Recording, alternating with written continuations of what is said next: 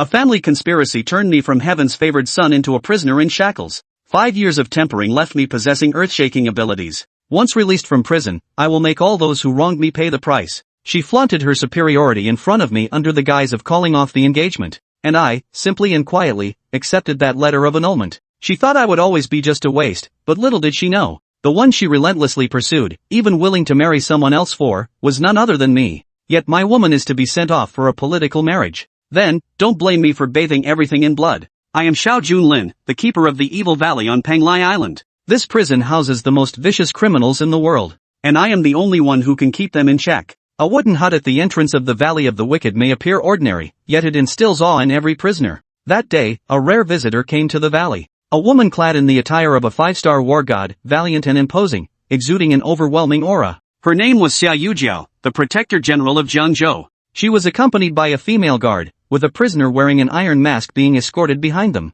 Xia Yujiao's aura instantly sent those chattering prisoners tumbling to the ground. She walked straight to my cabin and kicked the door open, giving me a cold stare as I lay on the rocking chair reading a magazine. Xiao Junlin, she growled in a low, furious voice, is this how you guard a prison? My name is Xia Yujiao, may I look up now? I glanced up at her, a hint of sharpness flashed in my eyes before quickly disappearing, reverting to my usual air of nonchalance. She glanced at my appearance and snorted disdainfully. He took a marriage certificate from the female guard and tossed it onto the table. This is the breakup letter. A waste like you isn't worthy of me. She proudly lifted her head, recounting her achievements, the youngest 5-star war god, with a future of limitless potential, soon to become the disciple of that esteemed figure. Then she abruptly changed her tone, looking at me with disdain. What kind of trash are you? A worthless outcast from the Xiao family, who couldn't even guard a prison properly. How could someone like you ever be worthy of me, Xia Yujiao? As the saying goes, dragons don't associate with snakes. This engagement, I'm calling it off. I watched her rant and rave without a flicker of expression, merely grinning wryly. You're right, I don't deserve you. I've received the marriage certificate, you may leave now. Xia Yujiao was taken aback, her carefully prepared words all blocked back. She looked at me in disbelief. What did you say? I stood up, stretched, and said, I accept the annulment. You may leave now. With that, I walked out of the wooden house without looking back. The prisoners outside the valley stiffened as if facing a formidable enemy, standing in perfect formation the moment they saw me emerge. Even the demon Lord Brian put away his casual demeanor. Xia Yujiao let out a cold snort, thinking I was just grandstanding. She warned me that the slaughtered demon King Shuaisha, who was being escorted here, was extremely ferocious and told me to be careful in supervising him. I calmly looked at Bloodfiend and said disdainfully, is that all you've got, slaughtered demon king? Shuaisha was enraged and swore to tear me apart alive. I walked over and unlocked the special shackles on his hands and feet. He was instantly overjoyed, thinking I had no regard for life or death. But before he could take action, a crisp snap sounded, and he was sent flying several meters away like a kite with its string cut. Half of his face was swollen high, with blood trickling from the corner of his mouth.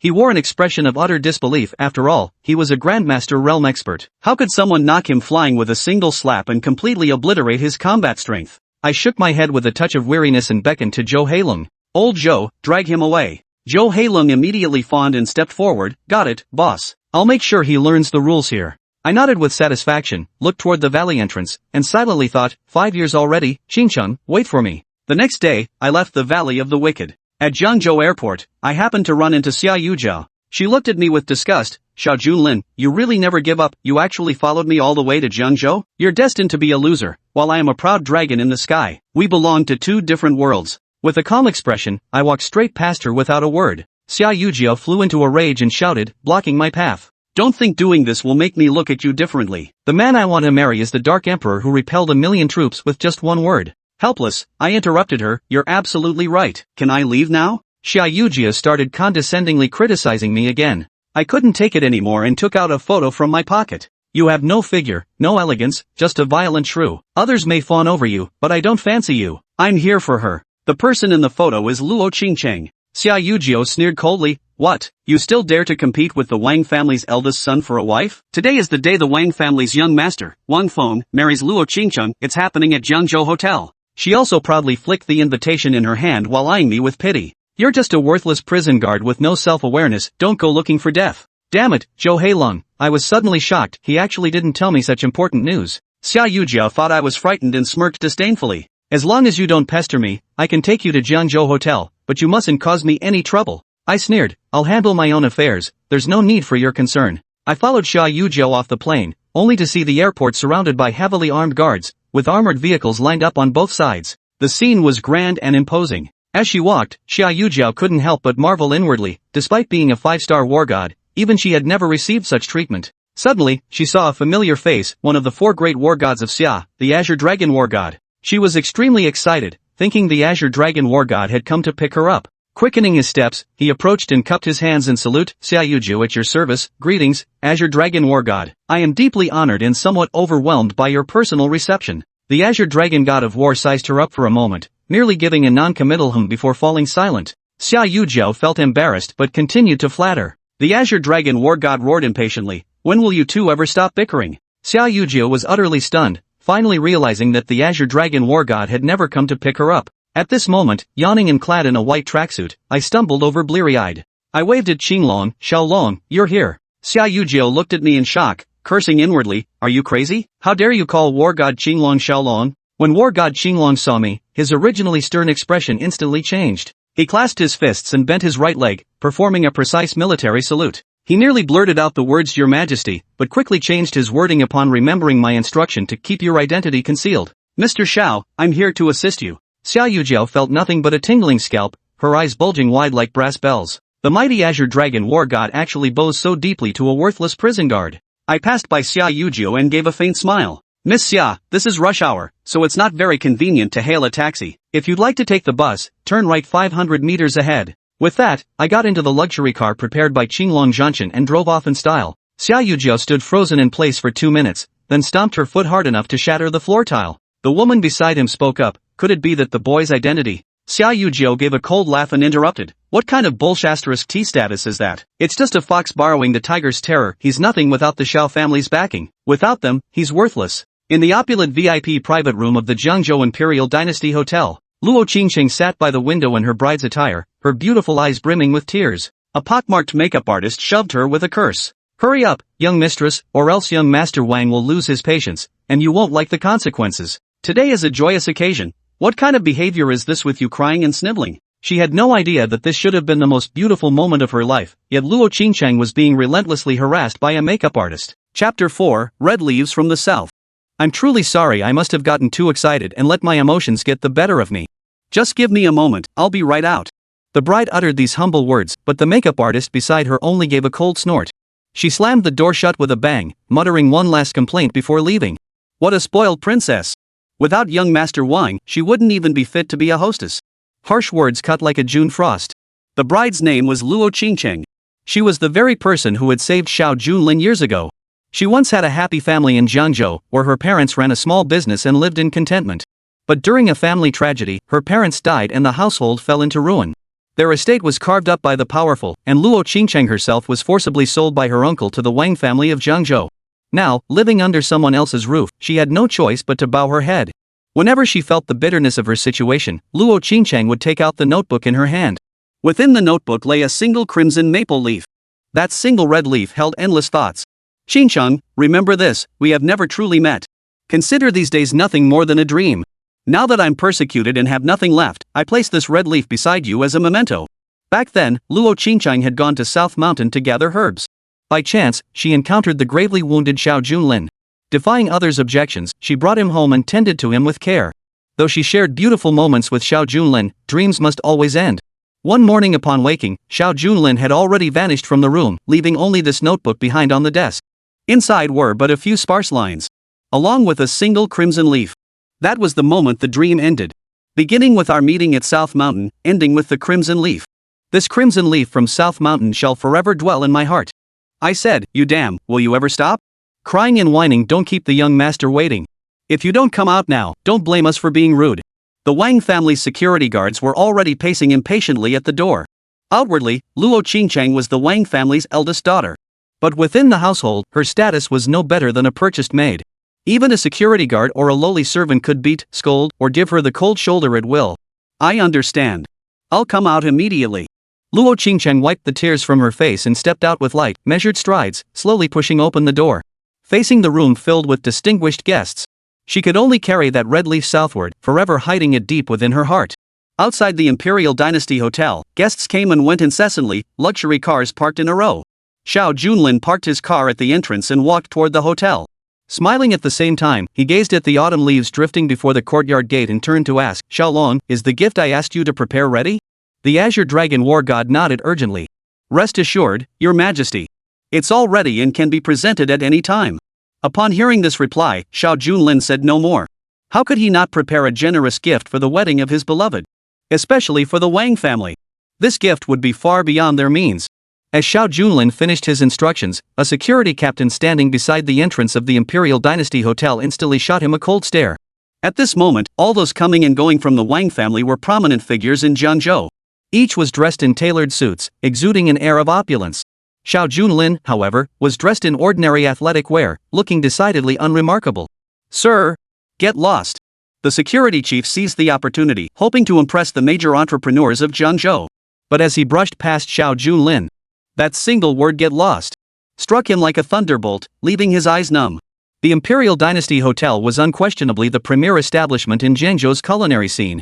As the security chief working in such a place, he was accustomed to mingling with major business tycoons daily, his world well trodden. Yet Xiao Junlin's single remark had pierced his very soul. Looking around, the room was filled with distinguished guests and influential figures, yet none seemed to carry the weight of that single word. A few junior security guards nearby exchanged curious glances, expecting the captain to give the kid in the tracksuit a proper dressing down. Instead, they were told to get lost on the spot. Then he stood there like a statue, speechless. Captain, what's going on? That kid's already inside, and we haven't even checked his invitation. With so many entrepreneurs here today, this was our chance to shine. If he didn't have an invitation, then we could. The other guards shared the same thought, but before they could finish speaking, the captain slapped one of them hard across the face with a resounding smack. A hard slap landed squarely on his face. The young men beside him were equally stunned. What's going on, Captain? Why'd you hit me? Following the Wang family's orders, we were just checking that kid's invitation. We didn't do anything wrong. Facing the questioning guards, the captain gave a cold reply. If you want to check it, go ahead yourselves. I'm done for today. The security captain stripped off his uniform, flung it to the ground, and took off running. Terrifying. Truly terrifying. What kind of look was that? The major families frequenting the Imperial Dynasty Hotel all hired peerless masters as bodyguards. The captain could usually discern the aura of a powerful fighter at a glance. But in that instant, what they saw was not merely a powerful being, it was a blood-soaked hell. The Wang family's world had turned upside down. Inside the wedding hall, the major business tycoons had already taken their seats. Polite exchanges flowed incessantly between them. A young man in a black suit stood on the stage, radiating charisma. This was none other than Wang Chang, the eldest son of the Wang family. Though not quite all-powerful in Jiangzhou, the Wang family's assets, numbering in the tens of billions, were undeniably vast. Rumors even circulated that if the Wang family continued to grow, they might one day stand shoulder to shoulder with Jiangzhou's four major families. Such a rising star never lacked for friends. With an air of confidence, Wang Chang held the microphone and addressed the crowd. Thank you all for attending the Wang family wedding banquet. Though I, Wang Chang, am still young, I am destined to be the heir of the Wang family. I will shoulder this responsibility and strive for mutual prosperity with all of you. I also extend my deepest gratitude to all uncles and aunts for your support. May you continue to look after our Wang family in the years to come. At the wedding, Wang Chang spoke with great eloquence. He didn't even bother to introduce his future wife, as this marriage was merely a stepping stone for the Wang family to establish themselves in Jiangzhou. Luo Qingcheng stood behind him. Though peerlessly beautiful, her tear-filled eyes made her appear merely as a backdrop. Below the stage, members of lesser clans whispered among themselves as they gazed upon the stunning Luo Qingcheng. The bride was truly unlucky. Wang Chang was notorious locally as a playboy who lived a life of debauchery. After the wedding, she'd have a rough time. He might play around for a couple of days before casually discarding her. Even if he didn't divorce her out of respect for the Wang family's reputation, her life wouldn't be easy. After Wang Chang exchanged greetings with the 8 great families on stage, ominous notes soon filled the air. To save face, he opened a red box on the spot. My dear, you once said you wished to wear a crown like a princess on our wedding day. This is the blue sea crown I brought back from Scandinavia for you alone. The moment was met with thunderous applause. Yet facing the so-called blue sea crown, Luo Qingcheng's eyes remained numb, devoid of any joy. Amidst the chaotic applause, an ominous note suddenly rose into the air. This crown is fake. Chapter 5, Truth and Deception. Fake? Who is it? You must be out of your mind. The Wang family's deep-sea crown is indeed fake. Truth be told, even without anyone saying it, everyone knows it deep down. Luo Qingcheng marrying into the Wang family was nothing more than a puppet show. Who among the distinguished guests didn't know that Wang Chang took Luo Qingcheng in merely for her beauty? The gift-giving was just for show, but who dared call it out? Soon, the surrounding crowd parted softly, forming a path. There stood a young man in a plain white tracksuit. Though his attire was unremarkable, his mere presence commanded an air of distinguished bearing. A smile graced his face, adding a touch of gentle refinement that completely overshadowed the groom's presence. It was him. How could it be him? Luo Qingcheng, whose heart had been as cold as stone, felt as if she were bathed in spring breeze when she saw the man before her. At that moment, the tears at the corners of her eyes could no longer be held back, sliding down her cheeks. The gasp she had prepared was forcibly suppressed in her throat. Luo Qingcheng remembered. When Xiao Junlin left without a word, he had left behind those two sentences. It was all but a grand illusion. When we meet again, let us pretend we never knew each other. But why did he now renege on the promise he made back then, only to reappear before me? Luo Qingcheng couldn't understand, nor could she comprehend. All she could do was remain silent. Silent, as per their original agreement. What kind of young master are you to spout such cold remarks here? You should know this crown is crafted from the deepest blue diamonds of the Nordic seas. In all the world, only 2 true queens possess such a crown. This is the only one ever to reach the market. If you've no idea what you're talking about, kindly get out of here. Several young men, eager to curry favor with Wang Chang, had already spoken insolently. Just as he was about to step forward, the Azure Dragon War God turned his head slightly, and a chill of murderous intent pierced their minds. The hot-headed young men instantly froze, as if drenched by a torrential downpour. What kind of killing intent was this? These young masters had never encountered anything like it before. Alas, Jiangzhou was too small. As the Dark Emperor's personal aide, the Azure Dragon War God was merely an ordinary burly man unless he displayed the Azure Dragon token. As the air froze in the room, an elderly man slowly rose from within the room. Dressed in a fiery red outfit, radiating festive cheer, he was none other than Wang Feixiang, the patriarch of the Wang family. As the head of the household, he naturally possessed the necessary composure. Facing this accusation, he responded with casual indifference, "Young man, you claim the deep-sea crown is fake. What evidence do you have? If you have no proof, you'll find it easy to enter our home today, but leaving will be another matter entirely." Compared to Wang Feixiang, Wang Chang was clearly hot-headed and impulsive. He might not have been willing to spend a fortune on the real thing himself, but that didn't mean some upstart had the right to accuse him. He leaped off the stage on the spot. He pointed at the other man's nose and began cursing furiously. "You little brat. If you don't explain yourself clearly today, you won't be coming and going as you please through the Wang family's front door. Shut the door." The security guards behind him swung their clubs and instantly formed a line, sealing the doorway airtight. Facing the overwhelming crowd, Xiao Junlin appeared like a floating bamboo leaf in the depths of the ocean. But the next second, Xiao Junlin gently extended his right hand. Qinglong, standing behind him, placed a redwood box into Xiao Junlin's hand. "Why do I know it's fake? Because the real one is right here with me." The redwood lid opened. An identical deep-sea crown appeared before their eyes. Back when Xiao Junlin was gravely injured, Luo Qingcheng stayed by his side every day. During their occasional casual chats, Luo Qingcheng's words still linger in my heart. "If I ever get married, I'll marry someone just like you. Though I don't know where you came from, there's just this indescribable feeling. And then, at my wedding, I'll prepare the most beautiful crown, like a princess getting ready." As his life-saving benefactor, Xiao Junlin remembered every word clearly. As they descended the mountain, Qingcheng's dream would never go unfulfilled. When the entire group of high-ranking officials saw the deep-sea crown, they were all dumbfounded. Even the venerable Wang Feixiang paused in surprise. The Wang family had considered countless possibilities, but none had ever imagined the man before them would have such a trump card up his sleeve. The deep-sea crown truly existed. Beyond foreign royalty and nobility, only one remaining piece was a treasured artifact, but who could possibly afford it? Staring at the deep-sea crown, Wang Chang suddenly burst into laughter. "How dare you claim yours is genuine? What gives you the nerve?" The moment Wang Chang finished speaking, Xiao Junlin raised the crown in his hand. Then he performed an action no one had anticipated. Though this was a hotel, as a 5-star establishment, its decor was exceptionally unique. Seemingly emphasizing an authentic natural environment, a rockery and lotus pond were placed right in the center of the lobby. Then, with a splash, the crown fell into the pond. No further explanation was needed. The deep-sea crown bears its name for a reason. It reveals its true form only when encountering water. Beneath the far end of the pond, a serene hue surged upward in an instant. A brilliant blue light illuminated the hall, dwarfed by the countless lights within, now appearing dim and pale by comparison. Lord Wang was a man of great experience. How could an ordinary young man possibly possess the deep-sea crown? But just as he was about to speak, Xiao Junlin pointed at Wang Chang. "You can also toss your crown into the water to test its authenticity. A fake is a fake. There's no need to throw it into the water at all." Wang Chang's face paled. The surrounding guests had long been stunned by the deep-sea crown. My goodness, this is the legendary deep-sea crown. It's breathtakingly beautiful. If I could wear it, I'd be smiling in my dreams. Such a precious crown, just tossed into the water like that? What a waste. Watching the guests turn against him, Wang Chang forced down a surge of rage. He ground out a few words through gritted teeth. Fine, I admit I was deceived when purchasing this crown. But my feelings for Miss Luo are genuine.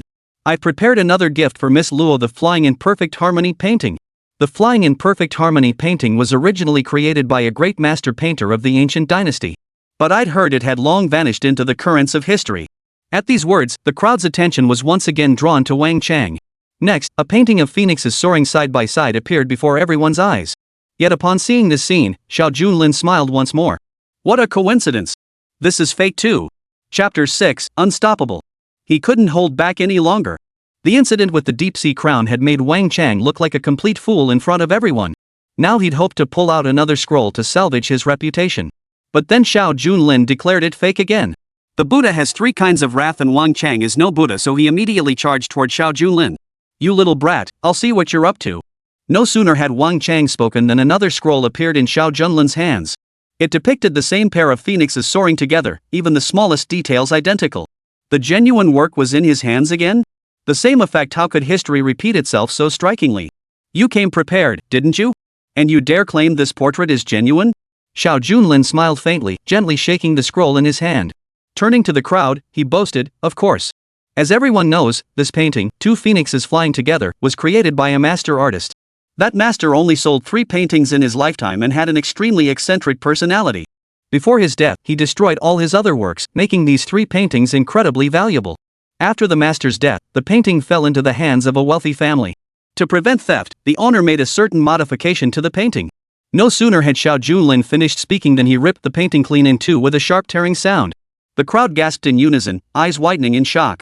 To their astonishment, the double flying phoenixes was a double-layered painting. Beneath the surface lay another painting, 2 cranes rendered with such lifelike precision they seemed to soar beyond the heavens.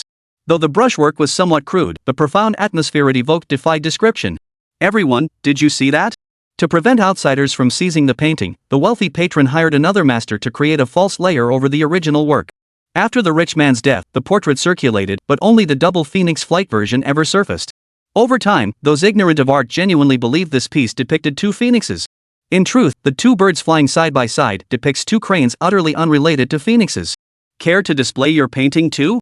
Show my ass. Inside Wang Chang's scroll was just a wooden frame. Where had he ever heard this story? Just as he was about to retort, the entire hall erupted in hushed whispers. Even old Master Wang's face darkened. The old master had a lifelong passion for paintings. How could he not know this? The moment Wang Chang unveiled the scroll, he knew it was fake. But since it was for Luo Qingcheng, an outsider, authenticity didn't matter. He just hadn't expected someone to call him out on it right then. Young man, you've clearly come prepared. May I ask your name, esteemed expert? Let us of the Wang family properly entertain our distinguished guest. Wang Feixian was a cunning old fox. Anyone capable of producing 2 such priceless treasures simultaneously was clearly no ordinary person. Better to win him over than antagonize him. Xiao Junlin narrowed his eyes, chest puffed out, hands clasped behind his back. His smile held a hint of coldness in his gaze.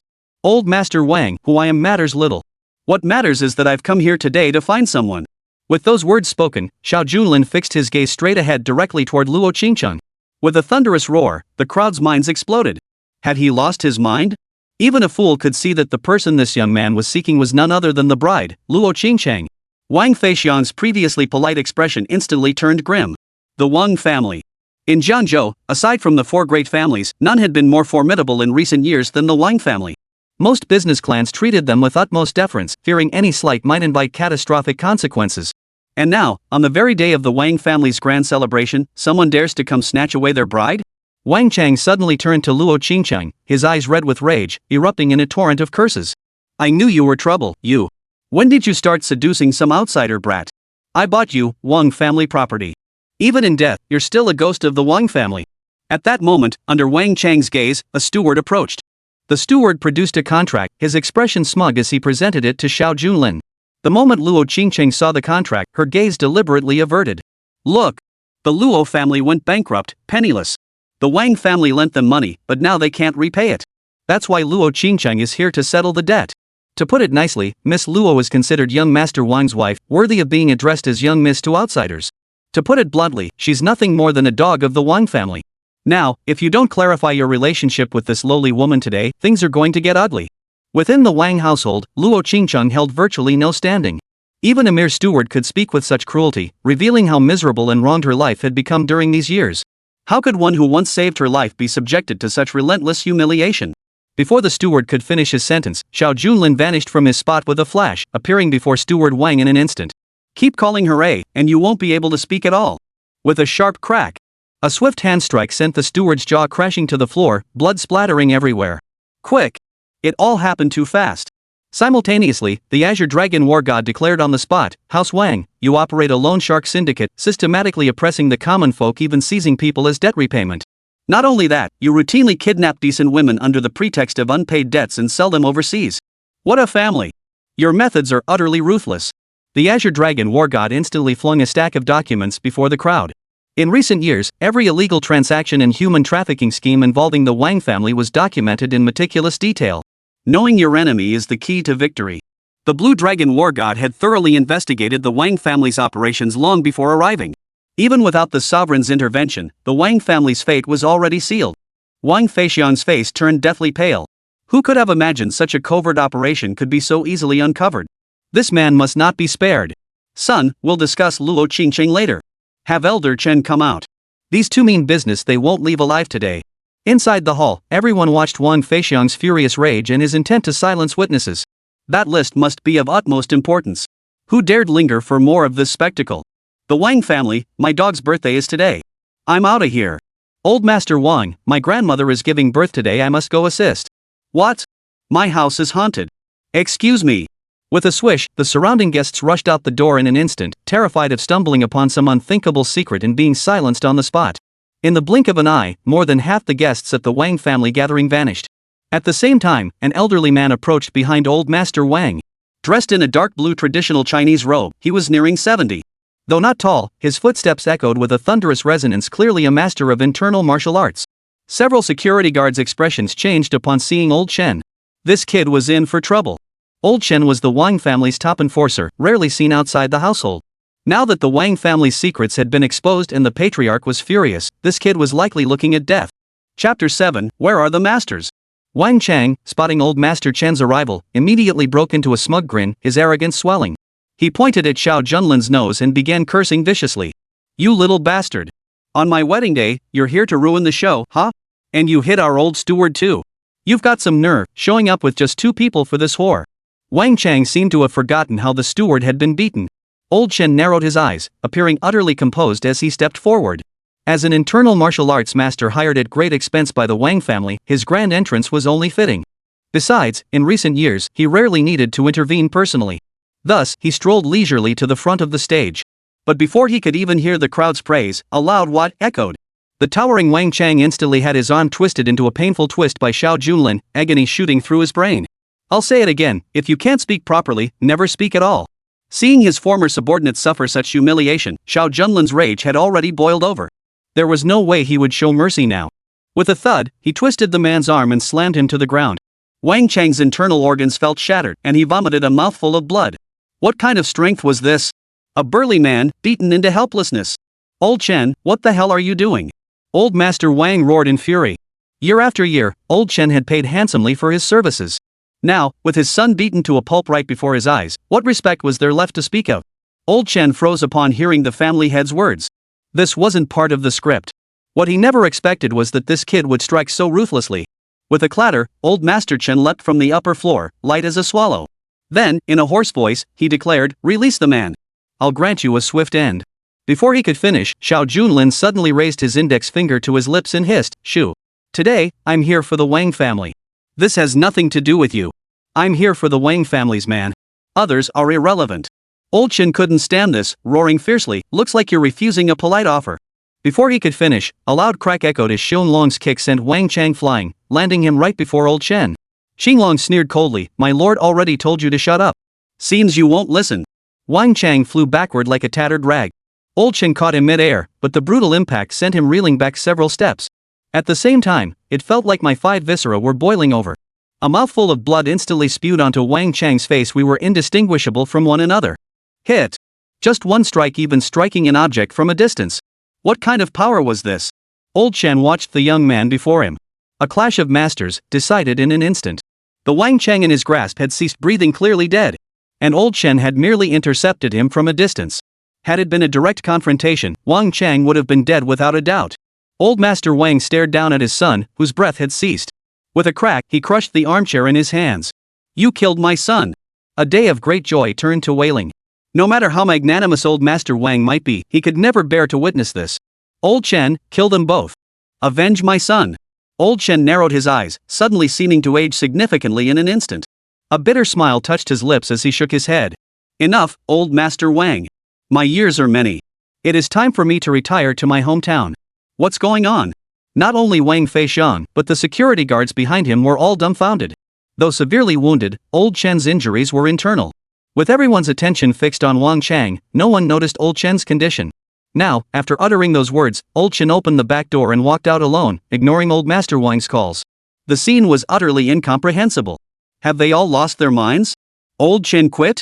The Wang family's loan syndicate routinely used violent collection methods. Whenever trouble arose, simply invoking Old Chen's name was enough to resolve it. Now this pillar of support had inexplicably collapsed? Wang Feixiang, who had remained relatively composed until now, had long since lost his mind under the barrage of blows. He roared recklessly, "Guards! Kill them!" The shout rang out, yet the dozens of elite guards stationed outside the Wang family compound remained utterly silent. Only a handful of bewildered security guards stood frozen in place. Old Chen was gone, and now the guards were quitting too? Collective resignation? What kind of misfortune had befallen the Wang family today? As the atmosphere grew unbearably awkward, Xiao Junlin suddenly tapped lightly. Regardless, today is still a joyous occasion for the Wang family. To acknowledge your past actions, I shall present you with a generous gift today. Bring forth the gift, little dragon. No sooner had the words left his mouth than a creaking sound echoed through the banquet hall. The doors slowly swung open. Outside the banquet room, a dozen bodyguards lay sprawled on the floor, foaming at the mouth. Simultaneously, two burly men appeared, each carrying a black wooden coffin on either side. These two men belonged to the Qinglong squad, Qinglong's personal forces, and also served as the king's elite bodyguards. The coffin was then placed with a clatter in the hall, its appearance strikingly vivid. Xiao Junlin extended his right hand, pointing at the black coffin. Old Master Wang, this is the gift I present to you today. Your Wang family established a loan syndicate, plunging the people into misery and harming countless citizens.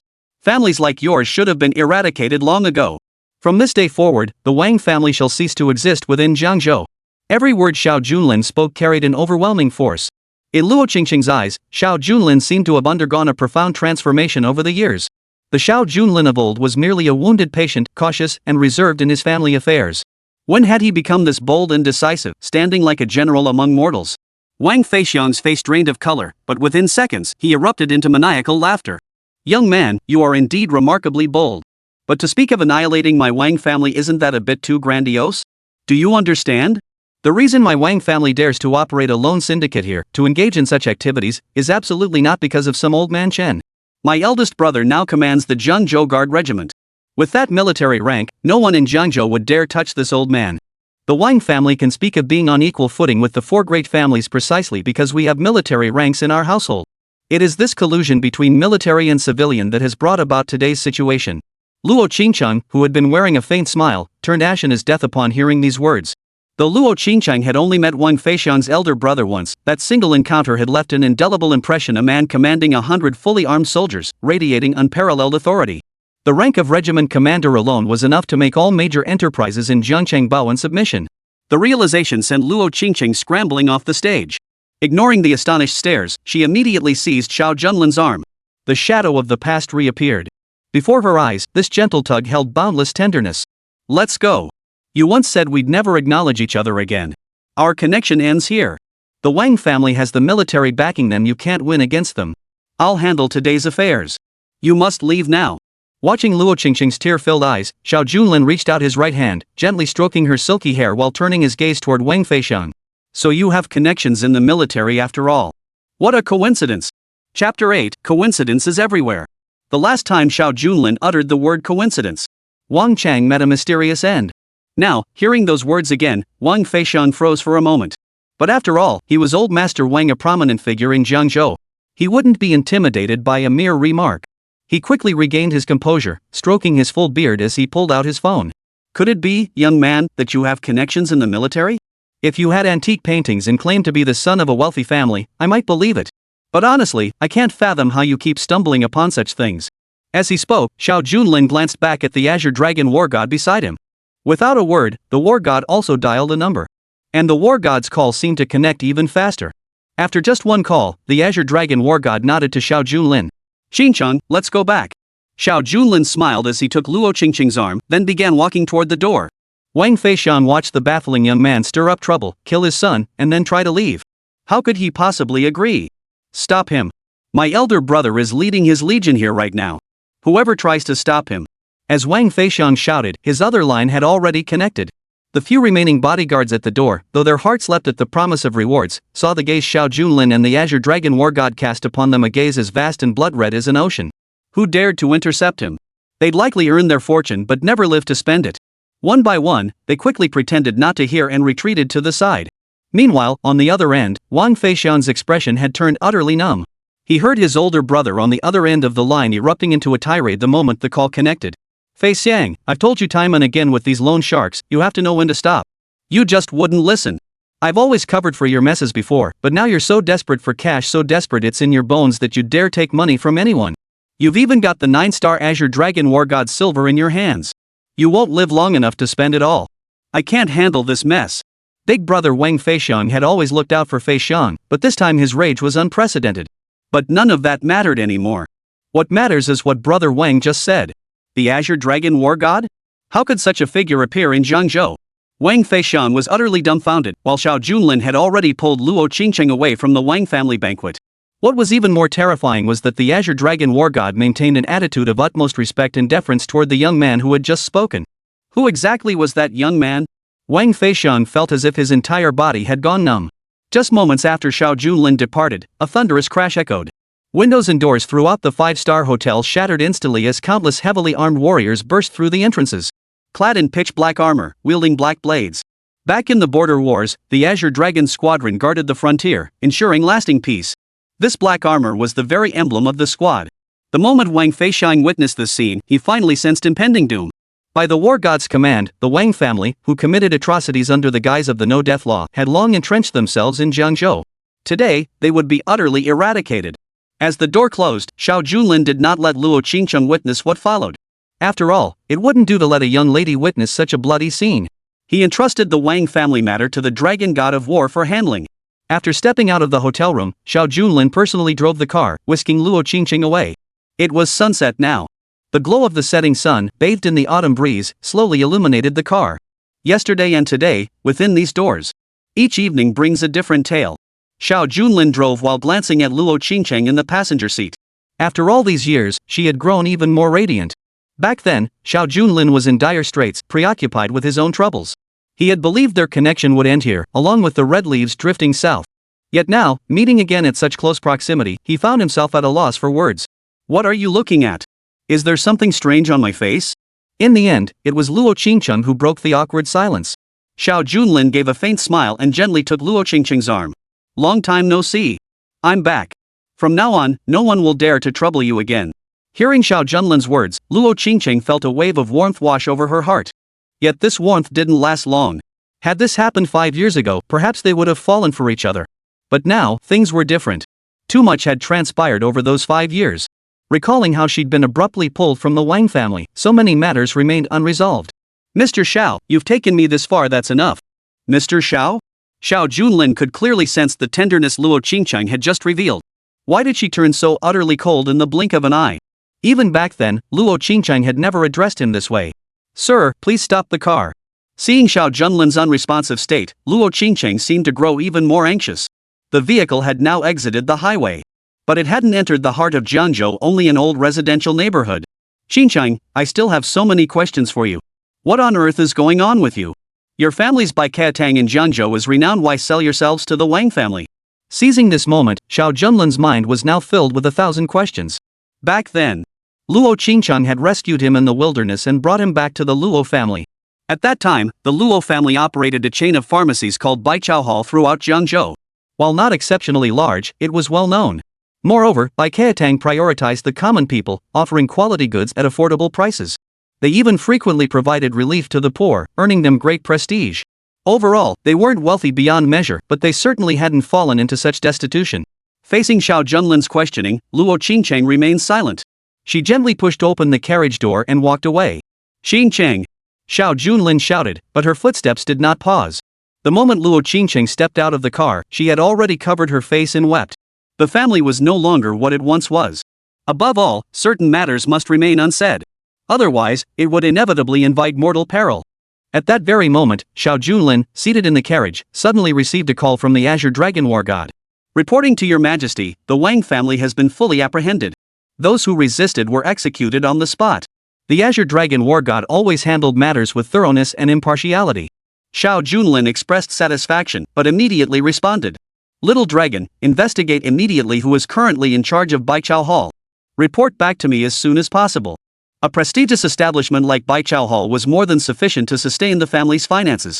Unless something extraordinary happened, Luo Qingcheng would never have fallen into such a state. Since Luo Qingcheng refuses to speak, I'll uncover the truth myself. No matter the suffering endured or troubles encountered along the way, I will eradicate them all. Chapter 9, Nanchuyu Forest. Across Jiangzhou. Though the Wang family was formidable, the name that forever occupied the pinnacle of power was Nanchuyu. These are not the name of any single person. Rather, they represent the four great families of Jiangzhou. Now, as the sun set in the north of Jiangzhou, within a pavilion, a stout man clad in a fiery red Tang-style robe, a cigarette dangling from his lips, perused the day's headlines in his newspaper.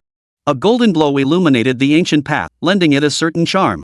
This Wanyue forest was one of the courtyards belonging to the Lin family, one of Jiangzhou's four great families. The plump figure before him was none other than Lin Fei, the young master of the Lin family. Lin Fei narrowed his eyes, staring intently at the newspaper in his hands.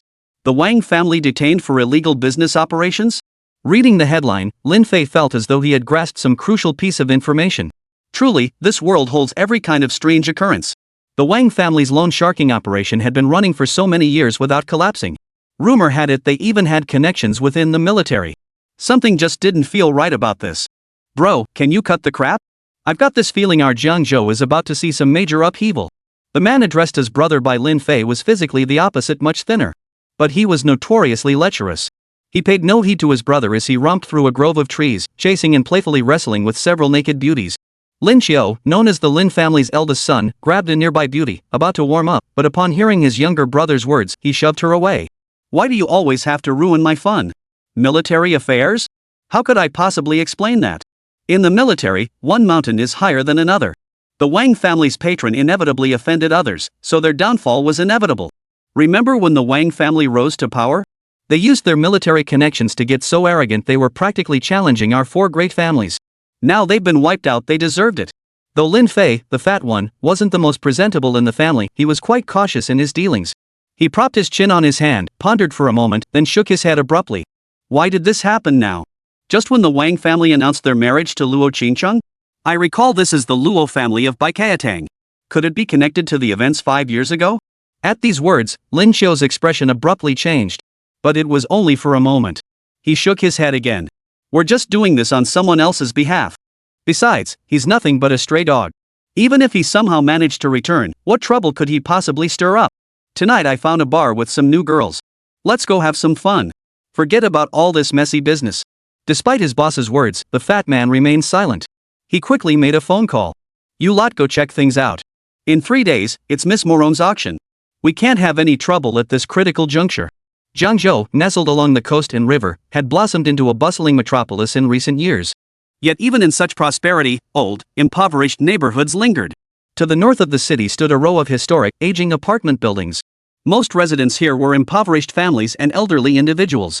Xiao Junlin now stood at the base of the residential building. Gazing at the dilapidated neighborhood, his brow furrowed. How could Luo Qingcheng live in a place like this? Shouldn't Luo Qingcheng's home be in 100 Flower Garden? Back when Xiao Junlin was injured, he had stayed at the 100 Flower Garden. Throughout Jiangzhou, the 100 Flower Garden Villa district boasted exceptionally beautiful scenery. Compared to the former 100 Flowers Garden, this aging residential area fell far short. Something must have happened at Qingcheng's home. Yesterday, Xiao Junlin had Qinglong investigate the Baichao enterprise. He just learned that Baichao is now under the management of Uncle Luo Yang. Back in the day, Baichao was personally founded by Uncle Bo and cherished like a precious treasure. Moreover, my uncle and the one in Luoyang have always been at odds. Neither in reason nor in sentiment should Bai Keatang be handed over so readily. Xiao Junlin was deeply dissatisfied with these findings. He swiftly followed the faint clues, never expecting that the once pampered heiress would be living in such a dilapidated neighborhood. Unit 3, 3rd floor. Xiao Junlin stared at the door number he'd uncovered, preparing to pay a personal visit. Suddenly, the sound of excavators roared to life behind him. Dozens of young men, uniformly clad in black suits and wielding clubs, instantly surrounded the old residential complex. Listen up! This area is being demolished starting today. Everyone, get the hell out! The excavator bore a painted seagull emblem, with the words Flying Demolition Group emblazoned above it. Faced with this intimidating scene, some elderly residents inside the complex were forcibly dragged out of their homes. Wasn't our area supposed to be demolished in another decade or so? Why is it happening so much sooner? This isn't what we were promised. And shouldn't the local authorities have some compensation policy? A sudden raid without warning. This demolition method is hard to accept. Moreover, according to standard procedure, compensation agreements should be negotiated with local residents before any demolition. As soon as the residents raised a few reasonable demands, one of the officials, a stooped figure with the demeanor of a sycophant, grinned. Compensation? Our flying demolition group has never paid any compensation.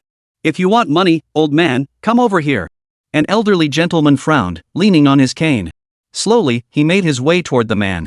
But suddenly, the sycophant swung a metal rod, smashing it hard against the old man's head. Blood gushed instantly. In this old neighborhood, no one has ever dared to ask me, Fei, for money. After saying this, Fei kicked the old man several more times. Several elderly and frail residents nearby watched the scene in horror, whispering among themselves. Flying demolition group, I recall they're from one of the 4 great families. These guys don't think twice about killing. And this time, it seems they're targeting Miss Luo. In an instant, the crowd fell silent. Xiao Junlin, who had been watching with a flicker of anger in his eyes. Now that Miss Luo's name was mentioned. This is clearly courting disaster.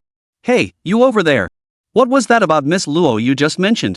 The elderly man, beaten until his head was bloodied, was quickly helped to his feet by Xiao Junlin. Upon hearing the mention of the 4 great families, the surrounding residents had already scattered like a flock of birds. Compared to their only home, their only lives were clearly more important. Only the old man remained, speaking earnestly. Young man, you'd better leave quickly. Years ago, something happened at Bai Keatang that led to the Luo family's downfall. Luo Qingcheng moved here alone. Ever since, they've repeatedly tried to evict her, and the conglomerate has come to cause trouble. They've even extorted fees under various pretexts. As long as Miss Luo stays here, it won't end. Fortunately, the neighbors all like her and have endured it together. It seems their patience has finally reached its limit. Chapter 10, this is called experience. Get out of here. Fei suddenly bellowed from behind. A dozen thugs stood there, swaggering and showing off. The old man who had been talking with Xiao Junlin was instantly terrified, his soul leaving his body. He dashed away as if carrying an urgent message over 800 li. Soon, the entire old residential area was deserted, with only Xiao Junlin left standing below the building. Fei frowned. He looked Xiao Junlin up and down. He strode forward and bellowed, haven't you seen everyone's already fled? Or are you blind? As he spoke, Fei's hand already grabbed Xiao Junlin's clothes. He was about to yank him forward. He discovered Xiao Junlin stood as steady as a mountain. His expression remained calm as he asked, who sent you here to target Luo Qingcheng? Seeing Xiao Junlin's stubborn expression, Fei repeated his earlier question. First, let me ask you, are you blind? I won't forgive anyone who bullies Qingcheng. Before Fei could finish, a flash of crimson light erupted before his eyes. A searing pain erupted from his forehead. His eyes went blind in an instant. Quick! It all happened far too quickly. As a member of the flying group, Fei was accustomed to such ruthless tactics and actions. How could he have imagined someone striking without mercy? As the excruciating pain radiated from his eyes, he rolled on the ground, screaming frantically. Kill him! We flying group never shies away from trouble, finish him off. His eyes were pitch black, his shouts tinged with despair. He could see nothing, only hearing footsteps approaching from behind. The clang of steel pipes echoed from all directions. These so-called underlings were nothing but a bunch of thugs in everyday life.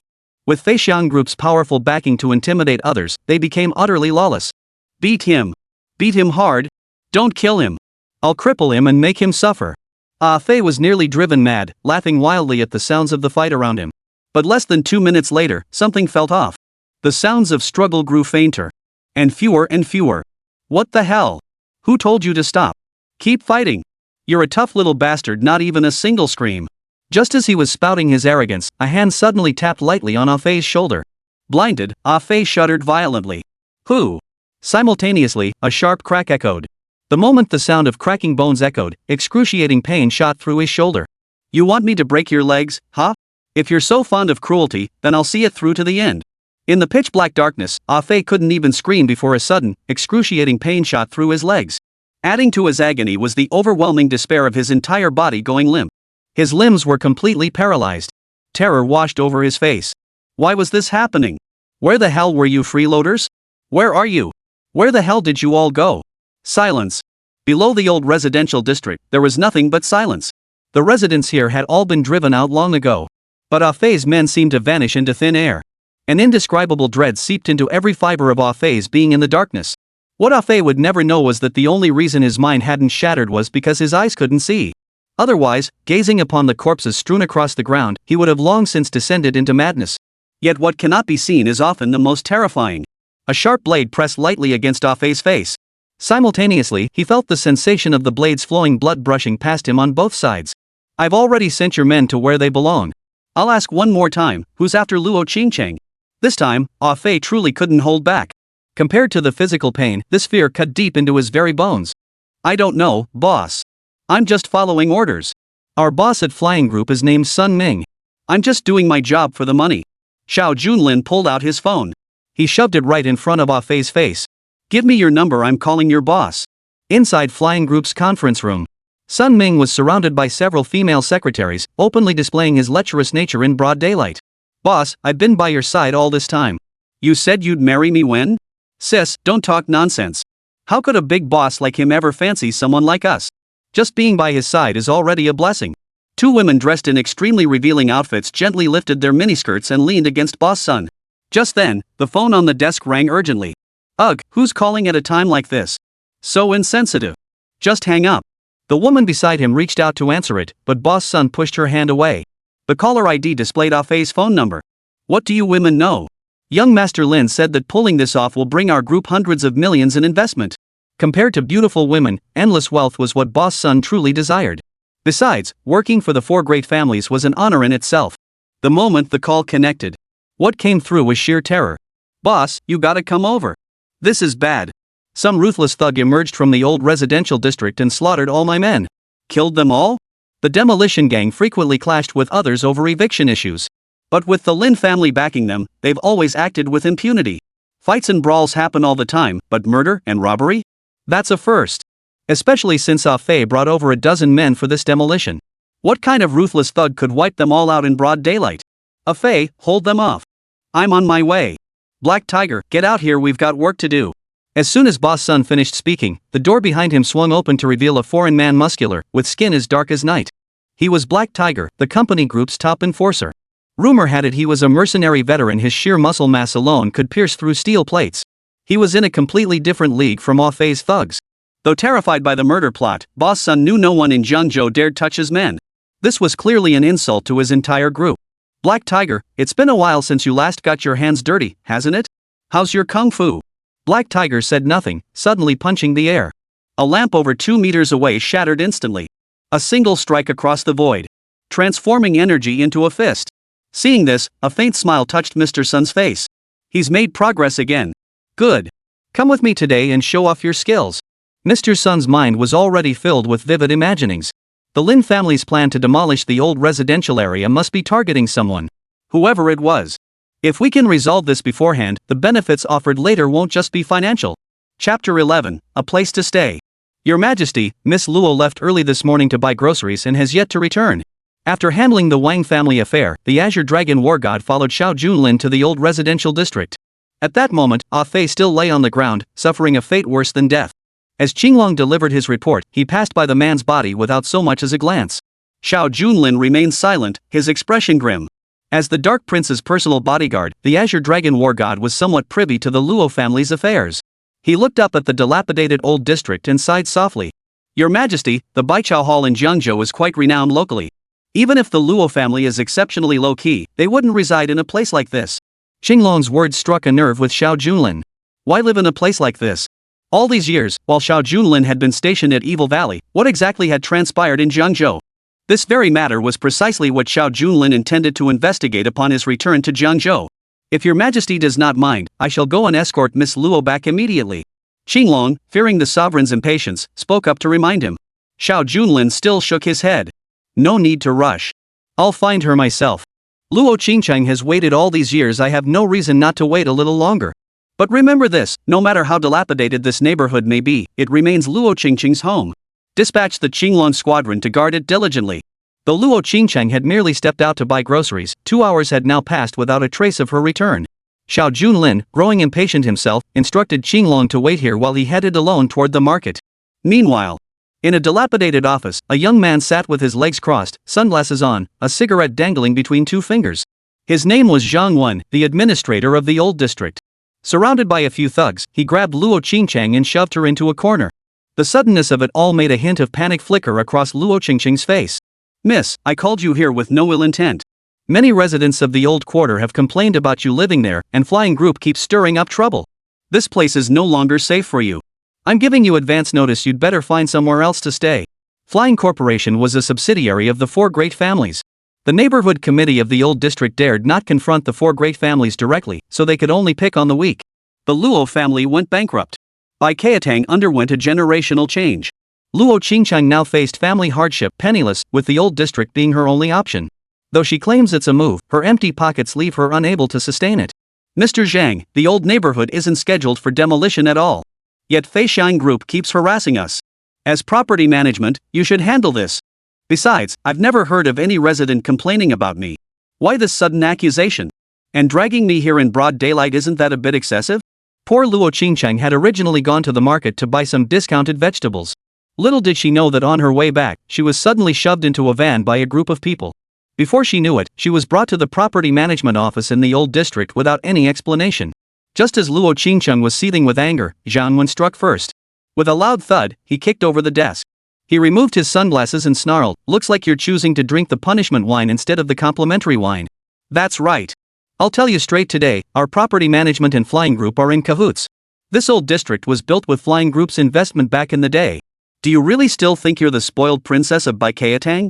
If you're not busy, go ahead and sue me. I'd love to see what kind of storm you can stir up without the Luo family backing you. The meek get trampled, the gentle get ridden. Ever since the family's downfall, Luo Qingcheng had drowned herself in tears. She once believed she could turn her circumstances around through her own efforts. Little did she know society would turn its back the moment she fell. Forget making a comeback now, even basic necessities like food, clothing, shelter, and transportation are problems. Life has become an uphill battle, every step a struggle.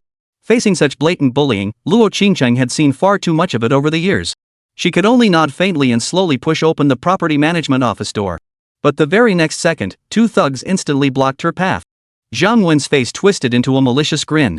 "Miss, just wait a moment. I know you're short on cash right now. The whole Jiangzhou knows about the Bai Qiatang incident, you know? Living in a rundown place like this old district, it's really not suitable for a young lady like you. If you're willing, I could help you find another place." "No money? That's fine, but..."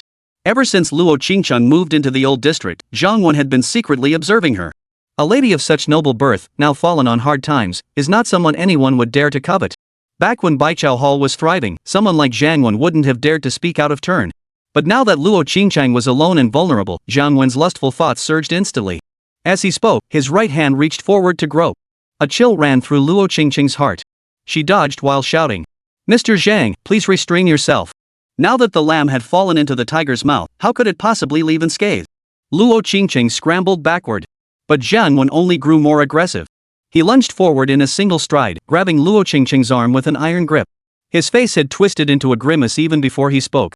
"You filthy brat, let me tell you this, you didn't just offend the Feixiang Group. You've offended the 4 great families of this era. Why did Bai Qiatang collapse? Don't you have a clue in your filthy mind? Anyone who dares oppose the 4 great families within Jiangzhou survives only by a miracle. What if I force myself on you? What then?" The tension had reached a boiling point. Zhang Wen wouldn't let it go. But just as his entire body lunged forward, a thunderous crash echoed. The heavily locked iron gate of the property was instantly kicked flying. A man clad in white athletic wear stood there, his expression cold and his aura commanding. Xiao Junlin. These past years, Luo Qingcheng's bitterness had nowhere to vent. She certainly hadn't wished for Xiao Junlin's return. Just as Zhang Wen had said, the 4 major families within Jiangzhou held absolute power. Offending them meant certain death. Luo Qingcheng had already endured that once. She refused to lose Xiao Junlin again. Thus, upon witnessing Xiao Junlin's return to Jiangzhou, she felt a complex mix of sorrow and joy. But what surprised her even more was that whenever she faced hardship, Xiao Junlin was always the first to appear. The blast of the door shattering made Zhang Wen freeze for a moment before he erupted into curses. "You little bastard, daring to barge in without my permission?" Luo Qingcheng also gazed in Xiao Junlin's direction, murmuring softly. "Mr. Xiao, when we parted 5 years ago, you said we would never meet again. This is my own business now. Please leave quickly." "Leave? Back then, my family was destroyed and my life hung by a thread. Now that I've left the valley, how can I speak of leaving without first eliminating my enemies?" Chapter 12, Her Truth. Luo Qingcheng, what on earth is going on? How did Bai Chao Hall offend the 4 great families of Jiangzhou? Xiao Junlin couldn't care less about Zhang Wen's affairs. A mere property management company could hardly stir up much trouble. But now that she's returned, Luo Qingcheng's unusual attitude clearly ties back to the 4 great families. Before Luo Qingcheng could respond, however, a smug expression spread across Zhang Wen's face. He shouted on the spot. "How amusing. A fallen heiress paired with Longqing's outcast. You two really are a pair of dogs, crawling together. Who in Jiangzhou doesn't know you're nothing but a dog kicked out of the Xiao family of Longqing? Without the Xiao family, you're a nobody." Back when Xiao Junlin was gravely wounded and recuperating at Baikatang, he barely mentioned his family affairs. All to prevent Luo Qingcheng from being implicated. Yet in these past years, even the minutiae of property management have become common knowledge. "Luo Qingcheng, I once promised that when I returned, I would marry you. Now I have returned, and my promise still stands." As Xiao Junlin spoke these words, his right hand shot forward in a sudden strike. Zhang Wen, who had just been mocking him moments ago, instantly felt a powerful force pierce through his chest. With a clatter, he collapsed to his knees. Zhang Wen never dreamed a fallen dog would dare to strike at this moment. And to act with such utter ruthlessness. Luo Qingcheng's heart skipped a beat. All these years, she had lived cautiously, never expecting Xiao Junlin's return to be so devastating. Fearing she'd caused a major incident, she was about to apologize, but in the blink of an eye, she saw Zhang Wen lying motionless on the ground, lifeless. "You've killed someone?" It was hard to imagine that the once gentle and scholarly man could strike with such brutal force. "I did indeed kill someone. My return here was solely for the purpose of killing. The grudges of the past are settled now. It's time to settle the accounts with my old enemies. Luo Qingcheng told me, why do you live in such a dilapidated place? Why doesn't the 100 Herbs Hall belong to the Luo family? And where have my uncle, aunt, elder brother, and cousin all gone? Why would even a lowly administrator know I was cast out by the Xiao family?" A black BMW sat parked in the old, run-down neighborhood. The luxury of the vehicle stood out starkly against the dilapidated surroundings. When Boss Sun and Black Tiger opened the doors, they found the residents of the neighborhood had already vanished without a trace. Only one man stood before the entrance, hands on his hips, utterly motionless. He stood there, unmoved by the autumn wind, as still as a monk in deep meditation. "Mr. Sun? Is that you, Boss Sun?" A faint voice rose from the ground. Ah Fei scrambled forward, crawling and rolling, leaving a trail of blood behind him as he reached Mr. Sun. Ah Fei's eyes had long since become empty sockets. Even Mr. Sun was momentarily startled. Then came an unparalleled rage. Mr. Sun was furious, and not just because Ah Fei's eyes had been gouged out. It was that attacking Ah Fei equated to opposing the Feishan group. A company under the protection of the 4 great families, at least in Jiangzhou, should never have been treated this way. Mr. Sun looked up to see Qinglong standing guard at the door. Combined with Ah Fei's pitiful state, certain things required no further explanation.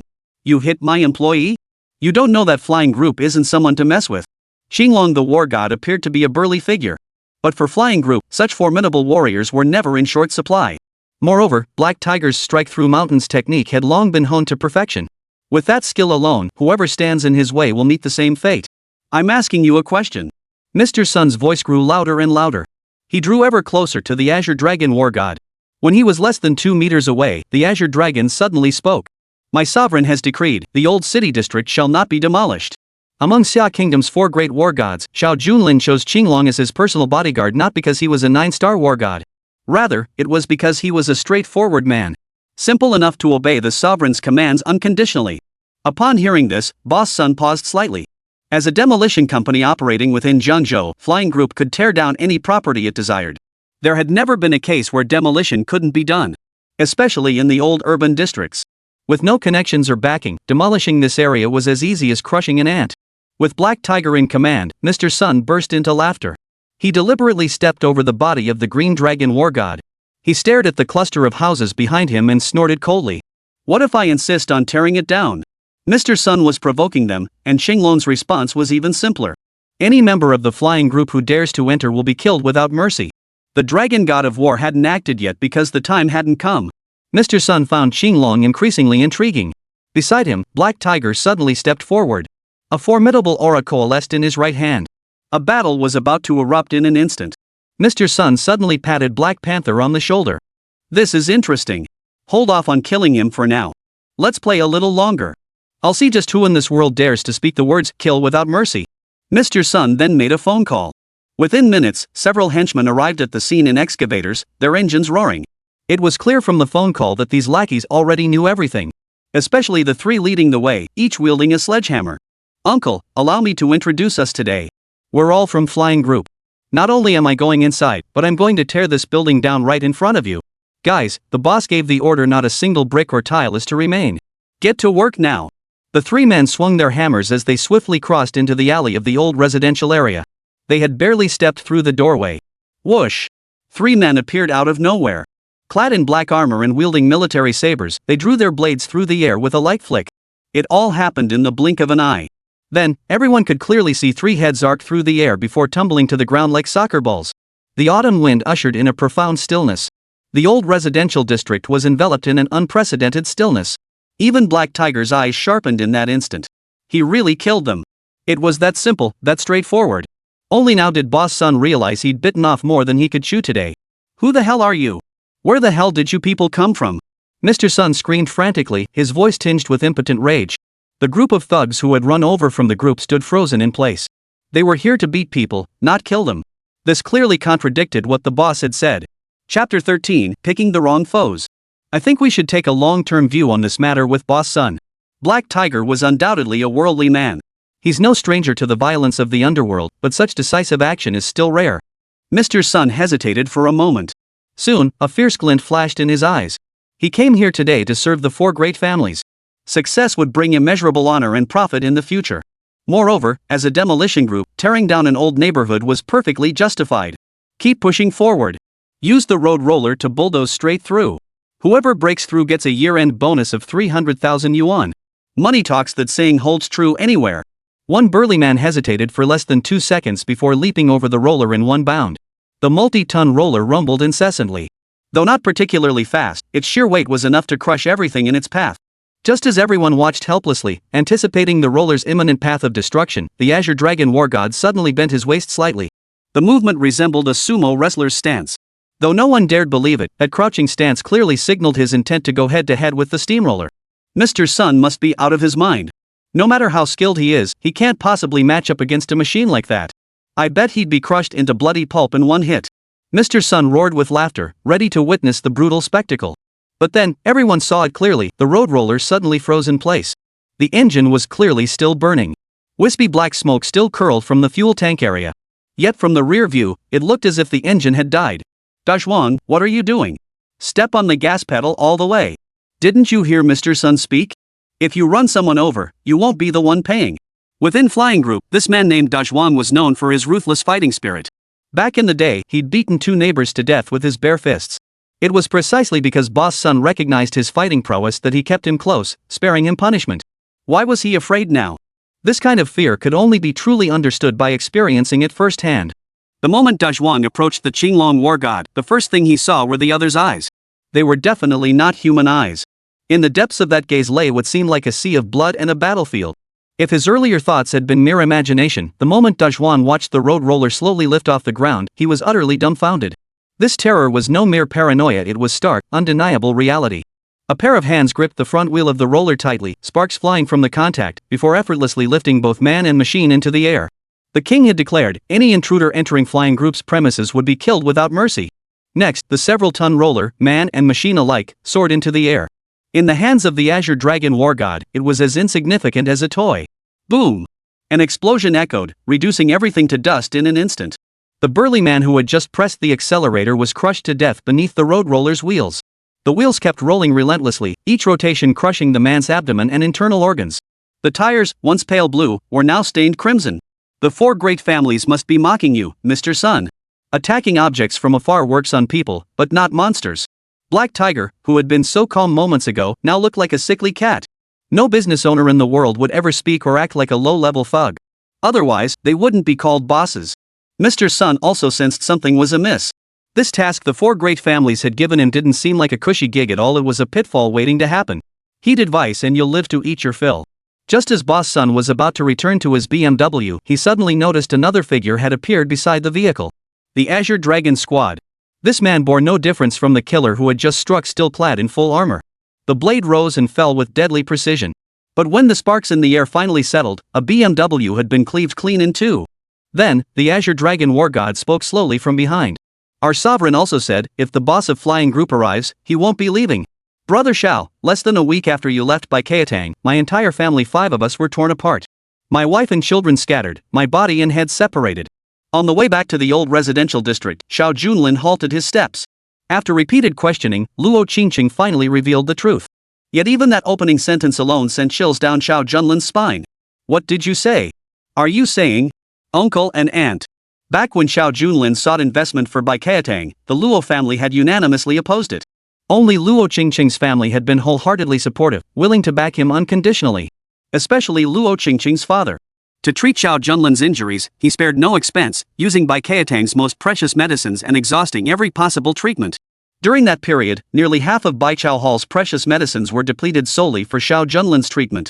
Yet the Luo family bore no resentment, showing extraordinary care toward this stranger, Xiao Junlin. As they grew familiar with each other, Uncle Luo even declared that if Xiao Junlin had no home, he could stay with the Luo family and marry Luo Qingcheng. Yet the path to romantic love remained forever closed. Back then, Xiao Junlin had to leave without a word after staying for half a year, solely to spare Luo Qingcheng and the others from the Xiao family's retaliation. Moreover, the poison from the Xiao family had penetrated deep into his bones, and even the 100 herbs could not suppress it. After residing for half a year, he departed without farewell, leaving Luo Qingcheng only a note: red leaves drift southward. Later, when the poison manifested as a demonic form and nearly killed him, his master saved him, leading to his present state. Now returning to Jiangzhou, he sought to repay his debt of gratitude and fulfill his long-ago promise. Yet the benefactor to whom he owed this favor was no longer among the living. A week after you left, when I returned from gathering herbs on the mountain, I found my home engulfed in flames. My parents' severed heads hung from the doorframe, and my brother had been dismembered and torn to pieces. My sister vanished without a trace, her fate unknown. As Luo Yang recounted this tale, his expression remained unnaturally calm. Yet the very stillness of his composure only amplified the unbearable agony it conveyed. 5 lives, all gone in an instant. Who was the killer? The air around Xiao Junlin seemed to grow bitterly cold. Luo Qingcheng shook her head gently. I don't know. Though there were cameras outside our ancestral home, the Security Bureau has already launched an investigation and confiscated all relevant footage. To this day, there are still no leads. After our family's decline, my eldest uncle and uncle took advantage of the situation. Not only did they refuse to avenge father, they seized the family business, allowing Bai Kaitang to fall into others' hands. Chapter 14, Buddha's Wrath. When the wall falls, everyone pushes. This is precisely the truth. Back when the Xiao family fell into disgrace, Xiao Junlin faced the same fate. His father was murdered. His mother fled years ago and remains missing to this day. But the Xiao family's affairs were Xiao Junlin's own burden to bear. Luo Qingcheng's situation was entirely different. The once thriving Baichao Hall, the once warm and loving family, all now faded into a distant dream. And Xiao Junlin already held the answer to all this in his hands. You mean my uncle and aunt were killed a week after I left? Tears streaked Luo Qingcheng's face as she questioned him. She shook her head slowly. My father, with his vast experience, knew the moment he saved you that you were no ordinary man. You were once the young master of Longcheng, but our family has never regretted saving you. Xiao Junlin's fists clenched so tightly they cracked, a trickle of blood seeping from his bitten lip. The Luo family tragedy. What's there to investigate? The Xiao family has gone too far. The Luo family was annihilated simply for saving you. A thread of clues quickly coalesced into a clear line in his mind. Yet Xiao Junlin still harbored one lingering question. When I stayed at the 100 Herbs Hall, my uncle and aunt never revealed my true identity. Surely they would have kept it hidden after I left as well. My uncle and aunt's kindness to me was as deep as a mountain. They were also intelligent people, they would never have exposed my identity. Even a minor property management firm had already uncovered matters concerning the Xiao family. Clearly, there was more to the story. Faced with this question, Luo Qingcheng could only shake her head helplessly. I have no idea who leaked the information, but the Xiao family did not kill my parents. After my family's downfall, I pleaded with the Security Bureau to investigate. Their findings revealed that during that period, no one from Longcheng had traveled to Jiangzhou. The enemy was in Jiangzhou. As dusk fell, shadows lengthened. For a long while, Xiao Junlin and Luo Qingcheng remained silent. One bore the pain within their heart, the other the hatred within theirs. Yet no matter which emotion gathered within, the outcome remained the same.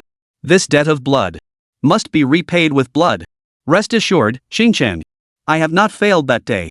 Whoever the murderer is, I will make them pay. Let's return home first. Take me to pay my respects at the resting place of my uncle and aunt. Though they are no longer with us, their kindness will never be forgotten. A few minutes later, the two strolled back to the old residential neighborhood. The courtyard of the residential area held an extremely peculiar scene.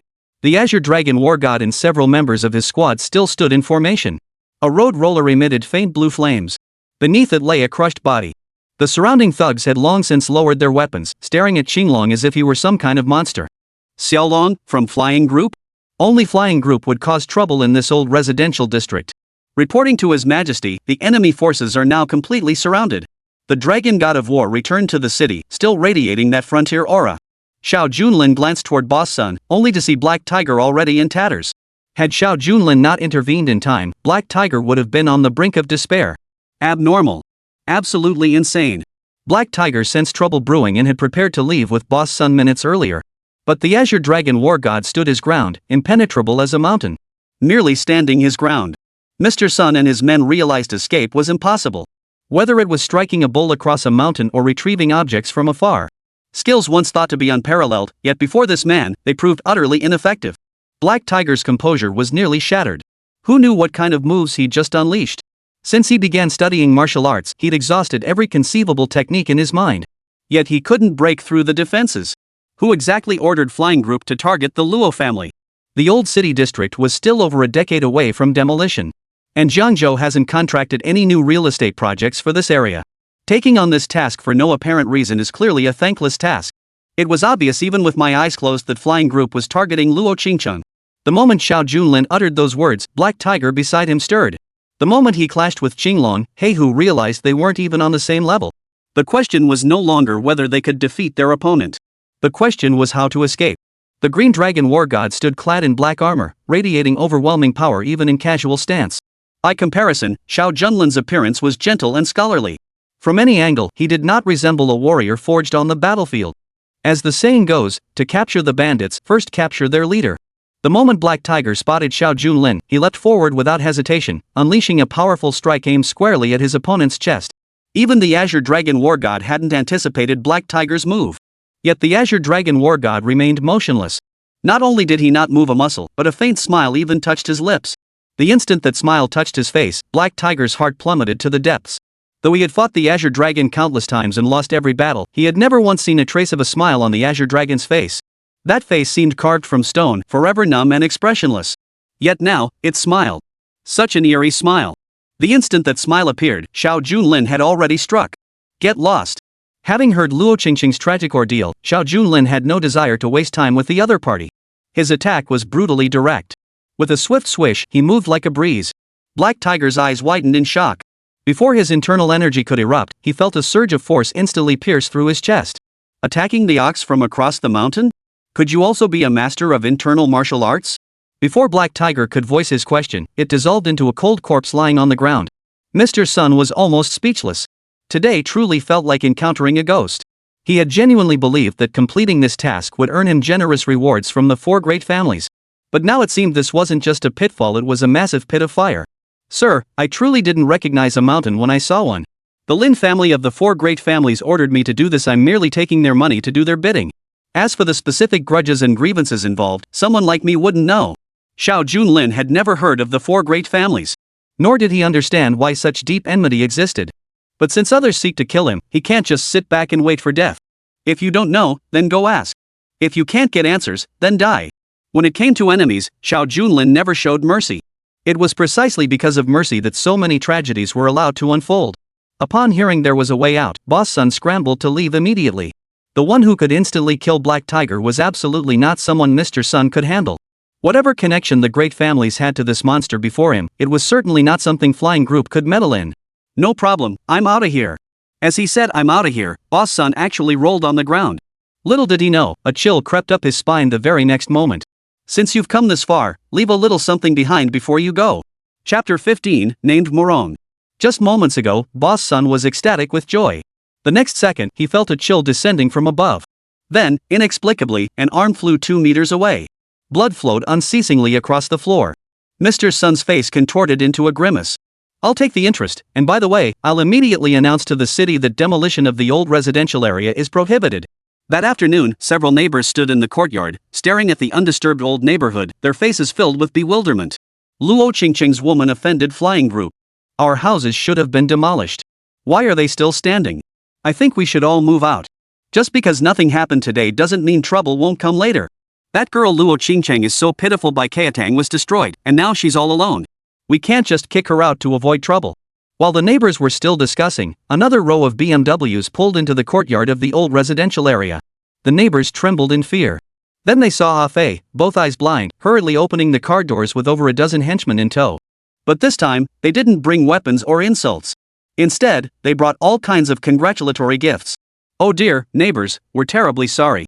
It was our flying group's mistake. We misread the demolition date for the old residential area. This is a small token of respect from Flying Group, as a gesture of apology to everyone. After stowing the gifts away, Ah Fei frantically groped around with both hands. He stumbled into the BMW and sped away. He feared that lingering in this old neighborhood for even a second longer would spell his doom. Clearly, all this was done out of respect for Boss Sun and even more so for Xiao Junlin. The demolition notices vanished overnight, wiped clean. As for Luo Qingcheng's reputation, the uninformed residents had already changed their minds. Looks like we misunderstood before Flying Group just got the dates mixed up. I knew someone as kind as Luo Qingcheng wouldn't offend anyone. Looks like we can finally live here in peace. This gift is quite valuable. Thanks to Xiao Junlin, the residents of the old housing district were suddenly filled with laughter and joy. Yet Sun, the boss kneeling amidst the pine grove, felt like crying. The glow of the evening sun illuminated the bamboo grove. The Lin brothers glared at Sun, who remained kneeling on the ground, their anger boiling over. Lin Xiao, who had planned to spend the night with several beauties, even kicked Sun Boss twice himself. What a useless piece of trash. He couldn't even handle this simple task. Who was Xiao Junlin? He was the Xiao family's useless scapegoat. Before he was expelled from the family, I admit even I might not have dared touch him. But now he's nothing but a stray dog. If Miss Morone finds out you handle things this way, she'll seriously doubt the capabilities of our 4 great families. By the way, let me tell you something else, our family never keeps useless dogs. With that, Lin Xiao drew a short sword and slashed it clean across Boss Sun's throat. Never in his wildest dreams did he imagine that Mr. Sun would ultimately not die by Xiao Junlin's hand, but instead fall victim to the 4 great families. The plump Lin Fei patted his protruding belly. Though the sight was somewhat comical, a cold gleam flashed in his eyes upon hearing the news. Big brother, Fei Shan Group's Black Tiger is a former mercenary. Do you really think that kid is just a stray dog? A tiger fallen into the plains may be bullied by dogs, but there's also a saying, even a starving camel is bigger than a horse. Hearing his younger brother's words, Lin Xiao burst into laughter. Brother, aren't you being overly cautious? Without the Xiao family's name, he's nothing. Alright, I've got a mountain of work to handle tonight. Everyone's waiting for me. And don't forget about the equity auction. The fat man watched his boss leave, his mind restless. A soft pat echoed through the bamboo grove. A masked man leapt down from the air, his footsteps light and agile. You heard what Big Brother and I said earlier, right? That Lin Xiao is nothing but a fool. He'll never inherit the Lin family's business. Following me is the right path for you. The masked man stood silently beside him. But Lin Fei had long grown accustomed to this state of affairs. The Lin family's internal affairs weren't as idyllic as imagined. Brothers fighting over the family business was commonplace. The masked assassin before him was none other than Yun Fei, a master assassin secretly hired at great expense to eliminate future threats. Compared to Black Tiger, he was worlds apart. I always handle things cleanly and decisively. Remember, take care of Xiao Junlin and that together. I don't have time for such petty schemes. In that moment, the fat man bathed in the evening glow showed not a trace of foolishness. Only coldness remained in his eyes. The cramped 2-bedroom apartment reeked of mold. The mottled walls bore the marks of years gone by. Though Luo Qingcheng kept the place tidy, the bare cement floor and sparse furniture spoke volumes of its bleakness. 2 memorial portraits sat upon the inkstone table in the living room. Xiao Junlin lit 3 sticks of incense for his aunt and uncle. Xingcheng, do you know about the 4 great families of Jiangzhou? Luo Qingcheng paused slightly. Everyone in Jiangzhou knew of the 4 great families. This was the first time she'd ever heard such a question. Across Jiangzhou, each of the 4 great families governed distinct territories, yet their influence was all-encompassing, each dominating their own domain. Nanshu Lin, that was the collective alias for the 4 great families. The Lin family controls the Jiangzhou conglomerate, while the Yu family commands the shadowy underworld. The Chu family is even more formidable, operating overseas with their own mercenary forces. But the most enigmatic of all is the Nan family. They too stand among the foremost of the four great families. No one knows the true depth of the Nan family's backing. Legends even whisper of imperial relatives standing behind them. However, the four great families have always been at odds with one another. For years, they've been locked in fierce competition for dominance in the Jiangzhou region. Yet just half a year ago, the four families seemed to set aside their past grievances and formed an alliance. And all these rumors stem from the existence of one woman. Murong Shui. Xiao Junlin had been listening quietly just a minute ago. But the moment he heard the name Murong Shui, his entire demeanor shifted instantly. Not only that, but the expression on the Qinglong war god standing beside him also grew extremely peculiar. It was an expression Luo Qingcheng had never witnessed before. Xiao Junlin's eyes first revealed boundless sorrow, then disappointment and despair. Finally, all his emotions transformed into a blazing fury. You know her? Facing Luo Qingcheng's puzzled look, Xiao Junlin suddenly burst into a maniacal laugh. Not just recognize? Murong Shui was none other than the cousin he had recognized in Longcheng all those years ago. And also the very person who killed my father. Chapter 16, The Xiao Family Incident. Look at how radiant this child is. In the depths of winter, who could bear to harm such a soul? Surnamed Murong? Since this child has a name, let us honor its meaning. Perhaps one day we may find her parents. Murong, the future of the Xiao family rests on you and your brother. What are you doing? If you persist in this stubbornness, the Xiao family will have no place for you. A simple name plunged Xiao Junlin into endless contemplation. His father's words echoed relentlessly in his ears. Memories long lost swirled relentlessly within his mind. Luo Qingcheng gently tugged at Xiao Junlin's sleeve, finally pulling him back to reality. The silence hung heavy with palpable tension. The old residential area exuded a musty, stale odor. His clenched fists began to crackle with tension, though he hadn't noticed when it started. You mean that mysterious woman in Jiangzhou now is your cousin? And she's the one who killed your father? Luo Qingcheng had heard of brothers turning against each other over interests. But she'd never heard of a sister capable of such an unfilial act. Yet such is often the reality. Back then, during the depths of winter, my father, Xiao Tianjie, was out sightseeing when he came across an abandoned infant. Around the baby's neck hung a gold plaque inscribed with the name Murong Shui. In the merciless winter cold, the baby girl would surely have perished in the icy wasteland. My father, unable to bear the sight, took her in. Thus, Miss Murong became my cousin. We grew up together, and my father treated her no differently than his own daughter. In fact, because she had no parents from childhood, he showered her with even greater care. According to Xiao Junlin, she spent a perfect childhood with Murong Shui. As time passed, Xiao Tianjie treated both children equally, preparing them both to take over the Xiao family enterprise. Back then, Murong was innocent and adorable, spending every day with Xiao Junlin, pure and carefree. Yet who could have imagined that beneath that innocent face lurked a demon? Times changed. Xiao Tianjie grew old. He had intended to nurture Xiao Junlin and Murong, preparing them to jointly inherit the Xiao family enterprise. Yet who could have foreseen that the Xiao family of Longcheng would be struck by calamity at this very moment? The Xiao family branch in Longcheng was under the heavenly realm's control. 5 years ago, on a moonlit night, the main family suddenly convened a Xiao family meeting and tragedy struck from that moment onward. The Xiao family business grew ever larger, but old Master Xiao, insatiable like a snake swallowing an elephant, sought not only to expand domestically but also to extend his business overseas. Ultimately, he made contact with overseas warlords. This overseas warlord had long been invading the nation's borders, making him a mortal enemy of Xia Nation. Collaborating with the nation's foe across the frontier was utterly intolerable. At the meeting, Xiao Tianjie openly clashed with the patriarch, causing an uproar that shook the entire city. Unexpectedly, the patriarch stubbornly pursued his course, expelling Xiao Tianjie from the family, his judgment long clouded by greed. Father Xiao Tianjie, having reached his limit, severed ties with the patriarch, causing his standing in Longcheng to plummet. Even more unexpectedly, after one moonlit evening, Murong Shui suddenly proposed a compromise, to embrace the overseas warlords and the patriarch, uniting hearts and minds. Xiao Tianjie pleaded with her relentlessly, but Murong Shui remained unmoved. With no other choice, they parted ways. Unexpectedly, Murong feigned departure, colluded with overseas warlords, annihilated Tianjie, seized his assets, and ultimately committed such an unthinkable act of treason before vanishing from Longcheng. Murong Shui's vendetta has reached its climax. It seems you escaped Longcheng, only to resurface in Jiangzhou, colluding with the four great families to rise again. After hearing the entire tale, even the Azure Dragon War God was momentarily stunned. He knew the Dark Emperor was all-powerful, but had never heard of such a tragic past. Your Majesty, I never imagined such a ruthless individual existed in this world. It seems Miss Luo's situation is also closely tied to that Murong Shui. It seems Murong Shui remains unrepentant, still harboring hatred toward you. After fleeing with the funds to Jiangzhou, she likely learned of your presence here and sought to eliminate you completely. But since you went to Evil Valley and failed to find her, she turned her sights on Luo Qingcheng instead, bringing disaster upon the Luo family. People possess both good and evil, but Morong Shui has become utterly wicked. The Azure Dragon War God has always detested evil with a passion. He instantly dropped to one knee, hands clasped in a fist salute. Your Majesty, I shall crush the 4 great families at once. At your command, Morong Shui and the 4 great families shall be utterly annihilated, not a single soul spared. Blood for blood, that is the Blue Dragon War God's way. Yet after uttering these words, Xiao Junlin chose to slowly shake his head. Total annihilation?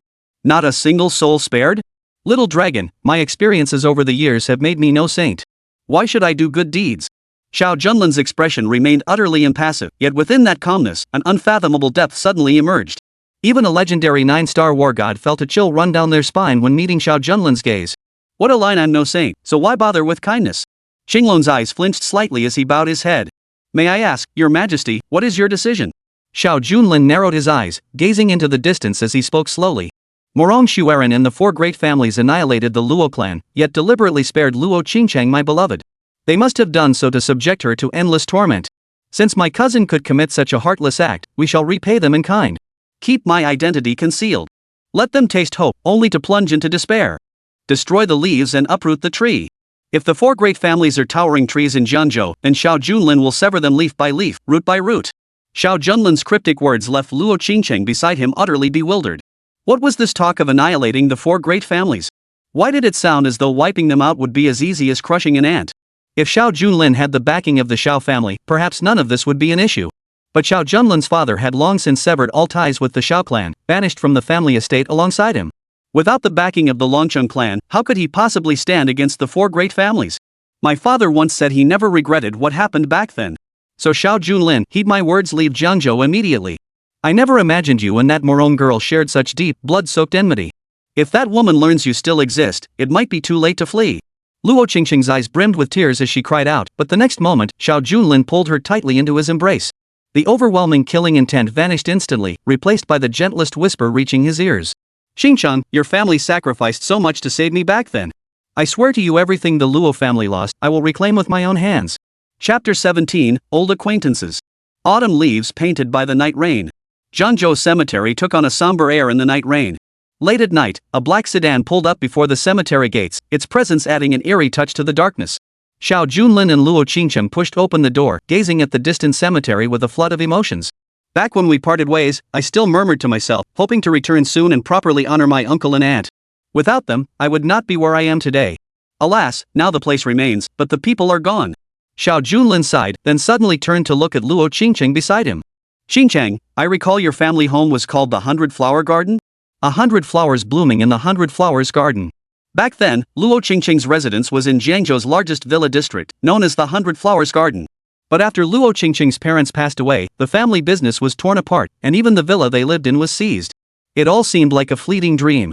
Watching Luo Qingcheng nod slightly, Xiao Junlin continued, on the night your parents were murdered, I heard surveillance cameras outside 100 Flowers Garden recorded everything. According to you, that footage has been handed over to the security bureau, yet there's still no trace of the killer? Earlier in the old residential district, Luo Qingcheng had already mentioned it. After the security bureau took over this case, there has been no progress whatsoever. Seeing Luo Qingcheng respond again, Xiao Junlin abruptly turned to face Qinglong, who was driving. Little dragon, go to the security bureau and retrieve the footage from that year. It's time to pluck a few leaves from the 4 great families. With his orders given, the vehicle roared away into the night. Xiao Junlin held a bottle of sorghum red wine in his hand. He then slowly pushed open the door to the mausoleum area. Back in the day, Luo Qingcheng's father and Xiao Junlin got along exceptionally well. They often dined together, drinking wine and singing songs while engaging in lively discussions. Highland Red was also the favorite liquor of his late uncle. Though times had changed and they could no longer sit together, he still wanted to raise a toast with the old man. Why are you here again? Young lady, I've already told you this cemetery area is off limits.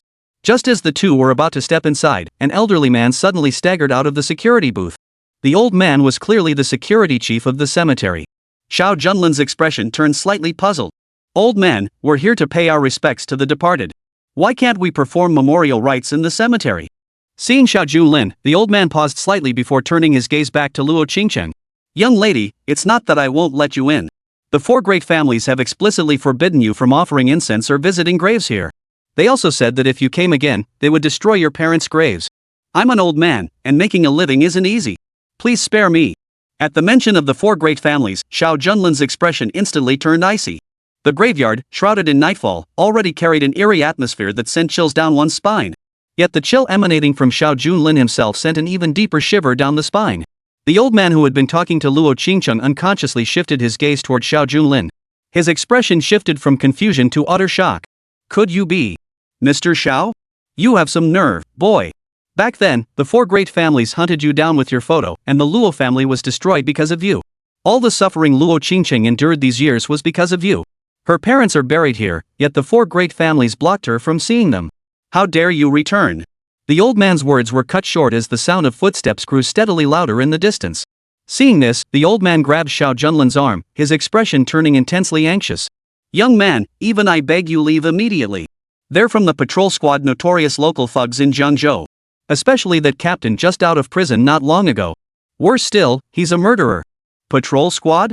As Xiao Junlin looked utterly confused, the old man beside him continued to explain. The patrol squad is a gang of criminals. The four great families grease their palms, paying them to patrol daily and forbid Luo Qingcheng from paying respects to her parents. If they catch her, they'll dig up the graves on the spot. Luo Qingcheng's body grew noticeably paler, and Xiao Junlin saw it all clearly in that moment. This was the burial ground of Luo Qingcheng's parents. Separated by nothing more than a single railing, yet even in life and death, they could not see each other. A bitter smile touched Luo Qingcheng's lips before she gestured toward the farthest right corner of the cemetery. I'm truly sorry I never told you this, fearing it would upset you. Since my parents passed away, I've never once succeeded in visiting their graves. Every year when I come to pay my respects, I can only stand outside the cemetery grounds and glance at them from afar. The patrol team, accompanied by over a dozen men wielding clubs, had already arrived in force around the cemetery perimeter. The elderly gatekeeper hurried over, his face etched with humility. Rest assured, Magistrate Ma. As per your instructions, Miss Luo hasn't set foot inside. Captain Ma, leading the way, was thin and gaunt with a handlebar mustache. Without a word to the old man, he instantly delivered a swift kick. His tone was harsh. You old fool. The four great families ordered us to beat her to death if she dared come. Did you spare her because you found her pretty? But Miss Luo truly is a heavenly beauty. Girl, seeing your parents isn't impossible, just behave yourself. Before Captain Ma could finish his sentence, a cold gleam suddenly flashed through the air. The mouth that had been speaking instantly split open. Both sides of his lips rotted away. If you can't speak, then shut up. Patrol squad, huh?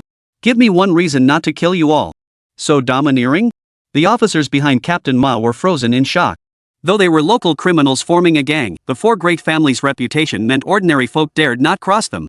Over the years, Captain Ma had taken money from the four great families and flaunted their name to intimidate others. People usually gave him wide berth on the streets. Now he's pulling knives over a minor disagreement? How could he dare? You must be out of your mind, kid. Laying hands on our boss Ma? We'll kill you today. And you. We didn't dig up your parents' graves before because you still had some looks left. Don't blame us for being brutal today. The burly criminals shoved open the cemetery's heavy iron gate. One after another, they vowed to dig up the graves and desecrate the remains right in front of Luo Qingcheng. Wait, it's our fault. Please spare us. Our Luo family has lost everything, you can't do this. Luo Qingcheng cried out as she walked forward. Within minutes, she spotted a small tombstone tucked away in the right corner of the cemetery. Clearly threatened by the four great families, even the burial of her elders could only be found in a marginal area. Kill anyone within 3 meters. Chapter 18, The Masked Assassin. The sudden utterance froze the surrounding crowd. Xiao Junlin, dagger in hand, advanced step by step toward the cemetery's edge. Simple words, yet they struck like a thunderbolt, hammering into the heart of every person present. Captain Ma, blood streaming from his mouth as he clutched it, glared at Xiao Junlin with a vicious expression.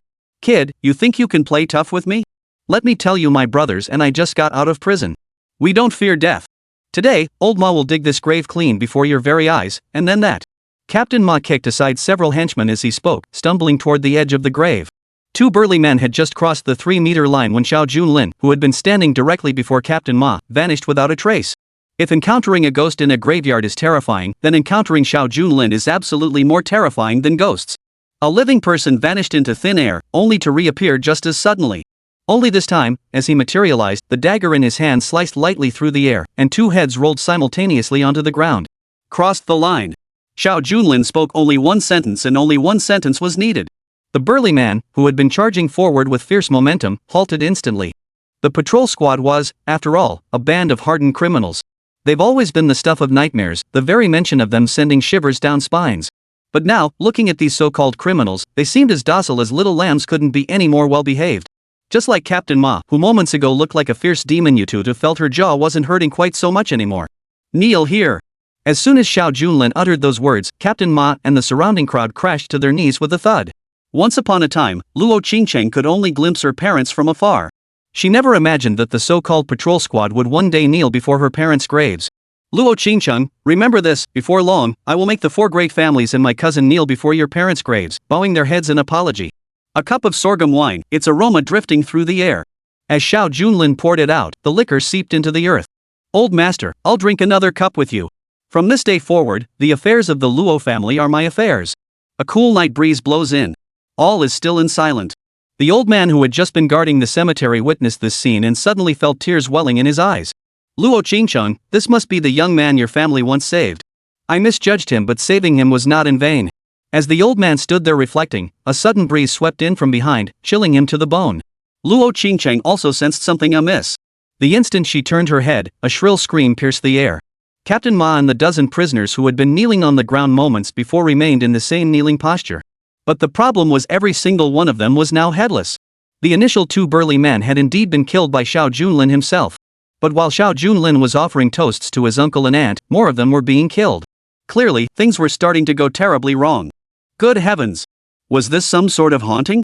Had these people truly reaped what they had sown? The old gatekeeper had worked in the cemetery for decades. He'd never witnessed anything like this before. Luo Qingcheng covered her mouth in shock, her entire body swaying unsteadily. If not for Xiao Junlin's swift support, she might have collapsed to the ground. Anyone witnessing a dozen headless bodies kneeling beneath the night sky would struggle to remain composed. You really enjoy watching people get their heads chopped off? Xiao Junlin didn't turn around, instead slowly setting down his wine cup. Meanwhile, on a tree trunk in the darkness, a masked man held a bow and arrow, already aimed at Xiao Junlin's position. This masked man was none other than the professional assassin dispatched by the Lin family. A killer capable of severing several burly men's heads in an instant. Tonight, dark clouds blanketed the sky. The bowstring was fully drawn. From this angle, no one would detect the shot. It could pierce its target silently. When Lin Fei of the Lin family commissioned him to kill an unknown nobody, the masked assassin had even sneered in disdain. Xiao Junlin was merely a worthless outcast expelled from the Xiao family. Hiring a professional assassin for such a task felt like overkill. Facing the interrogation, the masked man remained silent and unresponsive. He was here to kill, not to converse. Thus, the moment Xiao Junlin finished speaking, the arrow in his hand sliced through the air. In the darkness, it streaked like a meteor. The arrow's speed was swift and utterly silent. It could pierce a skull in an instant, leaving the victim dead without knowing why. But at that very moment, something unexpected happened. Xiao Junlin, facing away from the assassin, extended 2 fingers. Snap! The arrow, hurtling at breakneck speed, came to an abrupt halt in his hand. Impossible!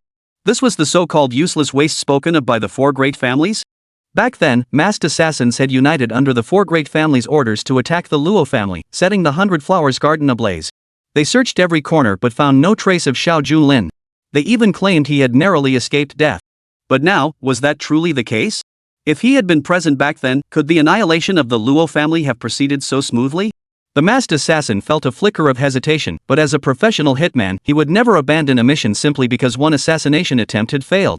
In an instant, he transformed into a blur, charging forward with twin blades in hand, sealing off every possible position Xiao Junlin could occupy.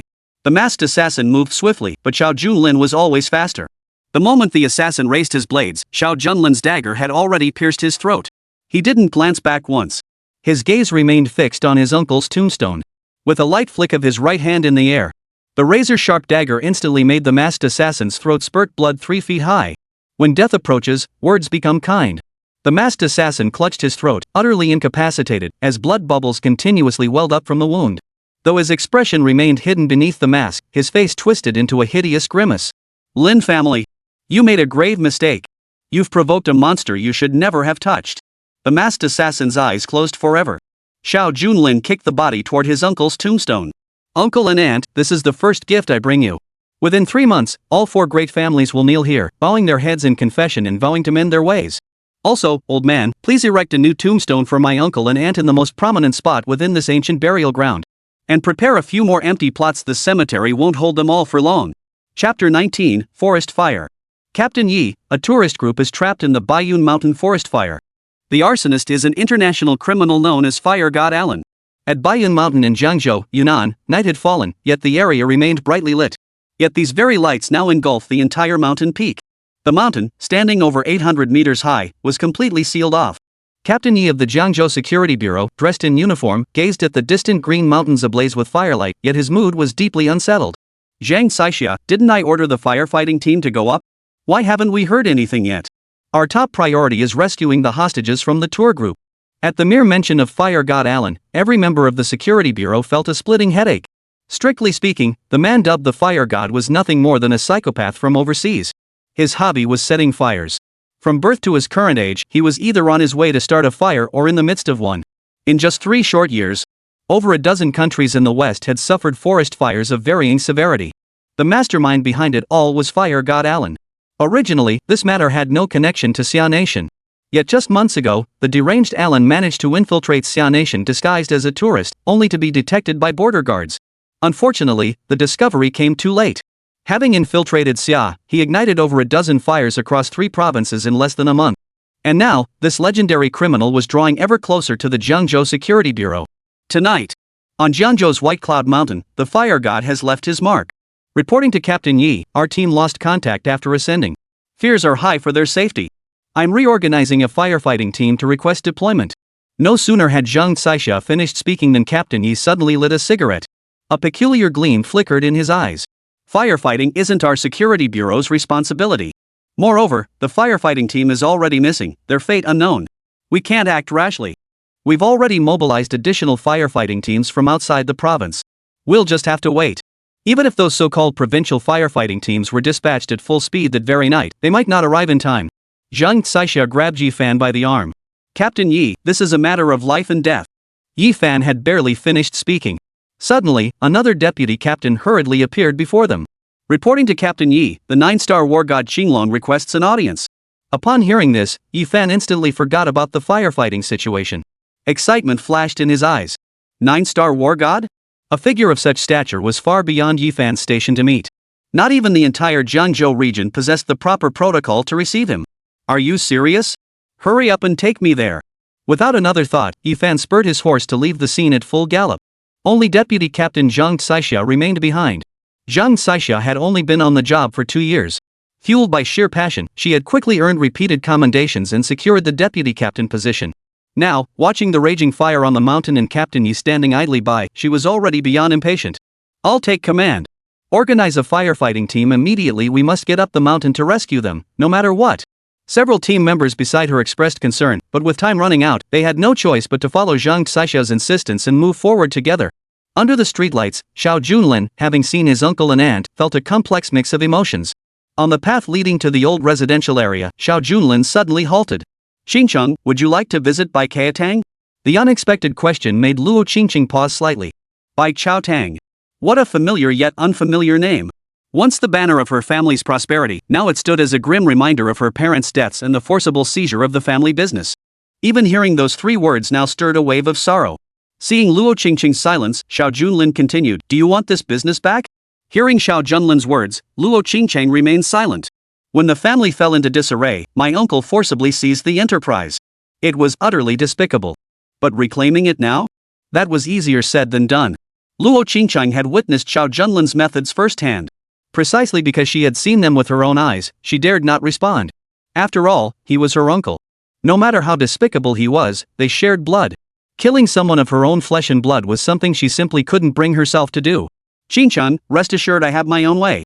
Hearing these words, a weight lifted from Luo Qingcheng's heart. Though it was but a single sentence. But every promise Xiao Junlin made, Luo Qingcheng would trust unconditionally. Baichao Hall is the enterprise my father left behind. If possible, I truly wish not to hand it over. After my uncle seized it, he left it for my cousin Luo Qingyang to manage. But Xingyang has always been a good-for-nothing, causing Bai Qiatang's reputation in Jiangzhou to plummet. If left unchecked, it's quite possible that one day, Baichao Hall might fade into obscurity forever. Listening to Luo Qingcheng's heartfelt lament, Xiao Junlin remained silent. He then escorted Luo Qingcheng home. Rest assured, I won't kill Luo Qingyang. I'll go take a look for you. With that, Xiao Junlin hailed a taxi and headed straight for the 100 Herbs Hall headquarters. Jiangzhou Bai Qiatang had 37 branches and 1 flagship store. Since he'd chosen to stir up trouble, he might as well get straight to the point. A taxi pulled up in front of the main Baikatang store. Xiao Junlin stepped over the threshold and saw that even late at night, the lobby was bustling with a steady stream of guests. Though Baikatang's reputation had recently declined, it remained a formidable force. It remained one of Jiangzhou's most renowned pharmaceutical conglomerates. However, the internal atmosphere of Baikatang was somewhat different from what he had imagined. The sales staff around him looked fierce and intimidating. A group of security guards stood nearby, each holding an electric baton. At the very heart of Baikatang hung a photograph of a young man with a head of blonde hair. Below it, the words store manager Luo Qingcheng were prominently displayed. But no matter how one looked at this yellow-haired figure, he didn't seem like someone who could hold the position of store manager. Old man, your cold is no simple ailment. It requires Tianshan Snow Lotus. I've already mixed it into your prescription. Total, 130,000. And you there, young lady, though your ankle is just sprained, it likely damaged the bone marrow. Try my tiger penis bone strengthening wine. Guaranteed healing effects. As a new customer, I'll give you a discount 77,000. Rows of tables and chairs filled the main hall, surrounded by patients preparing to collect their prescriptions. Xiao Junlin slipped in and sat in an inconspicuous corner, only to witness the astonishing scene before him. Back in Evil Valley, under his master's tutelage, he had mastered the art of curing all ailments. Xiao Junlin could even be said to have mastered ancient medical techniques. At first glance, the old man and girl only suffered from common colds and minor injuries, issues easily resolved for a mere 10 or so yuan. Yet the price quoted was tens of thousands? Chapter 20, Medicine Strikes at the Root of Evil. In Xiao Junlin's memory, Baikatang had once been a place dedicated to healing the sick and saving lives. Not only that, but it provided free treatment to the poor. Yet now, it had become this cesspool of corruption. The elderly man who had sought treatment earlier, how could he possibly afford such a price? And even if some patients could afford it, how could anyone possibly spend tens of thousands of yuan to treat a mere cold? I don't have that kind of money. Your Baikatang has such an excellent reputation, how could you do this? I'm not getting treated here. I'm leaving. The elderly man in front shouted urgently, and several other customers waiting for their medicine also stood up. In the dead of night, everyone who came here for treatment desperately needed medicine. Faced with such bullying and tyranny, who dared wait a moment longer? Just as they were about to head for the door, a loud click echoed. The door of Baichao Hall was locked from the outside. Soon, a man emerged from behind it. The man was broad-shouldered and sturdy. His body was covered in peculiar tattoos. In his hand was a 9-linked chain knife. He grabbed one of the patients and with a sharp crack, he kicked the victim's bones to pieces. You did indeed just take a fall, but now, your condition seems to have worsened. If you don't pay for medicine, it'll only get worse from here. A blatant threat. Several security guards nearby also brandished electric batons, either beating or berating some patients. Especially that burly man, his blows were exceptionally vicious. Listen up, I, Zhao Lei, am not someone you can push around. Baikatang isn't some place you can just come and go as you please. Pay up now. The surrounding crowd had no choice but to open their wallets. Only Xiao Junlin remained propped up in the corner, legs crossed. Seems Baikatang's business model has really expanded. Under the new manager Luo Qingcheng's direction, it's practically become a gang of thugs. As Xiao Junlin pondered his next move, a woman suddenly stood up abruptly. She stood out like a crane among chickens. She wore a miniskirt and jeans, her entire outfit quite fashionable. The designer label she carried proved she was from a wealthy family. A bodyguard followed close behind. Don't you think Baikatang is taking things too far? I'm going to post everything that happened today online, so everyone can see what Baikatang is really like. The woman's outburst immediately caught the attention of several patients. It's Miss Wang Rohan. Who would have thought Lu Han was here too? She's a famous internet celebrity. If she exposes this pharmacy online, it'll be ruined. Of course, Baikatang wouldn't let that happen. The moment Wang Rohan, her face radiating righteousness, pulled out her camera, several bodyguards wielding clubs had already charged over.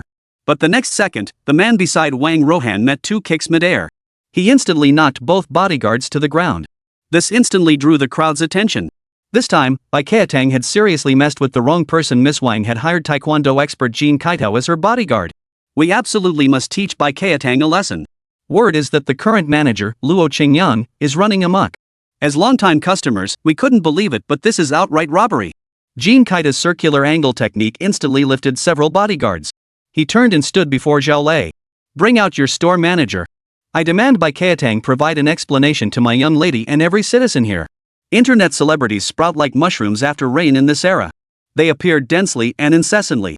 Each has its own flair, yet they're also a chaotic mix of demons and monsters, a wild dance of the damned. Few are as earnest as Wang Rohan. And everything that happened today was absolutely unscripted.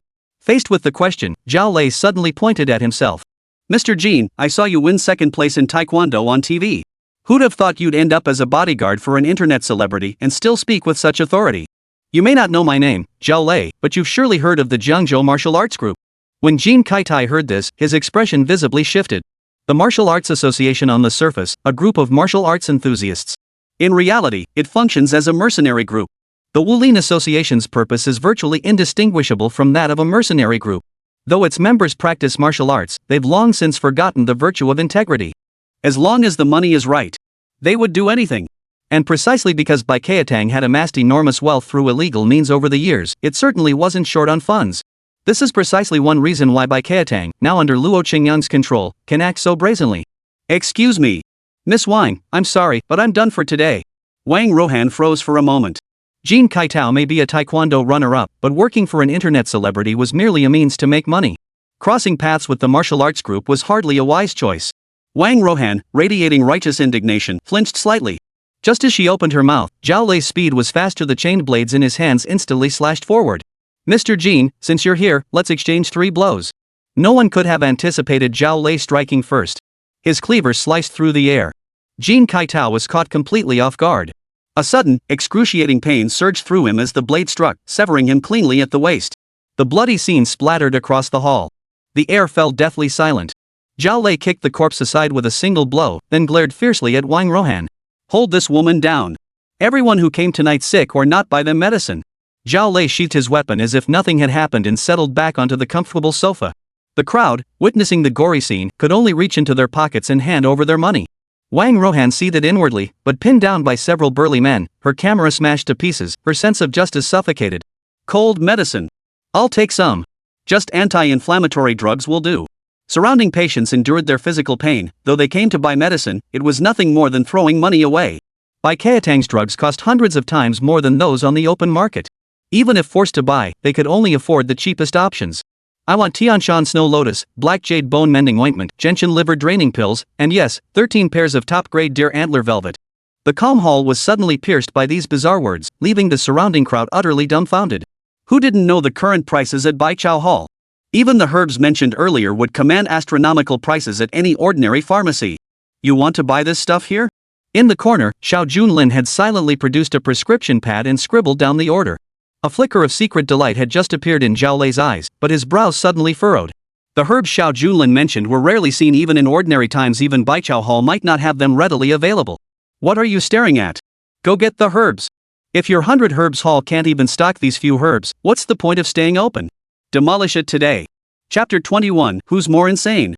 As the big boss of Bai Keatang, Zhao Lei's main responsibility was to forcefully buy and sell, amassing wealth. As for what ailments the customers suffered from or whether they were even truly ill, Zhao Lei couldn't possibly tell. But when Xiao Junlin appeared, Zhao Lei realized this guy was definitely sick. What did you just say? With every step forward, the floorboards creaked and groaned. Surrounding patients turned to stare at Xiao Junlin, their expressions filled with astonishment. Even Wang Rohan was momentarily taken aback. Even a taekwondo champion would be split clean in two by Zhao Lei's hands. The bloody scene was so terrifying even children were too scared to cry. But how could he remain so calm? I'm telling you, Baichao Hall, if you can't even manage this much medicinal material, you might as well shut down. He repeated the words. This time, his words rang out with greater clarity. The chained blades in Zhao Lei's hands whirled with a sharp clatter, as if the next second would see this stranger cleaved in two. But just as he raised the chained blades, Xiao Junlin slowly pinched the weapon between 2 fingers. I'll give you 10 seconds to prepare the herbs. If you can't manage it, call your boss over. His words carried an air of absolute certainty. Zhao Lei's face twisted in anger. Just as he prepared to exert force, a sharp snap echoed. The weapon, forged from superalloy, snapped clean in two. The scene fell deathly silent. Zhao Lei felt a thunderous roar in his head. What the hell? Snapping an alloy weapon with just 2 fingers? Zhao Lei of the martial arts guild might not be the strongest member of his team, but his chained blades were undoubtedly the fastest. Especially this particular weapon in his hands. Over the years of battle, it had shattered countless divine blades and sharp instruments. Yet now it snapped right before his eyes and it was broken by nothing more than 2 fingers. Where's the medicine? Anyone with eyes could see that Xiao Junlin had come to stir trouble. But what good would causing trouble do? Power often speaks for itself. Ever since Luo Qingcheng took over Bai Keatang, it had grown so brazen precisely because of its collusion with the martial arts guilds. Especially Zhao Lei, who ran the place. The word restraint simply didn't exist in his vocabulary. But that's only because he hadn't yet encountered someone more brazen than himself. Time seems to be up. Zhao Lei, who had been conversing with Xiao Junlin, had not uttered another word since that weapon shattered. Next, Xiao Junlin's right fist slammed down with a thud. Without even rising to his feet, he simply drove his fist straight into Zhao Lei's chest. Simultaneously, a violent gale erupted in the air. With a single strike, he struck the closed door from afar, causing it to collapse. Hurry up and leave. Something big is bound to happen at Baiqiatang tonight. The doors open, run for your life. Not a single bodyguard would have noticed the escaping patient at that moment. Everyone except Wang Rohan stared fixedly at the scene before them. Zhao Lei, who had been utterly arrogant moments ago, suddenly spat out a mouthful of blood. Only he knew all too well the sheer force behind Xiao Junlin's single punch. With just that one punch, every rib shattered. Hold on, sir. The medicine you requested is extremely valuable. I'll notify the boss immediately. Faced with such a monstrous being, even the clerk dared not say more, hurriedly picking up the phone.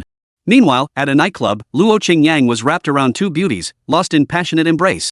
After taking control of Baiqiatang, Luo Qingcheng rarely made public appearances. His father had given him free rein to do as he pleased.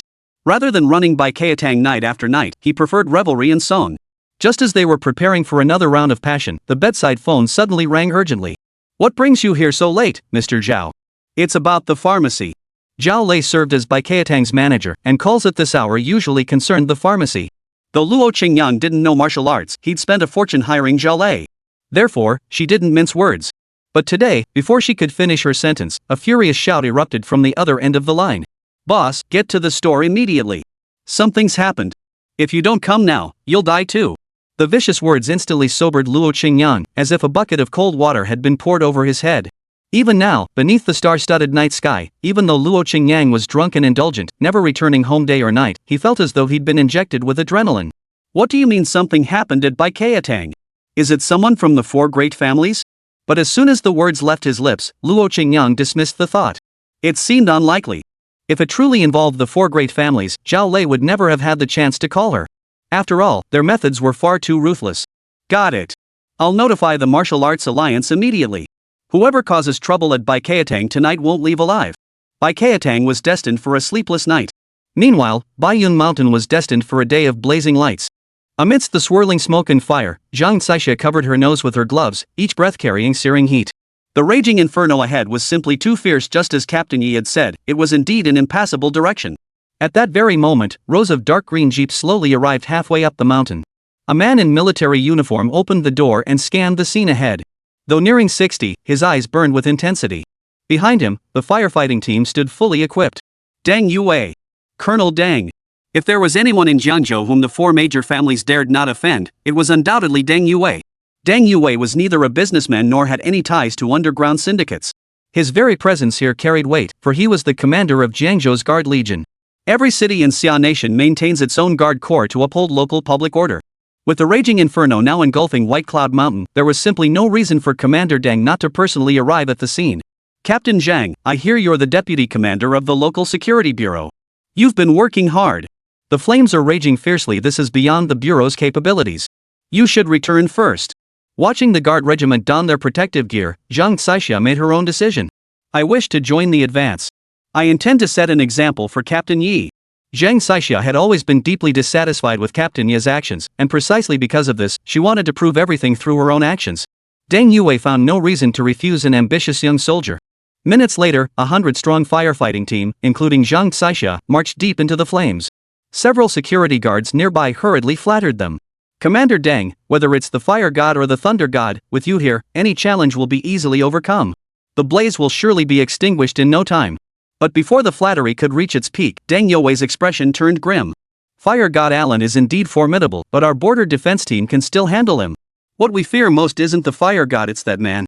Chapter 22, Night Ghost Grinds the Mill. The Martial Arts Guild meeting had 113 attendees. For either a corporate conglomerate or an underground syndicate, this number was actually quite modest. Yet the Martial Arts Guild is guaranteed to cause immense headaches, for every single one of these 100+ members possesses martial arts skills. Thus, Baiqiatang's lavish purchase of the Martial Arts Guild and their oppression of Jiangzhou's citizens was inherently a major headache. Under the cover of night, the streets of Baiqiatang lay deserted. An extra-long coach bus stood parked before the town. Dozens of figures slowly emerged from the vehicle, each dressed differently and wielding a bizarre array of weapons. From conventional blades and spears to esoteric tools like the judge's brush and the divine calculator, every conceivable weapon was present. Yet the man leading the group stood bare-handed, clad in a golden-yellow robe that perfectly matched the color of his cursed hair. "I hear you're the one causing trouble at my Baikatang." As Luo Qingcheng spoke, a toothpick dropped from his mouth. He glanced sideways at Xiao Junlin.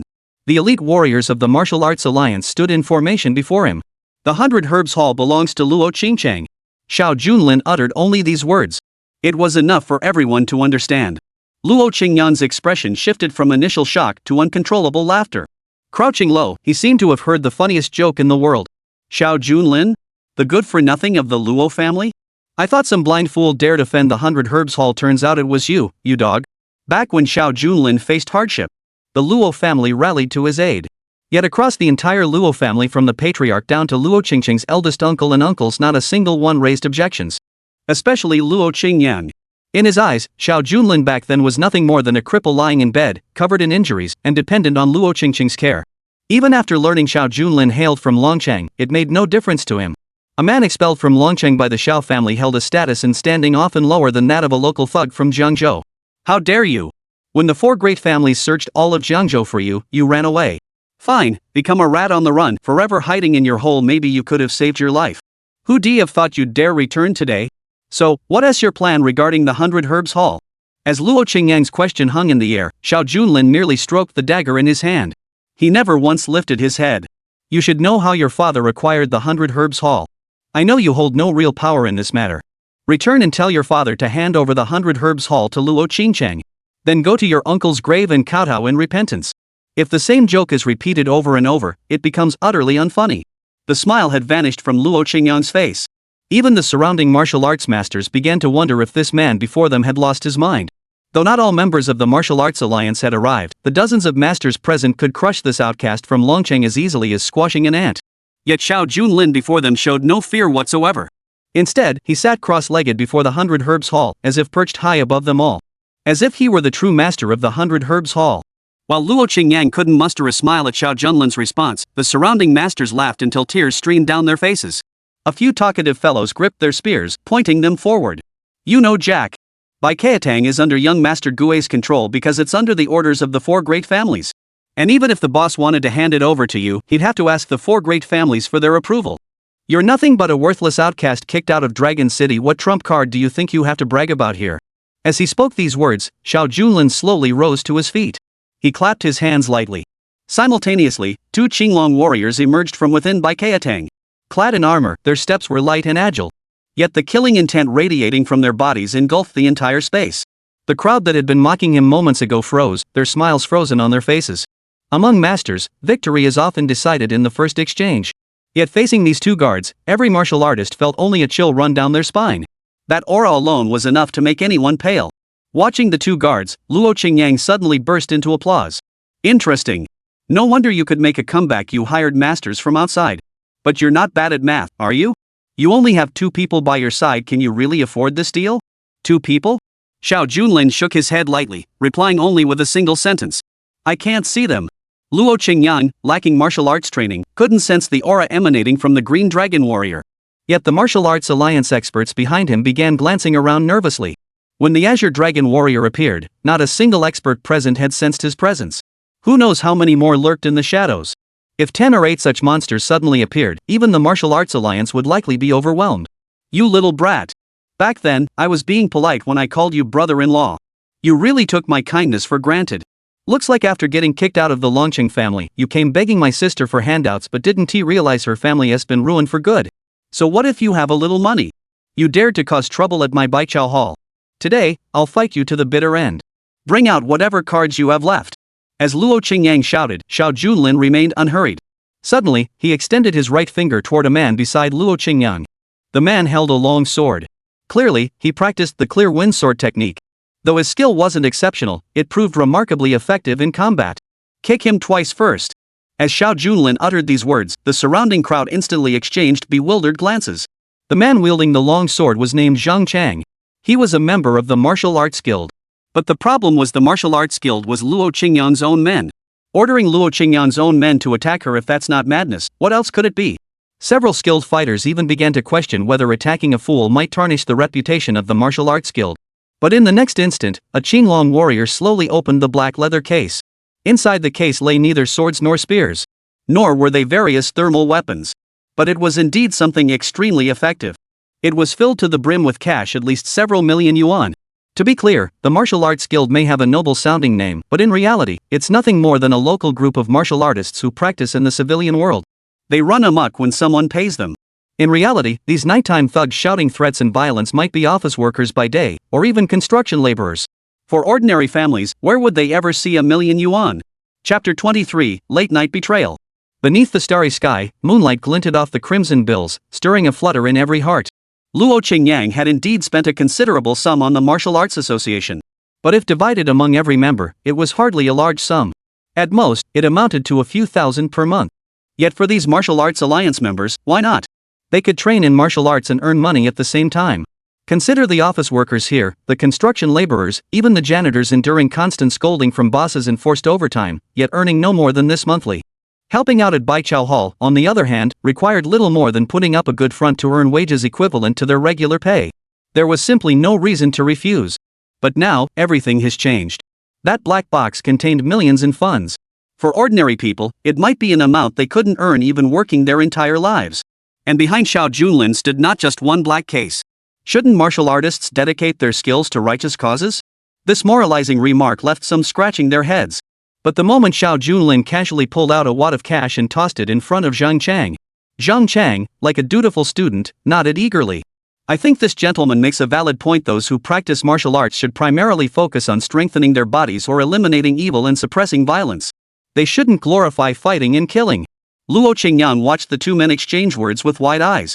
Meanwhile, the surrounding crowd fixated on the wad of cash in Zhang Chang's hand, their eyes gleaming with envy and greed. If facing a group of assassins, Xiao Junlin would have struck without hesitation. But most of them were martial arts enthusiasts, even ordinary citizens, who had been deceived by Luo Qingcheng while using their skills to earn a little money. Xiao Junlin saw no need to exterminate them all. The four great families needed pruning and trimming. But the Luo family must be uprooted entirely. With Luo Qingcheng the root removed, the martial arts guilds the leaves would naturally wither away. Next, Xiao Junlin casually produced another wad of cash and tossed it toward the other burly men. Then, something quite fascinating unfolded in the darkness. The once menacing masters now wore remarkably softened expressions. They even clasped their hands together in greeting, as if a group of old professors were discussing research. I believe this young gentleman possesses remarkable insight and foresight. He truly understands Xia Kingdom martial arts. Our Xia Kingdom needs men like him to elevate martial arts to new heights. That he could defeat Zhao Lei proves his martial talent is peerless. Gazing at the scattered cash on the ground, martial arts masters who normally held grudges against each other now engaged in mutual flattery. One elderly master, leaning on his cane, even tapped the ground lightly. Everyone, quiet down. Since this gentleman is so magnanimous, our martial arts guild happens to be in need of a leader. I hereby nominate him as our new leader. Money talks. The old man's words carried significant weight.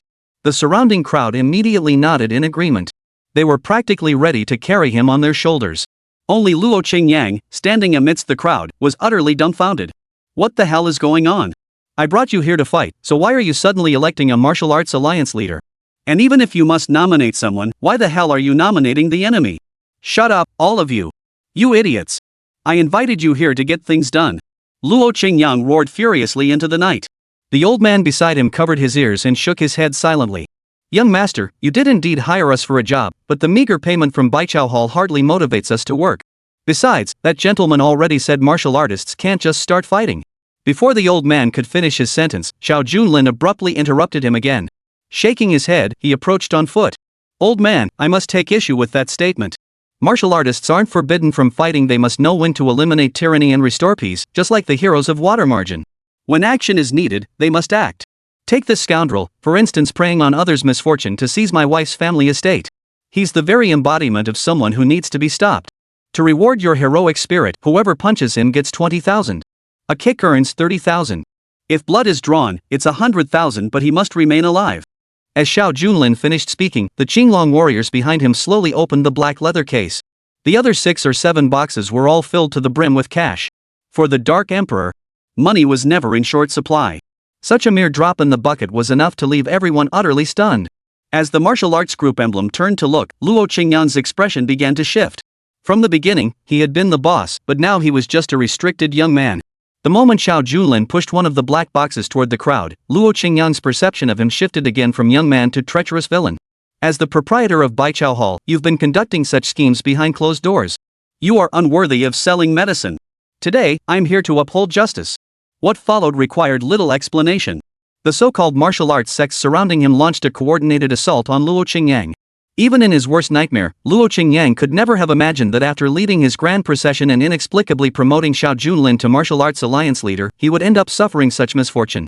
The surrounding crowd scrambled forward, as if terrified of being a step too late. With dozens attacking one man, martial arts techniques were the last thing on their minds. It was pure brawling. In an instant, Luo Qingcheng was pinned beneath the crowd. Behind him, an old man wielding a cane seized a gap in the throng to deliver a couple more kicks. Two men claiming to practice Tai Chi even picked up bricks from the ground. After 10 minutes, Xiao Junlin clapped his hands lightly. All right, everyone. I trust the owner of Baichao has learned his lesson. Martial artists win respect through virtue. Let's all take a step back. With a clatter, dozens of martial artists pushed aside. What a display of winning hearts through virtue. But it did leave Luo Qingcheng thoroughly convinced. Stop it, brother-in-law.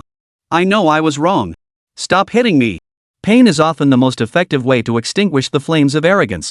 Luo Qingcheng's demeanor had completely transformed, his entire body almost twisted into a ball. Though not gravely injured, she bore countless superficial wounds.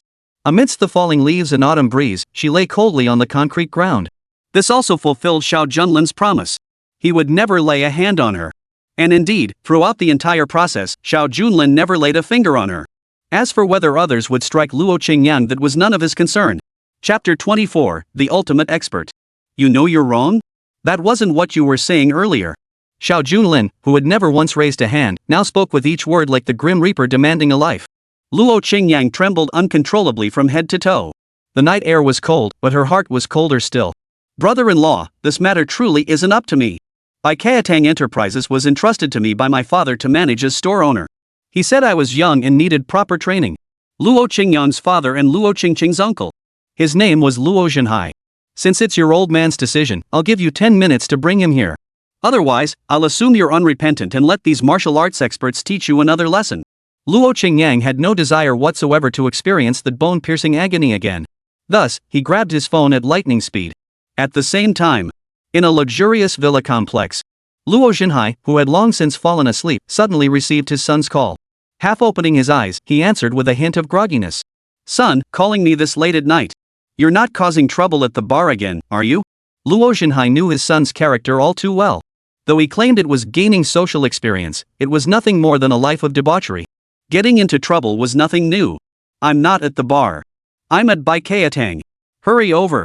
If you don't come soon, Baichao is finished. The martial arts group I hired has turned against me. Luo Zhenhai, who had been half asleep, instantly sobered up.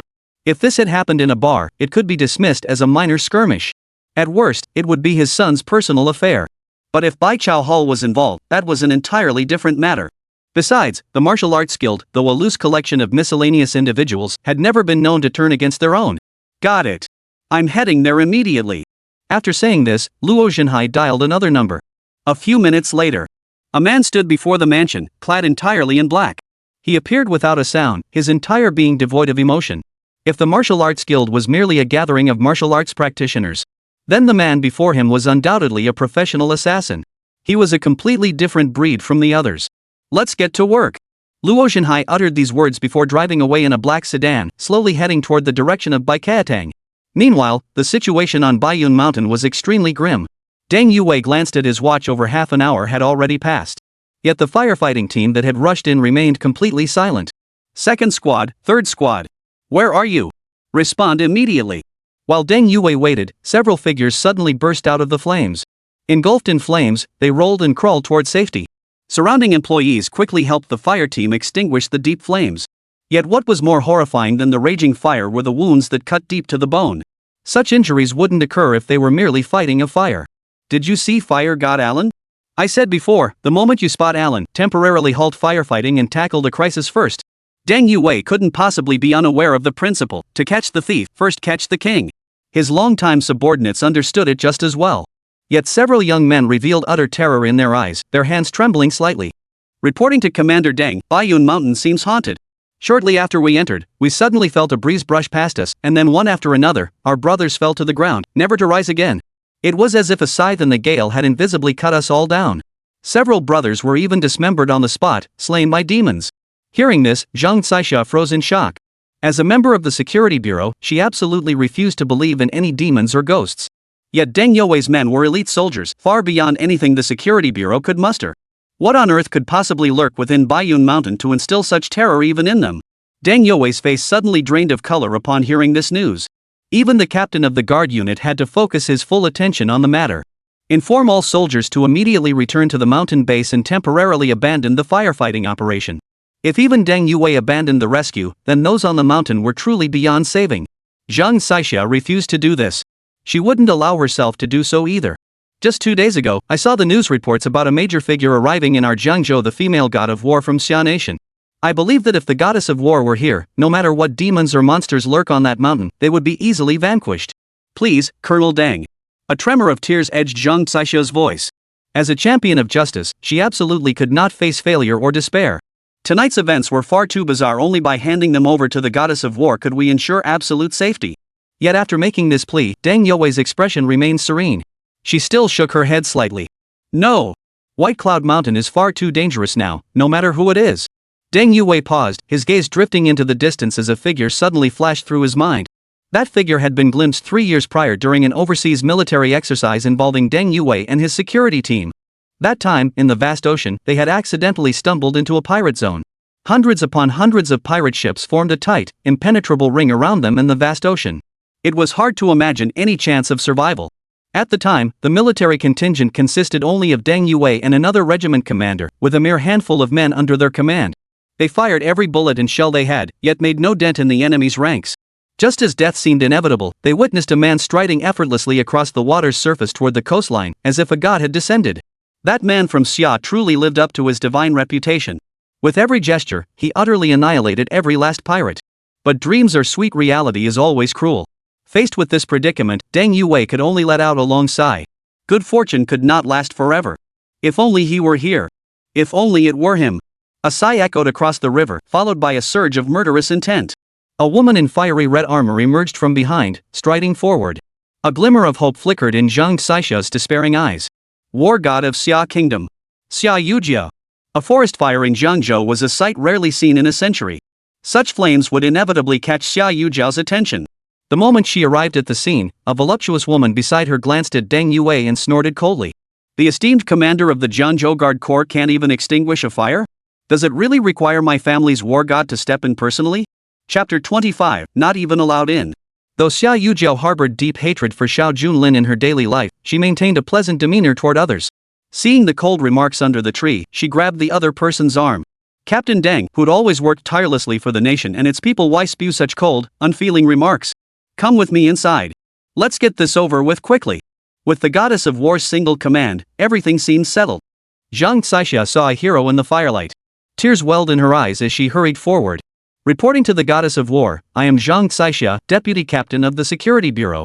I volunteer to fight alongside you. After graduating, Zhang Caixia joined the security bureau not for money, but to fulfill her childhood dream of becoming a hero. Her father had made the ultimate sacrifice in a struggle against criminals. As his daughter, she too must shoulder this responsibility. And Xia Yujiao, the legendary female warrior of Huaxia, was Zhang Caixia's idol. To fight alongside her idol there could be no greater honor in the world. But before she could finish speaking, Deng Youwei grabbed Zhang Caixia and pulled her behind him. Caixia, you can't act on your own. That's no place for you to go. Your father fought bravely and became a hero. You can follow in his footsteps as a hero, but you must not walk the path of death. Facing Deng Youwei's urgent plea, Xia Yujiao silently nodded in agreement beside him. Miss Caixia, Mr. Deng is absolutely right. Fire God Allen is inside. This is no ordinary security bureau case. Leave it to me. Just because Xia Yujiao can go doesn't mean others can follow. But just as Xia Yujiao finished speaking and prepared to step into the inferno, Deng Youwei stepped forward once more. Ms. Xia, as the legendary female warrior of Xia Nation, your courage commands immense respect. But you cannot go to Baiyun Mountain either. Ha! 5-star war goddess. Can't go? The power possessed by a 5-star war god transcends any verbal description. Across the entire Xia kingdom, there are very few places even a 5-star god of war cannot go. Such places are either perilous, mysterious realms or hold Xia kingdom's most closely guarded secrets. But such places simply couldn't exist in Jiangzhou. Commander Deng, could it be that age has clouded your judgment? Xia Yujiao's voice carried a hint of doubt as she swiftly plunged into the sea of flames. Both Zhang Caixia and the team members behind her maintained an absolute silence in response to Deng Yuwei's recent words. As the commander of the escort unit, Deng Yuwei had never faltered in safeguarding the people of Jiangzhou over the years. So why had he just uttered such an insulting remark? If even the goddess of war couldn't go there, who else could? Father, save me! A wail echoed before the gates of Baiqiatang. Luo Qingcheng, blood streaming from her 7 orifices, crawled desperately across the ground. Then he clung tightly to his father's leg, like a wronged child. Luo Zhenhai, clad in a black suit, gently patted Luo Qingcheng's shoulder. I told you back then that this good-for-nothing couldn't be saved, but my second brother refused to listen. Had I known you'd cause trouble today, I'd have eliminated you myself back then. No need for the 4 great families to intervene. Applause erupted in the darkness. The applause came from Xiao Junlin. If you want to do something like that, it's not too late now. Several martial arts masters from the Martial Arts Association, having taken money from others, naturally spoke on their behalf. Hearing someone insult Xiao Junlin, they all stood up immediately.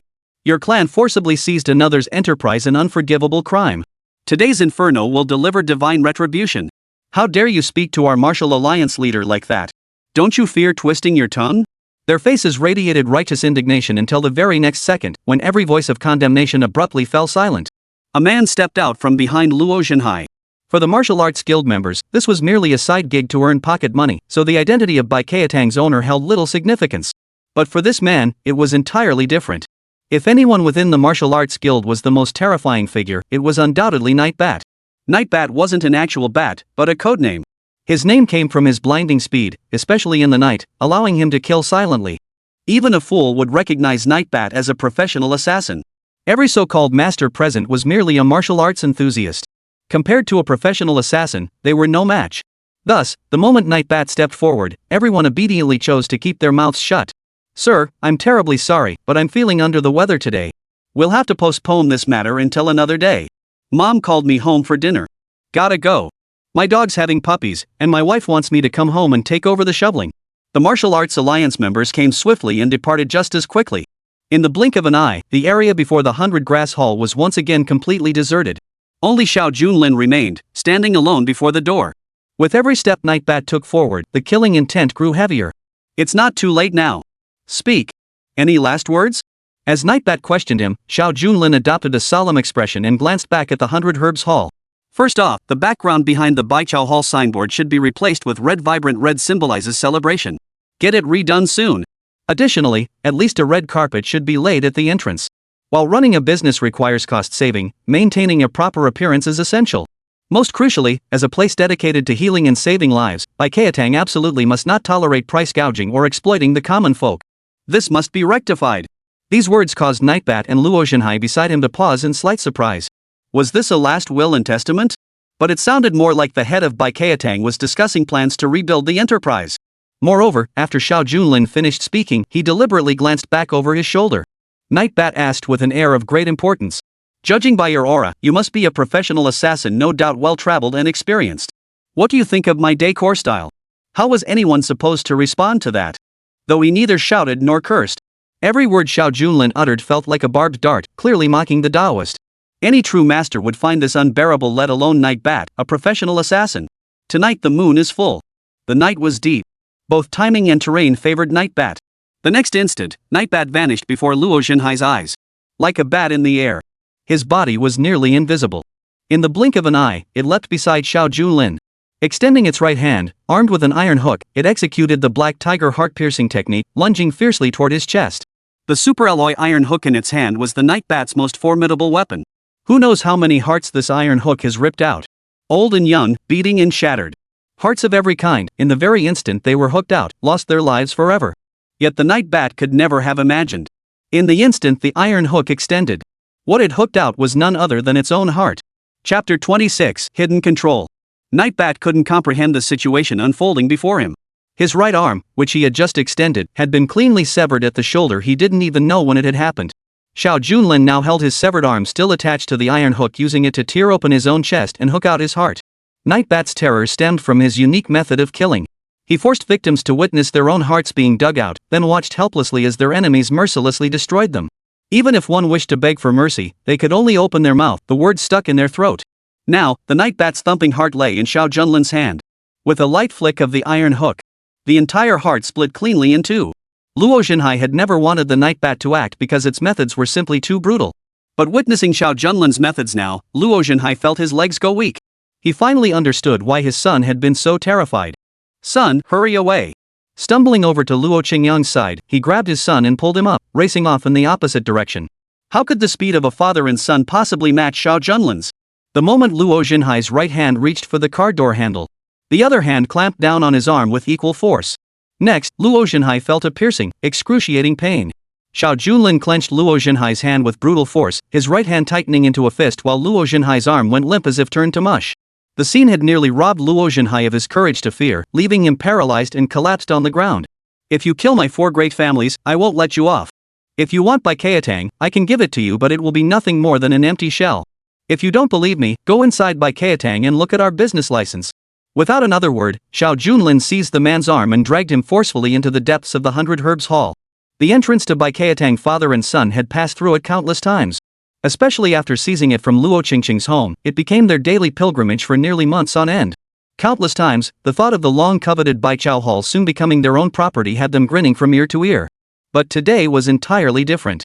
The moment the Hall of 100 Herbs doors swung open, father and son stumbled and scrambled across the hall like stray dogs.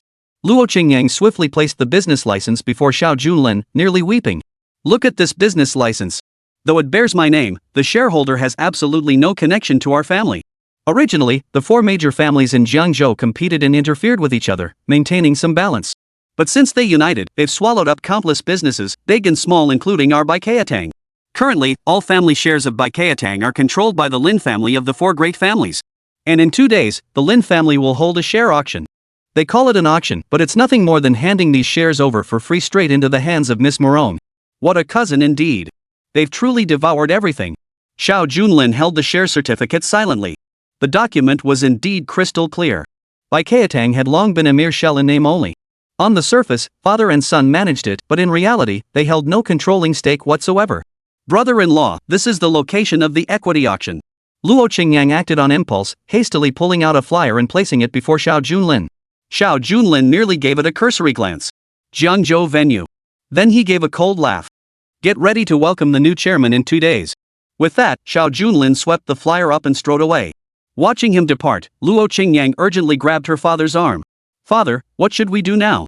We can't possibly return Baikatang. If Baikatang stays in our hands, even without shares, at least we'll have some income. If it falls into that S hands, we'll have nothing left." As soon as Luo Qingcheng finished speaking, her father beside her grabbed the other person's hair and shoved them forward with brutal force. His laughter then turned into a truly hideous cackle. "Son, how could you be so foolish? What should we do? Notify the Lin family immediately. That good-for-nothing is likely trying to snatch the tiger's teeth if he dares to target the 4 great families. It's pure suicide. All we need to do is welcome the arrival of the 4 great families." Xiao Junlin, leaving Baichao Hall, felt refreshed in the dead of night. But as soon as he stepped onto the street, he saw the Azure Dragon War God, who had been waiting there for quite some time. "Hand over the tape." Xiao Junlin extended his right hand, but the Qinglong beside him remained silent. "Ha!" The Azure Dragon was clearly empty-handed. A 9-star war god operating within Xia Nation actually made a mistake. This piqued Xiao Junlin's interest. But just as he was about to inquire, the Qinglong war god suddenly dropped to one knee. "Reporting to your majesty, I proceeded to the Jiangzhou Security Bureau, but that footage is in the possession of a deputy captain named Zhang Xixia. Zhang Xixia received an emergency call late at night to extinguish a fire at White Cloud Mountain and is currently unaccounted for.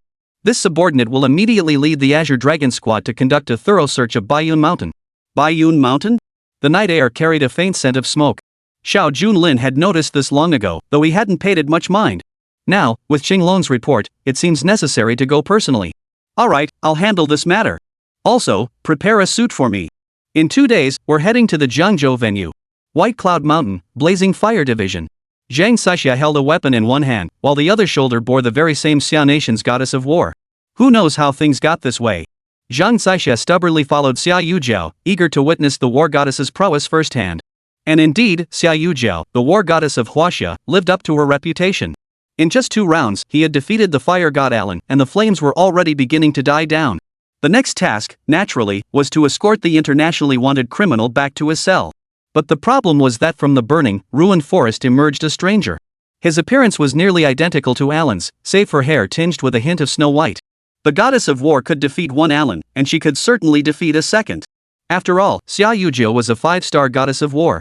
Across the entire Xia nation, those who could stand on equal footing with her could be counted on one hand. Yet Zhang Caixia could never have imagined that the man emerging from the depths of the forest, beyond his outward appearance, was entirely different from the fire god Alan. He was simply too powerful. After more than a dozen exchanges, not only was he unscathed, but he had inflicted severe wounds upon Xia Yujiao. God of war, please hold on a little longer. I'll get you down the mountain immediately. That creature is absolutely a demon. Chapter 27, The Devil Descends. As deputy captain of the Enfant Bureau, Zhang Caixia should never have uttered such an unrealistic word as demon. Yet at this moment, she could find no more fitting description.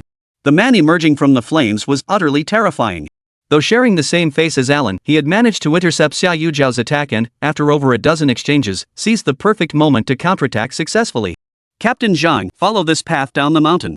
Once you reach the base, inform Deng Yue to activate the war god token. Xia Yujiao clutched her wounded right hand, her eyes filled with resentment, unwillingness, and reluctance. The war god token was an emblem exclusively reserved for the war god of Xia Nation. Each god of war possesses only one, to be used in life-threatening emergencies to summon reinforcements from other regions. Such a precious item could only be activated once per war god. If she could, Xia Yujiao would never have uttered those words, but she truly couldn't think of a better solution. God of war, Zhang Caixia hesitated, listening to the command. After all, Xia Yujiao was her idol. Fighting alongside her idol was a dream come true. Now that she finally had this chance, was she supposed to leave after barely a few minutes together? That hesitation was shattered the next second by Xia Yujiao's furious shout. I said go, so you go. This concerns the fate of the entire Jiangzhou region, even the entire Xia nation. A fierce gust of wind swept in from behind Xia. Xia Yujiao struck her opponent's back with a palm strike. Zhang Caixia stumbled from the force of the blow, tumbling headlong down the cliff in an instant. Though her descent was chaotic, it saved her life. Amidst the smoke and fire, Xia Yujiao reclaimed her aura as the goddess of war.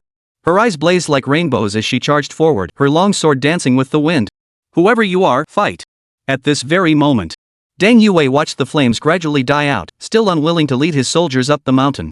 Moreover, witnessing Xia's stumbling return only reinforced his conviction. Captain Deng, hurry! A monster has appeared on White Cloud Mountain and trapped the goddess of war. Zhang Caixia scrambled up the slope, finally reaching the mid-mountain where she encountered Deng Yue. Without pausing, she relayed Xia Yujiao's words verbatim. Several soldiers who had been itching for action felt their scalps tingle upon hearing that even the goddess of war couldn't handle this creature. Commander Deng, might you know something about this? Fire god Alan may have left, but surely he wouldn't have left us helpless against even the goddess of war. Facing the collective stares of those around him, Deng Yue finally sighed. He had intended to inform Xia Yujiao of this matter, but her temperament was too hasty, and she had departed too swiftly. Just as he was about to warn her, she took a single stride and plunged directly into the sea of fire. Only a war god can defeat a war god. Our Xia nation's border defenses are exceptionally formidable. Do you truly believe an arsonist, no matter how powerful, could breach them? Deng Yue's words plunged the surrounding crowd into silence. Everyone had been focused solely on putting out the fire, but this question forced them to reconsider. Alan himself, aside from arson, possessed no skills worthy of being compared to a war god. But Alan had an older brother, the so-called Nordic demon god, Enel. In a place like Northern Europe, although the war gods aren't specifically ranked, by Xia's standards, he's at least a 7-star war god. A 7-star war god. 2 ranks higher than Xia Yujiao, a 5-star god. Everything suddenly made perfect sense. Why he could block the female war goddess's attack, and why he could counterattack so smoothly, it all became clear. Yes, the god of war's command. Activate the war god now. Zhang Caixia had barely finished her sentence. A stranger's voice cut in beside her. Excuse me, are you Captain Zhan? Could you please hand me the videotape? I believe your chief commander has already made arrangements. Xiao Junlin's voice carried a hint of politeness, a smile spreading across his face. Caixia turned to look at the gentle, scholarly-looking man and froze for a moment. Regarding the 100-Flower Garden videotape, Captain Yi had given instructions, but Xia Yujiao's situation quickly pushed the matter from Xia's mind. Compared to the war god's predicament, it was truly insignificant. Oh, I left it in. Far away, flames raging fiercely. Zhang Caixia instinctively reached for her backpack, only to find her waist empty. Gone.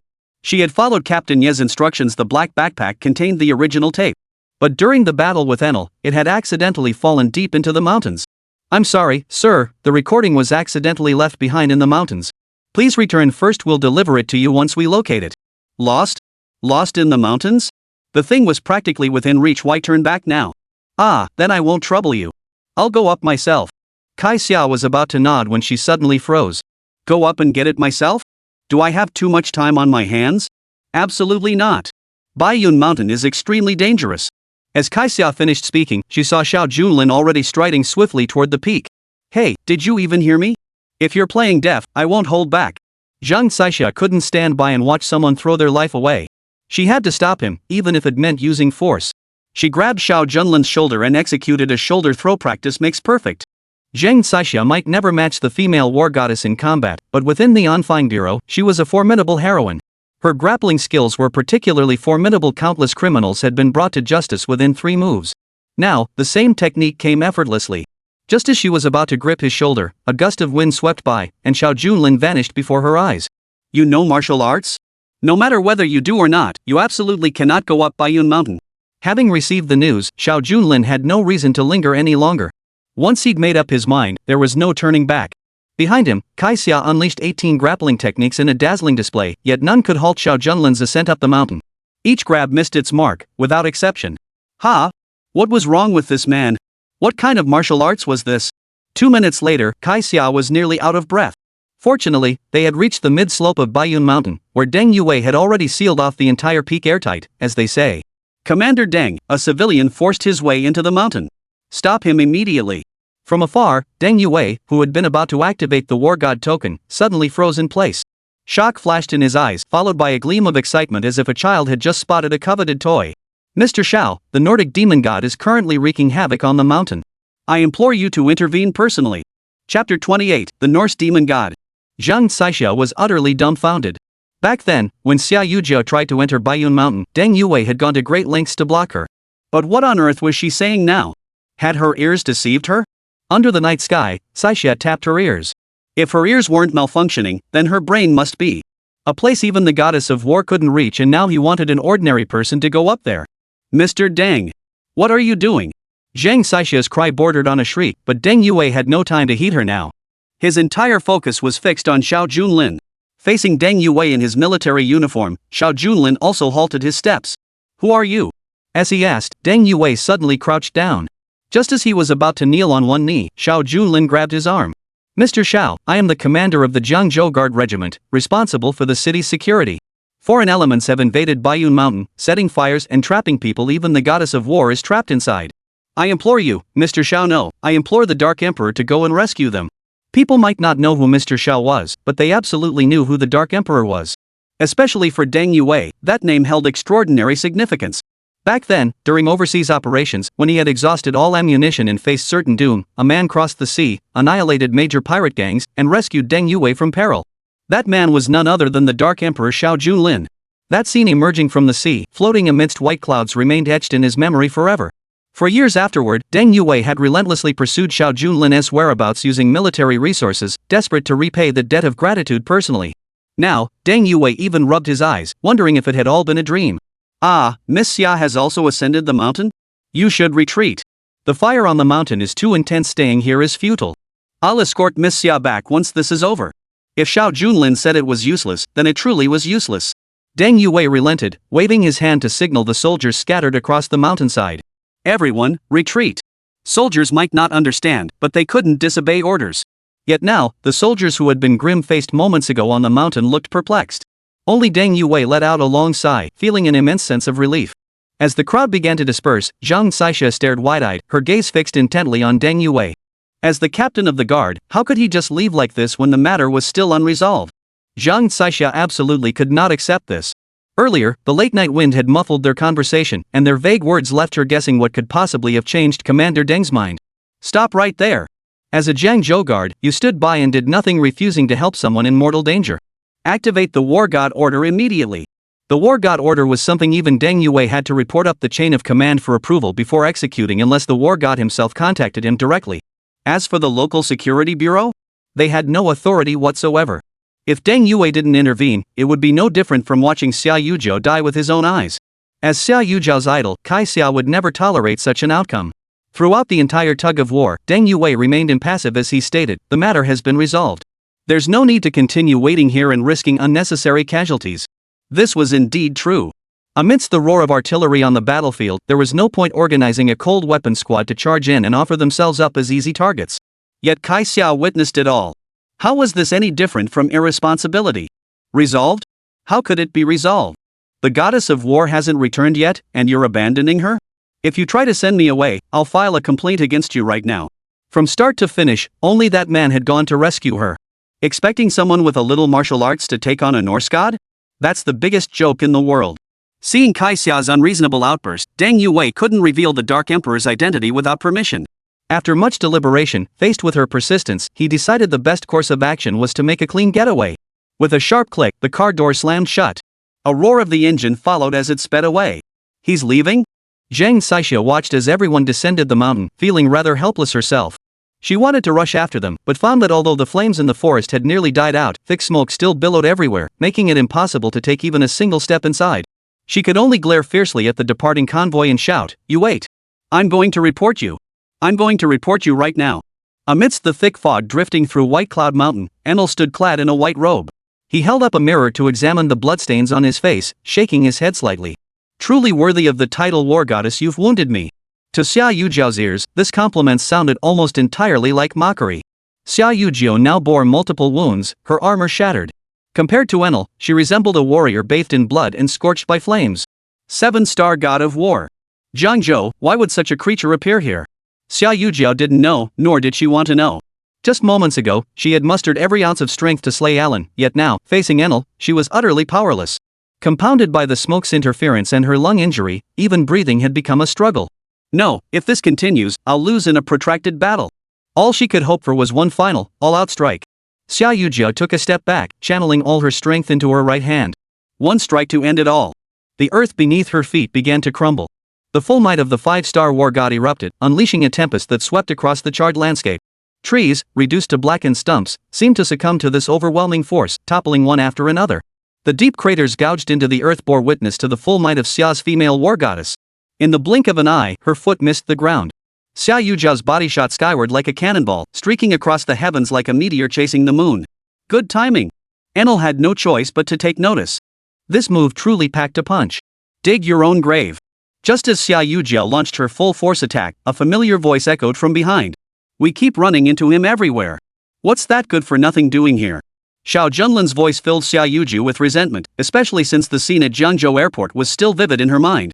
Yet that single remark suddenly distracted Xia Yujiao, and she felt a sharp pain surge through her chest. Enel's fist, carrying the force of thunder, slammed viciously into Xia Yujiao's chest. A fierce force seemed to pierce through her front and back. Her body fell to the ground like a... "You fool!" Xia Yujiao collapsed unconscious on the ground.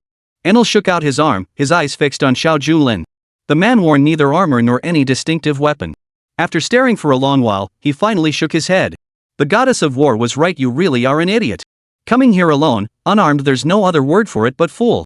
Chapter 29, the 7-star god of war.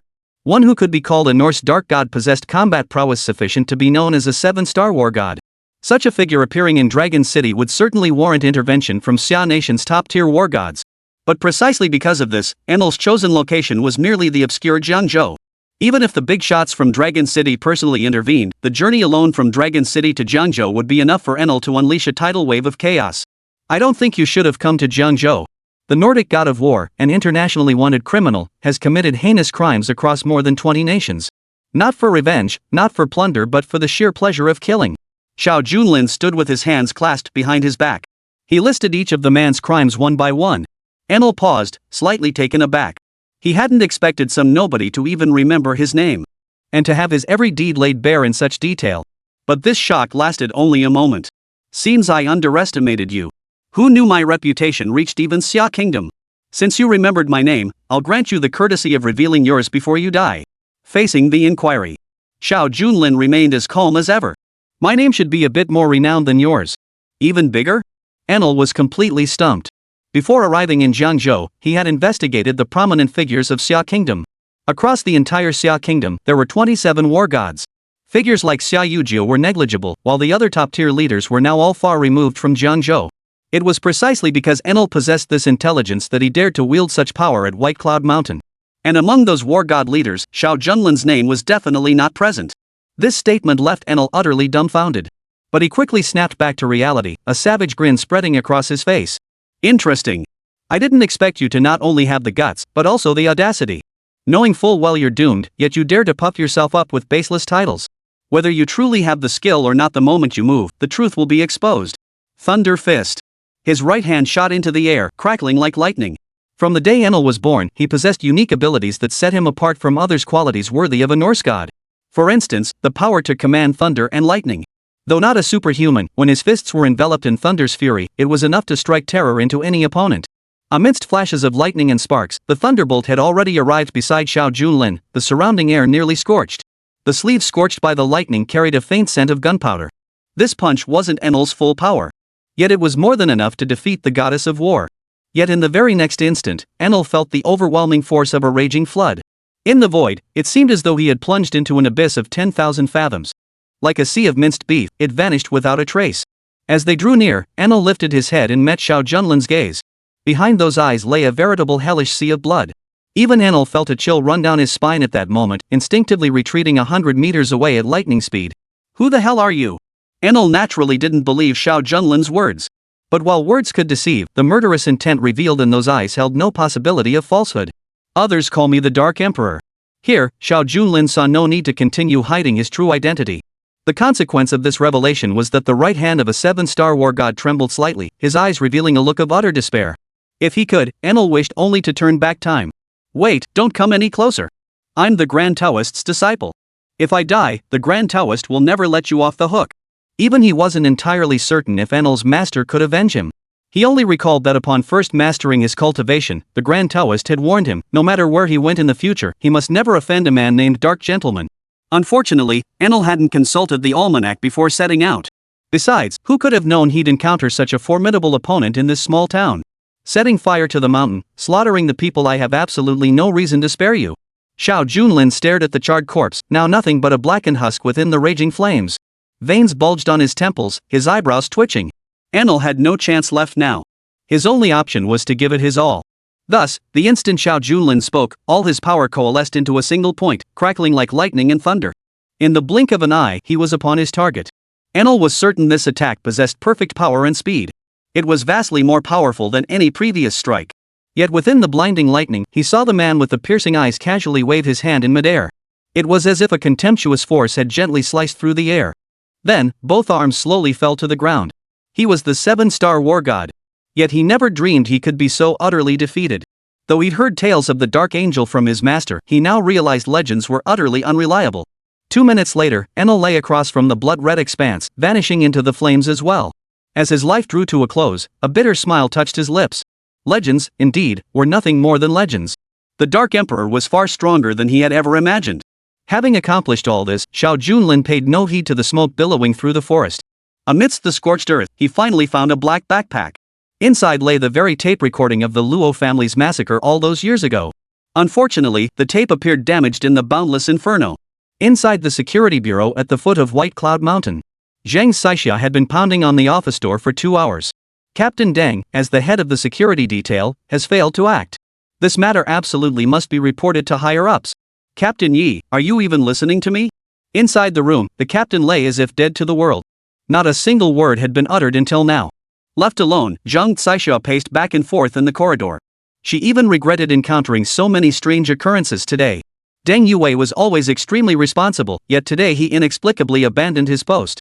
And that guy, knowing full well the mountain had tigers, he still headed straight for it. Who did he think he was? Acting like some kind of female warrior goddess? Wasn't that just courting death? Frustrated, Zhang Xixia stomped her feet in place, but she couldn't think of a better solution. After all, as a deputy captain, her authority was severely limited. In the end, she could only stomp her leather-shod foot hard against the security bureau's door. The moment the door swung open, a familiar figure appeared outside the doorway. What do you want with Xia Yujiao? Ah, right, I'll leave the person here. I've got other business to attend to, so I'll be heading out first. Chapter 30, The Missing Person. In the dimly lit room, Xiao Junlin turned on the old-fashioned VCR. He and Luo Qingcheng faced each other, their eyes locked in an unbreakable stare. Luo Qingcheng, if you don't want to watch this, then don't. The footage on the tape was undeniably the Luo family tragedy from years ago.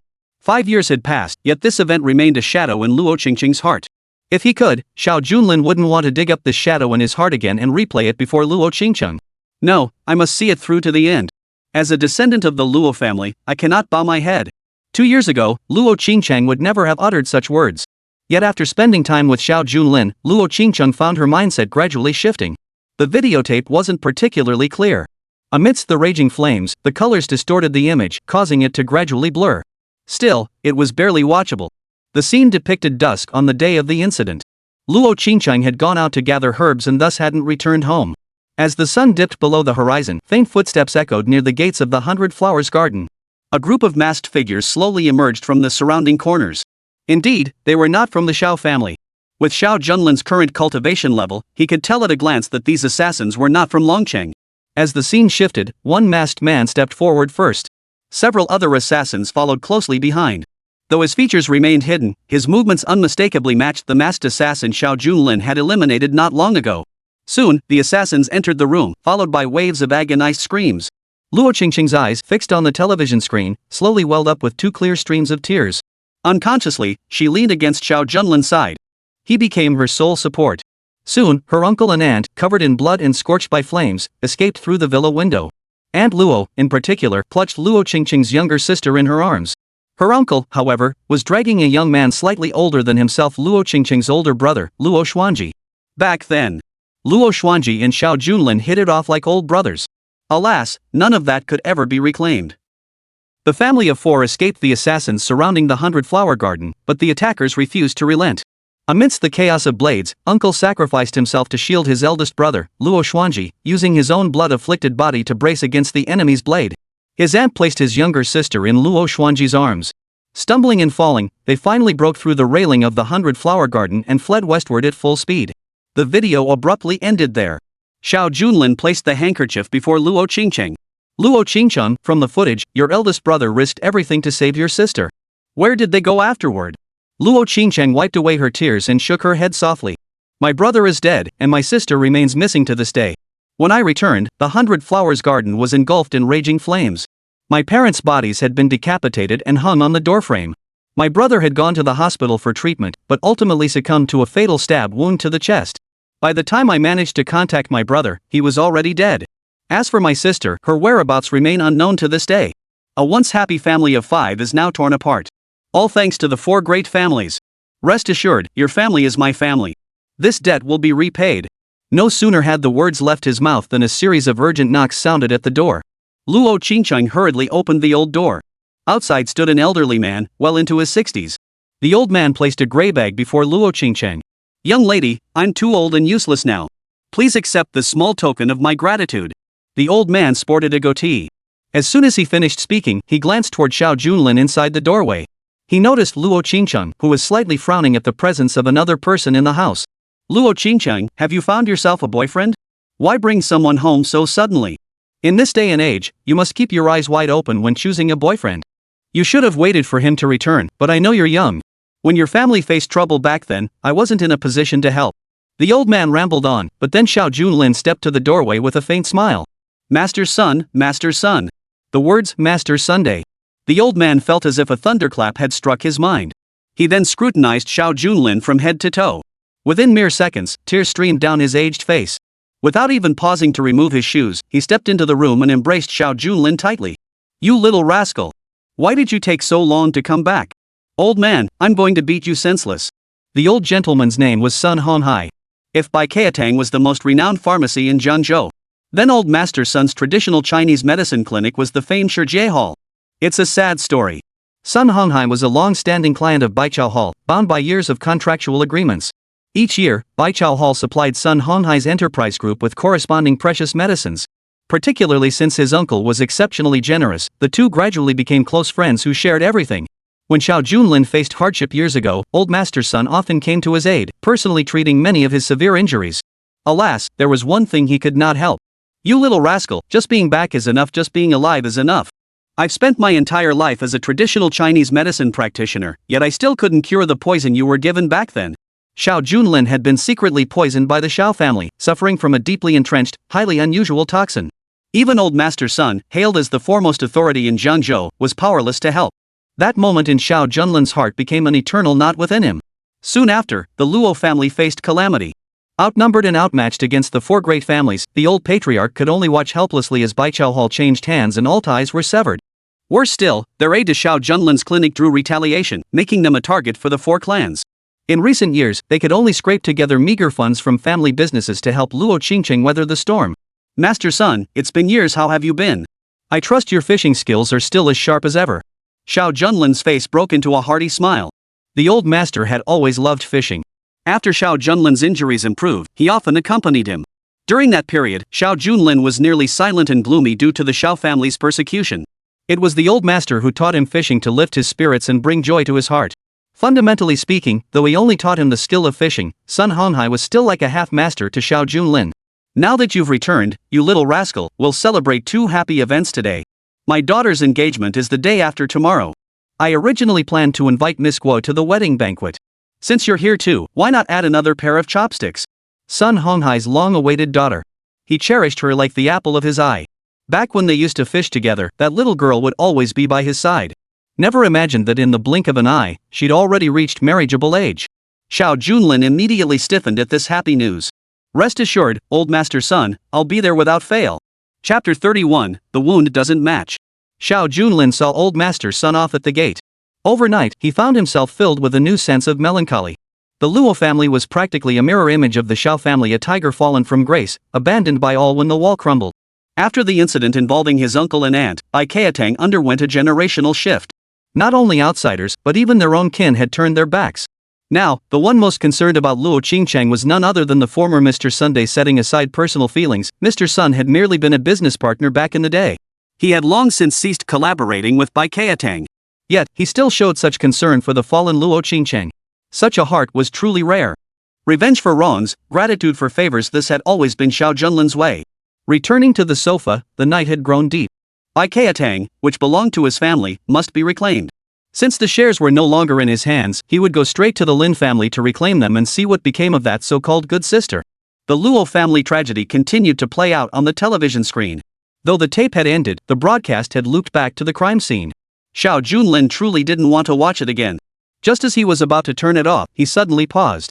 What he saw on the screen compelled his attention. Stab wounds to the abdomen and waist, a spear piercing the right leg. Xiao Junlin stared at the screen, muttering to himself as if listing familiar details. Luo Qingcheng beside him froze slightly. Though her heart ached, she peered through the gaps between her fingers toward the screen. What's wrong? Are you scared? What happened? Xiao Junlin paid her no mind, continuing to watch the screen intently. Minutes later, his expression twisted into a hideous grimace. I'm asking you, what was the cause of death for brother Qin Xuanji? Which hospital did he go to? Xuanji's death was already an established fact. Even now, the death certificate was still kept at home. Soon, Luo Qingcheng opened the Polonia wood cabinet and pulled out a black notebook. My brother died at Tianlong Hospital. It's a Western medicine facility, especially renowned for its surgical expertise in orthopedics and pediatrics. Absolutely professional, yet even they couldn't save him. During the exchange, Xiao Junlin silently committed the name to memory. Tianlong Hospital. It had to be them. In the video footage of Luo Xuanji, though he was severely wounded, Xiao Junlin had seen clearly that there were no injuries to his chest.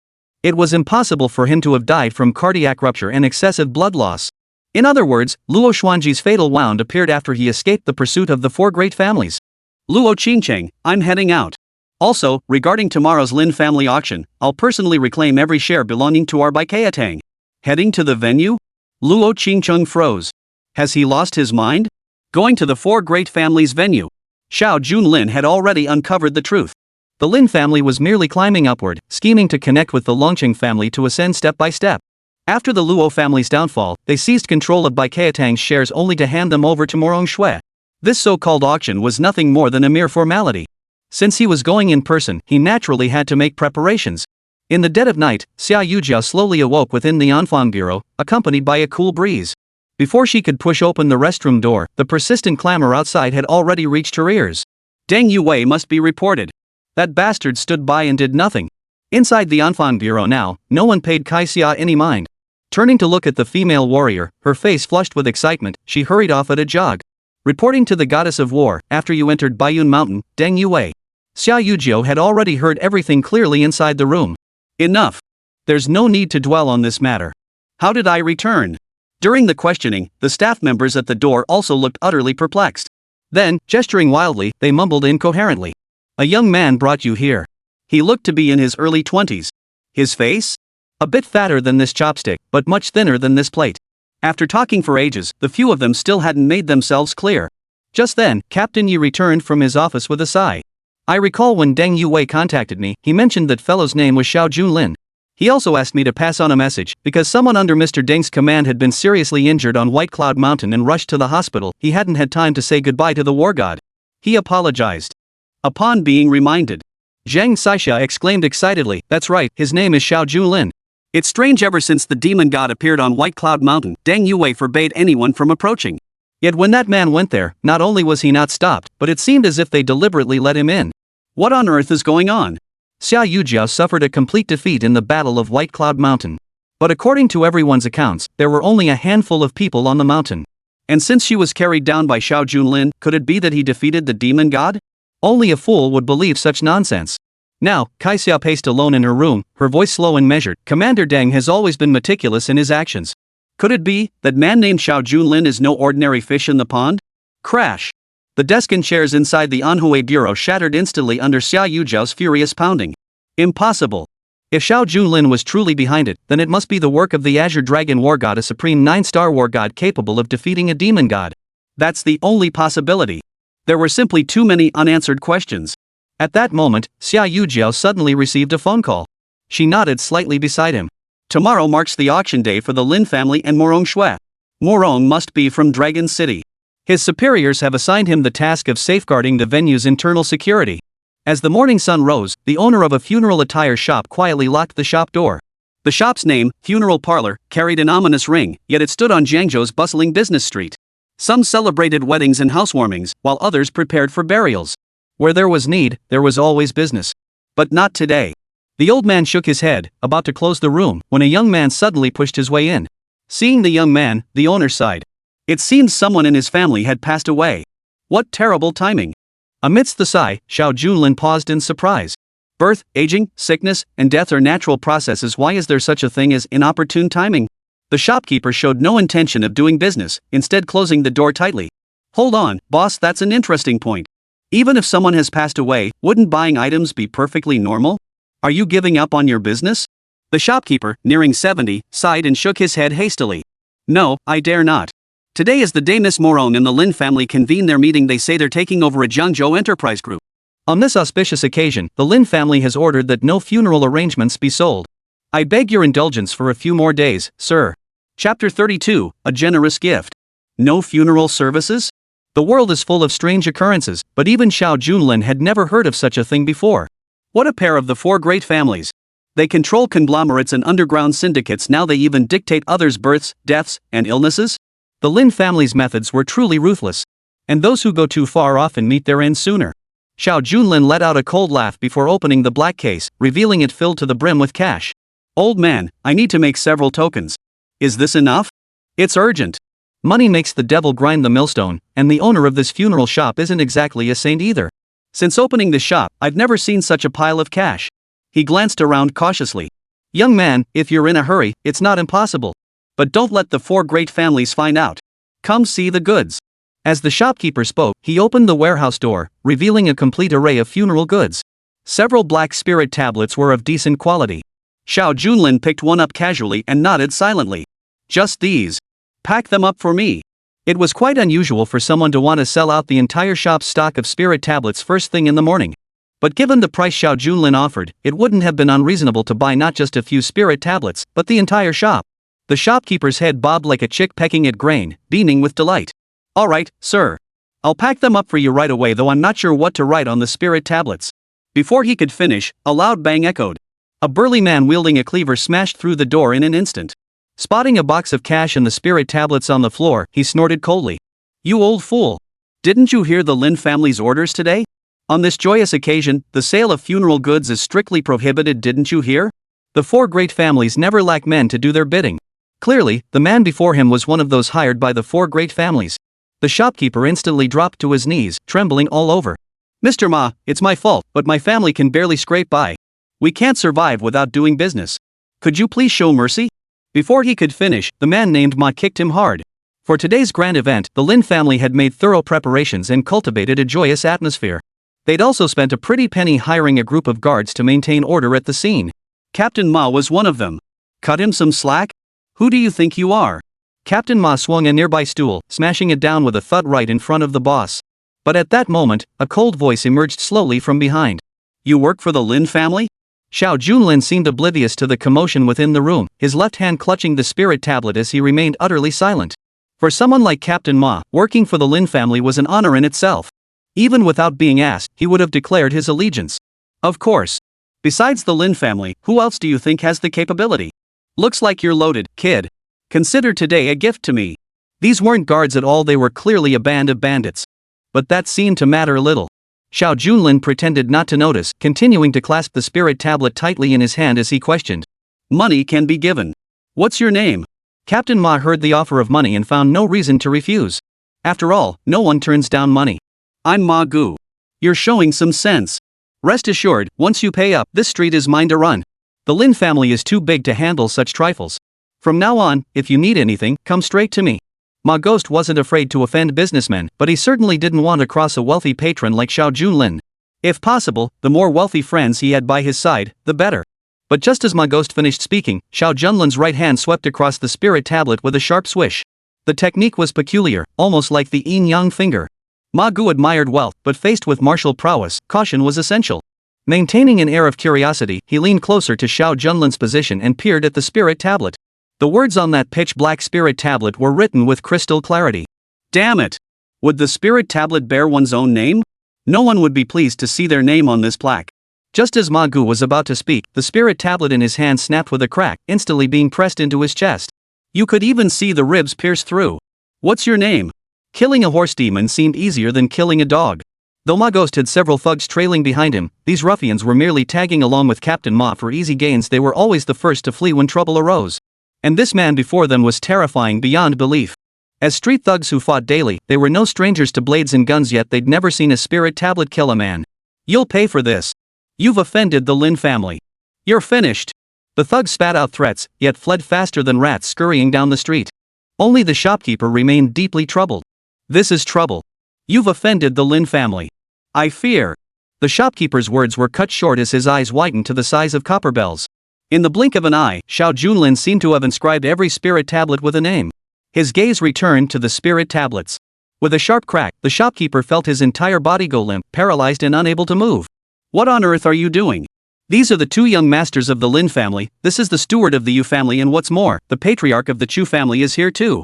The key figures of the four great families had long been thoroughly investigated by Xiao Junlin.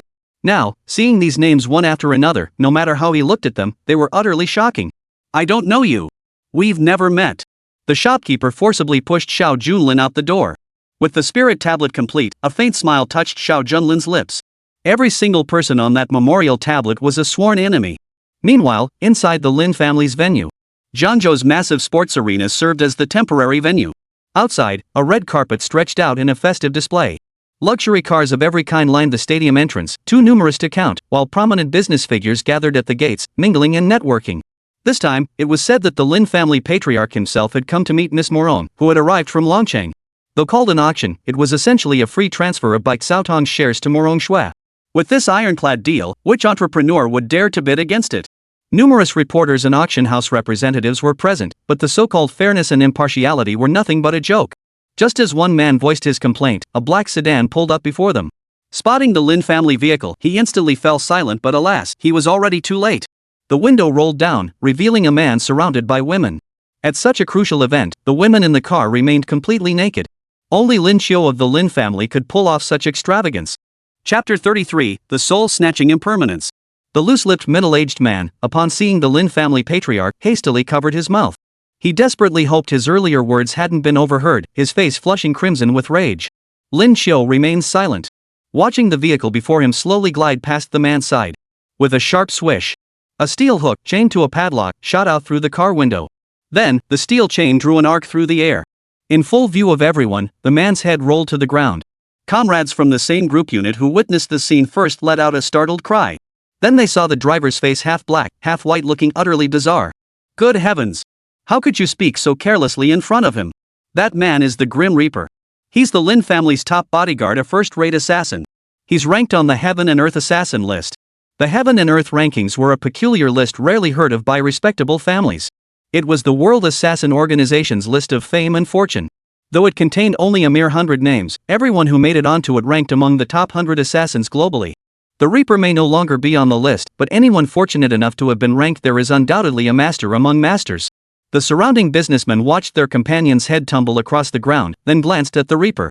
Their expressions instantly turned grim. That kid really had no filter when he spoke. He deserved this calamity. He deserved to die. Today was the Lin family's turf. To dare insult members of the four great families was pure suicide. Soon, Lin Xiao's car glided into the venue, finally easing the tension in the surrounding crowd. At the same time, another red Ferrari pulled up at the venue entrance. To the surrounding crowd. Though Lin Xiao was the star of this auction, the woman emerging from the Ferrari drew even more attention. She wore armor and her face was expressionless. The surrounding crowd parted to make way. After all, one must give the Chinese female warrior her due respect. Why would the Chinese female warrior goddess attend this auction? How could matters within Jiangzhou warrant the presence of such a formidable figure? The daily dealings of the four great families hardly seemed worthy of the goddess of war's attention. Amidst the murmurs of the crowd, the star of this spectacle had already taken her place inside. Luo Qingcheng wore a sleek black tailcoat today, looking exceptionally stunning. Xiao Junlin gently held her white arm, like a young couple. Inside the venue, ordinary entrepreneurs could only occupy seats along the outer perimeter of the gymnasium, gazing toward the front from afar. Only the top-tier entrepreneurs earned seats at the inner roundtables. Jiangzhou was a rising star, boasting exceptionally prosperous development across major enterprises. Entrepreneurs were countless, and even those without the privilege of acquiring shares in the Baikatang group sought to network with one another at such an event. Xiao Junlin, this auction is clearly a gift from the Lin family to Miss Morone. Is it really okay for us to participate directly? And shouldn't we move to the back? Everyone seated here is a major corporate figure. Luo Qingcheng couldn't shake the feeling that this seating arrangement was utterly inappropriate. The surrounding crowd was dressed in suits and ties, chatting animatedly. Only Xiao Junlin wore a tracksuit, leaning against the seat and cracking sunflower seeds non-stop. He seemed oblivious to the crowd around him. The newly emerging business groups in Jiangzhou naturally had no idea who Xiao Junlin was. At first, they thought he was just some carefree young master. But just 2 minutes later, one of the men strode over, holding a peach blossom fan in his hand. My friend, you look familiar. If I recall correctly, you're Xiao Junlin, the one who was kicked out of Jiangzhou 5 years ago. And you, young lady Baikatang, is your family's enterprise, correct? How does it feel to see your own company's stock now being toyed with in someone else's hands? The young master before them was engaged in electronics marketing locally in Jiangzhou. Thanks to the Lin family's patronage, his business has flourished tremendously in recent years. As for the Baikatang matter, the young master learned the truth from the Lin family. That's right, we're the ones here today to reclaim everything that belongs to us, and to deliver a gift to the four great families while we're at it. The surrounding businessmen burst into laughter upon hearing Xiao Junlin's words. Reclaiming what's lost. That's quite the bold claim. The four great families sparing your lives, you two scoundrels, is already a favor. If you don't keep your tail between your legs now, how dare you show up at the venue in person? Who gave you the nerve? Seeing the young master's attitude, the surrounding entrepreneurs followed suit, paying lip service while harboring ulterior motives. Though he was merely a minor marketer, he'd become quite the rising star in the Lin family's inner circle in recent years. At a time like this, it was crystal clear which side to align with. Ignoring the taunts, Xiao Junlin poured himself a cup of clear tea. Before he could take a sip, the young master beside him snatched the teacup and slammed it hard onto the floor. Everyone, take note. That stray dog from 5 years ago dares to return today. It seems the Lin family won't be the ones taking action today. Before the young master could finish his sentence, Xiao Junlin, without a word, retrieved several more teacups. But these cups weren't for tea. With a sharp crack, he shoved an entire cup into the young master's mouth. His front teeth shattered instantly. Blood gushed from his mouth and even flowed down his neck. Xiao Junlin grabbed the young master's hair, slamming his head onto the table while simultaneously snatching the steaming kettle beside him. With blinding speed, he forced the scalding water down the other's throat. The young master struggled frantically, his face already flushed crimson. But under Xiao Junlin's pinning grip, he had no strength left to resist. In full view of the crowd, the scalding water seared through his throat, causing him to die instantly. Dead. The auction hadn't even begun, yet a man had already died. The onlookers dared not utter a word in front of Xiao Junlin, scattering like startled birds in an instant. Xiao Junlin kicked the corpse dozens of meters away in a single swift motion. It slammed onto the stage with a thud. In an instant, the table where Xiao Junlin had been seated was completely empty. Who would dare share a table with this man? Killing without hesitation in plain sight. As the crowd stared wide-eyed, Xiao Junlin righted the table, then personally peeled a lychee, placing its snow-white flesh beside Luo Qingcheng. Honey, try this fruit. Chapter 34, Visitors from Afar. Young Master Lin, someone's committing murder at the venue. Lin Xiao, who had just entered the inner hall, heard this urgent report. Even the Soul Reaper beside him paused in surprise. Murder and robbery were commonplace occurrences to Lin Xiao. But today's venue belonged to the Lin family. Killing within the Lin family's domain. This was the first time he'd ever heard of such a thing. Lin Xiao, this is truly amusing. Committing violence before the four great families will likely not end well. The Reaper, weapon in hand, quickly scanned the venue. Though packed to the rafters, a single seat remained empty at the very center. The corpse on the stage had already been removed. The moment Lin Xiao appeared, the entire venue fell silent. Everyone waited. Waiting to see what punishment Xiao Junlin would receive, what outcome awaited him. It seemed this bloodshed held more fascination for those around than the auction itself. You look somewhat familiar? Lin Xiao had never met Xiao Junlin, but he had seen Luo Qingcheng. After all, by the time the four great families began searching for Xiao Junlin, he had already left Jiangzhou. Only a handful of people had seen Xiao Junlin's face in photographs. Yet photographs were easily forgotten. Xiao Junlin's right hand gently tugged at Luo Qingcheng, imparting boundless courage. Luo Qingcheng, who was usually timid, finally took a deep breath at that moment and spoke slowly. 5 years ago, Xiaotang was my father's company. Upon hearing this, Lin Xiao paused in surprise before suddenly bursting into laughter. Ah, so that's how it is. My dear, that truly is unfortunate. The tragedy from years ago remains unforgettable to this day. But your timing couldn't be better. Today happens to be the equity auction. Back then, Baichao Hall had no owner, and my Lin family happened to acquire it. We're all business people here, I certainly won't just hand it over for free. But if you have the courage, you can always buy back those shares. Every word dripped with sarcasm and pain. Lin Xiao would never let Luo Qingcheng go. Keeping such a woman alive all this time was merely to witness the Luo family's utter despair. Like a cat toying with a mouse. Even if she never intends to devour it, he would watch her sink deeper into despair. Lin Xiao could spare Luo Qingcheng, but his attitude toward Xiao Junlin was entirely different. The marketing agent just killed, even if he was merely a runner, was murdered in front of the four great families. That was an unmistakable provocation. Young Master Lin demands blood for blood. Since this young lady has come to attend the equity auction, we shall look forward to her performance. As for this fellow here, it seems we need to have a proper chat. The Reaper of Souls gently raised his right hand, the silk thread already tightly clutched within his palm. The iron hook beside the thread glowed with a deathly aura under the light. It seemed as though a single flick could sever the man's head before him. Xiao Junlin had killed someone inside the Lin family's venue. There would inevitably be consequences. Yet at that very moment, the surrounding crowd simultaneously rose to their feet, their gaze fixed on the rear entrance of the hall. Xia Yujiao, clad in fiery red armor, stood as radiant and heroic as ever. Beside her, a voluptuous woman followed closely, gazing ahead. I am the war goddess of China. I've heard the four great families are holding an auction today. I've been ordered by my superiors to maintain order at this venue. Mind your own business and pay no heed. Xia Yujiao's orders were to maintain order, so she made her intentions clear the moment she entered. At that moment, the Soul Reaper's raised right hand slowly lowered once more. Sometimes timing is everything.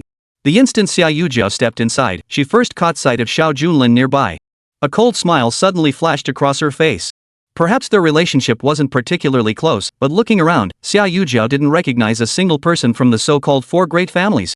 The only person she recognized inside the venue was Xiao Junlin. So instinctively, she sat down quietly beside Xiao Junlin. How could she possibly kill anyone now? Lin Xiao could guarantee he'd never experienced such an awkward situation in his entire life. Anyone the Lin family targeted had never survived. But now, how could he possibly act? He'd long heard that the four great families always kept their word. What are your thoughts on this, young Master Lin? Xiao Junlin wore a smile, yet each one carried endless scorn. It even twisted Lin Xiao's expression. The female warrior goddess had just finished her speech about maintaining order. Xiao Junlin rushed to the venue and killed someone right in front of the Lin family. But would the Lin family dare to resort to violence in front of the goddess of war? The atmosphere grew unbearably tense. The smell of gunpowder hung thick in the air. At that moment, a deep voice boomed from behind. Lin Xiao, what are you doing over there? Hurry up and come over, Chen Long is about to arrive. The man calling out wore a traditional Chinese suit. He was slightly overweight, surrounded by a group of entrepreneurs who were showering him with compliments. The man was none other than Lin Xiao's father, Lin Zhuiying. He was also the host of today's event. Though shares in Xiaotang weren't particularly crucial to the four great families, But since today's deal involved Morong, he couldn't just send his son alone. Hearing his father's call, Lin Xiao fiercely followed Xiao Junlin, grabbing the Soul Reaper beside him. "Father, that boy is the very one expelled from the Xiao family of launching 5 years ago. His presence inside our meeting venue today is clearly an excuse to cause trouble." Lin Zhuiying observed the direction where Xiao Junlin stood. Setting Luo Qingcheng aside, they'd crossed paths years ago. Xiao Junlin did indeed surprise Lin Zhuiying. For a good-for-nothing from years past to return now, that took some nerve. The only crucial issue was the goddess of war. Lin Zhuiying narrowed her eyes. Finally, she let out a cold laugh. If he dared to come, he wouldn't be allowed to leave. But now is not the time to act. The goddess of war is here to maintain order, so we should give her the respect she deserves.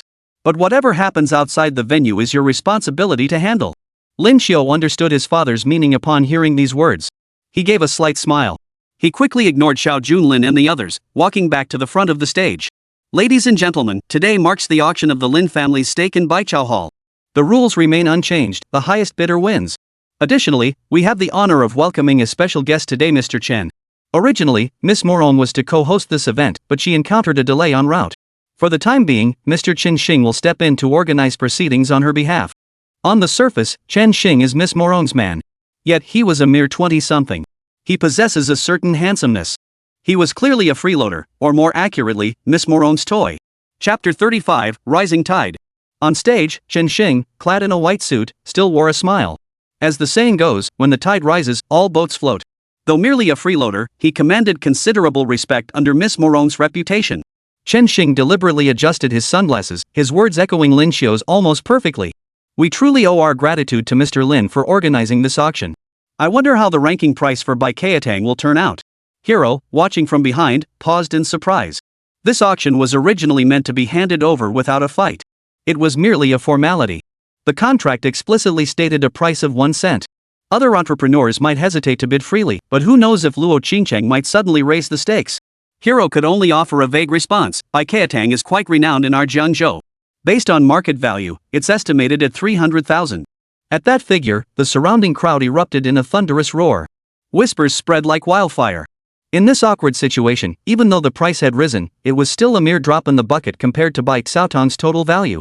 While Baichao Hall wasn't exactly a top-tier enterprise in Jiangzhou, the shares alone were worth tens of millions. Now being pushed down to this price was practically no different from giving it away for free.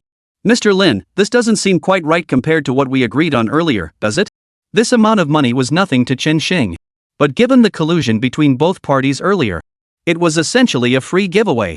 Now, having to give up hundreds of thousands of dollars has left Chen Xing feeling slightly displeased. The transaction between the two was blatantly obvious in their words. What did this auction have to do with money anymore? Lin Xiao witnessed this scene and plastered on a smile. He hurriedly stepped onto the stage. "Mr. Chen, Miss Morong, and we are old friends. This price is truly modest. And since Miss Morong holds Mr. Cheng in such high regard, you can certainly make the decision. Just a couple of flattering remarks." Chen Xing nodded silently, clearly thoroughly pleased. He even picked up the contract in his hand. He then made a show of generosity on the spot. "In that case, I hereby announce that the shares of Baichao will be auctioned starting at 300,000. The Lin family members wore satisfied expressions. For Morong, this price was far too low. But for Luo Qingcheng, it was definitely beyond her means. And this was precisely the outcome the Lin family sought. Sure enough, after the price was announced, Luo Qingcheng bit her lip lightly, her heart churning with a complex mix of emotions. Millions in equity assets were now being auctioned off for mere hundreds of thousands. For Baichao, it was an immense humiliation. The most crucial point was that even at this price, Luo Qingcheng couldn't afford it. Once upon a time, Luo Qingcheng had been the young mistress of Baichao. Now she was reduced to such destitution. It was a profoundly indescribable sorrow. As anticipated, the other entrepreneurs at the scene remained completely silent. As if the matter never existed. Mr. Chen wore a smile, holding the seal in his hand. "Since no one is bidding, the auction is settled. I'll express my gratitude on behalf of Miss Morong."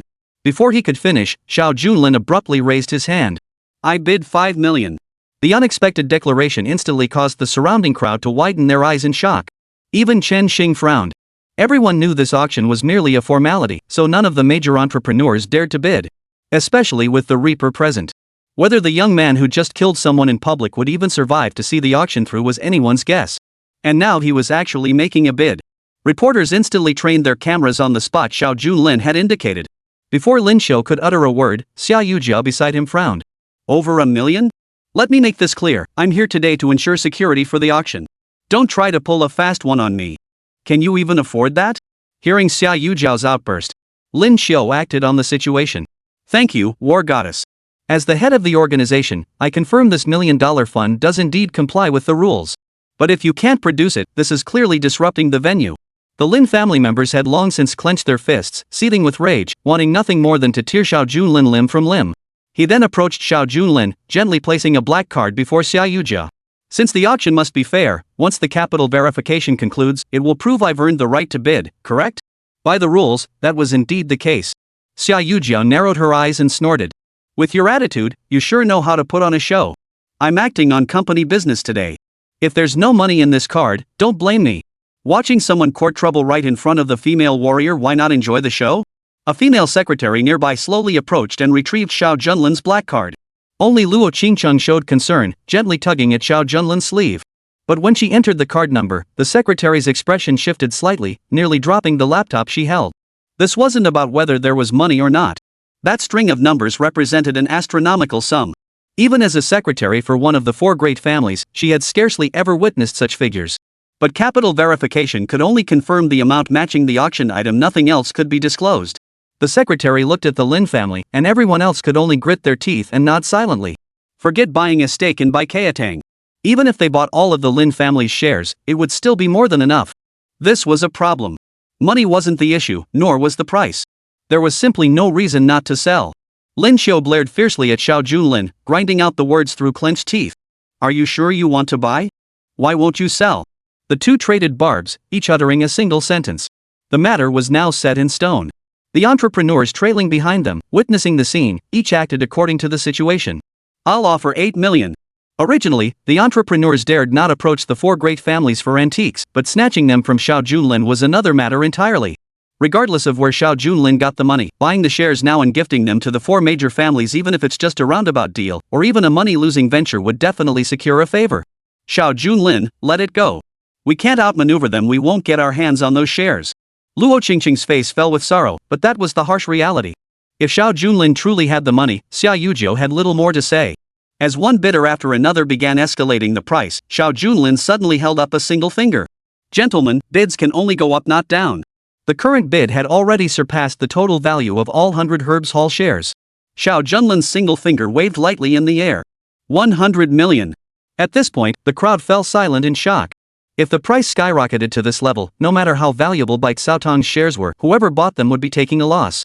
No one would throw their corporate group's money down the drain. Even if it were to curry favor, it would be unaffordable.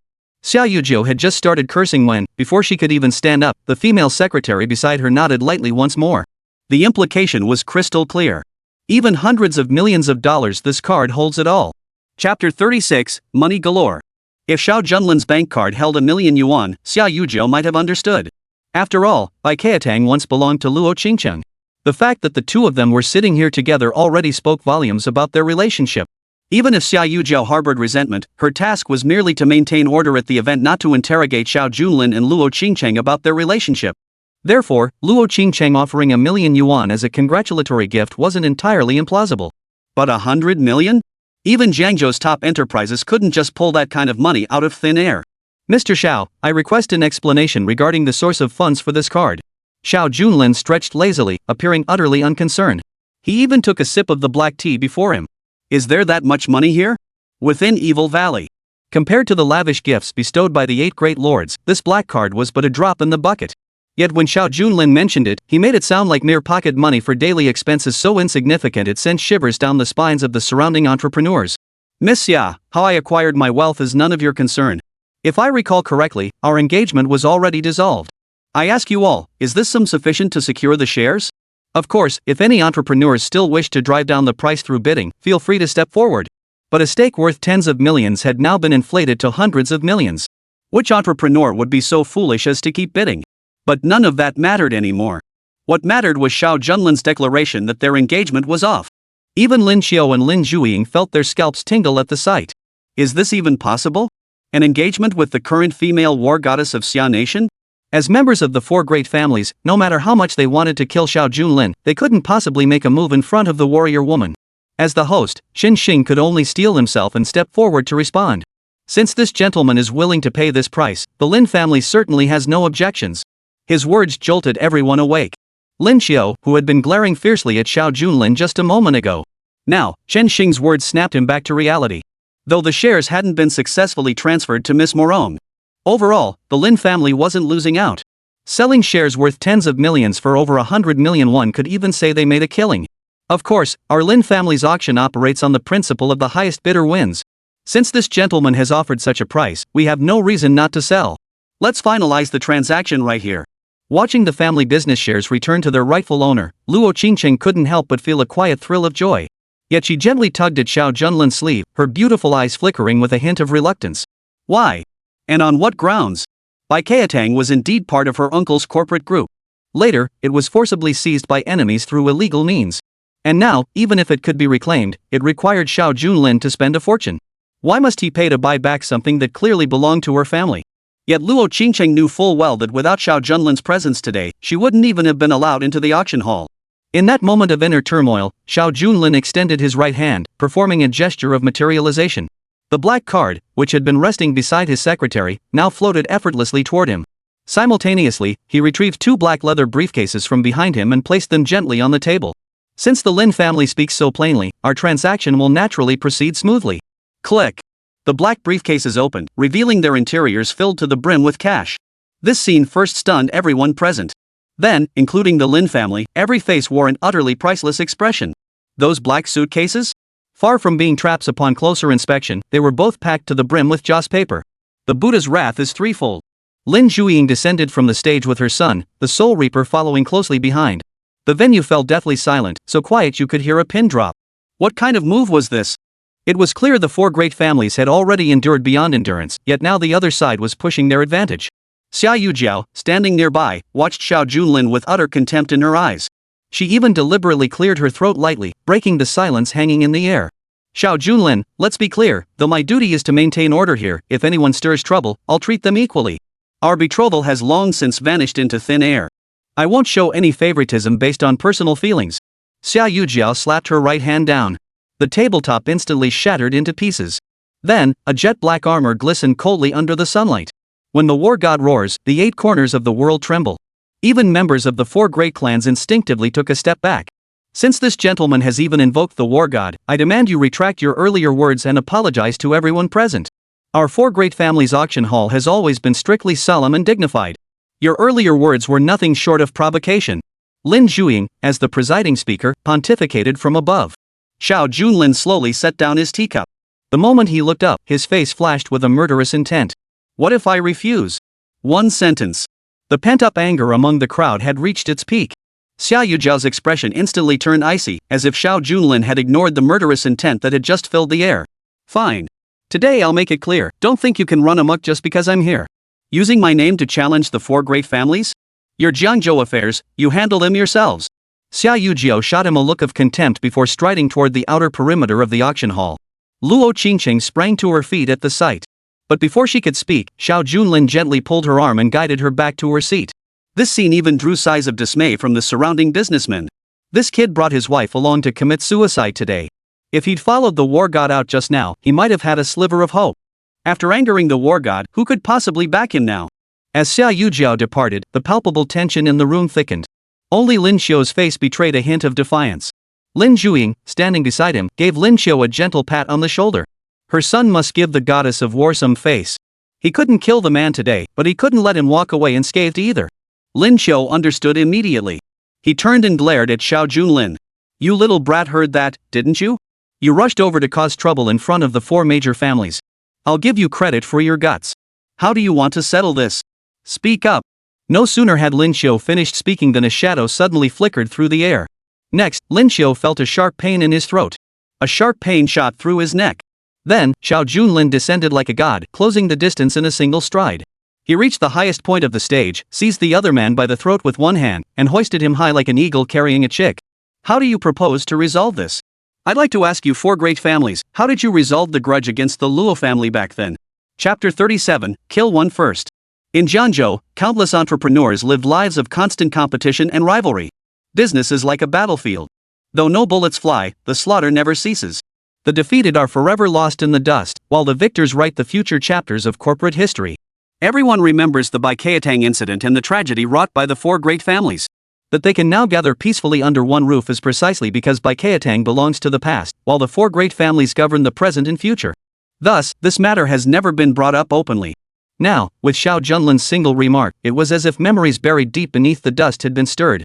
Each chose to look away, to avoid the subject. I remember now. You were that stray dog who fled the Luo family back then. Baikiatang's downfall is entirely your doing. Had you died in Longcheng, it might have ended all this. The Luo family wouldn't be suffering such misery today. But you dragged your crippled body all the way to Jiangzhou, harming others. Let me make this clear today, release my son immediately. Otherwise, not only will you suffer, but Luo Qingcheng's future will be even more miserable.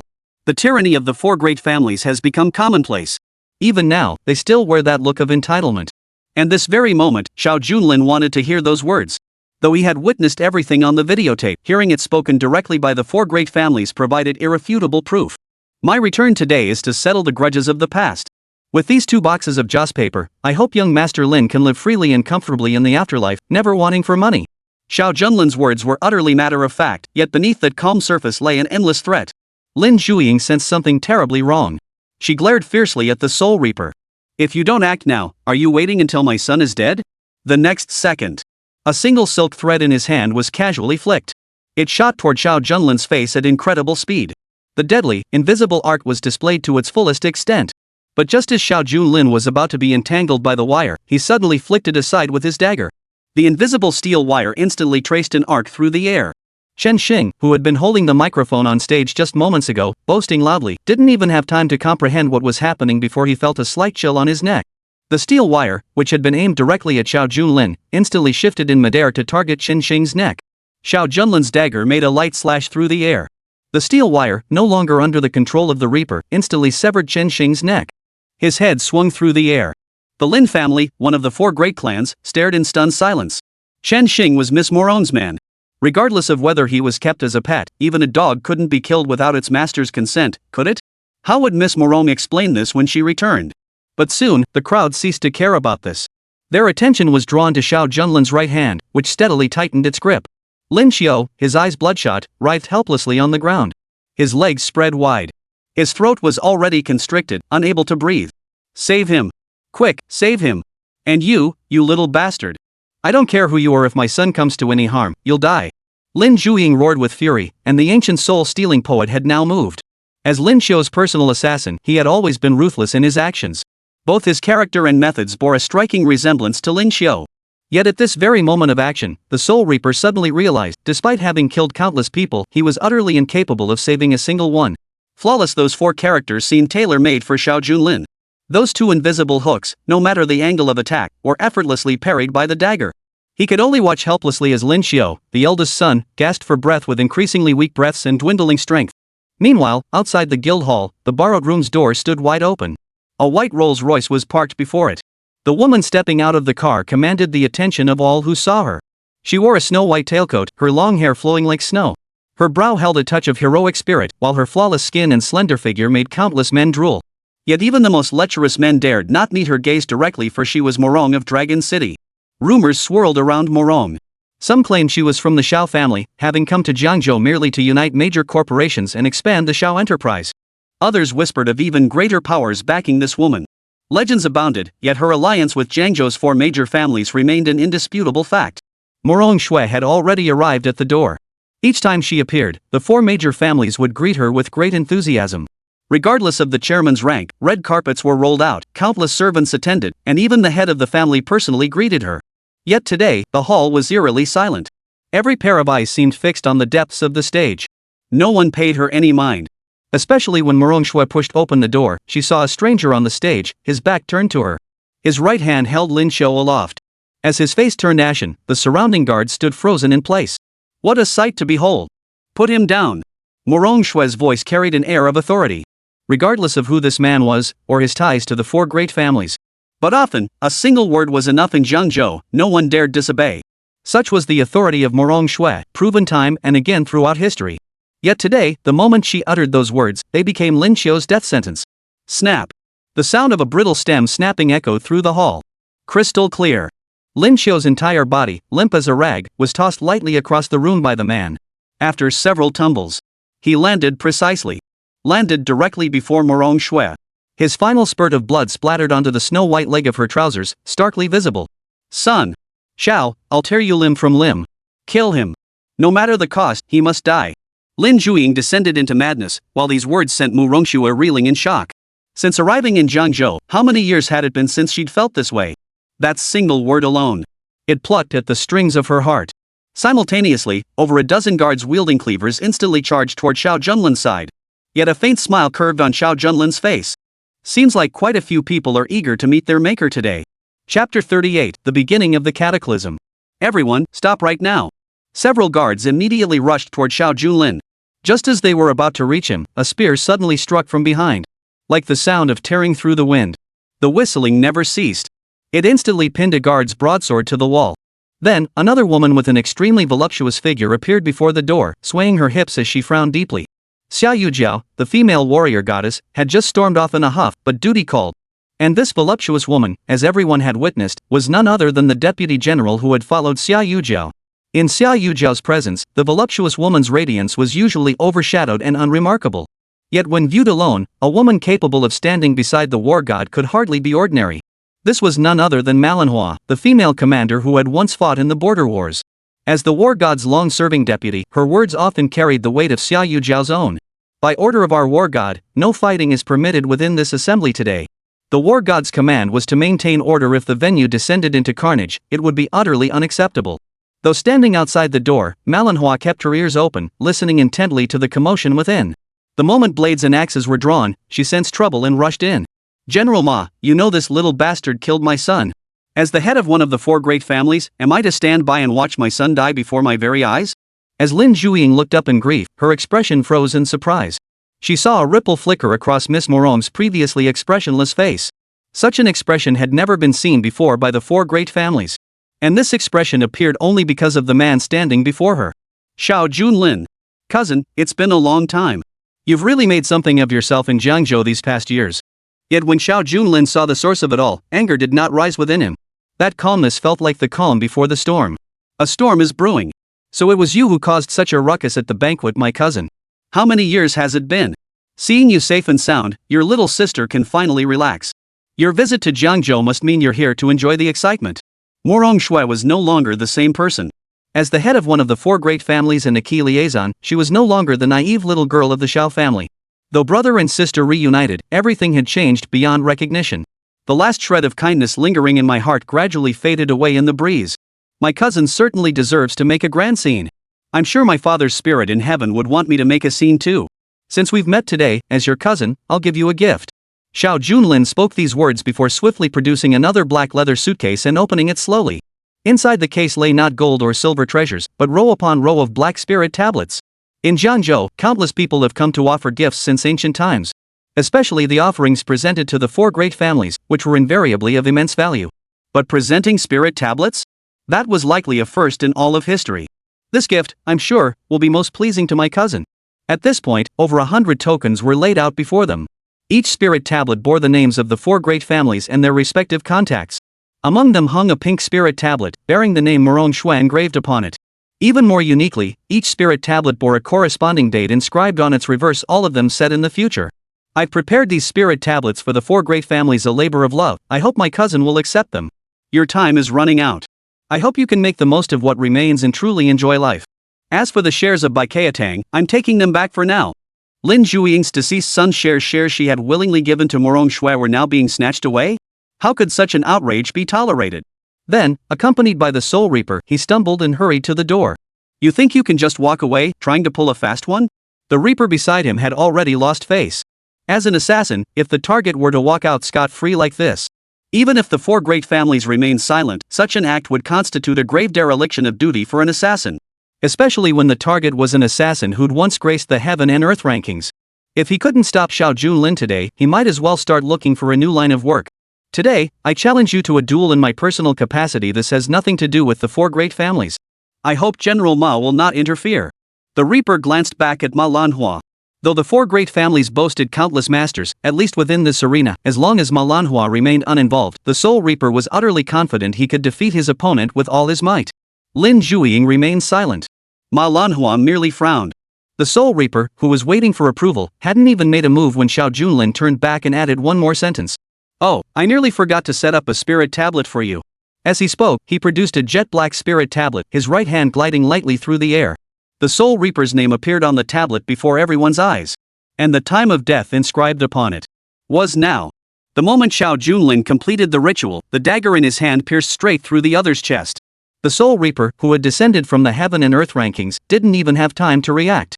He could only watch helplessly as his heart stopped beating. He then became a corpse, slowly collapsing to the ground. Who still wants that stake in Baichao Hall? The surrounding entrepreneurs fell instantly silent. Had Xiao Junlin nearly killed an ordinary guard, this uproar would never have erupted. But the Reaper's identity was entirely different. Who would dare step forward to say no? Regardless of whether Xiao Junlin would face retaliation, no one present wanted to meet their end before him today. Since my cousin is such a splendid gift for our reunion, let him have this share. I only hope he can hold on to it. Morong Shui remained utterly unflappable. Though she spoke to Xiao Junlin on the surface, her eyes never left the distance ahead. Moreover, Morong Shui's words had already made their respective stances clear. Though her eldest son was now dead, Lin Zhuiying was certain this debt would soon be repaid in blood. Very well, then I hope you can hold on to it. A contract was promptly tossed before Xiao Junlin. Under the gaze of countless onlookers, the black ink swiftly inscribed Luo Qingcheng's name upon the blank paper. Then, before the eyes of all present, she pushed open the door and walked out. Gazing at the direction he departed, Lin Zhuiying's face had long since contorted. "Miss Morong, when Lin Fei mentioned this brat's return, we didn't take it seriously. Who would have thought he'd actually pull something like this? From this moment onward, my Lin family and he are sworn enemies." In the flickering gaze of Morong Shui's beautiful eyes, no one could discern her thoughts. But it was destined that from this day forward, a storm would rage across Jiangzhou. Chapter 39, Night of Triumph. Luo Qingcheng sat in the carriage, gazing at the star-filled sky, silently shedding two streams of tears. She never imagined that after enduring so many years of injustice, the day would come when she would be vindicated. Upon seeing the equity contract for Baichao Hall, her heart swelled with emotion beyond words. "Dad, we finally got our family's things back." Luo Qingcheng clutched the contract tightly in both hands, nearly weeping with joy. Xiao Junlin nodded gently beside her, wrapping an arm around her shoulders in quiet reassurance. "Tomorrow morning, we'll return to Baikiatang.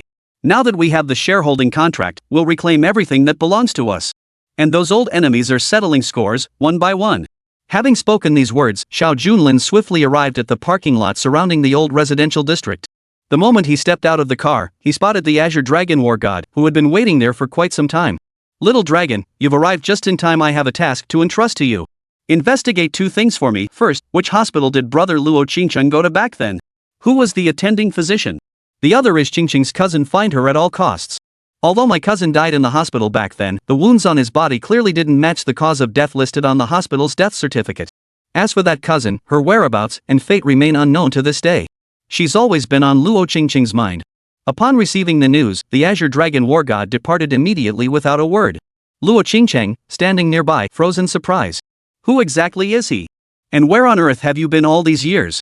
To have the audacity to confront the four great families. Add to that his ambiguous relationship with the female war goddess.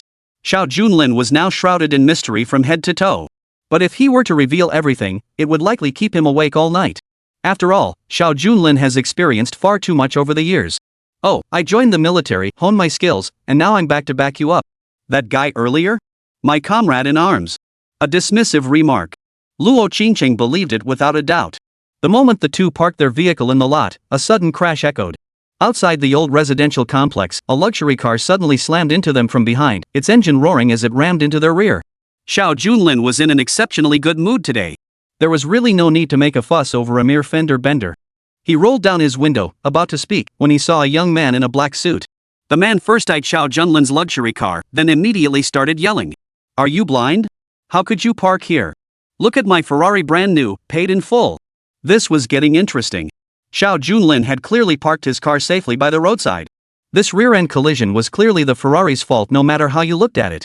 These days, you really do meet people who speak without thinking. "Sir, you must be mistaken. You're probably a novice driver yourself. My car had already stalled." The young man seemed utterly unapologetic. He even spat on the spot. "You Do you have any idea how important my business is today? If I hadn't stopped to buy a pack of cigarettes, I wouldn't have ended up in your slum neighborhood. I'm from Shengtian Group, the future chairman. People like this, incidents like this utterly pointless. Xiao Junlin's mood had just improved slightly tonight, and he really had no interest in dragging things out. He was about to offer compensation to settle the matter, but before he could say another word, Luo Qingcheng had already stood up from the passenger seat. Sir, my car is equipped with a dashcam. Your baseless accusations won't hold up. You were the one who rear-ended us, you should be the one compensating us. Luo Qingcheng remained polite throughout her speech. Beside her, the young man, slightly tipsy, slowly approached the vehicle. Since he was keeping a low profile on this trip back, Xiao Junlin was driving a car worth just over 200,000 yuan. The young man squinted at the dashcam footage. Then he stood still. Luo Qingcheng deliberately added from behind. See? That's why I think we should discuss compensation. As the saying goes, birds of a feather flock together. After spending time with Xiao Junlin, Luo Qingcheng had decided she wouldn't tolerate certain things anymore. But no sooner had she finished speaking than a loud crack echoed. The young man had kicked the rear dashcam to smithereens. Without another word, he strode toward the car door. Seeing this opening, Luo Qingcheng immediately grabbed his arm. What are you doing? Are you trying to destroy evidence? But before she could finish speaking, the young man shoved Luo Qingcheng aside, sending her crashing to the floor. Simultaneously, he reached inside and ripped the dashcam unit from its mount. He slammed it hard onto the floor and kicked it repeatedly. It shattered instantly. What dashcam? I don't know anything about it. There aren't any cameras around here. Blame yourself for living in this rundown neighborhood with no security. Luo Qingcheng, pushed to the ground, stared wide-eyed. How could anyone be so unreasonable? The next moment, Xiao Junlin grabbed Luo Qingcheng from behind and smiled faintly. If that's how she wanted to play it, then it was indeed necessary. Jiangzhou Tea House. Xia Yujiao sipped tea in the cool night air, while the gymnasium stood at the southwest corner of the street. Watching the lights inside the stadium slowly fade, Manhwa approached with a grave expression. So, did that kid get a good thrashing? Xia Yujiao could imagine the dire straits Xiao Junlin would face without her. But as the goddess of war, she couldn't truly stand idly by. So she had her subordinate Manhwa monitor the entire process, ensuring no lives were lost. Reporting to the goddess of war, the Lin family has transferred all shares of Baikatang to Xiao Junlin. He has departed safely. A transfer of shares, and he left safely? Though the four great families couldn't compare to the goddess of war, they were clearly the local powerhouses. Xiao Junlin had spoken those words and done those things back then, yet he managed to leave safely. This outcome was entirely different from what Xia Yujiao had envisioned. War god Qinglong, even if your rank surpasses mine, you cannot show such favoritism. Such actions utterly dishonor the war god's reputation. How could Xia Yujiao possibly know what transpired within the arena? She was pinning all the blame squarely on the Azure Dragon war god. Manhwa tried desperately to explain, but was cut off immediately. Enough. No need to say more. Jiangzhou truly is a place of auspicious feng shui. I never realized it before. Just now, higher-ups notified us that the 7-star war god is taking over Jiangzhou to safeguard its security. They ordered me to exchange positions with them and leave Jiangzhou tonight. Xia Yujiao was always impulsive in her actions. Before Manhwa could elaborate on the specifics, the helicopter was already prepared. That very night, the two vanished into the darkness. Meanwhile, along the riverbank, a massive steamship lay anchored at the shoreline. Flying the 7-star war god's flag, it had already slowed to a halt. Chapter 40, White Horse Parting. Congratulations, White Horse War God. This journey to Jiangzhou will surely bring you great fortune there. It's said the 4 major families are the most influential in Jiangzhou. Shall we proceed? Several subordinates had already lined up along the riverbank. A long spear plunged from the ship, hurtling toward the ground. Then, a man clad in armor descended from the heavens. Though barely over 30, he sported a full beard, giving him a surprisingly mature demeanor. No need to notify them. This man was none other than the 7 Stars War God, the White Horse War God. A deputy general beside him wore a look of confusion. Should we notify the military commander Deng Yue? The White Horse War God shook his head slowly, gently patting the deputy commander on the shoulder. After years of battle, it's time to rest properly in the Jiangzhou region. We're here on business. Hand over the Jiangzhou map. The White Horse warrior glanced at it briefly. Suddenly, he extended his right hand and drew a circle in the northwest direction. That group of South Asian companies has reportedly already moved in. Assign this area to the corresponding manager. His subordinate glanced at the villa district labeled 100 Flower Garden and nodded slightly. Meanwhile, a group of local entrepreneurs privately tended to the White Horse God of War, washing away the dust of his journey. Within Jiangzhou, the heavens shifted in an instant. Xiao Junlin replied to the man before him while holding his phone. You want compensation, huh? Name your price. I'll transfer it to your card right now, give me your card number. It was clearly the man's fault, yet Xiao Junlin was offering to pay compensation. Luo Qingcheng, watching from the side, felt a surge of displeasure. This can't be right, it's clearly his fault. Before she could finish, the man beside them snorted. They say women are short-sighted because of their long hair, and it's absolutely true. Just pay up and get it over with. I've got things to do. Why are you dragging this out? Look how magnanimous he is. This Ferrari of mine is worth over 3 million, but seeing how reasonable you are, I'll settle for 3 or 50,000. After all, a dent like this can be fixed. But just as the man finished speaking, his phone chimed with a ding. He picked it up and was slightly startled by what appeared on the screen. Far from a mere 100,000, Xiao Junlin had transferred over 5 million yuan. The man was utterly bewildered. Bro, you're being way too generous. You really didn't have to pay that much. Let's exchange contact info. If anything comes up later, we can. People living in old, impoverished neighborhoods were always looked down upon by the man. But Xiao Junlin's actions had clearly shattered that rigid impression. No one in the world would turn down money. Yet the man's sudden change of expression looked extremely ugly in Xiao Junlin's eyes. You seem to have misunderstood. I bought this car myself. Is this money enough? Even if I were to compensate the other party for the vehicle, it would be more than sufficient. The man nodded, of course. The next second, Xiao Junlin stepped forward and delivered a single punch, instantly shattering the entire vehicle into pieces. Waves rippled through the air. The man, who had been brimming with arrogance moments ago, suddenly felt his scalp tingle. What kind of monster was this? Why provoke such a monster in the dead of night? Had he known Xiao Junlin possessed such power, the man would have slapped himself a few more times. But now it seemed a little too late. Now that the car issue is settled, how about we discuss what you did to my wife earlier? My wife is precious beyond measure. Without a fortune in the millions, you won't be leaving here today. The man's face drained of color in an instant. He nearly collapsed by the roadside. 10 million? Even as a company chairman, paying that sum wouldn't be easy. But seeing Xiao Junlin's knuckles crackling as he clenched his fist, and the Ferrari already smashed to pieces by a single punch, he could only gasp in horror. You're clearly extorting me. Don't you dare pull any stunts. I'll call the police. Xiao Junlin pointed at the bare, empty street. Then there was the smashed dashcam on his own car and the Ferrari reduced to scrap metal. You have evidence? In a godforsaken place like this, there aren't even any street cameras. If you die here, no one might even know what happened. As he spoke, Xiao Junlin took a step forward. The man beside him was genuinely terrified. No one could casually joke with a man who could shatter a Ferrari with a single punch. 10 million yuan is a hefty sum, but life is priceless. I'll give it to you, don't touch me. I'll hand it over immediately. Talk about losing both the battle and the wife. The young man could only pay the full amount, then slunk away with his tail between his legs. That's what you get for being a jerk. People who act this arrogantly will inevitably get their comeuppance in society. After the incident, Xiao Junlin muttered a few casual complaints under his breath. Standing behind him, Luo Qingcheng looked utterly bewildered. What did he mean by paying the price? Haven't I already paid the price just by meeting you? Just as the two were about to step into the old residential area, Luo Qingcheng suddenly halted. Oh dear, I forgot something. Grandpa Sun's child has an engagement banquet tonight we absolutely must attend. Grandpa Sun had been helping Luo Qingcheng all these years. An invitation to this banquet was simply too important to decline. Xiao Junlin, who had been preparing to return home, got back into the car, started the engine, and sped toward the banquet location. Minutes later, the lights shone brightly outside Wangjiang Tower. The Riverside Pavilion, unlike the former Imperial Dynasty Hotel, couldn't quite be called a five-star establishment, but it was built right by the river. As night fell, gazing into the distance, countless stars twinkled, creating a breathtakingly beautiful sight. Returning to see the old man this time, he hadn't prepared any gifts, it was indeed far too rushed. As Xiao Junlin shook his head in frustration, Luo Qingcheng beside him hurriedly pulled out the ancient painting titled Flying in Tandem. Truthfully, I'm not particularly knowledgeable about ancient calligraphy and paintings, he admitted. You mentioned this piece holds some historical value, could it be? This painting must be a gift for myself. If I were to give it away, I'd certainly ask Xiao Junlin's opinion first. Old Master Sun is truly Luo Qingcheng's benefactor. What's one painting? No problem, this is the perfect gift for the old gentleman. Fearing it was getting too late, the two spurred their horses onward. Upon arrival, they discovered the old gentleman and the others hadn't arrived yet.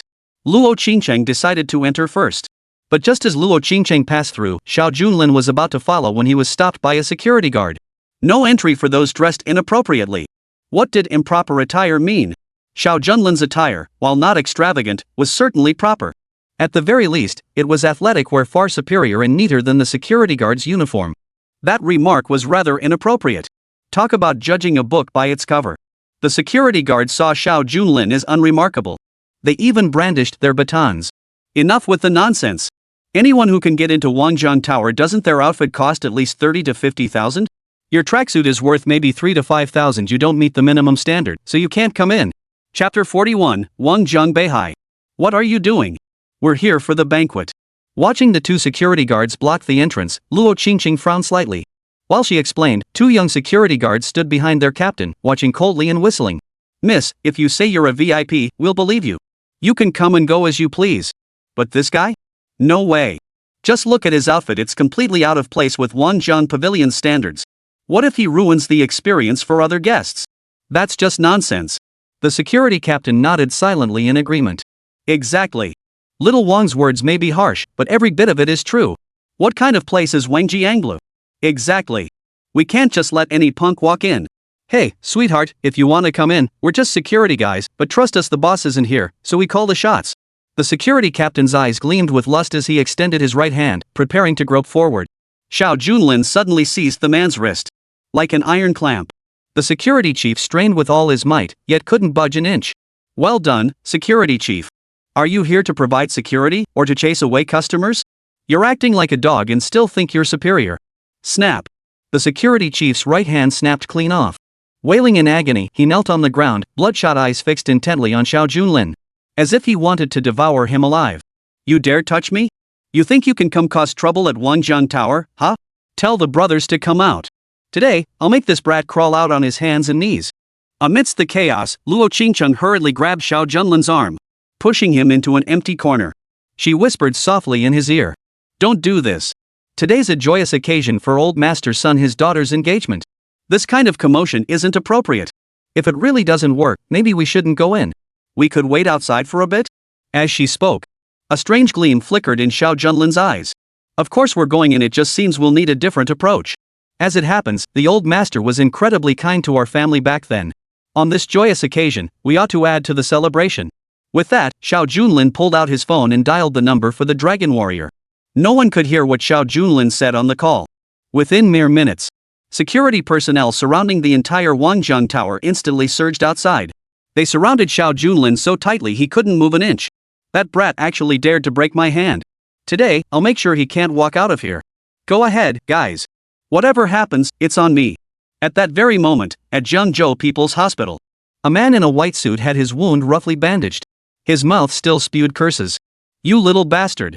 Today really started off on the wrong foot. This engagement is utter bull. Got beaten up the moment I stepped out.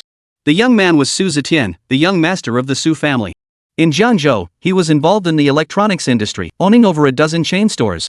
He was also considered one of the top e-commerce players in Jiangzhou. Su Zetian's head was wrapped in a row of bandages.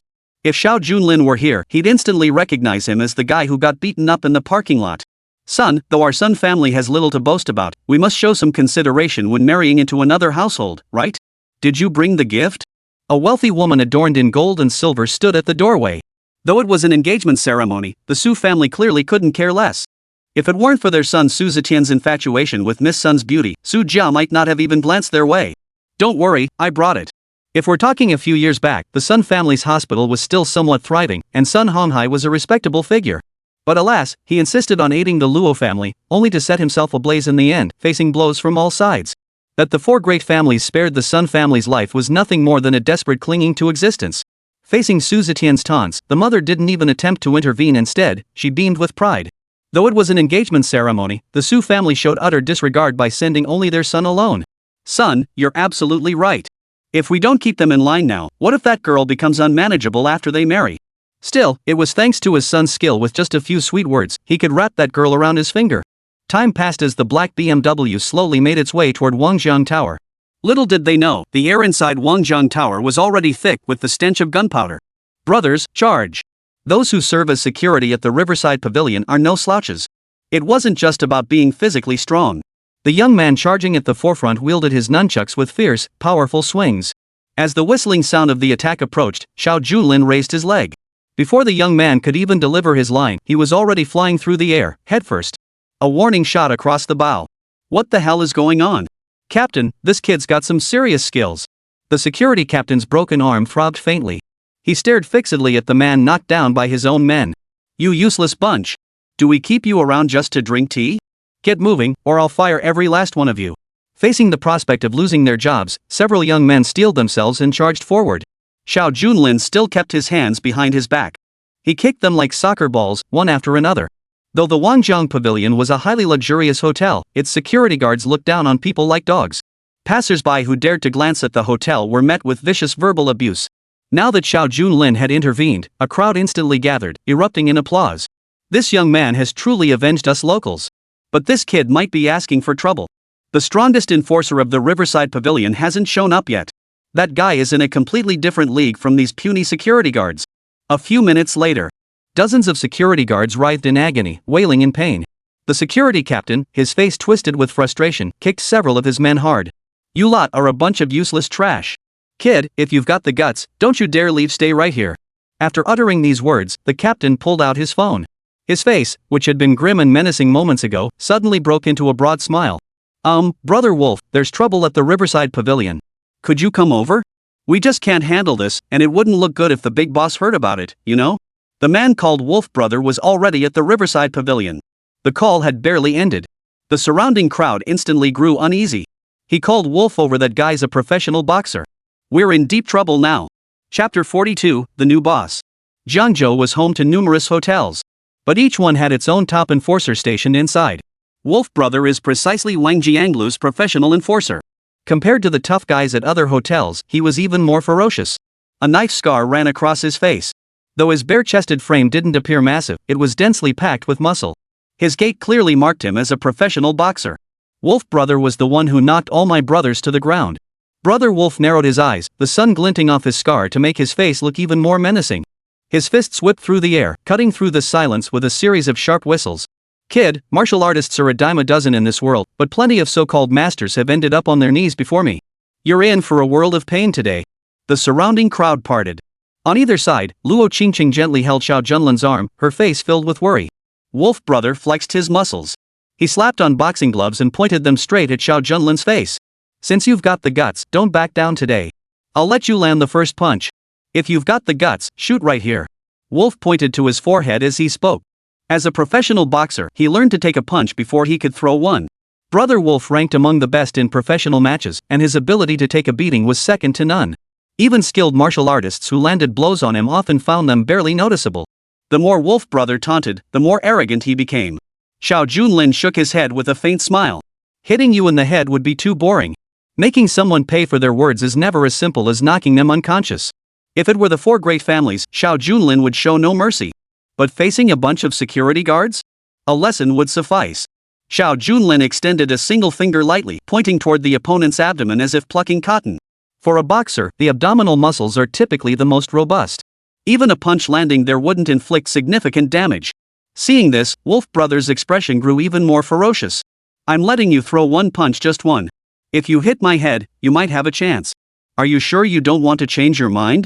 I'm telling you, if you want to beat me, this is your only chance. A savage expression spread across Wolf Brother's face, but in the next instant, it froze solid like ice. Xiao Junlin flicked his right finger lightly. Brother Wolf felt as if he'd been struck by a train. His entire body crashed down with a thunderous boom. Had the door to the Wangjiang Pavilion not swung open, it would have been smashed to pieces. Even so, Wolf Brother was sent flying backward nearly 100 meters. With that single flick, he soared across the hall and crashed straight into the women's restroom on the first floor. A piercing scream echoed. By the time Wolf Brother stumbled out, some female customer had casually stuck a sanitary pad onto his face. The sight was too gruesome to look at. You. Today it's either you die or I live. Wolf Brother couldn't take it anymore. He grabbed a kitchen knife from the front desk on his way out. He didn't look like he was boxing anymore, he was in full-on fight to the death mode. Just as he was swinging his weapon, his phone kept ringing. He didn't want to answer, but seeing his boss's number, he could only grunt. Just wait, I'll take this call, then we'll settle this properly. The security chief gathered his men, their faces twisted with grim determination. Letting you get the upper hand earlier was just Brother Wolf testing the waters. If you think you've won, you couldn't be more wrong. The security chief's voice boomed fiercely. Within seconds, Brother Wolf beside him had already hung up the phone. Yet the look in his eyes as he watched Xiao Junlin had subtly shifted. The security captain beside him watched Brother Wolf retaliate, gripping the kitchen knife with fierce intensity, and continue to flatter him. Boss, you already showed magnanimity by letting him off once. No need to keep giving in to scum like him. Just finish him off now and show him there's always someone better out there. The moment the captain finished speaking, a sharp slap echoed. Brother Wolf's palm slammed hard against the security captain's face. The security chief and the surrounding crowd froze in shock. What the hell just happened? I haven't done anything to you. Why is this such a mess? Boss, did you hit the wrong guy? We've never had any beef, have we? No sooner had he spoken. Brother Wolf came online and delivered another kick, leaving the other guy bleeding from the head. His face twisted into an even more hideous grimace. You little bastard, I'm targeting you. Don't you know this gentleman is our new big boss? Just now, the Riverside Pavilion was sold. Brother Wolf knew when to play it smart. The surrounding crowd stared at Xiao Junlin with eyes wide as copper bells. Still in that plain tracksuit, who knows how someone like him could possibly afford to buy the Riverside Pavilion? Did the boss get this wrong? No sooner had the words left their lips than a black SUV pulled up before the entrance. A portly boss hurried over, his belly swaying with each step. The security guards might not recognize everyone, but they certainly knew the owner of the Riverside Pavilion. The boss arrived, but today, for some reason, Old Wolf insisted that this kid. The security chief stepped forward to flatter him, only to be abruptly shoved aside by the boss. Instead, he stood before Xiao Junlin with utmost respect and propriety. The funds transferred by the Blue Dragon War God earlier were no small sum. Not just one Wang Jiangli, he could easily afford to buy 2 or 3 more hotels of the same scale. Money talks.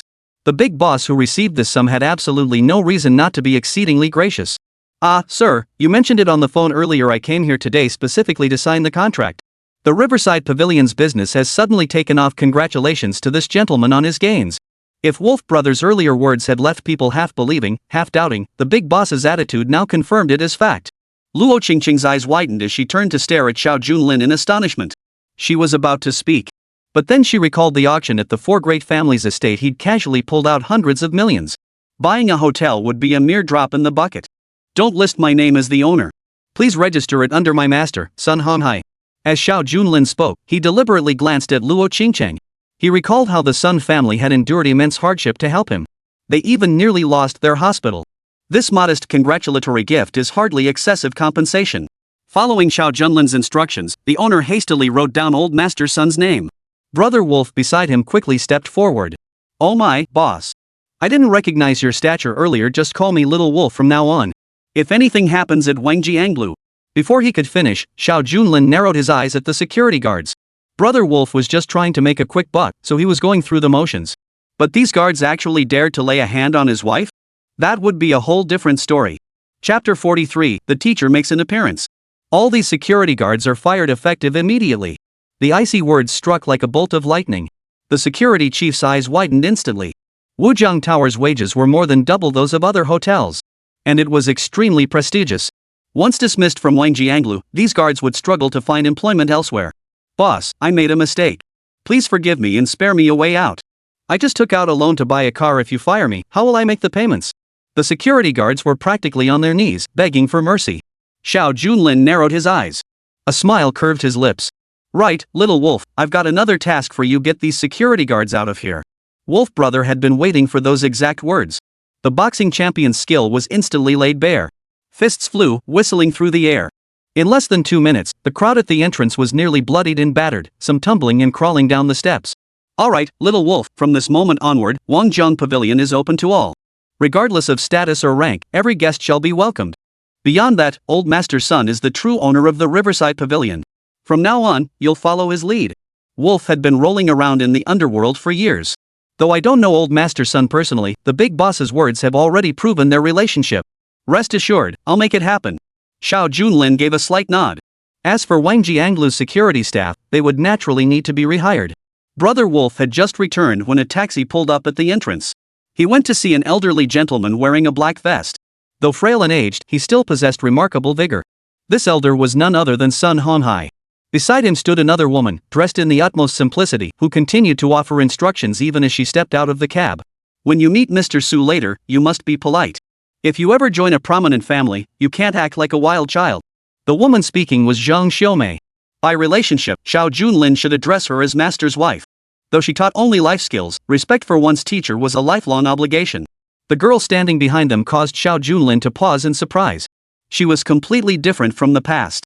Back then, Sun Honghai had devoted himself entirely to medical studies, with no thoughts of marriage or children. It wasn't until middle age that he married and had a daughter. Sun Mingyue was the apple of Sun Honghai's eye. Back when Xiao Junlin and the old master had their reunion, Sun Mingyue was just a mischievous little girl, always trailing behind them with giggles and laughter.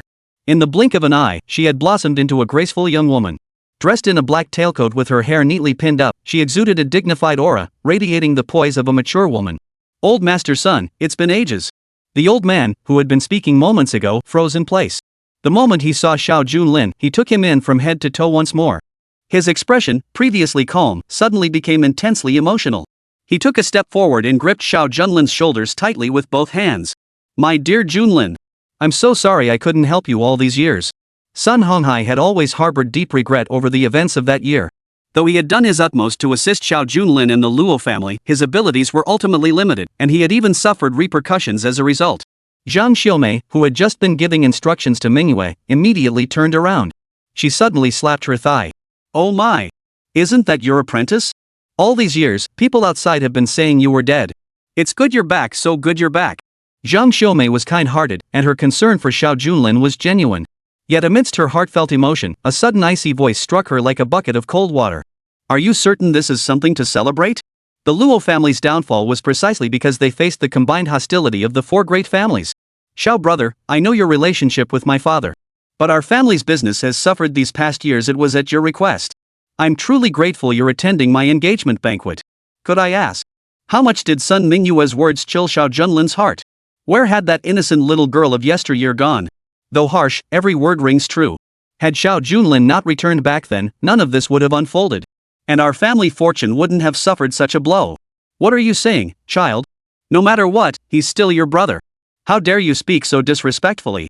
Now that he's back, our family should celebrate properly. Old Master's son shot Mingyue a fierce glare. Besides, today, it was the old master who invited Xiao Junlin here. If you've nothing to hide, you needn't fear the truth. Since he's here, he's family. Come on, it's been ages since we two old men spent time together. Let's have a proper chat. Though it was Sun Mingyue's engagement.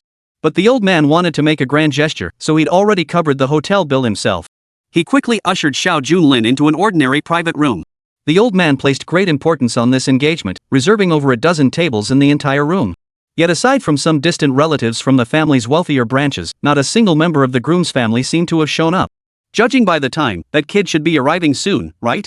Why hasn't anyone from his family shown up? Mingyue, call him immediately and find out where he is. Go pick him up. Sun Mingyue gave a slight nod. She smiled and deliberately glanced at Xiao Junlin beside her. I'll go check right away, but don't worry. You know your future son-in-law, he's got what it takes to be chairman. He must be swamped with work right now. Probably working late at the company, caught in traffic. I'll go meet him at the gate. Speaking of which, cousin, since you've returned to Jiangzhou, it seems you're not afraid of the four great families. Where might you be working now? Flattery and criticism in equal measure. Sun Honghai's face flashed a hint of displeasure. Work?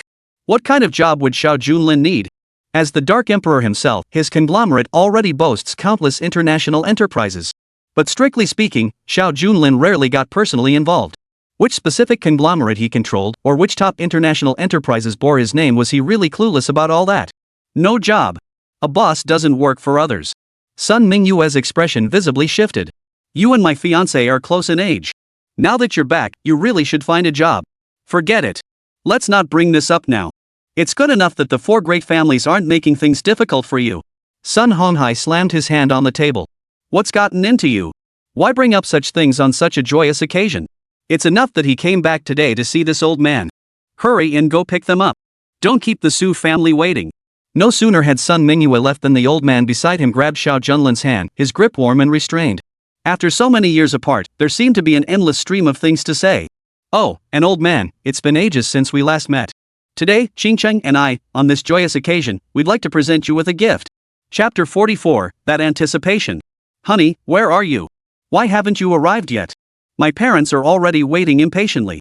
Outside the Wangjiang pavilion, Sun Mingyue held her phone, a hint of anxiety on her face. The moment she answered, discontented grumbling filled the line. Just wait a little longer. Your family isn't going to die from it. It's not like we're in a race against time. Do you have any idea what I've been doing? I just closed $1 million contract for the group today. A contract like this, when will your family, running a hospital, ever turn one like this? As the future heir of the group, Su Zetian fully demonstrated his capabilities, especially when dealing with the Sun family. He spoke while driving his luxury car, a contract in hand. But that contract wasn't freshly negotiated, his father had finalized it a full 2 weeks prior. He was simply passing it off as his own to impress the Sun family. As they spoke, the luxury car outside Wangjiang Tower drew ever closer. 100 meters away, Su Zetian flashed a smile, waving his arms repeatedly. 2 minutes later, the luxury car pulled up in front of the Wangjiang pavilion. The door opened, revealing only Su Zetian stepping out alone. "Didn't your parents come? Is it just you from your family?" Earlier, Old Master Sun had hosted a grand banquet, setting up over a dozen tables. Yet only Su Zetian had come from the Su family. This couldn't help but leave Sun Mingyue feeling a bit disappointed. The words had barely left her mouth. Su Zetian immediately frowned and brushed the dust off his suit. "You're engaged to me, not to my family. Isn't it enough that I'm here? Besides, you know what kind of business our family runs. With how busy my parents are, they wouldn't have time for something like this." Ever since Old Master Sun became a target of the 4 great families, life had been extremely difficult. The hospital's profits had steadily declined, and disturbances had become frequent occurrences. The blows of recent years had transformed Sun Mingyue from an innocent girl into an exceptionally mature young woman, teaching her the ways of the world. Looking around, Su Zetian's family business was still thriving. If they could unite, it would only benefit her father. So even when faced with endless obstacles, she had no choice but to swallow her pride. Alright, I got it, my busy bee. My dad's been waiting forever, hurry up. Oh, and my cousin's in there too." Cousin? Su Zetian had heard of him. Sun Mingyue did indeed have a cousin. But later, he seemed to have vanished from Jiangzhou for reasons like offending the 4 great families. At this thought, Su Zetian couldn't help but grin from ear to ear. "What position does your cousin hold?" Sun Mingyue lowered her head slightly. She replied discreetly, "I don't believe he's employed. He just returned to Jiangzhou, and I only met him recently." "No job?" Su Zetian's expression instantly changed. "He dares to come back without a job? Looks to me like he's just here to live off his family's savings. Let's be clear, marrying me means I'll only help you personally. Your family's affairs? I won't lift a finger. Your father really brings just anyone into the family. A place like Wangjianglu, is that even somewhere he should be coming? Once we marry, you'd better cut ties with your birth family. Who knows what debts they might drag you into." Su Zetian's words cut deep with every sentence. But Sun Mingyue had chosen this path herself. It seemed she'd just have to swallow the bitterness alone. Inside Wangjianglu at that moment, a contract lay before Old Master Sun. The elderly couple's eyes widened like copper bells. The 3 characters Wangjiang Pavilion stood out prominently. "Master, this is a token of appreciation from your disciple. You once mentioned how delicious the cuisine at Wangjiang Tower was. Now, we present this establishment to you as a gift, wishing you daily blessings and endless culinary delights." Within Jiangzhou, the Riverside Pavilion was truly renowned. Ordinary families had to book reservations more than 3 months in advance. Today's ordinary private room was reserved by Old Master Sun at great expense half a year in advance, merely for family prestige. And you're giving it away with just that one sentence? Come on, Master, you're getting old, don't tease me like this. I know our bond runs deep. Your presence here today means everything to me. Sun Honghai had barely finished his sentence. Xiao Junlin smiled without a word, then clapped lightly. Clatter! The door swung open. Row upon row of men in suits formed a circle. Simultaneously, the hotel's 3 managers gathered together. The elderly couple stared blankly at the crowd. The surrounding waitstaff could only imagine, let alone know, that the 3 managers primarily in charge at Wangjianglu held such prominent status. Outside of the 4 great families and the top-tier corporations, meeting them was exceedingly difficult. And now they'd come of their own accord? Good day, Mr. Sun. They shouted in unison, their voices ringing out in perfect harmony. The sound was deafening. Xiao Junlin smiled as he pointed to the contract before him. Old man, I'm not joking. It's written in black and white from now on, it's all yours. Over the years, I've earned a little money on the side.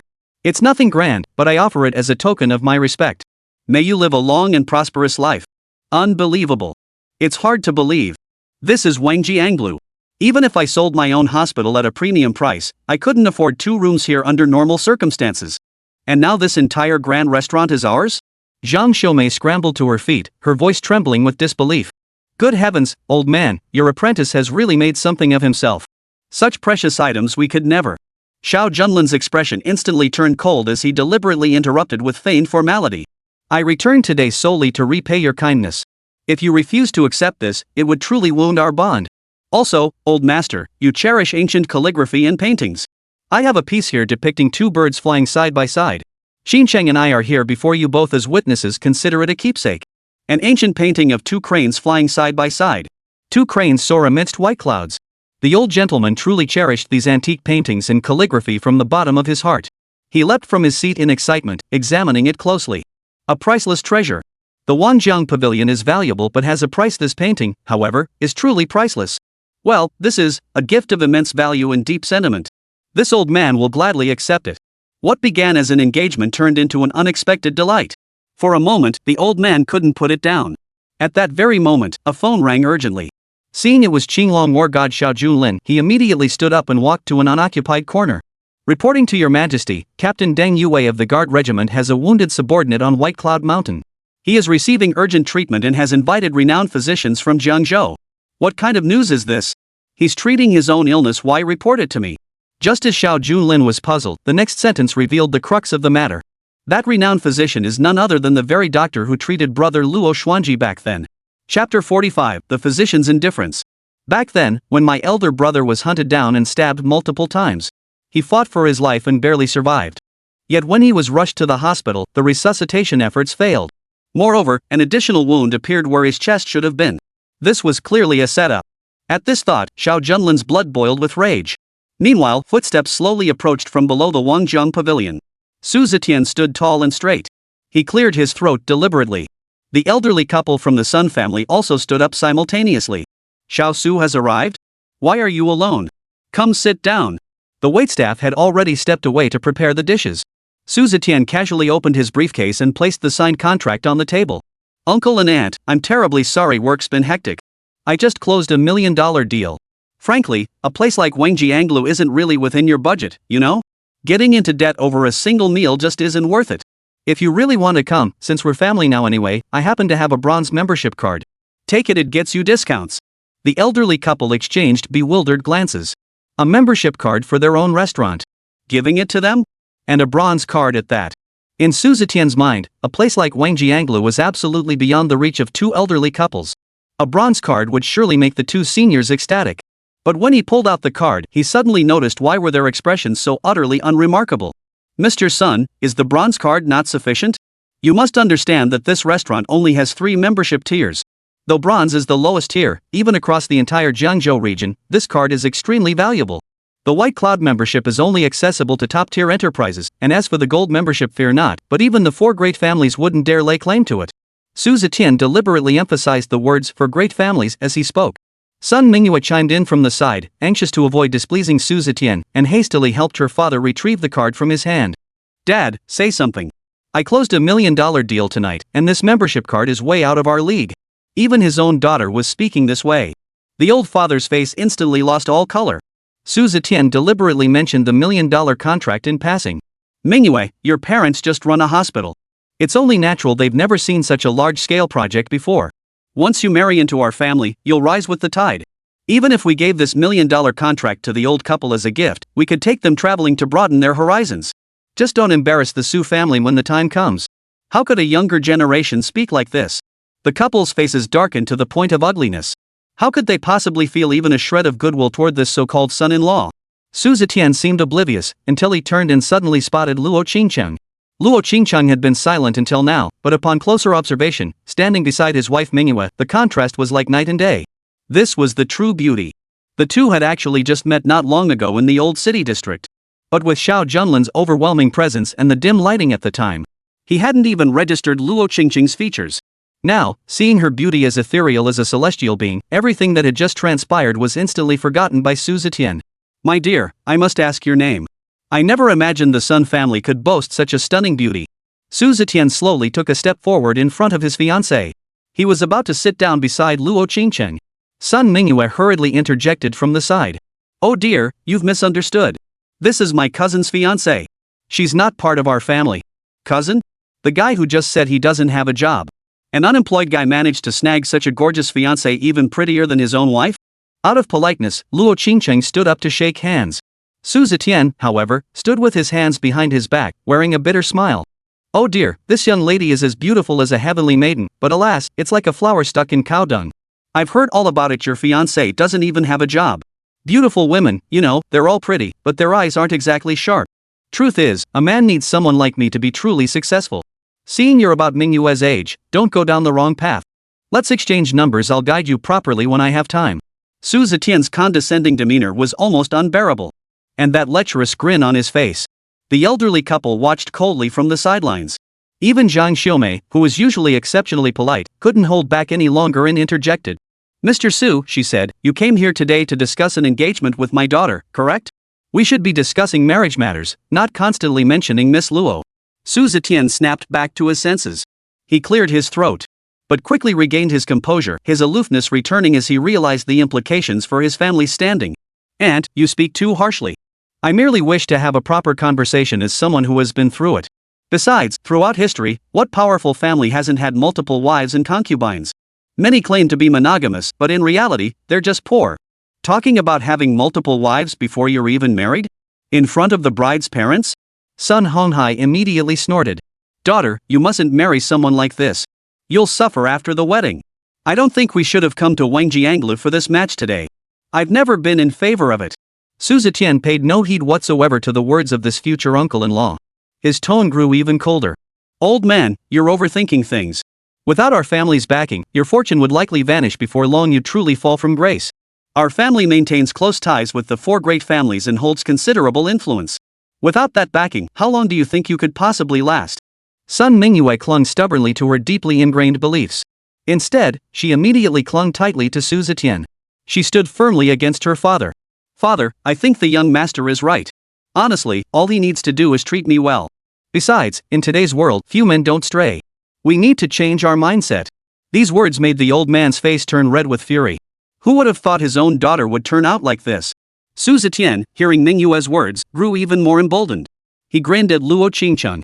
Miss, why don't you give your useless fiancé a call? Bring him over so we can have a proper talk. You're stuck with a good-for-nothing, you'll suffer endless hardship. Though I already have Mingyue and can't offer you any official status, arranging a job for you is more than I can manage. If that doesn't work, I can get your fiancé a security guard position. Our company happens to need someone to watch the gate. Su Zetian's laughter grew increasingly maniacal. At that very moment, a cold voice echoed from behind. Gatekeeper? That actually sounds like a decent gig. I could even intern there. Just wonder if your family can afford to hire me. Su Zetian felt the voice sounded vaguely familiar. Instinctively, he turned to look. Clatter! The stool slipped from his grasp, and he landed flat on his backside. Who was this? It was none other than the very person who had just dealt him a crushing blow. Chapter 46, Déjà Vu. If there was anything Su Zetian regretted, it was this very moment. Su Zetian had witnessed Xiao Junlin's capabilities firsthand. Especially at the gates of the old city district. With a mere flick of his wrist, he could snap your arm clean off. There was simply no reasoning with such a brute. What did you just say to my wife? Your Su family really is a powerful and wealthy clan already preparing to hire a concubine before the wedding? After finishing his call, Xiao Junlin sat silently beside Su Zetian. The atmosphere grew palpably tense. Sweat trickled down Su Zetian's nose and forehead. Every nerve was taut with fear, and his speech became stuttered. I was just joking. We're family, no need for formalities. Surely old master Sun isn't so uptight he can't take a joke? Sun Honghai remained silent beside them. Whether it was a joke or not, the old man knew full well. Zhang Xiumei, standing nearby, finally breathed a sigh of relief, hoping to ease the awkwardness. But this joke was ill-timed.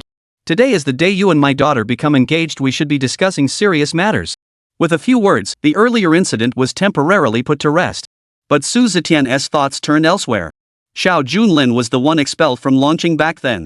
Now he was even hunted by the 4 great families. Though he's grown somewhat more powerful, what does that amount to compared to the 4 great families? The Sun family had connections with the 4 great families. While not particularly close, their relationship was undoubtedly far superior to Xiao Junlin's. Just as Su Zetian was about to continue speaking in a low voice, Xiao Junlin suddenly slammed his hand down on the equity contract resting on the table. Sun Mingyue noticed Xiao Junlin holding a contract, examining it repeatedly, and deliberately prompted him from the side. Cousin, this is the $1 million contract my fiancé just negotiated tonight. Let me introduce my fiancé's family business. Just as Shin Mingyue was about to speak, Xiao Junlin suddenly extended his right hand slowly. Frowning, he gently rubbed his thumb toward the date on the contract. Su Zetian frowned, slammed his hand on the table, and shouted on the spot. What are you doing? If you damage this contract, it'll cost us millions in funding. Can you even afford to cover that loss? Let me tell you, don't think your fighting skills give you free rein to act recklessly in Jiangzhou. The shout had barely echoed when Xiao Junlin shot a glance to the side. That single glance alone felt like gazing into the depths of a blood-red abyss. Su Zetian felt a chill run from head to toe. Was that even a gaze a human could possess? Any rebuttal he might have had was forcibly swallowed back. Then, following the direction of Xiao Junlin's thumb, the signed contract and date began to blur and shift. Mr. Su, this contract doesn't appear to have been signed by you, Su Jiangwo? It bore the hallmarks of a by-the-book individual, reminiscent of someone from the 20th century. Moreover, judging by the date, this contract had been finalized a full 2 weeks prior. Xiao Junlin could ignore who Su Jiangwo was, but old Master Sun knew him all too well. Su Jiangwo was Su Zetian's father. This contract was originally signed by the old man of the Su family, but Su Zetian had tampered with it to make it appear as if it belonged to him. Sun Honghai glanced at Su Zetian and smiled faintly. He pushed the contract back toward Su Zetian. Young man, if you don't understand something, you can learn gradually. But if you resort to deceitful tactics, you'll never be able to hold your head high again. Su Zetian, publicly humiliated, stiffened and stood up abruptly. Sun Mingyue still gently held Su Zetian's arm, speaking on his behalf. Oh, come on. It's our own company. Who signed the contract doesn't matter. After all, my future husband is the chairman's heir apparent. Let's not nitpick over details. Now, cousin, undermining him like this is downright rude. You'd be better off finding a proper job instead of wasting time here. Though Mingyue and Xiao Junlin weren't childhood sweethearts, they had once been inseparable confidants. It was hard to imagine how that innocent little girl skipping stones by the water had turned into this person. The old man had long since reached his limit watching his daughter constantly stray from the family path. What do you mean, find a job? Never mind that Wangjiang Tower belongs to someone else. That painting alone is priceless. Why would someone destined to be a great leader deliberately go looking for a job? Mingyue, have I spoiled you too much all these years? How dare you speak to my apprentice like that? Xiao Junlin has just returned. We should have gathered together as one family, yet you insist on competing and showing off at every turn. And have your husband take back that bronze membership card. From this day forward, Wangjiang Tower is the property of the Sun family. What Sun family property? What Wangjiang Tower? Su Zetian stared wide-eyed at the old man spouting nonsense. Suddenly, he burst into uproarious laughter. But before the mocking words could escape his lips, waitstaff had already filled the table with delicacies. 3 general managers followed closely behind. Such an elaborate display was unprecedented, even for Su Zetian. What was going on? Why would the general manager come to an ordinary VIP room? The manager of Wangjianglu is notoriously selective. I've heard he only graces VIP rooms. Even I've only had the privilege of seeing him when dining with bigwigs. While Su Zetian was pondering this, the general manager personally arranged the dishes on the table and inquired warmly. Sir, could you offer your thoughts on our dishes? Also, we have VIP rooms upstairs. Why didn't you choose to dine there? Sun Honghai was always an exceptionally kind man. He always treated others with courtesy. Though now the owner of Wangjianglu, he responded politely. No need. We run businesses and restaurants to make money. Let's save the VIP rooms for those customers. These delicacies are truly excellent. I'm no chef, so I can't really offer any guidance. You all go back to work. The owner? Both Su Zetian and Xin Mingyue turned to look at Xiao Junlin simultaneously. In that moment, the world seemed to spin. Just the Wangjiang Pavilion alone was an immense enterprise. It was tens of millions of times more valuable than Su Zetian's electronics conglomerate. Sun Mingyue had been determined to find a foothold to climb higher, yet now Xiao Junlin himself was the most formidable patron. This was no man hunted to extinction by the 4 great families. He was clearly a wealthy tycoon making a spectacular comeback. Recalling her earlier harshness toward Xiao Junlin, she was overcome with regret. Brother, I truly... Sun Mingyue could scarcely find the words. The old man stood up and patted Xiao Junlin on the shoulder. You and I should step outside for a stroll. I'm not used to this 5-star hotel fare. Street grilled skewers are far more satisfying. Chapter 47, Old Scenes Repeated. Under the night glow, the street grills emitted waves of enticing aroma. Though it couldn't compare to a 5-star hotel. They brought old Master Sun immense comfort. Due to time constraints, Xiao Junlin couldn't linger long, and since he needed to drive, they only chatted briefly. I've got other things to attend to today. This really isn't the right time. I'll treat you to drinks another day, old man. Sun Honghai wore a smile, yet suddenly let out a sigh. Next time you have the chance, come with me to the hospital. Now that you're back, let's revisit the places we once walked. As Luo Qingcheng's business partner, and shared a unique bond with Xiao Junlin, he frequently visited the hospital. Though modest in size, the hospital radiates warmth like spring sunshine in the dead of winter. It frequently provided free treatment to impoverished families, earning an excellent reputation. Of course. I hope the old man's hospital thrives more and more. Little did I know that as soon as I finished speaking, Sun Honghai shook his head inside. My hospital will likely have to close this week. To be honest, our family has been in debt for a long time, and we're using the hospital to settle the debt. Moreover, that hospital has fallen into the hands of the Lin family. Unfortunately, they lack medical expertise and have decided to auction it off this week. I hear it's going to another deep-sea pharmaceutical group. The Lin family again. The four great families have managed to offend absolutely everyone around Xiao Junlin. And another auction. Do they just love replaying the same old drama? But it doesn't matter. By then, I'll likely be the big boss of Wangjianglu. Why would I care about a hospital? But I do have one unreasonable request. I hope to sell Wangjiang Tower. After all, the restaurant business isn't my field. If possible, I'd still prefer to stay in the medical industry. Having spent his entire life as a hospital director, the old man naturally has no desire to change careers in his twilight years. And he holds a deep, heartfelt passion for the medical field. Hearing this, Xiao Junlin smiled faintly and interrupted immediately. Master, rest assured. The pavilion will remain open. If you're not interested in the food business, you can transfer it to your wife. As for the private hospital, I guarantee it will never fall into anyone else's hands. Having made his pledge, Xiao Junlin picked up the phone and called the Dragon Warrior. Investigate the Deep Sea Group pharmaceutical company for me. With his instructions given, he and the old man parted ways without further discussion. Only as they were leaving, Sun Mingyue stood at the upstairs window, watching Xiao Junlin and the old man bid farewell on the street below. All that remained in her heart was endless regret. Why did I speak to my brother like that? After all these years, is there truly no going back? Sun Mingyue's question remained unanswered. On this same moonlit night, at the pinnacle of Jiangzhou's commercial district, standing on the top floor, Morong Shui gazed silently at the scattered stars beyond the window. The female secretary beside him frowned. Miss Morong, how should we handle Xiao Junlin? The secretary had been with Miss Morong for years, and during that time, no enterprise group in Jiangzhou had ever dared to oppose her. Meanwhile, at the Lin family auction venue, they had offended them to the utmost. Even now, a memorial plaque still hung in Morong's commercial building, bearing the exact date of Morong Shui's death. My cousin is quite amusing. They certainly won't be able to hold on to Bai Keatang. Do you think 100 million is a lot? For ordinary businesses, 100 million is indeed a colossal sum. But for the four great families, it's merely the tip of the iceberg. Especially for the Lin family. The 100 Herbs Hall, originally intended for Morong Shui, has now been snatched away mid-transaction. With all the shares up for grabs, how could they possibly swallow their pride? Moreover, the Lin family's eldest son died because of this. Even if Morong hadn't acted, the Lin family couldn't possibly hold back. The female secretary beside her smiled without comment, watching as Morong Shui gently lit a lady's cigarette. She exhaled a smoke ring and continued gazing into the distant darkness. Among the four major families, the Lin family ranked last, primarily engaged in commercial groups. Their very presence was solely due to money. They possessed unique tactics in the stock market. After all, a mere stake in Bai Keatang was insignificant to the entire Jiangzhou region. On the contrary, with the overseas group about to establish itself in Jiangzhou, it was high time to make a move on the real estate front. Deep into the night, north of Jiangzhou, at the military camp, Xiao Junlin pulled back the dark green tent flap to find a man lying on the bed, vomiting and suffering from diarrhea. His eyes were bloodshot, and his entire body trembled uncontrollably. The man was none other than Zhang Xiaofan, deputy commander of the Jiangzhou Guard Regiment. He was also the person Deng Yue trusted most in his daily work. Deng Yue was currently away on a mission and hadn't been able to stay behind. He had only instructed his men to summon a skilled physician and ensure the man was well cared for. As Xiao Junlin entered the camp, before he could speak, he saw a young man dressed in a white coat. The man stood before the sickbed, speaking with great confidence.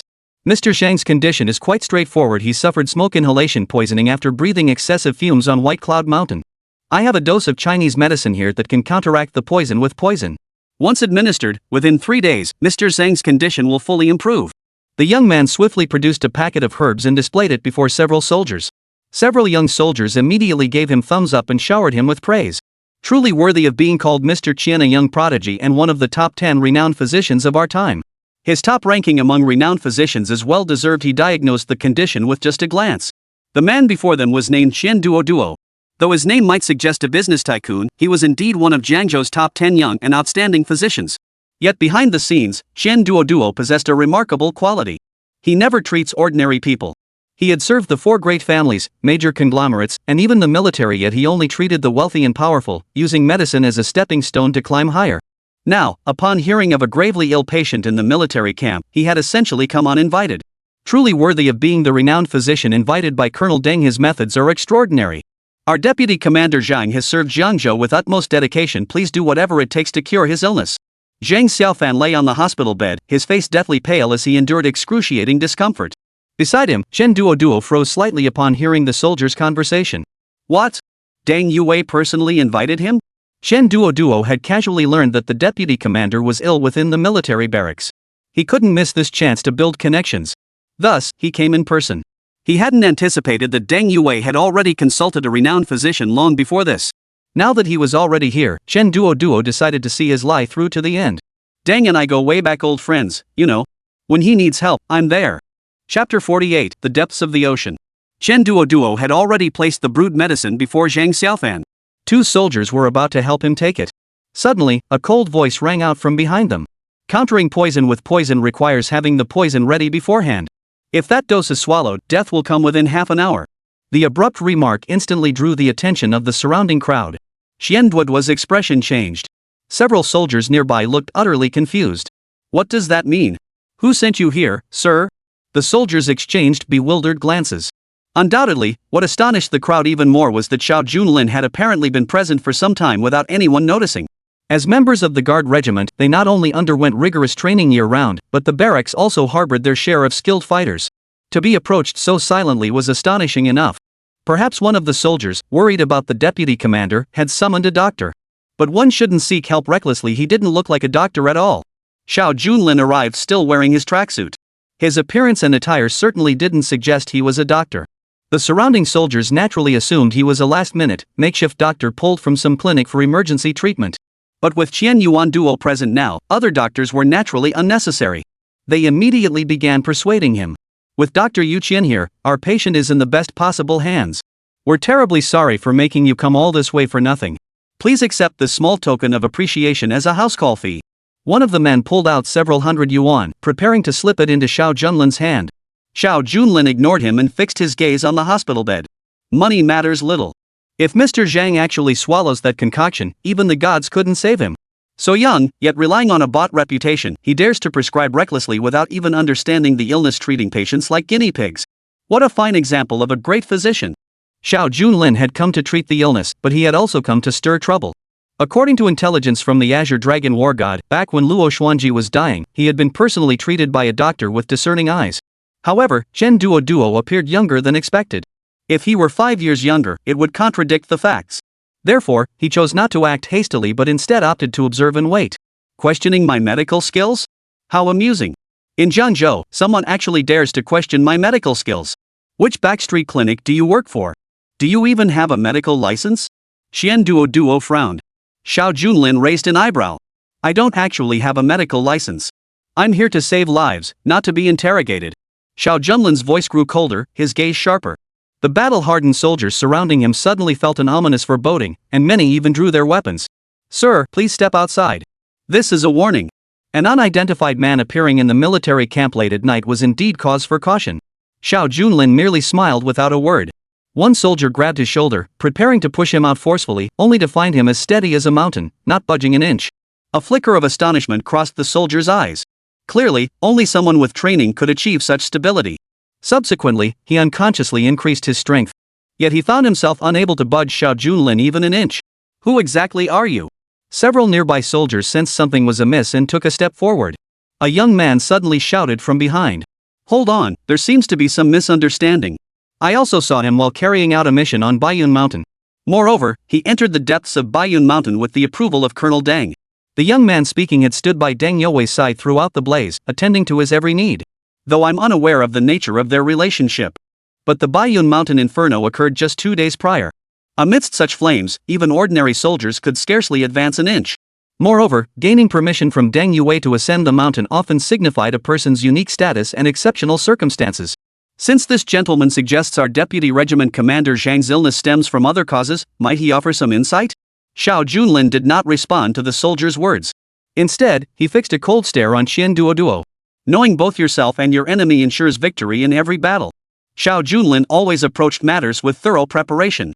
Shen Duo, if my memory serves me correctly, you failed every single subject when you graduated from medical school. Over the years, you've treated hundreds of patients under your master's name, but your success rate has been pitifully low. The only reason you're still practicing medicine is because of your master's reputation. Xian Duo froze. He hadn't expected this mysterious man to know his background so thoroughly. Xian Duo possessed no medical genius whatsoever. His entire career was built on family connections. His master, meanwhile, was a luminary in the field. Merely bearing the master's name was enough to command respect. His so-called practice of medicine was nothing more than a means to constantly elevate his reputation and seize opportunities to amass wealth. This is utter nonsense. You're slandering my reputation. Do you realize? What you're doing is illegal. I must treat Commander Zhang now. Get him out of here immediately. Amidst the loud outburst, the surrounding soldiers turned their gaze back to Xiao Junlin, momentarily hesitant. Commander Zhang lay on the sickbed, his complexion growing increasingly grim. Drawing on years of experience in Evil Valley, Xiao Junlin didn't even need to take his pulse. He merely scanned Zhang Xiaofan from head to toe. Mr. Zhang's illness likely has little to do with the recent mist on White Cloud Mountain. Over the past 2 months, has Mr. Zhang frequently experienced abdominal pain and a rapid decline in appetite? Has he even experienced bouts of spleen coldness at night? Listening to Xiao Junlin's words, Zhang Xiaofan nodded slightly from his hospital bed. Though his physique was extremely frail, every word was true. His attendants, witnessing this, dared not interrupt and waited for Xiao Junlin to continue. Chen Duo, standing nearby, watched everything unfold with a slightly twisted expression, his resolve slowly beginning to waver. No way. This guy can diagnose someone's condition without even taking their pulse? Could he really be some renowned physician unknown to me? Not just in Jiangzhou, Chen Duo was mind raced, mentally reviewing every renowned physician he knew, every notable figure in the field. He had never seen this man before. And Xiao Junlin's next words left him utterly dumbfounded. It seems there's a demon inside Captain Zhang's body. This absurdity beckons absurdity, absurdity incarnate? Chapter 49, The Demon Red Worm. If Qian Duo were to believe Xiao Junlin's words at face value, true masters have always emerged from the common folk. Who could guarantee that this stranger who boldly barged into the military camp wasn't a master? But the word demon made Qian Duo's heart, which had been suspended mid-air, slowly settle back down. This was clearly pure nonsense. Even a con artist wouldn't come up with such an absurd excuse. Qian Duo instantly felt reassured. I see through you now. You're here purely to cause trouble, and to rob and kill. Demons, huh? Are you going to perform some shamanistic ritual next? Then help exorcise the ghosts? Seize him immediately. This scoundrel is plotting murder for profit, not only delaying treatment, he deserves summary execution. Chen Duo shouted from the room. The surrounding soldiers looked at Xiao Junlin, their expressions clearly displeased. In a military camp like this, shouting about demons and monsters offered little concrete explanation. Xiao Junlin, however, remained unhurried as he leaned against the bedside. I'll make you a bet. If I can't cure Mr. Zhang's illness by tonight, subject me to military law. Hearing this, Chen Duo's face lit up with delight. He had been in such a hurry before. But court-martial could very well mean the death penalty. Chen Duo never passed up an opportunity to trap his opponent in a life-or-death situation. Alright, everyone hear that clearly. He said it himself. This matter is now set in stone. To the surrounding soldiers, the nature of the wager between the two men was irrelevant. What mattered was that Colonel Zhang's illness would be cured. Thus, no one at the scene voiced any objection. Xiao Junlin then added a postscript. But if I cure your illness, you must sever your own hands to prevent you from harming others through medicine. A doctor's hands are their lifeline. Chen Duo hadn't expected the other party's wager to be so ruthless. Just as he hesitated to protest, Xiao Junlin gave an even colder snort. You want my life, and I want your hands. That's already a concession. This deal isn't a loss, is it? No sooner had the words left his mouth than a rough voice boomed from behind. I accept this wager. Go check on Deng Yue. When will he be back? A single word from Colonel Deng carried the weight of the entire military camp's supreme authority. Is agreement now established? Xiao Junlin merely gave Deng Yue a slight nod. Then he turned to Zhang Xiaofan and asked, Brother Zhang, have you been on any missions lately? Zhang Xiaofan, racked by illness and pain, could barely respond. Deng Yue stepped in to break the tension. That's correct. I did carry out a mission earlier. We discovered some historical remnants, shell casings and debris at sea. To prevent secondary damage, I ordered the recovery operation. If you're implying he contracted his illness at sea, then besides Zhang Xiaofan, many others went down with him at the time. Could it be that everyone has been infected? Deng Yue had indeed met this Dark Emperor. But the Dark Emperor operates with extreme secrecy. Even in front of a crowd, he wouldn't dare reveal his identity, only discussing matters in the tone of an ordinary friend. And Xiao Junlin seemed to relish this delicate dynamic. His next words painted a vivid picture as if he'd witnessed it firsthand. Rest assured, no one else has these symptoms. Otherwise, it would have already erupted. If I'm not mistaken, Zhang Xiaofan didn't wear protective gear when he went into the sea. As deputy battalion commander, Zhang Xiaofan was well versed in land, sea, and air combat operations. He was especially skilled in aquatic operations. Having grown up in a coastal city, he often went into the sea for salvage operations.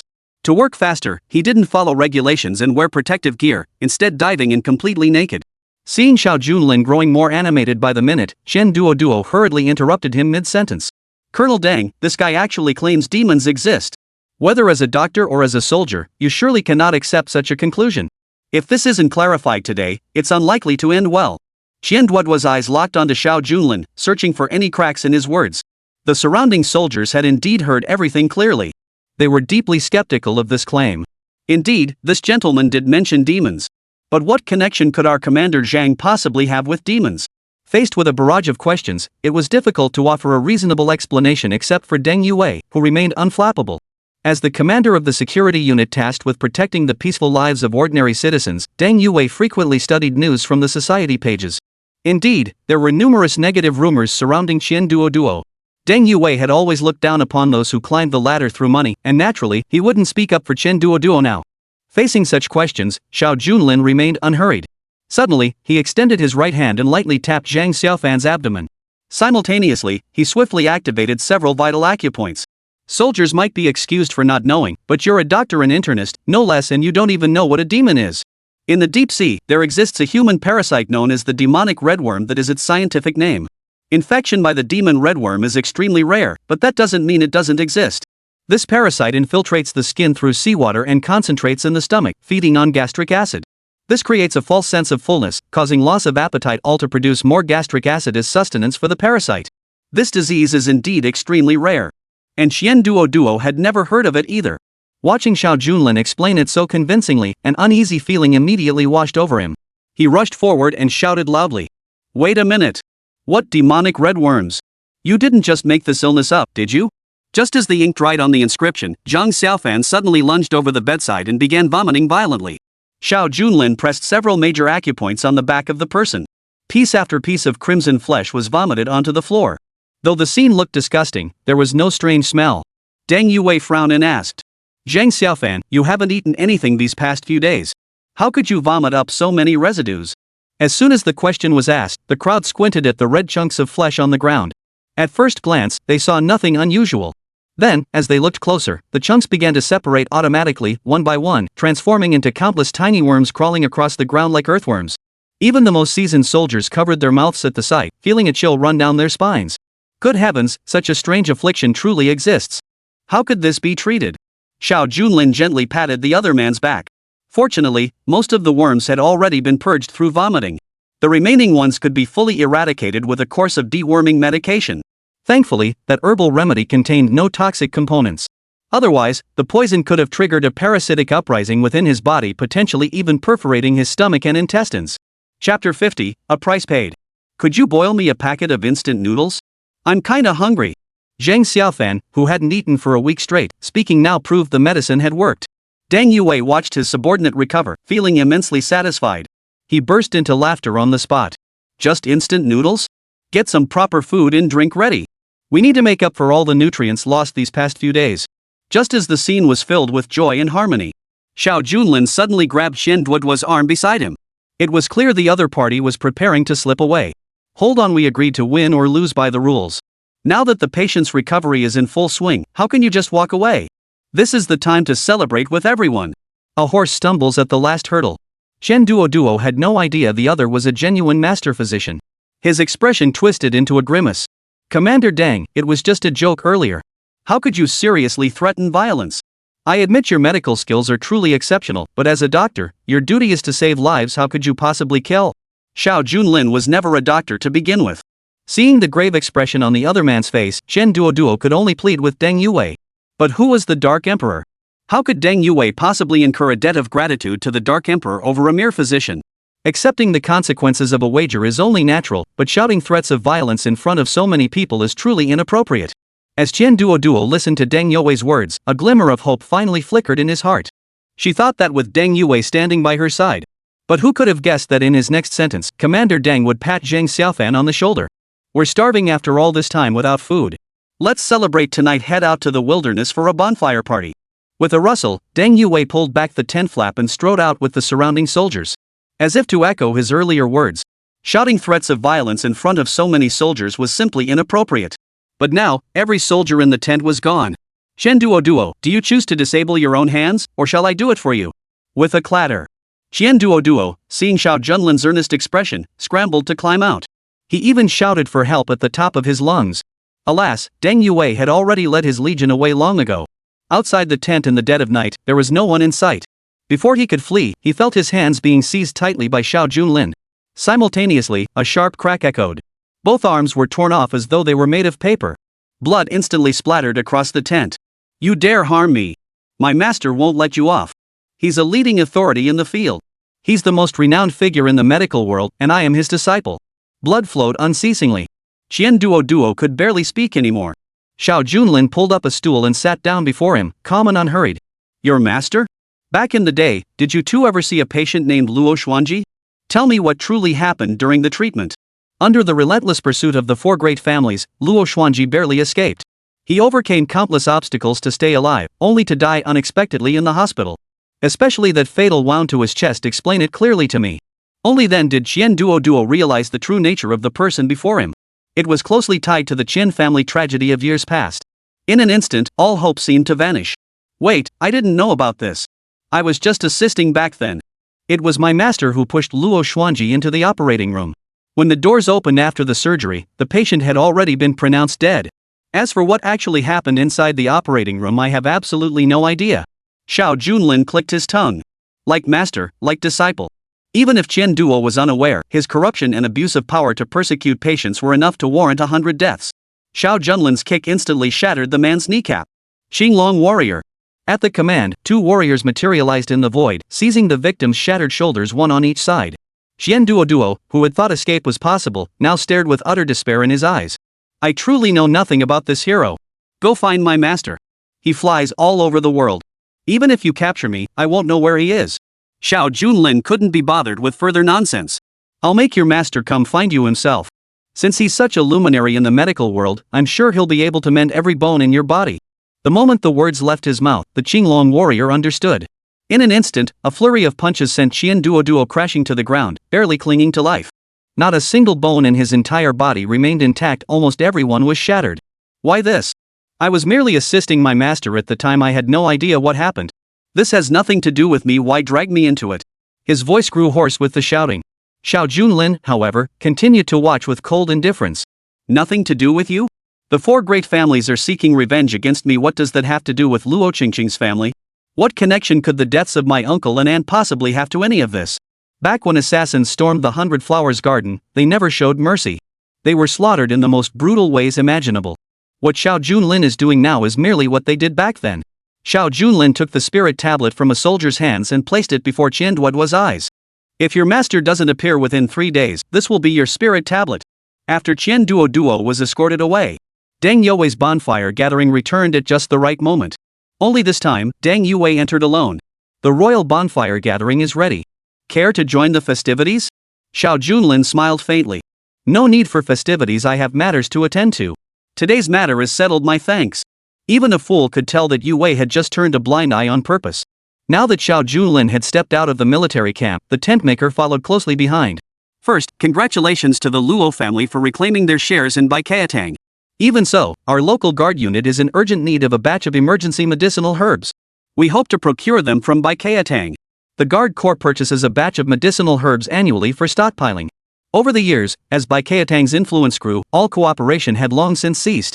Now that Baichao Hall is returning to its rightful owners, resuming our partnership would be a pure win-win. Very well. I shall entrust this matter to my wife. The ownership of Baichao Hall is now firmly in our hands once more. It is time to return the Baichaotang Enterprise Group to Luo Qingcheng's stewardship. That night, Xiao Junlin returned home a bit late, but when Luo Qingcheng awoke, she had already grasped the gist of the situation. My dear, I'll return to Baikatang tomorrow to reclaim what rightfully belongs to you. Luo Qingcheng's beautiful eyes brimmed with tears as she gently tugged at Xiao Junlin's arm. You did it. We finally did it. Xiao Junlin shook his head. This was clearly just the tip of the iceberg.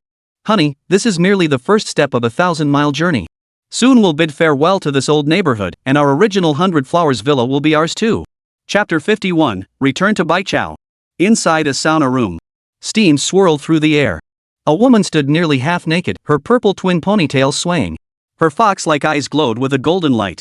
Her smile was fox-like, but what was even more eerie was the presence of a frail old man, holding several silver needles. He stood before the woman and gently pressed them into her skin.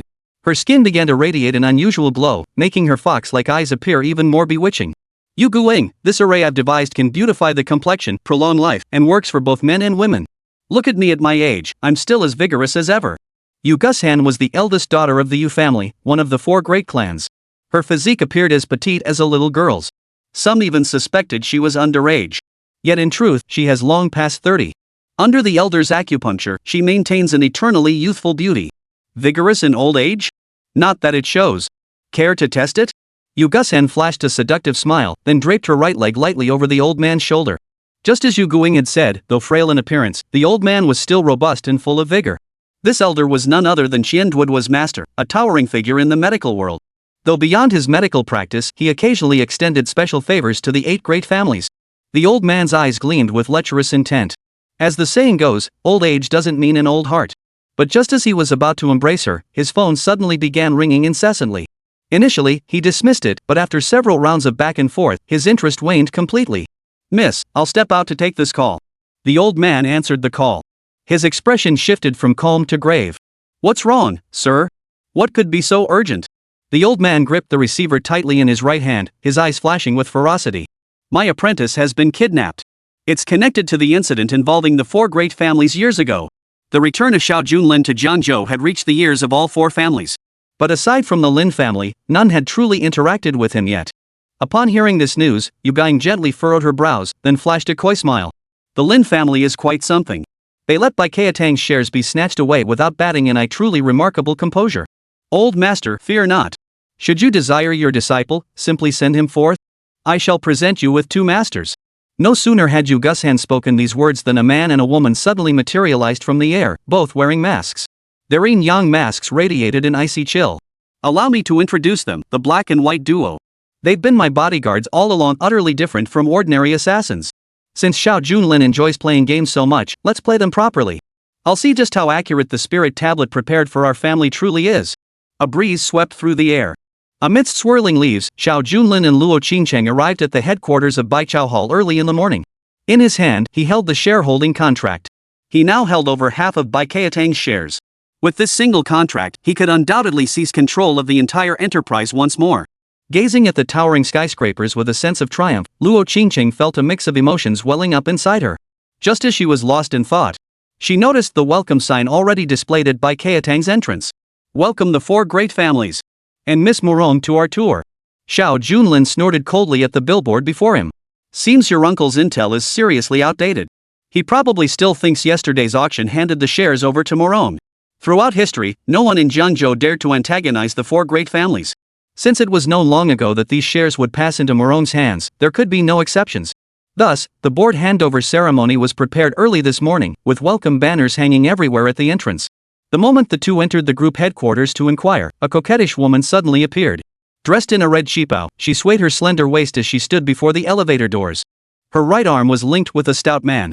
Her smile radiated seductive charm. She even brushed her body against the man's bulky frame. "Aya, Li Wenba, congratulations on becoming general manager. I hear a major change is coming soon. The Morong family will be taking over. Do you think we'll ever meet someone like Miss Morong?" The man called Li Wenba was the current general manager of Baichao Hall. He shook his head at the woman's words. "Who are the Morong? Are they people we could ever meet? They'll probably send some subordinate to take over Bai Keitang. But don't worry, as long as I'm here, whoever becomes chairman will be just more of the same. The moment you join, you'll become vice president." The woman beside him leaned closer. Li Wenba's smile grew even broader. Just as Xiao Junlin and the others were about to reach the elevator, the woman suddenly turned around and spotted Luo Qingcheng. "Oh my, isn't this an old classmate? It's been ages. I recall Bai Keitang used to belong to your family. Why have you returned? Could it be you're back to work for your family business?" Luo Qingcheng paused slightly, surprised to encounter an old classmate here. That said, their relationship had never been particularly strained. They had shared the same dorm room during their university days. But whether it was her academic achievements or her beauty, Luo Qingcheng always drew admiration and praise from countless people. This woman, Zhang Hongyan, had spent her school days studying nothing but how to flaunt her body. She was notorious among the rich second-generation crowd as a social butterfly. Unfortunately, she fell far short of Luo Qingcheng in both looks and intellect. Jealousy had always gnawed at her heart, and even on graduation day, she had nearly thrown all of Luo Qingcheng's diplomas into the toilet. So it's you, Zhang. It really has been ages. Out of politeness, Luo Qingcheng gave a perfunctory reply. But before they could step into the elevator, Zhang Hongyan spun around and blocked their path. Oh my, you're not actually here to apply for a job at Baikeatang, are you? You know Baikeatang is now owned by the 4 great families. If they find out you're working here, they'll make your life miserable. Have you hit rock bottom? Oh, I heard your family fell into ruin and moved to the old district. How did the young miss end up in such a state? A barrage of unprovoked scorn. Xiao Junlin abruptly interrupted their conversation. The 4 great families? Baikeatang belongs to the Luo family. Could the 4 great families even afford it? Hearing Xiao Junlin's words, Zhang Hongyan's face twisted with displeasure as she immediately pushed Li Wenba forward. I don't know if the 4 great families can directly handle it, but allow me to introduce this as my boyfriend, Li Wenba, who also happens to be the general manager of Baikeatang. If you want to return to work at Baikeatang, you'd better think twice about how you speak. Chapter 52, Awaiting Dismissal. The way you speak? Hearing Zhang Hongyan's praise, Li Wenba stood even straighter, his chest puffed out, a smile spreading across his face. I'm nothing special, just the general manager here. Today happens to be the day we're recruiting new staff at Baikeatang. So, it all depends on how you all perform. No sooner had he finished speaking than Zhang Hongyan suddenly clutched her mouth in a feigned gesture. She then stumbled backward 2 steps. Her eyes locked onto Xiao Junlin, her expression shifting to one of sudden realization. Wenba, this is trouble. Look at who this man is. Luo Qingcheng, coming alone to look for work would have been one thing, but why did you bring this man along? Don't you remember why your family fell apart? It was because you saved this man. Though such matters were never publicly acknowledged. But many had long known the truth. Luo Qingcheng's face paled instantly. Yet at the same time, she grew eerily calm. No matter what, I believe in Xiao Junlin. At the very least, it proves our family is not ungrateful. On the contrary, I recall your college tuition and living expenses were all covered by your boyfriend, right? Yet the moment you graduated, you dumped him and seamlessly hooked up with another rich kid. Your track record is quite impressive. In the past, Luo Qingcheng might have remained silent. But as the saying goes, birds of a feather flock together. Xiao Junlin's actions seemed to be gradually changing Luo Qingcheng. Now she retaliates tooth for tooth against mockery. Zhang Yanhong's face flushed instantly as her past was dug up. Leaning against the general manager, she even managed to look convincing with tears welling in her eyes. You saw it yourself, my classmate spoke out of turn, slandering me with lies. She's completely defaming my reputation. I never even held a guy's hand during college. I think you're just jealous of me after your family fell apart. Under the spell of this beauty, Li Wenba cared little for right or wrong. Right or wrong no longer mattered. What mattered was the woman clinging tightly beside him. He cleared his throat. Our conglomerate detests such hypocrisy. You're Luo Qingcheng, right? I see you possess natural beauty, and since this is your family's company anyway, working here is perfectly acceptable. But the man beside you absolutely cannot join us unless he apologizes to my wife. The two weren't actually married, yet he habitually called her wife in everyday speech. Luo Qingcheng stared at her classmate beside her and merely snorted. Sir, I'm merely stating the truth. Believe it or not, it's your choice. And I absolutely will not apologize to you. Zhang Hongyan kicked over the nearby trash can with a loud thud. She laughed so hard she was shaking like a leaf. You won't apologize, huh? My husband gave you a chance. He even let your useless husband try his hand at cleaning toilets. But now it's clear he's not even worthy of that. Honey, say something. This still thinks she's some top student from college days. Smack. A slap instantly struck Zhang Hongyan's face. Bitch, the very word Xiao Junlin hated most. If you don't know how to speak properly, I can teach you. If you can't learn, you can always lose this mouth. Stunned. Assault within Baikeatang? Not just Zhang Hongyan, even Li Wenba beside her stared wide-eyed. Security, get out here. Throw those two out. The 2 security guards at the entrance had just rushed over. The general manager's call demanded immediate obedience. But the instant Xiao Junlin turned his head, a single glance sent them plunging into a frozen abyss. Ordinary security guards had never encountered such murderous intent. They froze solid on the spot. Li Wenba seemed to feel profoundly insulted. Pointing a finger at Xiao Junlin's forehead, he ground out a few words through clenched teeth. You wait, he spat. I'm putting this out there today, neither of you will ever set foot in Baikeatang again. And you lot, security guards, just you wait. I'll have every last one of you fired. His shouts carried a hint of fury as Li Wenba boarded the elevator, slowly ascending to the upper floor. Luo Qingcheng looked at Xiao Junlin. A few seconds later, Xiao Junlin flashed a faint smile. He pointed upward. Honey, it's been a while since you've been home, hasn't it? We won't ride the elevator with these people. Let's take the stairs. As Xiao Junlin took Luo Qingcheng's arm and slowly walked deeper into the stairwell, Zhang Hongyan immediately rose from behind. You two will probably get kicked out if you go up there anyway. Originally, if you two had been respectful, my boyfriend might have given you jobs. But now, it seems you're not even fit to clean the toilets. Inside the highest council chamber of Baikiatang, a tiger skin armchair sat at the core position of the office, originally belonging to Luo Qingyang. However, since Baikiatang was to be transferred to the four great families today, Luo Qingyang voluntarily vacated the seat. Beyond that, the company group's senior managers had already gathered. Soon, General Manager Li Wenba pushed open the door. The four great families haven't arrived yet? Luo Qingyang shot a questioning glance at Li Wenba standing outside the door. Li Wenba remained extremely deferential in the chairman's presence, bowing his head and offering a humble smile. My apologies, colleague. The representatives from the four great families may be running a bit late. We still haven't been able to reach them. We wouldn't dare call Miss Moron, but you know how the four great families operate. Some things are better left unsaid. Compared to Baikiatang, the four great families always held themselves aloft. Never mind arriving late. Even if the four great families chose to show up in the dead of night, Baikiatang would have no choice but to wait silently. Some lit cigarettes, others chatted. As time passed, a man in a black suit slowly approached. Luo Qingyang and those around him shook hands with the man one after another. The man was not a member of the four major families. However, he held absolute authority over corporate contract transfers. Whether in Jiangzhou or across the nation, notary offices are the most authoritative bodies in corporate transfers. The man before us, known as Mr. Lu, is also an official, the highest-ranking authority at the notary office. Mr. Lu, the members of the four great families are accustomed to acting arrogantly and tyrannically. They haven't arrived yet, so please don't take offense. Your presence at Baikiatang truly graces our humble establishment. Managers around the room rose one after another to shake hands with Mr. Lu. The four great families? When did I ever say this corporate transfer contract had anything to do with the four great families? With a rustle, the surrounding crowd fell silent. Luo Qingyang frowned as well. Ah, right, it was the four great families who transferred our Baikiatang to Miss Moron. As soon as Luo Qingyang finished speaking, Mr. Lu countered once more. This has nothing to do with Miss Moron either. Chapter 53, Who will take charge? None of it matters. In Jiangzhou, could such a thing really go wrong? Or could some conglomerate from another provincial capital have intercepted the shares mid-transaction? Mr. Lu, who exactly is our new chairman? This equity auction sold over 70% of the shares. For our Baikiatang, this is also a tremendous investment. Luo Qingyang stood dressed in her attire, clearly caught off guard by the unexpected turn of events. After all, the sign welcoming the four great families still hung at the entrance. With this unexpected turn of events, whoever becomes the future chairman must first curry favor effectively.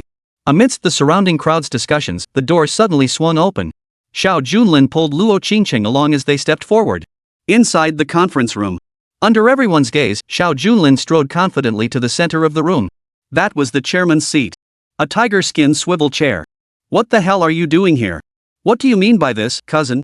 Bringing your useless husband here? Are you trying to make a spectacle of our group? Today marks the arrival of our Baikiatang group's new chairman. If you wish to cause trouble, feel free to do so any other day, but not today.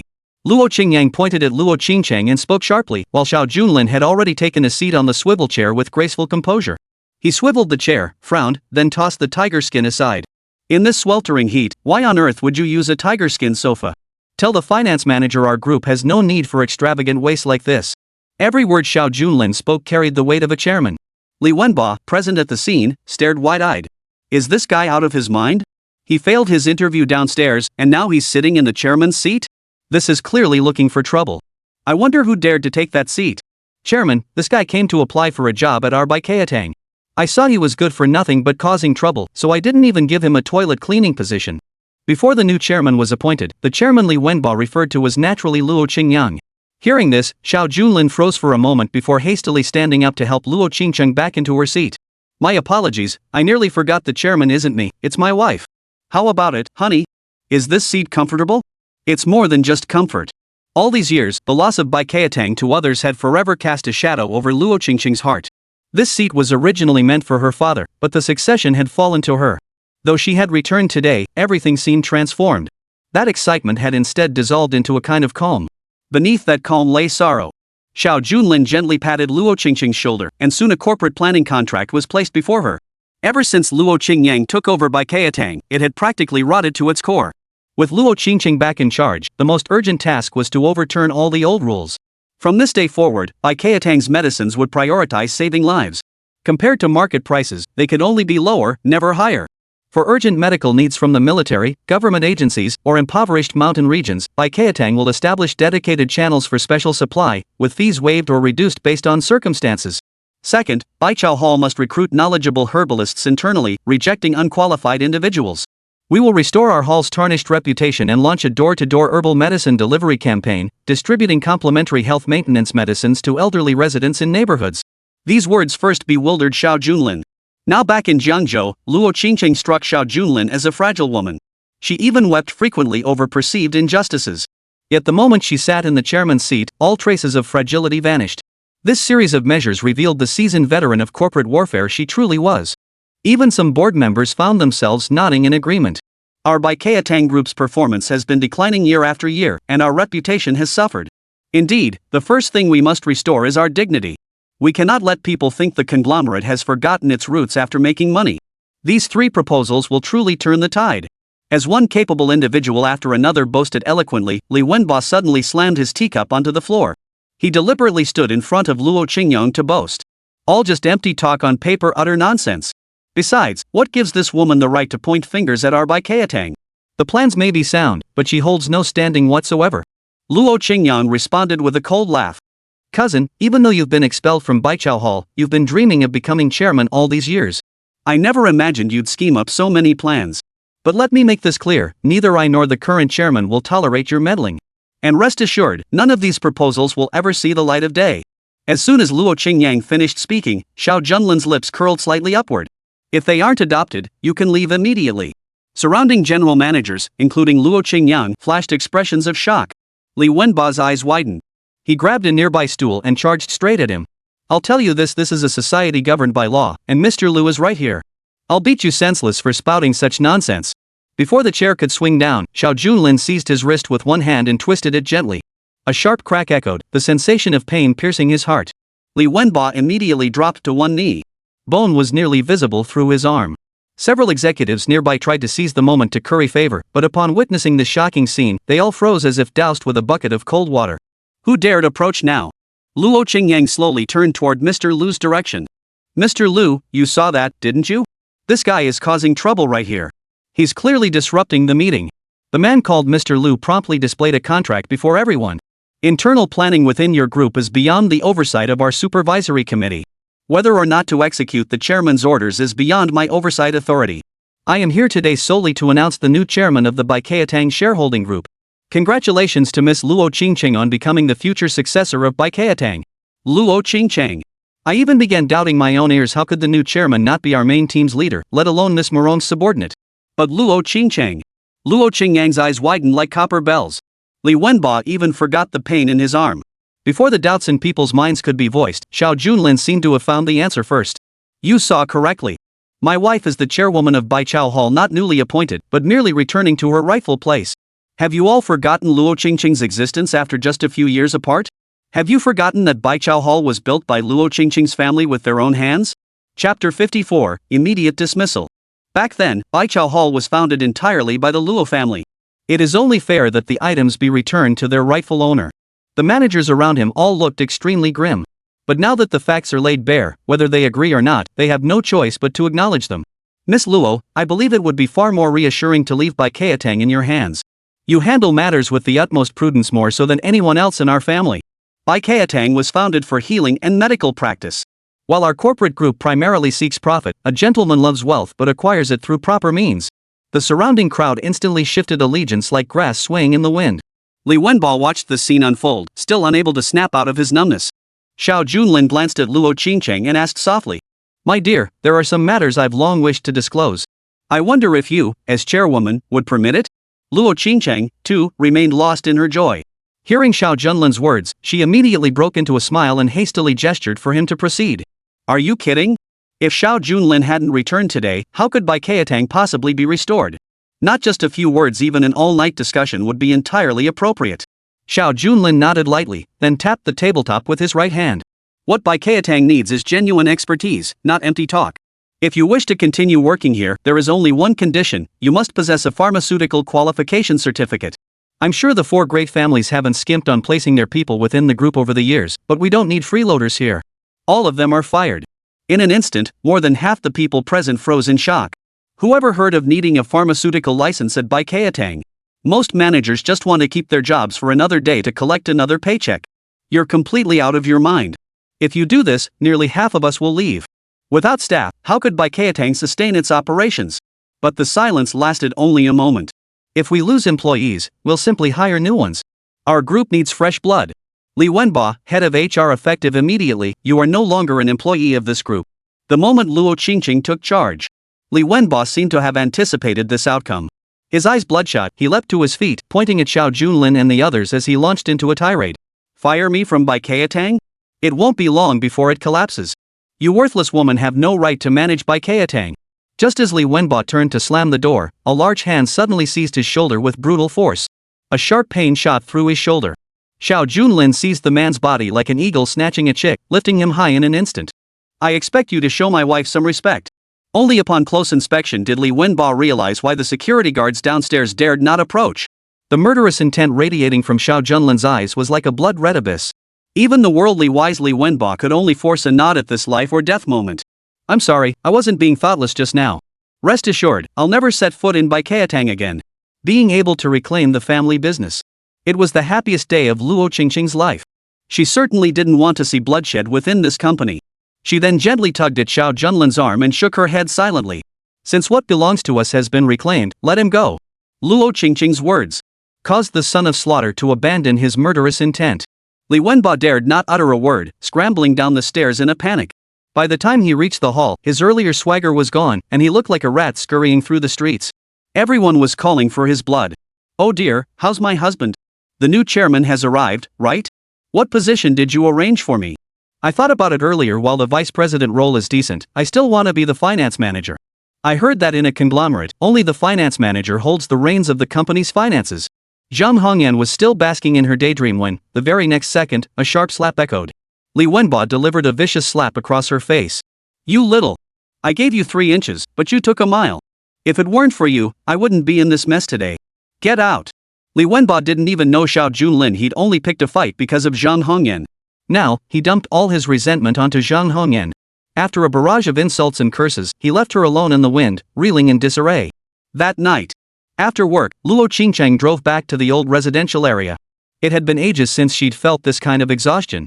Luo Qingcheng's heart was filled with a sense of peace and fulfillment. I don't even know how to thank you.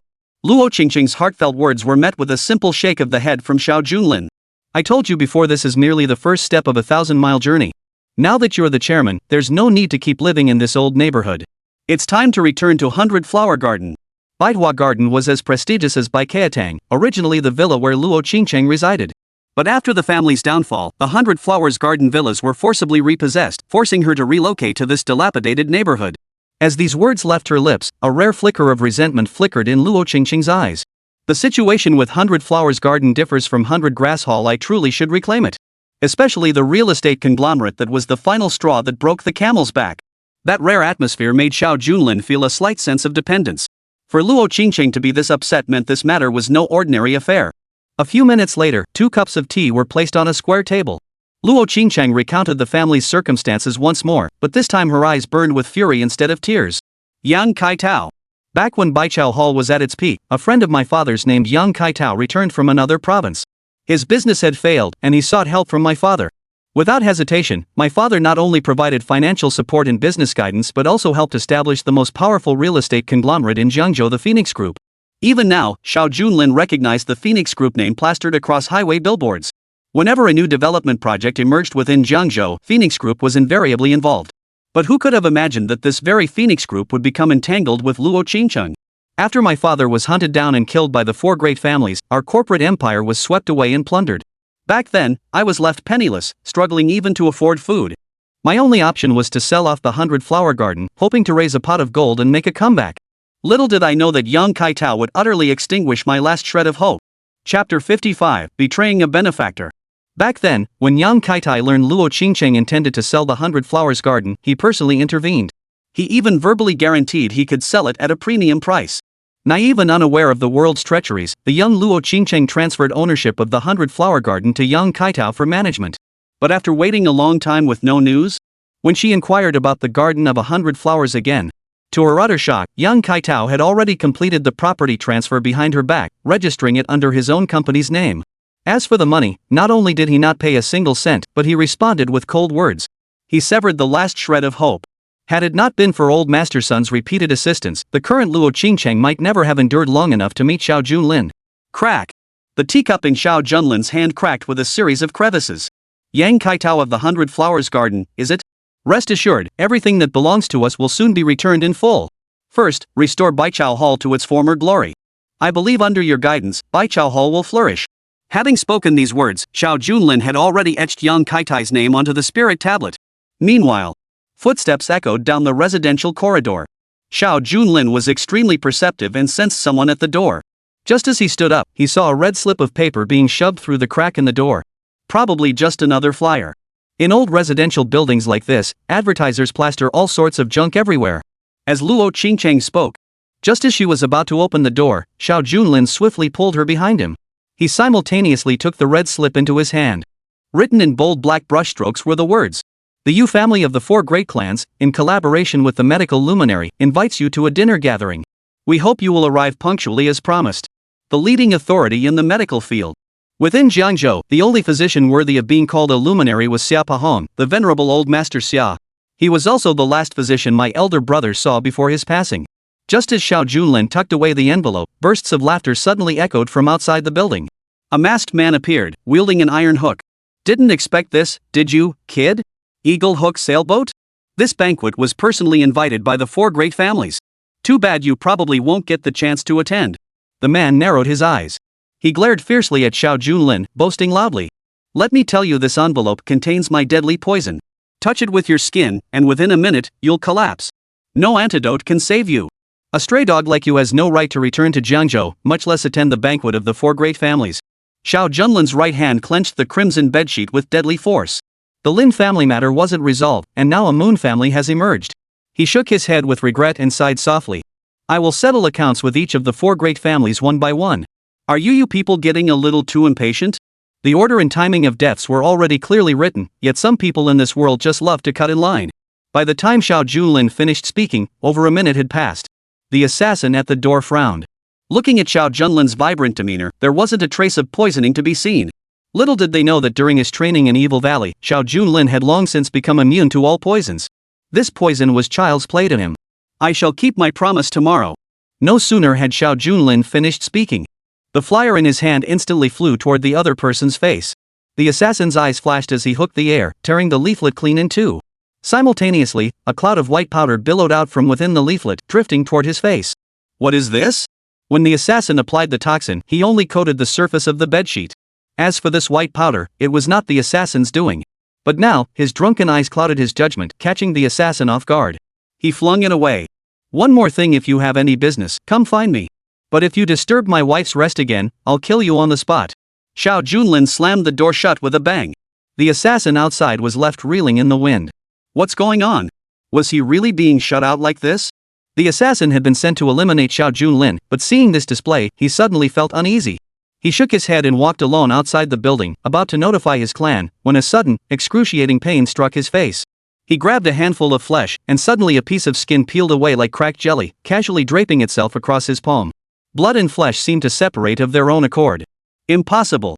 This is 7-star camellia. A poison so deadly even my master hadn't mastered it. How could a stray dog possess such a thing? The assassin couldn't comprehend it, but it was already too late. Soon, the skin began peeling away continuously. The entire body resembled a blood-soaked gourd, eventually lying motionless on the ground, reduced to nothing but spasms. Even in death, he barely retained human form. Having completed his task, Xiao Junlin returned to his room as if nothing had happened. "It's nothing. Just someone handing out flyers outside. I told him not to come back." Xiao Junlin's actions were so swift, it all happened in an instant, that Luo Qingcheng believed it without question. Those flyer distributors are just workers too. Let them hand out flyers if they want, don't be too hard on them. I still need to visit the group tomorrow. Bai Keitang has just gotten back on track, and we need to rehire staff. There's a lot I have to handle personally.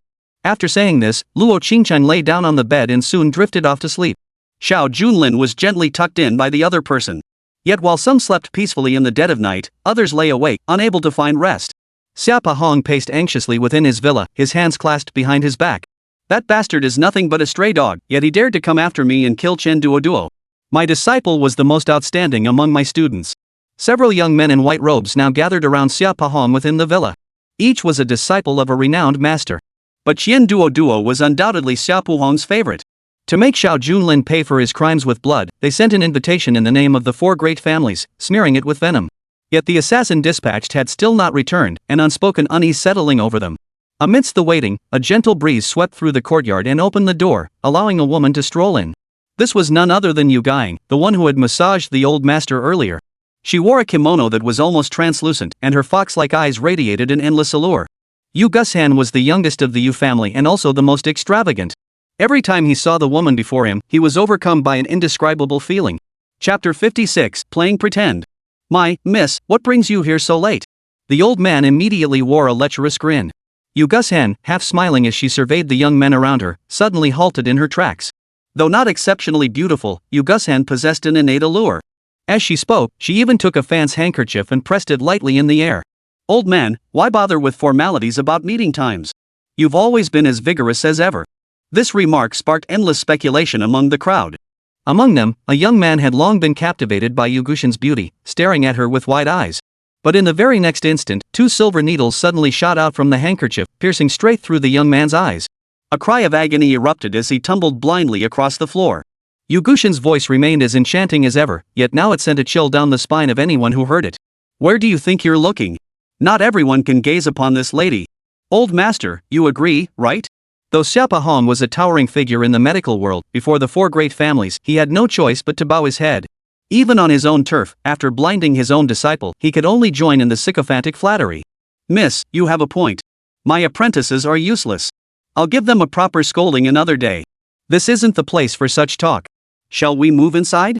As Xia Pahong finished speaking and gestured for them to enter, he suddenly noticed assassins clad in black swarming the eaves in every corner of the building, both upstairs and downstairs. Xia Pahong's expression abruptly changed, but Yu Guiying merely waved her hand lightly. The assassins who had been standing outside the courtyard instantly formed a neat line. Old man, do not worry. I came here today to present you with a gift, so you may have some peace of mind. As soon as Yu Guiying finished speaking, 2 assassins carried a stretcher forward, placing a blood-soaked gourd before the door. The old man stared upward intently. Several disciples nearby retched violently. That wasn't a person, it was clearly a mass of flesh and blood. 7-star Hawthorne? Xia Pahong, a towering figure in the medical world, truly possessed vast experience and knowledge. But as he uttered these words, he hastily retreated several steps. That 7-star begonia was truly the Dragon King of poisons. Many more medicines. Who exactly is this person, and why would they suffer such inhumane retaliation? Before she could finish her sentence, a smile returned to Yu Gushan's face. The old gentleman truly has a short memory. Isn't this the very person sent to deliver the letter to Xiao Junlin? Too bad your poison didn't work. Xia Pahong dared not meet Xiao Junlin personally. Tonight, he merely delivered this letter under the guise of the 4 great families, and seized the opportunity to administer the poison, putting Xiao Junlin in mortal danger. Yet not only did Xiao Junlin survive, he returned with an even more terrifying poison. How could anyone endure such a blow? To the young miss, Xiao Junlin was nothing but a stray dog. This time, his return caused such a stir throughout the city. Just how much power does he truly wield? Miss Morong still hasn't made her stance clear. I fear this brat has returned stronger than ever, a man transformed. Suddenly, Yu Gushan's smile blossomed like a radiant flower as she slowly shook her head. Why fear a worthless fool? Miss Morong hasn't acted because there's simply no need. Since the invitation has already reached his hands, should the old master attend the gathering tomorrow? Under these circumstances, should he still attend? What difference does it make between life and death? Just as the old master shook his head, Yu Gushan abruptly seized his shoulder. Don't forget you delivered that letter in the name of the 4 great families. If you fail to honor the agreement, it will be a disgrace to all 4 of us. Those few words sent a chill through the old man, penetrating deep into his heart. His entire body went limp. Had he not been seated on the stool, he would have collapsed to the floor. But Yu Gushan's expression shifted abruptly. Don't worry so much. Let me introduce you. The people behind me are shadow assassins. They're nothing like those useless fools from the Lin family. Tomorrow, they will absolutely execute Xiao Junlin on the spot. And even if something unexpected happens, I have a plan to ensure your safety forever. With that, Yu Gushan waved her hand lightly. A man stepped forward, his posture slightly hunched. His entire body was covered in pus-filled boils, making him look utterly bizarre. But the moment Xia Pahong saw him, he recoiled in terror, stumbling back several steps. Your poison hand. a master of the heaven and earth rankings. The heaven and earth rankings were the nation's assassin rankings. The man now known as Poison Hand, though ranked only 81st, would be a notorious figure anywhere in Jiangzhou. Especially in the art of poisoning, he was masterful, killing silently and invisibly. Beside Poison Hand stood another elder. The moment Xiao Hong saw this old man, he felt utterly stunned. For this elder bore an uncanny resemblance to himself. Xiao Junlin will die tomorrow no matter what, and I am fully prepared. At Jiangzhou's Luo, nothing surpasses the fragrant and delicious beggar's chicken. Noon. Xiao Junlin, dressed in casual attire, and the Qinglong war god standing beside him, appeared like two tourists as they casually approached the entrance of Luo. Yet atop Luo, an ancient structure, an old man sat with a smile in his eyes, his fingers lightly caressing the strings of a zither. Since you've come, sir, please come up and take a seat. Lunch has been prepared for you. As the old man spoke, within the private room, Yu Gushan sat quietly, taking everything in. Among the family members, Yu Gushan was the most playful and extravagant. Precisely because of this, the patriarch of the family held her in the lowest regard. Today, through her unique methods, she would prove to everyone that those the Lin family couldn't kill, she would kill herself. She also intended to use this opportunity to elevate her standing within the clan. Here they come, these two are quite interesting. Xiao Junlin and the Azure Dragon war god stepped onto the wooden staircase, ascending slowly to the top floor. Xiao Hong wore a smile as he rose to his feet. I've long heard you hail from Dragon City. To honor your visit, we've arranged a special feast, a culinary masterpiece at Luo. But enough formalities. We're here for a bit of refined entertainment, so we've reserved the entire venue today. Standing behind Xiao Hong was yesterday's poisonous hand. Xiao Junlin and Qinglong sat down calmly and composedly. Surveying the table laden with fine wines and delicacies, he picked up a piece of plum-glazed chicken without hesitation. Placing it in his mouth, it melted instantly, truly a heavenly delicacy. Indeed, old gentleman. You've done well. I've heard you're the Tyson of the medical world, the North Star of the field. Truly, seeing is believing. Especially your miraculous healing touch, leaving a wound on a living person, or even turning the living into the dead. Truly, you live up to your reputation as a physician with a killer instinct. Chapter 57, Fatal Scar. Xiao Junlin's words made the atmosphere grow even more awkward. Xiao Hong poured himself a cup. His right hand froze mid-air as he narrowed his eyes at Xiao Junlin. I wonder what prompted you to say that, sir.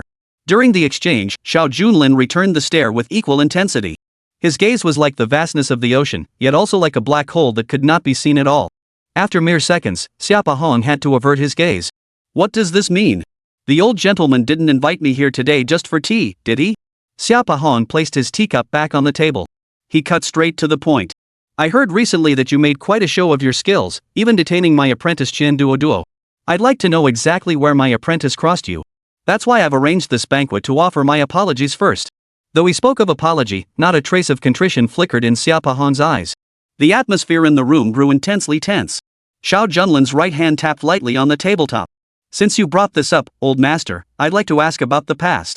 When my elder brother Luo Xuanji was hunted down by the four great families and severely wounded, he sought refuge in your territory for medical treatment. I've heard your medical skills are renowned as the pinnacle of excellence. How exactly did you manage to save his life? At these words, Yu Gushan, hiding within the incense shop, furrowed her brow slightly. But soon, Xiao Hong's eyes also flickered. Then he blurted out. We physicians are not gods. Every patient is different, some live, some die. We deeply regret what happened to your elder brother, but his injuries were simply too severe. There was nothing we could do to save him. Beyond our control? Crack. Xiao Junlin's wine glass shattered in his hand, a murderous aura rippling through the air. If it truly was beyond our power to save him, I wouldn't utter a single word of complaint. Luo Xuanji did indeed suffer multiple stab wounds, but while numerous, they were not fatal. Yet after he was admitted to your hospital, he returned with a fatal stab wound in his chest. I demand to know, is your hospital here to save lives or deliver the final blow? Old man, I have video evidence of this incident. I advise you to refrain from making unnecessary remarks. Tension filled the air, reaching a breaking point.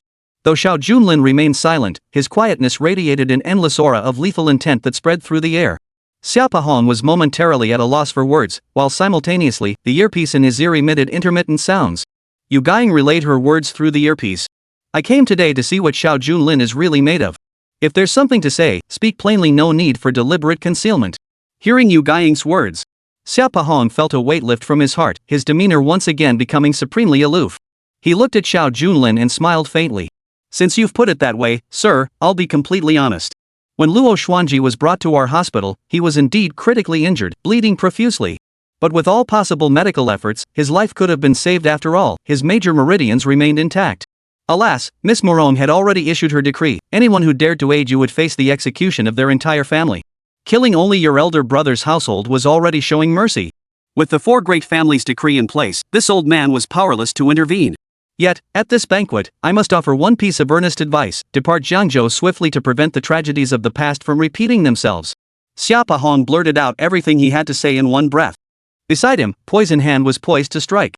But unexpectedly, Xiao Junlin remained unhurried, still sipping his hot tea alone. He even replied with remarkable composure. Rest assured, the tragedy of the past will never be repeated. With that, Xia Pahong burst into laughter.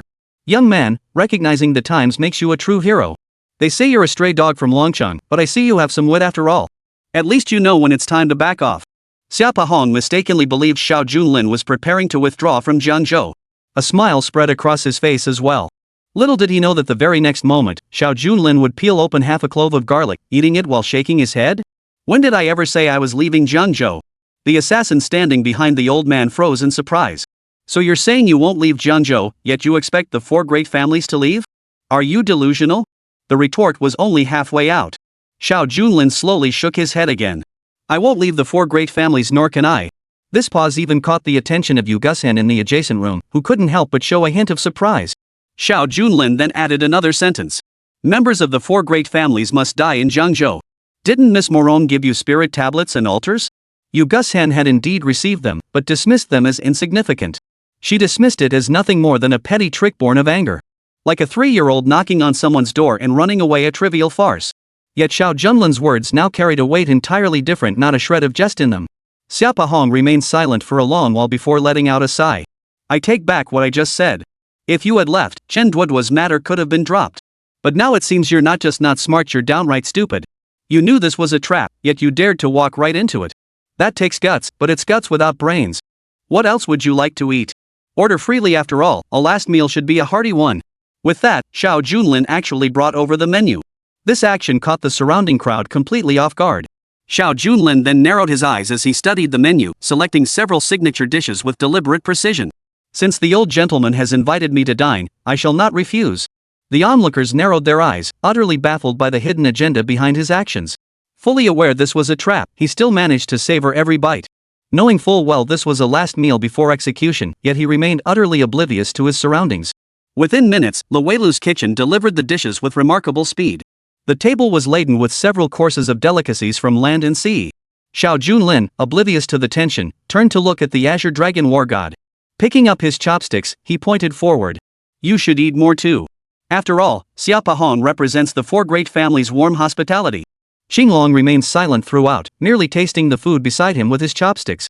The scene fell completely silent, broken only by the sounds of Xiao Junlin and Xinglong eating.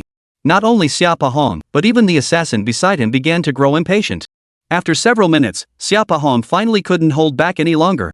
Chapter 58, Someone Behind. His right hand slammed hard onto the table, sending the teacup on the surface clattering wildly back and forth. Clink, clank, the incessant clatter filled the air. Young man, don't stuff yourself silly.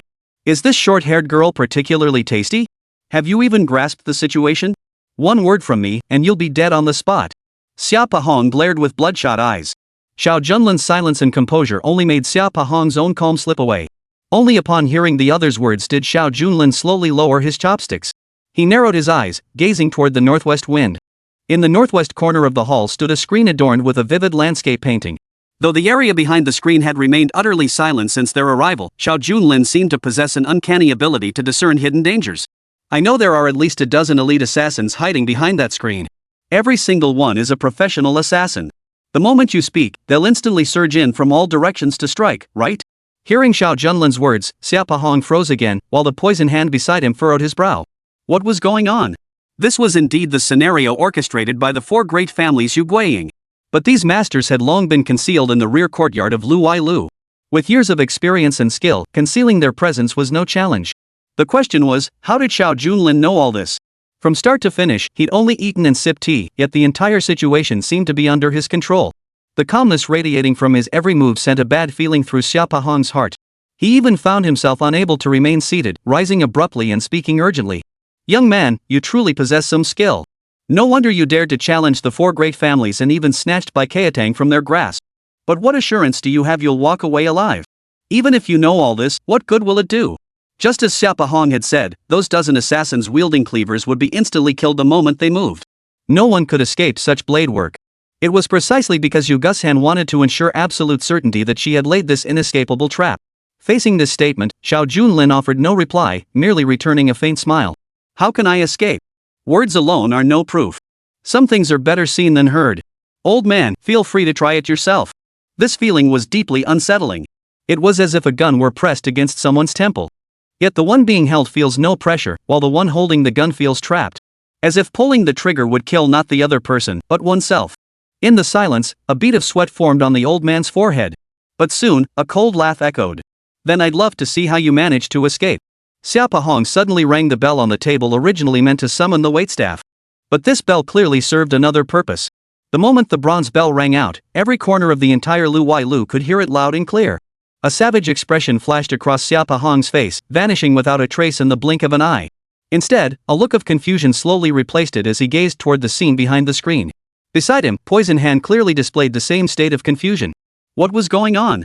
Where had the agreed-upon person gone? Just as Xiao Junlin had predicted, behind that screen, over a dozen assassins lay in wait, ready to spring into action at the slightest signal. Arranged by the four great families, such matters were absolutely foolproof. At least, in all of history, there had never been a mistake. Yet today, according to the prior plan, the bell had clearly been struck. Anyone within earshot unless trapped in a cage should have heard the signal. Why hasn't a single person come out? Old master, are your men being a bit uncooperative? The bell should always be rung twice. After saying this, Xiao Junlin stepped forward and gently pressed the bronze bell once. It rang once more, and this time, movement finally stirred slowly behind the screen. Xiao Hong's command went unheeded, but Xiao Junlin's action elicited a response. A sense of foreboding welled up within him, expanding endlessly, as the landscape painting slowly began to collapse. The scene that followed left everyone wide-eyed. Behind the screen, the hidden assassins lay one by one on the ground, each struck down with a single fatal blow. The blade's speed was so swift that not a single drop of blood stained the wounds. Behind each assassin stood a warrior clad in black armor. Each warrior hailed from the Qinglong squad. These Qinglong warriors struck swiftly and silently, leaving no trace of their actions. Even Yu Gushan had no idea when these hired killers had been disposed of. This couldn't be possible. What kind of force was this? Where on earth did he get them? The four great families had believed their assassins could run rampant and conquer all in Jiangzhou. But the moment these Qinglong warriors appeared, they learned what it meant to be dwarfed by a greater power. Xiao Hong was truly panicking this time. These weren't some stray dogs from Longchang. Not even among the four great families had anyone ever possessed such formidable strength. What are you waiting for? Hurry up and poison him. Xiao Hong frantically yelled at Pisho beside him. But the expression on Poison Hand's face grew even more puzzled than Xiao Hong's. His tone grew dark and ominous. I already poisoned it. From the moment they entered until now, I've released 48 different toxic gases in the ceiling, in the wine glasses, in the food, even in the air. Any one of them could kill an elephant. But unfortunately, he neutralized every single one. Who knows when Poison Hand actually administered the poison? But if Poison Hand could rank among the heaven and earth list's elite, he absolutely couldn't be lying. This time, Xiao Junlin slowly rose to his feet, while Poison Hand beside him suddenly took several steps back. My apologies, I had no intention of interfering. The moment Poison Hand uttered these words, his entire form blazed like a streak of light as he sprinted toward the rear of the Lu. He fled. A master skilled enough to make it onto the heaven and earth rankings had, at this very moment, fled without hesitation. With his departure, everything collapsed. And at that very moment, a wardrobe inside the room slowly opened, its door creaking as it swung back. An old man who looked exactly like Xiao Hong crawled out, panting heavily. Young miss, we must leave immediately. This fellow is far more troublesome than we anticipated. Escape is our top priority now. It seems our plan has backfired. Chapter 59, The Decoy Operation. Yu Gushan's expression remained unsettled for a long time.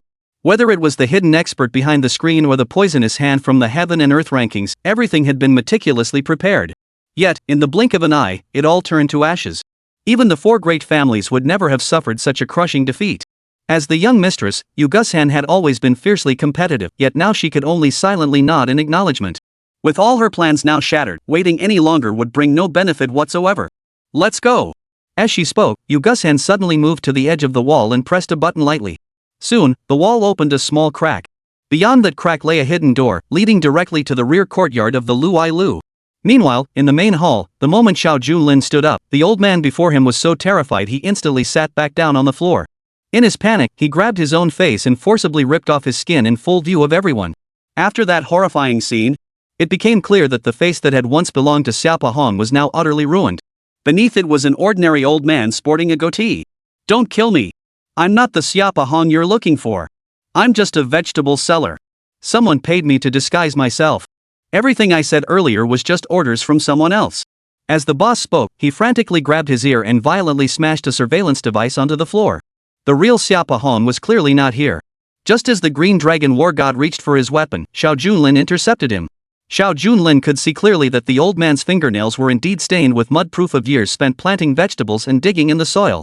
Xiao Junlin found no reason to trouble an elderly vegetable seller. In the blink of an eye, he vanished from the hall. At the same time, in the courtyard's rear garden, Yu Guiying, dragging the real Xiao Pahong, had just pushed open the door, panting heavily. A black sports car had been waiting there for quite some time.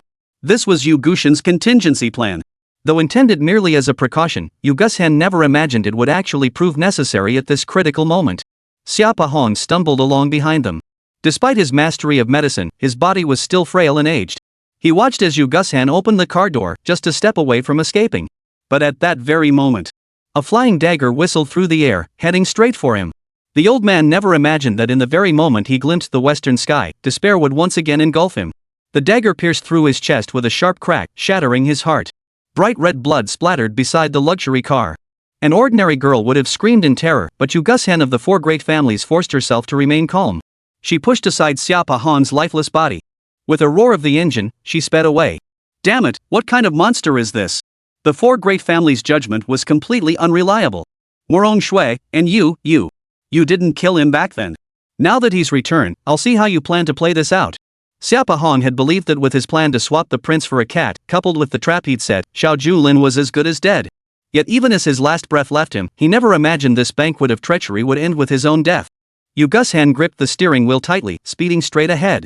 All she wanted now was to floor the accelerator and flee as far as possible. One of the subordinates frowned and asked in a low voice. Young miss, I don't think this kid is someone we can handle on our own. Should we report this to the family patriarch? Word is he's already set his sights on the Lin family. Who knows if we'll be next? Xiao Junlin's strength far exceeded the predictions of the four great families, so reporting this to higher-ups was only natural. But Yu Guxian would never think that way. As soon as the subordinate finished speaking, a smile spread across Yu Guxian's face. I have a plan. Step closer. The confused subordinate frowned and leaned forward slightly. But in the next instant, Yu Guiying drew the dagger in her hand and instantly slit the man's throat. Taking advantage of the empty surroundings, she kicked the cart away. Report to the clan elders? What exactly would you say in the report? Surely you wouldn't want to tell the entire clan that I, Yu Guxian, am incompetent. Those old fools in the clan only communicate with my eldest brother. If they find out I used clan resources only to fail, my status would plummet. I absolutely cannot allow that. Perhaps Yu Guxian's report would have led to a different outcome for the entire clan. At the very least, it might preserve a sliver of hope for escape.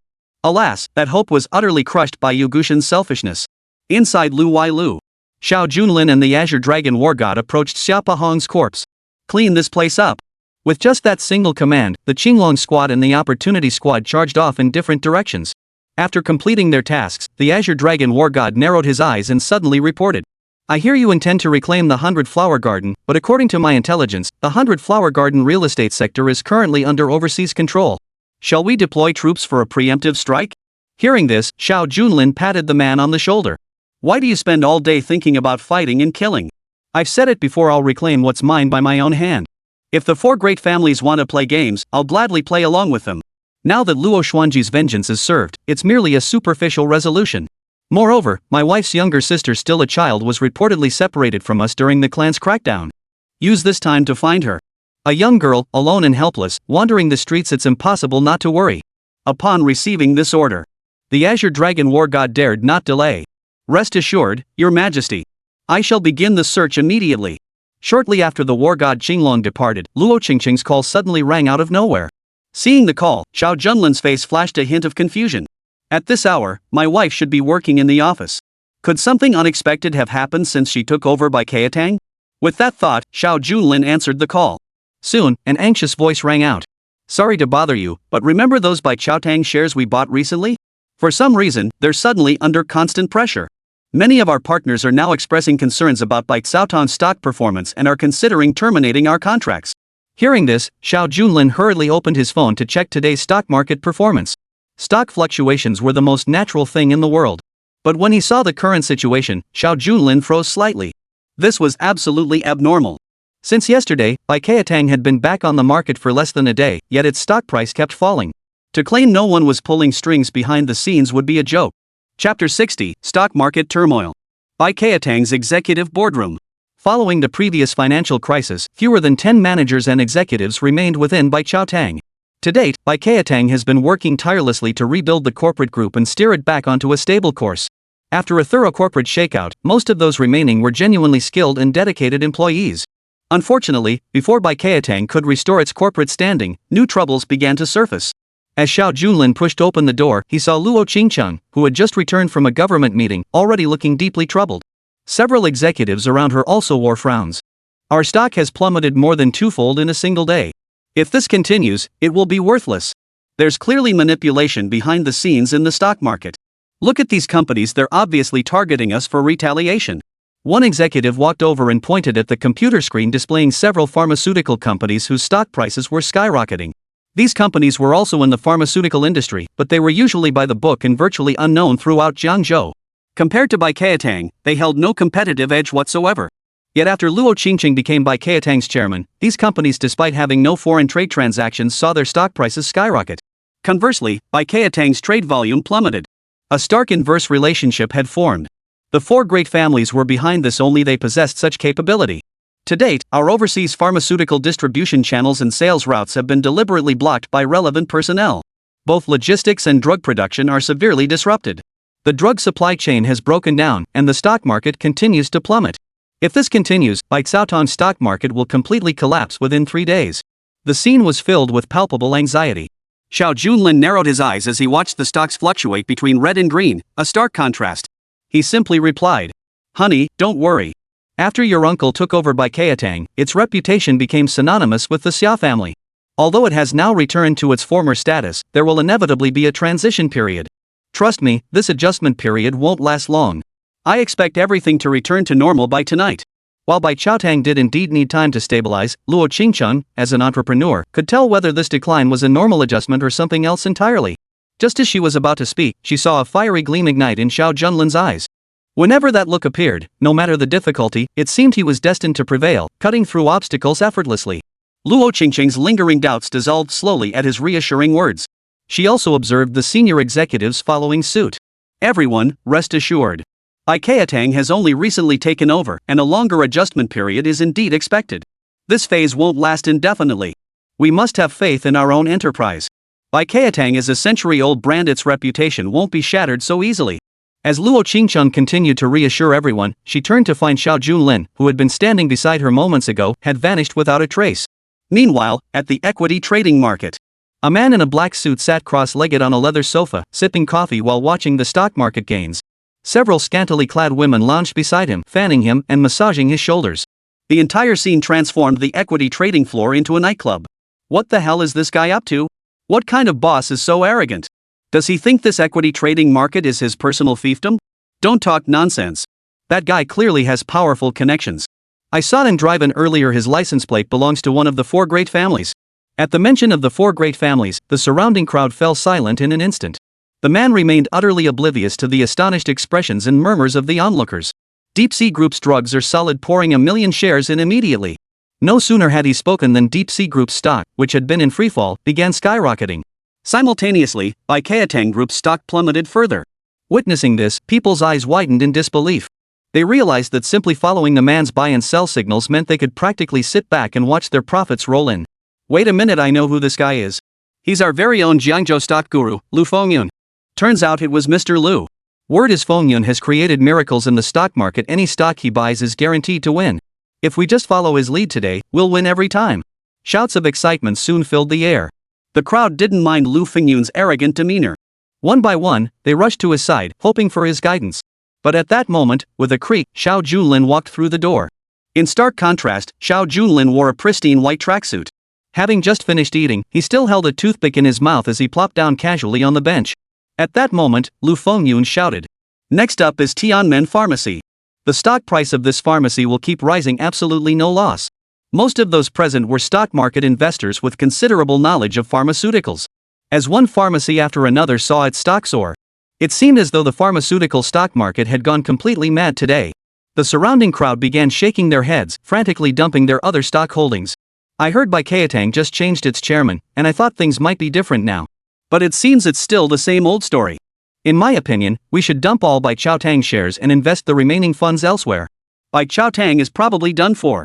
But no sooner had the words left his mouth than Xiao Junlin abruptly slammed his crossed legs down onto the floor. The thud echoed through the already noisy room, drawing attention. Now, with just one sentence, thunder seemed to crackle. This Tianmen Pharmacy is probably going bankrupt. Whatever you invest just keeps losing value. You'd be better off putting your money into Baijiatang. The unexpected remark caused the surrounding crowd to turn their gaze toward Xiao Junlin. Xiao Junlin was a complete stranger in the stock market. Combined with his exaggerated remark, it instantly drew ridicule. Young man, you must be new to stocks. Shares go up and down, but bankruptcy? That's just ridiculous. Tianmen Pharmaceuticals may not be a top-tier pharmaceutical company, but it has over a decade of history. Bankruptcy just like that?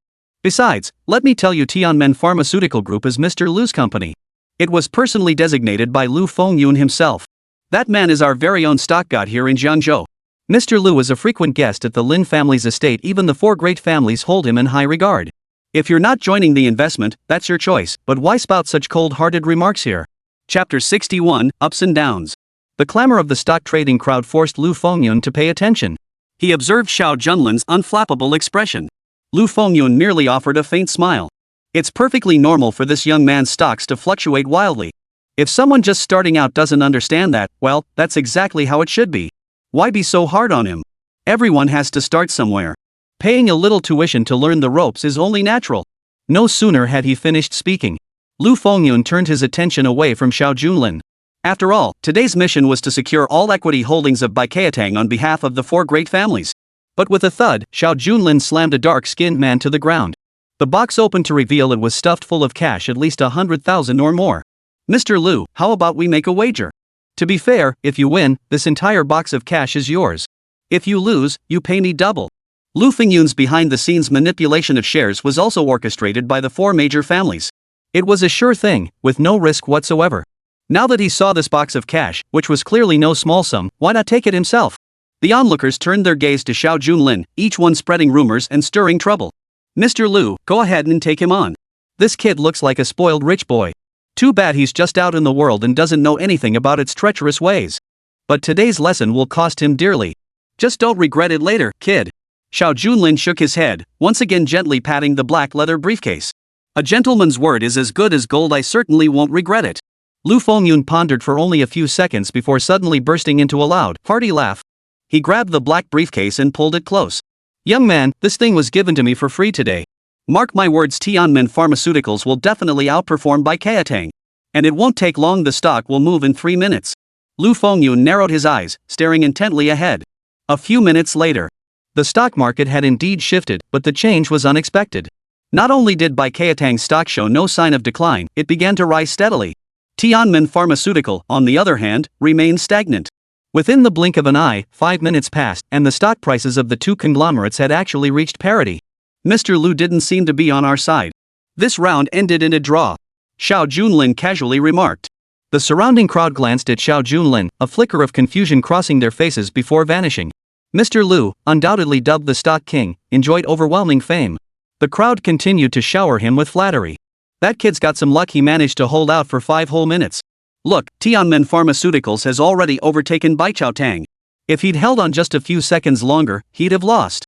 Following Mr. Lu's lead was definitely the right move.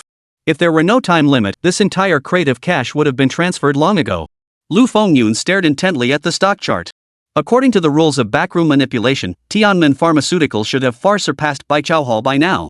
Yet clearly, things weren't going as planned. Xiao Junlin's words cut off any further contemplation. A draw is no fun at all. Shall we play one more round?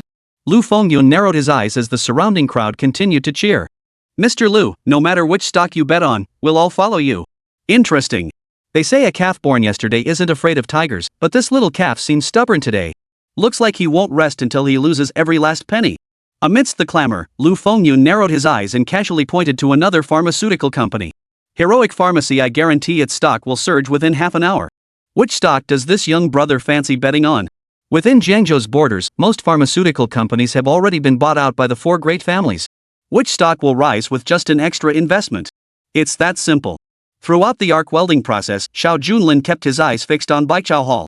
I'm still betting on Baiqiao Hall its shares will rise. Lu Fengyun frowned. The surrounding crowd also wore puzzled expressions. Young man, you've been fixated on this Baiqiao. You saw it yourself. If not for the time limit, Baiqiao would have been crushed already.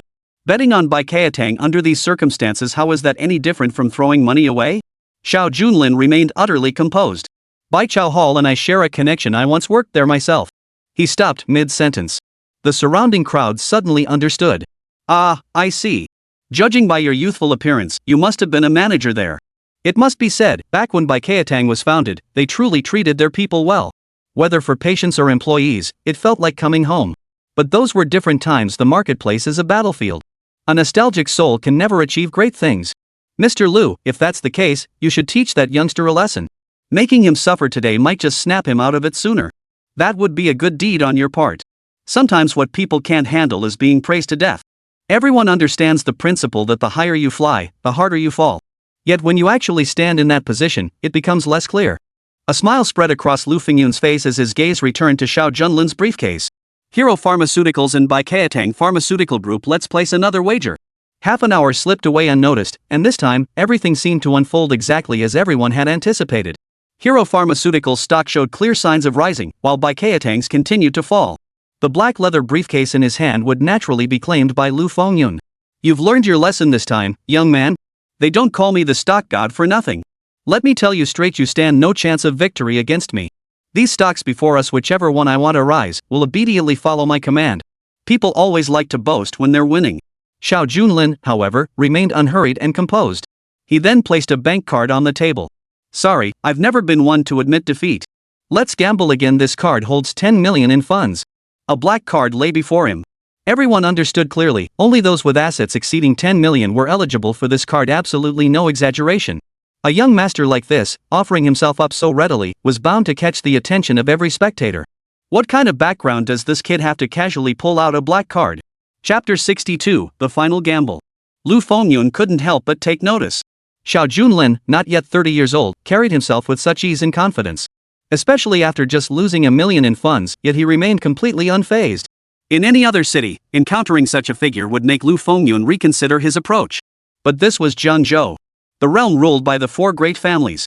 Moreover, the share manipulation was orchestrated by agents sent by the Lin family. The other three major families, while unlikely to offer support, certainly wouldn't intervene to stop it. Looking around, even Xiao Junlin, no matter which family's noble lineage he came from, could never be compared to the four great families.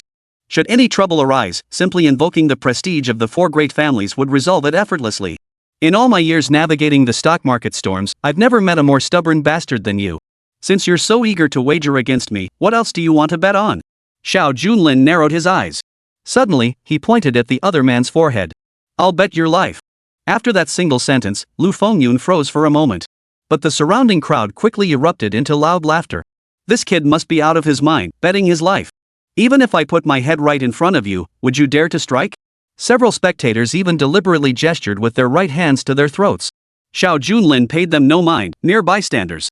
He kept his eyes narrowed, fixed on the front. I'm asking you, bet or not? If you win, this card is yours. It's unregistered.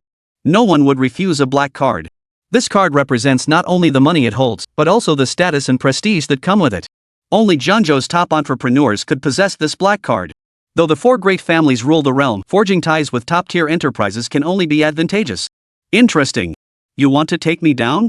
Well, I'd love to see if you've got what it takes. Let me tell you straight, every stock here is under my control. Which company dominates? That's entirely up to me. Lu Fengyun began to get carried away, as if drunk. Xiao Junlin remained steadfast in his bet on Baiqiao's shares. My bet stands, I'm betting on Baiqiao to win. The moment those words left his mouth, Lu Fengyun frowned, while the surrounding crowd burst into uncontrollable laughter. Mr. Lu, I'm going to congratulate you in advance today. You found yourself a youngster who doesn't know his place. Someone coming to hand over money for free, truly a cause for celebration. As the saying goes, rising tides lift all boats. Amidst the flurry of compliments, Luo Qingcheng narrowed his eyes and suddenly pointed his finger toward the stock trading hall. Within Jiangzhou's jurisdiction, only a dozen or so pharmaceutical groups could be considered top tier. All other small and medium-sized enterprises were disregarded. Luo Qingcheng waved his hand decisively. To avoid accusations of unfairness, among these leading pharmaceutical conglomerates excluding Baijiatang, every single group must rise in value. If even one group's stock falls, I'll admit defeat. All the groups Luo Qingcheng mentioned were under the control of the four great families. Everything unfolded like a script, without a single unexpected twist. The surrounding crowds silently widened their eyes. But before anyone could praise him, Xiao Junlin spoke up, his words flowing effortlessly. That's not a fair comparison. The groups you mentioned will inevitably collapse completely within the next incense stick's time. Stock surges and market crashes are entirely different concepts. A crash only occurs when there's widespread bankruptcy. Such occurrences aren't unheard of in the stock market, but they are extremely rare. For over a dozen pharmaceutical conglomerates to collapse within a single day? Unheard of. And to compress it into the span of a single incense stick? That's beyond even the wildest dreams. Young man, if you're offering me money for no reason, just ask why all the modesty?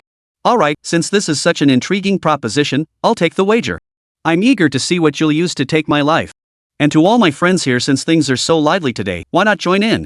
Most who appear in the equity market are business people. They come here specifically to trade stocks. Now that Luo Qingcheng, hailed as the stock god, is offering guidance, why should the onlookers agonize over it? The smart ones have already quietly followed Luo Qingcheng's advice to buy shares and made a small profit earlier. Mr. Luo, I've been following your every move. With you, our god of wealth, here to vouch for us, it'd be hard not to make money. Hearing this, some of the more gullible finally snapped out of their daze. Not only did they blindly follow the trend, but they even called friends and family to join in. Some even sold off their possessions, pouring everything into the stock. All for the sake of chasing a get-rich-quick dream. Just then, a crisp voice suddenly rang out from behind. It sounded somewhat out of place. I'm purchasing shares in the Baijiatang group.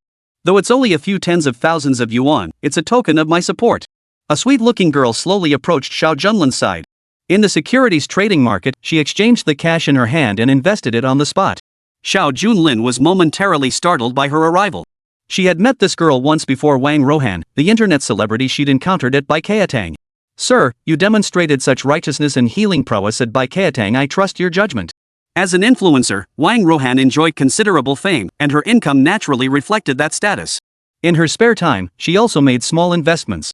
Today, passing by the stock market, she saw a huge crowd gathered at the entrance and decided to drop by for a look. Unexpectedly, Zheng Chang witnessed Xiao Junlin and Luo Qingcheng, the self-proclaimed stock god, engaged in high-stakes gambling. This piqued his interest, compelling him to step in. It was also a way to choose sides and offer quiet encouragement. Xiao Junlin gave a slight nod without saying much. He casually took out a stick of incense, lit it slowly, and placed it before the stock screen. Spectators around them cracked sunflower seeds and chatted idly. They already looked utterly confident, as if all that remained was to grab sacks and collect the money. At first, everything was utterly quiet. Xiao Junlin, bored out of his mind, exchanged a few casual words with Wang Rohan. As the incense stick neared its end, Wang Rohan shook her head slightly. It seemed that tens of thousands of yuan would now go down the drain. Though this thought crossed her mind, she felt no resentment toward Xiao Junlin. She tried to continue the conversation, only to find Xiao Junlin, who had been sitting beside her, had picked up his phone. He walked to a deserted corner and spoke briefly. The entire exchange lasted only a few seconds. Then, a wail erupted in the hall. Mr. Luo, what's going on? Have we seen a ghost? Just moments ago, the major pharmaceutical conglomerate stocks were soaring. How did they suddenly plunge off a cliff? Hearing the crowd's cries, Wang Rohan instinctively turned to the screen. Except for Baijiatang, which was thriving with a radiant glow, every other pharmaceutical group had plummeted. Chapter 63, A Word as Good as Gold. This can't be right. Even if we were haunted, this wouldn't happen. In less than 2 minutes, all the company's shares were sold off? Baijiatang Group had practically swallowed up all the other pharmaceutical companies. How could this be possible? Chaotic murmurs echoed throughout the hall. Luo Qingcheng fixed his gaze on Xiao Junlin and hurriedly grabbed his phone. Commissioned by the four great families to bring down Baijiatang, they'd poured billions into major corporations this time, solely to squeeze out their shares. Logically, with such formidable financial backing, Baijiatang might not have been able to resist even at its peak. Yet now, the enterprises controlled by the four great families were clearly in utter disarray. Mr. Lin, what on earth is going on? I followed your plan to the letter, yet why are our shares still plummeting? The capital we've invested is astronomical. No single conglomerate could possibly challenge it. Could it be that the other three families are secretly meddling, trying to get a piece of the pie? Lu Fingyun's heart raced with anxiety, while the Lin family was already in a state of frantic urgency to suppress Bai Keitang and demonstrate the authority of the four major families. It's far more than just 100 million. Jiangzhou's pharmaceutical industry lags behind other cities. Moreover, the Lin family had already poured over 1 billion yuan into this battle for control. This sum alone was enough to secure leadership in the pharmaceutical industry. Yet just minutes after the figures were verified, Lin Xiao, the mastermind behind this operation, clutched his phone tightly, utterly stunned. We've lost the battle for control. This is all Miss Morong's fault. We should have eliminated the threat completely back then. Just moments ago, someone had secretly injected hundreds of billions into the stock market to disrupt trading, forcibly acquiring shares from other pharmaceutical groups and transferring them to Bai Keitang. Despite his extensive experience, Lu Fengyun had never encountered such a scheme. His entire body went limp, all strength draining from him as he slumped against the sofa. Mr. Lin, surely you're mistaken? We're talking about 10 billion yuan here. Which family possesses that kind of firepower? Even if the four major families pooled their resources, it might be a stretch. How could a mere Bai Keitang pull off something like this? Lin Xiao could never have imagined it either. In the eyes of the four great families, Bai Keitang was merely a minor pharmaceutical enterprise. What merit could it possibly have to occupy its current position? That's why I say we should have nipped it in the bud back then. Word is Bai Keitang isn't just connected domestically, it's got foreign companies backing it up behind the scenes. It even claims to promote the vigorous development of traditional Chinese medicine and lobby overseas. It's highly likely that the chairman of Bai Keitang, who had previously moved funds overseas, now finds it unbearable to witness the company's demise and is therefore providing behind-the-scenes support. Lin Xiao would never accept this outcome.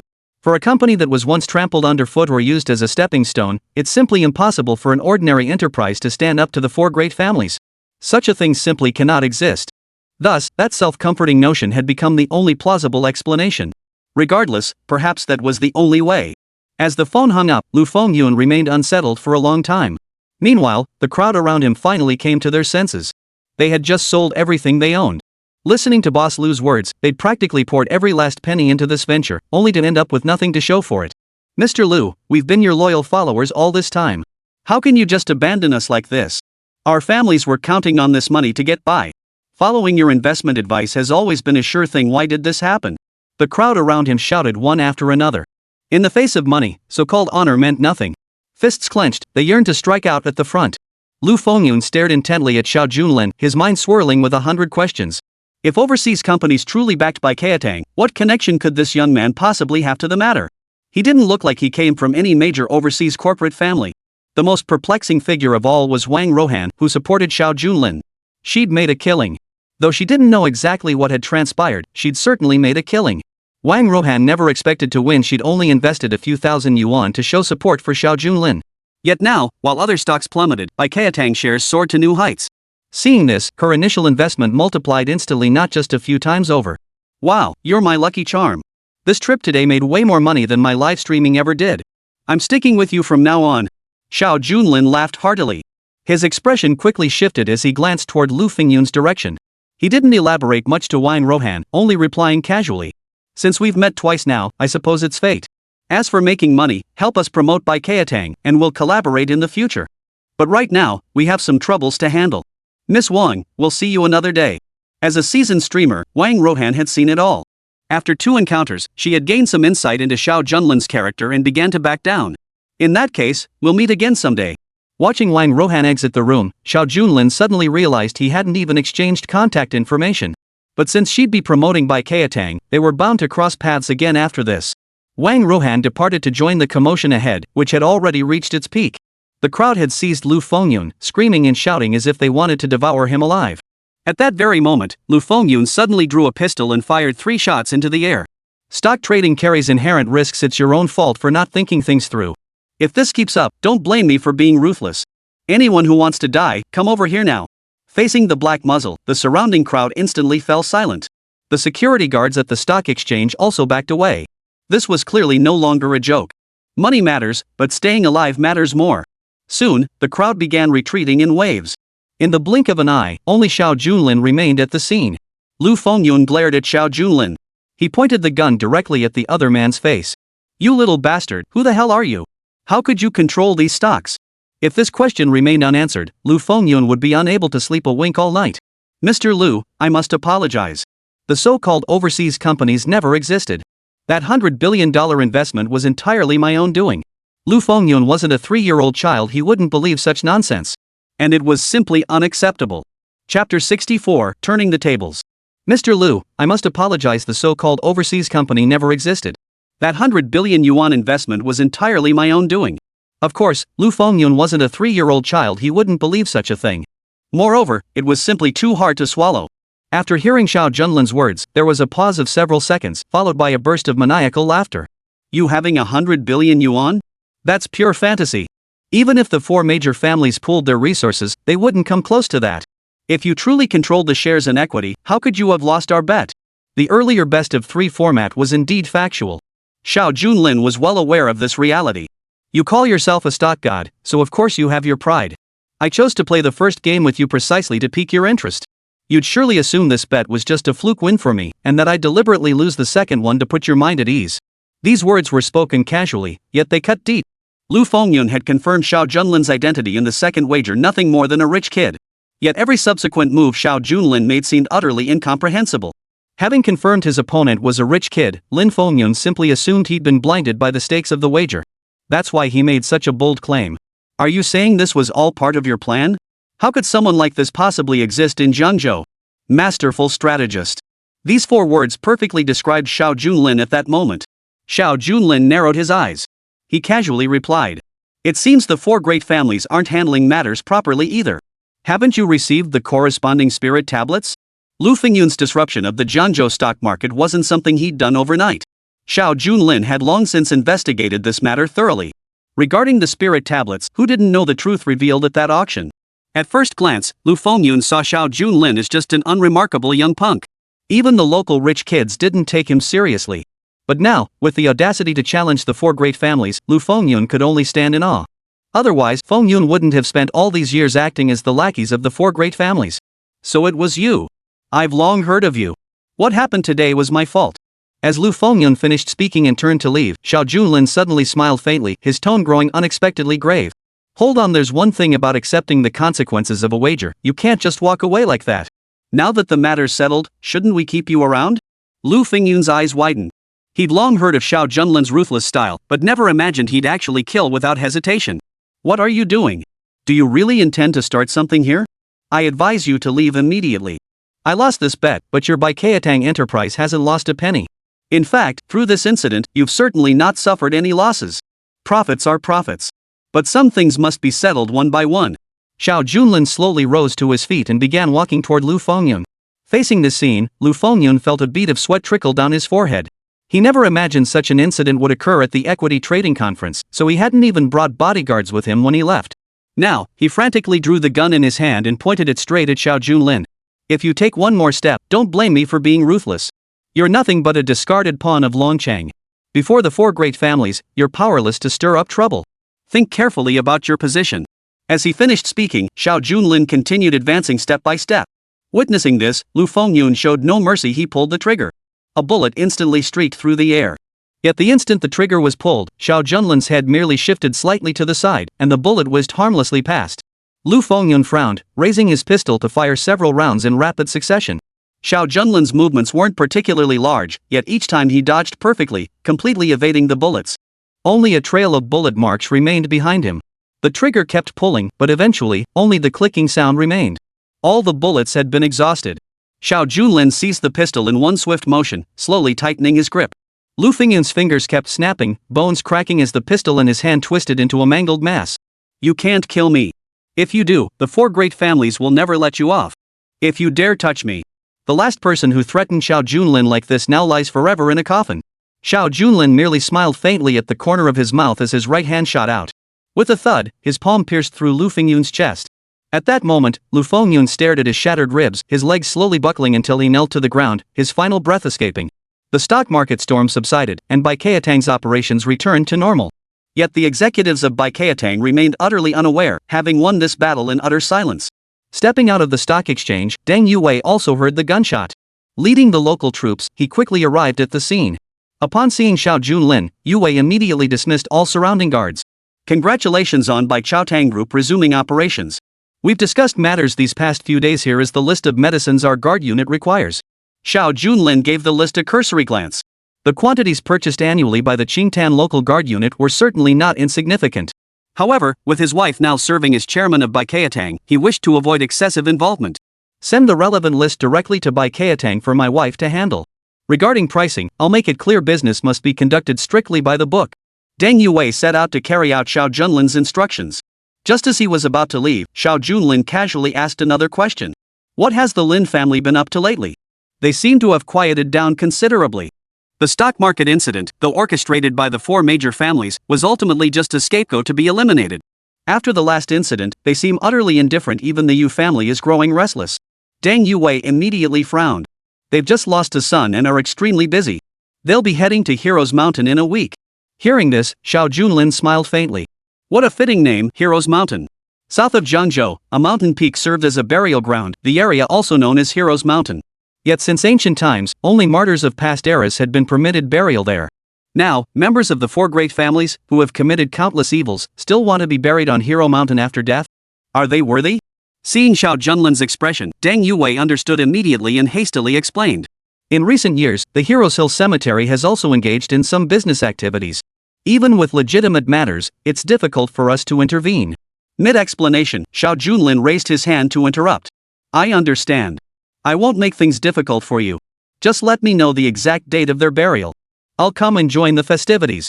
Chapter 65, Top-Tier Client. Early that morning, at the Baichao Hall Enterprise Group headquarters, a security guard arrived at the entrance holding the relevant medication receipts as instructed by Deng Yue. Inside the lobby, Luo Qingcheng watched her father with a worried frown. Although Luo Qingcheng had now become the chairman and had reshuffled most of the corporate staff, Luo Qingcheng was undoubtedly her cousin. Coupled with the pressure exerted by the matriarch of the Luo family, he hadn't been fired. Father, now that Baichao Hall has become that little S enterprise group, our standing in the Luo family is in jeopardy. We must find a solution to this matter immediately. Luo Xinhai narrowed his eyes, pacing back and forth. Yet, sighs escaped his lips. Now that Baikayatang has returned to Luo Qingcheng's hands, its stock has soared in less than 3 days. This means all shareholders who joined the Baikayatang conglomerate will receive corresponding funds, including your eldest uncle and old master Luo. When it comes to profit, they couldn't care less who owns Baikayatang. Trying to unite others to oust her would be as hard as climbing to the moon. As she responded, the group elevator descended slowly. Upon hearing the security team's procurement plan, Luo Qingcheng would certainly greet them personally. The father-son conversation abruptly halted. Dressed in a black suit, Luo Qingcheng bore none of her usual demure demeanor within the corporate group. She walked forward with grace and poise. Hello, Mr. Wang. We're delighted you've chosen our group for your procurement needs. The man standing before her was Wang Gang, responsible for logistics procurement. His expression flickered with surprise at her greeting. Miss Luo Qingcheng, do you know me? Wang Gang had indeed never met Luo Qingcheng before. Before he could even reach for his business card, he hurried forward to shake her hand. No, Mr. Wang, this is our first meeting. However, I've reviewed the procurement practices of major corporations. In truth, partnering with your security force is an honor for our group. You protect Jiangzhou with great dedication. Whatever medicines you require that our group can provide, we'll supply at cost. This was Luo Qingcheng's true strength. Even after 5 years away from the position, her heart remained with the cause. She had proactively researched major pharmaceutical groups and potential partners. After his initial surprise, Wang Gang quickly replied, as expected of the chairwoman. I have full confidence in entrusting matters to Baikayatang.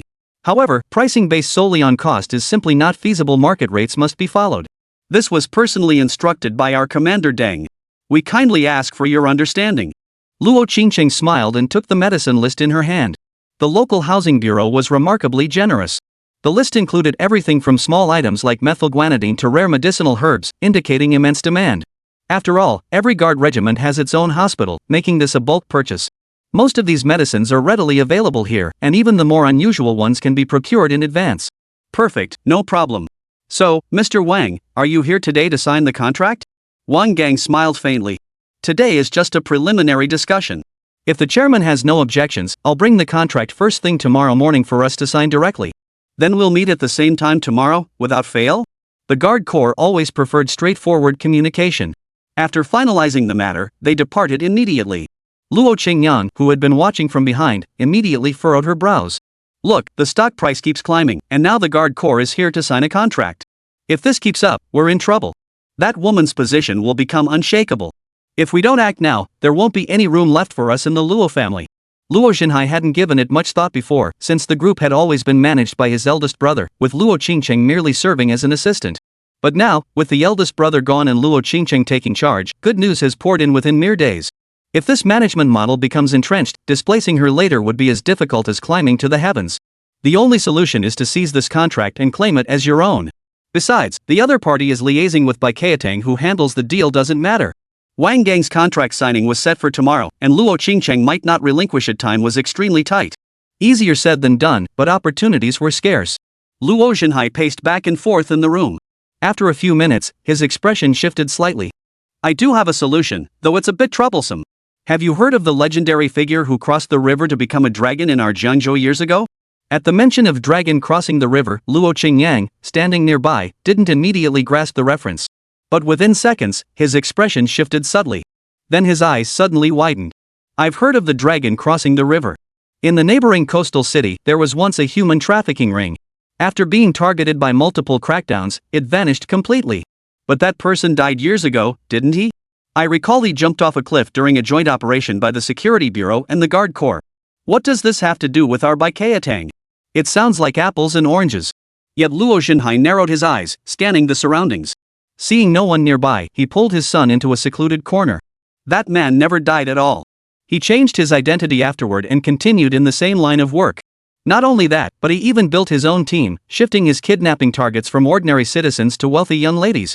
Back when they were down in the dumps, I stepped in to lend a hand that counts as a favor owed. If they'd asked Zhang Long for help. Luo Qingyang might be greedy as usual, but he's definitely no fool. Hearing his father's words, he froze slightly. You mean kidnap Luo Qingcheng? If that happens, she'll never return. Luo Xinhai narrowed his eyes and cleared his throat. Son, there's an old saying, no poison, no hero. While this approach is indeed a bit harsh, it's unavoidable for the sake of our family's grand ambitions. The two had been plotting this for quite some time. Luo Qingyang narrowed his eyes, hesitated for a moment, then gave a cold laugh. Father, you're absolutely right. That little just doesn't know a good thing when she sees it. They've forced our hand. That night, Luo Qingcheng finished a busy day's work. She was now driving slowly toward her home. Just as she approached an intersection, a truck suddenly cut across her path. Even though the light ahead was green, it completely ignored it. Several taxi drivers, their faces twisted with frustration, immediately began shouting. Hey, you! This is a city, road trucks aren't allowed here. Didn't you hear that? Why aren't you using the highway? It's rush hour now, this isn't right. Chapter 66, Twilight Abduction. Taxis on Runping Street honked their horns frantically and incessantly. Yet the truck remained utterly unmoved, seemingly oblivious. Suddenly, a black van slammed into it. With a violent collision, Luo Qingcheng's vehicle nearly rolled over. Fortunately, the impact was relatively smooth, lacking overwhelming force. Even so, she was instantly thrown into a daze. Damn it, how the hell is this driver operating? Right in broad daylight, just plowing into people like this? Get out of the car right now. Just as several drivers approached, the van's door suddenly slammed open with a bang. Only to reveal a squad of gunmen clad uniformly in black bulletproof vests. Faced with a row of machine guns, the crowd's anger vanished instantly. Luo Qingcheng, still unconscious, hadn't even had time to figure out what was happening when several gunshots rang out and she was roughly dragged out of the car. Take her away. And I don't want anyone meddling in this. A mechanical voice came from the mouth of a captain. A gentle breeze brushed past Luo Qingcheng as cries echoed down the street. But alas, faced with live ammunition, the onlookers dared not approach. At that very moment, inside an ice cream shop, Zhang Xia, the deputy captain of the Security Bureau, was savoring a delicious treat. Today happened to be her day off. Before she could take a bite of her snow-white ice cream, the glass trembled violently. Simultaneously, she received a live feed of the intersection, witnessing everything clearly. What was happening? A daylight kidnapping? Zhang Xia smashed through the glass at lightning speed. Watching the van and the massive truck speeding southwest, Zhang Xia, driven by her sense of justice, leapt onto her motorcycle. Gripping the throttle tightly, she raced after them. Inside the van at that very moment, the captain who had just carried out the abduction removed his mask, revealing a prominent scar that sliced across his face, nearly splitting it entirely. Though the wound had long since healed, the scar remained a chilling sight. I don't want to hear your nonsense. If you cooperate, I won't make things difficult for you. The captain was a trusted lieutenant of the Over-River Dragon. His menacing aura silenced Luo Qingcheng's mounting questions, freezing her in her tracks. Several assassins behind him were armed to the teeth, peering through the windows toward the rear. Captain, looks like some nosy bastard followed us. No sooner had he spoken than several team members beside him drew pistols and fired wildly through the window toward the rear. A street gunfight erupted instantly. The crowd driving on the street scattered in panic, their screams mingling with the chaos. Zhang Xia, with her superhuman driving skills, weaved in and out of the hail of bullets. Even as both tires smoked from the intense pursuit, she refused to give up. That stubborn little brat behind us seems determined to chase us down. Haven't seen someone this persistent in ages. Should I send Squid down to handle her? The Dragon Crossing itself was a top-ranked fugitive lurking in coastal cities in Jiangzhou. Their modus operandi was exceptionally brutal, striking like lightning across multiple cities, leaving security agencies helpless. His henchmen, in particular, were each uniquely skilled and exceptionally proficient. The man called Squid was slender and incredibly agile, his twin pistols whistling through the air. After the machine gun burst, the target still couldn't land a hit, and a flicker of anxiety crossed his mind. Then let's finish this quickly. We're moving out first. Hearing this, Squid wasted no time, instantly leaping from the van. In full view of the crowd, he flipped off the van and landed on his feet. He stood boldly in the middle of the road. Zhang Xia hadn't expected anyone to confront her directly. After all, this was about stopping a crime in progress, not committing murder in broad daylight, so her emotions hit the brakes abruptly. The model, mid-ride, was thrown into the air. The moment Zhang Xia collided with the ground, ignoring her own wounds, she spun and stood up immediately. But the instant she looked up, she saw the assassin who had clearly been over 10 meters away now standing right before her, a gun pressed against her forehead. Girl, your spirit is admirable, but unfortunately, some things aren't within your power to control. Sweat trickled down Zhang Xiao's forehead. After all, as the youngest deputy captain of Jiangzhou's security bureau, she was accustomed to charging headlong into danger whenever incidents arose. With the gun pressed against her forehead, there was no time left to call for backup. Just then, applause erupted from nearby. A taxi pulled over to the roadside. As Xiao Junlin stepped out, the driver beside him frantically floored the gas pedal and sped away. None of that mattered now. What mattered was that in the middle of this open street, amidst the gunfire, a man had suddenly appeared, laughing and chatting as if nothing was happening. Anyone witnessing such a scene would be utterly astonished. Having a gunfight in broad daylight like this? If I hadn't seen it with my own eyes, I'd think you were filming a movie. When did Jiangzhou become such a mess? Squid narrowed his eyes, sizing up Xiao Junlin from head to toe. At that very moment, Xiao Junlin happened to be heading out on business. Unfortunately, he hailed a cab from the residential area earlier and was just passing by when he saw the chaos unfolding on the road ahead. This forced Xiao Junlin to pull over and observe the commotion. When did Jiangzhou get so many meddlers? It was nothing but a headache.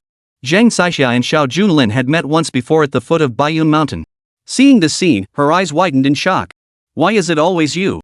Last time you ignored warnings and forced your way into White Cloud Mountain. Now, facing these merciless bandits who kill without blinking, how dare you show up again? Facing the accusation, Xiao Junlin adopted an ambiguous stance, a faint smile playing at the corners of his mouth. How do you know I went to White Cloud Mountain to cause trouble, not to save someone? My purpose for getting off the car today is the same. Save people? Xiao Junlin always wore a white tracksuit, his leisurely demeanor as if he were out shopping, utterly carefree. Witnessing this image once more, it seemed as if he hadn't changed in 10,000 years. The crucial point was that every time Xiao Junlin made an appearance, he was completely unarmed. The squid didn't want to waste too much time. Especially in a situation where someone was about to be killed, yet someone else was casually chatting as if no one else existed. In a way, it felt like a personal insult. Without hesitation, the squid pulled the trigger, and the gunshot echoed through the air. Its echoes reverberated through the deserted street. Meanwhile, Wuxia and Zhang Xia stared wide-eyed as another man suddenly appeared between them. Chapter 67, an interlude. The Azure Dragon War God appeared clad in armor, as if materializing out of thin air. Unlike Xiao Junlin, he never uttered a word. Squid stared at the man beside him. Just that single glance felt like his entire body had been steeped in a sea of blood. Though Squid was a professional assassin who'd committed countless brutal acts, facing this man suddenly made him feel like a mere novice. Who exactly are you? The Azure Dragon War God remained silent, but Zhang Xia beside him had already seen through him at a glance. The Azure Dragon War God, one of our nation's 4 great war gods. How could someone of your stature appear here? The squid, whose expression had been cold and indifferent moments ago, slowly widened his eyes. Over the years, following the over-the-river dragon, he'd traveled far and wide, committing countless atrocities. Security bureaus and guard regiments had relentlessly hunted him down. But I never thought I'd ever cross the legendary Blue Dragon War God. No way, my luck must be. Before the squid could finish his sentence, the Azure Dragon War God's blade flashed. A legendary assassin was cleaved in two in an instant. Zhang Xia ignored the bloody scene, her eyes filled entirely with admiration. Big brother Qinglong, I never expected to meet you here. Zhang Xia wished she had her notebook and pen, hoping the Blue Dragon War God would sign it. But the motorcycle had long since overturned. By the time she finished searching, Xiao Junlin had already strolled up before her. Captain Zhang, what the hell is going on here? I'd heard Jiangzhou's public safety was questionable, but I never imagined someone would actually shoot in broad daylight. This is more thrilling than any gunfight movie. Xiao Junlin's sarcastic remark snapped Zhang Caixia back to reality. In her flustered state, she slapped her forehead. You remind me, I almost forgot. The dragon has arrived in Jiangzhou. Never mind, you wouldn't understand anyway. All you ever do is stick your nose into everything. If it weren't for Big Brother Qinglong here, today's incident might have ended with both of you getting taken out. Zhang Caixia angrily helped the fallen motorcycle back up. Just as she was about to hit the throttle, Xiao Junlin's right hand yanked her back violently. The pitch-black motorcycle twisted mid-air, billowing plumes of dust from its rear wheel. Miss Shang, you're already struggling to handle one assassin. Even if they have accomplices, isn't it unwise to go in alone? I suggest you report this matter directly to headquarters. Hearing Xiao Junlin's advice, Zhang Caixia clutched her waist. She opened her mouth to retort, but her eyes darted around sheepishly. He had a point. The Over-River Dragon is the top priority for security bureaus everywhere. They've evaded capture for over 2 decades, and now it's said every member of their organization is highly skilled. Just one assassin codenamed Squid had thrown everyone into chaos. If danger lurked ahead, wouldn't they be throwing their lives away for nothing? As if I need your reminder who said I have to go after the killer? Brother Qinglong, it's truly fate we meet today, but I have urgent matters to attend to. Farewell for now. Zhang Caixia finished speaking and immediately spun the tires. She sped away toward the security bureau headquarters. The quiet hallway was finally broken by the commotion. Xiao Junlin glanced back at the dragon god, raising an eyebrow slightly. Little dragon, why did you suddenly show up here? Didn't I ask you to track down my sister-in-law? According to Luo Qingcheng, the so-called youngest son was only 5 or 6 years old. But there was nothing to be done, seniority came first. The Azure Dragon War God shook his head regretfully. Reporting to your majesty, the Azure Dragon Squadron is currently conducting a citywide search, yet there is still no news. I dared to come today to report something. I've heard the 4 great families are convening a meeting. They are preparing to contact underground organizations specifically to target you. Xiao Junlin's return to Jiangzhou had caused an uproar in just 3 days. The Lin family, one of the 4 great families, has been particularly hard hit. Their previously indifferent attitude has gradually shifted, and they now view Xiao Junlin as a thorn in their side. No need to rush. My goal is to keep the 4 great families perpetually clinging to hope, only to face utter despair in the end. I'd much rather they exhaust every connection in Jiangzhou, forcing every troublemaker to step forward one by one. Then I'll take them down one by one. For years, the 4 great families have persecuted Luo Qingcheng. Though wiping them out all at once would be supremely satisfying. Xiao Junlin would never let them die so easily. The pain inflicted over the years must be repaid bit by bit. Like tearing flesh from bone. You may go about your business for now. Should anything happen, notify me immediately. Tonight, I have an old friend to meet. After Xiao Junlin left, he called Luo Qingcheng, but the phone didn't connect. He had intended to inform her that he wouldn't be returning home tonight. But Xiao Junlin simply assumed Luo Qingcheng was swamped with work and didn't think much of it, continuing northward toward Jiangbei.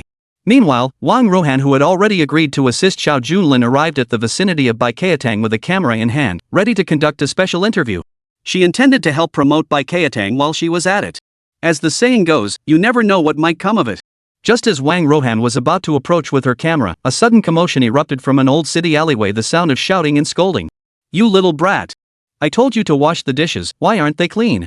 I told you to serve the guests, yet you won't even speak. Are you mute?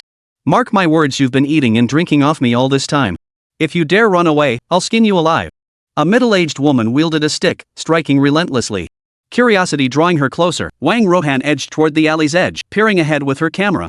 She saw a little girl, only 5 or 6 years old, dressed in filthy clothes, standing in a corner. Another middle-aged woman swung her stick, beating and cursing without mercy. She showed no mercy. The little girl didn't cry or fuss, just stood quietly in the corner, looking utterly heartbreaking. Ma'am, how could you hit your own daughter like that? What you're doing is illegal. Wang Rohan shouted. The middle-aged woman froze for a moment. Perhaps she hadn't expected anyone else to be in this narrow alleyway. What business is it of yours if I hit my own daughter? This is my family affair. That clumsy little brat is useless. She was born to be beaten. The little girl remained silent, her calm expression concealing endless sorrow. As the middle-aged woman raised the stick in her hand, Wang Rohan shouted immediately. You run a restaurant, right? If you keep hitting her in public, I'll expose this. Chapter 68, The Power of an Internet Celebrity. Though Wang Rohan was an internet celebrity, she always acted with justice in mind.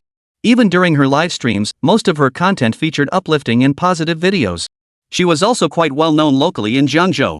Upon closer inspection, the middle-aged woman finally came to her senses. She slowly lowered the stick in her hand. I thought it was someone else, turns out it's today's top influencer. If you're looking for live stream material, don't come to me, I just run a restaurant. We mind our own business. The middle-aged woman grabbed the little girl's hand and slammed the back door shut with a bang. A little girl of this age should be happily attending kindergarten, yet here she was doing heavy, exhausting labor. Wang Rohan thought about this. Although she blurred the faces of the middle-aged woman and the little girl to protect their privacy, she couldn't bear to see their plight and ultimately decided to abandon the interview with Bai Qiatang. That afternoon, a live stream centered on contemporary children's survival education aired across major local influencer channels. At this moment, south of Jiangzhou, in Wangjiang district, a redevelopment zone, though outwardly appearing rather dilapidated. After Luo Qingcheng was brought here, she found a room that still looked somewhat decent. She was pushed straight inside, and the door was immediately locked from the inside. After completing their task, several professional assassins walked into a detached small building in the plaza area. After several knocks on the wind door, a one-eyed man emerged. This man was the legendary figure who had crossed the river on Jiangyang Avenue over 20 years ago. Big brother, the goods provided by Bai Qiatang this time are truly excellent. They have the grace of a wealthy young lady. But I wouldn't underestimate this woman. Originally the daughter of Bai Qiatang's chairman, she vanished without a trace for a long time after her family's downfall. Yet within just a few short days, she reclaimed Bai Qiatang and turned it into a thriving enterprise. From what I've heard, there's likely more to this than meets the eye. Overhearing his subordinate's flattery, the dragon whistled sharply. Instantly, dozens of armed assassins lined up in formation across the hall. If this were 20-odd years ago, I might have given it some thought. But now, I'm not just in Jiangzhou, I've long since made my mark overseas. Do you really think these foreign assassins could hold a candle to me? Even if the four great families sent their own men, they'd have to think twice. Overseas mercenaries, emotionless, ruthless killers. Seeing this, his men felt slightly reassured. Since the boss says so, I'm relieved. Besides, we've already made arrangements. The overseas buyer will arrive in 2 days to take the person personally. And they've seen Miss Luo Qingcheng's photo, they're very satisfied. Over River Dragon roared with laughter. These overseas guys like to play it fancy. Per their demands, no one is to touch that woman during this period. If anything happens to the cargo, don't blame me for being ruthless. The surrounding men obeyed the order and maintained round-the-clock vigilance. Meanwhile, at Jiangzhou dock, dusk was falling. A massive skyscraper faced the river and sea, offering distant views of the deep ocean. The building's facade displayed the real estate company's name. Just as several foreign investors prepared to enter, Xiao Junlin stepped forward to intercept them. Gentlemen, our apologies. Yang Family Real Estate is closed for business tonight. This simple statement caused the surrounding guests to pause in slight surprise. Impossible. Yang Family Real Estate is at its peak in Jiangzhou. We were specially invited from overseas. We've traveled thousands of miles to be here. Not only are we not being received, but this entire conglomerate is shutting down? Several foreign men in brown suits spoke in fluent English. But before they could finish their question, Xiao Junlin grew visibly impatient, swinging his arm dismissively. When I say it's closed, it's closed.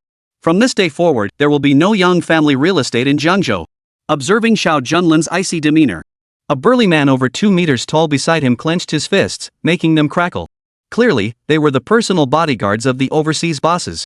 Kid, I don't care what your relationship with Boss Yang is, but making such a statement is disrespectful to our overseas group. Have your boss come see me personally? No sooner had the words left his mouth than Xiao Junlin suddenly extended his right hand and lightly tapped the burly man on the shoulder. A powerful aura instantly disrupted the man's meridians. Before he could react, blood gushed from the burly man's nostrils and ears. With a crack, he collapsed to one knee.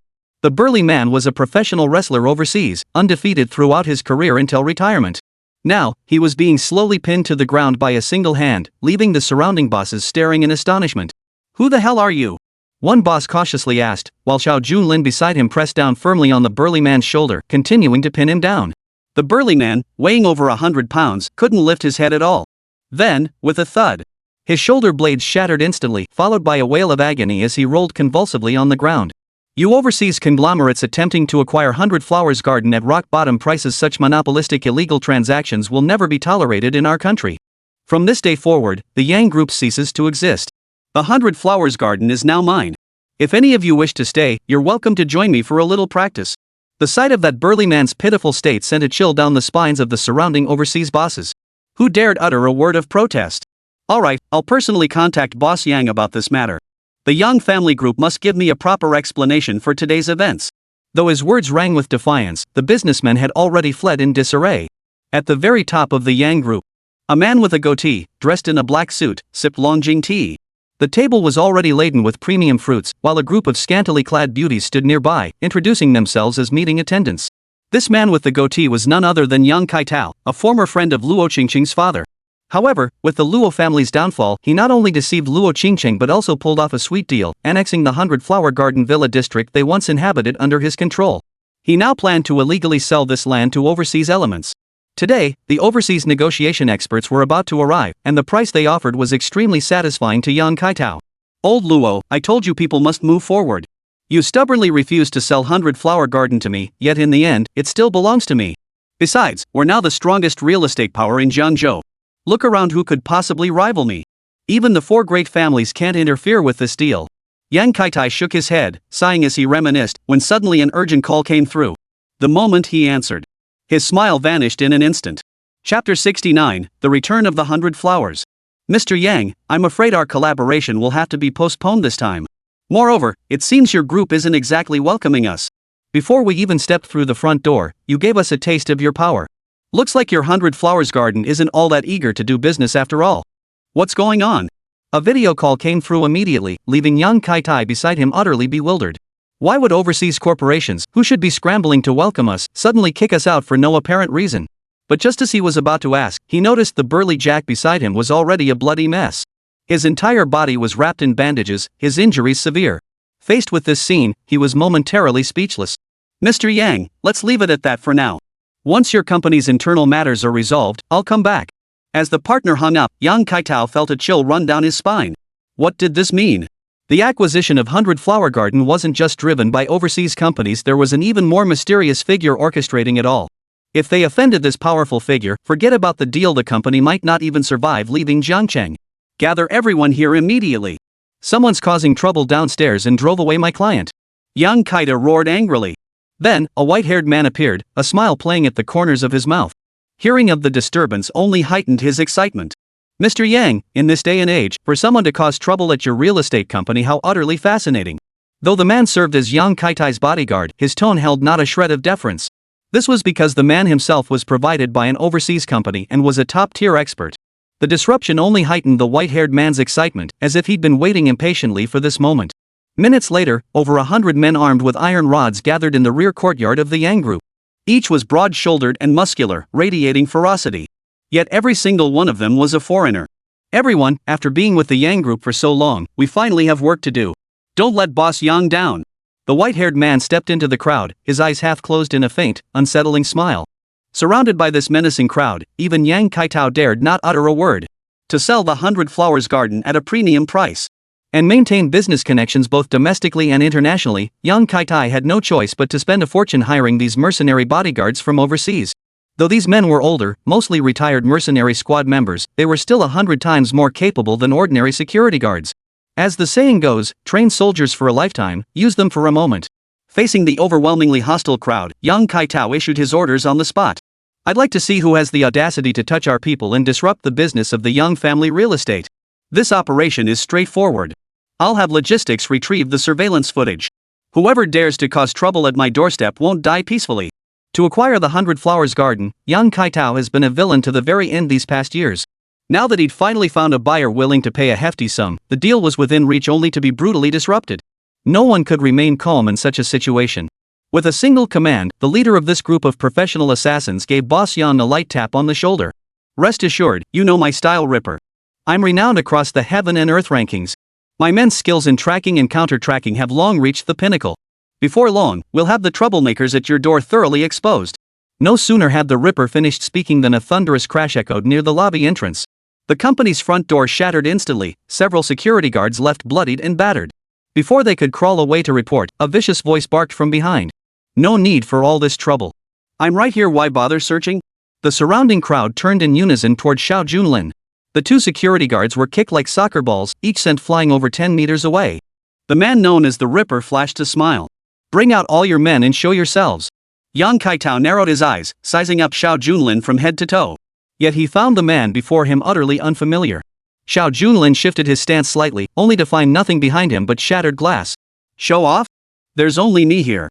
Who else do you expect to see? If you're hoping to see a beauty, I'm afraid I'll have to disappoint you. Just one person? Those who dare to come alone and cause trouble at the company usually fall into two categories. One has extremely powerful connections. The other type possesses formidable strength. Yang Kaitao observed for a moment and saw that Xiao Junlin was alone. He appeared gentle and refined, looking more like an office worker than someone capable of fighting. Within Jiangzhou's jurisdiction, only the four great families in Miss Moron could wield such absolute power. However, Yang Kaitao had previously made his intentions clear. The four great families understood the interests of overseas enterprises and knew he wouldn't provoke them lightly. Clearly, neither of the two had the moral high ground. After a moment's thought, Yang Kaitao suddenly let out a cold laugh. There was another type of person who would come alone, a complete fool. I wonder why this young man has come to cause trouble at the Yang group. Sometimes youth is impulsive, but the consequences may be too heavy to bear. Gazing at the battered door, Yang Kaitao offered only a faint smile. Behind him, numerous skilled fighters had already formed a line, clubs raised. It felt as though a major battle could erupt at any moment. Facing the interrogation, Xiao Junlin sat casually on the sofa in the hall, even picking up some premium fruit prepared beforehand and popping it into his mouth. These grapes are pretty fresh. Why target your conglomerate? Since ancient times, debt repayment has been a matter of course. When dealing with rogues, one must naturally employ rogue tactics. Rogue? In recent years, the Yang family's real estate enterprise had long been thriving and dominating the market. When did they become scoundrels in others' eyes? The Ripper beside him seemed unable to wait, instantly drawing his twin blades. Just as he was about to step forward, Yang Kaitao silently shook his head beside him. Hold on, sir. As the saying goes, even those facing death deserve clarity. Before we proceed, there are some things we should ask first. Young man, since when did the word rogue ever apply to me? The words had barely left his mouth. Xiao Junlin snapped his fingers. It's a long story, but how did the 100 Flowers Garden end up in your corporate group? You know full well. My wife entrusted you to sell it back then, yet now you've appropriated it under your name? Your logic is truly remarkable. The solution is simple: either compensate me in full based on the current market value of the 100 Flowers Garden, or return it to its rightful owner. Chapter 70, Negotiations Break Down. Yang Kaitai's expression froze for a few seconds before he suddenly burst into laughter. Not only that, but the surrounding crowd broke into identical laughter, each glaring fiercely ahead. When did Luo Qingcheng become your wife?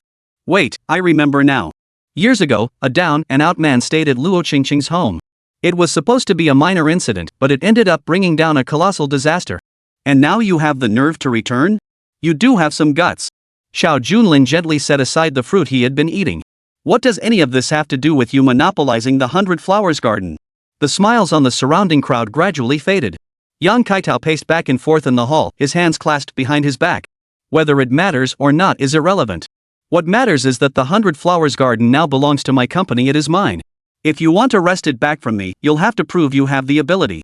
Besides, the 100 Flowers Garden was sold to an overseas conglomerate long ago.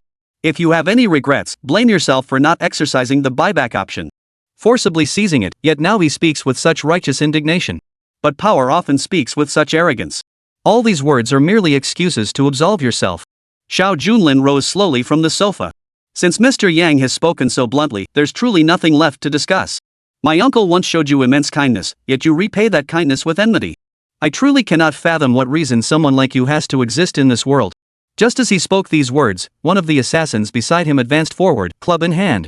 The Ripper, who had been poised to strike, lost interest upon witnessing this. He gave Yang Kaitao a cold snort. I thought some master had come to cause trouble, but it turns out it's just that stinking brat from a few years back. Making me handle this personally is an insult. You lot deal with him yourselves. Kill him and dump the body in the sea. The Ripper and Yang Kaitao turned away from each other, about to return to the office, when suddenly a loud thud echoed. The young man who had been swinging his club moments ago was suddenly hurled like a soccer ball, slamming hard against the elevator doors. Yang Kaitao froze for a moment, only to find Xiao Junlin still standing in the same spot, as if nothing had ever happened. What just happened? Yang Kaitao looked utterly bewildered. The Ripper beside him hadn't witnessed it either. Several subordinates nearby, however, stared wide-eyed. Didn't you hear what I just said? Get rid of this brat immediately and toss him into the sea to feed the sharks. As soon as the Ripper spoke, several assassins twisted the clubs in their hands, instantly transforming them into sharp blades. Yet they advanced cautiously, as if facing a fierce tiger, none daring to take another step forward. I'll say it again, move now, or I'll join you in the fight. No one wanted to cross paths with an elite overseas assassin. As the words left his mouth, the two young men at the front buckled under the pressure, their twin blades thrusting forward in an instant. Meanwhile, Xiao Junlin casually flipped the opponent's wrists. Just like before, a single kick followed. This time, both men slammed into the ceiling like cannonballs. The chandelier in the hall shattered. Both assassins lay sprawled on the floor, blood streaming down their faces. A man who had vanished 5 years ago had returned, already advancing to this level. It remained incomprehensible. Yang Kaitao frowned deeply, his gaze fixed on the Ripper beside him. After a moment of stunned silence, the Ripper burst into laughter. No wonder he came alone, turns out he'd been training for years. Too bad you're not the hero in a movie. You might take down 1 or 2, but I've got 100 brothers. These men practice boxing, taekwondo, karate, all manner of martial arts. Each discipline builds upon the others. Since you're so fond of fighting, I'll make sure to give you a proper welcome. As the Ripper spoke, his eyes flashed with savagery before sweeping over each assassin. The meaning behind that gaze was unmistakable. Though the surrounding assassins witnessed their comrades beating, they were now in too deep to back out. Compared to facing the masters of the heaven and earth rankings, who would rather exchange blows with this unknown man before them. In an instant, over 100 figures wielding every weapon imaginable surrounded Xiao Junlin, circling him in a whirlwind of motion. During this, the Ripper gently patted Yang Kaitao's shoulder and gestured upstairs. If these youngsters of Boss Yang's fancy playing so much, let them play down here. We continued upstairs for tea, and besides, we must figure out a way to give that overseas group an explanation. Soon, Yang Kaitao returned to the conference room, escorted by the Ripper. No sooner had he sat down than Boss Yang beside him frowned. This time, the overseas group was willing to pay a hefty price for the 100-flower garden. While business people never ask about the cause and effect, it was indeed intriguing. Moreover, rumor had it that the White Horse God of War had brought these two in. People of that caliber, we business owners might never even get close to them in a lifetime. Facing the inquiry, the Ripper narrowed his eyes, fixing Yang Kaitao with an intense stare. After just one glance, Yang Kaitao immediately cleared his throat. My apologies, I've asked too much.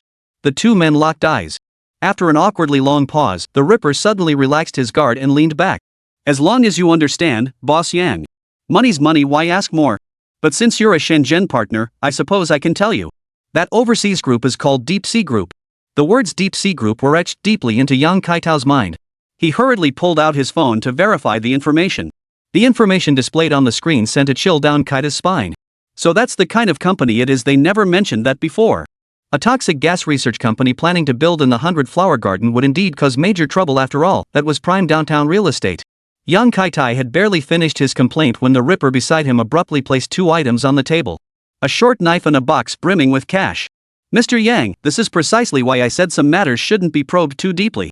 Though I'm also part of the overseas group, being here counts as doing you a favor. Which path you choose for this deal I'm sure you know best in your heart. Yang Kaitao was inherently indecisive, and when faced with money, his choice had already become abundantly clear. Without hesitation, he pushed the knife toward his counterpart while gathering his black leather shoes. I'm in the real estate business. For business people, profit always comes first. As for how to proceed, I'll follow the arrangements made by the bosses at Deep Sea Group. Chapter 71, The Wrathful Ghost Demands Payment. The Ripper laughed heartily. Yang Kaitao joined in, clutching his sides in laughter. But just as the two were caught up in their glee, one of the butlers stumbled through the door, his entire body drenched in blood. Seeing the pristine floor stained with blood, the Ripper beside him rose and kicked the servant aside. Don't pollute the floor with your filthy blood. Though, speaking of which, you've always been as cowardly as a mouse in my crew. How come you're charging ahead today? Looks like that wild dog bit you pretty hard before it died. In the butcher's eyes, Xiao Junlin was already as good as dead. The butler before him must have stepped forward to claim credit, willing to be the first to act. But before he could finish speaking, the butler's eyes widened in horror. Sir, that dog isn't dead, it's not even injured. Hearing this, Yang Kaitao stared intently at the Ripper, his expression clouded with confusion. But in an instant, the Ripper let out a cold laugh. Some of his men were twisted, enjoying torturing people to death slowly. Those who needed to be dealt with should be dealt with promptly. They weren't delicate maidens to be toyed with. The document matter is urgent. Yet after speaking, the butler remained kneeling before him, utterly motionless, merely shaking his head repeatedly. Something was terribly wrong downstairs. That man was definitely not right. Out of over 100 men this time, we had more than 30 boxers, over 50 Sanda masters, and the rest were all taekwondo experts, yet they were all wiped out. And that wild dog you mentioned, boss, is still unharmed. What kind of situation is this? Throughout history, there have indeed been many formidable fighters. But downstairs, every single one of those 100 men was no pushover. From the moment they started climbing the stairs to the end of the negotiations, it all took just 5 or 6 minutes. Now you're reporting that over 100 elite fighters were wiped out? The Ripper slammed his fist on the table. He immediately grabbed 2 pairs of double blades. If you dare lie to me, you're dead. How amusing. I'd love to see what kind of monster could wipe out all my men. Watching the Ripper's frenzied rage, Yang Kaitao beside him abruptly stood up, knocking over the nearby tea table. From the highest conference room, one could look down and see everything in the hall. Mr. Ripper crouched at the edge of the glass, his eyes fixed intently on the scene below. All of this left Yang Kaitao as nothing more than an insignificant background. Mr. Yang was utterly bewildered. The top assassin who had been joking and laughing moments ago now seemed drained of energy, yet he hurriedly followed a few steps to the glass. Both men looked down simultaneously. Simultaneously, a deathly silence fell. If there was such a thing as a hell on earth, it was right before their eyes. The marble-clad lobby of the Yang group was now smeared with bloodstains. It resembled a leaking water pipe, except the fluid seeping out was entirely crimson. Over 100 masters thrashed about in this liquid, some barely clinging to life, others wailing in agony. Some had already turned deathly pale, clearly lifeless. Who could have imagined such a scene without witnessing it firsthand? Was this man named Xiao Junlin truly just a worthless reject expelled from Longcheng? It took the Ripper a long time to utter those words. But Yang Kaitao could offer no answer. Rumors in the martial world were just rumors. Now, witnessing it firsthand, he could only think the man once universally called a worthless good-for-nothing had now, single-handedly, crushed over 100 masters. I think we should leave first. The situation has spiraled beyond our control. Let's get out of here first. Hurry and notify the overseas group. Yang Kaitao snapped back to his senses and hurriedly pulled the Ripper back into the office. At the edge of the office wall, a fiery red button came into view. As Boss Yang pressed it, the surrounding walls suddenly began to tremble. A massive machine slowly emerged from within the walls. From the outside, the device resembled an incredibly comfortable recliner. Before the Ripper could grasp what it was, he saw Boss Yang instantly seated within it. Simultaneously, a protective membrane rapidly enveloped his body. Mr. Yang, what is this? It was clearly an escape passage. But it could only accommodate one person. Seated inside, Yang Kaita finally exhaled in relief, his face softening with a touch of apology. I'm truly sorry. You're a master ranked on the Celestial Emperor's list, while I'm just an office-bound boss. In combat, I'm no match for any of you. But you, sir, are different. You're an assassin who crossed oceans to come here. With your skills, you should easily handle Xiao Junlin. The nickname Ripper alone speaks volumes about his brutality.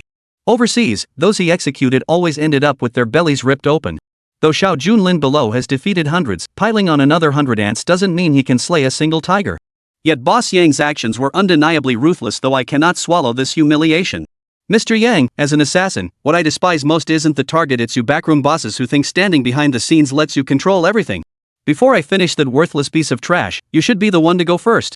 The Ripper's twin blades flickered through the air, transforming into streaks of light. Speed reached its peak. Yet as the blades struck the protective membrane, only sparks danced across its surface. The protective membrane looked like a fragile sheet of glass, yet when the twin blades crossed over it, they left not a single mark. Yang Kaitao recoiled in surprise as the blades danced toward him. Yet reality soon proved that even this high-tech protective membrane could render super alloy weapons utterly powerless. Brother, this is all in vain. Unless you have rocket launchers, this thing won't show a single crack. Seeing himself in a position of complete safety, Yang Kaitao's expression turned arrogant once more. Ripper, consumed by rage, drew a pistol and fired several shots toward the boss's location. Unfortunately, after unleashing a barrage of bullets, all that resulted were bursts of sparks and shards of metal in the air. Beyond that, the structure remained as pristine and undamaged as ever. Mr. Ripper, you'd better find another way out. My Ultra-Tech protective coating is absolutely impenetrable by any weapon, at least not by yours right now. A smile spread across Yang Kaitao's face, a repulsive grin that forced acceptance of the undeniable reality. Just as Ripper's face twisted with rage, a loud bang echoed as the downstairs door was kicked open. Chapter 72, Unbreakable. Mr. Yang, have you considered my offer? A snow-white tracksuit fluttered lightly in the breeze. Xiao Junlin stood there like a negotiator, seemingly untouched by the chaos unfolding below. Inside the protective barrier, Boss Yang witnessed this moment and deliberately tapped lightly on the glass. Have you thought it over? Then let me make this clear today, you'll never get the 100 Flowers Garden. Before long, this entire territory will change hands. Yang Kaitao, an old man, grinned with a savage smile, pressed tightly against the protective film. Like a mischievous old child, he deliberately raised his middle finger and made a face at Xiao Junlin. I see. It seems Mr. Yang has given me his answer, though it won't save you. As he spoke, Xiao Junlin pulled open his tracksuit and abruptly drew out a spirit tablet. With a light flick of his right hand, the spirit tablet displayed Yang Kaitai's name. Only the date of death was set for 3 days hence.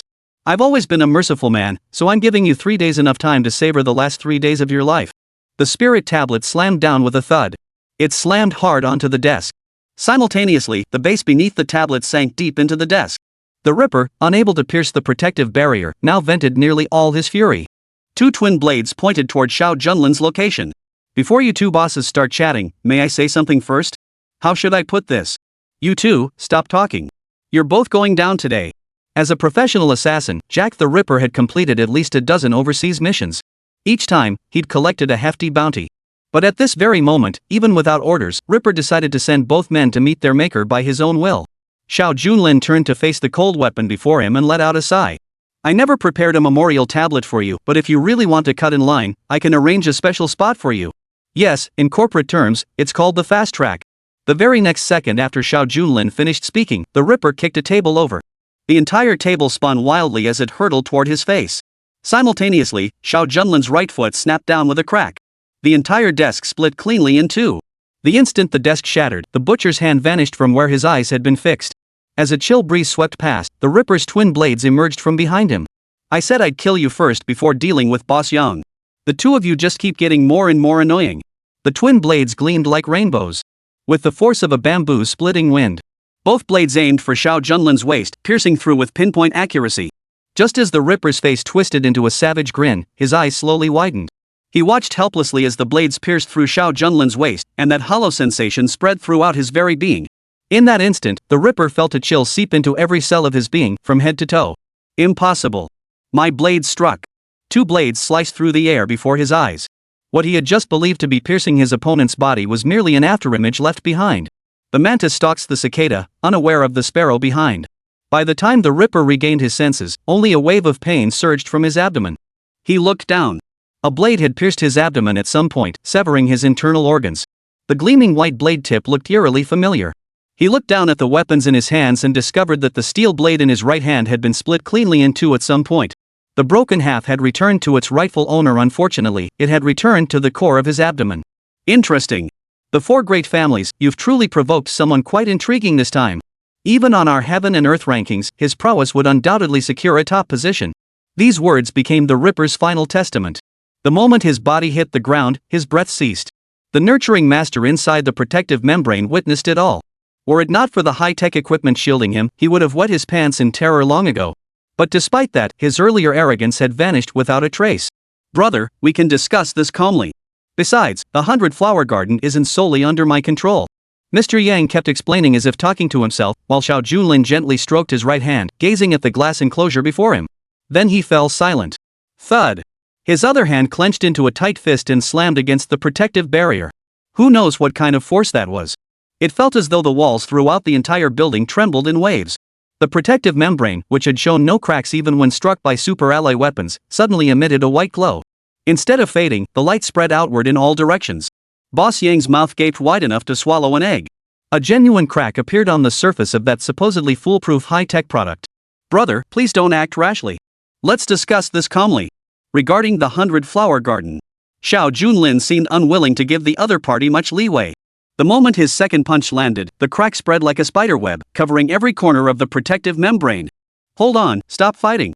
I can give you the 100-flower garden. But there are some things you need to explain to me. Clearly, Mr. Yang's words couldn't make Xiao Junlin pause for even a moment. As the final punch landed, the supposedly invincible protective membrane shattered like glass into countless fragments. The instant it touched the outside air, young Kaitai felt an indescribable despair. Simultaneously, Xiao Junlin seized his opponent's chest and yanked him violently from the machine. The matter of the 100-flower garden can wait. As I mentioned before, your uncle saved your life back then, yet you repay kindness with betrayal. For that reason alone, you won't walk away unscathed. The moment the protective membrane shattered, Xiao Junlin landed another punch.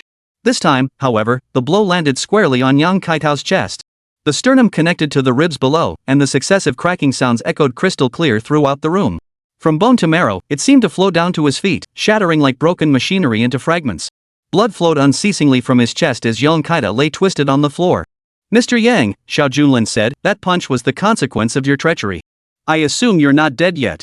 Shall we discuss business now? Talk? How could Yang Kaitao possibly talk? Every breath he took now brought excruciating pain that felt unbearable. Mr. Yang, why the silence? My uncle was assassinated by the four great families, yet you seized the 100-flowers garden. This act of exploiting someone's misfortune is what truly cuts to the bone. Chapter 73, 3-Day Delivery. How could Yang Kaitai hear a single word Xiao Junlin was saying? Nothing but agony. Heart-wrenching agony. As if every ounce of sorrow and resentment erupted at once. Wait a moment, I've failed to recognize a mountain when I saw it. I'll return the 100 Flowers Garden to its rightful owner immediately. The contract in my drawer is the agreement I made with Luo Qingcheng back then. If you destroy what happened before, it can be null and void. Hearing the other party's words, Xiao Junlin walked to the drawer and instantly smashed it to pieces with a single punch. Sure enough, he retrieved a contract from within. It bore Luo Qingcheng's signature from back then. However, after Mr. Yang took the contract back, he secretly altered it. Luo Qingcheng had believed she was merely entrusting her father's friend to manage the contract, but the black and white terms had been changed to outright transfer. Xiao Junlin casually picked up the lighter beside him. In the faint glow of the flame, the contract burned to ashes. In that case, we'll take the 100 Flowers Garden. My wife and I will be moving in, shouldn't you hand over the keys and property deed? Yang Kaitao trembled as he hurriedly retrieved the keys from another drawer and handed them to Xiao Junlin. But he hesitated to produce the relevant contract for the 100 Flower Garden. Mr. Yang, the 100 Flowers Garden was completed years ago. Without the property deed, this seems rather implausible, wouldn't you agree? Are you planning to reclaim the property in the future? It seems some people never learn unless you uproot them completely. Mr. Yang had no idea what kind of status Xiao Junlin, who hadn't returned for years, held now. But his recent actions made it abundantly clear, when Xiao Junlin intended to kill someone, he showed absolutely no mercy. Yang Kaitao clutched his head, drenched in sweat, writhing grotesquely on the ground. It's not that I won't give it to you. To be honest, I've already transferred the entire 100 Flower Garden Villa area to a foreign enterprise. Though no formal contract has been signed, the property-related documents have already been handed over. But it's no problem. Give me another half-month, and I'll retrieve all the contracts. Half a month. Xiao Junlin sat back down on the sofa and picked up the fruit knife he'd just used. He shook his head silently. My wife was driven out of 100 Flower Garden by you lot. She's been stuck in that old, dilapidated, cramped neighborhood far too long. 2 weeks is simply too long to wait. Within 3 days, all paperwork concerning the 100 Flower Garden Villa area must be prepared and delivered to me personally. Yang Kaitai's eyes widened. Just as he opened his mouth to bargain, the fruit knife instantly pierced his right thigh. Another agonized cry rang out. In desperation, Yang Kaitai could only prostrate himself and beg for mercy. Rest assured, 3 days is 3 days. I will personally visit your doorstep and present everything with both hands. I won't take a single cent of your family's land, and I'll kneel before the old master's grave to confess my sins. Xiao Junlin had no idea which overseas conglomerate the other party had handed it over to. But none of that mattered. Rather than killing him and searching for a needle in a haystack, it was better to have Mr. Yang serve as a liaison. After setting a specific deadline, he didn't leave Yang Real Estate Group.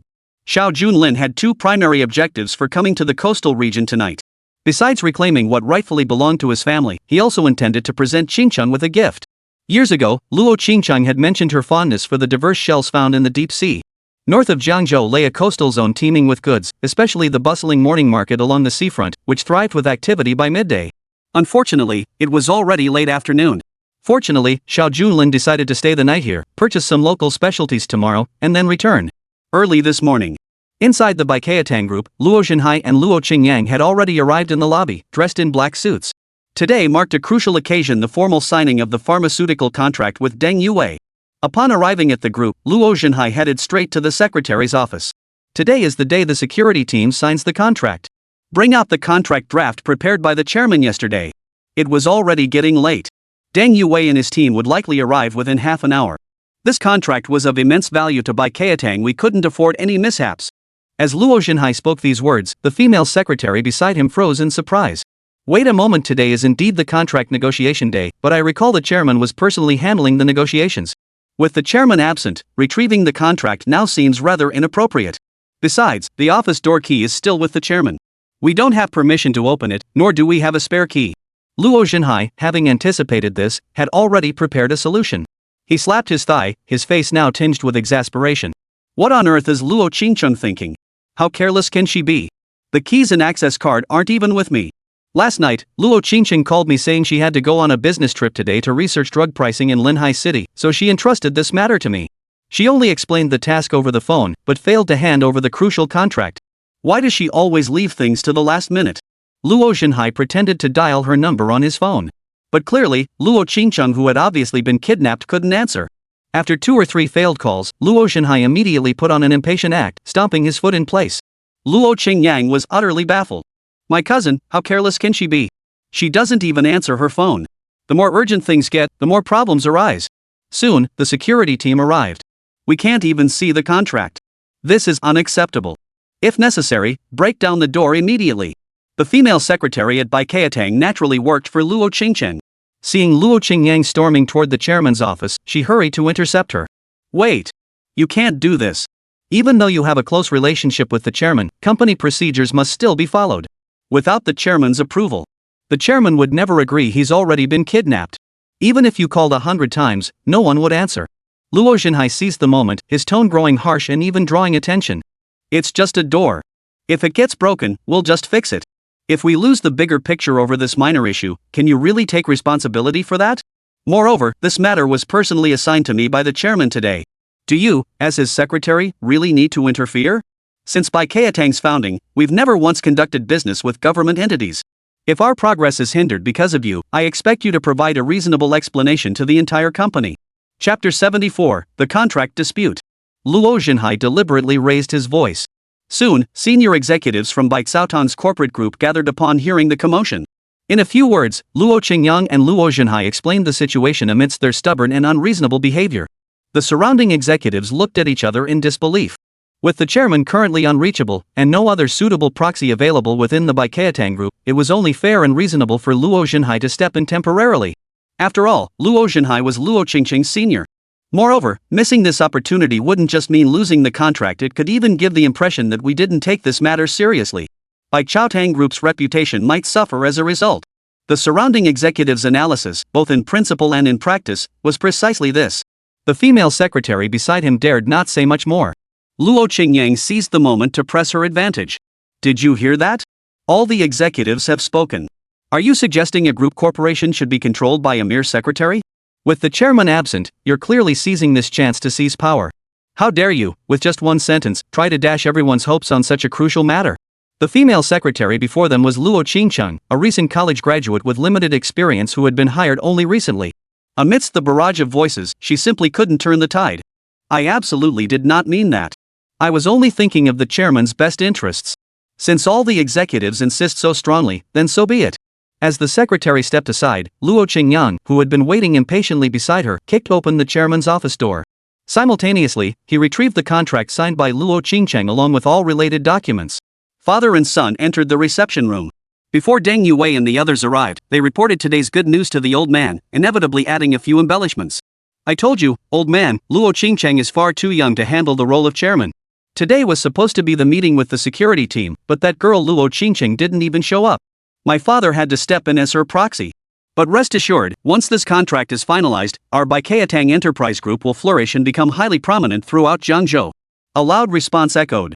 The Luo family patriarch had long since withdrawn from corporate affairs, but upon hearing about the potential partnership with the local guard corps, he now seemed extremely concerned.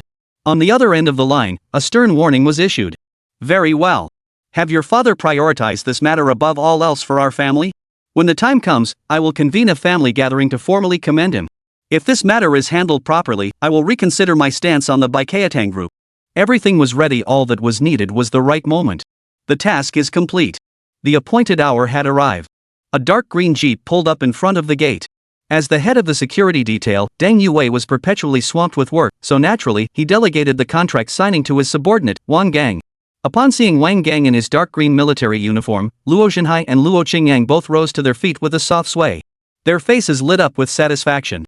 Mr. Wang, our Baikatang Group staff have been awaiting your arrival for quite some time. Allow me to introduce my father, who also serves as the acting chairman of Baikatang Group. Wang Gang greeted Luo Qingyang's first statement with a smile. But when she reached the latter part, he abruptly halted in his tracks. What does acting chairman mean? Could it be that Miss Luo hasn't arrived? Deng Yue had personally instructed Wang Gang that the contract must be signed by Luo Qingcheng herself. Moreover, all credit for Baikatang Group's achievements was to be attributed solely to Luo Qingcheng. Though Wang Gang was unaware of the peculiar circumstances, orders were orders. With Luo Qingcheng nowhere to be found, the contract about to be finalized was abruptly withdrawn. The atmosphere instantly turned awkward. Luo Xinhai's outstretched right hand, poised for a handshake, froze mid-air in the conference room.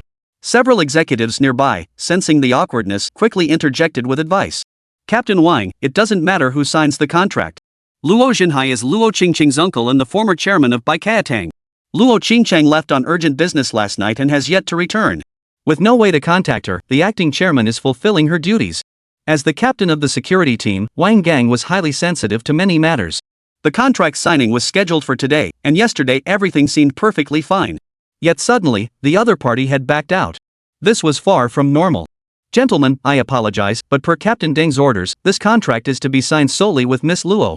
Without the presence of your chairman, this contract will be put on hold for now. With a sharp intake of breath, the surrounding crowd turned ashen. They had assumed Deng Yue was signing the contract out of respect for the Baikayatang group. Little did they know the entire foundation rested solely on Luo Qingcheng herself. But Luo Qingcheng had already been betrayed by Luo Zhenhai. Where could they possibly find her now? Captain, we really need to reconsider. Before the chairman left, he specifically instructed me that if the matter couldn't be accomplished, everyone should be too fixated on it, it's pointless. Wang Gang tapped lightly on the table. Further discussion is futile. Under military orders, there's no room for compromise. As the regiment commander demanded, we must meet with Luo Qingcheng personally. Moreover, the herbal procurement task is extremely urgent. If Luo Qingcheng refuses to come out, then we have no choice but to consider signing contracts with other companies. Wang Gang casually grabbed his briefcase and strode purposefully toward the group's exit. The surrounding executives had already descended into chaos. Before anyone could reach the entrance, two fully armed soldiers intercepted them at the doorway.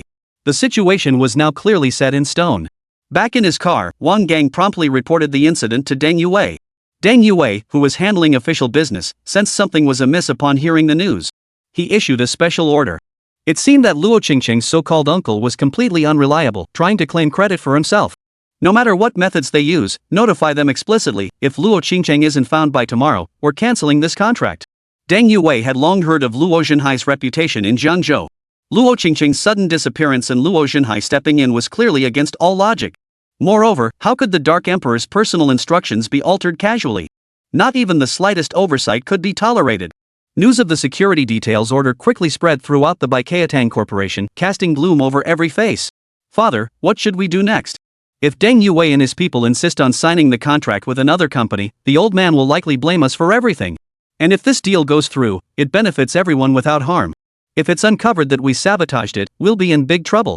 Chapter 75, Three Factions. Inside the Jiangzhou Security Bureau. Zhang Xixia didn't head to the hospital. Instead, she stormed through the security bureau's doors. Though uninjured, she was covered in grime and dust from the struggle, her disheveled appearance immediately drawing everyone's attention. Where is Captain Yi? Jiangzhou is in trouble. Yi Fan, in his office, received the notification and quickly made his way to the lobby. In just a few words, Zhang Xixia had already explained the entire situation. With this happening internally in Jiangzhou, we have to handle it, Captain Yi. I'm here to report today. If you don't take action, then I'll investigate on my own. Seeing the resolute look in Zhang Xiaoxia's eyes, Yi Fan slapped his forehead.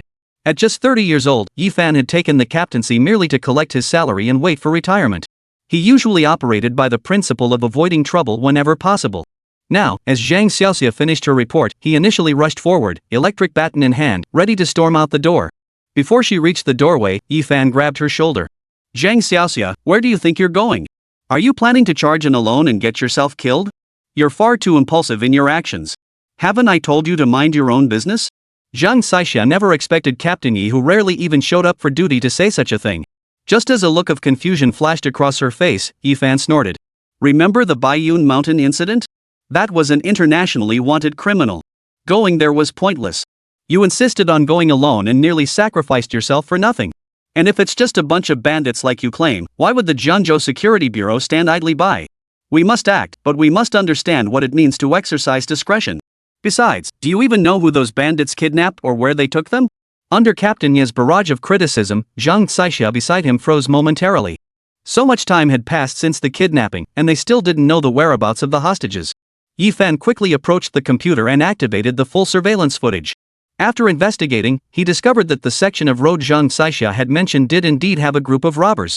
Moreover, their destination was a cluster of abandoned residential buildings. These buildings had been abandoned years ago due to construction being halted midway. If an organized kidnapping gang was holed up in this area, we had to be extremely cautious. Someone is disguising themselves. Avoid direct confrontation if possible. Proceed immediately to the southern suburbs. Remember, preserving your own life takes priority over delivering justice. Hearing Captain Ye's words, Zhang Xixia's face lit up with delight. She then led over a dozen team members to prepare their disguises. Inside the changing room, one team member stood by, puzzled. You saw it yourself when Captain Yi was checking the surveillance footage. A mysterious man helped Zhang Xixia. Otherwise, that girl probably wouldn't have made it back alive. Who exactly is this person? The figure illuminated beneath the camera was none other than the Azure Dragon War God. Yi Fan had heard of the Azure Dragon War God. The name had long been legendary. Yet whenever the Azure Dragon War God was mentioned, Yi Fan's mind always drifted back to that night and the mysterious man. He had single-handedly supported the goddess of war down from White Cloud Mountain in triumph. Though the mysterious man claimed he was merely a passerby, how could Yi Fan, a captain with years of experience, ever take that at face value? I am aware of this matter and have been observing it discreetly. Furthermore, if you discover this man, report it to me immediately. The sun sank below the horizon, casting the world in twilight. Within the Baikatang group, the old man made over a dozen phone calls. Each call was filled with nothing but curses and relentless blame. If Baikatang's contract isn't signed today, you'll all be held personally responsible. Furthermore, find Luo Qingcheng no matter what. At such a critical moment, her disappearance defies all logic. I know you harbor resentment toward Baikatang group, but our family has always prioritized the greater good. If you can't handle it, Luo Qingcheng stepping in is perfectly acceptable. As the old man hung up, father and son were already wearing worried frowns. Luo Qingyang finally murmured in response. If all else fails, we'll have to seek out that power-hungry upstart and make him return her. But someone like him won't budge with empty promises. We'll likely have to pay a hefty sum. Losing both the wife and the army, this is the very definition of such a situation. With no other options available, Luo Xinhai could only sigh. He then withdrew tens of thousands from the bank, took his son, and rushed headlong toward the southern district. Unnoticed, a steady drizzle had begun to fall from the sky. The two arrived at a half-finished building complex to see a man holding a long spear. Bloodstains clung to the tip of the spear. "Excuse me, sir," said Luo Xinhai of Baikatang, "I'm an old acquaintance of your boss, over the river dragon. I have matters to discuss." Luo Xinhai emphasized his identity while placing a black box before them. After a brief announcement, Over River Dragon emerged slowly from the unfinished building, a cigarette dangling from his mouth. "What? Since the deal's done, why are you here?" As Over the River Dragon spoke, his heavily armed crew had already formed a line behind him, facing real guns and ammunition. Luo Xinhai and Luo Qingyan were already drenched in sweat from head to toe. "I'm terribly sorry, but I need to discuss something regarding Miss Luo Qingcheng. Luo Qingcheng must be related to me by blood. Moreover, it's highly inappropriate for Baikatang to suddenly lack a chairman. So, I wonder if you could." Before he could finish, Gu Jianglong let out a cold laugh. "That's the funniest joke I've ever heard. Since when did you care about family ties? If you were truly so loyal and righteous, you wouldn't have seized the opportunity to usurp power when Baikatang was in trouble." Gui Jianglong cut straight to the heart of the matter, while Luo Xinhai beside him flashed an awkward smile. He nodded repeatedly beside him. "Well, some of those matters. I admit my judgment was flawed. This small token of compensation is merely a gesture of goodwill. Additionally, I implore you to release the hostages." A maniacal laugh echoed through the air. Wei Jianglong narrowed his eyes, glaring intently at Luo Xinhai as he advanced step by step. With each step forward, his heart trembled violently. Within 3 strides, he stood before him. Over River Dragon placed a hand on the other's shoulder, then tilted his chin slightly upward. "You know my way of doing things, Over the River Dragon. Did you come here today to treat me like a beggar?" Chapter 76, Street Gunfight. Luo Xinhai nearly collapsed to his knees from Gu Jianglong's light tap. A thunderous roar echoed in his head. His entire body trembled as a bitter expression flickered across his face. "That wasn't my intention. I handled things poorly. But boss, what should we do about this?" Though Luo Xinhai was older than Gui Jianglong, he now had no choice but to address him as brother repeatedly. Gui Jianglong hummed disapprovingly, his hands clasped behind his back. "This is going back on your word. I, Gui Jianglong, came to your Jiangzhou with my own rules. Hand over the corporate shares of Baikatang, and there might be room for discussion." For Luo Xinhai, this was an utterly impossible demand. Luo Qingyang beside him wore an awkward expression. "Baikatang is no longer under our control. Handing over the shares to you is inappropriate, and we simply don't have the authority to do so. Can we discuss this?" Luo Qingyang was cut off mid-sentence as Guo Jianglong kicked her to the ground. "I'm speaking with your father. What business is it of yours to butt in? Other conditions? My word is final. No other terms are up for discussion. Will you leave on your own today, or shall I escort you out?" Over the River Dragon drew his pistol and fired several shots into the air, instantly leaving Luo Xinhai looking disgraced. Coming here today to find Luo Qingcheng was merely to secure a contract for joining the company, a favorable deal worth negotiating. But he absolutely couldn't lose the forest for the trees and risk his life here. Since negotiations had broken down and the other side had drawn their weapon, Luo Xinhai hurriedly grabbed his son and rushed back to the car. "Father, what should we do? We truly have no way to account for this matter. My cousin is in prison right here. I don't even know if she's alive or dead." Luo Qingcheng paused, then suddenly felt a rush of heat to his forehead. I remember every time I contacted over the River Dragon, we used a secure phone number. Even the security bureau couldn't trace it. On the contrary, if I destroyed the phone, no one would ever know about my connection to Over the River Dragon. If Over the River Dragon were to die in the chaos of battle, that would be the most convenient outcome. With that thought, Luo Qingcheng wasted no time in delivering a final blow. He dialed the security bureau. At that very moment, the security bureau had just pinpointed the location where Luo Qingcheng had been abducted. Combined with Luo Qingcheng's wild accusations, the operation was officially launched in the late hours of that night. Early the next morning, the area around the unfinished building saw an influx of farmers from the village. Carrying large bundles and small packages filled with various agricultural specialties, they set up makeshift stalls along a road not far from the unfinished building. Even more astonishingly, Yifan had managed to build a breakfast shop by the highway in just one night. The fried dough sticks, soy milk, and wonton shop filled the air with the enticing aroma of stir-fried vegetables from the crack of dawn. Everyone was ready. We still didn't know the situation inside the unfinished building.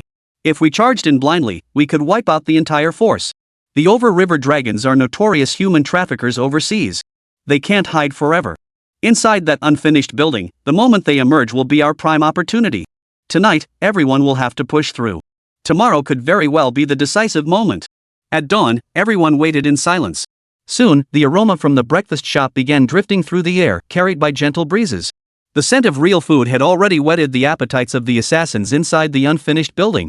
In a godforsaken place like this, when did a morning market appear? But the aroma is truly delightful. Far better than the rations we carry. A group of assassins certainly didn't know how to cook, they only had some dry bread. Word of the matter quickly spread through their subordinates and reached the dragon's ears. The aroma is indeed tempting, send a few men to sample it. Minutes later, as the first rays of dawn touched the breakfast shop, 13 or 15 assassins were already seated inside. An old man with a beard, called Little Pig, bustled about with his cane. His son and daughter assisted him nearby. It was hard to imagine that the old man was actually Yifan, thoroughly disguised. The so-called son was actually one of his subordinates, and the daughter was none other than Zhang Xia. The disguise from the security bureau was quite convincing. The assassins quickly devoured a hearty breakfast inside the shop. Zhang Xia watched the crowd stroll away, her heart tightening with frustration. Why not just take them out themselves? Captain Yi shook his head. Not now. The Dragon Crossing is their leader. If we can't capture him, stirring up a hornet's nest might cost the hostages their lives. But you saw those henchmen fully armed and equipped. This is more complicated than we anticipated. Yifan made a preliminary assessment of his team. Although the security bureau carried some firearms, they were no match for the criminals' machine guns. If they really had to launch a frontal assault, heavy casualties would be inevitable. Yifan pondered for a long time. He could only let out a sigh. Everyone, it seems we have no choice but to retreat. Back in the day, the River Dragon Gang were just a bunch of bandits. With our strength, we could have easily captured them. But now they've returned from overseas armed with a large quantity of illegal weapons. And just from the few who were eating earlier, every single one of them is a skilled fighter. Under these circumstances, our dozen or so men stand no chance against them. Even if we tried to pressure them out with hostages or ambush them en route, victory is virtually impossible. The only option now is to notify the security bureau and have them deploy forces to suppress them. Zhang Xia wanted to protest, but after reflecting on their previous lessons, she took a deep breath and adjusted her mindset. I understand. Let's retreat now. After planning all night, we'd barely met Ding when we realized the gap was too vast. For now, retreat was the only option. Yifan shook his head gently. If we're going to play this game, we might as well see it through. Abruptly pulling out would only draw their attention. Go notify Deng Yue first, we'll hold the line here. The decision had just been made.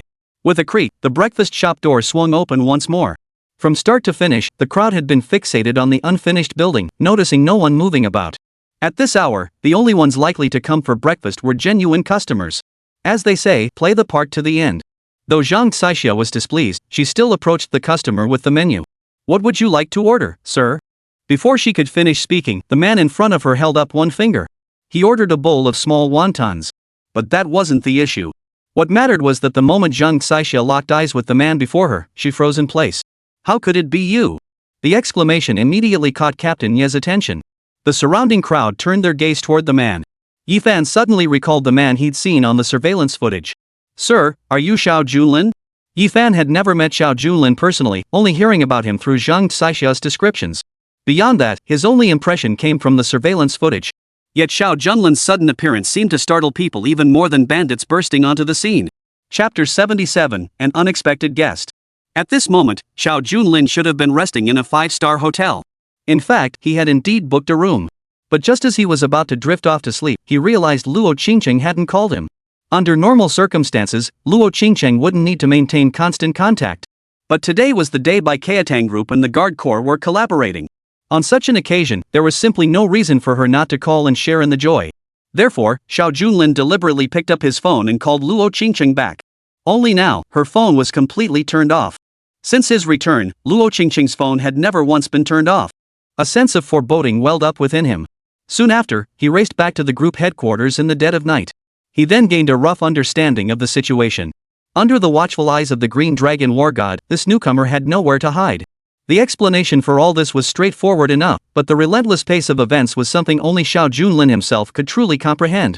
From last night until dawn, he had scarcely had time to rest along the way.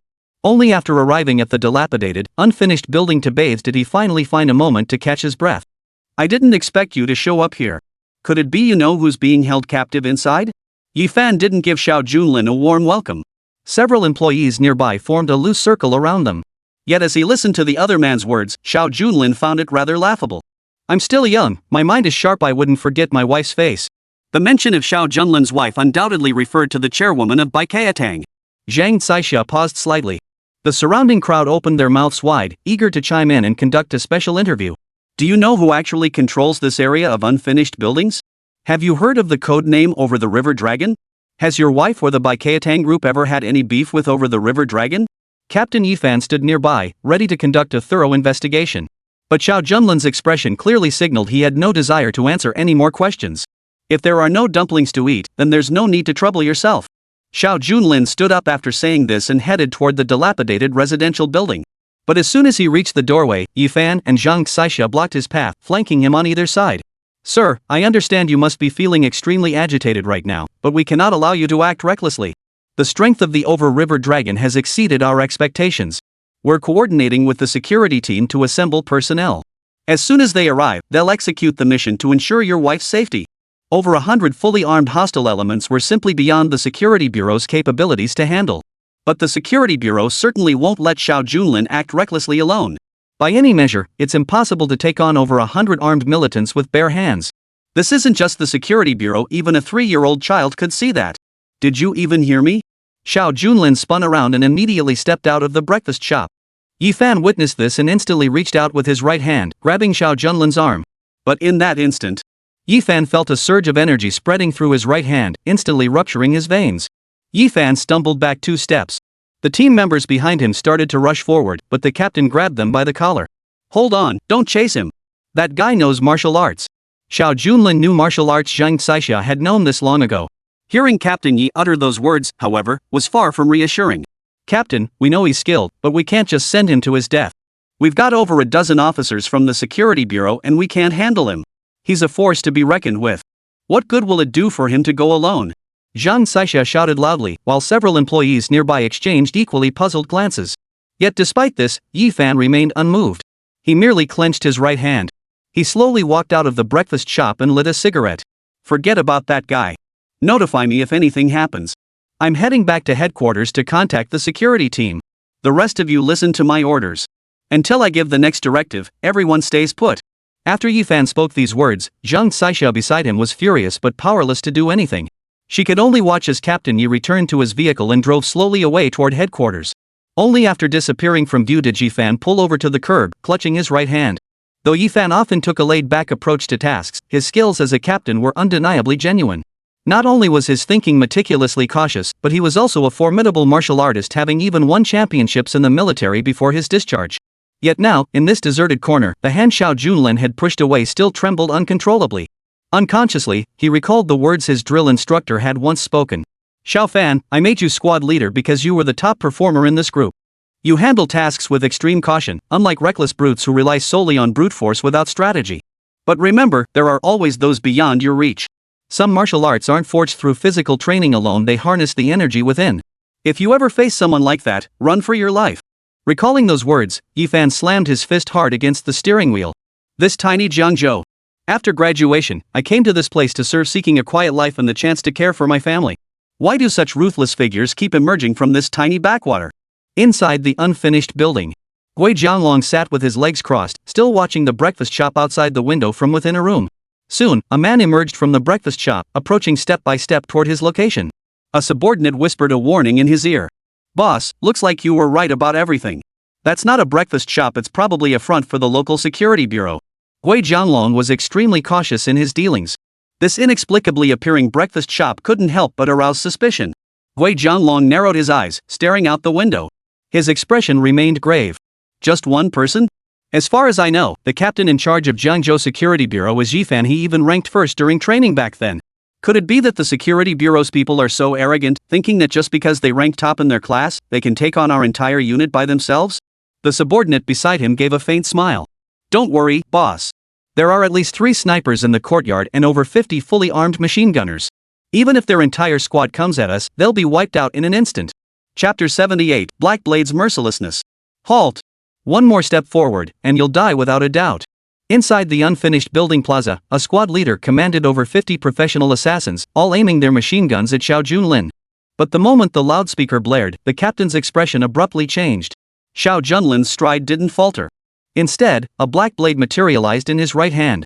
This black blade was Xiao Junlin's favorite and most reliable weapon from his days in Evil Valley. This was its first public appearance since his return to society. The enemies, now without machine guns, formed a circle, ensuring they could instantly kill Xiao Junlin from any direction. Bullets were already chambered. Simultaneously, 3 snipers positioned at 3 corners of the building were equally prepared. A simple flick of the finger would send the man before them lying motionless on the ground forever. "Captain Yi, our boss over the River Dragon said he's sorry to cause you some trouble. But we hope everyone can keep to their own business.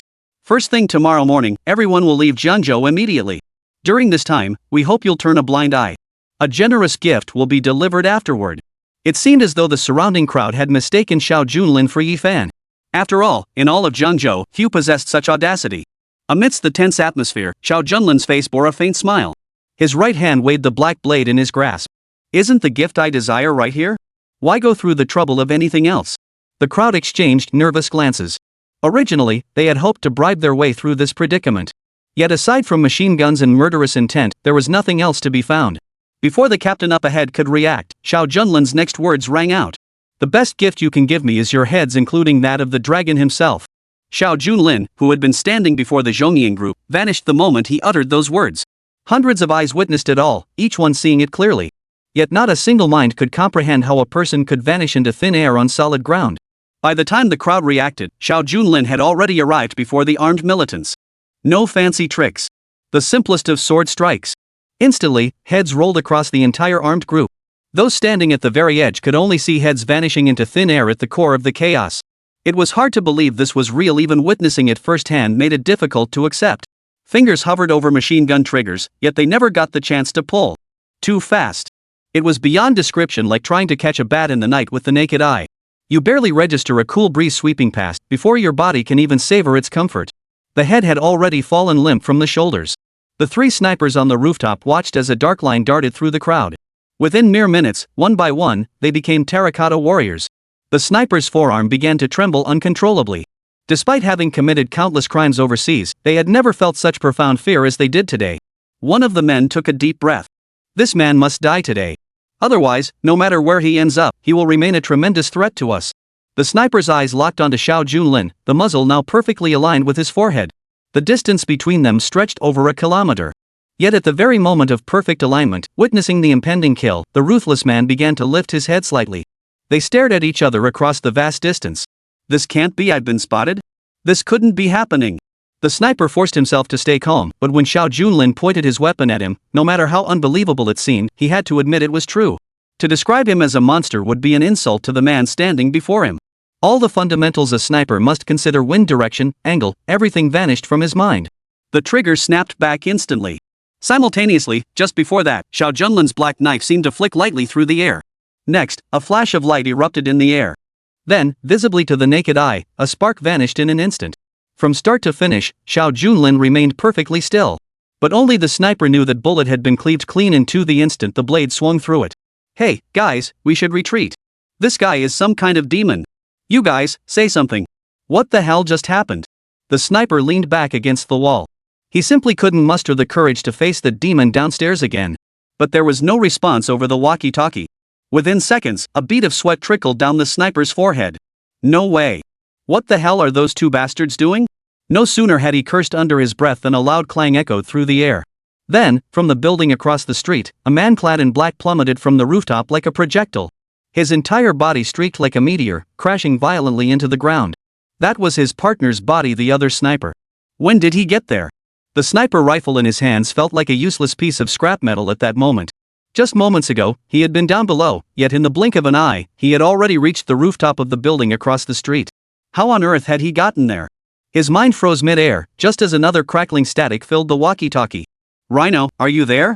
My partner's been taken out. That bastard's heading straight for my position. Get over to Jianglong immediately and report this guy is definitely not from Jiangzhou. The problem is... The rest of his words were forever lost, replaced by waves of agonized screams from the other end of the radio. The sniper nicknamed Rhino was genuinely terrified this time. As a professional sniper, he was always able to keep a firm grip on the battlefield from behind the lines. But today, it felt like an invisible giant hand could seize anyone's life at any moment, leaving no place to hide. At the top floor of the unfinished building, over the river dragon lay in a room that still resembled a decent dwelling, his eyes half closed. Not a sound had been heard up until now. It seemed Captain Yi had already returned. Jiangzhou wasn't all that impressive after all. With nothing better to do, Zhang Long stretched lazily as he spoke. He then slowly made his way to the door of the adjacent room. That room held Luo Qingcheng captive. As the most valuable cargo, no one dared touch Luo Qingcheng, yet the door remained tightly shut, restricting her freedom. Just as he was about to speak words meant to instill despair in his opponent, hurried footsteps echoed from downstairs. Chapter 79, Who Did I Provoke? Rhino stumbled in, hair disheveled. The moment he reached the dragon crossing, his feet faltered, and he collapsed to his knees with a thud. Boss, we gotta get out of here. Those guys downstairs aren't security, they're monsters. The brothers are all done for. Wei Jianglong struggled to comprehend the words. He frowned, trying to recall. If I recall correctly, we sent down over 50 machine gunners and at least 3 snipers. What do you mean by we're done for? With this team, even a direct assault by the Security Bureau would result in countless casualties. Yet so far, it's only been a single we're done for. How can that be explained? Faced with the boss's questioning, Rhino truly struggled to explain. A single man wielding a knife, acting alone, rampaging without mercy. How could such a thing be possible? Facing the interrogation, Rhino could only tremble as he pointed toward the flat surface, his words already stumbling and tangling in his throat. Over the river dragon flung open the window with a loud clatter. What unfolded before his eyes was a scene he would never forget. Fully armed, not a single shot fired. Yet every single person had their head severed. Who could it be? In Gui Jianglong's mind, every skilled fighter he knew flashed by at lightning speed. In this world, there were indeed many who could appear and vanish like ghosts. Some even instilled fear in him. Yet among those figures, not a single one could silently eliminate these people without leaving a trace. Turning around, the river dragon discovered a man had appeared behind Rhino, seemingly out of nowhere. Well, a notorious bandit. I wonder what kind of storm this river dragon can still stir up. Still, the gift you sent me was decent enough though far too meager. The moment he saw Xiao Junlin, over river dragon's scalp tingled. No sound. Not even a flicker of response. You must understand that throughout this entire unfinished building, layers upon layers of security had been deployed below. These overseas operating bandits had crossed paths with agents from various nations. Therefore, the defenses he had set up were such that even the most skilled agent couldn't arrive without making a sound. Over river dragon didn't answer Xiao Junlin's question. Instead, he pulled out his walkie-talkie, now seeking only one thing, verification. Though over 50 machine gunners were positioned in the courtyard, even more personnel remained concealed throughout the entire building. If all these men were to die, then over the river dragon would have to consider whether he had encountered ghosts today. Fortunately, the moment the walkie-talkie crackled to life, over river dragon finally relaxed slightly. Listen up, get everyone to the rooftop. As he uttered these words, over river dragon simultaneously drew a long rifle. The rifle gleamed like a dragon, its jet black finish catching the sunlight. This was the weapon Gui Jianglong wielded most skillfully. As the saying goes, when two warriors meet on the battlefield, the brave one prevails. Now, no further words were needed. Gui Jianglong took a step back, his hands gripping the spear emitting wisps of smoke. A palpable aura of inner strength pulsed along the spear's shaft. His subordinate, Rhino, stared wide-eyed, his heart pounding so hard it felt like it might burst. They had long heard of the dragon crossing the rivers, dragon emerging from water technique, the most formidable finishing move. It was this very technique that had eliminated countless pursuing agents overseas. Yet for some reason, though the dragon emerging from water should have been invincible, Rhino suddenly felt a gut-wrenching sense of unease. Xiao Junlin still gripped the black blade in his hand, weighing it lightly. When it came to dealing with enemies, there was nothing more to say. Die. Kidnapping Luo Qingcheng was no matter that could be settled with a single word of forbearance. As the words left his lips, Over River Dragon's spear transformed into a blinding streak of light, instantly closing in on Xiao Junlin. Then, a black light appeared before his eyes. Like a crescent moon, it flickered lightly, cleaving the spear clean in two. A flicker of shock crossed Gu Jianglong's face as excruciating pain shot through his right arm. The spear crashed to the ground, severing his arm along with it. Clutching his wound, Gu Jianglong glared fiercely at Xiao Junlin. You are indeed a master I've never encountered before, he growled. But I still have at least 100 warriors rushing here. If you think you can walk out of here alive with that woman, you're sorely mistaken. Your men are probably already blocking the street outside. I'd be willing to strike a deal. I'll return that woman to you, but you must pretend nothing happened today. Xiao Junlin had indeed come to rescue someone today, but he had also come to kill. Facing this offer, Xiao Junlin's expression remained unchanged. Beyond those two words spoken earlier, no further words were exchanged. I know you don't believe me, but you'll soon see my words proven true. Over the River Dragon shouted into the walkie-talkie with his remaining hand. Yet just moments ago, there had been voices on the radio. By the time this exchange occurred, the connection had already been lost. His heart sank instantly. Wei Jianglong whipped around, his gaze locking onto Rhino. Didn't you say he was coming alone? What the hell is going on now? Xiao Junlin's martial arts were formidable and his speed unmatched, this Wei Jianglong could concede. But his men had just responded over the walkie-talkie moments ago. How could Xiao Junlin have appeared before him in the blink of an eye? No matter how fast he was, one man couldn't possibly be in two places at once. Why had his men suddenly stopped responding? Big Brother really came alone, brothers. We all saw it with our own eyes. Rhino called out to his brothers, then glanced around only to realize he and the boss were now the only two left. At the same time, footsteps echoed from all directions. Over the River Dragon, who had been frozen in shock moments ago, finally exhaled in relief. Seems walkie-talkies like to play tricks on me sometimes. Alright, my men have already. Over River Dragon recognized the familiar voice and just exhaled in relief when the words abruptly cut off mid-sentence. For the figures approaching from every direction were clad in pitch-black armor, their faces devoid of expression. Each of these figures not only shared identical attire, but also held a long sword in their left hand and a severed head in their right. The owners of those heads were all his former subordinates. Faced with this hellish scene, Rhino collapsed to his knees, too terrified to even cry. Big Brother, I swear I didn't see anyone. I have no idea where they came from. What the hell are you? You're not some starving ghost, are you? As a bandit force, we've never encountered anything this bizarre. It wouldn't be an exaggeration to call this a supernatural legend. Xiao Junlin fiddled with the black blade in his hand, wiping away the bloodstains. Evil spirit? If that's what you believe, then so be it. Wei Jianglong stared intently at the black armor. Suddenly, his mind jolted. A wave of terrifying memories surged through his heart. Chapter 80, Tales of the Dao Path. Back in the day, Gu Jianglong ruled the seas. He once attended a pirate convention. That gathering brought together the world's most notorious pirates and internationally wanted criminals. Though Dragon had a certain reputation, his fame paled in comparison to others at that gathering. He could only sit quietly at the back, listening to others speak. Among them, a master known as the Pirate Dragon King uttered these words. Whether on land or sea, if you ever encounter those grim reapers clad in black armor wielding long blades, never confront them head-on. Run for your life. These creatures, known as the Sea Reapers or the Blue Dragon Squad, their origins remain a mystery. But they will undoubtedly fill you with dread. Back in the day, the man nearly hailed as Pirate King was already considered a top-tier leader among captains. Words spoken by such a formidable figure carry undeniable weight. Thus, Over River Dragon etched these words deep into his mind. Yet over the years, he never encountered the so-called black armor. He imagined only international thieves worthy of the Grim Reaper's attention, making his own life seem far easier by comparison. Yet today, as all these memories surged back, watching the soldiers march toward him one by one, Over River Dragon felt his mind go completely blank. The Sea Reaper Qinglong squad? If it's the Blue Dragon squad, even the Over River Dragon would understand why his men died under mysterious circumstances. Even the world's most notorious pirates tremble before them. Why would he dare defy such monsters? As this thought crossed Gui Jianglong's mind, an even more terrifying realization emerged, taking center stage in his thoughts. For the entire Azure Dragon squadron stood in perfect formation, every last one of them behind Xiao Junlin. Who the hell are you? If the Qinglong squad itself was a source of profound dread, then who was this man standing before them? After narrowing his eyes for a long moment, Gu Jianglong suddenly began to tremble slightly. The one who could command the Qinglong squadron, there was likely only one such person under heaven, the Qinglong god of war. Xiao Junlin nodded lightly, then waved his hand. The Azure Dragon god is indeed possible, but your guess could actually be bolder. As they spoke, Xiao Junlin and the other man had already passed each other.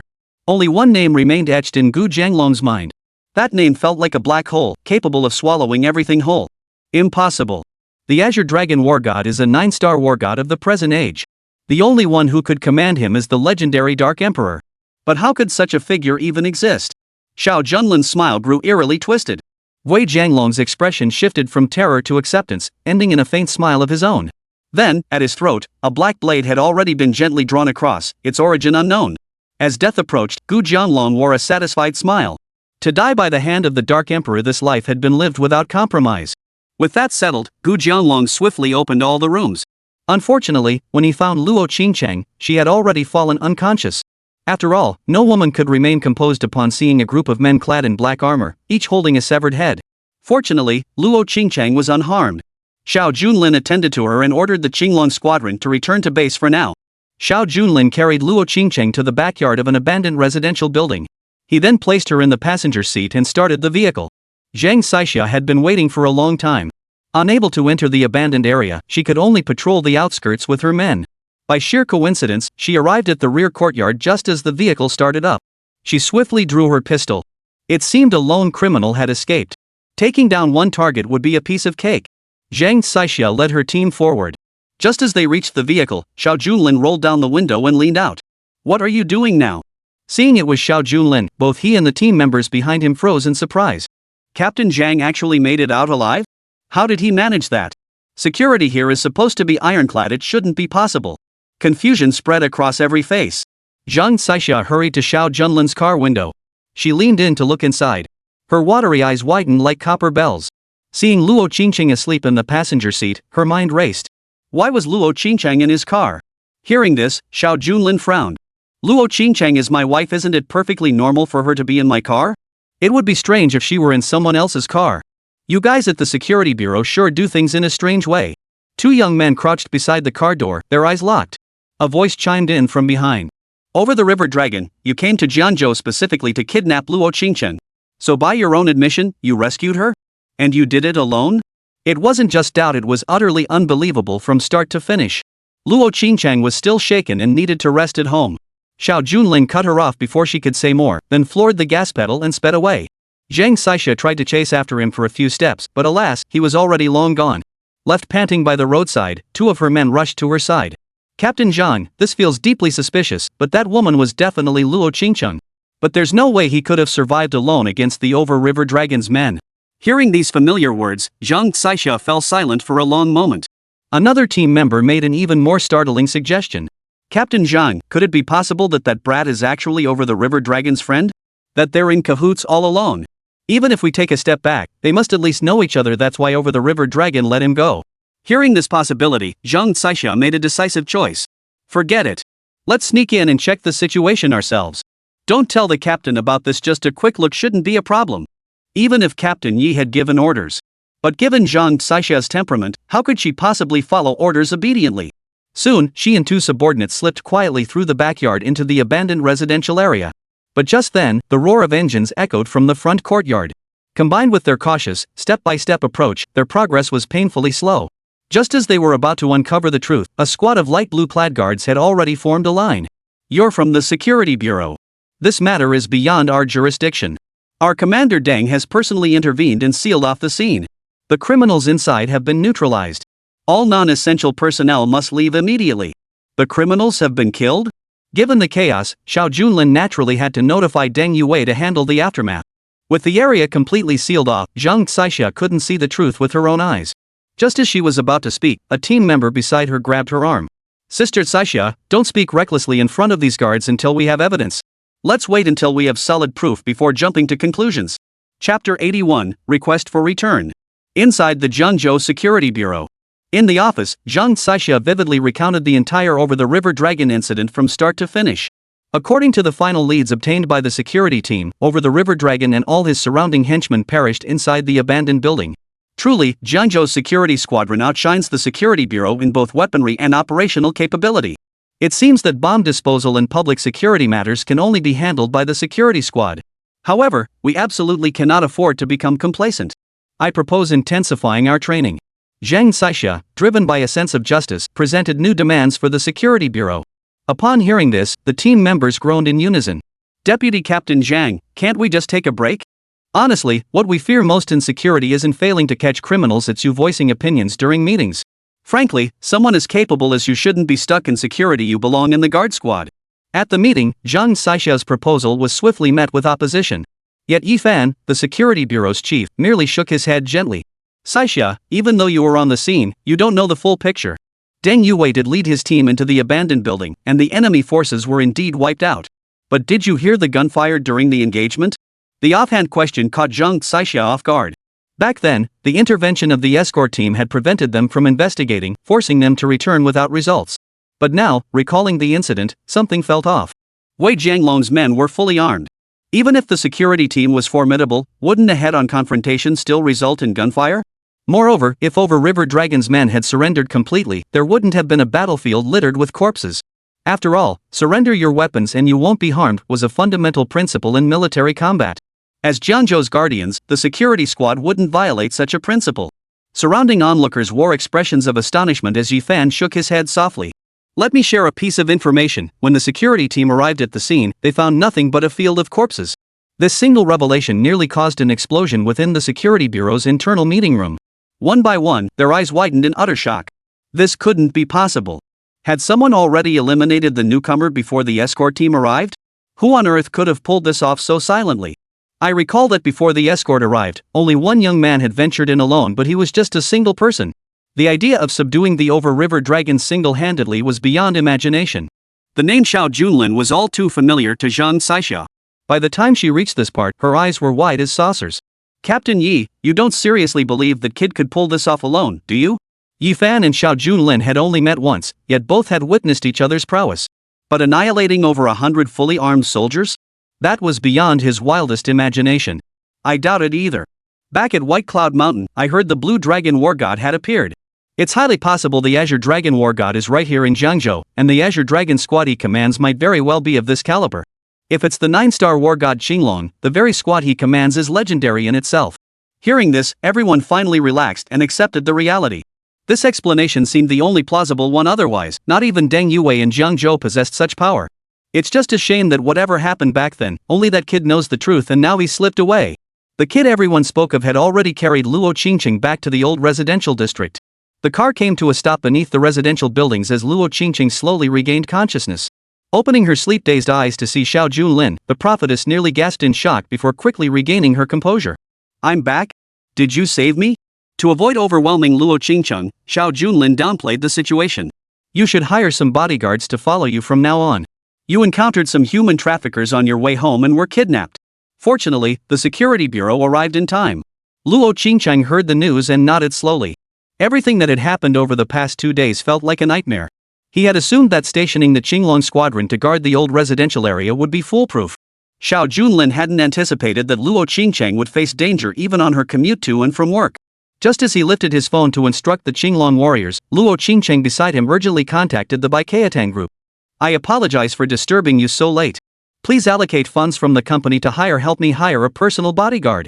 Faced with such an incident, even Luo Qingcheng couldn't help but feel afraid. It seemed Luo Qingcheng intended to hire her own bodyguard. Since that was the case, Xiao Junlin saw no need to insist further. But just as he finished giving that instruction, his female secretary rushed in and hurriedly relayed everything that had happened during the day. Luo Qingcheng's expression changed upon hearing this. You mean my uncle broke into my office while I was away? And to top it off, he ended up angering the security team? Didn't I explicitly order that? All transactions with the security team must be signed by me personally. No one else is authorized to act on my behalf. The secretary on the other end of the line was nearly in tears. But Luo Qingcheng didn't press the matter further.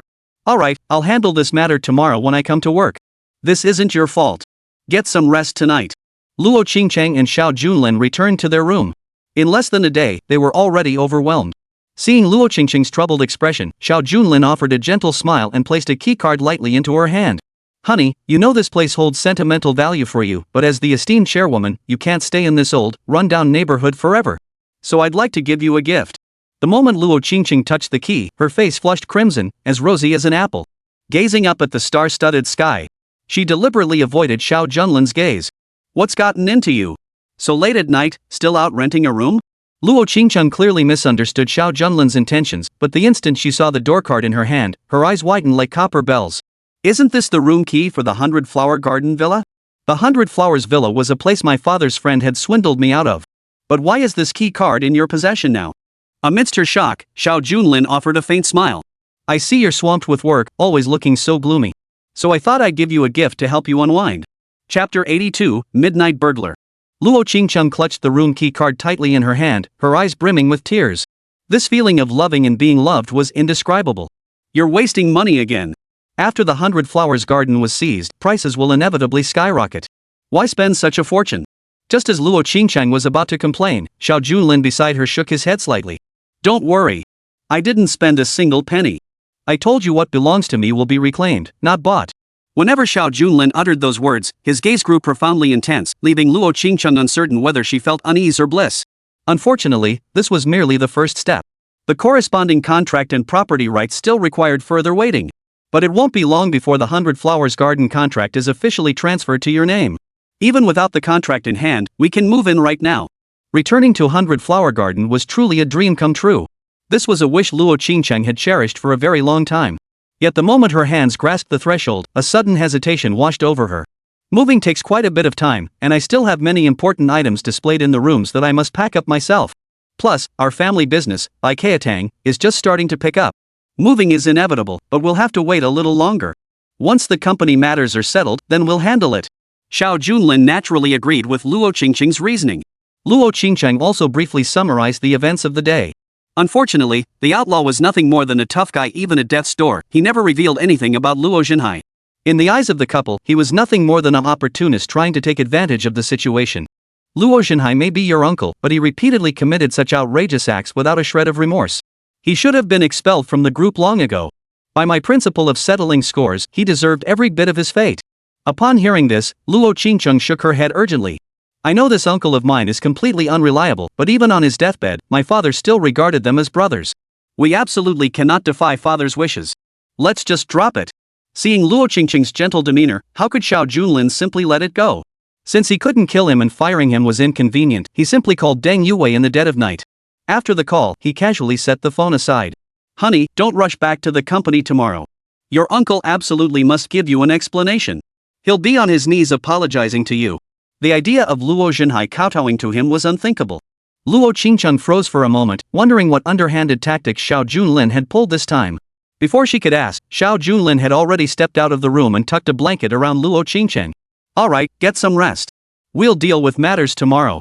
For the past few days, Xiao Junlin had been resting in the main hall, but tonight, he lay awake deep into the night. The moment he closed the door, a message arrived. It came from one of the Qinglong operatives.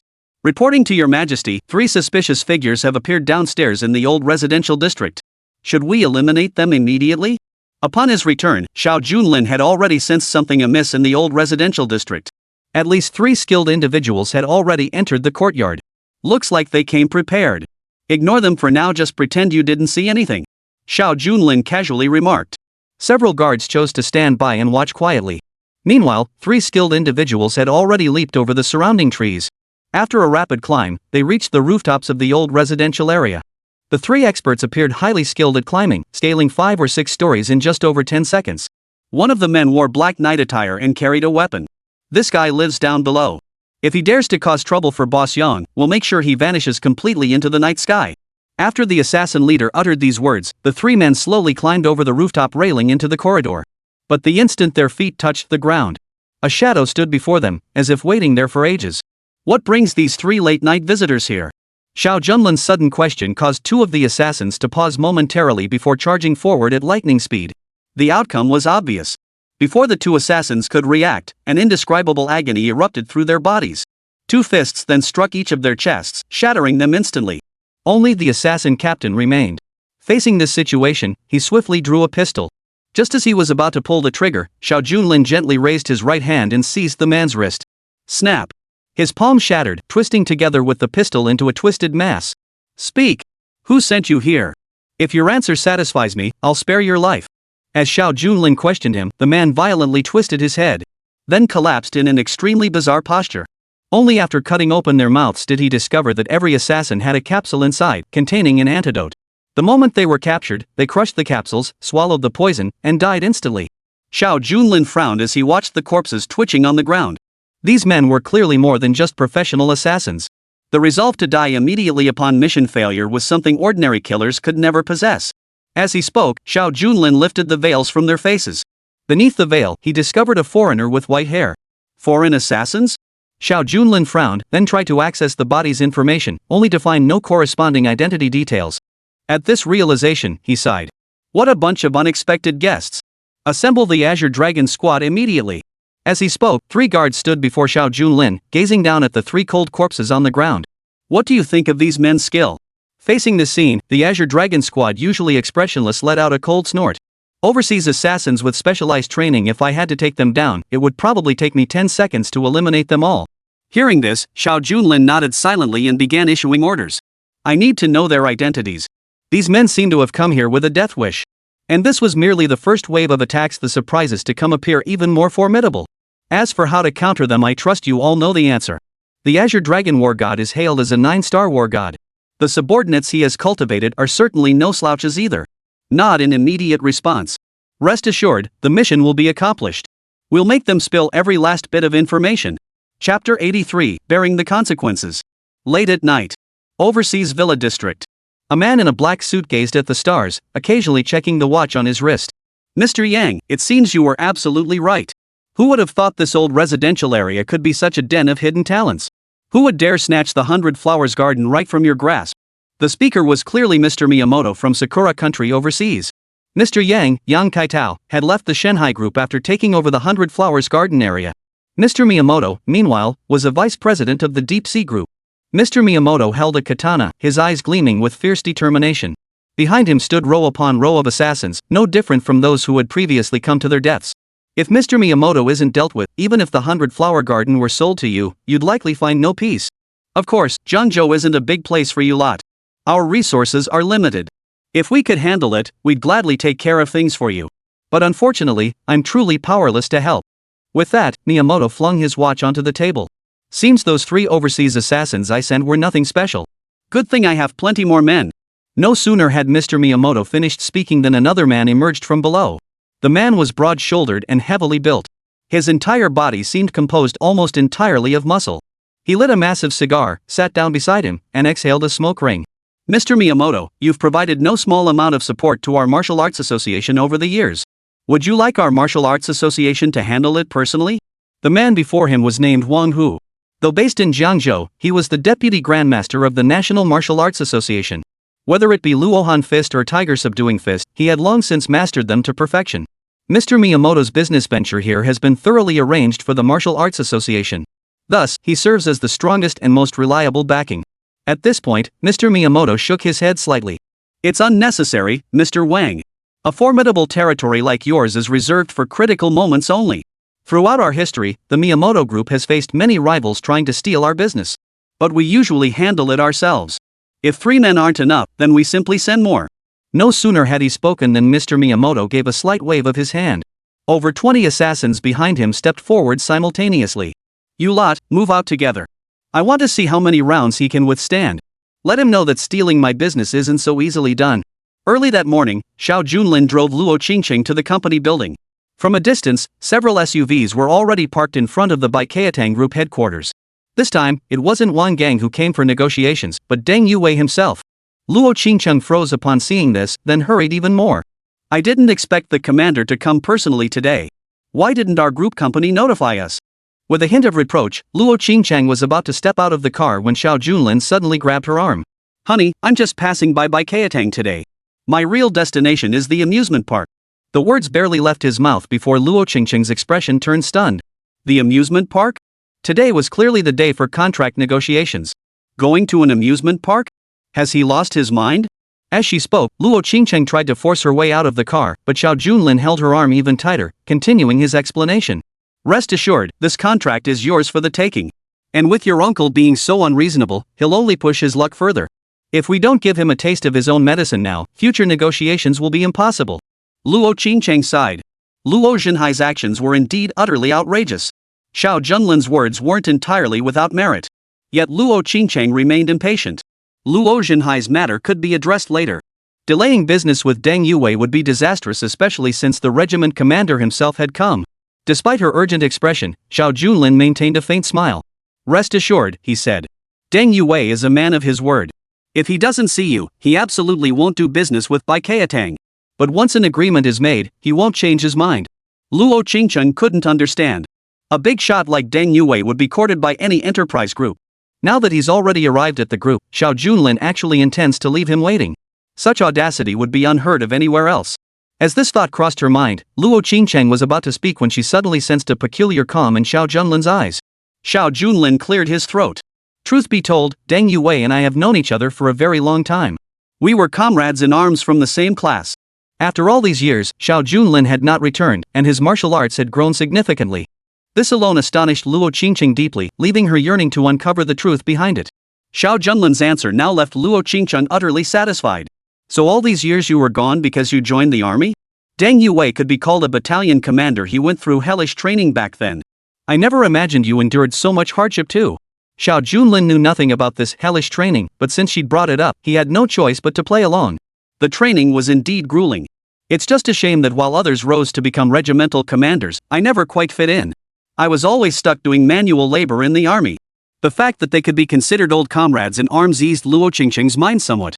"I've heard that comradeship runs deep, but it shouldn't be exploited. I'll make an exception just this once." The vehicle that had originally approached the company entrance now abruptly turned toward the amusement park.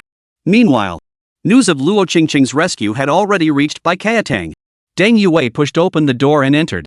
Luo Xinhai and Luo Qingyang knew over the river dragon hadn't leaked the information, but their hearts, still trembling with fear, hadn't had time to settle before another wave of trouble hit.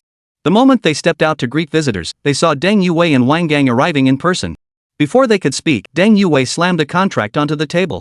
"The sole reason I contacted your group was for Baikatang Group, which previously thrived under the Luo Qingcheng family's management. You know full well what Baikatang has been up to these past years. Under your direction, both pricing and customer service have been utterly unsatisfactory.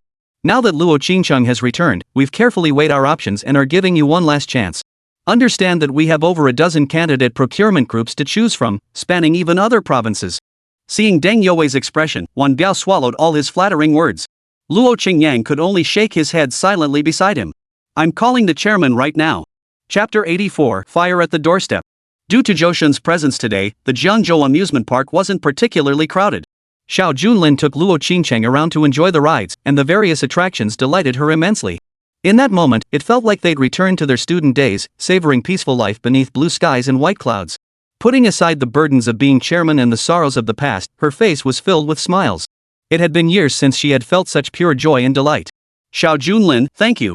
To be honest, I never imagined I could be this happy again." As Luo Qingcheng nestled close to him, suddenly, a phone call disrupted their thoughts. Seeing the caller ID display Luo Xinhai's number, Luo Qingcheng's brow furrowed slightly.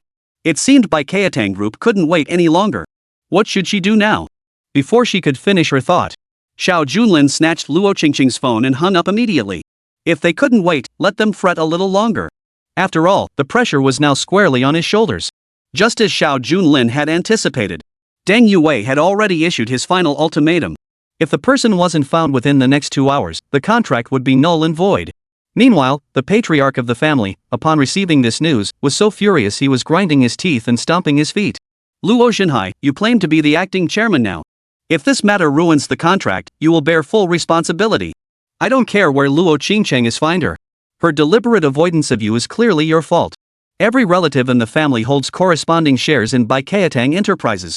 Watching such a lucrative opportunity slip away inexplicably, they must find someone to take the fall. And that person is none other than Luo Xinhai." Upon hearing the news, Luo Xinhai paced back and forth in his room. He was nearly at his wits' end. The old man had made it crystal clear, if this matter wasn't handled properly, Baikatang might just kick us out of the company altogether. To this day, I still don't know where that damn girl has gone. Keep changing phones, make calls back and forth. Professor, have your staff conduct a full-scale search. Find her, no matter what.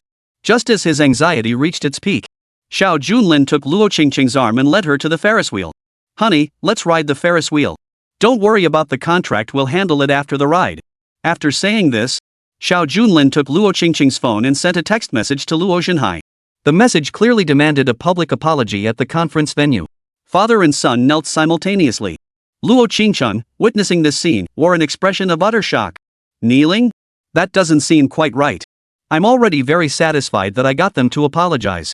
And after all, Luo Xinhai is my senior. Hearing this, Xiao Junlin tucked away his phone and shook his head silently.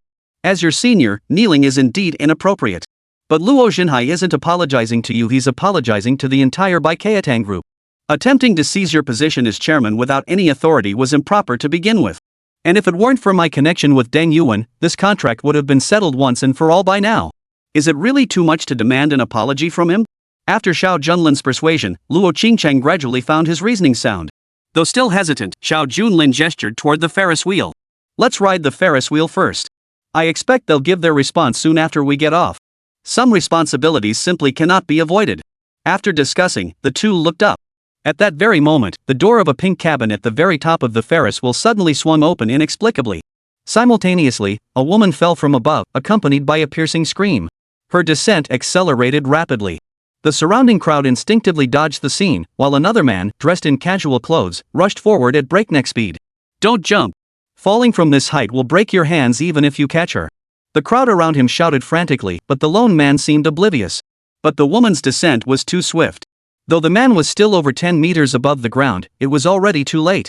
Just as everyone watched helplessly, anticipating the impending tragedy, Xiao Junlin's speed shot through the air like a meteor. He spun once in midair, using the momentum to land the woman safely in his arms. Clearly a female student, her weight wasn't excessive, but had it been anyone else, they likely would have been injured on the spot. The terrified student, though caught, fainted from the shock. When Xiao Junlin turned to look at the other man who had rushed to rescue her, he recognized a familiar face. Yi Fan? Captain Yi, what a coincidence. Never expected to see you here? But let's stop right there. If you're here to ask about the over-river dragon, I'm afraid that's off the table today. Xiao Junlin had no intention of letting the other man ruin his mood. Yi Fan was even more surprised. But Xiao Junlin had intervened to save someone that alone counted as an act of bravery. Though the matter of the over-the-river dragon still required much consideration, it would have to wait. Besides, standing beside Yi Fan was a little girl in a white dress. Clearly, Yi Fan had taken the day off to bring his daughter to the amusement park. Let bygones be bygones, but the Ferris wheel was definitely out of the question today. With the amusement ride malfunctioning, continuing the ride was out of the question. The pink Ferris wheel slowly descended to the ground. As the doors opened, a young man stepped out. His face was deathly pale. He was clearly a college student too. Spotting his unconscious girlfriend beside him, he scooped her up in his arms, his voice nearly breaking. Are you okay, Xiaomei? You scared the life out of me. I never expected such an accident at the amusement park. I shouldn't have let go. Soon, onlookers and amusement park staff rushed to the scene. The young man vividly recounted everything that had just happened. The girl, originally called Xiaomei, leaned against the door and asked the man to take a photo of her. But just as he raised the camera, the door's safety lock suddenly disengaged, and Xiaomei plummeted from the height without warning. Staff briefly inspected the door lock and found no major malfunction, but they had to temporarily suspend operations after such an incident. We sincerely apologize for the inconvenience. We will conduct a comprehensive inspection of all amusement park equipment. We have conducted a thorough review of this incident and guarantee the safety of every visitor. The amusement park owner personally stepped forward, following standard procedure by first offering an apology and then conducting a comprehensive inspection. Since it was an ordinary accident and Xiaomei was now completely unharmed, Yi Fan announced on the spot. You two should leave first and take this young lady to the hospital. Though she seems mostly fine, it's best to get her checked out. Little did he know that as soon as he finished speaking, Xiao Junlin let out a cold laugh. If we take this girl to the hospital, trouble might just find her even if she's fine. Chapter 85, Revealing the Truth. Xiao Junlin's sudden remark carried an ambiguous undertone. Yi Fan sensed the hidden meaning behind his words. What could he possibly mean by that? Xiao Junlin merely shook his head with a faint smile, his expression growing more serious. If the matter at hand wasn't resolved now, making amends later would be far more difficult. Mr. Yi, you don't seriously believe this was an accident, do you? As the team leader, Yi Fan usually took things as they came. But that didn't mean he lacked the necessary skills. Hearing Xiao Junlin's words, he snapped back to reality and glanced again at the male student beside him. Sure enough, the boy's expression shifted slightly. Xiao Junlin seized the moment to press his advantage. What a couple! You made it into college, so you must be talented. Who'd have thought you'd use all your intelligence on this? From my perspective, this should be your ex-girlfriend. Coming to the amusement park today probably wasn't for romance at all, it was to discuss breaking up. But when you couldn't agree, you deliberately pushed her down. That's what you call an accident. The sudden explanation left Yifan momentarily stunned. After all, there was no evidence here, it was all just speculation. Before he could respond, Mr. Xiao Junlin stepped forward to address the university student. Confess now and you might get leniency. There are cameras inside the Ferris wheel, every detail is crystal clear. Before we review the footage, you still have a chance to make amends by coming clean yourself. Otherwise, it's a shame to rot in prison at such a young age. The young man's expression had already shifted subtly, but now, after Xiao Junlin's words, he instantly dropped to his knees. I'm so sorry, please spare me. Don't sentence me to death. Xiaomei was indeed the girlfriend I'd secretly admired for 3 years. Today I finally gathered the courage to confess, but I never imagined she already had a boyfriend. Why didn't she tell me? It's not uncommon for people suffering such psychological trauma to resort to extreme measures. After learning the truth, Yifan glanced at Xiao Junlin. Perhaps it was admiration, perhaps shock, but now the job at hand demanded action. Take him away. Interrogation will happen at the station. Yifan flashed his badge, and several staff members in the park cooperated to apprehend the young man. Meanwhile, Xiaomei was promptly rushed to the hospital. Luo Qingcheng, standing nearby, smiled faintly and gently slipped her arm through Xiao Junlin's. I didn't know you brought other girls to the amusement park. Don't tell me you actually enjoy riding the Ferris wheel alone. Girls' thoughts always caught him off guard. Xiao Junlin froze for a moment. What are you talking about? I just returned to Jiangzhou recently, and this amusement park? I only saw it on a map, this is my first time here. Luo Qingcheng clutched her slender waist and immediately pointed ahead. That sounds a bit fishy. If it's your first time here, how would we know there are surveillance cameras inside if we haven't even boarded the Ferris wheel yet? Before she could finish, a nearby staff member froze in surprise. I'm sorry, ma'am, but we actually don't have surveillance cameras inside the Ferris wheel. But you've given us an idea, installing cameras might be a good way to prevent this from happening again. No surveillance footage. Luo Qingcheng's eyes widened in disbelief. Xiao Junlin suddenly broke into a hearty laugh. Whether they came here or not, they're all visitors enjoying the ride, no one would be caught on camera. Cases like this probably won't be cleared up until the girl wakes up, but that little punk has likely already fled. So I blew it up, consider it helping the security bureau save themselves a lot of trouble. So it was all a bluff? That was unexpected. Luo Qingcheng stared wide-eyed, searching for answers in her confusion. What if it was fake? Your words just now even fooled me. How could Xiao Junlin possibly make such a claim without evidence? The moment the girl fell, Xiao Junlin had already noticed a footprint on her clothes. Though blurred in the urgency of the moment, Xiao Junlin's observation was exceptionally keen. Thus, from a single footprint, he deduced everything above. Coupled with a bit of bluffing, he successfully extracted the truth. With a few casual words, he clarified the situation and earned Luo Qingcheng's newfound respect. I hear you're currently unemployed. Why not join me as an assistant? Frankly, you'd make a far more brilliant chairman than I ever could. I never expected you to be so meticulous in your work. Amidst the praise, another shift occurred. This time, however, it came from Luo Qingcheng's female secretary. Their conversation was interrupted as the secretary quietly responded beside them. Chairman, Luo Xinhai has agreed. Should we consider your suggestion? Xiao Junlin, standing nearby and hearing everything clearly, couldn't help but smile. Since they're offering an apology, we'll return to listen attentively. Having been so engrossed in her leisure activities, Luo Qingcheng had nearly forgotten about the contract entirely. Now, abruptly pulled back to reality, a sense of urgency welled up within her. After that, neither said another word. As they made their way forward, they soon arrived at the entrance of Baikayatang Group. The moment they stepped into the conference room, they saw Luo Xinhai and Luo Qingyang standing side by side, their faces etched with profound embarrassment. The chairman is truly embarrassed. Earlier, due to his haste, he made some. Luo Xinhai lowered his head, but before he could finish, Xiao Junlin abruptly interrupted. Hold on, this apology approach is off. Why are only a few of us in the conference room? You owe an apology not to the chairman, but to the collective efforts of every single employee at Baikayatang. Honey, what's your take on this? As the saying goes, business is business. The matter had already been thoroughly discussed. Luo Qingcheng could only take a deep breath. Exactly. Acting as the chairman's proxy without authorization completely crossed the company's red line. We uphold fairness and justice precisely to show everyone that this isn't just an ordinary family-run group, anyone has the chance to build something great. Yet you've destroyed the image we've built by acting out of familial loyalty. You truly owe every employee an apology. Convene the board immediately. Luo Qingyang's eyes widened. Her lips trembled as she glared at Xiao Junlin, about to unleash a torrent of abuse, when a sharp crack echoed through the room. Xiao Junlin casually crushed the corner of the conference table with his fingers. This scene left all the pent-up resentment bottled up inside. Regarding this incident, Baikayatang Group issued a company-wide notice. Within moments, nearly 100 people crowded into the main conference room. Hundreds of eyes fixed on the father and son. Chapter 86, Admitting Mistakes. Luo Qingcheng surveyed the packed room. His expression darkened considerably.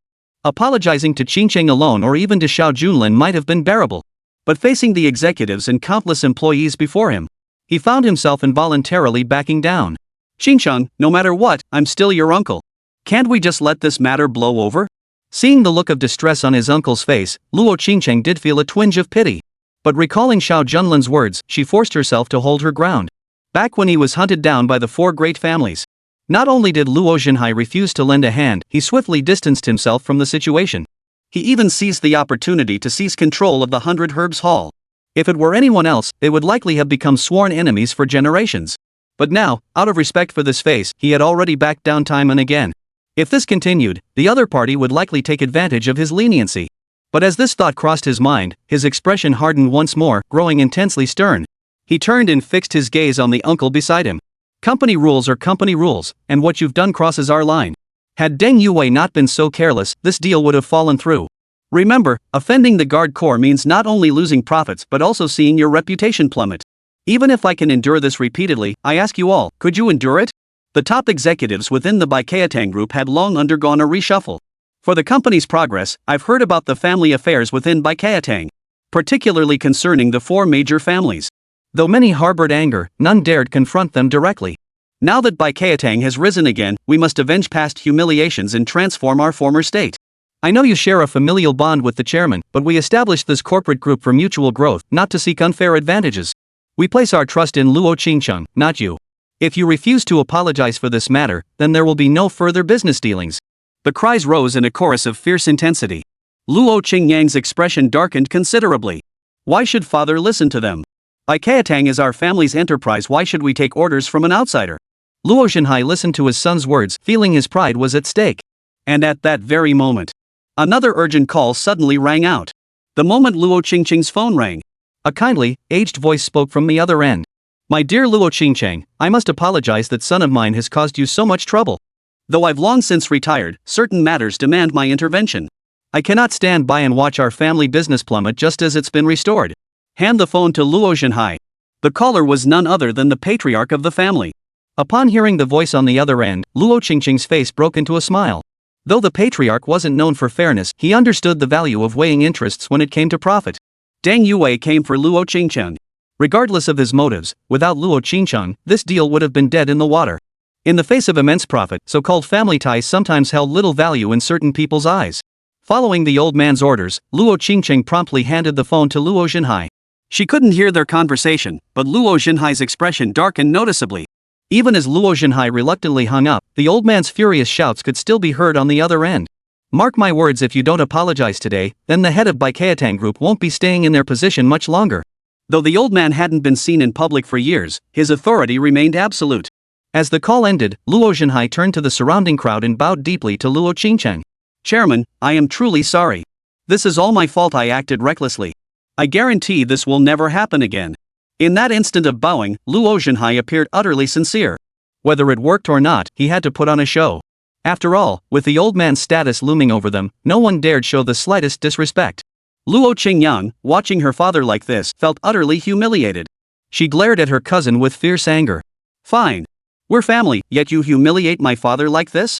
He's your elder. Mark my words, this isn't over. No sooner had Luo Qingyang finished speaking than she was grabbed by the hair and slammed hard onto the table with a thud.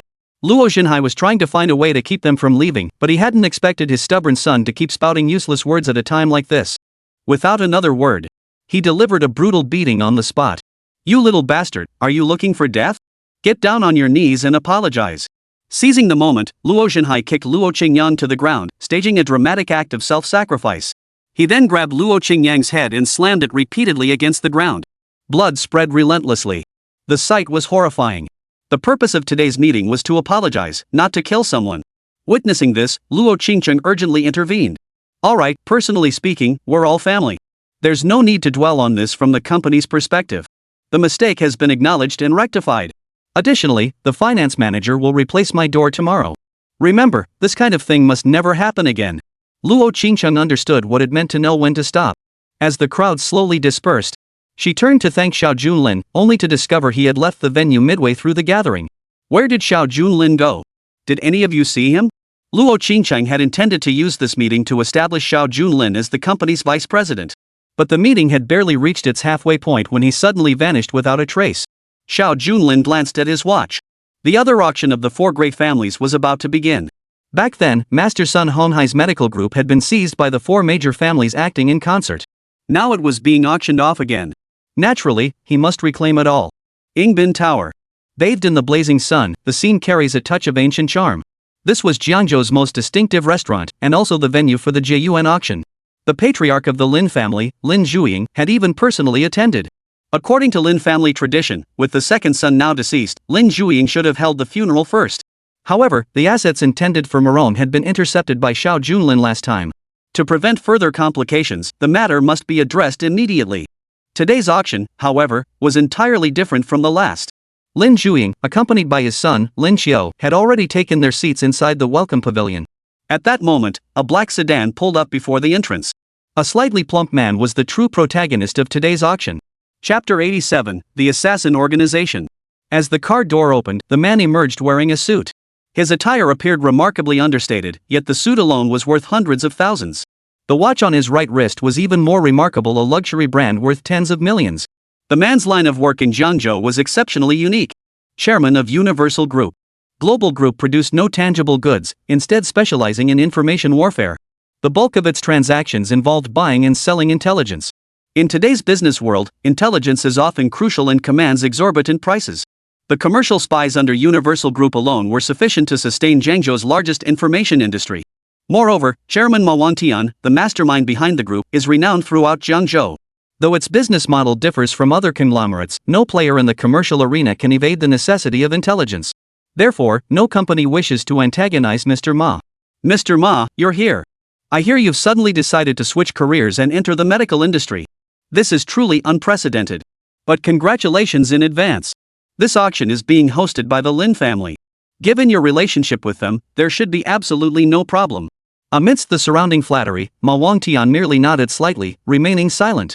Such scenes had long since become commonplace. But this auction, well, it's a bitter pill to swallow. In others' eyes, Ma Wangtian stood high above them all. When it came to business matters, every company approached him with reverence. But just a few years ago, the four major families that emerged out of nowhere in Jiangzhou had already outclassed the Universal Group with their extraordinary capabilities.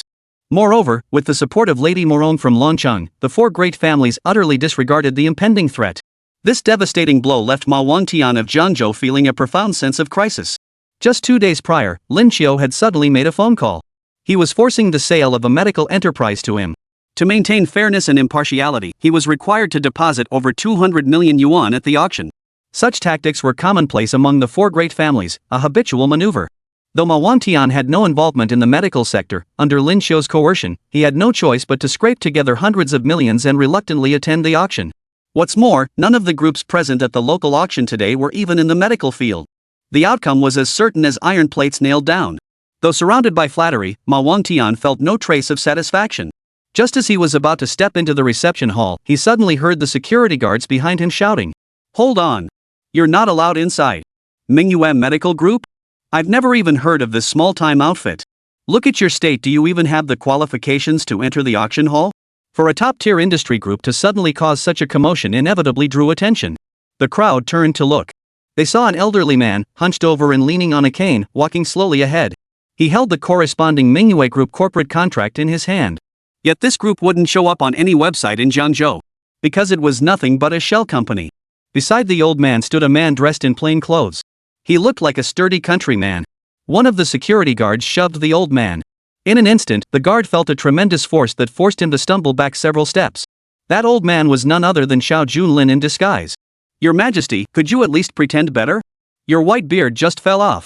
The instant the guard shoved him, Xiao Junlin felt no threat whatsoever, yet a sudden gust of wind swept through, causing the white beard on his face to flutter almost uncontrollably. Despite his disguise, the results were less than ideal. After all, he was the Dark Emperor. He always acted alone. Disguises were something he had scarcely ever encountered in Evil Men's Valley. The burly man offering advice beside him was undoubtedly the Azure Dragon War God. "Cramming at the last minute won't help me stick around any longer. Also, where is the Black Tortoise War God?" Heeding the king's words as if they were the war god's commands, he hurriedly took advantage of the other turning away to reattach the white beard. Simultaneously, he responded. Xuanwu War God, following your orders, I am currently searching the vicinity of Dragon City for clues related to the Xiao family from years past. He is also repelling external threats. Hearing this, Xiao Junlin nodded silently. It was time to recall the Xuanwu War God. The borderlands had remained relatively peaceful these past years, and disguise was something he excelled at. Among the 4 great war gods by Xiao Junlin's side, the most unique was Xuanwu. Legend holds his disguise skills are unmatched under heaven. There was simply no equal under heaven. In fact, for operations in Jiangzhou, having the Xuanwu war god present was often more suitable than the Qinglong. Unfortunately, Xuanwu possesses a rather peculiar disposition, and certain personal preferences of his are simply unacceptable to Xiao Junlin. Rest assured, I'll issue the order immediately. They'll be back here shortly. The moment the Azure Dragon War God finished speaking, the security guard beside him was pushed to the ground in plain sight. A surge of anger welled up within him. He sprang to his feet, glaring coldly. You damn old man, you're in pretty good shape for your age. Guys, come on out. I'll show you the might of Manhwa Group. You won't set foot here today. No sooner had the security captain spoken than several guards nearby charged out wielding clubs. One of them, who had trained in martial arts, wielded a solid iron rod. But as he approached, the dragon warrior wore a smirk on his face as he turned to Xiao Junlin beside him, delivering a cutting remark. Well now, these folks sure are unfriendly. An auction, and they're already playing king and queen. Otherwise, they wouldn't dare wield clubs to drive you away. Despite his complaint, a faint smile also appeared on Xiao Junlin's face. After all, this corporate contract matter belonged to the Sun family. If Xiao Junlin appeared in his original identity, the 4 great families would surely be on high alert. Better to go with the flow. After some careful disguise, he would slowly play along with them. Watching the security guard extend his iron rod, Xiao Junlin flicked it away with a light flick amidst his smile. The next moment, the iron rod appeared in his own hand. I'm getting old, my eyesight's failing me.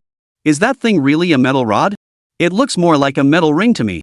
As he spoke, Xiao Junlin bent his hand slightly, and the entire iron rod was forcibly twisted into a ring in his grasp. Witnessing this scene, the surrounding crowd sucked in a collective gasp. What immense power! Qinglong Warlord then observed Xiao Junlin's narrowed eyes and instantly understood his intent. Boss, I don't think this is a ring, it looks more like a discus. Chapter 88, Divine Transformation. The Azure Dragon War God took the already formed iron ring back, then clapped his hands together. A solid iron ring transformed right in his palms into a flat iron disc.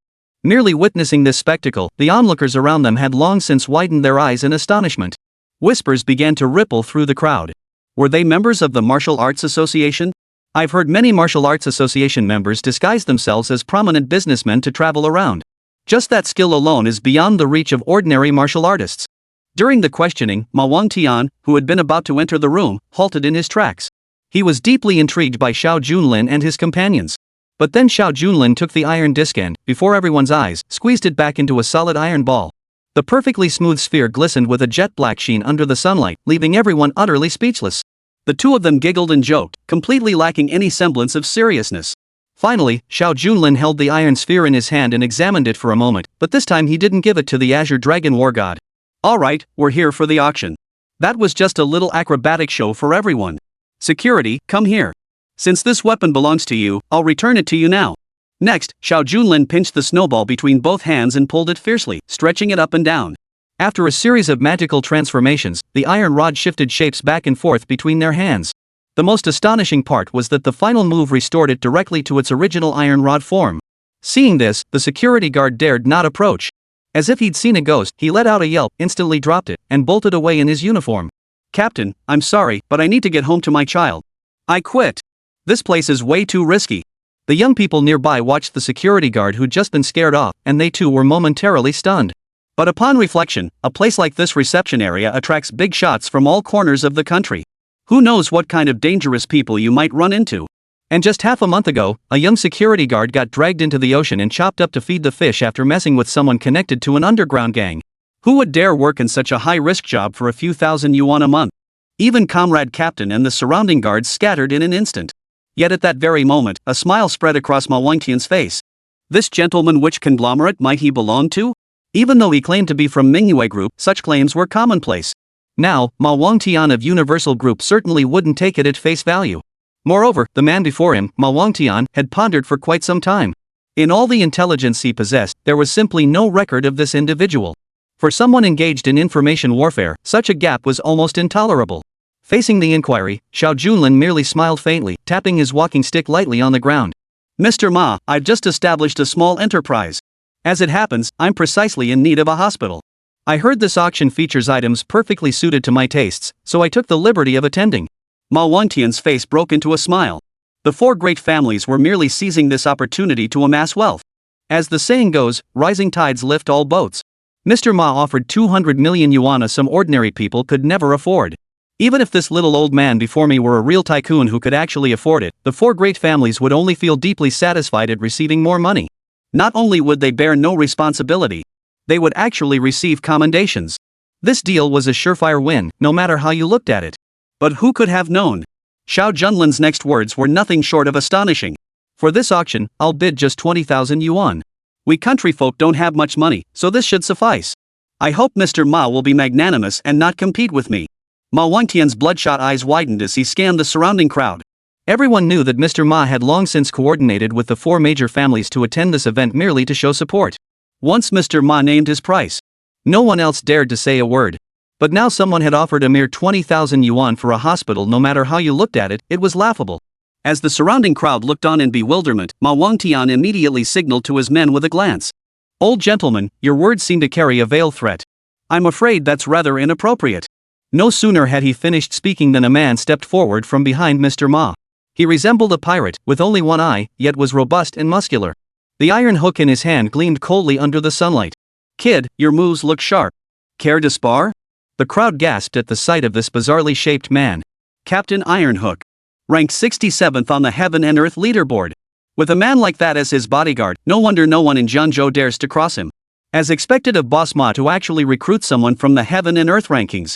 That alone puts us in the dust. Congratulations. With Boss Ma's strength, it won't be long before he dominates Jiangzhou. The first compliment was heartfelt enough, but what followed would send Ma Wangtian reeling. He turned to glare at the chairman beside him, letting out a cold snort. You truly know how to flatter me to death. Captain Ironhook does possess some skill and I paid a hefty sum to hire him. But the three top-tier assassins from the Heaven and Earth rankings, even more skilled than Captain Ironhook, are all under the Lin family's command now. Though they weren't present today, the status of the four great families remains undeniable. Your words are clearly sowing discord. Deal with him immediately. With just those words, Ironhook's blade sliced through the air in a sweeping arc. A nearby chairman's eyes widened in shock. As the saying goes, trouble comes from the mouth. Who would have thought he'd meet such an inexplicable end? Just as the iron hook was about to strike its target, Xiao Junlin lightly tapped forward with his walking stick. The iron hook instantly struck the wooden cane. What appeared to be an ordinary dragon-headed cane now proved impregnable, halting the iron hook mid-air with sheer force. Captain Ironhook froze in surprise, while Xiao Junlin beside him maintained his smile. We're here for the auction, not to fight. This doesn't seem quite right. Besides, if you don't like these few words of flattery, that's your loss. The four great families are nothing but a bunch of bull anyway. There's no fault in what I said. The air fell silent once more. Captain Ironhook's attack being intercepted mid-strike was an insult in itself, and his rage erupted instantly. Regarding the matter of Boss Ma, Xiao Junlin had naturally investigated the case. Though Global Enterprises Group controlled Jiangzhou's intelligence network. But compared to the four great war gods, it was like a minor sorcerer meeting a grand wizard. While the Vermilion Bird War God was widely regarded as the most skilled in intelligence among the four war gods, the Azure Dragon War God was no slouch either. Chapter 89, Preserving Goodwill. Regarding the matter of Mr. Ma, Xiao Junlin had naturally conducted a thorough investigation. Although it was the Global Enterprise Group which controlled intelligence in Jiangzhou. But compared to the four great war gods, it was nothing more than a minor matter. Who says the Vermilion Bird War God is the most skilled in intelligence among the four great war gods? The Azure Dragon War God isn't far behind. While Global Group frequently traded intelligence an ethically questionable practice, yet technically legal. In recent years, it had only crossed the line under pressure from the four great families. Mr. Ma, however, seemed to harbor a sense of compassion. He frequently donated some of his illicit gains to schools and orphanages in impoverished mountainous regions. Sometimes he even did so completely anonymously. Of course, none of this escaped Xiao Junlin's keen eye. Thus, when Captain Ironhook flew into a rage, Xiao Junlin did not confront Mr. Ma. He merely flicked his cane with a smile. Captain Ironhook, who had intended to flex his muscles, froze in place like a wooden chicken. The cane pierced Captain Hook's chest like a giant nail. From start to finish, no one witnessed what had transpired. All they saw was Captain Hook flying backward like a stream. Then, rising from thin air, he was nailed to the doorframe. I told you, young man, don't be so impulsive. Fighting and killing only brings ruin upon yourself in the end. You agree, don't you, Boss Ma? Mr. Ma stared wide-eyed, his face numb. A single cane. Merciless annihilation. Who exactly was this man before him?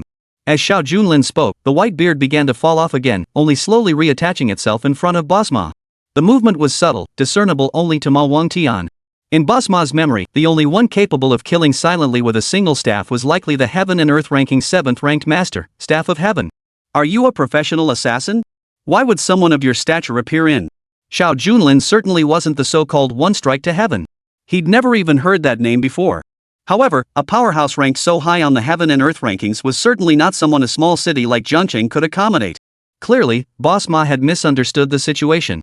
Should we reconsider what Mr. Ma just proposed? Ma Wangtian was under threat, yet sweat poured down his face. Caught between a rock and a hard place. Offending a master ranked within the top 10 of the Heaven and Earth rankings would almost certainly mean certain death. But if he didn't heed everyone's advice, today would likely be extremely painful. As he weighed his options, Xiao Junlin turned to look at the Azure Dragon War God. Bring out the list. I want to take a good look. Jiangzhou has repeatedly held illegal auctions, and now they're doing it so brazenly. It seems some businesses need to be dealt with. Xinglong produced a black notebook. Mr. Ma glanced at it and discovered the names of every entrepreneur present listed within. Even the entire hotel staff was included. Not only did it include basic information like age, but even every distant relative and their families was recorded in meticulous detail. Worst of all, Mr. Ma saw his own name listed at the very top. Jiangzhou Global Group had earned its reputation as the most enigmatic conglomerate not only through its formidable intelligence capabilities but also its exceptionally robust defensive systems. Only when Mr. Ma investigates other companies' information does he score points, yet no company has ever managed to steal Global Group's secrets. Thus, identity and family organization members have always remained shrouded in mystery. But now, Wan Tian sees it all crystal clear. Not only are his own family members laid bare, but even the whereabouts of his long-lost second uncle who vanished during the Xiao era are spelled out in plain text. This great master, I truly apologize, I was blind. Please, spare my life? As Ma Wangtian uttered these words, goosebumps erupted all over his body. Xiao Junlin offered no reply, instead poring intently over the corporate roster in his hands. His primary aim was to investigate which other criminals were present at this meeting. The longer Xiao Junlin remained silent, the more sweat poured down Boss Ma's face. This was absolutely a matter of life and death. In all of Jiangzhou, only the 4 great families possessed the capability to investigate his clan with such thoroughness. And now, this man before him clearly intended to confront the 4 great families head-on, having even gone to the trouble of disguising himself. His heart had sunk to the depths of despair. Rest assured, this list merely tracks today's transactions, it has little to do with you. Xiao Junlin noticed that Boss Ma dared not act recklessly. He promptly returned the notebook to the Azure Dragon War God. Though it was a trivial gesture, Boss Ma absolutely should not have left. Big brother, I'm just a peddler of intelligence. I'm truly sorry for what happened earlier. We don't have any grudges, do we?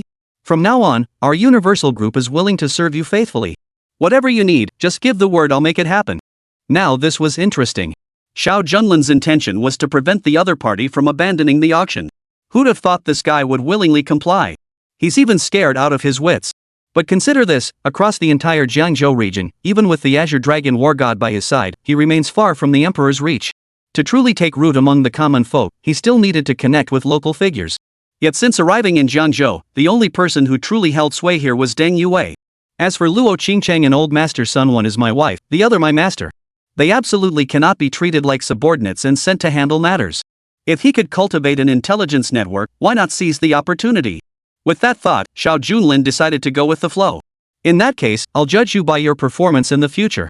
And then, the atmosphere grew intensely awkward. The previously overlooked Mingyue group strode confidently ahead of Ma Wangtian, pushing open the door. And Ma Wangtian, the intelligence mogul, willingly followed behind. As the door swung open to the auction hall, the surrounding entrepreneurs had already erupted into applause. Yet, the moment they caught sight of Xiao Junlin, they all froze in surprise. They had all come to welcome Boss Ma, not some little old man. One entrepreneur, true to form, immediately started cursing. Who the hell do you think you are, walking in front? Get the hell out of here in 3 seconds, or else. Before the entrepreneur could finish his sentence, Ma, standing behind him, suddenly snorted. As chairman, he'd only opened a third-rate enterprise in Jiangzhou, yet here he was, wallowing in these deep-rooted prejudices. I suggest your group just shut down altogether. That single remark proved this third-rate enterprise would soon be swallowed up by other conglomerates. With confidential intelligence leaking constantly, bankruptcy was just around the corner. The boss never imagined such a thing would happen. He immediately wanted to kneel, but Xiao Junlin and Mr. Ma walked past everyone without even glancing up. Though unaware of the relationship between this little old man and Mr. Ma, the surrounding chairman began treating Xiao Junlin with utmost deference. Chapter 90, Tides of Fortune. Inside the venue, following Ma Wangtian's actions, countless entrepreneurs could only bow respectfully to Xiao Junlin. Upon entering the hall, the host stood ready on stage. Despite the packed audience, the official auction had yet to commence. Clearly, all this had been orchestrated to await Mr. Ma's arrival. Now that the main guest had arrived, there was no need for further ado. The auction commenced immediately. At that moment, deep within the second floor, Lin Zhuiying sipped her tea with narrowed eyes, observing Mr. Ma's arrival. Beside her stood a young man in a white robe. Lin Xiao, the eldest son of the Lin family. The Lin family, one of the four great families, had no genuine interest in the auction industry. They had forcibly seized the event from the Sun family and were now conducting a high-stakes auction. It was a 2-for-1 move, effectively suppressing both major conglomerates in Jiangzhou. Father, are you satisfied with the figure they've offered this time? Lin Xiao held up 2 fingers toward Lin Zhuiying. Faced with this moment, Lin Zhuiying's face broke into a smile. Your brother is dead. The future of the Lin family now rests on your shoulders. Do not disappoint me. Moreover, after this matter is settled, this alone will earn you renown within the family. I will present this matter as a point of honor at your brother's funeral. Time is short. Lin Zhuiying took everything that happened today for granted. As she narrowed her eyes to observe the gathering, she noticed 2 figures beside Boss Ma, a stooped old man and a sun-darkened, burly man. These 2 never left Boss Ma's side and were held in high regard by everyone present. Lin Zhuiying was utterly perplexed. Furrowing her brow, she asked, who are these 2? Judging by their demeanor, they seem to be on equal footing with Ma Wangtian. Are they top-tier figures in our Jiangzhou? As she asked, Lin Xiao also frowned, his gaze fixed ahead. At that moment, Xiao Junlin seemed to sense the gaze upon him. The Qinglong war god beside him stepped aside, just making a gesture of invitation, when Xiao Junlin suddenly halted and smiled faintly. Since Boss Ma is the guest of honor today, please take your seat. Mr. Ma dared not sit. Every step he'd taken alongside Xiao Junlin had been nerve-wracking. Hearing those words felt like a death sentence, sending a chill down his spine. No need please, you must sit. Before he could finish, the Azure Dragon war god let out a sudden, cold laugh. He added over his shoulder. Mr. Ma, my lord invites you to take a seat. Please don't be so ungrateful. At that moment, he had no choice but to sit. Xiao Junlin and Qinglong then took their places on either side of him. From above, it still appeared that Mr. Ma occupied the seat of honor. Watching this unfold from upstairs, Lin Xiao and the others finally breathed a sigh of relief. Though the Environmental Information Group controlled intelligence across regions, few knew its inner workings. Thus, to outsiders, the situation appeared entirely different. Those 2 men were likely relatives of Boss Ma. Their presence here was probably just for show. They were insignificant. As long as they didn't interfere with our business, everything would be fine. The Lin family members relaxed. Lin Xiao, cradling 2 beauties, wore an even more contented expression. Ma wouldn't dare make any unnecessary moves, especially since I brought in a pro to keep watch nearby. Amidst the smiles, the woman he was holding suddenly spun around. Instantly clad in black, she held steel wire in her hands. Father, this is no ordinary courtesan, she's the 66th ranked assassin on the hit list. Should Mr. Ma dare to make a move, she'll eliminate him on the spot. The woman flashed a seductive smile as she settled beside Lin Xiao. Her gaze was utterly tender, yet those hands had long been stained with countless bloodshed. At that moment, the auction officially commenced. As the saying goes, make quick work of it. The host led the way, smiling as he presented the relevant contracts and introduced them to the crowd. Then he announced publicly. Ladies and gentlemen, although Jiangzhou Traditional Chinese Medicine Hospital is located in the suburbs, it is the most renowned hospital in our city. Due to certain circumstances, it has remained closed for many years, causing significant losses to Jiangzhou. However, after today's auction, Jiangzhou Traditional Chinese Medicine Hospital will soon rise again. Once acquired, we will restore it to its former glory. The host continued his enthusiastic speech from the side. Simultaneously, another announcement was made. This time, not only within Jiangzhou, but many entrepreneurs from the provincial capital have also shown great interest in the Jiangzhou Traditional Chinese Medicine Hospital area. They have decided to build a sanatorium, and soon the northern part of Jiangzhou will become a leisure and resort destination. Major enterprises from outside the province will also center their substantial investments around Jiangzhou Traditional Chinese Medicine Hospital. As things stand, this hospital truly represents boundless potential for the future. With the introduction complete, the auction segment commenced. Everyone had come along with Mr. Ma, and if anyone dared to bid at this moment, it would be courting trouble with Ma Wangtian. Therefore, logically speaking, the auction proceedings should have been extremely straightforward. The moment the gavel fell, Xiao Junlin suddenly raised his right hand. 20,000 yuan. The sudden bid left countless corporate representatives staring at the elderly man before them, utterly bewildered. Had he lost his mind? 20,000? That wouldn't even buy a hospital railing. Though this was a no-reserve auction, bidding this low was unheard of. Snatching a company from the Lin family, one of the four great families, would surely invite disaster. Wasn't this old man a friend of Boss Ma? Was there some internal conflict? Wasn't this clearly making Ma Wangtian look bad? As everyone stood perplexed, Lin Xiao also frowned. But it didn't matter. With Boss Ma present and the price already secured beforehand, this was merely a minor hiccup. Yet. Silence. After Xiao Junlin called out his bid, the room was met with nothing but silence. Ma Wangtian's face darkened. With Xiao Junlin standing right beside him, who dared to bid further? Even Lin Zhuiying suddenly stood up, glaring fiercely at Ma Wangtian below. What was this? You're not bidding? Although the major corporations involved in the auction had long been aware of the situation, the supervisory committee was undoubtedly present. At this point, it was impossible to withdraw the companies. Ma Wangtian felt a searing gaze piercing him from behind. He could only lower his head and remain silent. Lin Zhuiying slammed her hand down on the table with a crack, shattering the surface. Ladies and gentlemen, are there any further bids? The auctioneer demanded with wide eyes, but Mr. Ma pretended to close his eyes, feigning blindness. Xiao Junlin glanced at the time and snorted coldly. Listen, auctioneer. Since no one else is bidding, can we just bring down the hammer? This has dragged on long enough. If you can afford it, sell it. If you can't, don't bring it to auction. Hearing Xiao Junlin's voice, the auctioneer looked up at the Lin family's seats. Selling Jiangzhou's finest traditional Chinese medicine hospital for 20,000? This is more than just a windfall. Chapter 91, that's the price. Ladies and gentlemen, our Lin Family Central Hospital not only treats the common people but also attracts top-tier enterprises from the provincial capital. By any measure of reason or principle, this price is far too low. While the auction has no restrictions, shouldn't we consider the circumstances? Faced with this inquiry, the surrounding enterprises began to waver.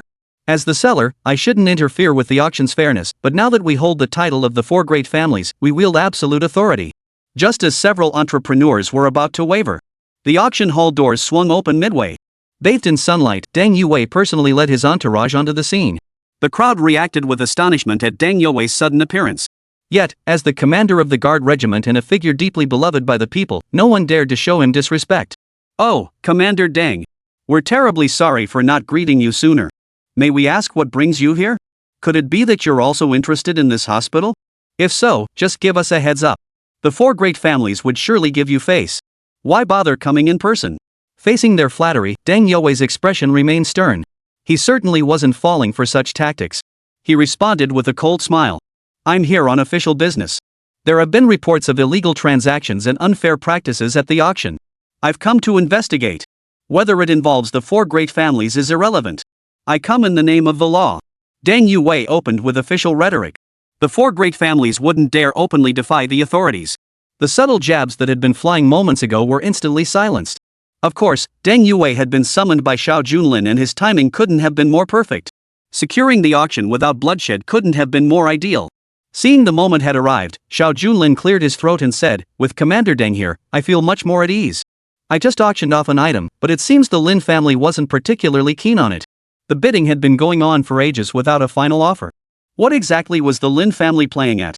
During the inquiry, Lin Zhuiying nearly choked on her own fury. Yet she could do nothing but voice her frustration openly. Our Lin family would never break the rules. Are there any other companies bidding?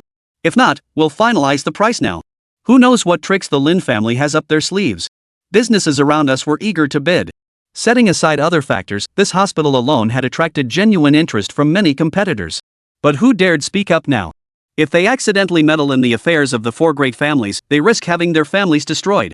At this moment, silence reigned supreme. No one dared be the first to speak up. Even with enormous profits dangling before them, they had to forcefully suppress their impulses. As 3 minutes passed without response, Deng Yue spoke up, Lin family, I'm not well versed in auctions, but based on the time, does this mean we can finalize it now? Facing Deng Yue, Lin Zhuiying seethed with fury but had no choice but to grit her teeth and endure. Correct. Congratulations, today's bid goes to the traditional Chinese medicine hospital. The elderly man before them slowly made his way to the stage, while the Lin family members gritted their teeth in fury. Meanwhile, the surrounding crowd began whispering among themselves. Has this old man lost his mind?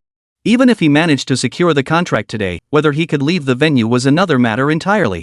Deng Yue couldn't keep his eyes glued to him forever. The crowd stared at the old man as if he were already dead. Then, before everyone's eyes, the old man paid the money and signed the contract. All went smoothly. Finally, he declared forcefully from the stage, "The four great families, their tyranny and arrogance shall crumble, like dust stirred by the wind. This debt has finally been repaid, truly cause for celebration." After the old man finished speaking, he slowly shed his disguise. The moment Xiao Junlin's face appeared, everyone's eyes widened and they leapt to their feet. "It's you!" The man before them was all too familiar. It was Xiao Junlin who had caused such a commotion at the Moron gathering last time. He had left an indelible mark on the Lin family. Now, to prevent delays that could lead to complications, the Lin family had rushed the auction ahead of schedule, disregarding Lin Fei's funeral. Yet now, it all amounted to nothing. Their hatred now could only be described as seething. "Xiao, the Lin family and you are sworn enemies. Fine. Let's see if you can hold on to that contract." The roar of fury echoed throughout the entire space. Watching the chaos unfold, Deng Yue fired a warning shot into the air. "Quiet down, all of you. Mr. Xiao earned this legally. What do you think you're doing? Do the four great families truly believe they can establish their own fiefdoms and disregard me, their commander?" At that moment, members of the security detail began approaching from behind. Their fully armed presence forcibly suppressed the anger simmering within the crowd. "The commander is right. I've acquired this legally. No one restricted me from buying it. Since that's the case, shall we call it a day?" Xiao Junlin, protected by the guard unit, stepped down from the stage one step at a time, leaving everyone seething with rage. Lin Qiu narrowed his eyes at the scene and gave a cold snort. "Let him go.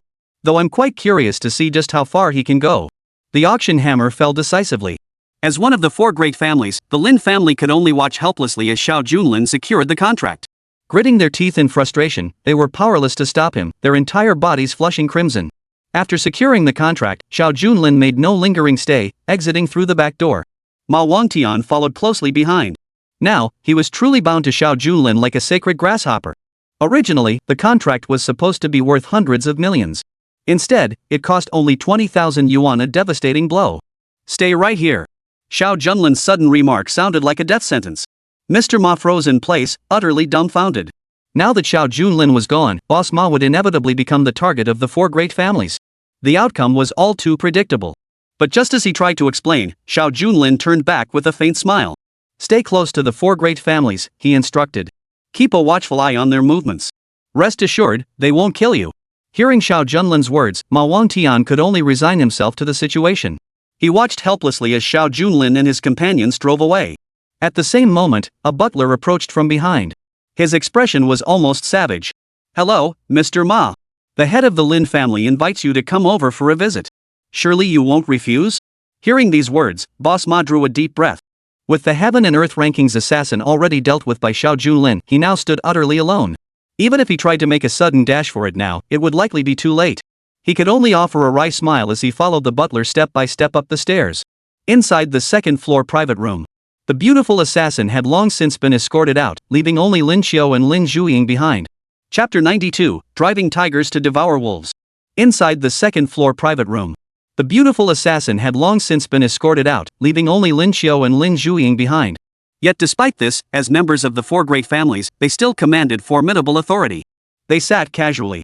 Was enough to make Boss Ma feel suffocated. He forced a smile, but it looked utterly awkward amidst the crowd. "Mr. Ma, let's talk. Today's developments have truly surpassed my expectations. The asking price for Central Hospital is likely unprecedented not just in Jiangzhou, but nationwide." Listening to Lin Zhuiying get straight to the point, Mr. Ma froze for a moment. But soon, a mournful expression spread across his face. "This wasn't my intention. To be honest, it was like a knife to my throat. I had no choice. That little bastard is a killer himself. He's even taken out experts from the Heaven and Earth rankings. If I dared to speak up, my head would have been on the chopping block right then and there. And he threatened that if we didn't secure this contract today, he'd unleash a bloodbath right here in the auction hall. Since this event is organized by your four major families, any mishap would send your reputations plummeting. Left with no choice, I weighed every option and agreed to this method to defuse the crisis." Listening to the other party's words, Lin Zhuiying took a sip of tea and let out a cold laugh. Beside her, Lin Qiu instantly drew a curved blade and charged forward. "So by your logic, you've actually done the four great families a favor today? You bastard. I'll kill you first." Mr. Ma, after all, was the chairman of the Global Enterprise Group. Having a young man brandish a blade menacingly at his brow left his face ashen. In that instant, he knew the four great families were no pushovers. Regarding the team's direction, he could only stand beside Xiao Junlin and pray for a chance to fight back. As the knife-wielding figure lunged forward, Lin Zhuiying suddenly grabbed her son's shoulder and yanked him violently beside her. "How many times have I told you not to act on impulse? I never imagined that useless good-for-nothing who returned from Longcheng would actually be part of an assassin organization.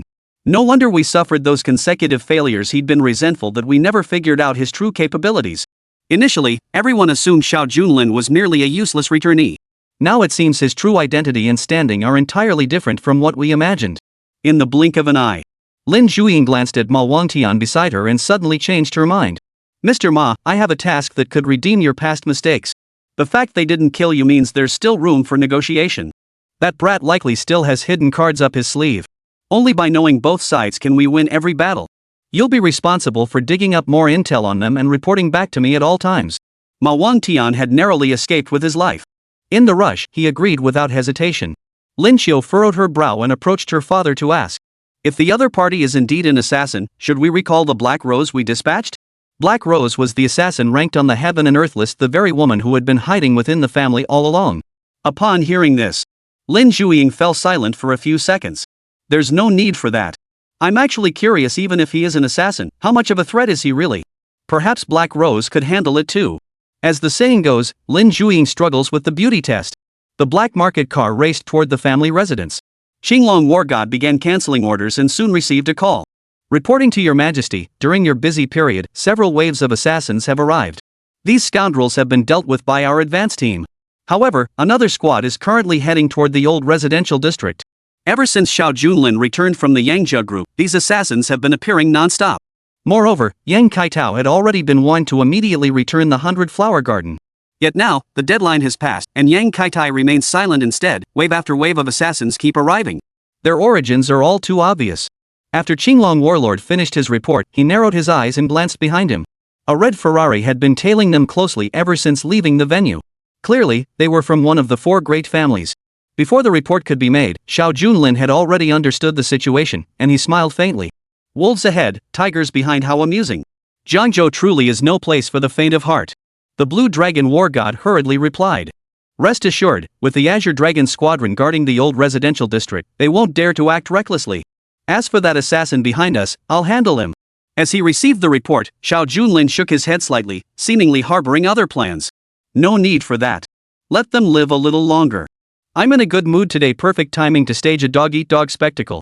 With that, Xiao Junlin narrowed his eyes. The Azure Dragon War God said no more. Minutes later, Xiao Junlin galloped swiftly, arriving at the old residential district in no time. The area surrounding the old residential district was already swarming with assassins. Residents fled in a panic. They had already encircled Luo Qingcheng's location in layers. Yet the assassins remained motionless. Several elite fighters who had ventured toward the residential buildings had already been cut down, their blood splattered 3 feet high.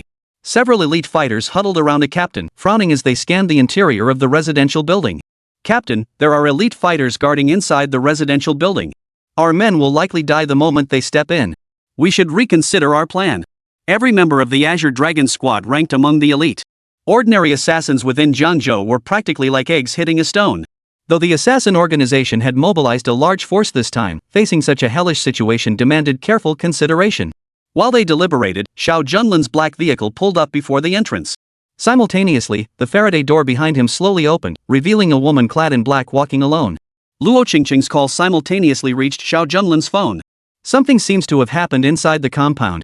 I don't know how it happened, but so many experts appear to be heading our way. Fortunately, the local Legion's guards are here. You should lie low for now. Hearing his wife's voice, Xiao Junlin felt a wave of warmth wash over him. No matter the circumstances, even when facing danger, Luo Qingcheng was willing to focus all her thoughts on him. That single gesture of devotion alone left him almost speechless. Don't worry, my love. I've already enlisted a master to handle this. Everything will be resolved. By the time Xiao Junlin finished speaking with the Azure Dragon War God, they had already reached the door. With their light footsteps, they moved through the courtyard filled with over 100 assassins without making a sound. Black Rose followed closely behind, watching helplessly as the target entered the old residential area and then vanished. Chapter 93, Chaos. This can't be. Black Rose stood frozen in place. How could someone right under her nose just vanish? Completely bewildered, she slowly stepped into the courtyard. The surrounding assassins, already enraged by the loss of several comrades. As Black Rose radiated a murderous aura, 2 assassins caught sight of her. Rescue? But it didn't matter. A flash of light shot out in an instant. Facing this scene, Black Rose held her hands aloft, dancing through the air like a butterfly. The two assassins were instantly sliced to pieces the moment they reached her. Black Rose's technique was exceptionally unique. As her hands swept through the air, she wove an invisible iron net invisible to the naked eye. Those delicate wires cut with merciless precision. Wherever they passed, they severed flesh from flesh. The assassin captain watched his two men instantly transformed into this gruesome state and flew into a rage on the spot. If we don't bring back some results today, we won't be able to face the boss. Everyone, charge with me. As the order echoed, the assassins behind him fixed Black Rose with glances that seemed to see an enemy. Weapons flashed in their hands. They wove through the air, forming a dazzling spectacle. At that moment, Xiao Junlin and the Azure Dragon War God had already returned to the room's interior, relying on their superb lightness skills. Luo Qingcheng watched Xiao Junlin return, and the weight on her heart finally began to lift. She took 2 quick steps forward. They embraced each other. What on earth was happening outside? The neighborhood was in an uproar. Neighbors were all saying that chaos kept erupting in this area. Hearing this news, Xiao Junlin frowned. He already knew exactly who was pulling the strings behind the scenes. Don't worry, dear. I'll handle this quickly. I came back today to tell you something. We have time, let's pay a visit to Old Master Sunday. Back then, Old Master Xian sacrificed so much to help us, even losing his family business. Now, what was lost has been recovered. As Xiao Junlin spoke, he held up a contract before her. Luo Qingcheng's eyes lit up with joy the moment she saw it. She even forgot about the danger lurking below. This was the enterprise group Old Master's son had always cherished. Though they now owned the Imperial Dynasty Hotel, a hospital had always remained unresolved in his heart. If they could reclaim it, it would be nothing short of perfect, a double blessing. Seeing Luo Qingcheng's ecstatic expression, Xiao Junlin had already made up his mind. Simply reclaiming it wouldn't suffice. There was a saying, return the principal with interest. Considering all the sacrifices the old man made for our group, even returning the hospital would only cover the principal. Honey, over the years I've accumulated some capital. I plan to purchase the nursing homes surrounding the hospital and present them to the old man as well. However, the nursing homes are still in the bidding process. I hope you'll join me in observing the situation. Before that, let's share this good news with the old man so he can prepare himself mentally. Hearing this, Luo Qingcheng gently took Xiao Junlin's arm, feeling profound gratitude. Amidst their discussion, downstairs, the battle had already erupted with fierce intensity.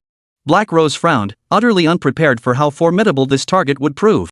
It took nearly half an hour to barely manage to eliminate them all.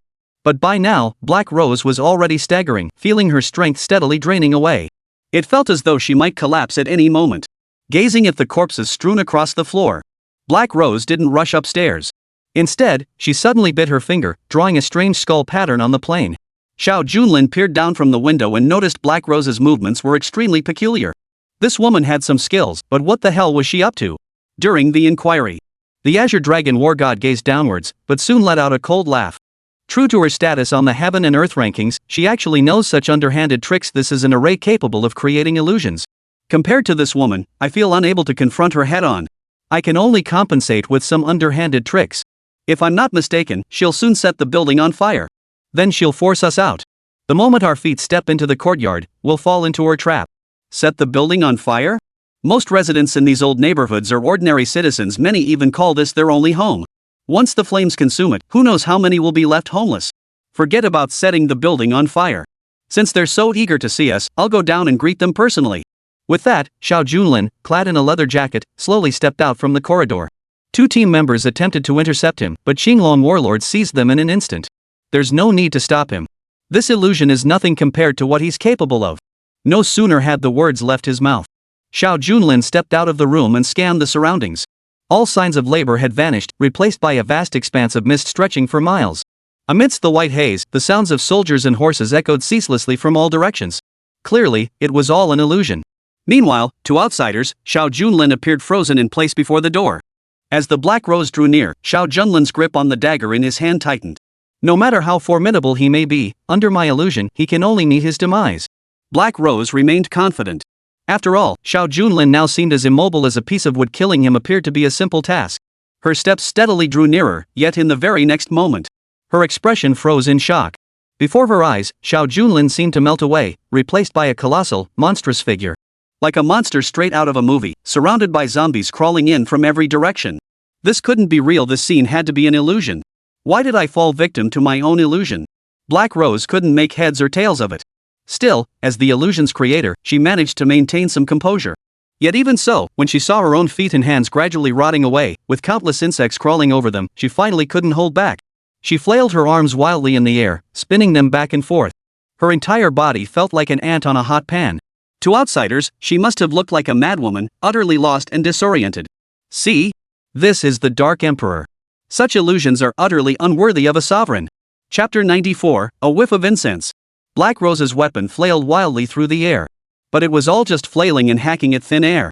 After several minutes, she was completely spent, panting heavily. Only then did the surrounding scene slowly dissipate. Then, a shadow stood behind her. Xiao Junlin extended his right hand and gave her a light pat. Black Rose, already drained of energy, collapsed to her knees on the spot. This can't be. How did you do that? Not only did you break my illusion, but you actually turned it against me? Xiao Junlin didn't answer her question, merely pressing his right hand against her shoulder. In that instant, Black Rose felt an indescribable chill. As an assassin ranked on the heaven and earth list, she had seen much in her time, yet never had she encountered such a gaze. Scenes like today's weren't unfamiliar to Rose, yet in this instant, it felt as though she glimpsed an army of thousands and a barrage of cannon fire through Xiao Junlin's eyes. Beneath the setting sun lay mountains of corpses, stretching as far as the eye could see. At that moment, Xiao Junlin exerted no force whatsoever, yet the weapon in Black Rose's hand fell to the ground of its own accord. Go back and tell Lin Juiying, on the day your son is laid to rest, I shall personally pay my respects. With those words spoken, Xiao Junlin returned to the old residential district. What appeared to be a casual gesture left Black Rose with an endless sense of dread. At that very moment, Rose knew she had lost and lost utterly. As for the four great families, I'm actually curious, just what kind of monster have you offended? As the assassin departed. After returning, Xiao Junlin and Luo Qingcheng finalized the detailed schedule. Meanwhile, another matter demanded urgent attention. The relentless stream of assassins in the old residential district couldn't continue indefinitely. Especially in the 100 Flowers Garden district, it seemed unsettling unless blood was spilled. Luo Qingcheng, before meeting the old man, I need to handle some matters first. If you're not too busy these next couple of days, you can take some time off. Work is demanding, but take care of yourself. At this point, Luo Qingcheng gently shook her head. The company is thriving right now, I can't just walk away. I know you're concerned for my safety, but your bodyguards are exceptionally capable, I'm at ease. Additionally, a foreign-funded enterprise is preparing to invest in our Baikayatang. I must personally oversee this matter. As she spoke, she suddenly recalled Wang Rohan's situation. Xiao Junlin casually replied. Are journalists from Jiangzhou planning to interview Baikayatang soon? I haven't seen any related news lately. Luo Qingcheng paused slightly. Though her work schedule was hectic, she would have been notified if any journalists were scheduled for an interview. But there really hasn't been any word. Did you invite the reporters over for an interview? I haven't received any notification about that. Earlier, Wang Rohan had already agreed to interview Baikayatang Group. Now, so much time has passed, and there's still no word. It really doesn't seem like Wang Rohan's character. But since it's Xiao Junlin who initiated the invitation, it wouldn't be appropriate to press too hard. Got it. Wang Rohan must be busy. Someone will come for the interview soon. After Xiao Junlin finished giving these instructions, he promptly headed straight for the port. By now, the sun had set, casting the sky in golden hues. A gentle breeze swept through the air. Mr. Miyamoto frowned, watching his dwindling number of men, and glared fiercely at young Kaida. 2 days had passed, yet that little bastard still hadn't shown his face. And the assassins I sent? They've been dying in batches. Are you absolutely certain the information you provided was accurate? Mr. Miyamoto was utterly frustrated. As the vice president of Deep Sea Group, he had originally planned to purchase the 100 Flower Garden area. But he'd encountered a minor setback along the way. In the end, it nearly backfired spectacularly. That young Mr. Miyamoto certainly has some skills, I warned you about him before. But after all this harassment, he probably won't last much longer. The other party hasn't shown up at the 100 Flower Garden yet, they've likely been scared off by your reputation. Young Kaitao continued to butter him up. Just then, as dusk fell, a faint figure appeared in the distance. Xiao Junlin wore a leather jacket, hands tucked into his pockets. He looked like a casual traveler.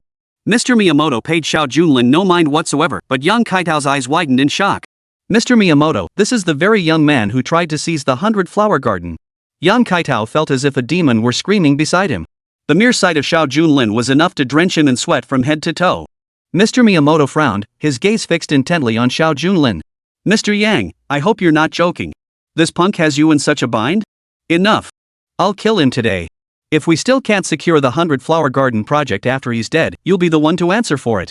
As Mr. Miyamoto spoke, another man clad in golden robes stood beside him. The man was well over 60. Yet he was as vigorous as ever. He was none other than the vice president of the local martial arts association. As mentioned earlier, Mr. Miyamoto's Deep Sea Group had been investing in the local martial arts association for years. Moreover, the so-called association had long since become sycophantic toward foreign powers. Young man, I advise you not to meddle in this matter. After all, a person only has one life. Some things can be managed, but others simply cannot. The vice president finished speaking with a smile on his face. Although his presence today was meant to intimidate the opposition, it was clear the other side had only one person, no need for him to step in personally. No sooner had he finished speaking, Mr. Miyamoto lit a cigarette. Simultaneously, he beckoned softly from within the darkness. Several ninjas had long been lurking in the shadows, daggers aimed at Xiao Junlin's position. It seemed that at the slightest command, heads would roll. Mr. Yang, what you couldn't handle, I can. Remember to owe me a favor today. Alright, clear the obstacle quickly. Our project has already been delayed far too long. Amidst a few grumbles, several ninjas emerged from all directions. Their weapons glinted coldly under the moonlight. Xiao Junlin merely smiled faintly. Suddenly, a high kick. Sand swirled up in a cloud across the beach area, dazing the vision of those caught in its haze. The hidden figures around them, caught off guard, found their vision obscured by the sudden cloud of dust. To the outsider's eyes, ripples of blood began to spread through the swirling sand. Several bodies lay motionless beside him. Mr. Miyamoto's expression froze in slight shock. He truly hadn't expected Xiao Junlin to live up to Boss Yang's words, dispatching all the ninjas with a single strike. Yet Mr. Miyamoto remained unhurried. After all, what had just unfolded was merely an appetizer. Chapter 95, Multiple Threats. Watching the ninjas on the ground die one by one, Mr. Miyamoto remained utterly composed. He felt no urgency. The elite warriors he'd brought back from the land of cherry blossoms weren't limited to these few. If the earlier events were merely appetizers, then what followed would be the main course of this entire story. Mr. Yang, I was wrong to doubt you earlier. This kid truly has some skill. It seems you locals really couldn't handle him. But this time, no one will be able to shake our deal so easily. As he responded, Yang Kaitao beside him wore a smile and nodded slightly. With Mr. Miyamoto present, nothing posed a problem. He trusted Miyamoto's strength implicitly. Within mere minutes, Xiao Junlin spotted 3 elite warriors approaching all ninjas, though clad in crimson robes. Compared to the previous ones, they were clearly not on the same level.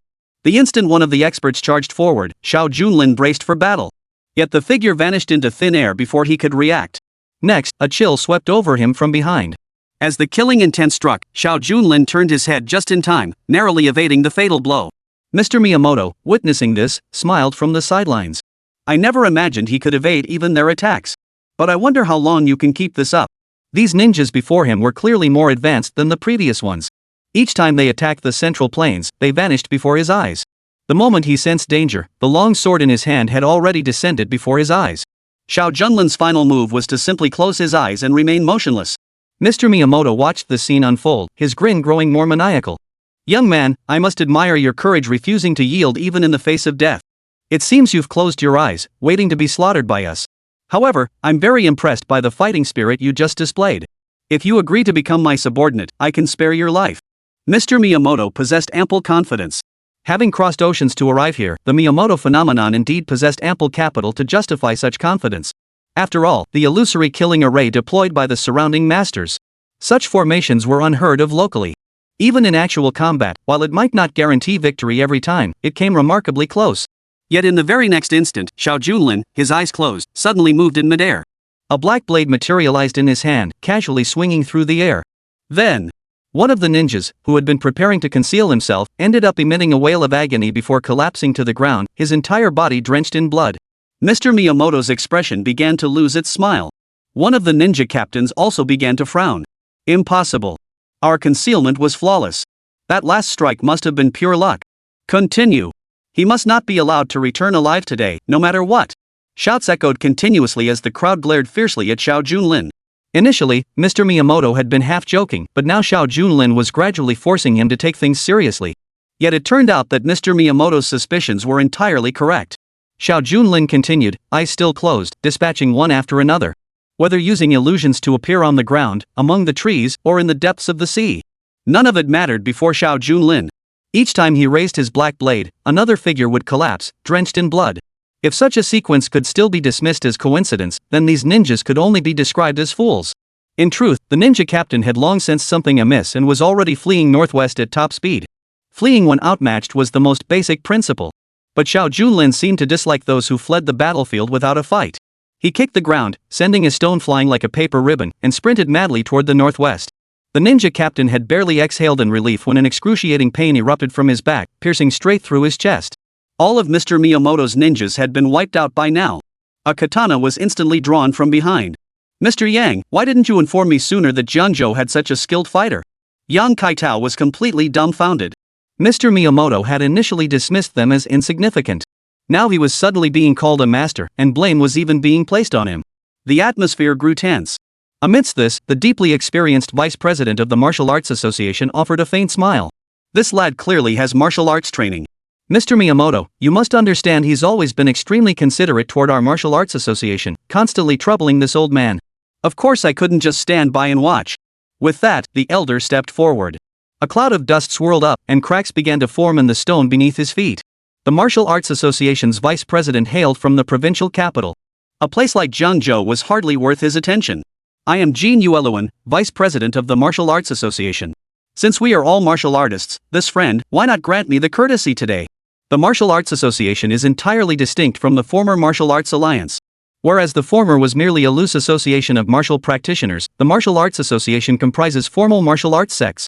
Though they have long since gone into hiding, no one has ever doubted their prowess. Indeed, all martial artists fall under the association's jurisdiction save for those self-taught prodigies. Get out! After Jin Yueluan finished his self-introduction, he could never have imagined Xiao Junlin would respond with such a demand. To dare shout get lost in the presence of the Martial Arts Alliance's deputy leader. Chairman Jin's face instantly turned crimson with humiliation, and his massive golden fist began radiating waves of scorching heat. Mr. Miyamoto merely sneered at this sight. Deputy Chairman, he remarked, before arriving here, I had long believed the Martial Arts Association held unassailable authority. Everyone in the martial world paid it utmost respect. Yet the reality seems quite different from my expectations. Though Mr. Miyamoto's voice wasn't particularly loud, every word cut to the bone. Chairman Jin never imagined he'd face such humiliation. I'm afraid I've made a fool of myself before you, Mr. Miyamoto. In that case, my mighty Vajra palm can no longer hold back. The chairman's palms shot forward in an instant, causing several distant trees to topple simultaneously. Yang Kaitao was utterly stunned. His eyes widened as he took a step back. With such a master present, a weight lifted from his heart. What had just transpired was merely a warm-up. Clearly, the main event had only just begun. Chapter 96, Mighty Vajra. Ever since he was 7, Chairman Jin had cultivated the mighty Vajra palm, and now he had reached its pinnacle. Not only could he strike a bull across a mountain, but everything in his path was utterly annihilated. Jin lightly shook his arm, and Xiao Junlin turned to look at the trees that had been knocked down in a row. Actually, I think I have a job here that would suit you perfectly. Jiangzhou is undergoing urban redevelopment in many areas lately. Your mighty Vajra palm would be perfect for demolition work. It could save a lot of manpower and resources. If you're interested in applying for this position, I can put in a good word for you. With skills like yours, you might even get double pay. Chairman Jin hadn't launched an attack just now, he merely wanted to intimidate the other party. But now, every word Xiao Junlin uttered was enough to make anyone's blood boil. Forcing the Martial Arts Association's vice president to take a menial job. Such a thing was unheard of. Chairman Jin narrowed his eyes, his knuckles cracking as he clenched his fists. Fine. Since you refuse to take the wine offered and insist on drinking the punishment instead, it's a pity you'll likely die without understanding why. Chairman Jin's palms shot forward like thunderclouds rolling across the sky. Xiao Junlin remained motionless, hands clasped behind his back. The instant that overwhelming force surged toward him, Xiao Junlin's right hand traced a light arc through the air. Simultaneously, an indescribable tearing sound erupted from the air. Clearly, the aura emanating from the mighty Vajra had been forcibly torn apart in mid-air. Such a formidable display caused Chairman Jin to take a slight step back. Who exactly are you? Sir, this is a collaboration between us and a foreign enterprise. There's no enmity between us, you have no reason to unleash such carnage. Chairman Jin's attitude toward Xiao Junlin had shifted repeatedly. But Xiao Junlin's response was even more decisive. In the blink of an eye, he was once again before his opponent. At that moment, Chairman Jin unleashed his mighty golden fist palm, channeling every ounce of his strength into the strike. Xiao Junlin seemed reluctant to speak from start to finish. From his initial defensive stance, he now gradually shifted into an offensive posture. Yet this seemingly unremarkable shift proved nearly fatal for the vice president. He watched helplessly as Xiao Junlin's right hand slammed toward his chest. Simultaneously, the mighty Vajra palm and Xiao Junlin's palm clashed directly. Chairman Jin possessed absolute confidence in his technique. Over the years, countless had fallen to the mighty Vajra palm. He believed today's events would unfold no differently than before. Yet, it was precisely in that moment of complacency that change often struck. Xiao Junlin's palm continued its forward thrust, meeting the mighty Vajra palm head-on in midair. Then, at a speed visible to the naked eye, Chairman Jin's prideful palm technique began to crumble. From the aura enveloping his palm, to every bone joint and inch of skin in his body, everything began to shatter mid-air. It all happened in an instant. That palm, once the source of his pride, was utterly shattered. Hold on, I'm with the Martial Arts Association. If you kill me, our leader won't let you off. I admit your skill is impressive. If you join the Martial Arts Association, you could stand on equal footing with me or even rise to become second only to the leader. Many practice martial arts, but few are worthy of joining the Martial Arts Association. Moreover, such an offer coming from Chairman Jin himself would move anyone to take notice. But unfortunately, he was facing Xiao Junlin. Martial Arts Association? Before the Dark Emperor, such titles seemed as trivial as children playing house. Xiao Junlin's response was equally straightforward. A single palm strike instantly pierced through the man's chest. The once fearsome vice president now lay stiff on the ground. At that moment, Yang Kaitao truly regretted his actions, just as Miyamoto-sensei had. A profound dread welled up within him. Mr. Miyamoto could afford to donate vast sums annually to the Martial Arts Association precisely because they possessed absolute power. They could even carve out a new realm for themselves on this foreign soil. Yet, the man standing before them had clearly surpassed everyone's expectations. Sir, it seems you've gotten yourself into serious trouble. If this matter ends here, I can discuss it with the Martial Arts Association's chairman. Mr. Miyamoto glanced at Xiao Junlin as he responded, shaking his arm. Then, with a clean, neatly folded handkerchief, he slowly wiped away the bloodstains. As if it were not warm blood, but some filthy substance. Mr. Miyamoto's gaze sharpened at this sight.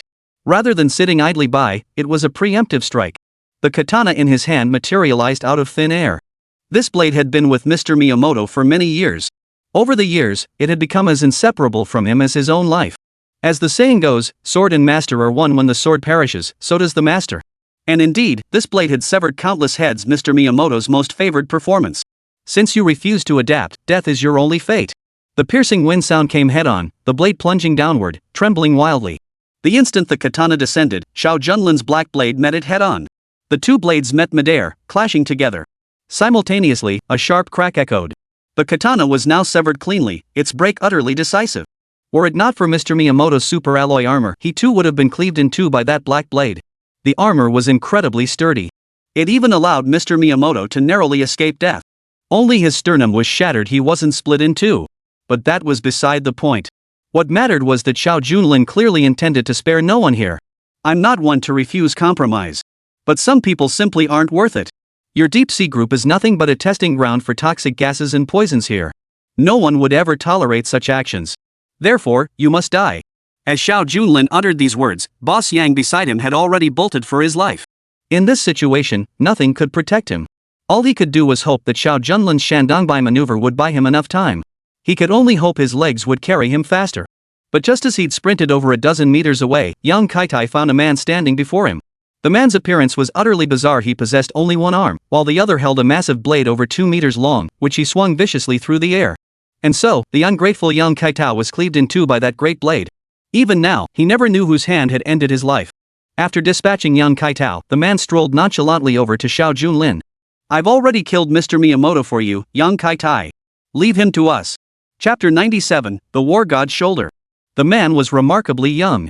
With short hair, he wielded the 100-pound broadsword as if it were a toy. Forgot to introduce myself. I'm Chou Wangchuan, known in the martial world as the one-armed hero, though that's just a trivial name. Xiao Junlin didn't even glance his way. His eyes remained fixed on Mr. Miyamoto before him. Even if I don't know you, get lost. The man called Xiao Wangchuan clearly possessed an aura and perspective entirely distinct from the others. Hearing Xiao Junlin's words, he paused slightly, but quickly resumed his usual smile. Sir, your martial prowess truly commands respect. My master, the White Horse War God, would certainly take a great liking to you. Mr. Miyamoto is an overseas entrepreneur personally invited by His Excellency the War God. If he were to die here, it would surely cause trouble. Moreover, the White Horse War God's invitation signifies. Zhang He's words were cut short mid-sentence as Xiao Junlin extended his right hand, raising a single finger to slowly shake it in the air. The White Horse God of War speaks only for himself. Inviting foreign enterprises to our country surely comes with its perks. Such a war god can only represent combat prowess, nothing more. Among all the war gods across the nation, not every war god, not every single one, could earn Xiao Junlin's approval. But some are the complete opposite. Take the female war goddess who has already departed. While her strength may not have reached the pinnacle, her conduct and demeanor were consistently righteous. Even with numerous grievances between them, Xiao Junlin would never push her too far. Yet some so-called war gods merely sell themselves to curry favor with certain individuals. Sir, are you suggesting you won't even heed the white horse god of war's words? Whoever mentions the war god would bow their heads in submission. Xiao Junlin's response caused Qiu Wangchuan to pause in slight surprise. The white horse war god is a 7-star war god. Soon he will oversee the entire Jiangzhou region. He is the new head here.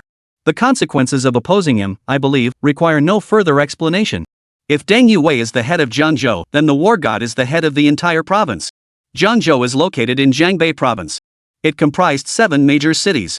Jiangzhou ranks second among them, and the overall authority for the entire Jiangbei province rests with the white horse war god. Listening to the other's words, Xiao Junlin fell deep in thought. During the wait, Qiu Wangchuan beside him gave a faint smile. Sir, Mr. Miyamoto's suggestion for leniency isn't without merit. Settling today's matter once and for all would be best for everyone. We came here to do business, not to stir trouble. I can propose to Mr. Miyamoto that we reach a perfect resolution. Besides, you've already offended the association president. The Martial Arts Association president alone is enough to give you a run for your money. Xiao Wanchuan's words weren't pleasant to hear, but every sentence was the truth. Every move was fraught with peril. The uproar over Xiao Junlin's clash with the 4 great families had long since spread throughout Jiangzhou. But dealing with the white horse war god and those bigwigs from the provincial capital would be far trickier than the 4 great families. Qiu Wangchuan thought Xiao Junlin had finally learned to let things go. Little did he know that the next words would make Qiu Wangchuan's eyes widen in shock. I believe Jiangzhou, indeed, the entire Jiangbei province, would be best served by having the former female god of war take charge. This so-called white horse war god, I don't know him. Even if he were here, the outcome wouldn't change. After Xiao Junlin finished speaking, the weapon in his hand swept through the air once more. The moment Mr. Miyamoto saw Qiu Wangchuan, he thought victory was within reach. At the very least, preserving his own life should be no problem. After all, Qiu Wangchuan represented not himself, but the white horse god of war. Yet the instant Xiao Junlin swung his arm, Mr. Miyamoto realized he was wrong, utterly and completely wrong. Xiao Junlin would never alter his convictions for anyone, and thus, in the instant he swung his weapon, Miyamoto was cleaved in two. Watching the blood flow from his chest, he couldn't believe this was actually happening. Qiu Wangchuan glared with bloodshot eyes. His right hand gripped the massive cleaver so tightly it nearly sparked, his gaze finally locking onto Xiao Junlin. Do you even realize what you just did? This was a guest invited by the white horse war god. Qiu Wangchuan couldn't believe this man would do such a thing, yet the evidence was right before his eyes. He'd been following the white horse war god's orders to oversee the project's progress, yet he never imagined encountering such a situation. With Mr. Miyamoto's death, it was clear that foreign companies would no longer continue their investments. Even the white horse war god himself would face corresponding troubles. Very well, you've done a splendid job. But you must also pay the price for today's actions. Xiao Wangchuan could have killed Xiao Junlin, but after committing such an act, Xiao Junlin must face the consequences. And one can only account for their actions while alive. Thus, Xiao Wangchuan could only sever the man's arm for now, leaving the rest to be dealt with later. The weapon in his hand was raised high. Yet in the very next instant, the black blade collided with this massive sword. The massive blade in Qiu Wangchuan's grasp was forged from meteorite iron, its hardness unparalleled in Jiangzhou. This formidable blade struck fear into all who encountered it, wherever it went. If Jiangzhou lacked such prowess, he would be unworthy of serving as the right-hand man of the white horse war god. The black blade collided with the massive cleaver, and in the next instant, it sliced through the cleaver as easily as cutting tofu, cleaving it cleanly in two. A gentle breeze swept over Qiu Wangchuan's body. What kind of weapon is that? The moment his weapon shattered, Qiu Wangchuan knew things had taken an unexpected turn. Xiao Junlin merely sheathed his black blade. This weapon is called belief. You wouldn't understand. Having spoken these words, Xiao Junlin reclaimed the weapon into his hand. As if nothing had ever happened. Watching Xiao Junlin's departing figure, Qiu Wangchuan snorted coldly beside him. Very well. I will report this matter to the white horse war god. If you have the guts, deal with the Martial Arts Association yourself. With that, Qiu Wangchuan turned and walked away. That very night, inside the provincial capital of Jiangbei province, Qiu Wangchuan spurred his horse onward, racing toward the white horse war god's location. As he neared the entrance, he spotted a man dressed in hip-hop attire lying before the gate, looking decidedly out of place. Despite this, Qiu Wangchuan dismounted and addressed him with utmost respect. Big brother is in trouble. Mr. Miyamoto was killed in Jiangzhou. This must be reported to the white horse god of war. The man appeared indifferent, yet he was indeed the other arm of the white horse warrior. He was also Qiu Wangchuan's own elder brother. Chapter 98, Ambush along the way. To outsiders, Black Bat was merely a nickname. Yet anyone who set foot in Jiangzhou province knows this moniker represents the white horse god of war. Compared to Qiao Wangchuan, Black Bat was clearly more formidable and far more cunning in his dealings. Upon hearing of Mr. Miyamoto's death, Black Bat paused in surprise. Anyone daring to intercept the white horse god of war was astonishing enough. Who would have thought that Qiao Wangchuan could stir up such hidden dangers? The white horse god of war is currently resting, and besides you, who else knows about Mr. Miyamoto's situation? Qiao Wangchuan pondered. Indeed, in all of Jiangzhou, only he knew after all, everyone else close to him had long since perished. Moreover, Xiao Junlin's slaughter was exceptionally ruthless. He hadn't spared a single survivor from the very beginning. Qiao Wangchuan shook his head. A sinister smile then spread across Black Bat's face. In that case, everything becomes straightforward. Reporting this to the white horse god of war would only expose your incompetence. You failed to stop that brat? Or has he truly grown so powerful that he surpasses you? Black Bat had already seen the severed greatsword in his cousin's hand. But Qiao Wangchuan would never concede defeat so easily. Though his weapon was indeed broken, that alone didn't guarantee Xiao Junlin could defeat him. A devilish grin spread across Qiao Wangchuan's face as he snorted coldly. Indeed, it was far from certain. But that brat wielded a peerless treasure blade, otherwise, I would have slain him outright. Besides, I still owed my ma an explanation, so I didn't finish him off on the spot. Hearing his words, Black Bat merely smiled and shook his head lightly. If you had killed him and presented his head to the white horse war god, that would have been the perfect ending. The white horse god of war is far too busy with his duties to concern himself with such matters. If you encountered him in Jiangzhou, you should have settled it there yourself. Hearing Black Bat's words, I felt somewhat confused. But Black Bat soon gave a cold chuckle. What I mean is, you're being far too cautious. Whoever killed Mr. Miyamoto is already as good as dead. Execution first, reporting later poses no issue. On the contrary, it would make the white horse god question your decisiveness. So treat Mr. Miyamoto's death as if you knew nothing about it. Eliminate the killer before the overseas group comes demanding answers. That way, all responsibility will be settled once and for all. Just push it all onto someone else. As he listened to his cousin's words, Xiao Wangchuan's face lit up with sudden understanding. But just as he was about to draw his blade and charge back, Black Bat grabbed him by the arm. There's no need for you to return now. Since the killer has already offended the Martial Arts Association, the association will naturally handle this matter. Besides, their victim was the vice president. I expect the Martial Arts Association's president will make his move soon. Let them fight amongst themselves, we'll reap the benefits. For now, let this matter rest. We'll wait for good news. After deliberation between the white horse god of war's right and left hands, the matter was effectively shelved for the time being. Meanwhile, Xiao Junlin had secured full residency rights to the 100 Flowers Garden along with the corresponding contract. With the collapse of the Young family's real estate empire, the corresponding feud also drew to a close. Soon after, Xiao Junlin returned home and recounted the entire matter of the 100 Flowers Garden real estate to Luo Qingcheng. As expected, Luo Qingcheng's eyes welled with tears, her spirit soaring. What belongs to our family can finally be reclaimed. Seeing Luo Qingcheng's joy, Xiao Junlin smiled softly and wrapped his arm around her shoulder. Since you feel this way, dear, shall we pick an auspicious day and move in? The 100 Flower Garden is practically ready for us to move in any time now. Luo Qingcheng pondered for a moment. She nodded silently. Then I'll handle this matter. Since we've reclaimed all the property, it truly is time to return home. But recently, our pharmaceutical group is in talks with a foreign company, and there's also the matter of Old Master Sunday. Let's make a decision after we're done with these things. Listening to his wife's words, Xiao Junlin silently nodded. Meanwhile, at the pinnacle of Jiangzhou's tallest skyscraper, Morong Shui frowned. She studied the latest local news reports. If the Lin family of the four great clans had colluded with Xiao Junlin before, Morong Shui wouldn't have cared. After all, the major clans possessed formidable strength now, and her cousin's return was merely a drop in the bucket. But the news before her eyes sent waves crashing through Morong Shui's heart. This was far from a mere drizzle. Chief, Young family of the real estate group Mr. Yang is dead. Does this mean the Yang family's real estate empire is collapsing? Morong Shui frowned. You must understand that all enterprises in Jiangzhou are controlled by the four major families. Under no circumstances would they cross this line of demarcation. But the Yang family is the sole exception. Simply because the Yang family's business ventures are mutually contracted with overseas conglomerates, backed by the White Horse War God. Even if it's merely a rumor, it's enough to send shockwaves through the community. Thus, the four great families would never dare to meddle in matters involving the war god. And now, the Yang group has collapsed, and the 100 Flowers Garden has returned to Luo Qingcheng's hands. It was unimaginable that all this was connected to that cousin. He dared to target the White Horse War God's people and succeeded. Morning Snow gazed into the night, a fear she hadn't felt in years welling up within her. It felt like a storm was brewing.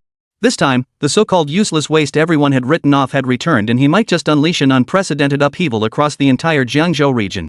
With that thought, Morong Shui hurriedly picked up the phone. "You've seen the Lin and Yang family real estate deal, right? I suspect my cousin is behind this. If we don't strike first, trouble is coming. Ever since he arrived in Jiangzhou, nothing has gone smoothly. We can't let him continue like this." At this moment, the Lin family truly harbored a deep-seated hatred for Xiao Junlin. But a more crucial matter was about to unfold. "Miss Morong, you know my second son has passed. With my heart in such turmoil, I've decided to lay him to rest to give him peace in the earth. I believe we should discuss this matter at a later time." After the Lin family patriarch spoke these words, Morong Shui could only give a slight nod. "This matter is not entirely unrelated to me. Rest assured, I will attend your son's funeral promptly when the time comes. Please try to find peace in your grief." People were indeed at their wits' end, with 2 consecutive auctions ruined by Xiao Junlin. His resentment had reached its peak. But most crucially, the death of his son Yunfei had dealt a devastating blow to the patriarch. It seems plans must be reconsidered after the funeral. After hanging up the phone, Morong Shui sat alone in her room. The present was nothing like the past. Perhaps she occasionally recalled the happy days spent at the Xiao residence, but alas, everything had changed beyond recognition. Chapter 99, Plagued by Illness. Early morning sunlight spilled across the front of a small clinic. This was precisely where Sun Honghai worked. Ever since the traditional Chinese medicine hospital was seized by the 4 Grey families, the old man had never forgotten his original aspirations, continuing his mission to save lives and treat the sick. However, the clinic was far more modest compared to the former hospital.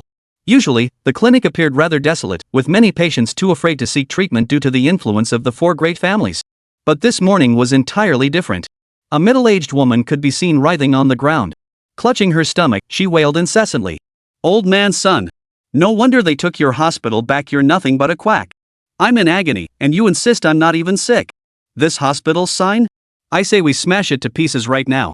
The woman continued to writhe on the floor. Old Man Sun and several staff members nearby watched the scene with grim expressions. For nearly 3 days straight, this woman had come to the hospital every time, screaming and shouting, insisting she was in excruciating pain. But after the old doctor's examination, she was found to be in perfect health. Yet the woman persisted relentlessly, her shrieks piercingly sharp, quickly drawing the attention of onlookers. "Madam, if you were truly ill, I would have diagnosed it long ago. I suggest you." Sun Honghai tried to reason with her kindly. But no sooner had the words left his mouth than the woman began rolling around on the ground even more violently. Sweat poured down her face. "I'm in agony, yet you say I'm not sick. I shouldn't have come here. Quacks are quacks, it's only fitting they've fallen to this disgraceful state." Amidst a flurry of frantic shouts, the onlookers around them frowned. "Old man, I think your medical skills are the problem here. This woman's in such agony, how can you not tell if she's sick? I say she's sick, you just can't see it." Amidst the crowd's pleas, the woman grew even more agitated. Meanwhile, Xiao Junlin drove the car with Luo Qingcheng, arriving right in front of the clinic. Seeing the elderly gentleman and the middle-aged woman jumping about wildly at the entrance, Xiao Junlin merely gave a cold laugh. Under the watchful eyes of the crowd, he approached the old man and clasped his hands together. "Master, I've come to see you." Although Sun Honghai was Xiao Junlin's master, he had only learned fishing from him back then. In terms of medical skill, Xiao Junlin had long surpassed Sun Honghai. Yet now, addressing him as master before everyone, it instantly sparked waves of misunderstanding. "Young man, you're learning medicine from him? I suggest you quickly change your master. He's nothing but a quack. If you study under him, you'll likely learn nothing, all your efforts will be wasted." Chaos erupted on the scene. Old Master Sun, spotting Xiao Junlin, hurriedly pulled him aside, intending to retreat to the room. After all, Xiao Junlin always greeted him with such joy whenever he came to visit. But this time, Xiao Junlin merely smiled faintly and turned to face the crowd. "Truth be told, I'm the least accomplished disciple of Old Master Sun. As the saying goes, doctors can't heal themselves. Since the old master isn't feeling well today, his diagnosis is bound to have some inaccuracies. If you don't mind, may I examine you, madam?" The middle-aged woman shot him a glance. Then she snorted coldly. "What could you possibly diagnose? If the master can't handle it, how could the apprentice?" The surrounding crowd also wore expressions of disdain. Sun Honghai, standing nearby, pulled Xiao Junlin aside and whispered in his ear. "This woman's just being unreasonable. I've examined her 3 times and found no symptoms. She's clearly trying to discredit us on purpose. Ignore her. Let's go inside and talk." With that, Old Master Sun began pulling Xiao Junlin toward the room. Xiao Junlin, however, smiled faintly and shook his head slowly. In the past, he might have ignored such troublemakers. But now, kindness invites abuse, and a gentle horse gets ridden. Someone was causing trouble at the doorstep, and someone behind the scenes was orchestrating it. Xiao Junlin narrowed his eyes and turned to look at the middle-aged woman before him. My master is a leading authority in the medical world. How could there be an illness he couldn't diagnose? And there's no need for pulse diagnosis. Even I, his apprentice, can tell something's wrong with you. The middle-aged woman froze slightly at these words. Yet deep inside, she felt an immense sense of secret delight. The woman before her truly had no ailment whatsoever. She'd merely been sent by someone else to cause trouble. If the old doctor couldn't diagnose her condition, the situation would only escalate further. But if he could, that would only prove there was something wrong. Thus, from the very beginning, she had set this trap, aiming to keep pushing him down. Sister, to be perfectly honest, do you find it difficult to fall asleep every night? And just by looking at your complexion, it's clear your liver and gallbladder issues are no ordinary matter. You wake up each morning feeling utterly drained. The middle-aged woman was about to retort, but Xiao Junlin's words caught her off guard. Every single thing he said was spot on. That's why the middle-aged woman had gone to a Western doctor for a thorough checkup, only to be told there was nothing wrong, which is why she rushed over. Yet now, hearing Xiao Junlin's explanation, why did every symptom match? Amidst her confusion, even Sun Honghai now frowned deeply. Wasn't this just nonsense? Xiao Junlin smiled at old Master Sun and waved his hand gently, signaling him to hold his tongue for now. It's not hard to see these things. To be doing such disgusting work, plus the middle-aged woman standing before me tall and stout. She looked like she'd been married for years, worn down by endless toil. Dark circles under her eyes. It suggested she often stayed up late and rose early, so her physical discomfort was hardly surprising, just a reasonable assumption. Yet Xiao Junlin's few words left the middle-aged woman completely stunned. Seizing the moment, he pressed on. Press your right hand over your liver and gallbladder area. Does it hurt? Moreover, the symptoms on the right side of your liver and gallbladder are quite severe. Try lifting your leg high and then lowering it. Does your lower body go numb? Xiao Junlin narrowed his eyes as the middle-aged woman beside him grew increasingly anxious. Following his instructions, she slowly pressed the area where the liver and gallbladder were located. A sharp pain surged through her. The middle-aged woman felt a chill run down her spine. Following Xiao Junlin's instructions, she raised her right leg high and stomped it down forcefully onto the ground. The next moment, half his body went numb. He stumbled forward a step and collapsed onto the ground. The surrounding crowd, unable to see clearly what was happening, began to scatter in different directions. Wait a minute, could we have truly misunderstood old Master Sun? It seems even his worst disciple possesses remarkable skill. And that patient can barely walk. He must be seriously ill. Watching Xiao Junlin put on this performance, if it weren't for old Master Sun's advanced age allowing him to feign composure, he would have burst out laughing by now. Chapter 100, Imaginary Illness. The middle-aged woman was already scared out of her wits. Everything unfolded exactly as Xiao Junlin had described. Her entire body felt utterly uncomfortable. What on earth was going on? What illness had I contracted? Please, Master Xiao, save me. I was just talking nonsense earlier. In truth, Xiao Junlin hadn't arrived yet, and he hadn't been directly informed. After all, the other party was indeed lively and energetic. At this moment, Xiao Junlin narrowed his eyes and feigned a slight sigh. As the saying goes, it's not the smiling face of a Chinese doctor you should fear, but the lowered brows. This seemingly unremarkable sigh nearly caused the middle-aged woman before him to explode on the spot. Please, this divine doctor, it was all my fault before. I underestimated your hospital. You must understand my predicament. Please save me. Xiao Junlin played along convincingly, slapping his thigh and sighing softly. Your internal organs are already riddled with cancer. Treating this is no easy feat. But all is not lost. My master possesses a miraculous elixir, one that guarantees complete recovery. The catch is, being a miracle cure, its price is anything but modest. Prepare yourself mentally. This single pill costs at least $1 million. The middle-aged woman didn't want to die without understanding why. Just as she was about to ask the price, Xiao Junlin's words cut her off completely. What kind of price is that? $1 million medicine? Even if an ordinary family sold everything they owned, they couldn't possibly afford it. The woman nearly slapped her thigh in despair, on the verge of tears. Just as she was about to cry out, Xiao Junlin suddenly leaned close to her ear. How ironic, you're gravely ill yourself yet remain utterly unaware, still insisting on helping others. Didn't you consider the consequences of such actions? Who exactly instructed you to do this? If you can explain clearly, I'll give you this medicine for free. Otherwise, there's no cure in this world. After Xiao Junlin's so-called persuasion, the middle-aged woman was already completely convinced.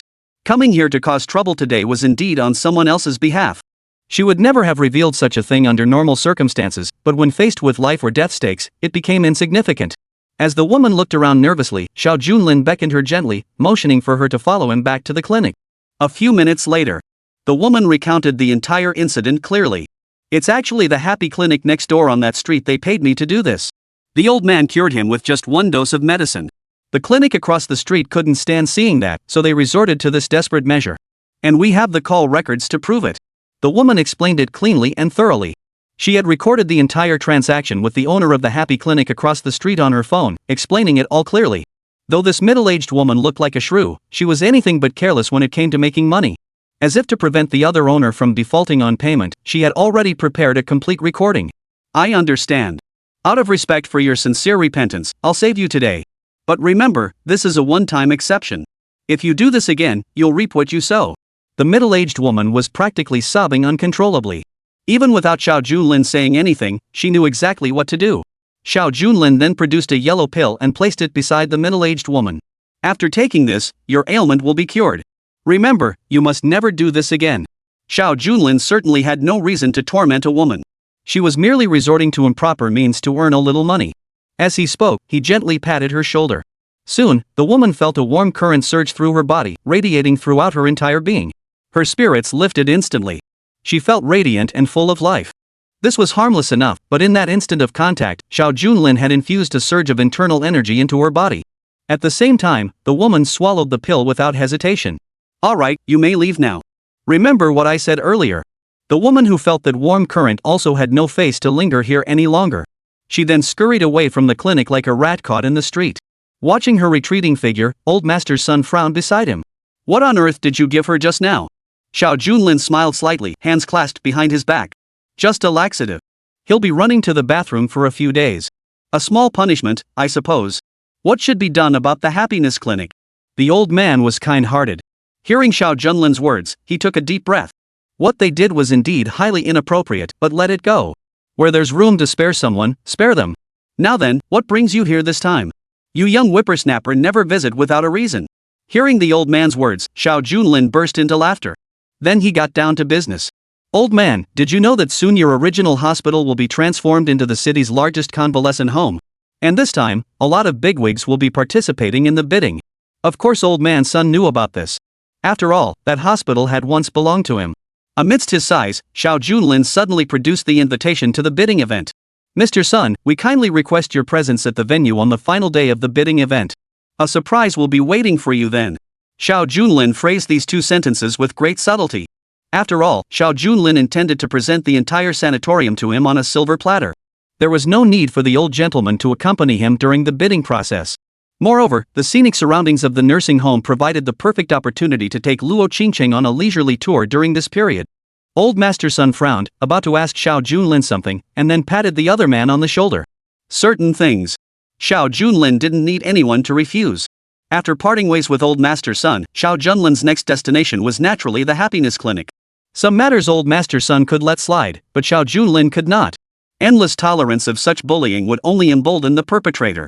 As Xiao Junlin approached the entrance of the happiness clinic, he suddenly bent over slowly, as if seized by stomach pain. Xiao Junlin naturally felt no pain whatsoever. He had learned from the Azure Dragon War God mere minutes prior that this so-called happiness did not truly bring happiness to people. Just as witnessed on the scene. Everyone emerging from the clinic wore a look of utter despair. Xiao Junlin observed their expressions no major illnesses, but their mental strain had reached breaking point. Old gentleman, what's wrong with you? You just came out of the hospital, yet you look like you've been struck by a serious illness? The questioned old man sighed. Don't ask. I just have a cold. I thought I'd save some money by coming to this clinic for a few pills, but they insisted on running all these tests. They wouldn't even let me leave without them. Chapter 101, Forced Sales. As the old man spoke, the surrounding crowd began to frown one by one. Men, women, young, and old all different, yet everyone emerging from the happiness clinic shared the same expression. The information provided by the Azure Dragon War God proved to be absolutely accurate. Forced buying and selling were common in markets, but who would have thought such practices would now infiltrate the medical field? Xiao Junlin remained silent, continuing to walk deeper into the clinic. The surrounding crowd stared wide-eyed, trying to dissuade him. Young man, why are you still going? We're all living examples of what happens. If you end up wasting your money, don't blame me for not warning you. The shouts echoed incessantly in his ears. Xiao Junlin had come looking for trouble. For someone seeking trouble, such warnings naturally held no weight. He quickly pushed open the clinic door, only to find a rather portly owner. He wore a white lab coat. Happiness Clinic was much larger than the one where his master worked. Moreover, several burly doctors stood guard at the entrance, looking more like enforcers than medical professionals. Xiao Junlin glanced around. The moment he stepped inside, the owner and several burly men surrounded him. "Oh my, sir. I see your condition is quite serious. This location suggests cholecystitis, but to confirm, it's best to run a series of tests. You're from that place, you know? Our clinic has an excellent reputation. Don't let the size fool you, every doctor here is top-notch." As the owner spoke, he hurriedly filled out a form beside him. Xiao Junlin glanced at it casually.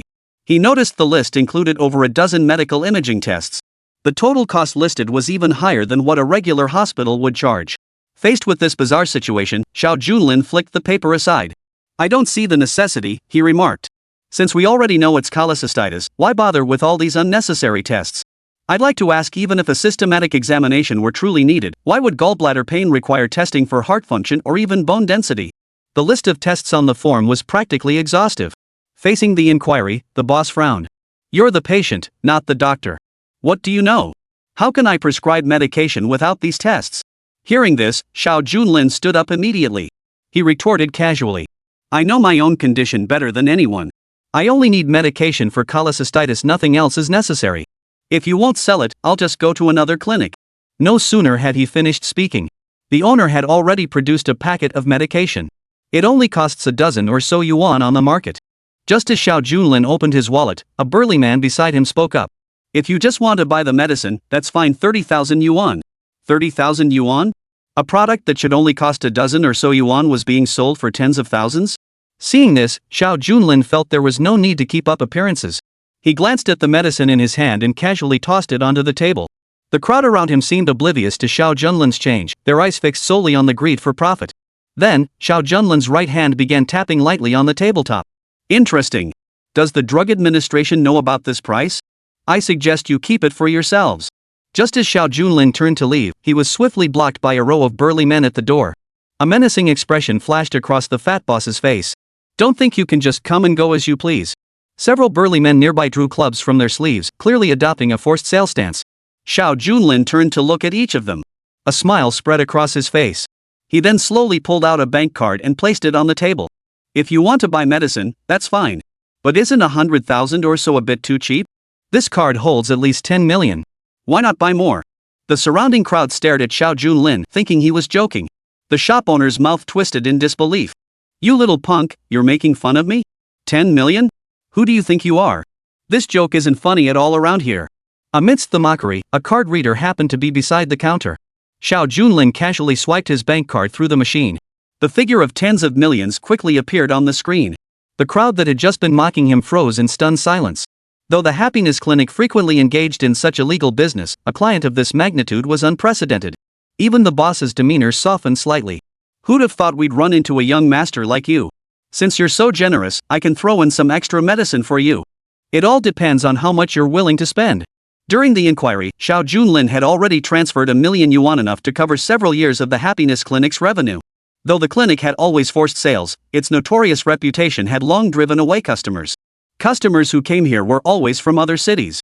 To avoid trouble, the owner never targeted local big businesses. Xiao Junlin, however, was not from Jiangzhou, making him appear quite unfamiliar.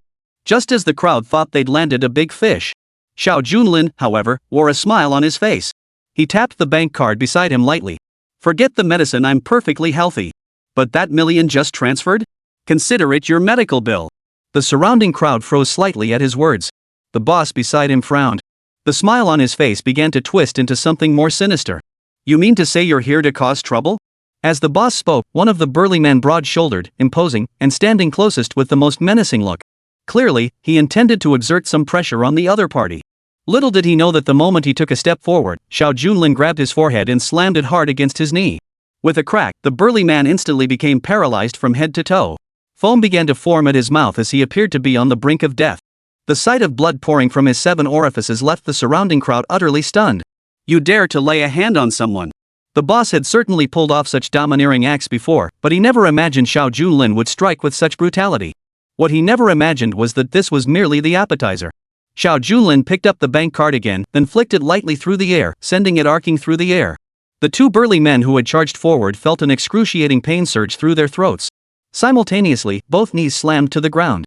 Blood bubbles welled up from his throat, flowing continuously onto the ground. This boss actually dares to kill people. He's nothing like the usual guys. Boss, I'm just a worker here. I can't take responsibility for something this serious. Two employees, witnessing the bloody scene, had already gone weak in the knees and stumbled out the door. The pharmacy owner's eyes widened. The calm he'd felt moments ago had vanished completely. Chapter 102, Closing for Good. I'm telling you, don't you dare do anything rash. This is a society governed by law. You've just committed murder. I'm calling the police right now. That's a laughable statement. The pharmacy owner was praised for selfless law enforcement, yet now he's forcing sales. Who'd have thought he'd start threatening to report it to the authorities at this critical moment? Even Xiao Junlin nearly burst out laughing upon hearing it. Shopkeeper, you've likely committed no end of misdeeds in your daily life. Why suddenly invoke the law now? Isn't that a bit inappropriate? And you've repeatedly caused trouble at the clinic across the street. These illegal suppression tactics never cease. If we're settling accounts, let's settle them all at once. The boss stared at Xiao Junlin's relentless glare, every hair on his body standing on end. Especially the look in Xiao Junlin's eyes. As if he saw nothing but a vast sea of blood. Just you wait. I'm calling the authorities right now. If you've got the guts, don't leave. The owner, shouting and gesticulating wildly, grabbed the phone beside him and dialed the security bureau directly. This area falls under Captain Ye's jurisdiction at the security bureau. Let's see how you escape now. The shopkeeper still clung to a sliver of hope. Xiao Junlin sat calmly before the pharmacy entrance. He said casually, "No one will come to help you today. If you want to make a call, go ahead. If you've got the guts, call the Four Great Families." For a top-tier enterprise like the Four Great Families, a tiny clinic was completely out of reach for the owner. He could only conclude the stranger before him was utterly insane. A complete lunatic. But who would have guessed that mere seconds after the call ended, the security bureau had already responded? The owner's face lit up with excitement as he hurriedly grabbed his phone. Security bureau? Someone's vandalizing our clinic and committing murder in broad daylight. Get someone over here immediately. The boss's anxious expression gradually shifted under the sunlight. Initial excitement gave way to coldness, then finally turned to fear. Impossible. The security bureau is actually surrounded by the local guard unit? Shouldn't we stay out of this? The pharmacy owner felt as if he'd heard the most absurd joke in the world. But laughter was the last thing on his mind now. As confusion gripped him, every pane of glass surrounding the pharmacy shattered. A line of men clad in armor advanced slowly. At the very front was none other than the Azure Dragon War God. A 9-star war god of this caliber was unheard of in Jiangzhou. Facing the war god, the owner felt as insignificant as an ant.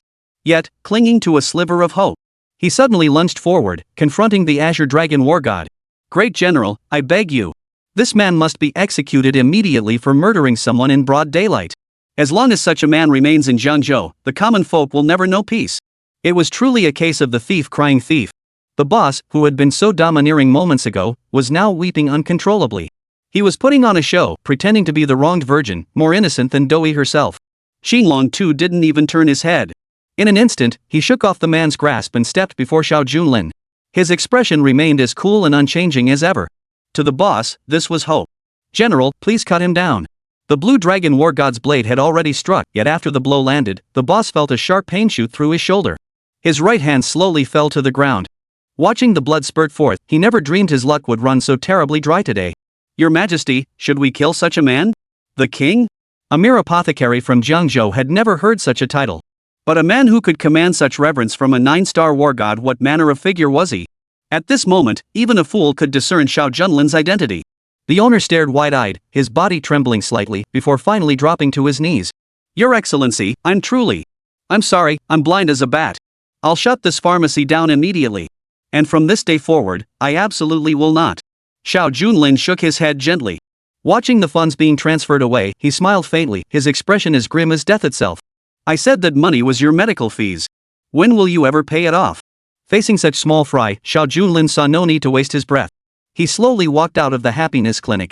Then, the screams began to echo. They echoed the anguish within the clinic. Outside the pharmacy, Xiao Junlin flipped through his phone idly while waiting. All the while, he kept a close watch on the movements of the Four Great Families. Soon, a news story caught his eye. The news itself wasn't particularly significant. Its main content urged people to pay attention to child protection laws. But the author of this article was Wang Rohan. So that girl wasn't interviewing Bai Keatang after all, she was doing charity work. As Xiao Junlin frowned, he glanced at the related news content. He quickly spotted a photograph. The background showed an unremarkable alleyway, where a middle-aged woman was either hitting or scolding a young girl. Though the photo wasn't very clear, the girl's silhouette looked incredibly familiar. Luo Qingcheng. Back then, Luo Qingcheng had a younger sister. Her name was Luo Qingcheng.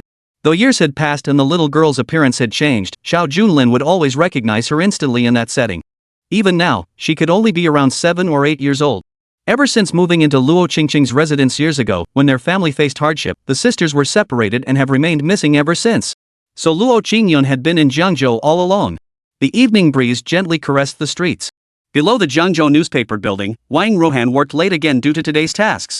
As a veteran employee at the Jiangzhou News, Wang Rohan had spent years as a junior reporter without promotion opportunities.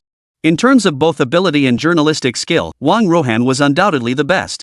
Unfortunately, the unspoken rules within the Jiangzhou News were deeply entrenched. Those who joined straight out of university, especially those from families without connections, influence, or resources, often faced significant marginalization. Wang Rohan, you've been with us for a long time. You know the pressure at Jiangzhou News is immense. Promotion spots are extremely limited lately, but considering how hard you've worked, I think we should have a serious talk. Whenever she recalled that obese boss uttering those words, Wang Rohan felt waves of nausea wash over her. As a journalist, one must always expose society's darkest corners to every citizen, to present the truest reality to everyone. Yet as a reporter within the newspaper, she found herself caught in a whirlpool because of the boss. This disgusting feeling was like swallowing a fly. Wang Rohan certainly wasn't that kind of person, so whenever her boss made demands, she pretended not to know and avoided the topic. The extra workload invariably fell on Wang Rohan's shoulders, and overtime had become a daily routine. Chapter 103, Missing Person Notice. Oh my, Miss Wang, why are you leaving work so late again today? Though I haven't been at the company long, I know far more about workplace politics than you do. Just listen to my advice: promotion and raises aren't out of reach. Why be so stubborn? Wang Rohan hadn't even hailed a cab after leaving the newspaper office when that sickening voice reached her from behind. But this voice wasn't the newspaper's boss. Only Zhang Xiaomei could deliver such sarcasm with such a twisted tone. In terms of age, Zhang Xiaomei was only 2 years younger than Wang Rohan. But in terms of looks, though Zhang Xiaomei was slender and graceful, she dressed in a garish, flashy manner, heavily made up like a woman of the night. In contrast, Wang Rohan's natural, unadorned look possessed an indescribable, effortless beauty. Even without makeup, she outshone her rival in every way. Therefore, within the corporate group, Zhang Xiaomei always harbored an innate jealousy toward Wang Rohan. But none of that mattered now. After all, Zhang Xiaomei had become the newspaper owner's woman, and this time her promotion came much faster than Wang Rohan's. Miss Shang, you have your own way of life, but it's not for me. So if there's nothing else, it's quitting time now. We have nothing left to discuss. With that said, Wang Rohan quickened her pace across the street. The newspaper office wasn't in the city center, and especially during the evening rush hour, hailing a cab was next to impossible. Wang Rohan really didn't want to get entangled with this woman any further. She'd rather walk home than walk side by side with her. Oh dear, Miss Wang, did I hit a nerve? Besides, you don't have a boyfriend, and being with your boss won't cost you an arm and a leg. Our boss specifically asked me to persuade you sometimes. Hard work alone isn't enough if you want to advance. Wang Rohan walked ahead, and Zhang Xiaomei followed behind. Back and forth they went, like a tug of war. Sis Wang, if you don't find a boyfriend at your age, it might be too late. Truth is, women need to learn how to wield their own weapons. Even though I'm with the boss, I have a boyfriend. Sometimes, while you're still young, you have to know how to use that weapon. Zhang Xiaomei was truly getting on her nerves. So much so that Wang Rohan wanted to cover her ears. In desperation, she could only roar out. Will you ever shut up? Who said I don't have a boyfriend? I just don't want my boyfriend showing up at the group company. After all, I always keep my personal and professional lives separate. Hearing Wang Rohan's outburst, Zhang Xiaomei froze for a moment. But she quickly switched back to mocking mode. The words on the tip of her tongue were about to spill out. A roar of engines echoed through the streets.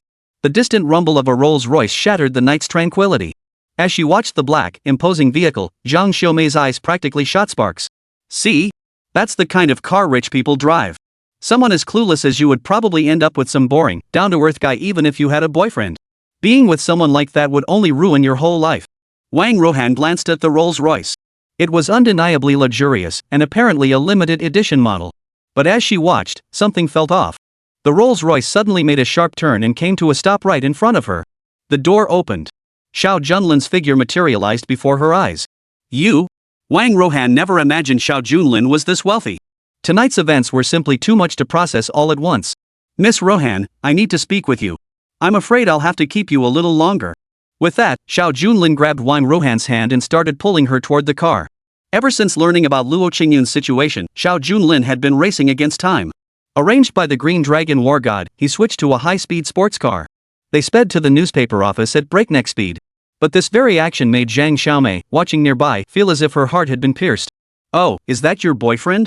Zhang Xiaomei, who thrived on her youth, would go to great lengths to leverage her physical advantages, cozying up to different men. Yet despite her efforts, she had never encountered a tycoon driving a Rolls-Royce. And why was such a boss by Wang Rohan's side? As she stared wide-eyed, Wang Rohan beside her took decisive action, gently slipping her arm through Xiao Junlin's. That's right, he's my boyfriend. I told you before, but none of you believed me. And I don't like people prying into my personal affairs. This was an urgent matter. Seeing Wang Rohan's actions, Xiao Junlin froze for a moment before quickly catching on. As the saying goes, if you're going to do something, see it through to the end. This time, Xiao Junlin didn't argue. Instead, he gestured toward the passenger seat. Oh, you two, don't be so impatient. Let me introduce myself, I'm Zhang Xiaomei, Wang Rohan's best friend. Miss Wang always speaks highly of you at the office, but since none of us had met you, we thought she might be exaggerating. That's how this misunderstanding happened. So where are you headed? I know a few fun spots around Jiangzhou. Want to take a spin together? Who is this person? Zhang Xiaomei's performance left Wang Rohan almost speechless. Just moments ago, she was speaking with such sarcasm. Now she's transformed. She's become the ultimate green tea queen. Sorry, I have business with Miss Wang tonight. Xiao Junlin genuinely had business. And it was obvious their relationship wasn't exactly rosy. Therefore, Xiao Junlin had no intention of wasting any more words on Zhang Xiaomei. As the engine roared to life, a sharp crack echoed. Zhang Xiaomei, wearing high heels, hurriedly quickened her pace. She clung to the car door frame. Come on, I'm extending a genuine invitation, why shut the door on me? Besides, we're all good friends. Why not get to know each other, or add each other as friends? Zhang Xiaomei flashed a charming smile. Just as she was about to force the door open to see Xiao Junlin. Completely ignoring Zhang Xiaomei's words, he immediately threw her to the ground. Then he sped off into the night. With a sharp crack, her high heel snapped in two. Unsurprisingly, Zhang Xiaomei tumbled head over heels. By the time she scrambled back to her feet, the luxury car had vanished into the distance. Just you wait. So what if she has a boyfriend? No matter what it takes, I'll steal him away. Inside the car, Xiao Junlin had no patience for such trivial matters. Instead, he placed a news article directly in front of Wang Rohan. Miss Wang, I'm terribly sorry to disturb you after work. This girl is my sister. Where exactly did you see her? Technically speaking, Luo Qingyun before him should technically be Xiao Junlin's sister-in-law. But back when he was with Wang Rohan, they weren't married yet, so he referred to Luo Qingyun as his sister. And indeed, this was precisely how Xiao Junlin felt. Chapter 104, The Cloud's Clue. Watching the petite figure in the newspaper, Wang Rohan's eyebrows arched slightly. The reason Wang Rohan hadn't pursued the interview with Bai Keitang was precisely because this young girl had disrupted her plans. More accurately, it was something called conscience that forced Wang Rohan to alter her course. Back then, she had merely stumbled upon the scene by chance, witnessing that petite girl endure verbal abuse and physical blows in this dilapidated neighborhood. Wang Yuehan had been powerless to intervene, which was why she had published that news story calling for the protection of minors. Who could have imagined that this child was none other than Xiao Junlin's sister? It turned out to be a blessing in disguise. This is good news, I'll take you there immediately. Speaking of which, why is your sister working in a small restaurant? This is clearly child labor exploitation. Wang Rohan's understanding of Xiao Junlin was, after all, extremely limited. Faced with such questioning, Xiao Junlin offered a brief explanation, though he didn't delve into the intricate feuds between the four great families as he had with Wang Rohan. He only let her know that Luo Qingyun had gone missing within the family many years ago. My sister hasn't seen me in years. Even if we met, she might not recognize me. But I must inform Luo Qingcheng of this matter. While heading to the location, Xiao Junlin called Luo Qingcheng. Upon hearing the news, Luo Qingcheng was overcome with restlessness. She immediately began sprinting toward the location at top speed. A few minutes later, moonlight shone overhead, while the area around a cluster of small eateries was permeated by the pungent smell of recycled cooking oil. Several dark green trash bins nearby emitted an unbearable stench of decay. By the time the two arrived at the scene, Luo Qingcheng had been waiting for quite some time. In the moonlight, tears glistened at the corners of Luo Qingcheng's eyes. For years, her sister had vanished without a trace, her fate unknown. Now, suddenly receiving news, how could one not be overjoyed? Luo Qingcheng gently took Xiao Junlin's arm. She could feel the trembling emanating from this woman's body. Is my sister here? After hearing about the Luo family's situation, Wang Rohan's heart was far from at ease. The three exchanged nods before striding into the alley. Inside a restaurant at that moment, The last customer, reeking of alcohol, staggered out the restaurant door. A plump woman watched his retreating figure and muttered under her breath. Damn drunks. Who knows when one of them will get run over on the road? Drinking this late? Dad says he hasn't eaten yet. And you good-for-nothing brat, get over here and clean up. Luo Qingcheng, clad in thin garments, shivered in the autumn wind amidst falling leaves. Yet at the plump woman's shouts, she had no choice but to approach the dining room door. After the family's misfortune, Luo Qingcheng had been tricked into coming here, working as unpaid labor for the small restaurant. Those lonely days of being beaten seemed to have become routine. Luo Qingcheng extended her small hands. At such a young age, these hands should have been holding her parents or playing with other children. Yet now they were covered in scars.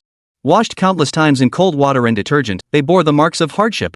With a sharp crack, the wine bottle slipped from her grasp and fell to the floor. Shards scattered around her. Luo Qingcheng, who had been expressionless, watched the scene unfold. In a moment of terror, she immediately clasped her hands over her head. She instantly crouched in the corner. Sure enough, the plump woman next to her immediately grabbed a stick and rushed over.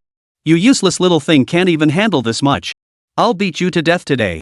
I'm already in a foul mood, consider yourself unlucky. With a creak. Just as the plump woman was about to bring the stick down, the door swung open. The moment she saw Xiao Junlin, the plump woman smiled faintly. Oh dear, my apologies, sir. Our shop is closed for the day. We hope you'll come back another day to try our food. No one paid any attention to the plump woman's words. All eyes were fixed on Luo Qingcheng. Young Luo Qingcheng looked at Xiao Junlin and Wang Rohan, a look of confusion spreading across her face. But in the very next moment, the moment Luo Qingcheng stepped into the room, all the grievances and heartache Luo Qingcheng had endured over the years seemed to erupt completely in that instant. Luo Qingcheng, who never cried, clung tightly to Luo Qingcheng's shoulders and wept uncontrollably. Luo Qingcheng, dressed in light gauze, gently stroked her sister's forehead. It was almost impossible to believe that in the blink of an eye, her sister had grown so much. Sister, I'm the one who's wronged you. All these years I've been searching for you, never realizing you were right under my nose. Let's go home. Let's go home. The scene unfolded so abruptly that even the plump woman at the restaurant looked utterly bewildered. But Luo Qingcheng's features were strikingly similar to Luo Qingcheng's. In comparison, Luo Qingcheng looked like a miniature version. The sisters' relationship was obvious at a glance. Wait a minute. You can't just take her away like this. All these years, that girl has been eating and drinking at my expense, even the clothes on her back were bought by me. Now you want to take her away without a word? Isn't that a bit much? Luo Qingcheng's eyes locked onto her younger sister. Every scar on Luo Qingcheng's body pierced Luo Qingcheng's heart with unbearable pain. The plump woman wore a face of pure malice. She hurried over, reaching to grab Luo Qingcheng's shoulder, only to be stopped mid-motion by Xiao Junlin. If you want money, let's settle up. Hearing the mention of money, the expression on the plump woman's face softened slightly. Without even calculating, she blurted out a figure. That little girl lived with us for years, always eating well. 1 million should cover it. Besides, all these years, I've had no daughter of my own. I've treated this girl like my own flesh and blood. Now you want to take her away? You'll need to compensate me for emotional distress too. Money truly does make the world go round. Xiao Junlin kept his eyes narrowed. $1 million just like that? Luo Qingcheng, take the child back. I'll handle the money. Hearing Xiao Junlin's words, the plump woman beside him cried out urgently. The child can be taken, but the money must be paid. If you think you can pull a fast one, you won't get away with it here. Seeing her sister's battered and bruised state, Luo Qingcheng's heart was already filled with sorrow. If things were truly as the plump woman claimed that she'd been treated well all these years, how could she be so thin and pale? Though her features were delicate, her frail frame seemed poised to collapse at any moment, even standing still. Chapter 105, Full Seizure. Miss Qingcheng, please take your sister back first. I'm sure your husband will handle whatever needs to be done. The oppressive atmosphere in the air made Wang Rohan sense something amiss. As a journalist, she could always sense when something was amiss. No matter who's to blame, seeing my sister abused like this, I can't bear it any longer. Seeing Luo Qingcheng hesitating to speak, Wang Rohan quickly grabbed her arm and continued pleading. Let's go back first. The child looks malnourished, she hasn't had proper food all these years. Let's take her to the hospital first for a checkup. We need to make sure there's nothing seriously wrong, the child's health comes first. Under Wang Rohan's tugging, Luo Qingcheng slowly stepped out of the small restaurant. The plump woman watched her. Just as she was about to call out, the air in the small space suddenly felt bitterly cold. Xiao Junlin sat casually in front of the door, blocking the plump woman's path. He sneered coldly. 1 million in funds? Over the years, my sister has done more than her share for you. Not just a waitress, even a dog eats better than my sister has. Where do you get the nerve to ask me for money? The neighbors all knew about the young girl's situation. But the fat woman on this street isn't someone you mess with, so everyone just kept their mouths shut. Seeing Xiao Junlin's refusal to pay, the fat woman turned and grabbed a kitchen knife. You little punk, you think you can pull this stunt? Let me make this clear, if I cut you down today, I'd be in the clear. If you don't pay up, you won't walk off this street alive today. The cleaver suddenly came down before Xiao Junlin's eyes. But in the next instant, mid-air, Xiao Junlin's right hand seized the knife's blade. The instant he clenched it in his single hand, the entire knife seemed to twist and contort, watching helplessly as it turned into a flat sheet of metal. Get the hell out of here. If not for the fact that she was a woman, a river of blood would likely have flowed by now. Accompanied by Xiao Junlin's slap, the woman twisted several times in place. Her plump body crashed into the surrounding tables and chairs with a thud, shattering them. The blood-soaked, overweight woman slowly rose to her feet, screaming and cursing. How dare you lay a hand on me? I'll have you ruined. My husband is Wang Gang, a member of the local guard regiment. Why don't you ask around this street and see what happens when you mess with me? Xiao Junlin, who had been about to leave, halted upon hearing these words. If she were just a domineering middle-aged woman, a lesson would suffice. But involving the guard corps? That's a whole different story. The guard corps exists to protect Jiangzhou.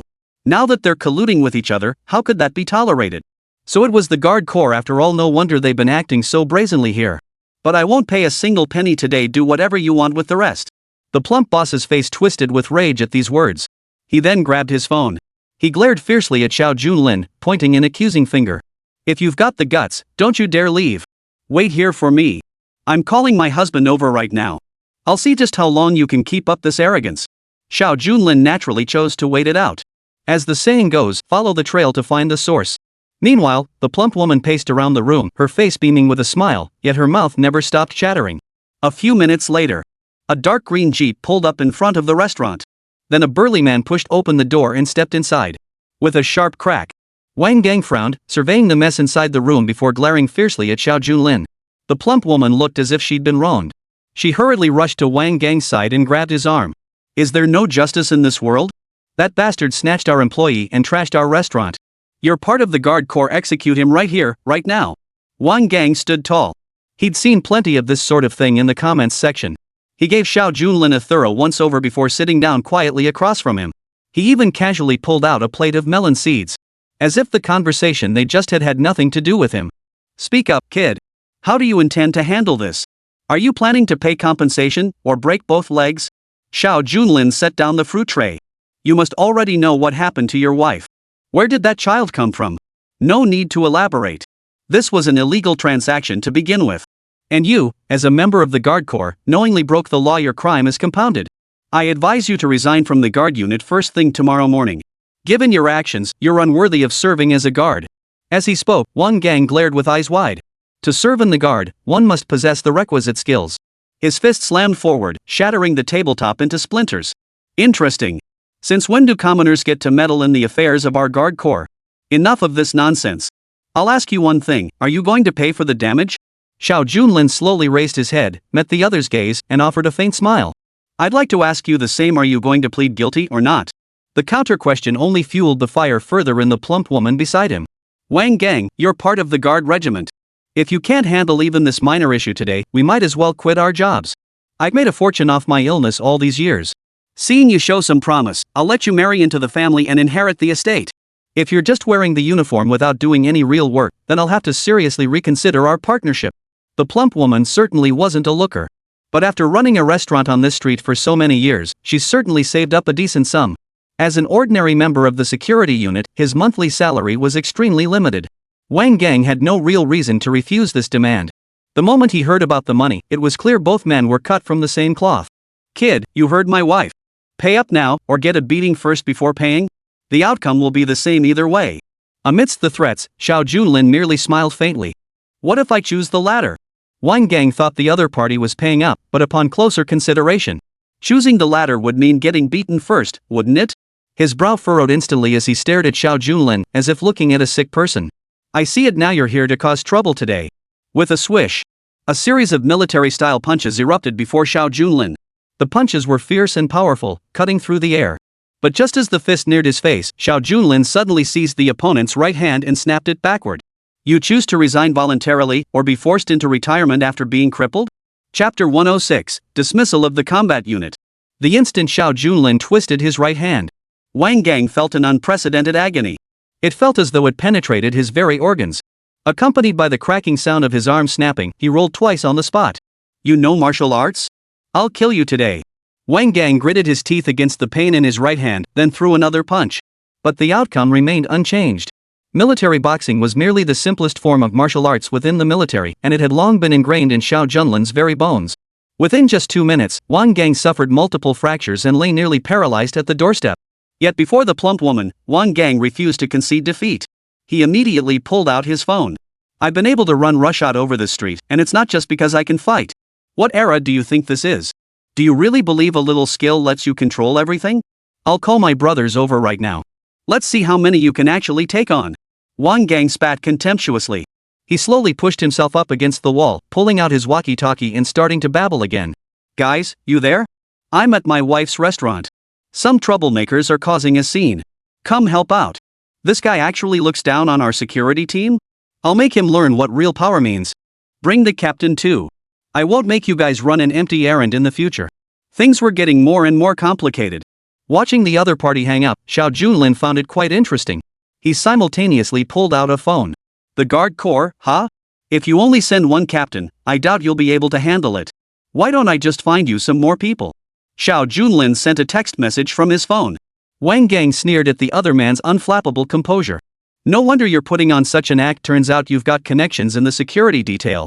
But let me tell you, the captain I know has some seriously powerful connections. If you're determined to go all out against me today, then I'll gladly play along.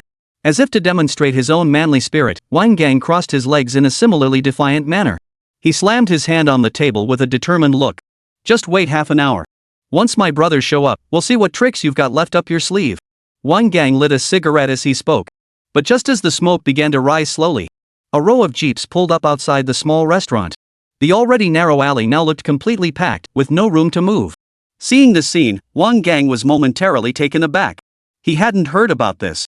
Though he usually had a few good friends to help him vent his anger, parading around under the banner of the Guard Legion. But being able to muster a single truckload of people was already impressive. Where on earth did this entire row of people come from? Our squad, including the captain, could probably only muster 2 vehicles. Could it be that tonight, my luck was just good enough to stumble upon everyone gathering? Wang Gang's eyes widened as he heard the sound of a helicopter circling overhead. As he approached the door, he sensed something was off. If it were just vehicles on the road, that would be one thing, but what was the helicopter doing up there? He'd heard only squad leaders could authorize helicopter deployments. But they wouldn't make such a big deal over a team member just for some trivial family matter. Completely bewildered, Wang Gang finally pushed open the door. Guys, what the hell is going on here? This minor issue? I don't think it warrants all this fuss. Before Wang Gang could finish his sentence, he froze in his tracks the moment he pushed open the door. If it had been his own captain standing outside, everything would have been manageable. But the problem was that standing at the door was Deng Yue, the commander-in-chief of the Guard Regiment. A figure of Deng Yue's stature was someone you'd only ever encounter during major military competitions within the ranks. So what was going on? The commander-in-chief arriving in the dead of night? Commander, why have you come?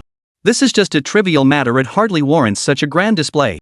Beyond the rage boiling in Wang Gang's heart was utter bewilderment. He even gritted his teeth in resentment toward those brothers. Calling Deng Yue over would blow any minor incident out of proportion. Especially since Deng Yue himself despised using the Guard Corps' name to make a show of force outside. Wasn't this clearly meant to make him look bad? But Wang Gang's confusion didn't last long. Deng Yue paid Wang Gang no mind. Instead, he strode purposefully into the room and approached Xiao Junlin. Your Majesty, I'm truly sorry. This incident occurred due to my failure to manage my subordinates properly. Your Majesty? Who knows why the title Your Majesty still exists in modern society? But witnessing Deng Yue's deference toward Xiao Junlin left Wang Gang utterly dumbfounded. In all his years serving in the military, he had never witnessed a regiment commander show such profound deference to any individual. Especially since Deng Yue himself was a man of uncompromising integrity, never bowing to any form of favoritism.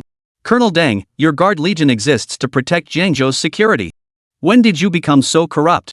This seemingly casual remark made Deng Yue break out in a cold sweat. He turned and glared fiercely at Wang Gang. I never imagined such a thing would happen under my watch. Wang Gang, you know the law, yet broke it. Your embezzlement and bribery charges are aggravated. Arrest him immediately.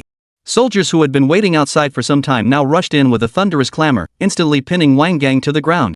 The plump woman in the corner, witnessing this scene, dared not utter a word. Her eyes darted around in terror, desperate to flee through the back. This plump woman might be quite notorious on this street. But compared to Deng Yue, she was a mere minor figure. Pinned to the cold pavement, Wang Gang still managed to utter a pleading tone. "No, this is all a misunderstanding. I didn't do anything." In his terror, Wang Gang had almost forgotten the pain in his body. Deng Yue watched him coldly. "Take him back for military disciplinary action." With those simple words, Wang Gang's life would no longer be that of a team member. He might well become a prisoner, languishing in a deep dungeon. His face contorted as he glared fiercely at the plump woman beside him. "It's all your fault, you. If it weren't for you, I wouldn't have ended up like this. Go to hell, you pig-like creature." The plump woman was already struggling to save herself. She couldn't care less about Wang Gang's curses. After running a restaurant in Jiangzhou for years, she never imagined the sky would fall today. And this was merely the opening act. Deng Yue shot a glance at the plump woman beside him. With a loud crash, the wooden bench, seemingly unable to bear the woman's weight, shattered into pieces on the spot. Chapter 107, Journey Through the Lanterns. As Wang Gang was dragged away, Xiao Junlin narrowed his eyes at the plump woman beside him. "As the owner of this restaurant, you've mismanaged operations, employed child labor, and oppressed customers. Your actions have long crossed the legal line. Considering you're not part of the guard corps, we might have shown leniency. But a few years behind bars is unavoidable." The plump woman was already weeping uncontrollably. But her feigned pleas for mercy went entirely unseen. As vehicle after vehicle roared past, Deng Yue approached Xiao Junlin's side. "Is there anything else you require, benefactor?" Xiao Junlin held a uniquely significant status for Deng Yue. Not only was he the Dark Emperor, but also the benefactor from years past. Watching the vehicle depart, Xiao Junlin frowned. Tomorrow would surely be the day the Lin family, one of the four great clans, held the funeral. Since ancient times, White Cloud Mountain has been the dwelling place of heroic martyrs. The four great families are hardly worthy of it. I shall pay my respects personally tomorrow. I hope Commander Deng will not interfere. One could only imagine the bloodbath that would unfold tomorrow. Upon hearing this, Deng Yue nodded silently. Rest assured, I would never interfere with the sovereign's affairs. Besides, had the four great families not been entangled in such complex intrigues, they should have been uprooted long ago. Then I shall not disturb you further. That night, Xiao Junlin returned home. Though it was still the same dilapidated old district. The room was now filled with warmth and joy. Luo Qingcheng had prepared a feast of culinary artistry, and the two sisters seemed to have endless topics to discuss. Watching the two reunited, Wang Rohan felt she had rediscovered the meaning of her work as a journalist. It's truly wonderful to see you sisters reunited. Since Luo Qingcheng had prepared such a feast, Wang Rohan was naturally included. In a way, Wang Rohan was more than just a guest. She was a benefactor to the Luo family. "Miss Wang, I truly don't know how to thank you. If it weren't for you, my sister and I might never have been able to meet again. Let's have dinner together so I can properly express my gratitude." A smile spread across Wang Rohan's face. She wouldn't refuse. But just then, a phone call suddenly rang nearby. Wang Rohan's expression shifted slightly upon answering. She had been seated at the table but now hurriedly stood up. "Everyone, I'm terribly sorry. Let's reschedule our dinner for another day. Something has come up at the office, and I need to head back." Seeing Wang Rohan's troubled expression, Xiao Junlin frowned. "Is there anything I can help with?" Wang Rohan shook her head. She preferred not to involve others in work matters. But calling him out this late at night, who knows what shady business was brewing? "Your family has just reunited. You should be celebrating. I won't disturb you, it's just some trivial work matters." With that, Wang Rohan hurriedly took her leave. Since she declined Xiao Junlin's invitation, he didn't dwell on it. As she departed, Xiao Junlin returned to the dinner table. "Luo Qingyun, we've been searching for you all these years. Today we're finally reunited. From now on, there's no need to gather again. From now on, there's no need to live in fear or worry. We are all your family. What would you like to eat? I'll go buy it for you right now." Luo Qingyun gazed at her sister beside her and gently tugged at her arm. During their conversation, she had already devoured her food voraciously. The little girl seemed to have never had a proper meal in all these years. This sight only made Luo Qingcheng feel an overwhelming pang of heartache. Her resolve to protect her sister surged within her. "I want to attend the Lantern Festival." As Luo Qingyun spoke these words, Luo Qingcheng beside her was filled with 1,000 emotions. When they were very young, Luo Qingyun and Luo Qingcheng had attended the Jiangzhou Lantern Festival. Jiangzhou had a custom. Every year, they held a lantern festival. Colorful lanterns filled the night sky, creating a breathtaking sight. Yet since Luo Qingyun's disappearance, Luo Qingcheng had never attended such a festival again. Checking the calendar, this year's Lantern Festival was just a week away. A smile spread across Luo Qingcheng's face as she swept Luo Qingyun into her arms. "Don't worry," she said. "This year, the three of us will go together, okay?" Xiao Junlin nodded with a smile beside them. They raised their cups and drank heartily. Seeing Luo Qingcheng return to her usual self, Luo Qingcheng felt immense joy in her heart. With one more person, the room felt slightly cramped. Luo Qingcheng considered this. Xiao Junlin, now that we have an extra person in the house, that move we discussed earlier isn't so urgent after all. Now that I think about it, it does feel a bit cramped. I have an investment opportunity with a foreign company. Once I wrap up this project, we'll move immediately. The 100-flower garden was now under Xiao Junlin's management. It was time for corresponding changes. No problem. Just give me a day's notice. Then take our whole family to live in a big house. The family of 3 chatted and laughed together. Wang Rohan had already been summoned back to her room by the newspaper's president. Stepping into the inner office, she found Zhang Xiaomei seated there as well. Oh my, Miss Wang has finally arrived. Seeing Xiaomei's smug expression, Wang Rohan's face turned icy cold. The president finally finished. Wonder what urgent business requires overtime. The newspaper president narrowed his eyes. After a few seconds of silence, he spoke slowly. I called you here today for serious business. As you know, our paper hasn't had any promising news lately. In the Jiangzhou region, we've been stuck in this awkward middle ground, too good for some, yet not quite good enough for others. I've been thinking about it these past few days, and we can't keep going like this. Fortunately, with Xiaomei's assistance, Zhang Yi has secured a major client who's decided to invest in us. The investor is a renowned entertainment news outlet and film director. This kind of thing is not only unprecedented, it's unheard of. Wang Rohan frowned. How could a news organization, known for its factual reporting, possibly be linked to entertainment? Especially since it wasn't about sales figures, there was absolutely no mutual benefit in such a partnership. Seeing Wang Rohan's confused expression, the newspaper's president smiled faintly. He slid a newspaper across the table toward her. With the help of this renowned director and Xiaomei's cooperation, we've finally seen some progress lately. And this is exactly the kind of news we need. The newspaper and its affiliated TV station have seen a recent uptick in ratings. Wang Rohan noticed this too. Though the increase wasn't huge, it was still cause for celebration. However, she'd been too busy lately to pay attention to other reports. Now, upon seeing it, she frowned. Editor-in-chief, as journalists, are we really supposed to cover this kind of thing? And isn't this straying from our core mission? The newspaper's content was indeed eye-catching. But it was truly nothing to praise. Chapter 108, Hiding Under the Heavens. In the dead of night, a ghostly apparition was spotted in a certain residential complex. Do psychic abilities truly exist? A woman is seen talking to thin air at a crossroads every midnight. But what is the truth behind this? Jiangzhou News was originally just a platform for reporting local social events or publishing positive news. But now, as she scanned one sensational headline after another, Wang Rohan found herself both amused and exasperated. While the headlines themselves were undeniably catchy, this approach was unsustainable in the long run. After all, the content itself reads as utterly mundane, nothing more than sensationalist clickbait. I can't endorse this approach. What sets it apart from those entertainment tabloids? It's all about grabbing attention for the sake of grabbing attention. While this approach might yield short-term gains, it will inevitably cause significant long-term damage. At the very least, after seeing this, the public will likely stop buying our newspapers altogether. As Wang Rohan voiced her concerns, Xiaomei beside her suddenly let out a cold laugh. That's still 100 times better than you, some dumb reporter running around everywhere.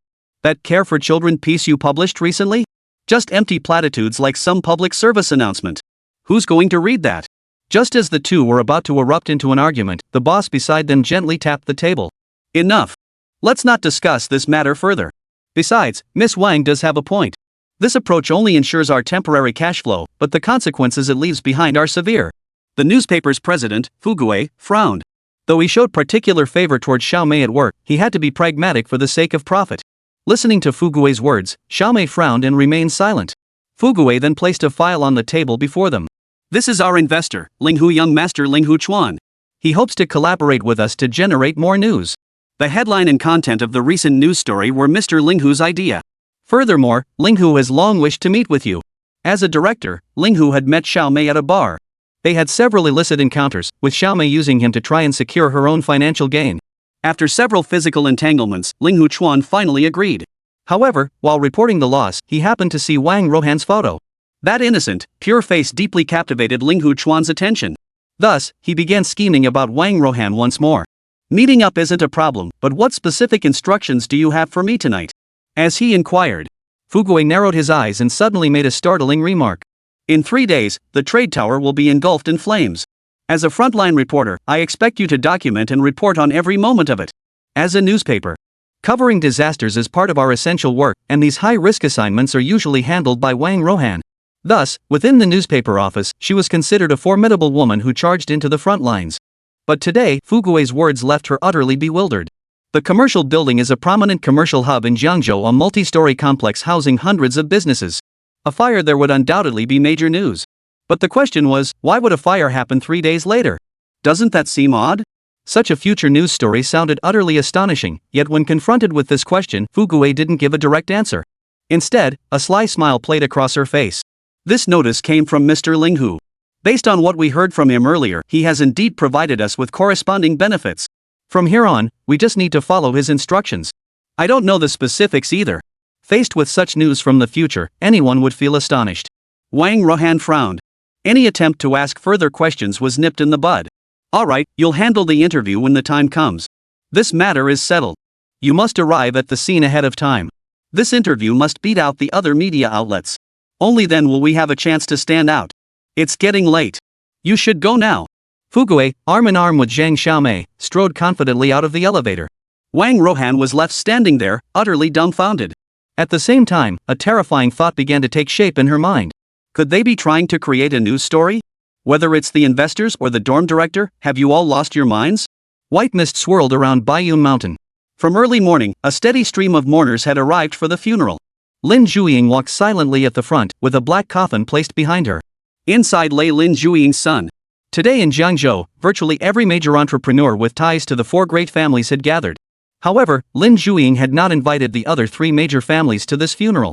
After all, upon his return, Xiao Junlin had first incurred the wrath of the Lin family. Unable to resolve his own affairs, he feared being ridiculed by the other 3 families. The other business tycoons, drawn by his reputation, came seeking opportunities to curry favor. The gifts they brought were beyond count. The grass was lush and green, yet the path was silent. Lin Zhuiying and her eldest son, leading the procession, wore expressions of utter coldness.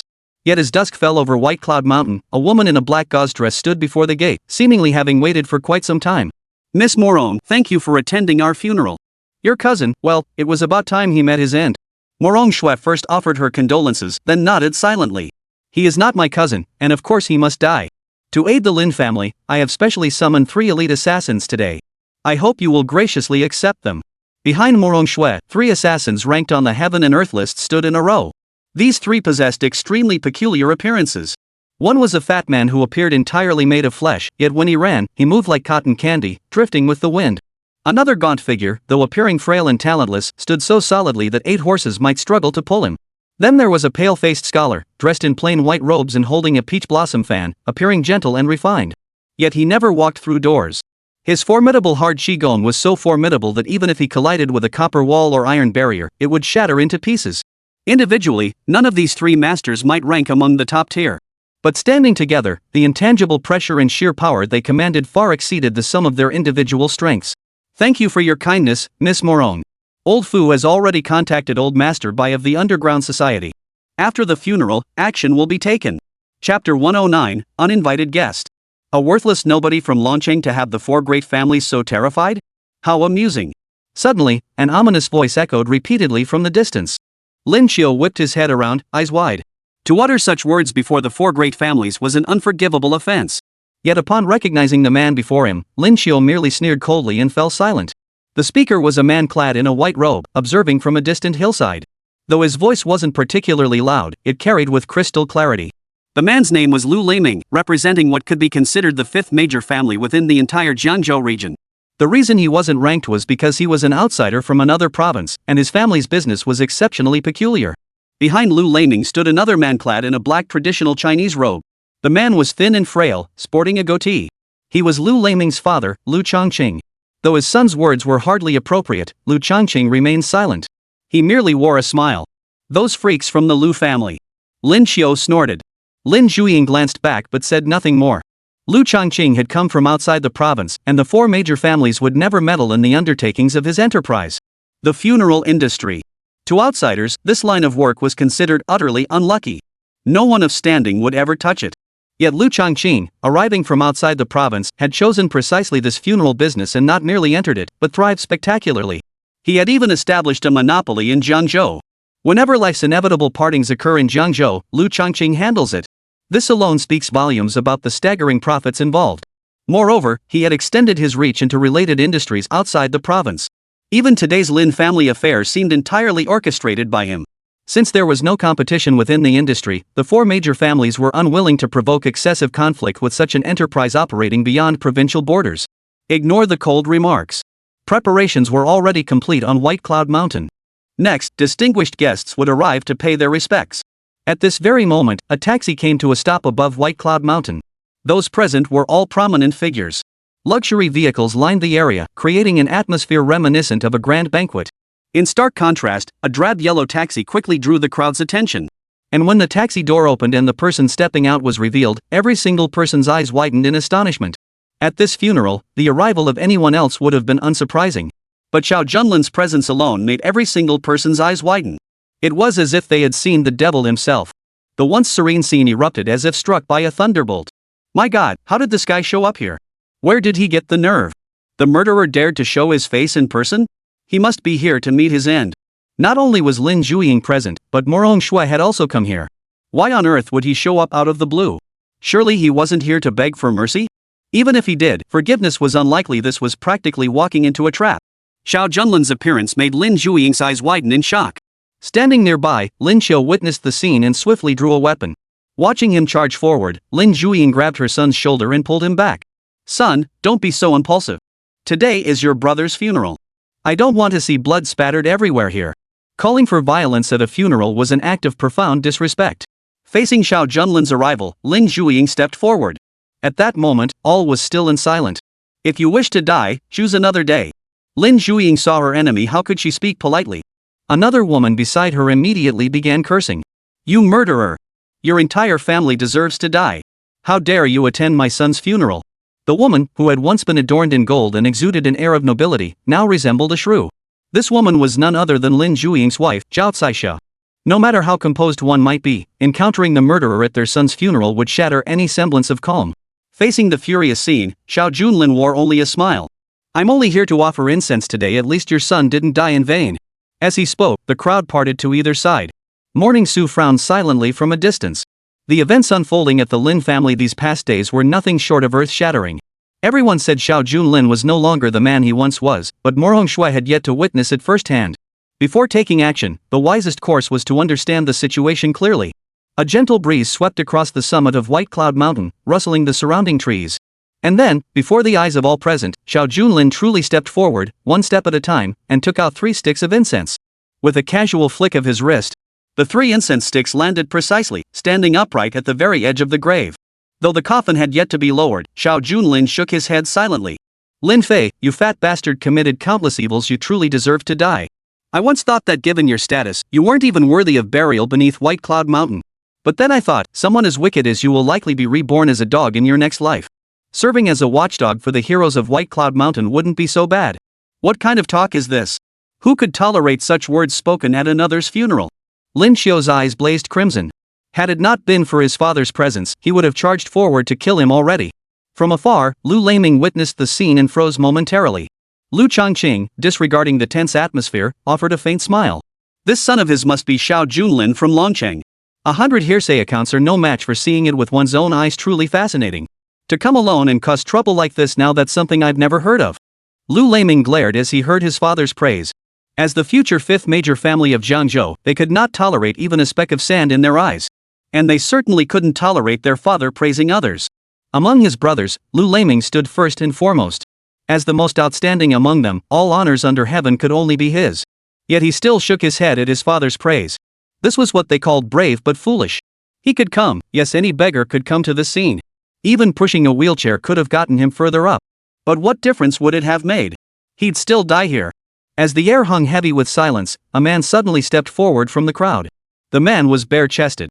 His body was covered in tattoos, and several thugs stood lined up behind him.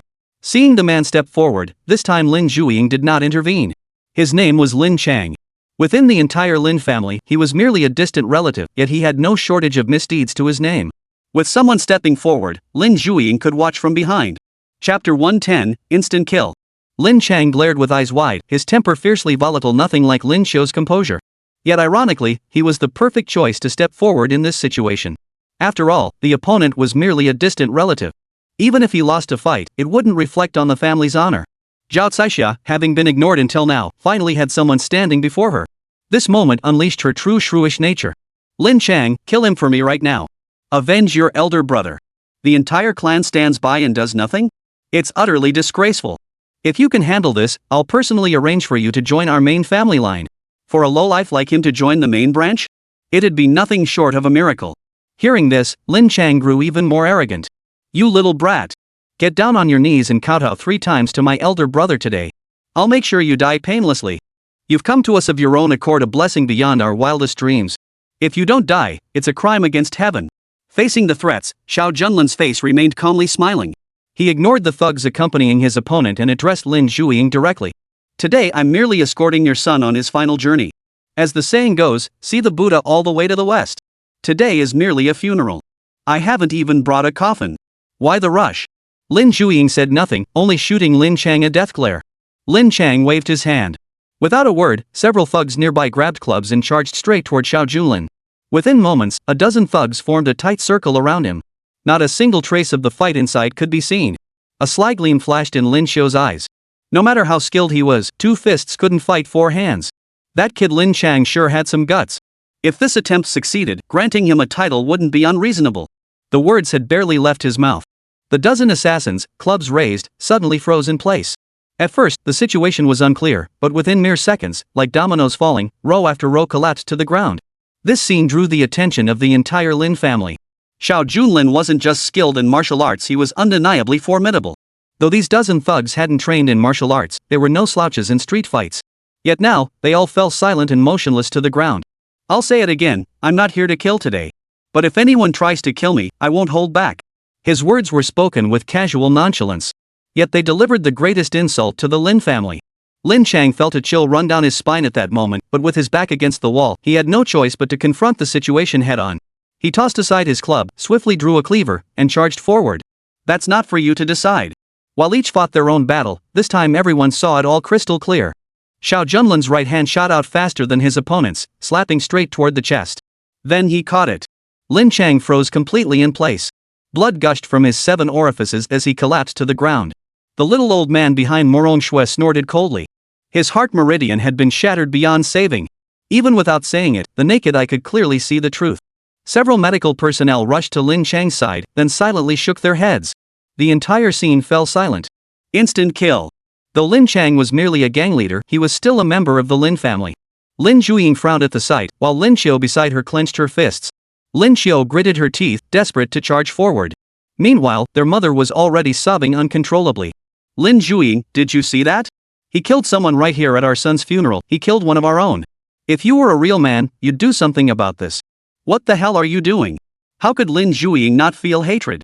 Lin Xiu, standing nearby, was already poised to act. But Lin Xiu was no martial arts master. If Lin Chang could die, Lin Xiu would inevitably meet the same fate. In contrast, Lin Chang was practically insignificant within the entire family, while Lin Xiu was the future heir. How could Lin Zhuiying possibly let the heir go and throw his life away? After disrupting 2 consecutive auctions and now attempting to crash the event, who could guarantee such people would show any courtesy? Luo Qingcheng slipped his hands into his pockets. Though several masters stood behind him, their role this time was to watch the fire burn from across the river. Son, what do you think of this kid's skills? Lu Laming narrowed his eyes. Seems he's learned quite a bit during his time in Longcheng. He must have mastered his skills to return like this. But he's still no match for our family. Besides, the 3 experts behind Miss Morong won't just stand by and watch. Luo Qingcheng's silent, smiling expression filled Lu Laming with discontent. Yet no one else dared utter a word. For the burly men who had been knocked to the ground though they had been helped up had all, in the briefest of moments, breathed their last. In other words, when Xiao Junlin strikes, someone must die. I've already said it, I haven't prepared enough coffins for today. Gentlemen, must you insist on fighting to the death here? Besides conceding this round to young Master Lin, there's another person here today I'd like to meet. After all, I didn't get much chance to speak at the last auction. Besides, after all these years apart, I'm a bit of a sentimentalist myself.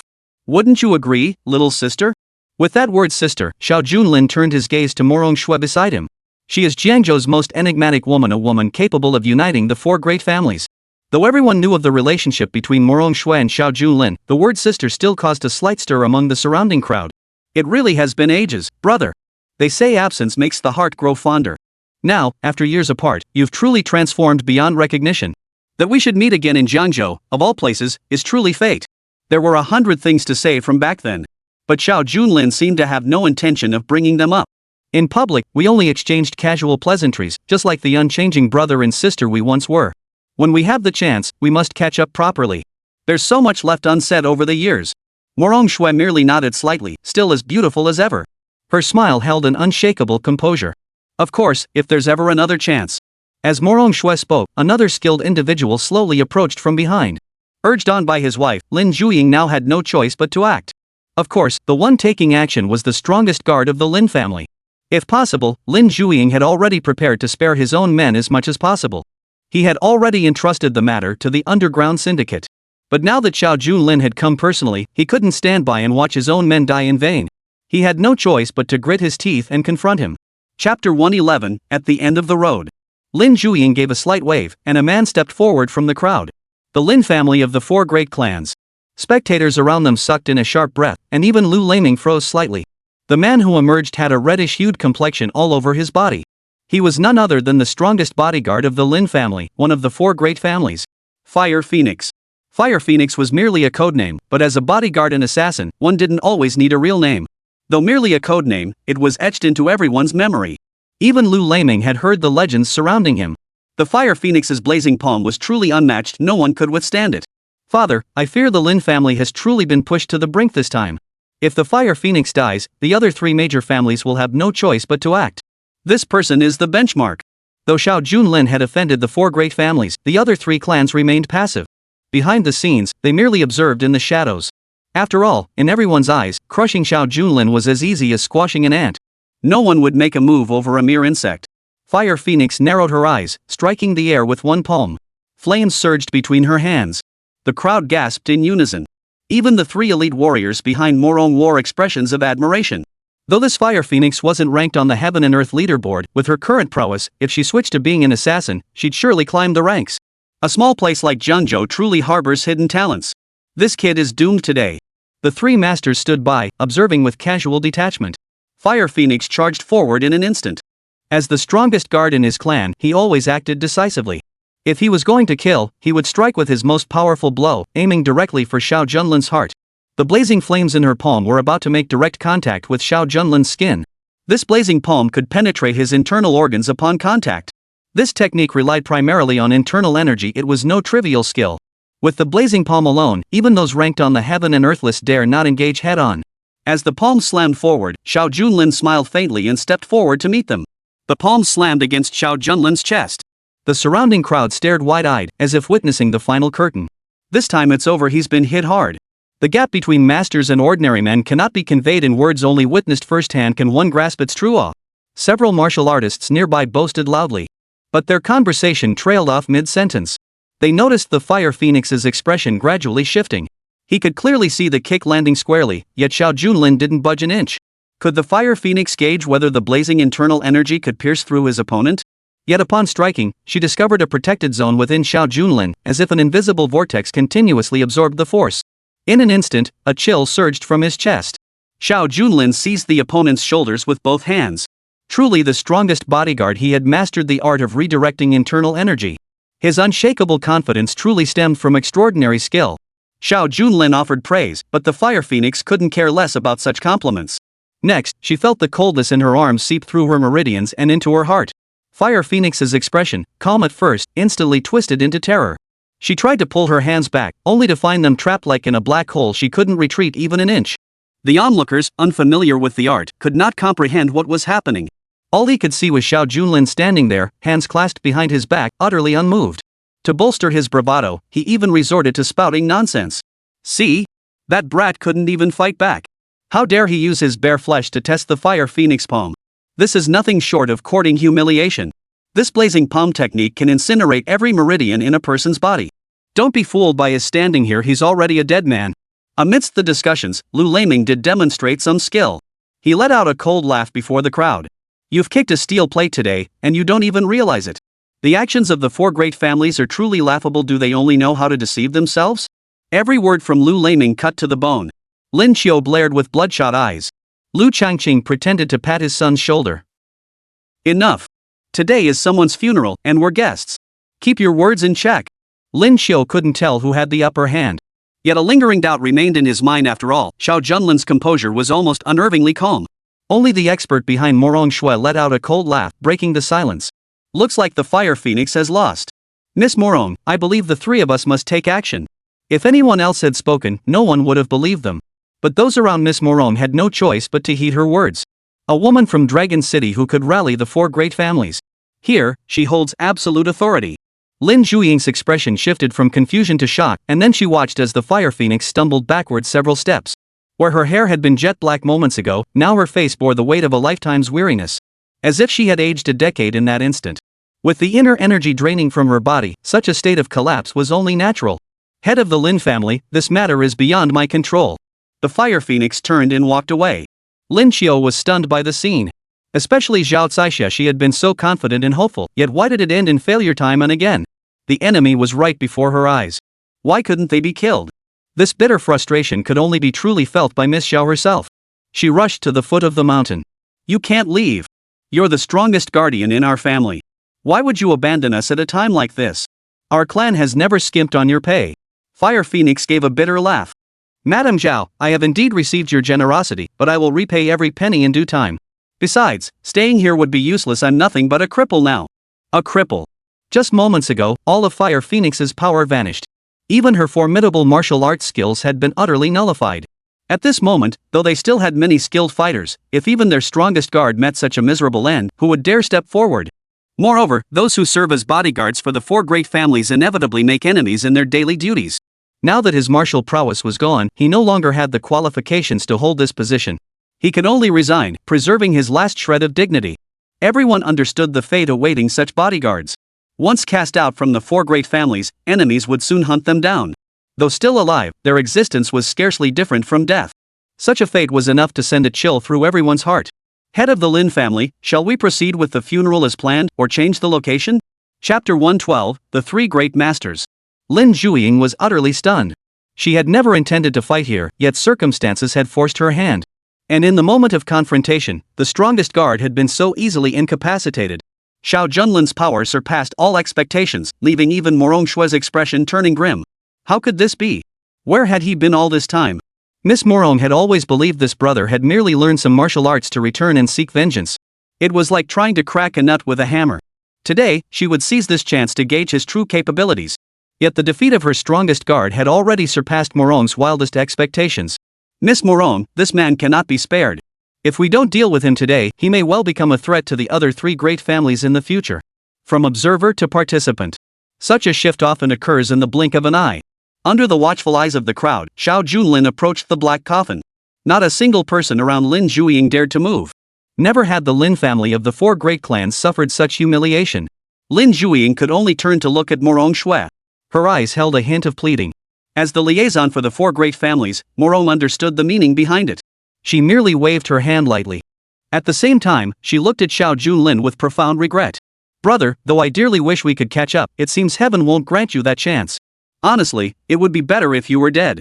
As Morong spoke, three elite warriors approached from three directions, their movements fluid and effortless.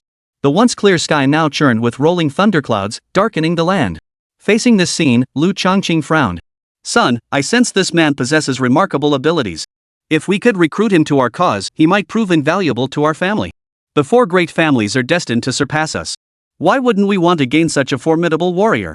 The Lu family had always been eyeing them covetously. Though their business dealings held no direct connection to the four great families, the very fact that he stood here uttering such taunts was proof enough of his standing and status. Lu Laming listened to his father's words, his fists clenched tightly.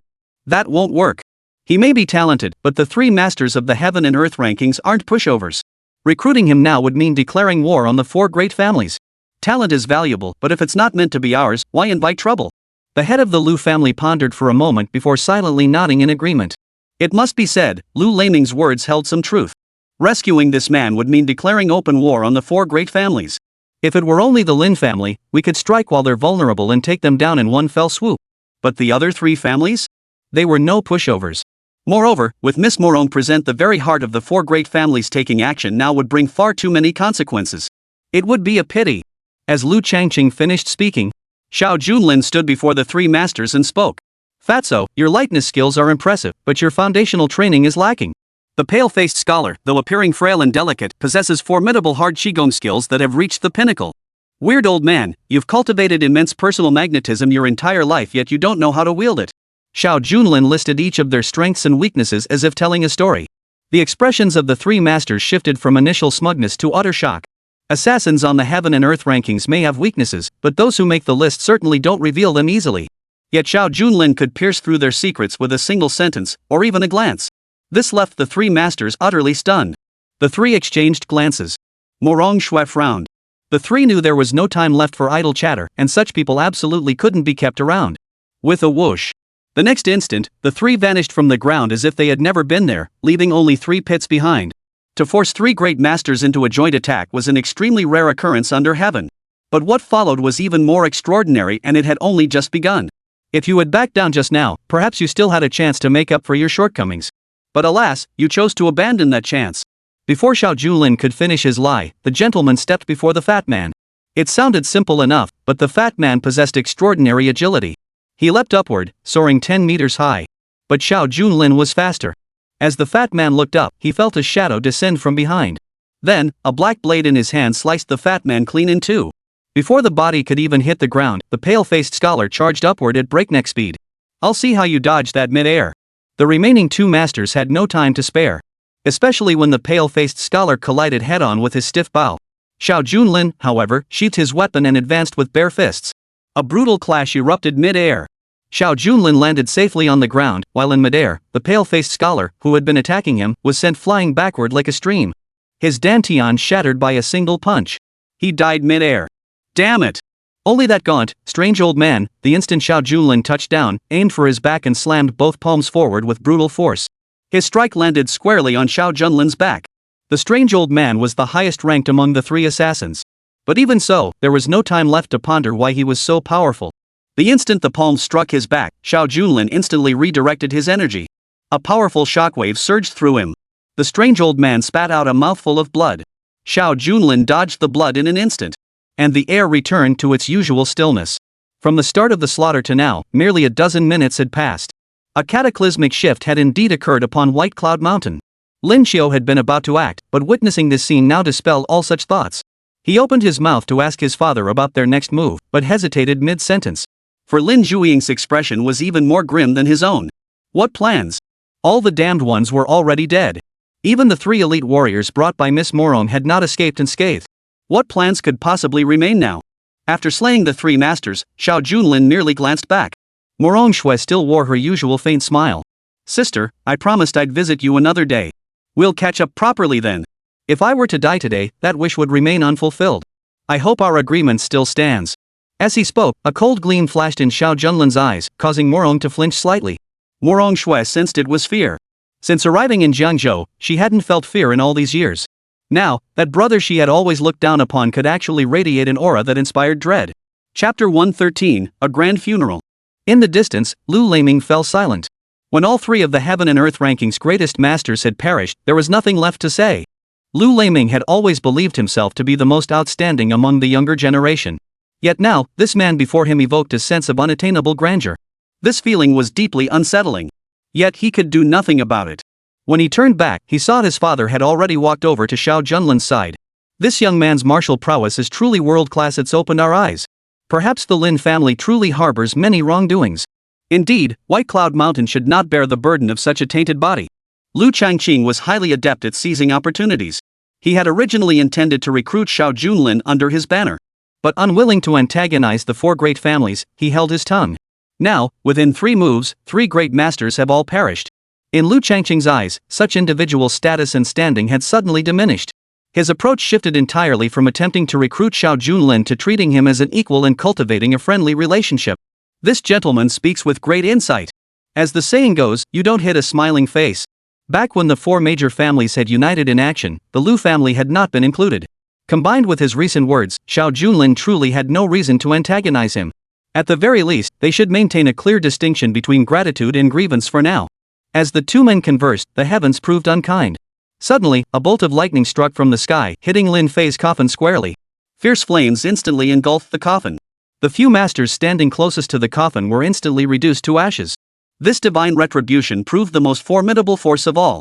The crowd surrounding the Lin family, no longer concerned with the funeral procession, recoiled in terror at the sight of the forest fire about to engulf them. Amidst the raging flames, Shui vanished into the billowing smoke. Who knows when this cousin might change his mind? Now that the 3 elite warriors by his side were gone, even Shui wouldn't dare confront him alone. As for the Lin family's affairs, it was best to let them fend for themselves. The flames consumed the inkstone. Along with the offerings surrounding the coffin, everything was reduced to ashes. Lin Zhuiying and Lin Xiu rushed forward with wide eyes, desperately trying every means to extinguish the flames. But alas, it was all too late. Heaven's fiery wrath had long since reduced the corpse within to ashes. Though a hollow had been carved out atop White Cloud Mountain, there was no coffin left to bury. Witnessing this scene, Xiao Junlin's objective was achieved. This congratulatory gift had indeed surpassed his wildest expectations. It seemed even heaven refused to accept those who had committed countless evils. Since they were so busy today, there was no need for him to linger any longer. He would take his leave. Xiao Junlin turned to leave. Zhao Caixia, witnessing all this, had long since broken down inside. Why won't you die? Why won't you just die? I'll kill you today, no matter what. To bury my son. As Zhao Caixia screamed, she grabbed a pistol nearby. Gritting her teeth, she aimed it fiercely at Xiao Junlin. Facing this murderous intent, Xiao Junlin, who had been preparing to leave, turned his back to her. His voice turned icy once more. I see you're just a woman. I don't want to fight. But if you point that gun at me, that's a different story. A blatant threat. Seeing his wife like this, Lin Zhuiying stumbled back, forgetting to put out the fire, rushing to her side. A man 3 masters couldn't stand against. What could a woman possibly do? Alas, Zhao Caixia's hatred had long since consumed all reason. She pulled the trigger on the spot. Die! An explosion erupted in the air. Xiao Junlin remained with his back to his opponent, walking step by step down the mountain. Zhao Caixia's pistol exploded mid-air, instantly blowing her head off. She collapsed instantly, never to rise again. After all, the instant she drew her pistol, Xiao Junlin had already flung a stone like a dart into the muzzle. The moment she pulled the trigger, she only claimed her own life truly, he who sows the wind shall reap the whirlwind. No one knew if Zhao Caixia died with regret in her eyes, for her entire head was now a bloody mess. At that very moment, amidst the downpour, the flames gradually died out. The arriving and departing guests scattered one by one, slinking away like scared rabbits, terrified of incurring the Lin family's wrath. Only Lin Zhuiying remained, clutching his wife's corpse and howling to the heavens. This funeral. Not only had he lost his son, but also his wife. And all of this was caused by offending someone he had once thought he could kill at will. At this moment, Shui had vanished without a trace. The patriarch of a clan now bore a head of white hair. His face was etched with the weight of a lifetime in an instant. Not even a single person remained to continue the discussion. Underground Dragon King, call the Underground Dragon King immediately and notify every underground organization in Jiangzhou. By any means necessary, by any method, he must be eliminated along with his wife and the entire Luo family, utterly eradicated. I am willing to offer my fortune to entice the Dragon King to emerge from seclusion. Beneath White Cloud Mountain. Amidst a stretch of lotus ponds. A man in his 30s gripped a massive blade weighing 100 pounds. Though he possessed only one arm, the blade weighing over 100 kilograms moved through the air with fluid grace. Several dragonflies that had arrived with spring were sliced clean in two by his sweeping strokes, each strike precise beyond measure. Yet the man's formidable skill drew no gasps from the surrounding crowd. Nearby, in a pavilion, a crowd watched 2 men playing chess. One was a local farmer, utterly absorbed in the game, while the other wore a white Tang-style robe adorned with a golden dragon. It seemed the unfolding battle on the chessboard held more fascination than the man's martial prowess. In truth, the one-armed man had initially drawn the villagers' curiosity upon his arrival. Yet, as the 2 men frequently gathered here to practice their dance during their leisure hours, the locals gradually grew accustomed to their presence. Conversely, the white-robed man's chess skills were ever-changing and unpredictable, drawing the crowd's attention. Looks like I've lost again this time. I'm the best at chess in our village. Wait till noon, go home, eat your fill, then come back and play with me. The old farmer grumbled as he walked home step by step, hoe in hand. The man in white, a smile lingering on his face, waited until the other had gradually disappeared from sight before casually glancing at his phone. Young people these days have no sense of chivalry. Just look at what Lin Zhuiying sent. The text message's contents were crystal clear. Eliminate Xiao Junlin at all costs, or else the 4 major families will unite to crack down on the underground organizations. This was a blatant threat. The one-armed man remained composed, his right hand gripping a knife as a palpable aura of killing intent radiated from him. But the man in white merely waved his hand lightly. Rein in your bloodlust. Don't go around thinking violence is the only solution. When doing business in Jiangzhou, you have to consider the 4 great families. But this Xiao Junlin is quite the character to have provoked Lin Zhuiying into such fury. He's certainly stirred up quite a storm. Chapter 114, Serendipitous Book. The man playing chess earlier was Bai Dedian. He was precisely the man the four great families had been searching for. He controlled the entire Jiangzhou underworld and was known as the Dragon King of the Underground. The Underground Dragon King, upon receiving the call, was in a most unpleasant mood. After all, every word spoken on the phone amounted to a threat. Dragon King, these four major families? Better to wipe them out one by one. As the one-armed man shouted, he glared fiercely at Bai Dedian. Eliminating them sounded simple enough. But the underground society ultimately lived under the four major families. They run gambling dens and various illegal trades in Ping'anli. As long as they maintain cordial relations with the four great families, they can use them as a protective umbrella. Wanlixing, I know your martial arts are formidable, but some matters aren't decided by who packs the biggest punch. If we offend the four great families, our future will be bleak. Where would our thousands of men go to beg for food? I hold the Lin family in no regard, but provoke them, and you'll face the united might of the four great families, especially the Nan family. Their backing comes from Dragon City. Even if you gathered every last bit of strength in Jiangzhou, I doubt it would be enough. Wanlixing, as Bai Dishan's strongest bodyguard. He's been by his side for years, silent and unassuming. Whether it's the four great families or Xiao Junlin, none of them matter to the wanderer. After all, as an orphan adopted by Bai Dedian, he had become the sharpest blade in Bai Dishan's arsenal. As the two conversed, a gentle breeze began to stir. Then they saw a man approaching, his face radiating a gentle, scholarly grace. He walked without making a sound. Wanlixing had been chatting moments ago, but the instant he spotted Xiao Junlin, his instincts kicked in and he turned to observe. They did not know each other's names. In fact, this was their very first encounter. Yet between masters, there always exists an unspoken understanding beyond words. A few minutes later, Wanlixing and Xiao Junlin locked eyes. Neither spoke a word. Begins. Having spoken these words, Wanlixing drew the single blade in his hand. With a light swing, a distant tree was cleaved in two. Such a display already attested to his formidable skill. Masters seldom need many words. As Wanlixing uttered the word clear, he was already intent on settling the score with Xiao Junlin. Bai Dedian watched the two with keen interest. Half an hour passed slowly. Xiao Junlin, still wearing a smile, walked step by step to Wanlixing's side. He then raised the single blade in his hand. A fierce gust of wind howled past. Xiao Junlin's movements became utterly bizarre, and in the blink of an eye, he brushed past Wanlixing like a phantom. Without a backward glance, he strolled leisurely toward the foot of the mountain. Watching the departing figure, a smile spread across Bai Dishan's face. Wanlixing, who could possibly capture your interest so completely? In all of Jiangzhou, there are likely few who could capture your interest. Wanlixing finally snapped back to reality. He glanced at his empty right hand and gave it a light flick. An interesting fellow, one who could evade my attack. Bai Dedian gazed into the distance. His reply was laden with meaning. As the saying goes, beyond every mountain lies another. Therefore, in all matters, one should think twice before acting, rather than charging ahead recklessly. Jiangzhou may not be large, but it's definitely a place where hidden talents abound. After watching the figure disappear, Wanlixing turned to ask. Lord Bai, how shall we handle the matter concerning Xiao Junlin? Should we take matters into our own hands? Bai Dedian shook his head. Our underground society has its own methods. Force and violence could certainly resolve this, but why make such a fuss? I've already made arrangements. The Lantern Festival is in 2 days. We'll give him a surprise then. Sunlight bathed Xiao Junlin's face. Having awakened at dawn, Xiao Junlin glanced at the time. It was nearly the appointed hour. The bidding session for Master Sun's retirement home was about to commence. Early in the morning, he set off alongside Luo Qingcheng. The black vehicle slowly set off toward the northwest, enjoying the morning breeze along the way. Just then, a phone call abruptly interrupted the journey. Xiao Junlin glanced at his phone, surprised to see it was Wang Rohan calling.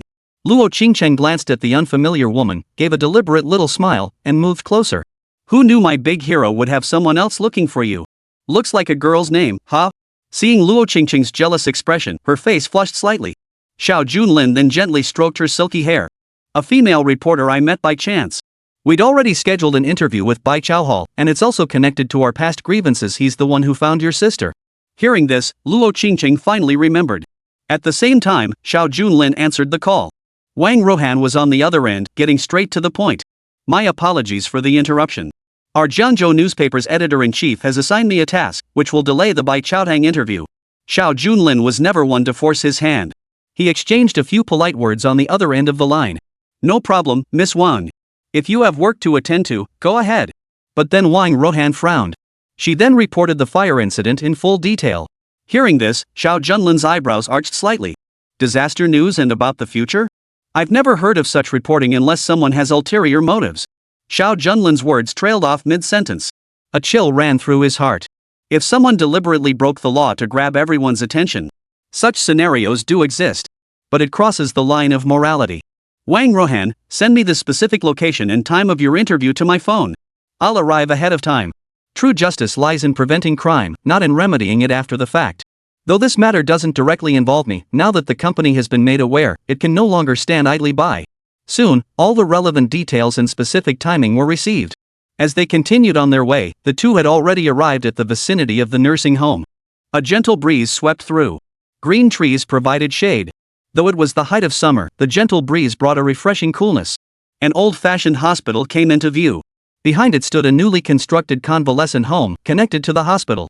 The owner of this convalescent home was a decent person, but unfortunately, the business was poorly managed.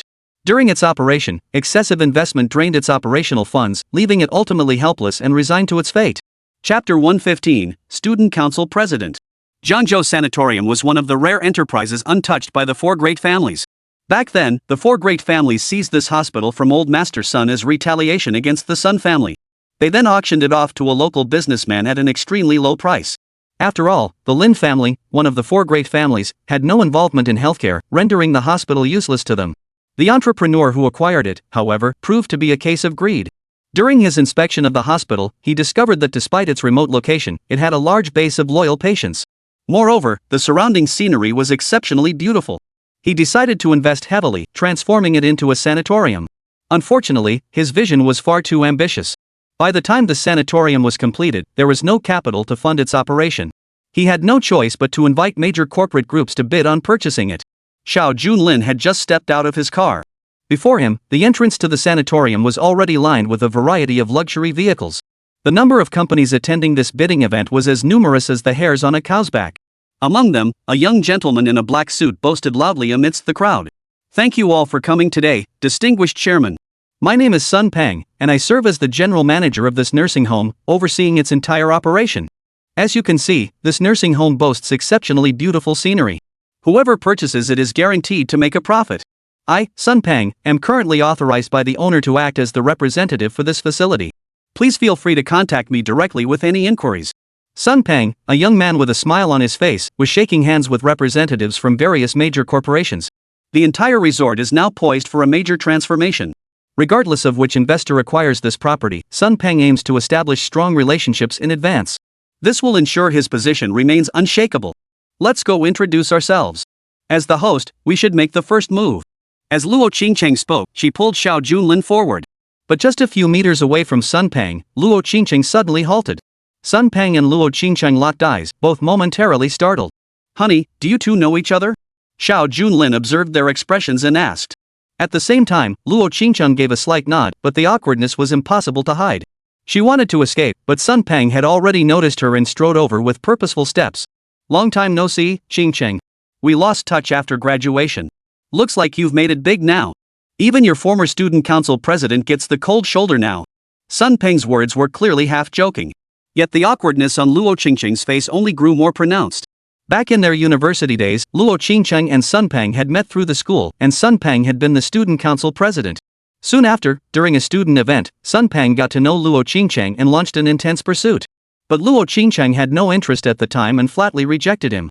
As student council president, Sun Pang felt deeply humiliated and deliberately made things difficult for her on several occasions.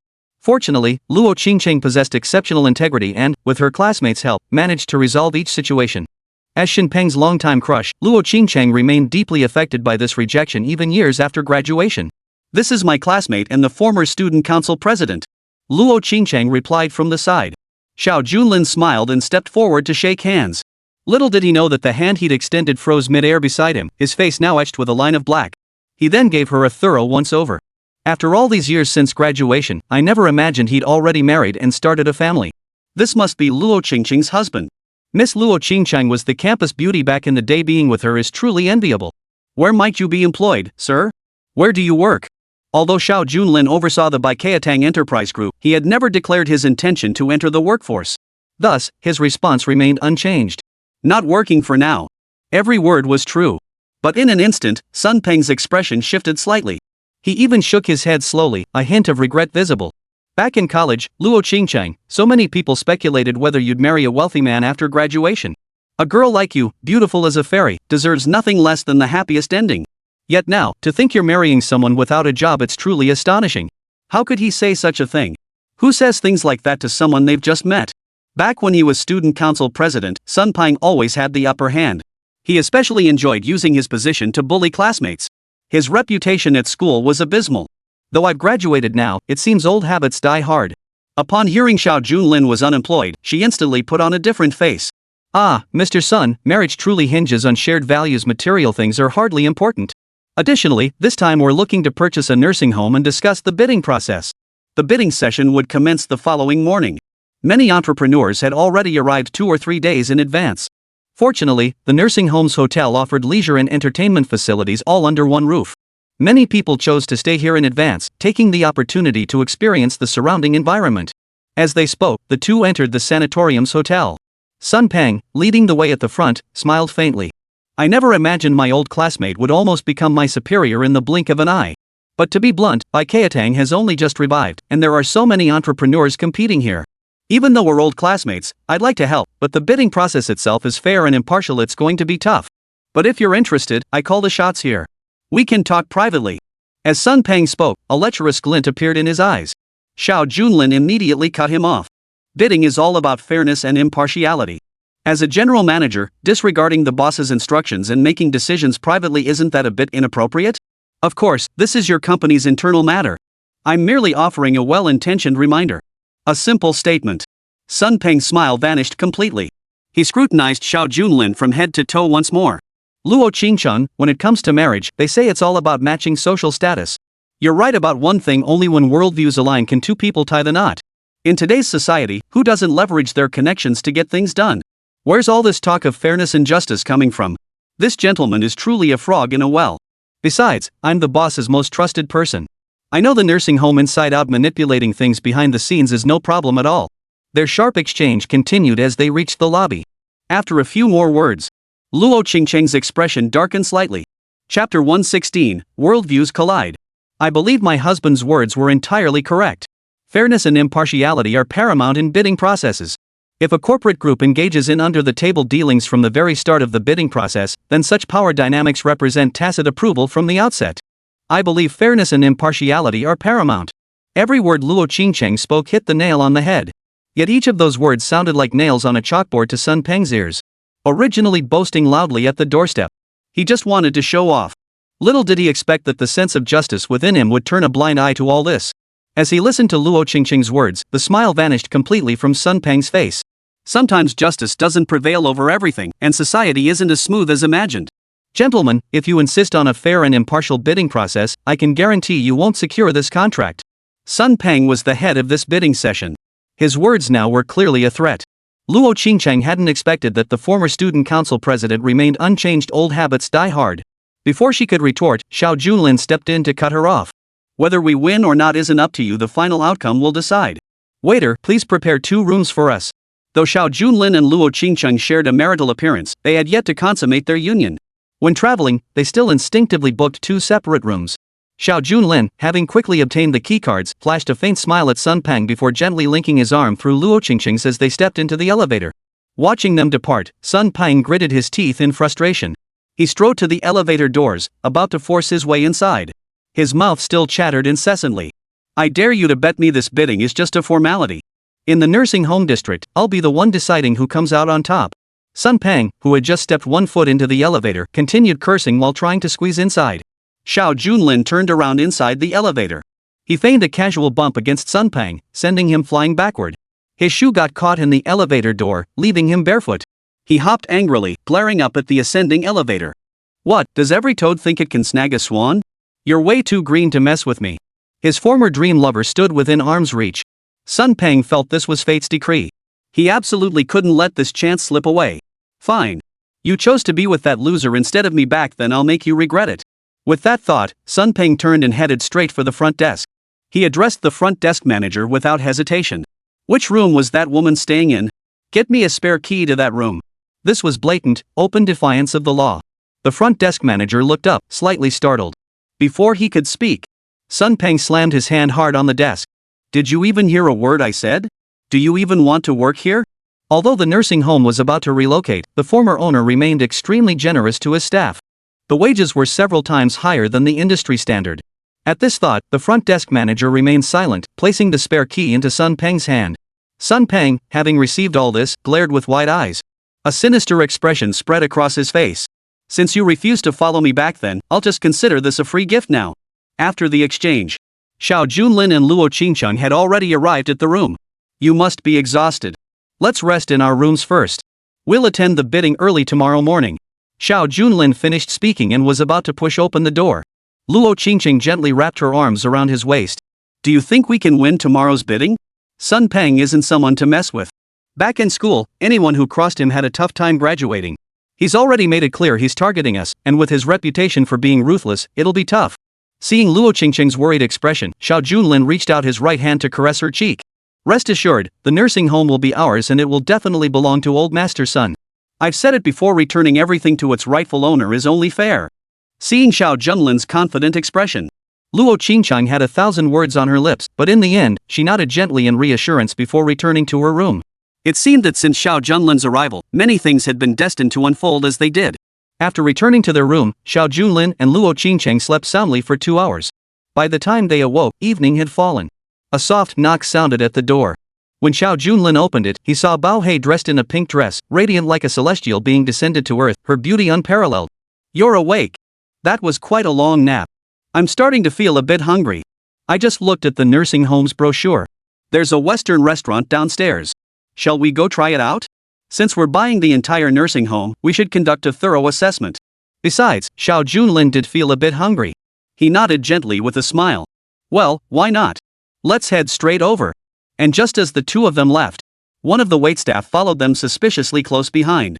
Watching the elevator descend slowly, a sinister smile spread across the attendant's face. Simultaneously, he pulled out a black walkie-talkie. Mr. Sun and his group have already gone to the Western restaurant downstairs. As you instructed, I've maintained surveillance the entire time. Meanwhile, inside the Western restaurant downstairs, Sun Peng pushed open the kitchen door furtively. As soon as he stepped inside, a chef followed closely behind. What are you doing here? This is the kitchen. How dare you just walk in? Facing the chef's shout, Sun Peng narrowed his eyes and turned back. The moment their eyes met, the chef froze for a second before quickly looking down. Mr. Sun. My apologies, what brings you here? This is the back kitchen, it's where we workers stay. It's not appropriate for you to be here. Just as the chef was about to caution Xiao Junlin, a bedsheet was flung before him with a sharp slap. I recall our restaurant's signature dish is the filet mignon. Mark my words, every single guest present tonight gets one. The price of a filet mignon at a 5-star Western restaurant. The chef was momentarily taken aback. Since the nursing home is located in the suburbs, and today saw an exceptionally high number of corporate clients, most diners would opt for the nursing home's 5-star restaurant. Serving a filet mignon to every single person would incur a significant cost. Should we inform the owner about this, young master? After all, the number of complimentary meals is truly excessive. I'm buried in the accounts. The nursing home owner is holding an auction precisely because of insufficient funds. They simply couldn't afford such a large entertainment expense. But just as he finished asking, a sharp slap echoed. Sun Peng slapped the chef across the face. Do exactly as I say. When the owner isn't here, you answer to me, including the power of life and death over this place. Chapter 117, Poisoning in Secret. The owner of Jiangzhou Sanatorium had been residing at the hospital year-round due to financial losses. His temper flared. Furthermore, Sun Peng was a veteran employee of the sanatorium, so the auction affairs had always been entrusted entirely to him. Moreover, before the owner's departure, he had personally convened a meeting to issue instructions to all staff members. Thus, in Sun Peng's absence, he effectively held the owner's authority. The chef dared not continue resisting and could only nod hurriedly. But the real show was yet to come. As Sun Peng gave his instructions, he took out a fillet steak and slowly opened a bottle he carried with him. The bottle contained a peculiar pink liquid. Once opened, it was colorless and odorless. Without any hesitation, Sun Peng poured the liquid over the steak right in front of the chef. Witnessing this, the chef beside him frowned. Young Master Sun, what exactly are you adding? A chef working at a 5-star establishment possessed unquestionable expertise. Even without Sun Peng explaining, it was clear this was no ordinary substance. Asking the question now was merely a formality. What it is has nothing to do with you. But remember, a man and a woman will be coming down shortly. Once they enter the restaurant, the complimentary items will be distributed. During the distribution, however, only this steak laced with the potion is to be given to that couple. The blunt words left the nearby chef stunned. Young Master Sun, what you're doing is illegal. This doesn't seem quite right. Sun Peng narrowed his eyes. He remained silent. This silence weighed heavily on the chef. After just a few seconds, the chef could only take a deep breath and give up resisting. Understood. I'll follow Mr. Sun's instructions. Hearing this promise, Sun Peng finally nodded slowly. Remember, there must be no mistakes. Tonight, something spectacular is about to unfold. Evil slowly took root in the darkness. At that moment, Xiao Junlin and Luo Qingcheng had already arrived together at the 5-star Western restaurant. Sure enough, the interior of the Western restaurant was nearly packed to capacity. The two quickly found an unoccupied corner. No sooner had they sat down than the sound of a roaring crowd erupted from the speakers. Thank you all for coming to the nursing home to participate in this auction and bidding event. To express our gratitude, everyone will receive a complimentary filet mignon steak tonight. Though the prominent entrepreneurs present likely didn't care much about a single steak. But offering one to each person was indeed a grand gesture. Combined with the gesture of goodwill, cheers soon filled the restaurant. Simultaneously, a server, guided by the chef, placed the steak slowly beside Xiao Junlin and Luo Qingcheng. The server smiled faintly, sometimes words were unnecessary. With every guest receiving an identical steak, no one questioned the gesture. Wasn't the owner here nearly bankrupt? Who would have thought he'd be so generous? Tonight's expenses were certainly no small matter. As Luo Qingcheng spoke, she gently sliced off a piece of steak. She placed it in her mouth, and it melted instantly. At the same moment, Xiao Junlin did the same. But the instant the steak touched his lips, an imperceptible scent surged into Xiao Junlin's nostrils.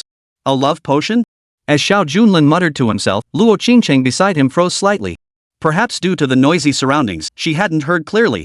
Were you just talking to me? Regaining his composure, Xiao Junlin smiled faintly and placed the steak into his mouth. This is pretty good, melts in your mouth. Truly worthy of a star-rated steak. At that moment, several cameras inside the Western restaurant were entirely under Sun Peng's control. Watching the two share the steak, Sun Peng could barely contain his excitement. His grip on the door key tightened, his eyes gleaming with greed. You little. If you hadn't refused me back then, I'd have made sure you died a miserable death. Once I'm done playing with you, your reputation will be utterly ruined. The two sharing dinner inside the restaurant seemed utterly oblivious to all this.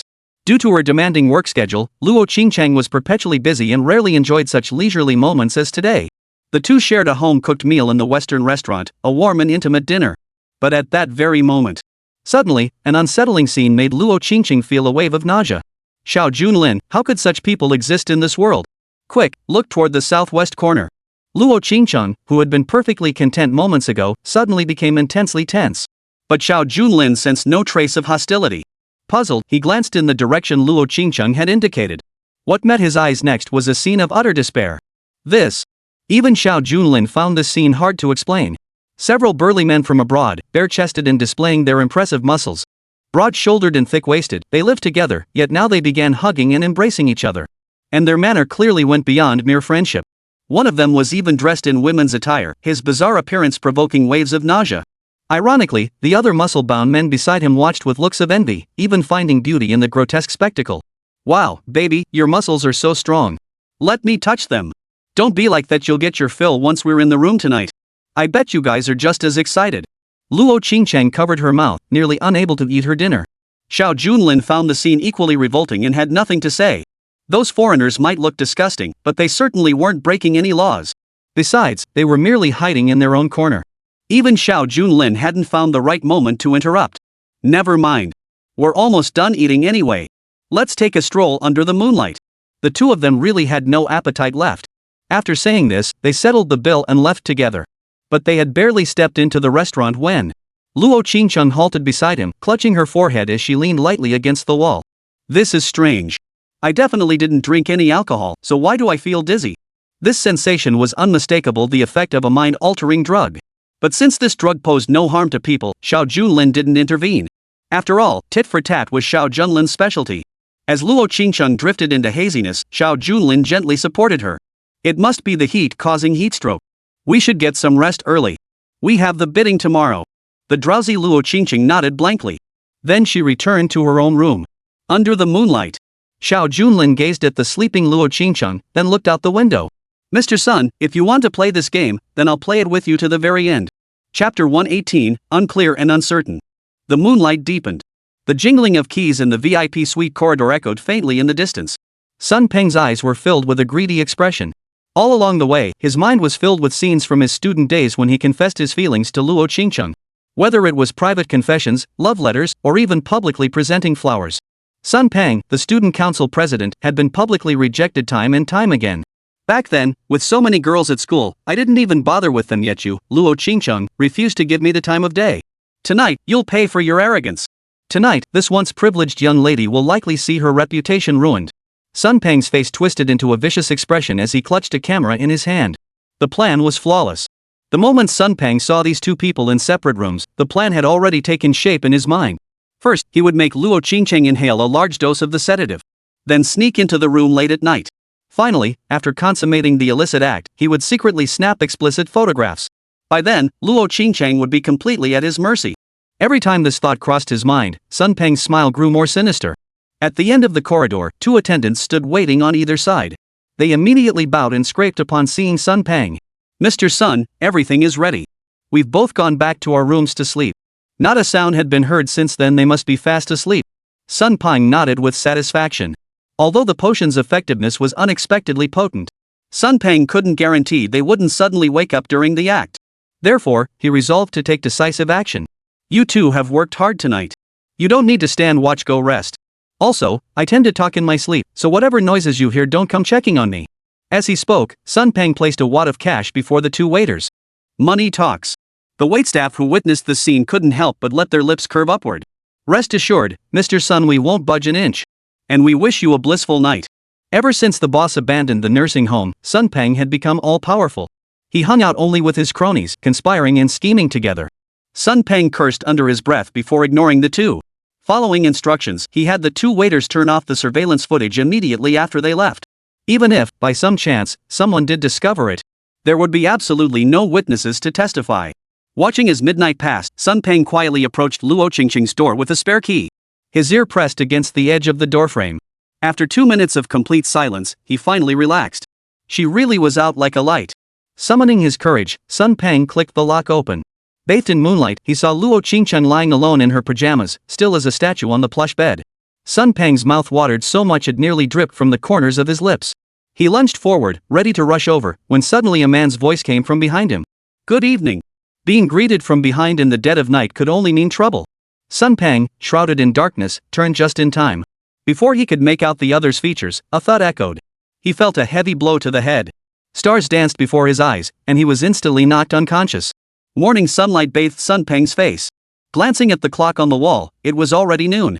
The bidding session was supposed to be in the morning, but now he'd completely missed it.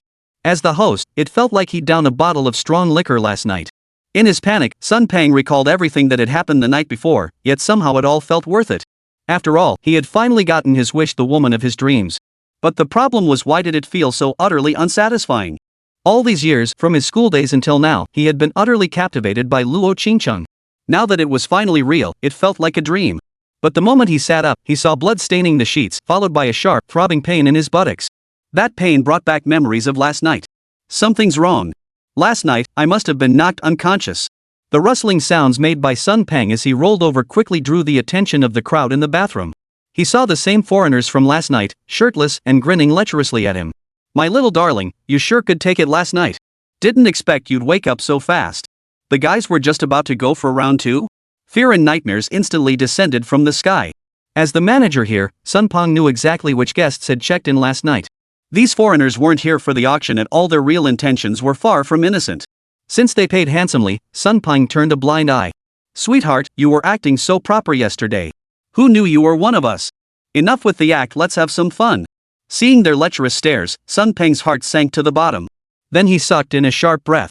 He scrambled back a few steps. "You're not telling them? This is intentional assault.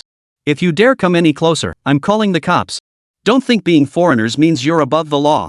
As Sun Peng shouted his warning, one of the foreigners retrieved the camera and last night's footage. The unbearable scene appeared on the screen. "No problem, all this can be used as evidence. I can help you file a report. And I won't mind seeing your faces plastered across movie screens and major websites."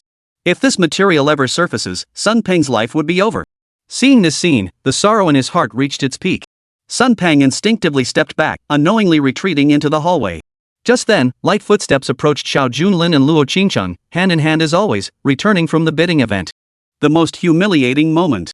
Caught by his dream lover. Sun Peng felt his scalp instantly tingle. At the same time, Xiao Junlin gently covered Luo Qingcheng's eyes and whispered a warning in her ear. "Honey, don't look, it'll burn your eyes." Luo Qingcheng thought he was joking. She gently pried Xiao Junlin's hand away.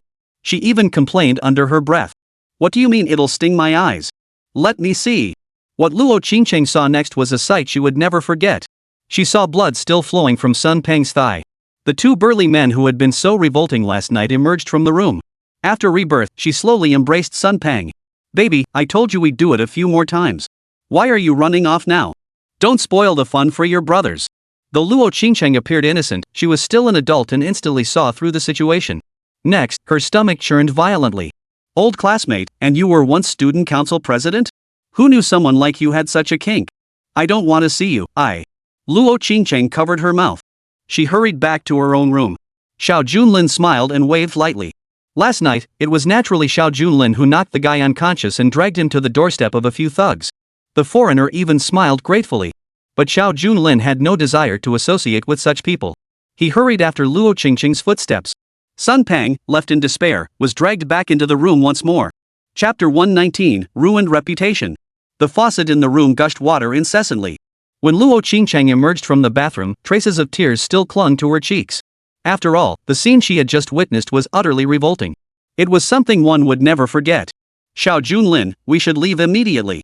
I never imagined my classmate would be that kind of person. I thought he was just a bit arrogant, but who knew he had such twisted tastes?" Seeing Luo Qingcheng's state, Xiao Junlin gently patted her shoulder. He simultaneously pulled out several tissues and handed them over. As the saying goes, you can't judge a book by its cover. Besides, after so many years apart, hearts often begin to change gradually in the wheel of time. Xiao Junlin spoke with such conviction. But in truth, every step was his own doing. After all, there's a saying, an eye for an eye. Besides, if Sun Peng hadn't orchestrated these schemes, he wouldn't have ended up disgraced and ruined. With that thought, Xiao Junlin pulled out his phone and had a conversation with old Master Sun. Then he silently shook his head. "My wife will likely have to wait a while longer. Old man Sun is on his way. We're doing this to hand over the nursing home to old Master Sunday. It wouldn't be right for us to leave before the main guest arrives." Luo Qingcheng could only patiently endure, continuing to wait in the room. Meanwhile, in another room, wails and howls echoed through the neighborhood. The two attendants stationed beside the monitors had been waiting for nearly a day and night. Though the surveillance had been completely destroyed, the wails and howls from the room were deafening. The young attendant, barely having slept all night, forced himself to stay awake despite the dark circles under his eyes. "Hey, bro, is Mr. Sun done yet? And this sound doesn't seem quite right. Why is Mr. Sun still screaming?" He was screaming all night last night, skipped the morning bidding session, and started up again. Half asleep, the young man was about to push open the door when the older attendant beside him grabbed his arm. "What's the rush? Haven't you noticed the sounds getting fainter? That means he's finally worn himself out. I hear that girl is Mr. Sun's dream lover. Don't let his respectable appearance fool you. He might have some peculiar tastes. If you go up now and ruin their mood, do you want to get fired?" Sun Peng was a fairly prominent figure locally. If such a secret gathering were interrupted, the consequences would likely be far more serious than just getting fired. The young waiter felt the older man had a point. In the end, he could only crawl back to his room and continue his dream interpretation. At that moment, Sun Peng was already half dead from the ordeal. Then came a loud thud. The door burst open, and he was kicked out, clothes askew. Sun Peng was practically in tears. A grown man, crying louder than a child. His gait was unsteady and erratic, his speech slurred and incoherent. "Xiao Junlin, I'll kill you. I'll tear you to pieces. What about the bidding? If you get this contract today, I'll write my name backwards." Sun Peng glared into the distance. From the highest room of the restaurant, one could see the bidding site. By now, the sun was high in the sky. By all accounts, the bidding session should have concluded. Yet the venue remained packed to the rafters, with countless people still murmuring among themselves, unable to leave. Not only were major business leaders still present, but for some reason, numerous reporters had also gathered around. It seemed the bidding was still ongoing. As expected, without me present, not even the chairman had convened. Whoever lands this contract, one thing was certain, Xiao Junlin would never get it. Sun Peng, consumed by rage, hurriedly pushed open the door. Gritting his teeth against the physical pain, he quickly changed into a suit, restoring his usual polished appearance. He stepped outside the hotel. Bathed in sunlight, at that very moment, it seemed as though all his confidence had returned. He then cleared his throat softly. He strode briskly toward the venue. Who would have thought this bidding session would treat us to such a spectacle? Truly a lively affair. Today's meeting was a complete waste of time. We didn't win the bid, but it sure opened our eyes.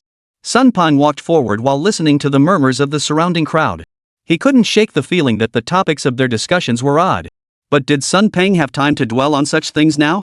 As he approached the venue, he found entrepreneurs had already crowded the stage so tightly there was no room to move. My apologies, everyone, I'm late. Please make way for everyone, the bidding session is about to begin. Sun Peng was beaming with energy. He then dashed toward the stage.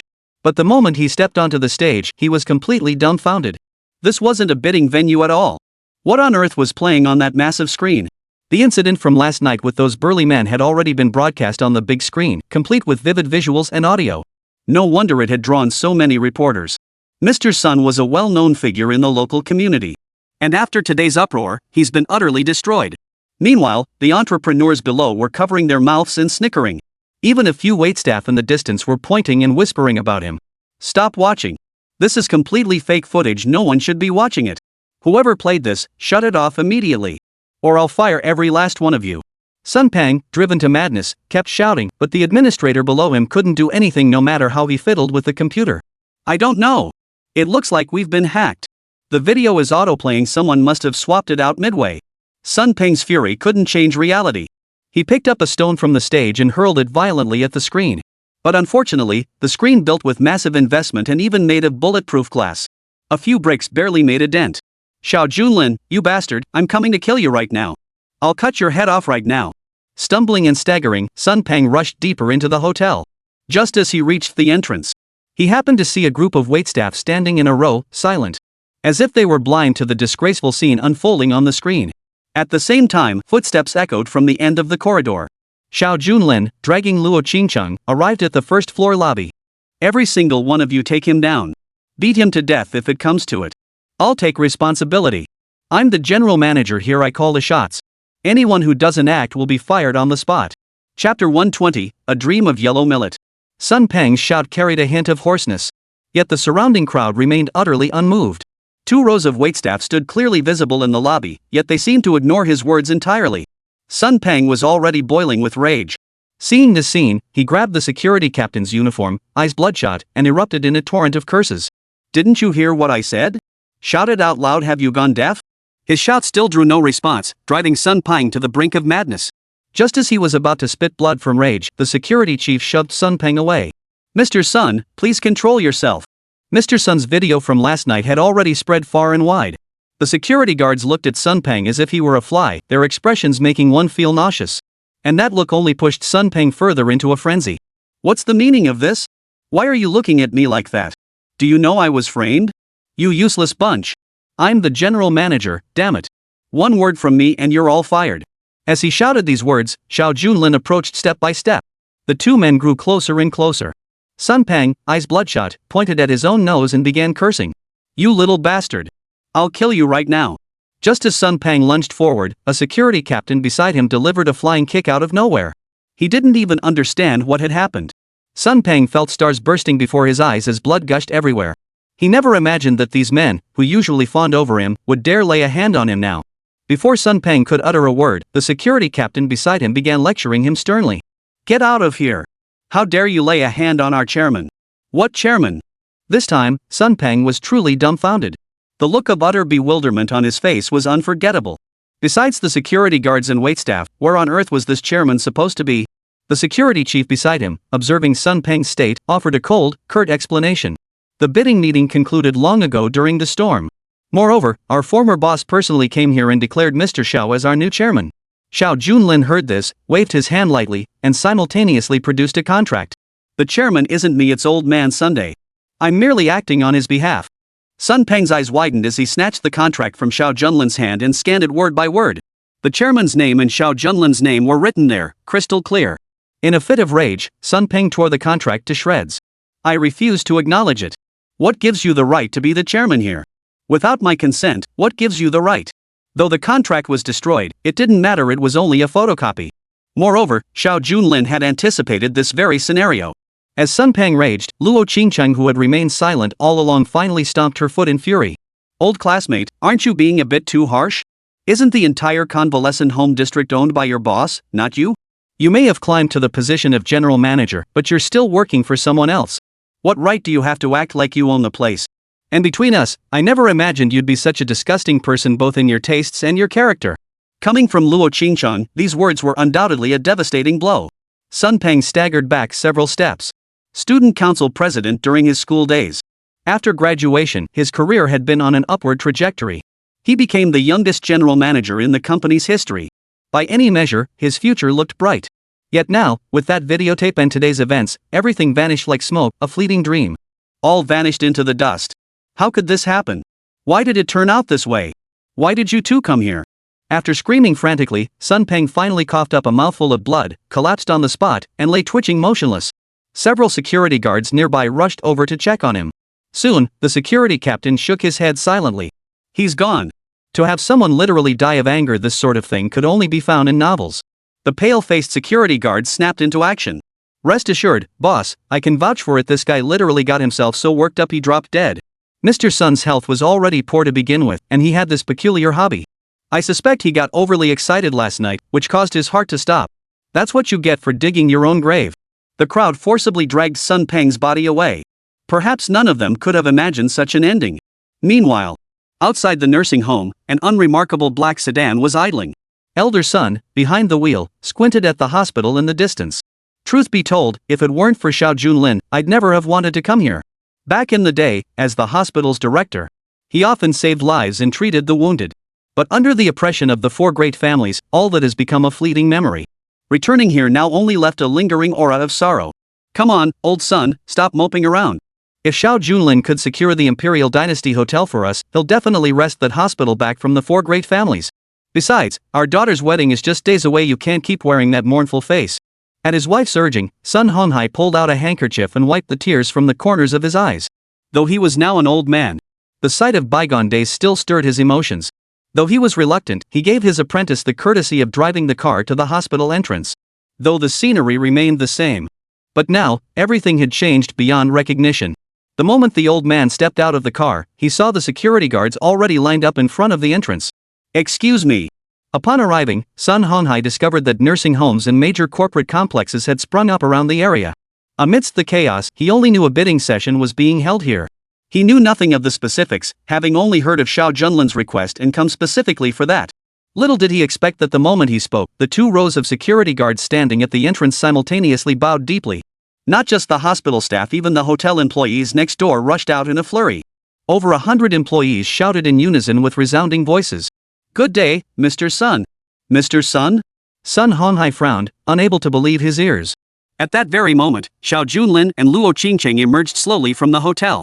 Xiao Junlin wore his usual smile before clasping his hands together. Old master, you remain the most suitable person to oversee Jiangzhou Hospital. Chapter 121, Overseas Contract.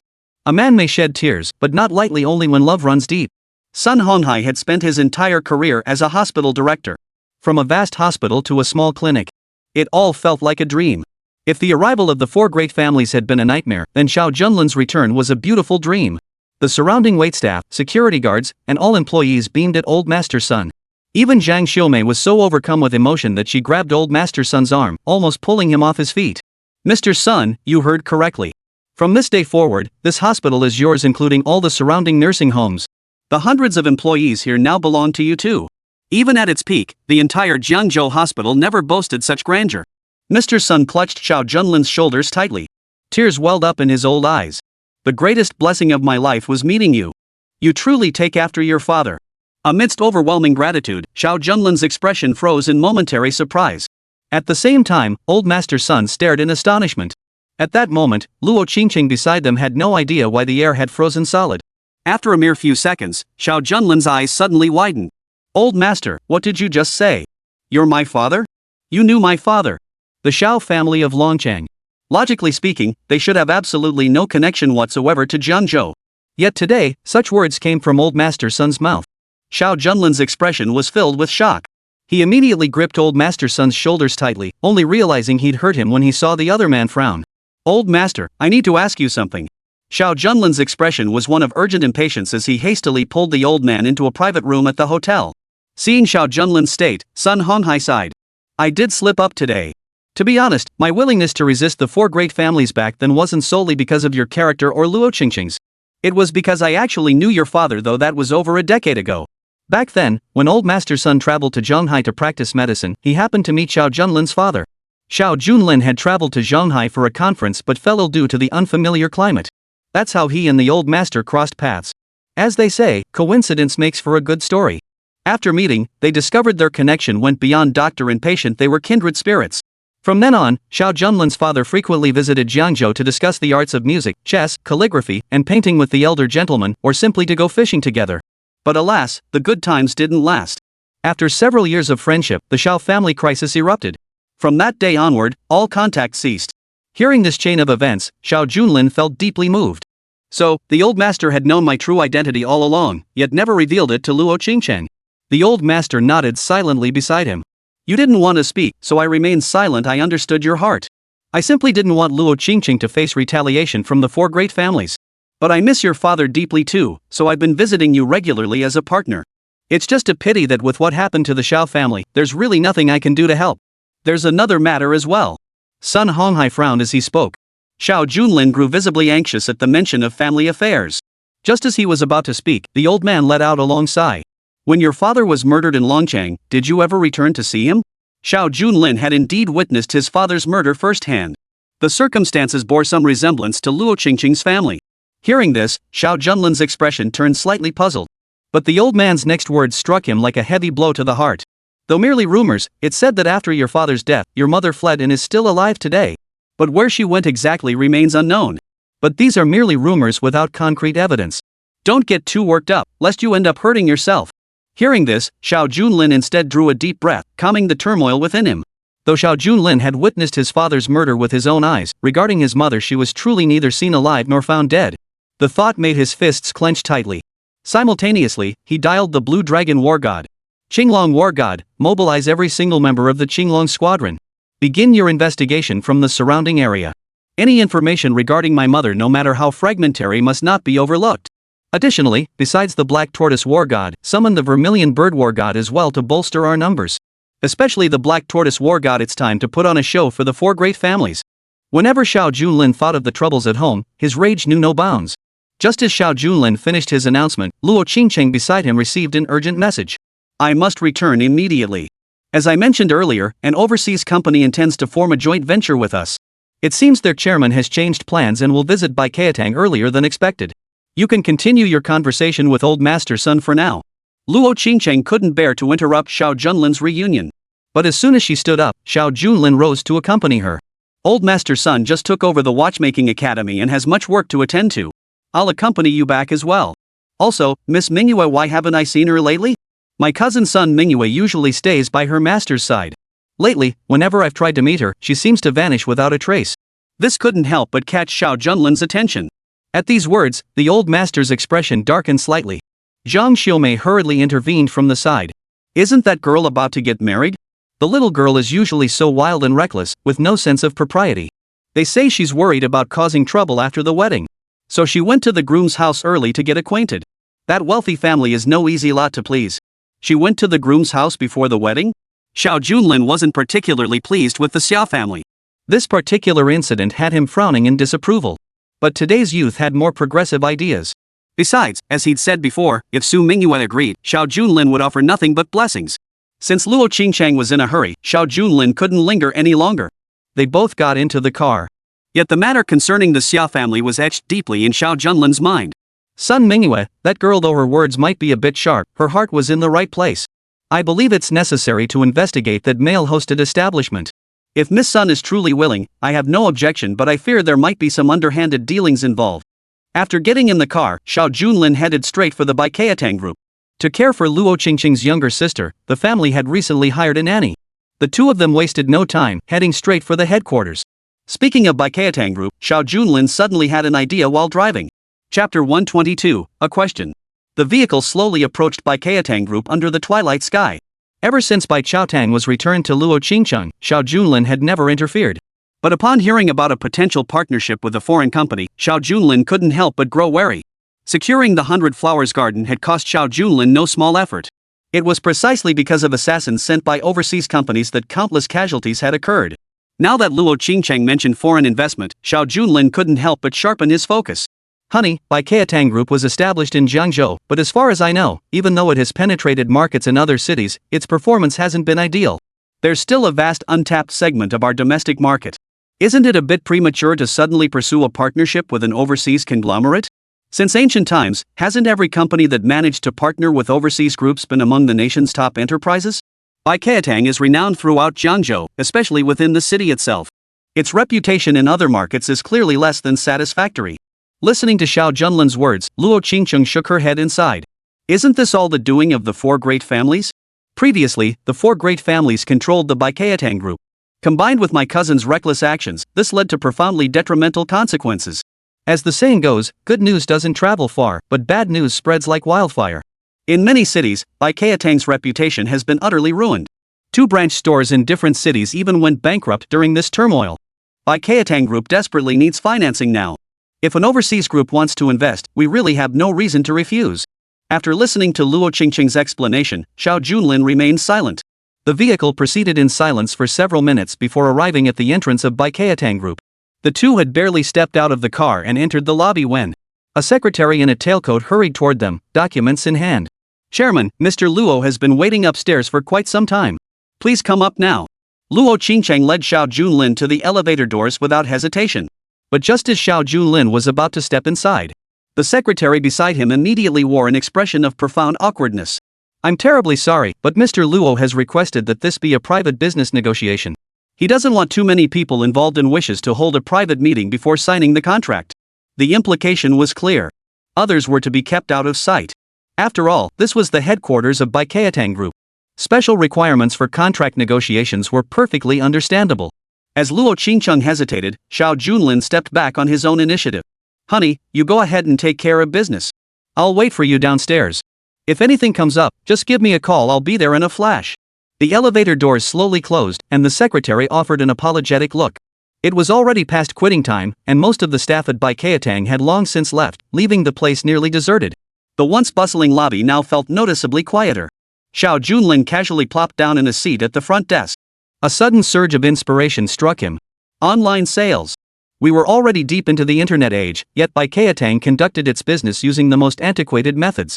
Opening branches in major cities. Physical sales remained the core strategy. Even for the few medicines that could be sold online, they merely relied on third-party platforms, which took their cut of the profits. For online expansion, there is indeed a prime candidate. Under the cover of night, Mr. Ma of Global Group had just undergone an interrogation. Ever since the last auction went awry, the four great families had stationed Ma Wangtian by Xiao Junlin's side. They demanded constant updates on his situation. Ma Wangtian now found himself walking on thin ice. Though he controlled Universal Group and possessed an exceptionally powerful information company, every step he takes is fraught with peril. One misstep could mean losing everything. That feeling of walking on eggshells kept him awake night after night. Just as he had cut off the conversation with the Lin family, a familiar number suddenly rang on his phone. Seeing Xiao Junlin's name, Ma Wangtian felt a chill run down his spine. Big boss, what brings you calling at this hour? In Ma Wangtian's eyes, Xiao Junlin was the boss of an assassin organization. To this day, he still believed it without a doubt. That's why he always addressed Xiao Junlin as Big Boss on the phone. Soon, the other end of the line delivered an order. Mr. Ma, I hear you built Global Group from the ground up, truly a seasoned veteran. The reputation of the four great families has caused extremely negative repercussions, and Baitsaotong's sales are currently far from optimistic. Although the group headquarters has cleared its name, its reputation remains tarnished in other cities. Many retail spaces refuse to lease to us. Do you think Baikayatang has alternative sales channels? Xiao Junlin's barrage of questions was clearly seeking answers rather than posing them. Ma Wangtian's responses satisfied Xiao Junlin. Big boss, I'm familiar with Baikayatang's business model, it's always been retail focused. In this day and age, we should shift our sales approach and try leveraging the internet, building our own website. This isn't difficult to arrange. I'll contact the network group to set up a dedicated fast-track solution for Baikayatang. However, this still requires the chairman's personal approval. Xiao Junlin was thoroughly satisfied with this solution. That was precisely the purpose of approaching Global Group. Mr. Ma, I'm entrusting this matter to you. Once the online channels are established, you'll certainly receive your share of the benefits. No businessman would turn down profit. Even someone as half prince, half tiger as he was couldn't resist the lure of money. Though Bai Keitang's reputation had recently taken a hit, under the leadership of Xiao Junlin and his team, its resurgence was only a matter of time. Securing an equity stake through action is precisely what Ma Wangtian hopes to achieve. Rest assured, boss. I'll handle this matter perfectly. All paperwork will be ready in 2 days. After hearing Ma Wangtian's promise, Xiao Junlin hung up the phone. But just then, another call came in on his phone. The caller was Ying Zhang, the nanny recently hired by his family. Sir, please come to the school immediately, something's happened. Your sister tried to help someone, and she got beaten up at school. The nanny's speech was somewhat slurred. She was clearly injured too. Acted heroically? Upon hearing the news, Xiao Junlin initially felt a mix of amusement and exasperation. Luo Qingcheng was now old enough for elementary school. After returning home, he had the nanny handle the enrollment paperwork a couple days prior. But it was just elementary school, what kind of heroic act could possibly happen there? Chapter 123, Unusually Busy. Jiangzhou Sanatorium. As night fell, Old Master Sun and his wife stood by the window, gazing at the starry night sky, unable to sleep for a long time. Over the years, Old Master Sun had long since found peace. Though the pressure from the 4 great families prevented him from reopening his hospital, even a small clinic would have sufficed to satisfy his heart. Yet all this changed dramatically with Xiao Junlin's return. The passion that had long since died within him began to stir once more. Xiao Junlin, regarding your father's matter, I truly feel I have failed you. There was simply nothing I could do to help. This guilt is beyond words. Zhang Xiumei stood beside him, clutching Old Master Sun's arm. After all, Xiao Junlin's child was only looking out for us.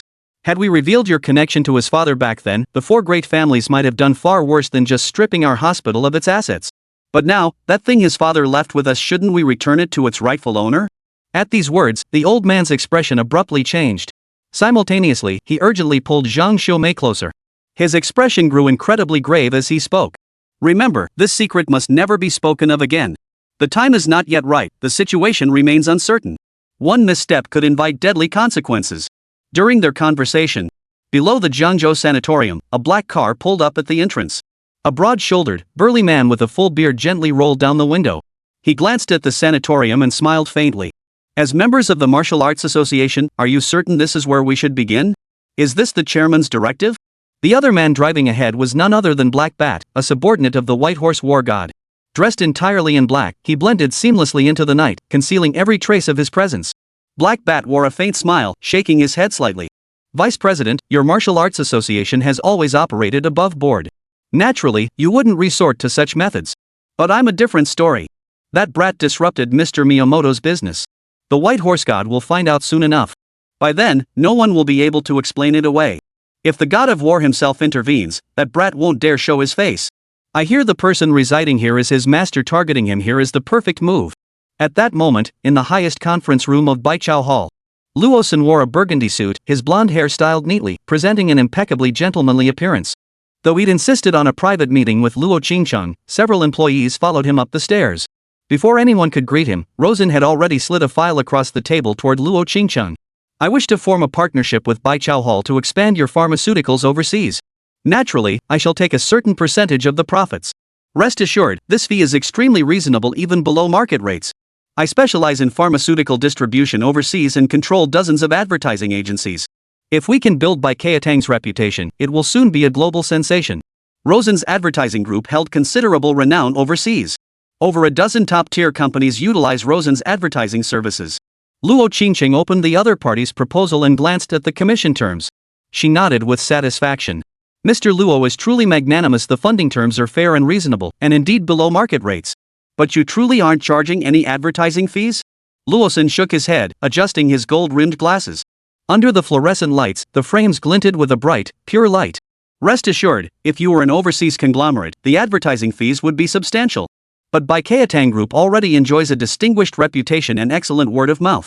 Plus, since it's our own company, there's no need to charge. Though Rosen had returned from overseas, he was actually a native of Jiangzhou, born and raised there. He had only changed his nationality after doing business overseas. Yet he still carries the local heritage in his blood. Luo Qingcheng's face broke into a smile, and the secretary beside her expressed deep gratitude. Yet, just as they were about to sign the contract, Luosun suddenly pressed down on the contract, simultaneously gripping Luo Qingcheng's arm. His eyes then revealed a lecherous glint. Luo Qingcheng had seen this look far too many times. Indeed, there's no such thing as a free lunch. What other objections might Mr. Luo have? As she spoke, Luosun suddenly broke into an enigmatic smile. I'd long heard of the new owner of Baikatang, said to be unparalleled in beauty. Seeing her today, she truly surpasses the rumors. Having traveled so far to sign this contract with you, we can't just wrap things up so quickly. According to our customs, shouldn't we share a few more drinks? The culture of drinking at the table is nothing unusual in the business world. In a way, Luo Sen's request wasn't unreasonable. Luo Qingcheng naturally nodded in agreement. Truth be told, I'm no match for alcohol. But if this contract comes to fruition, it would certainly be worth celebrating for the sake of our long-term relationship. No sooner had she spoken than several employees behind Rosen burst into laughter. You have no idea how much our boss can drink. He never stops until he's completely wasted. If you can keep up with him, everything's negotiable. Unfortunately, our boss has an insatiable appetite for alcohol. If you can't hold your liquor, miss, now's the time to reconsider. Once we're at the table, there's no backing out. Luo Qingcheng wasn't a complete lightweight, but she certainly couldn't outdrink a whole table of people. She responded without hesitation. If it's a drinking contest, it's really bad for your health. Besides, I'll bring a few more people along. I also hope our cooperation this time will be long-lasting. As she spoke, Luo Qingcheng picked up her phone. Luo Sen cleared his throat. Just mention alcohol and my craving kicks in. Chairman, stop calling, we're heading out right now. For a conglomerate your size, finding a few drinking buddies shouldn't be a problem. I'm giving you 3 minutes flat. After that, our partnership is off the table. Baikatang treats its employees well. Rarely does anyone stay late after regular hours. At this hour, aside from staff in certain departments, only a few security guards remain at the entrance. Even if we tried to recall other executives now, it would likely be too late. Luo Qingcheng pondered for a moment, then frowned as she picked up the internal phone to gather the remaining department staff. But just as the notification finished sending, Rosen beside her suddenly changed expression. Chairman, in business, we must prioritize sincerity and respect. I'm sitting here speaking with you because we are both chairmen, and the employees behind me are also executives of our group. The rules at the dinner table are no different. Chapter 124, The Culture of the Banquet Table. Luo Sen's words were simple yet crystal clear. Since those who frequent this establishment are either chairmen or corporate executives, Baikatang Group must also present figures of corresponding stature. Otherwise, it would be seen as a sign of disrespect. Though Rosen had returned from overseas, he hadn't missed out on learning this culture of honoring one's roots. Hearing this, Luo Qingcheng's face showed a look of difficulty. Unfortunately, most of our group's staff are ordinary employees at present. This is truly unfortunate. Forget internal staff, even those who've already left for the holidays might not be reachable in time. Today happens to be Friday. It's customary for company executives to drive off each Friday to enjoy their weekends. Now, considering the timing, nearly everyone in the group who could get away has already left with their families for vacation. They likely won't return until after the weekend. Please understand, our company means no disrespect whatsoever. We hope you won't misunderstand. However, the executives of our Baikatang group are currently not in the city. Upon hearing this, Rosen leaned back slightly. The smile had clearly vanished from his face. Chairman, I'm not trying to make things difficult for you, but as senior executives, they should always be on standby to assist the chairman whenever needed. Look at you, the boss hasn't even clocked out yet. How could the employees all leave without a trace? In contrast, our group's executives are on standby day and night. A row of executives from the overseas advertising group nodded in quiet agreement beside him. Seeing Luo Qingcheng's face still showing reluctance, Rosen immediately pressed his advantage. Well, that's just bad luck for Baikatang. Since none of their executives are available, we'll have to ask the chairman to accompany us. And of course, that female secretary is also qualified. Of course, we always operate on a voluntary basis. If this lady is unwilling, we absolutely won't force the issue. As he spoke, Rosen slowly withdrew the file back to his side. Baikatang urgently needed to expand its business. Faced with such a golden opportunity, Luo Qingcheng found no reason to refuse. Luo Qingcheng could only grit her teeth and nod slowly. No problem. Jiangzhou liquor is indeed one of our specialties. Please proceed, Mr. Luo. As she spoke, Luo Qingcheng shot a glance at her female secretary. At this point, the only person she could turn to for drinking was Xiao Junlin downstairs. Though Luo Qingcheng had no idea how much Xiao Junlin could drink, she had no choice but to try this desperate measure. Luo Sen's face immediately broke into a smile upon seeing Luo Qingcheng agree so readily. I knew you wouldn't refuse, Chairman. I hope we can enjoy a fruitful collaboration this time. Luo Qingcheng then led her female secretary downstairs to prepare some hospitality funds. The corridor was deserted at that moment, and a sinister smile spread across Rosen's face. Simultaneously, he opened a black backpack and placed several white pills into the palms of his henchmen. These are hangover pills. Once we get there, drink up. It won't take long to get that girl drunk. Then we'll all have our fun. The real intent lies elsewhere. Rosen hadn't come to discuss the contract either. His objective from the start was Luo Qingcheng herself. His henchmen exchanged sinister grins as they swallowed the pills. One of them responded in confusion. What if she refuses to cooperate once she's drunk? I see plenty of bodyguards downstairs. No sooner had the words left his mouth than Rosen casually swung a punch. Across several meters, the window suddenly cracked with a series of fissures. What could those bodyguards possibly do? Have you forgotten where I come from? At this point, several employees looked as if they just had an epiphany. They hurried forward to butter him up. Mr. Luo, I was utterly thoughtless. I forgot you're a taekwondo champion. With your skills, if you force your way in, not even 100 bodyguards could stop you. Tonight, that woman will inevitably surrender beneath you.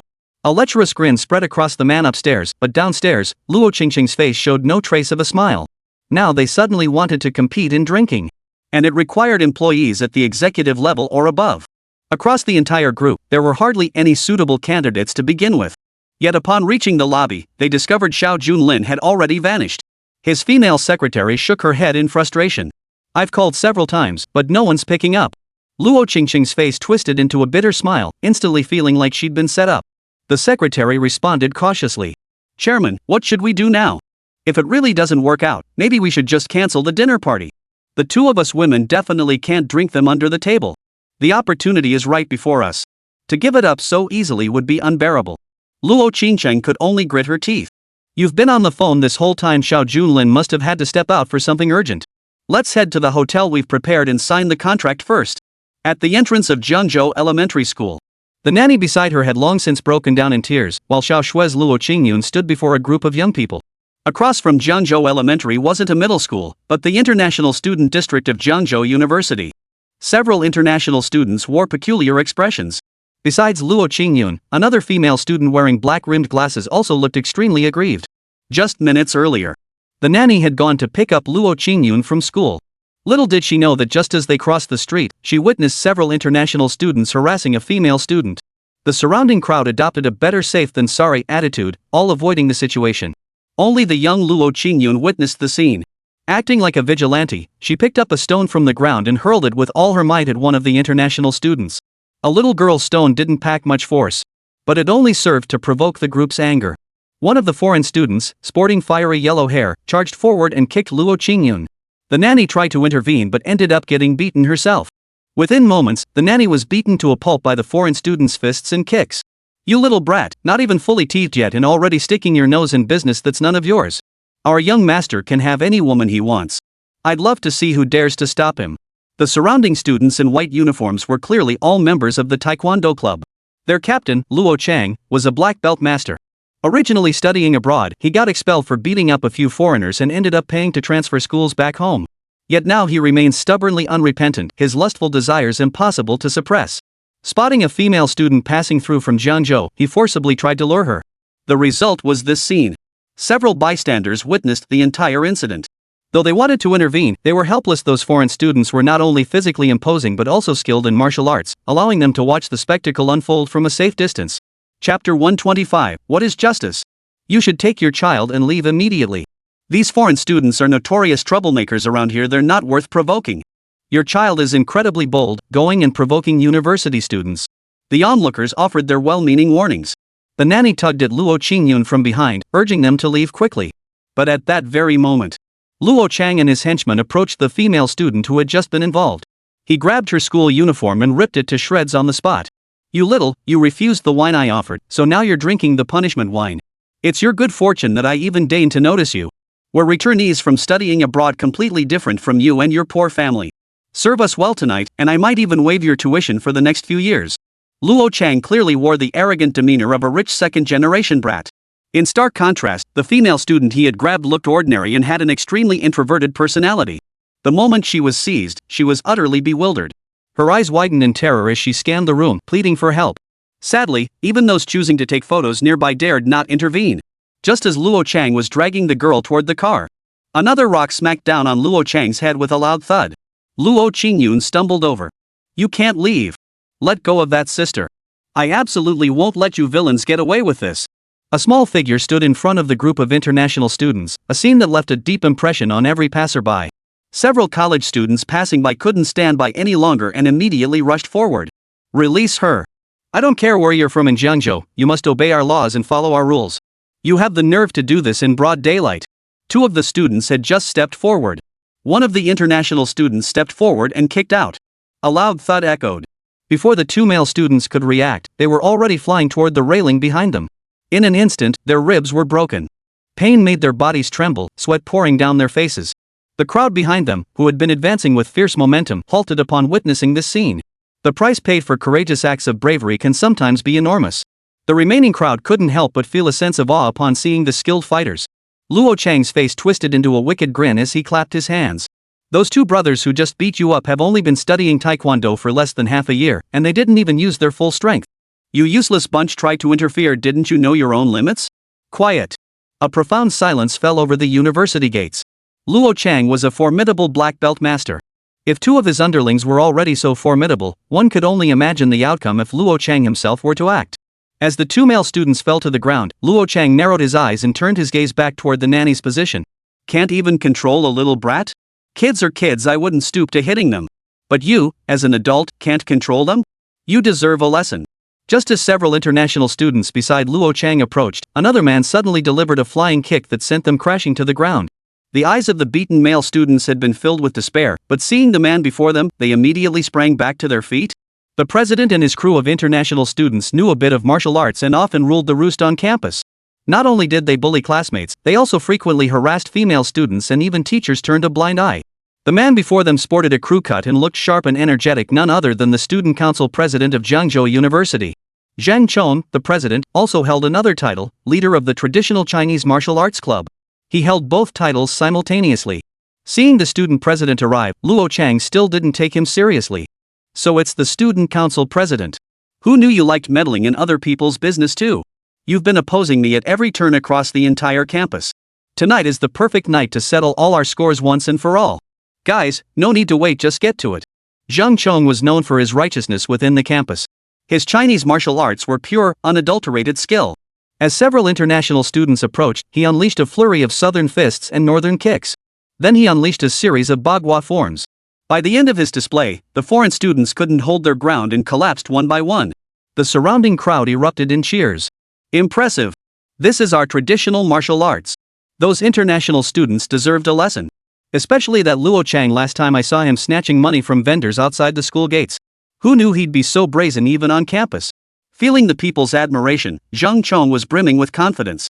Luo Chang watched as one after another of his men fell, yet his expression remained unflinching. President, do you think my skill is on par with theirs? You seem to misunderstand the meaning of the black belt.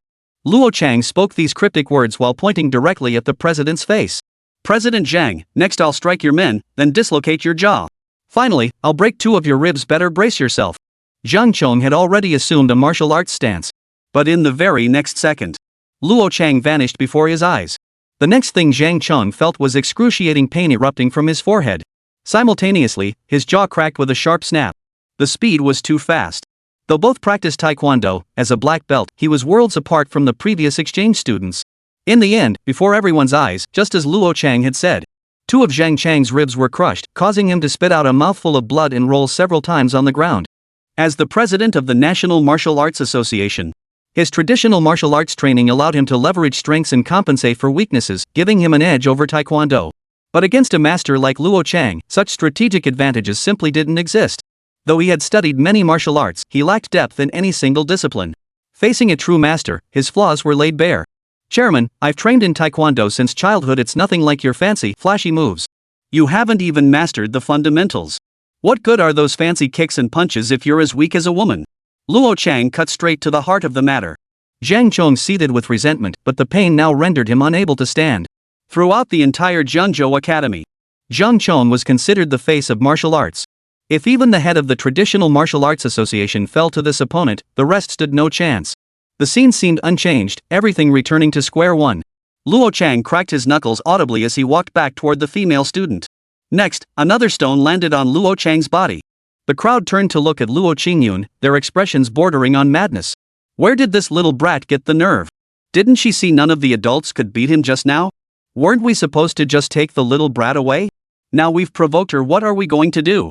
The surrounding onlookers all expressed regret. Sure enough, this final stone had already sent Luo Chang into a rage. He narrowed his eyes, glaring in Luo Qingcheng's direction. It seemed some bratty kids needed a lesson. Chapter 126, A Lesson. Seeing Luo Chang's menacing expression, everyone held their breath.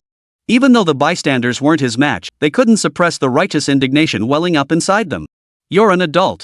How is attacking a little girl any different from a beast? What about Taekwondo? Did you train in martial arts just to bully others? Neither the shouts nor the rustling of paper reached Luo Chang's ears.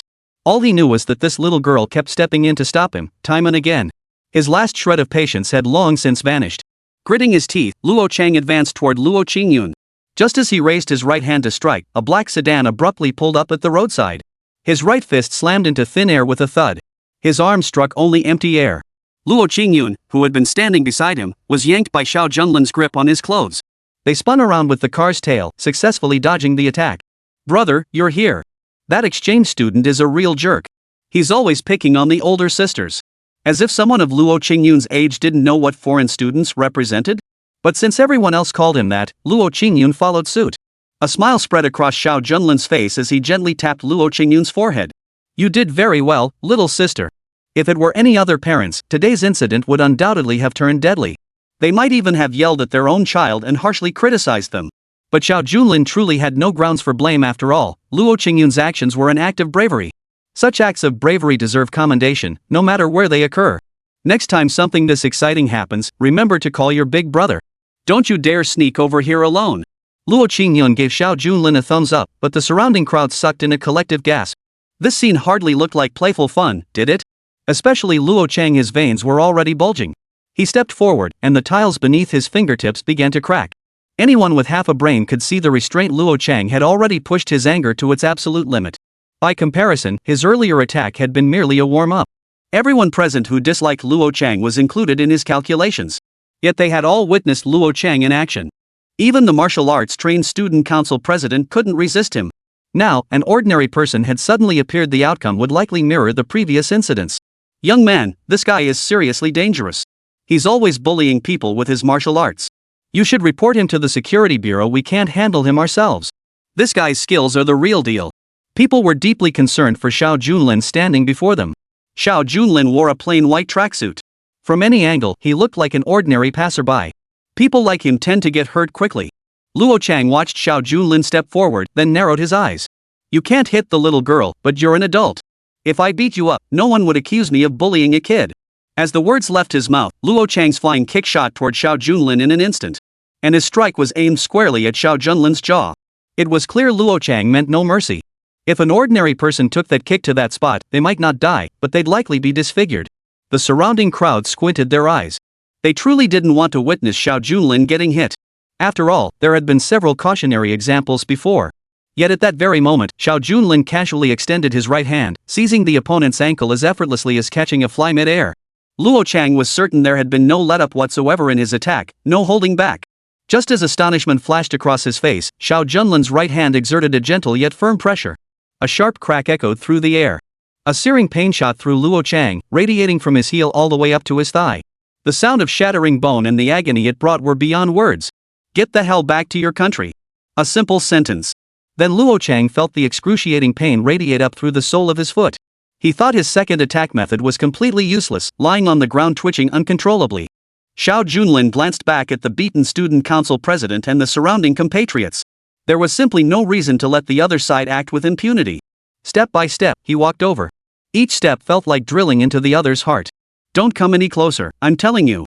If you dare touch me, I'll cripple you. My father is a highly renowned entrepreneur. With just one phone call, he could get as many skilled fighters like me as he wants. Luo Chang was genuinely afraid. As an overseas student, he usually strutted around like a fearless bastard. But Luo Chang forgot one thing. Fear is an innate human trait. It doesn't vanish just because someone puts on a tough exterior. Luo Chang's lack of fear stemmed from never having encountered an opponent worthy of his dread. But now he had. Xiao Junlin picked up Luo Chang's right hand as casually as if he were picking up trash from the ground. Then, with a crack like snapping a twig, the sound was deafening, and the surrounding crowd felt an intense rush of satisfaction. Well done. That overseas student dared to bully our compatriot, harassing a female student in broad daylight. And he even tried to hit such a young child. What a beast. From the murmurs of the surrounding crowd, Xiao Junlin could already sense everyone's fury. He could also sense their deep dissatisfaction. Facing this scene, Xiao Junlin gently twisted the other arm of his opponent. Luo Chang was already sobbing uncontrollably, tears and snot streaming down his face. He could only watch in excruciating pain as his arm shattered completely. Bone fragments even protruded through the skin. Surprisingly, the little girl beside him not only showed no fear but actually clapped her hands in delight. Bad guys like this brother absolutely can't be allowed to stay in Jiangzhou.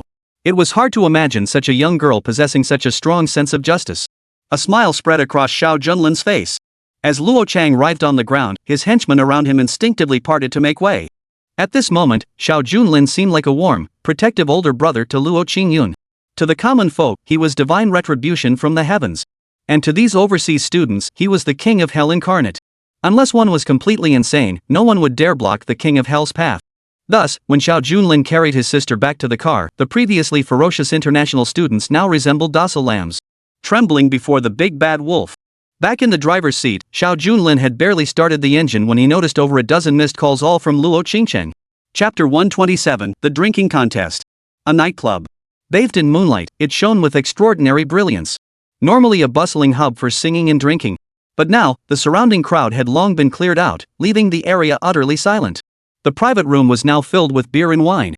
To an outsider, this place wouldn't even look like a club, it'd be nothing but a booze factory. Over a dozen cases of beer were stacked in the corner of the room, nearly forming a wall.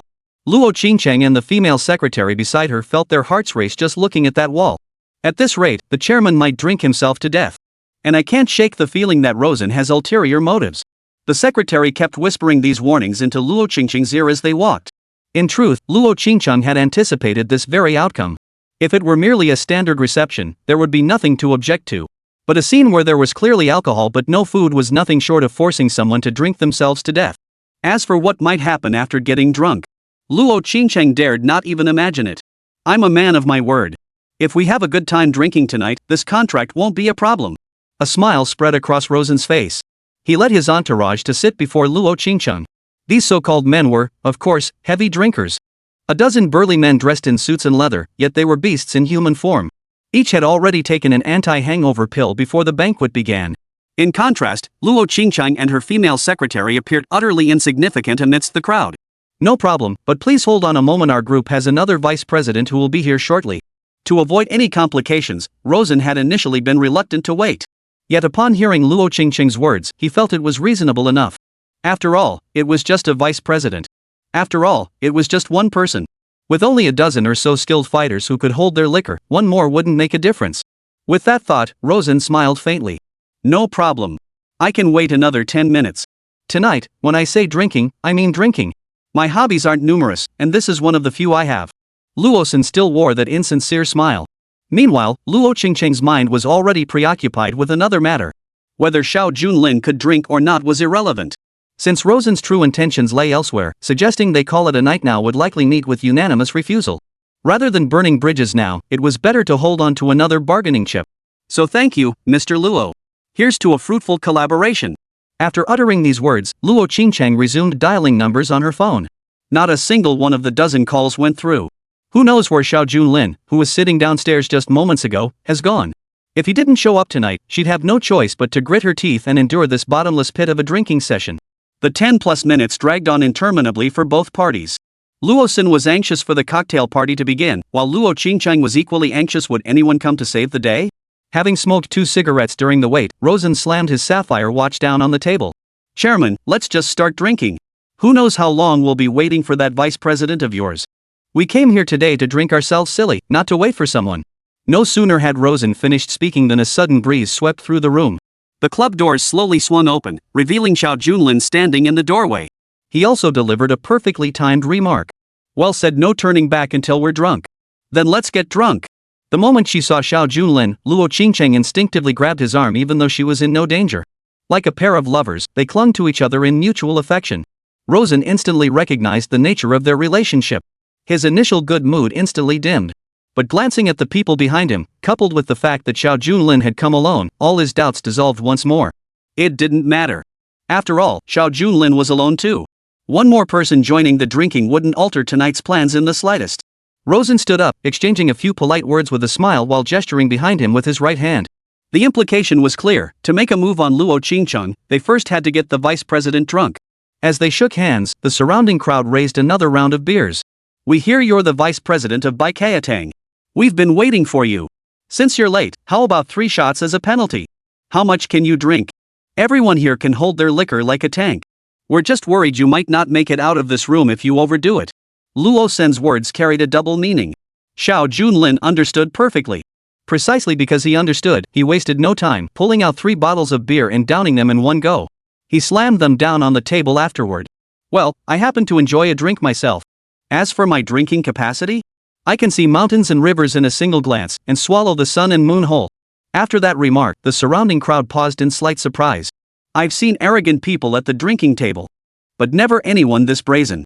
After all, Rosen had invited seasoned veterans today, each with a legendary capacity for alcohol.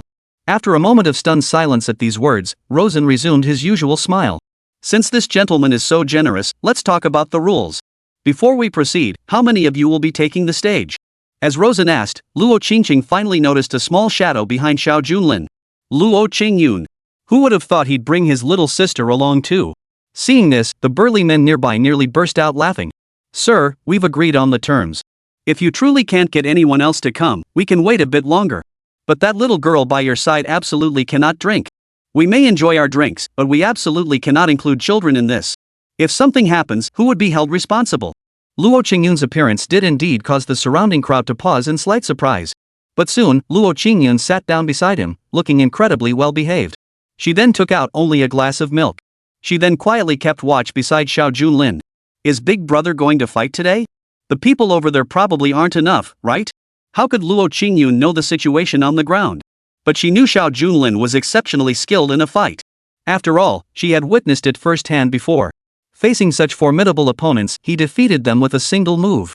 Thus, when confronted by these menacing, burly figures, he spoke with the carefree abandon of childhood. In an instant, the room fell into complete silence. Xiao Junlin broke the silence, raising his wine cup. Let's stick to the rules. Since you're guests from afar, I'll be the host and we'll go around the circle together. Clockwise or counterclockwise? I'll defer to your preferences as guests. Passing the cup? This practice does exist in drinking culture. But this is downright bullying. Chapter 128, 1000 cups, not a drop spilled. The so-called going around the circle means each person takes turns drinking a cup with Xiao Junlin, either clockwise or counterclockwise. The others can hold off for now. In other words, if a dozen burly men each took a turn drinking with Xiao Junlin, he'd have to down over a dozen shots. That was a truly terrifying number. Luo Qingcheng beside him also stared wide-eyed. I never expected Xiao Junlin to actually propose such a rule. Luo Sen was already grinning from ear to ear. Fearing Xiao Junlin might change his mind, he sealed the deal on the spot. A gentleman's word is as good as 4 horses pulling a chariot. You said it yourself, my brave hero. Counting the chairman and the female secretary, there are. Xiao Junlin held up one finger, waving it lightly in the air. I'm afraid you've misunderstood. I'm the only one drinking. Just one person. Even Hailiang might not be so. Could it be that he truly swallows mountains and rivers? Luo Qingcheng had never seen Xiao Junlin drink before. But this quantity clearly exceeded human limits. But before she could finish her thought, Xiao Junlin had already summoned the waiter with a decisive wave. Drinking is all about being straightforward. Everyone, stop using those cups. He trailed off mid-sentence. Several burly men gave cold, mocking smiles and nodded in unison. Our friend speaks wisely. Forget the cups, let's go bottle to bottle. One of the burly men had just nodded in agreement when he froze in shock. The waiter, following Xiao Junlin's request, brought out a barrel of liquor. Is that meant for human consumption? A barrel over 5 feet tall. Let's start with 1 barrel per person in a circle. The friend on the far left goes first. As he spoke, Xiao Junlin had already lifted the half-meter tall barrel and then sat down on it. Throughout the entire process, everyone stared with wide eyes, utterly transfixed. Every one of them was a seasoned drunkard at the table. But if one were to down this entire barrel, even a living soul might truly be turned into a ghost. For the Dark Emperor's internal energy, evaporating nearly all the moisture from these barrels was no great feat. In an instant, the barrel was drained dry. Only when the barrel was slammed onto the floor and Xiao Junlin made a gesture of invitation did the crowd finally relax. The owner had never heard of anyone drinking like that in all his life. I can try, but I can't guarantee anything. I'll do my best. The burly man who'd been so composed moments ago now backed down. This wasn't drinking. If you called it suicide, people might actually believe you. While speaking, Rosen shoved a chubby guy forward. That chubby guy, with his beer belly, clearly had a massive drinking capacity. He finally grabbed the keg and slammed it hard into his mouth, but in an instant, less than half of it had already sprayed out. The man was now vomiting and diarrheaing, the scene utterly embarrassing. Xiao Junlin merely waved his hand, and a nearby waiter promptly dragged the man away. A half-barrel of beer remained on the table. It looked like an ocean deep. No worries, we're all men of passion. He drank too much. Next up is yours. As time passed, after a round of competitive drinking, Luo Sen's face turned beet red, and the surrounding crowd stared wide-eyed. Though the burly men behind him had already taken hangover pills beforehand. The problem was the sheer volume. Their stomachs simply couldn't handle it. 2 others had already been rushed to the hospital with ruptured stomachs. Boss, your guys are done for. As they say, good things come in pairs. Let's try a different approach. As Xiao Junlin spoke, he swiftly placed several bottles of the water of life on the table. The water of life is the world's strongest alcoholic beverage. Even a single spark could ignite it instantly. Faced with this situation, even Rosen felt like a knife was pressed to his throat. Hold on, this vice president has me beat, and I admit it wholeheartedly. Though Rosen really didn't want to sign this contract. But he wanted to live even more. If he drank any more, he'd surely lose his life.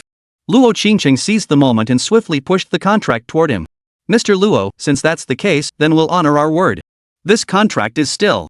Bang. Disaster always arrives at the most opportune moment. Just as they were about to sign the contract, the door behind them was slammed open once more. Several young men in taekwondo uniforms charged in. They carried a stretcher. A man with golden hair lay on the stretcher, his arms and legs twisted at bizarre angles, clearly beyond the limits of human joints. Boss, your son got beaten up at school. It seems like it was someone from the school. Luo Sen had only this one son. He had crossed oceans not only for business, but to secure a future for his son, to build a foundation for him. Seeing his son like this, Rosen froze in shock. He glared at the group of international students and kicked them several times. What the hell are you lot doing bringing my son here? Get him to the hospital immediately. Hurry up. Amidst the furious shouts, one of the students remained utterly unmoved. His face was as dull and lifeless as ever. Seeing the crowd silent, bowed heads, Luo Chang finally spoke from the stretcher. Dad, we already went to the hospital. The doctor said all my limbs are completely shattered. They can never be restored to their original state. Father, you must avenge me no matter what. I will tear my enemies to pieces. Roaring with fury, Luo Chang struggled to sit up. Then came a howl. When he first entered the room, Luo Chang hadn't paid attention to his surroundings. The excruciating pain throughout his body demanded his full attention. Seeing his father finally calmed his terrified heart, but the moment he looked up, he saw a ghost. Perhaps for Luo Chang, seeing Xiao Junlin was more terrifying than seeing a ghost.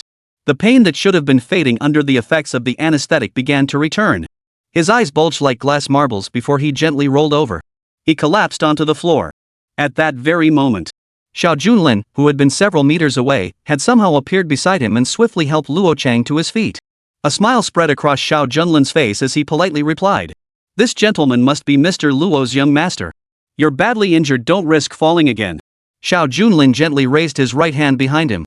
Luo Chang, who would normally require 3 or 4 people to support, now leaned against Xiao Junlin's side. At the same time, a wave of pain surged through his neck, that bone-chilling sensation welling up once more. Mr. Luo, I am deeply saddened by what happened to your son. But could we please sign the contract first and settle the medical expenses for our Baikayatang? Luo Qingcheng frowned. Though anxious herself, signing a contract under these circumstances would only make matters worse. Chapter 129, Striking in the Shadows. The contract signed between Luo Qingcheng and Rosen is a sales contract. Luosen provided the necessary funds to purchase Baikayatang's medicines and sold them overseas to earn commissions. However, according to standard sales practices, payment cannot be made immediately even with a signed contract. Only upon the exchange of money for goods is the transaction fully completed. For Luo Qingcheng, securing the contract tonight would be a stroke of luck. Unfortunately, after all this effort, only to have the boss's son disrupt things midway. No matter how anxious she felt inside, she simply couldn't bring herself to speak up. After all, compared to a contract, the young master's twisted limbs seemed far more serious. Xiao Junlin's words were both ill-timed and overly hasty. Mr. Luo had already decided to sign the contract, it was merely a matter of time. But with the young master beaten into such a state, Luo Qingcheng tried to persuade him from the side. At the same time, Xiao Junlin's right hand began to tighten its grip. That pressure was imperceptible to anyone but Luo Chang himself. It felt as though his very life now lay in Xiao Junlin's hands. Father, just sign the contract first. My situation isn't urgent. Hurry up and pay the other party. Luo-san, who had been about to explode in anger, froze upon hearing these words. What on earth was his son thinking? As a father, he knew his son's temperament better than anyone. A man who'd always been utterly selfish, how could he suddenly care about someone else's business contract? Son Luo wasn't stupid. As he frowned in confusion, Xiao Junlin offered a faint smile. Since the young master has spoken, the boss should go ahead and make the payment first. Luo Qingcheng frowned. Of course, he wouldn't simply pay up because of Xiao Junlin's words. But his son's words were another matter entirely. Luo Qingcheng leaned against Xiao Junlin's side, on the verge of tears. That invisible blade had nearly pierced his flesh. It felt as though death's scythe could swing down upon his head at any moment. Father, I consulted a fortune teller about today's events. He said I'm destined for bloodshed and can only avert it by performing a good deed. I didn't believe it this morning, but then this happened. The fortune teller also said that if the contract isn't signed before sunset, it might be too late to turn things around. Business people often cling to superstitions. Though Rosen was an entrepreneur from overseas, he was exceptionally superstitious.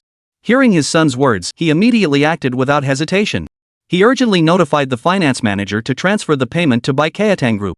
Pay now. To show our sincerity, consider this payment a donation to Baikayatang. After a flurry of incoherent rambling, Luo Qingcheng, standing nearby, found it difficult to say much more. Sure enough, within 2 minutes, the full amount had been transferred to the company's account. After confirming the transfer, Xiao Junlin helped Luo Qingcheng to his feet and guided him to sit down. Then he grabbed Luo Qingcheng beside him. Honey, now that the contract negotiations are done, let's head back. Luo Qingyun had been waiting impatiently nearby all along. Drinking was something Luo Qingyun found utterly devoid of any enjoyment. Brother said we should go back. Besides, tomorrow night is the Lantern Festival. You promised to take me to see it. Watching Luo Qingyun bounce and jump excitedly, Luo Qingcheng couldn't bring herself to say more. Soon, the trio slowly faded away like a family of 3. Little did they know, as the door closed, Luo Qingcheng, sprawled on the table, suddenly bellowed. Father, we can't let them leave. That Xiao Junlin, he's the one who beat me to this state. Having lost his leverage, Luo Qingcheng no longer held back. Luo Sen's scalp instantly prickled upon hearing those words. What kind of situation is this? His son was beaten to a pulp, yet he ended up donating a huge sum of money. Such stupidity and foolishness were unheard of anywhere in the world. Earlier, when fate lay in others' hands, the few overseas students dared not speak up. Now that the danger had passed, the room erupted in chaos. What are you all standing around for? Hurry up and bring them here. Hurry up, before they get too far. Rosen shouted frantically. Hearing his words, the surrounding crowd sprinted toward the direction Xiao Junlin had gone. But just halfway through their dash, Rosen, having heard his son explain the entire situation, suddenly changed his expression. Hold on. Everyone come back here. Luo Qingcheng, who had just glimpsed a glimmer of hope, was stunned to hear his father order everyone back. His face instantly went blank with confusion. Why won't father let them go? I've been beaten to the point of disability. And our family paid them a huge sum for no reason. Are we just supposed to swallow this? Luo Qingcheng narrowed his eyes. He sighed. Son, you know exactly what you did at school. Even if we beat them to death right now, it wouldn't ease the hatred in our hearts. And we might end up in court over it. We wouldn't have the moral high ground. I do have a way to leave them speechless. Xiao Junlin stepped out of the room, waiting for Luo Qingcheng to seek revenge. Yet after a long while, there was still no sign of him. Luo Qingcheng bounced along the entire way, but fortunately, Luo Qingyun explained the entire situation beside her. Upon hearing this, Luo Qingcheng frowned and glanced back at the dark path they had come from. Even though we did nothing wrong, you beat his son like that. Rosen probably won't let it go. But I still haven't seen anyone chasing after us. What's going on? As the company's chairwoman, Luo Qingcheng dealt with countless people on a daily basis. She possessed considerable social experience. A man like Rosen simply didn't seem like the type to let things go. Luo Qingcheng was curious about this, and Xiao Junlin felt the same. As he folded his arms, a sudden thought struck him. They're probably planning something unconventional, but don't worry, honey, I'll handle this. Now, in the old residential district, the Blue Dragon warriors stood guard beside Luo Qingcheng. Xiao Junlin wasn't afraid of underhanded attacks. But given Rosen's character, Xiao Junlin already had a rough idea of what was about to unfold. And now, deep into the night, events unfolded exactly as Xiao Junlin had anticipated. Outside Jiangzhou University's gates, a traffic department official furtively slipped a videotape into Rosen's hands. Simultaneously, the beaten student council president and several male students were dragged out of the campus gates under the coercion of international students. The male students were bruised and battered, including the student president, whose right hand had even been broken. Luo Qingcheng stood with his henchman, a sly expression on his face. You know what to do, right? If anyone says the wrong thing, don't blame me for being harsh. Chapter 130, The Evil Neighbor. By the time Xiao Junlin and Luo Qingcheng returned to the old residential district, the night was deep and the stars were bright. Feeling the ancient aura emanating from the building, Luo Qingcheng hesitated before the entrance, not immediately stepping inside. After a mere moment's pause, she slowly shook her head. You mentioned earlier when we'd go to the 100-flower garden? Now that the overseas investment matter is settled, and with one more person in our family, let's move tomorrow morning. Listening to Luo Qingcheng's words, Xiao Junlin nodded silently. It was time to bid farewell to the old district. Just as the two made their decision, a middle-aged woman slowly pulled her newly purchased BMW into the courtyard. In this old residential area, the appearance of a BMW did seem somewhat out of place. Her plump figure seemed even less suited to the luxury car. Spotting the woman, Luo Qingcheng politely inquired. "Hello, Aunt Wu." Aunt Wu was a neighbor of Luo Qingcheng's in the same residential complex. Originally just a vegetable vendor on the street, she was known for her loose lips and constant gossip behind people's backs. Even her husband couldn't stand it, leading to their divorce.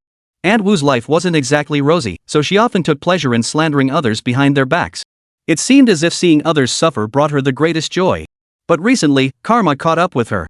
By chance, she won a $1 million lottery prize and immediately splurged on a BMW. "Oh my, isn't this Luo Qingcheng?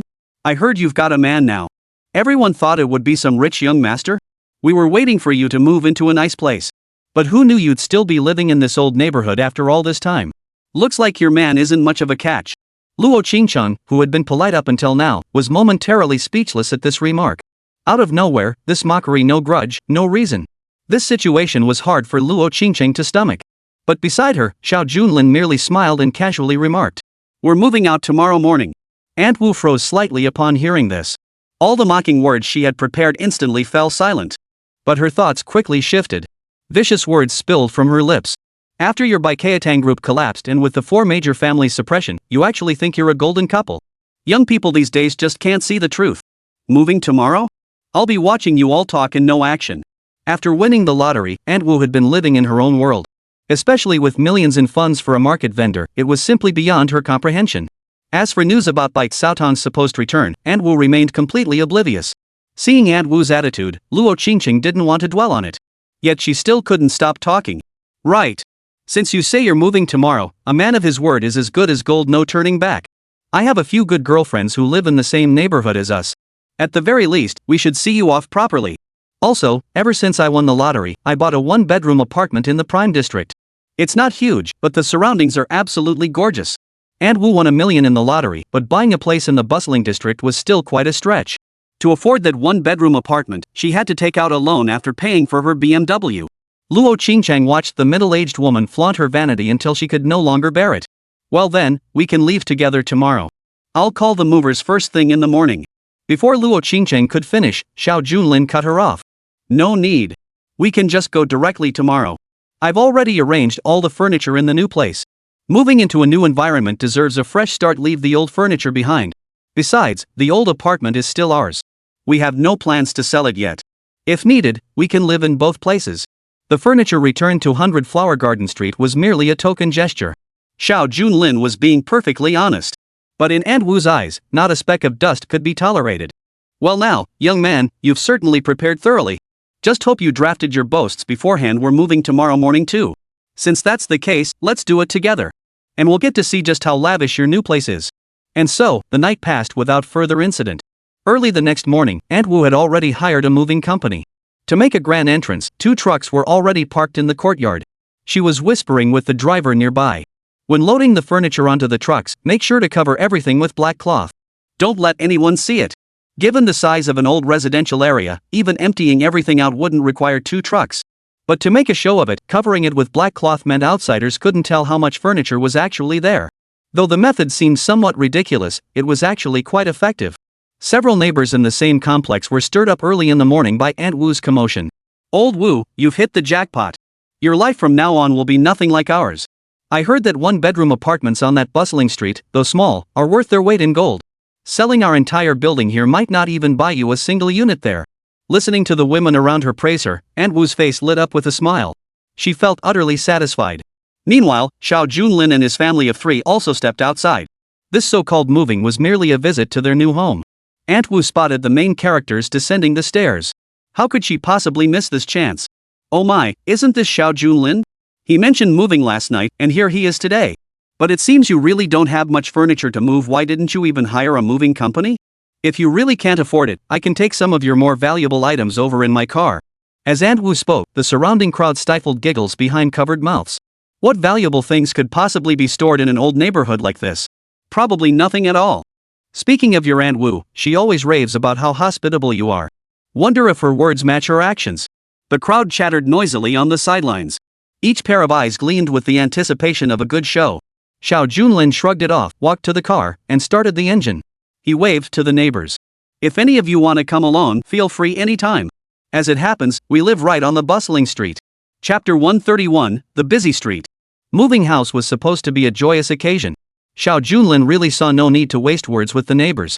After getting into the car, he started the engine and drove off in one fluid motion. Then he pulled Luo Qingcheng along as they walked step by step toward the bustling street. Aunt Wu's truck wasn't fully loaded yet. Seeing Xiao Junlin about to drive off, she hurried to the door. Where are you going? Don't let him get away. He promised to take us to see the new place properly. He can't just go back on his word, no way. To humiliate him, Aunt Wu deliberately left the moving crew behind. She hurriedly jumped into the BMW. She shouted loudly to the neighbors. Let's go. We're following him. With that car, he won't outrun my BMW. Today, by all rights and reason, I'll expose his lies. Aunt Wu seemed utterly obsessed with this matter. The few ladies who got in the car looked at old Wu. Now that he was so wealthy, of course they were buttering him up. I've never even ridden in a BMW before. You're so lucky. Truth is, I used to read faces. I knew you'd rise to great heights. This little neighborhood could never hold you back. But back then, we weren't as close as neighbors as we are now, and some things were hard to say. Plus, I was afraid you wouldn't believe me. Aunt Wu, basking in the compliments inside the BMW, smiled faintly. Since we're all neighbors, what's there to believe or not believe? And when it comes to fortune-telling, I truly believe in it from the bottom of my heart. The group of women laughed heartily. Aunt Wu drove her BMW quietly, her eyes fixed intently on the road ahead. A sudden burst of acceleration from behind. Without a second thought for traffic laws, she accelerated wildly, tailing Xiao Junlin's vehicle. Her smile grew even broader. Thinking you could just slip away without a word? Not so fast. Trying to shake off my BMW? You're way too green. Aunt Wu's face was beaming with triumph. But Xiao Junlin's car maintained a steady pace. He kept driving toward the bustling streets. The woman in the passenger seat, with her hair styled in big curls, frowned at his unhurried demeanor. Seeing Xiao Junlin isn't rushing to escape, maybe he really did buy a house on the main street? We should drive a bit slower and avoid running any more red lights. Her well-intentioned advice. But to Aunt Wu, it sounded like a sharp rebuke. I reckon they know they can't outrun my BMW, so they've given up already. Probably hatching plans on how to put on a show next. But we sisters all have a keen eye for gold. We can't just let that kid get away. As they chattered away, the BMW stayed glued to the black sedan's tail. A few minutes later, they had officially entered the heart of the bustling district. The affluent district stood as a symbol of wealth here, boasting a unique layout. Property prices skyrocketed the moment one entered the upscale residential area. The heart of the entire district lay at Xinghai Plaza. Xinghai Plaza stood at the very heart of the district, surrounded by the most valuable properties. Even the most ordinary building here can command prices in the hundreds of millions. Of course, such prices are unimaginable for ordinary people. Soon the vehicle pulled up to a cluster of ordinary residential buildings. Aunt Wu excitedly rolled down the window. She addressed the crowd around her. See over there? The top floor of that building, that's my newly purchased apartment. I put down hundreds of thousands just for the down payment. To be honest, this is just the outskirts of the prime district. Drive further in, and that's where every inch of land is worth its weight in gold. Ladies, don't rush. We'll come back to see my place later. First, let's see how that kid really lives. The group of women kept their eyes fixed ahead, clearly aware that Xiao Junlin's car was still moving forward. Though they'd already passed Aunt Wu's house by 100 meters, that mere distance signaled skyrocketing property values. Why is he driving deeper in? Could his place be more valuable than mine, sister? I wouldn't be so sure. He's probably plotting his countermeasures against us. The car kept moving forward. After a while, everyone fell silent. Xiao Junlin's car had now passed through the middle section. Venturing further into the inner districts meant even lottery winners couldn't hope to afford it. The expressions on Aunt Wu and the others' faces shifted from mockery to growing confusion. This couldn't be possible. Property prices further in were astronomical. If Baikatang were still in their hands, they might have been able to afford it, but now. Aunt Wu muttered to herself beside her. The woman with the big curls froze. You don't know? Baikatang has long since returned to Luo Qingcheng's ownership. Haven't you been following the news lately? Aunt Wu's smile froze completely. Baikatang has been fully reacquired. Wasn't it already under the control of the four great families? Though they were mostly companions, each person had their own distinct interests. The woman in the passenger seat was deeply interested in current affairs and loved to boast about them. You wouldn't believe the stir that Xiao Junlin has been causing lately. At the auction, he snatched contracts from the 4 great families twice in a row. And I heard that Lin Fei's death, the son of the Lin family, is somehow connected to that brat. If the inner circles found out Xiao Junlin caused such a ruckus at the 4 great families' funeral, I can only imagine their expressions. Too bad the 4 great families consider it utterly shameful they've sealed off all information. As Wu listened to this, the car began to slow down gradually. If Baikatang Enterprises were to return, it certainly wouldn't be something a lottery ticket could compensate for. One of the sisters behind her noticed Wu's hesitation and quickly urged, "Oh, come on, we're already here. Let's just go take a look." Even though Baikatang has returned, how could the 4 great families possibly let them off the hook? Doing so would likely be courting disaster and inviting their own demise. Besides, Baikatang has been driven into chaos by the 4 great families these past years. Whether they're profitable or operating at a loss is all. Amidst the grand talk, Xiao Junlin's vehicle had already passed the central section of the road, slowly making its way toward Starsea Plaza. The crowd, who had been harboring doubts, slowly saw their last shred of hope fade away. The reason was simple. Properties around Starsea Plaza commanded prices in the hundreds of millions, especially at the plaza's core. Even if Baikatang returned, it couldn't possibly afford the luxury residences here. The residential area known as 100 Flowers Garden, in particular, was the very heart of the core. Even the heads of major corporations could only dream of such places. I've finally seen through it, this kid is just putting on airs. Moving here? What a joke. Even if we concede that point, suppose this kid somehow acquired Baikatang and revived its fortunes, there's no way he could have secured this villa in such a short time. Chapter 132, The True Face of Lushan. The vehicle had come to a stop before the 100 Flowers Garden. Xiao Junlin didn't get out. Though called the 100 Flowers Garden, it was divided into distinct sections. Even within this prime real estate, there were distinct tiers of status. Luo Qingcheng's original home was situated at the far right of the 100 Flower Garden. Wu watched with a cold smile in her eyes. Just wait. Soon they'd be kicked out by security. Could the 100 Flowers Garden possibly be a place he could afford to live? Long ago, Luo Qingcheng's family had indeed resided in the front row, a small villa district. But that wasn't due to Luo Qingcheng's own merits, it was the savings her family had accumulated over the years. Later, because of the 4 great families, the house was sold. This guy still thinks he's living in the past. The surrounding crowd was equally astonished. Who would have thought they'd dare return to 100 Flower Garden? Luo Qingcheng was unaware of the thoughts swirling among the onlookers behind them. But as she gazed upon the 100 Flower Garden and the places she hadn't seen in years, her eyes began to glisten. Xiao Junlin, thank you for reclaiming all this for me. Back then, our family lived here in perfect harmony. After that catastrophe, we never thought we could return. Xiao Junlin produced the access card in his hand, waved it casually before the gate, and tapped it. The security guard respectfully opened the door. This was Jiangzhou's most luxurious villa district. It also boasted unparalleled service. The moment the gate swung open, the vehicles continued forward. This time, it wasn't just Wu behind him, even Luo Qingcheng in the passenger seat stared wide-eyed. They watched in disbelief as Xiao Junlin's vehicle didn't stop but continued driving deeper into the compound. Xiao Junlin, did you get the wrong place? Our original villa district was supposed to be a left turn. On 100 Flowers Mountain and 100 Flowers Garden stood the supreme villas, only 3 in total. To this day, only one has been built. It's far beyond what locals like us could ever afford. It's practically the face of the entire Jiangzhou region. Xiao Junlin maintained his smile without uttering a word. He pulled the vehicle over to the side of the road. Honey, this time I just wanted to surprise you. Our new home is at the Supreme Villa. I did consider reclaiming the 100 Flower Garden and restoring everything to how it was before. But without your help back then, I wouldn't be where I am today. Even money left in the bank for so long would have accrued interest, and this debt of gratitude can't be measured in gold. Luo Qingcheng stared with wide, teary eyes. Everything was beyond her wildest expectations. Supreme Villa. Even within the 100 Flower Garden district, let alone the entire Jiangzhou region, it was one of the most exclusive residences. Seeing Luo Qingcheng's tears about to spill, Xiao Junlin hurriedly handed her a handkerchief. Honey, today is a day for joy, not sorrow. The house is already bought, and the interior furnishings and decorations are complete. Let's go see our new home together. Behind them, Luo Qingyun was already overjoyed, clapping her little hands non-stop.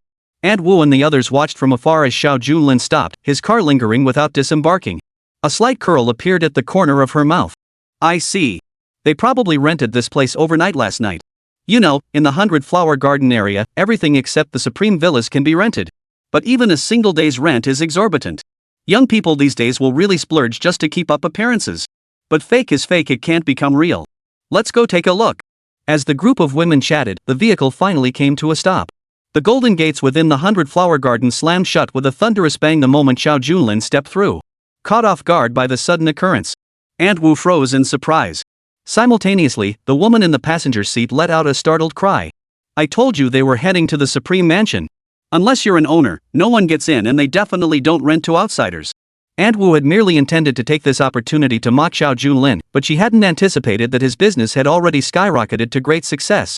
A man who'd once lived in an old residential area had suddenly soared to become a homeowner in Jiangzhou's most affluent district. Such a transformation was hard to swallow and impossible to accept. By comparison, the money she'd won in the lottery was mere peanuts. The entire villa was filled with luxury cars like Lamborghinis and Ferraris. Her once proud BMW now looked utterly pathetic in comparison. How could this be? Why did they suddenly have so much money? We all grew up in the same old neighborhood, what are you trying to pull? As Aunt Wu shouted loudly, Xiao Junlin, who had just entered the luxury estate, stopped his car under the security guard's guidance. He glanced back at the group of women and offered a faint smile. "Auntie Wu, you've always wanted to see the 100-flower garden.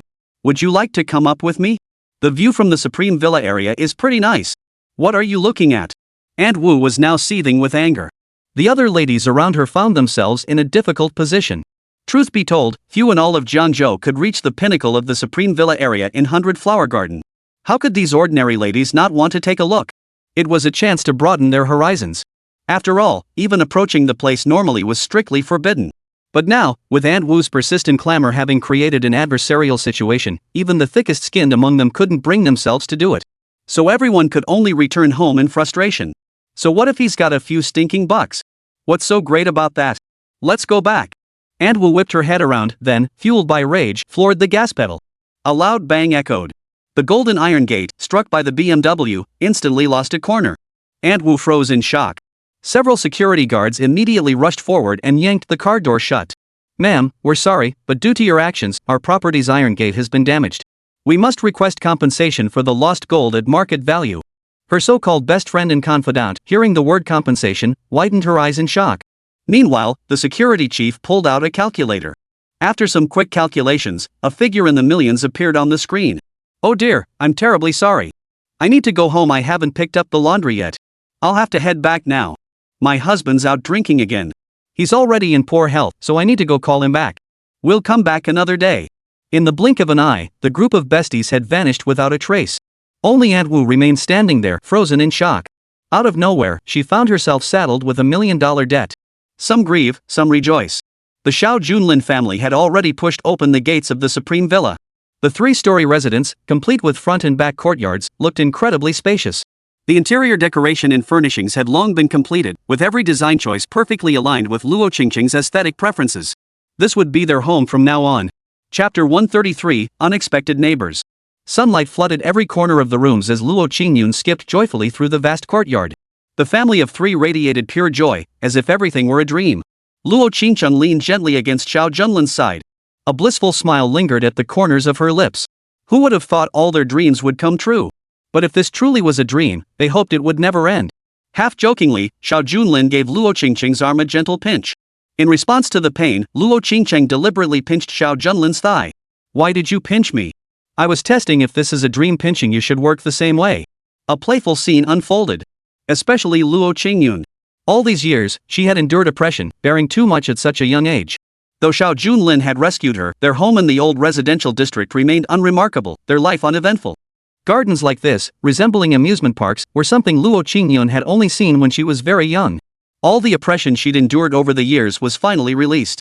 "Honey, take a look around the room first. If there's anything you're not happy with, just let me know. I'll go check on Luo Qingcheng, make sure that girl doesn't get too carried away.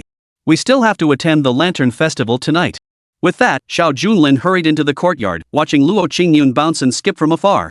Just as they were enjoying the sunny summer day, suddenly, the door of the neighboring villa slowly opened. Only then did Xiao Junlin recall he had neighbors. Though there were only 3 supreme villas within the 100-flower garden, besides his own, another had already been sold. Maintaining good relations with neighbors was essential. After all, those who could afford to live here were likely individuals of considerable standing. Hearing the door open, Xiao Junlin walked over with a smile and offered a polite greeting. But the moment he saw the woman inside, he froze in place. Wang Rohan? Xiao Junlin never dreamed this neighbor would be none other than the female journalist Wang Rohan. Are you the new tenant? While Xiao Junlin was stunned, Wang Rohan wore a nearly identical expression. Pleased to see a familiar face, Xiao Junlin stepped forward and offered a light handshake. But Wang Rohan seemed a bit shifty, quickly darting around to the back door. Don't talk at the front door, that annoying guy from our group is bothering me again. Still, I'm glad to have you as a neighbor. I'll leave through the back door, just pretend I'm not here. Also, tomorrow at noon, as the president mentioned, we've confirmed a fire will break out at Star Moon Tower. We need to prepare in advance and do our best to prevent tragedy. Wang Rohan finished her hurried explanation and sped off in her car through the back entrance. Shortly after she departed, another Ferrari pulled up in front of the building. Luxury cars like this were practically a dime a dozen in this neighborhood, nothing out of the ordinary. Faraday sat down. Xiao Junlin recognized the person. It was none other than Zhang Xiaomei from before. Zhang Xiaomei clearly hadn't noticed Xiao Junlin's presence. She walked straight to the door. She began pounding relentlessly on the door. Mr. Wang, come out here. Mr. Ling, who has invited you to dinner several times, why won't you go? You're just being ungrateful. If you don't come out today, I'll break down this door. You only became a renowned reporter in Jiangzhou because our president nurtured you. Now that we need you, you keep dodging us. When will this end? Xiao Junlin had heard of this Ling Hu fellow. He's an entrepreneur from the provincial capital and an investor in the Jiangzhou newspaper. He'd asked Wang Rohan out several times under the guise of work. Despite repeated rejections, he persisted in his advances. Zhang Xiaomei shouted louder and louder, heedless of whether anyone was home. Who do you think you are, thinking you can just hide away and think that's acceptable? Besides, if it weren't for our president's favor, would you even be able to live in this place? By this point, Xiao Junlin knew the accusations were pure slander. Even as the editor-in-chief of Jiangzhou Daily, he couldn't possibly afford a place like this. And as for her identity as a female reporter? Even less likely. Though Wang Rohan had been acting suspiciously moments ago, Xiao Junlin noticed a jade pendant hanging around her neck as she spoke. That jade pendant was anything but unfamiliar. It was a uniquely crafted dragon and phoenix jade pendant, certainly not something a small city like Jiangzhou could possess. The last time he had seen this very pendant was back in Longqing. Xiao Junlin's mind suddenly cleared a bit. Through this villa, he could glimpse even more behind the scenes. Just as Xiao Junlin was lost in recollection, the incessant shouts from nearby abruptly interrupted his thoughts. She stepped forward. Miss Zhang, isn't it a bit inappropriate to be shouting like this in front of someone else's house? After uttering those words, Zhang Xiaomei turned around and only then noticed Xiao Junlin's presence. Her expression instantly softened into a charming smile. Oh my! What a surprise to run into you here. How could you possibly be friends with someone like Wang Rohan? Don't be fooled by her usual tough as nails act. She thinks she's pure as the driven snow, but rumors say she's been kept by who knows how many men. Otherwise, how could she possibly afford a house like this? The woman's words were almost incoherent. Xiao Junlin was utterly disgusted. He only replied coldly. Harsh words can chill the heart for months. You're a woman yourself, why torment Wang Rohan? I just moved here not long ago and don't want overly noisy neighbors. After all, Xiao Junlin and Wang Rohan were not related by blood or marriage. She refused outright with this excuse. Zhang Xiaomei, seeing his resolute refusal, flashed an even more vulgar grin and hooked her right hand around Xiao Junlin's arm. But that gentle gesture was abruptly pushed away by Xiao Junlin. She stumbled and fell to the ground. When Zhang Xiaomei got back up, she was a changed woman. Just because I called you young master, you actually think you're some big shot. Let me tell you something. As Zhang Xiaomei hurled insults, she raised her head and locked eyes with Xiao Junlin. In that instant, it seemed as though a sea of blood filled the sky. Xiao Junlin's stern expression, cold as frost, instantly silenced the shrewish Xiaomei, leaving her speechless and pale. The depths hidden within that gaze defied verbal description. Zhang Xiaomei suddenly felt as though she stood in a living hell. Even surrounded by the pleasant scenery of the 100-flower garden, she still felt a bone-chilling cold. Then I'll come another day. Zhang Xiaomei scrambled back into her car and sped away. Only then did Luo Qingcheng emerge from the room, her brows slightly furrowed as she observed the commotion next door. What's all the commotion about? Xiao Junlin shook his head, offering no further explanation. He simply led Luo Qingyun back into the room. Nothing much, just saying hello to the neighbors. Besides, let's take my sister to try on some new clothes for the long-awaited Lantern Festival.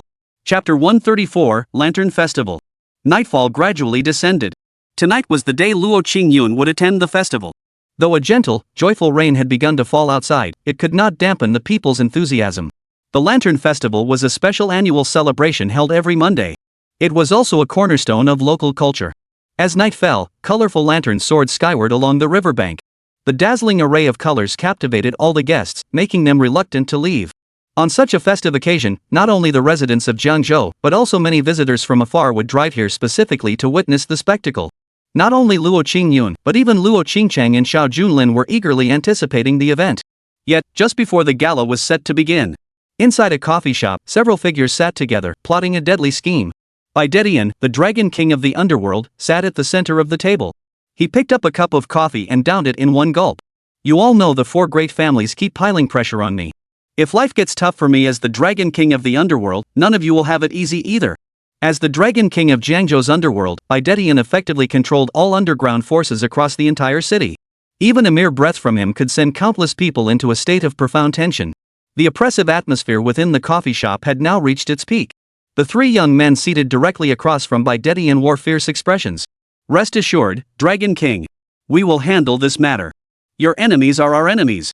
By whatever means necessary, we will drive the Xiao Junlin out of Jiangzhou. The three men standing before him had no names. They were Baidetian's orphans, raised from childhood. Their methods were ruthless. Each bore only a single code name, executing every operation with ruthless precision. Though Baidetian was destined to confront Xiao Junlin as the Dragon King of the underworld, his principle was simple: only the outcome mattered, not the means. In the world of underground syndicates, justice and fairness were never part of the equation. By whatever means necessary, achieving the objective was Baidetian's sole concern. I trust what you three have said, and I trust you will deliver the results I demand. The gala is about to begin. You may go about your business. Tonight is the time to settle this once and for all. During the gala, colorful lanterns adorned the bridge's surroundings. Vibrant hues illuminated the night sky, from sparrows to flying dragons. The various paper lanterns showcased the local people's craftsmanship. They also symbolized the local customs. The entire street was similarly packed with vendors, so crowded you couldn't move, with shouts echoing non-stop. A family of three, dressed casually, strolled through the festival alone. Luo Qingyun, in particular, couldn't stop smiling from ear to ear, clapping her hands and skipping along. Luo Qingcheng gently linked arms with Xiao Junlin, strolling leisurely while savoring the nighttime scenery. After nearly an hour of strolling, Xiao Junlin suddenly halted. He pulled Luo Qingcheng and his younger sister toward a barbecue stall. Honey, this barbecue place smells amazing. You and your sister should dig in first. I happen to have a friend passing by here. I'll go say hello. As Xiao Junlin spoke halfway through his sentence, he gave Luo Qingcheng a slight nod before departing on his own. Scenes like this were nothing new to Luo Qingcheng. Shortly after Xiao Junlin departed, he swiftly navigated through the dense crowd until he reached a secluded spot, where he halted. War God of the Azure Dragon, are you playing hide and seek with me? No sooner had the words left his lips. A man emerged from a shadowy corner, clasping his hands together in a respectful salute. Your Majesty, I apologize. I have been following behind you, but seeing the crowd, I did not wish to disturb you. The status of figures like the four great war gods was simply too unique. Xiao Junlin had indeed issued such an order before. Whenever the metal beauty was present, no one was permitted to interfere. The Azure Dragon War God had thought he'd concealed his presence perfectly along the way, even being extra cautious. Yet Xiao Junlin had detected him instantly. No one visits the Three Treasures Hall without reason. On a festive occasion like this gala, you suddenly seek me out. Is there something you need? At these words, a sudden smile flashed across the Azure Dragon War God's face before he gestured behind him. Your Majesty, I must confess, I do have matters to report tonight. However, please come with me. This is not the place for such conversation. Intrigued by the Dragon Warrior's words, Xiao Junlin followed him forward. After winding through 7 turns and 8 twists, they finally reached an alleyway where silence reigned. A man dressed in a white robe stood there, holding a peach blossom fan. In his early 20s, his smile was gentle and scholarly. He resembled an ancient scholar. Beside him stood a woman. She was as beautiful as a flower, dressed in a pink-sleeved gown. Her voluptuous figure was enough to captivate most men in the world. Your Majesty, as we have appeared together, we fear causing confusion at the scene. Therefore, we humbly request an audience here. Your Majesty, as per your command, I have summoned the Xuanwu War God. And the lady beside him is none other than the Xuanwu War God's wife. The pale-faced scholar tucked away his peach blossom fan, clasped his hands before him, and bowed slightly at the waist. My men have been stationed at the border these past years, studying the enemy's military movements, and were unable to return promptly. I beg your forgiveness, Your Majesty. The 4 great war gods each bear their respective responsibilities. The Dark Emperor would never cast blame lightly. Yet as the Black Tortoise War God finished speaking, Xiao Junlin offered a faint smile and turned his gaze instead to the woman beside him. Your Majesty, this is the lady I met at the frontier. We have already become husband and wife. Xiao Junlin smiled gently at the voluptuous woman before him. Your wife is indeed beautiful. When did the two of you become husband and wife? How come I didn't know about this? Why wasn't I informed so I could have shared in the celebration? As Xiao Junlin finished speaking, he suddenly reached out with his right hand and grabbed the woman's long robe. With a loud rip, he yanked it downward with all his strength. The beautiful woman's robe was completely torn from top to bottom. She let out a startled cry, while Xiao Junlin's expression remained utterly composed. The figure revealed beneath her clothes was indeed stunningly beautiful. But no matter how one looked at it, those were not the curves of a woman, they belonged to a man. Though the beauty's face remained breathtakingly beautiful. When did the Xuanwu war god start playing this cross-dressing game? Are you testing me? As Xiao Junlin uttered these words, the Azure Dragon war god beside him stared in utter disbelief. For even he hadn't detected Xuanwu's disguise from start to finish. Chapter 135, The Three Great War Gods. As the Azure Dragon god of war reeled in shock, Xiao Junlin slowly turned his head once more, fixing his gaze on the pale-faced scholar beside him. Vermilion bird god of war, shall I tear your clothes off too? Hearing Xiao Junlin's words, the pale-faced scholar's face flushed slightly.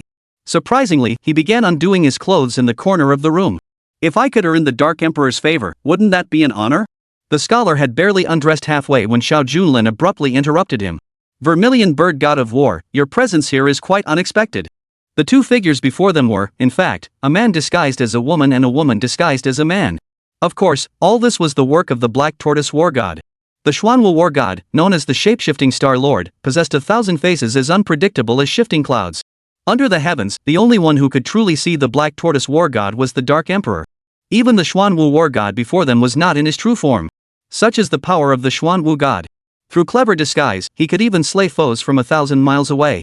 Beyond that, the other figure disguised as a man is none other than the Vermilion Bird God of War. Merely standing there casually was enough to captivate most men.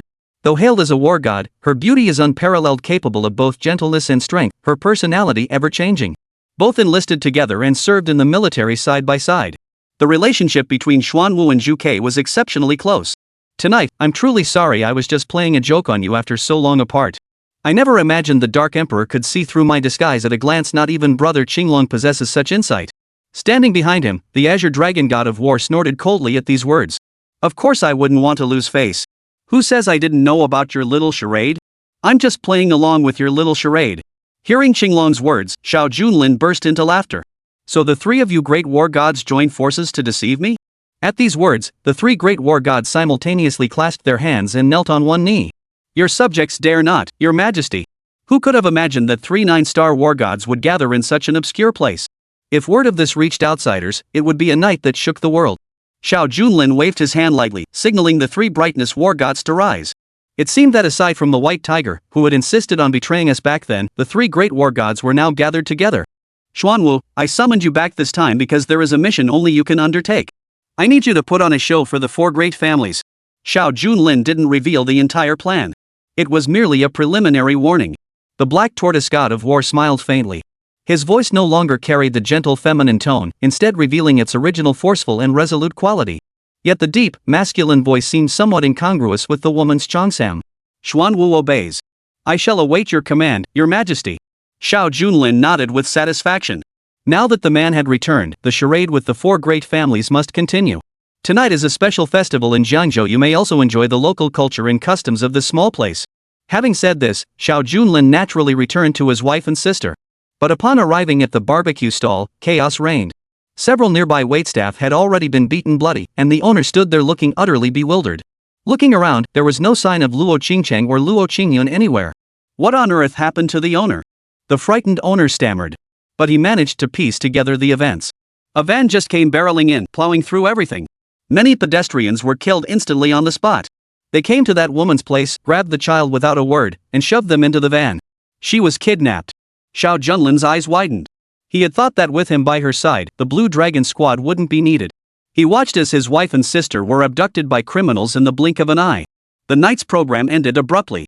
Simultaneously, the streets were completely sealed off. Given the situation, as the local security force, they had an even greater responsibility to arrive at the scene promptly. The troops behind him swiftly cleared the streets entirely. I'm truly sorry. I never expected them to be so well prepared, and we all fell for the diversion tactic. While the Lantern Festival was underway, Deng Yue had already arrived with the Hubei unit to maintain order. The festival occupied a vast area, extending far beyond the immediate street. Yet just minutes ago, raging fires had mysteriously erupted in both the southwest and southeast corners. Both the Security Bureau and the Guard Regiment dispatched large numbers of personnel to concentrate on extinguishing the fires. But the gathering point was still far from here, and the scene was incredibly lively, filled with the roar of the crowd. No one would notice the fires breaking out. Upon hearing it was Yi Fei's wife, Deng Yue felt sweat instantly bead on his forehead. Listen carefully. Close all 4 gates on this street. Not a single person leaves here. A thorough investigation must be conducted. Arrest any suspicious individuals on the spot. Huicheng had 4 streets in total. Each has 4 entrance gates. Following Deng Yue's orders, since Luo Qingcheng had only recently been abducted, sealing off the scene promptly meant everything could still be handled in time. But shortly after the order was issued, a subordinate rushed in to report. Commander Deng, we've discovered an unlicensed, unregistered black van. It's parked near the south gate. Deng Yue immediately drove his jeep, rushing to the scene with Xiao Junlin. The south gate was the first area to be sealed off. No one could possibly escape. Yet upon arrival, they found the surrounding guests had already been detained. After thorough investigation, all were deemed uninvolved. The crowd wore bewildered expressions, and the atmosphere grew intensely tense. This couldn't be possible.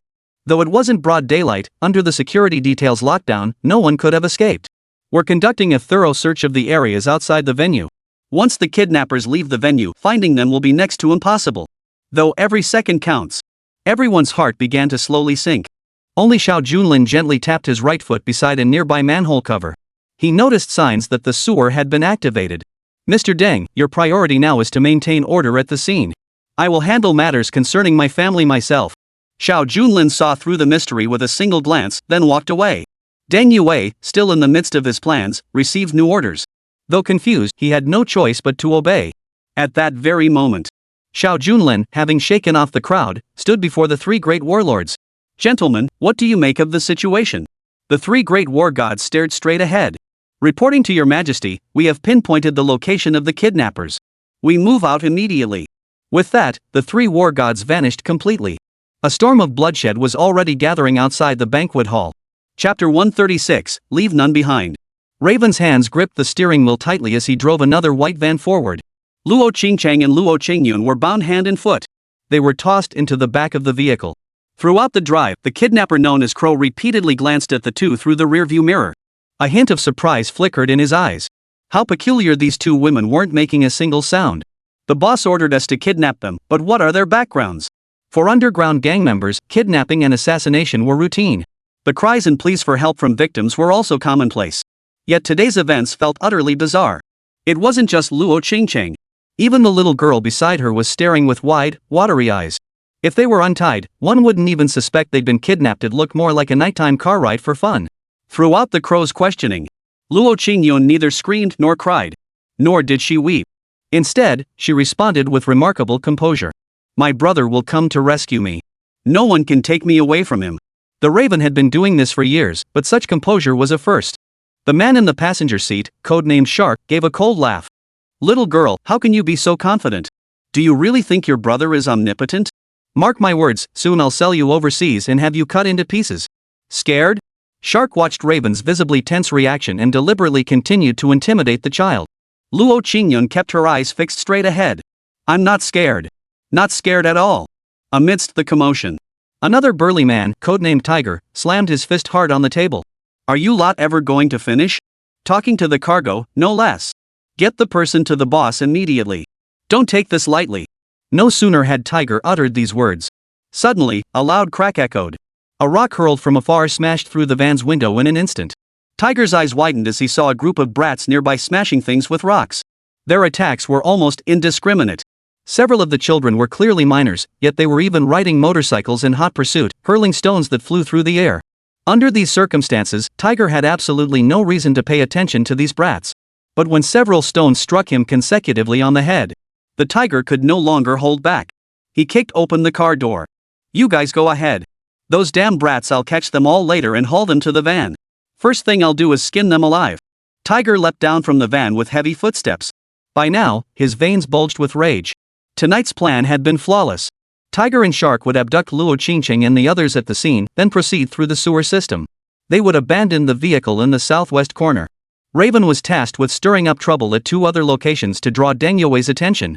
Once everything was done, they would meet up outside. It was all perfectly planned. But now, a bunch of bratty kids suddenly show up, making me furious beyond words. Kid, I'll make you pay for running. Tiger was lightning fast, overturning a motorcycle in an instant. The young man riding it was flung through the air, twisting several times. But just as he hit the ground, a strong, powerful hand slowly lifted the child up. Thanks for your cooperation, everyone. After the blue dragon war god spoke, the surrounding troublemakers scattered in a hurry, vanishing without a trace. Only now did the tiger realize he'd been tricked. But Tiger didn't care. Throughout the entire alley, there was no one else besides Qinglong. Though both men were burly, their fates often diverged. Tiger worked under by Dedian and trained relentlessly. Given equal physical strength, he could absolutely take the lead. Interesting. It seems you wish to test your strength against me. The moment Tiger uttered those words, the Qinglong war god charging from the front had already closed the distance. Sometimes battle is just that simple. The Azure Dragon war god would never spare those who kidnapped the Dark Emperor. Tiger likewise thrust his fist forward to meet the attack in midair, but the instant their blows connected, he was filled with regret. The entire arm, along with the shoulder bones, snapped with a distinct cracking sound. No pain, no fear. As they passed each other, half of the tiger's body was obliterated, as if swept away by a violent storm. The remaining half of the corpse was kicked aside by the Azure Dragon war god. The entire body tumbled down the sewer, returning whence it came. The crow driving the car continued onward. Several minutes passed without word from the tiger, and he began to frown. Shark, do you think Tiger might be in trouble? That idiot's always been all brawn and no brains. He hasn't even called yet, something's definitely off. The man called Shark was thin and frail. He smoked a cigarette while gazing out the window, occasionally glancing up and down at Luo Qingcheng. Who cares? We're working for Mr. Bai to make money. Once this job's done, we'll never have to worry about spending again. If Tiger really meets his end, it'd actually be a blessing for you and me. The same pay divided between two is far more than three would get. Raven still felt uneasy. But Shark dismissed all his premonitions in one breath. Especially when it came to money, who didn't like the idea of getting more for themselves? So as they drove on, neither mentioned the tiger again. They watched the car slowly head toward the suburbs. Just then, a sharp crack echoed. With the vehicle's jolt, the van's rear wheels seemed to sink into the mud. No matter how hard Crow pressed the accelerator, the van wouldn't budge an inch. The Shark brothers were stuck. No sooner had the words left his mouth. The rear wheel spun relentlessly, producing nothing but a deafening roar as the vehicle refused to budge forward. Fuming, Shark yanked open the door. Raven, we agreed beforehand I'd push from the outside, but you couldn't bolt like you did with the tiger. Thud. Raven slammed his fist on the steering wheel. What do you mean by that? Who's Tiger? How long have we been brothers? I'm waiting right here for you today. I won't leave until you do. Hurry up and get moving, better safe than sorry. Shark said nothing more, then walked toward the rear of the car with a flashlight. Fortunately, the wheels weren't sunk too deep. With Shark's powerful shoves, things finally started to improve. Just as he was about to get back in the car, rain suddenly began to fall. He saw a woman approaching from behind. These days, underground gangsters never lack for women, but they rarely have women this beautiful. Chapter 137, Double Kill in the Dead of Night. The woman before him emerged slowly from the darkness, clad in a fiery red qipao. The fragrance emanating from her body was beyond words. Shark was a man of insatiable lust. Even when he made money, he usually spent most of it on women. Now that he had a woman, why should he still care about the money? The qipao beauty glided toward Shark, leaning gently against the car. Her posture, like that of a sleeping beauty, made Shark's eyes widen like copper bells. Simultaneously, her voluptuous figure and the faint, sweet fragrance wafting from her washed over him. Shark even questioned whether he was seeing a human or a celestial being descended from heaven. Would you like to play for a while, young man? It was hard to imagine such earthy words coming from a woman who seemed untouched by the mundane world. But the Shark loved it. He liked it so much he wanted to take her right then and there. So, what's the situation? Finished cleaning up yet? The Raven's voice carried a distinct edge of impatience. I had to pull Shark back to reality. If he could, Shark would have dragged the woman right into a hotel room without a second thought. Almost done, the tires stuck pretty deep. Shark replied casually as he approached the woman. He whispered softly beside her. I'm truly sorry, beautiful, but I have something extremely important to do right now. I'm afraid our paths won't cross. But I do have a suggestion. How about joining us in the car? Rest assured, we won't shortchange you on the money. This was the only concession Shark could make at the moment. No sooner had the words left his mouth than the beauty gently wrapped her arms around Shark's shoulders, her pale skin brushing against his chest.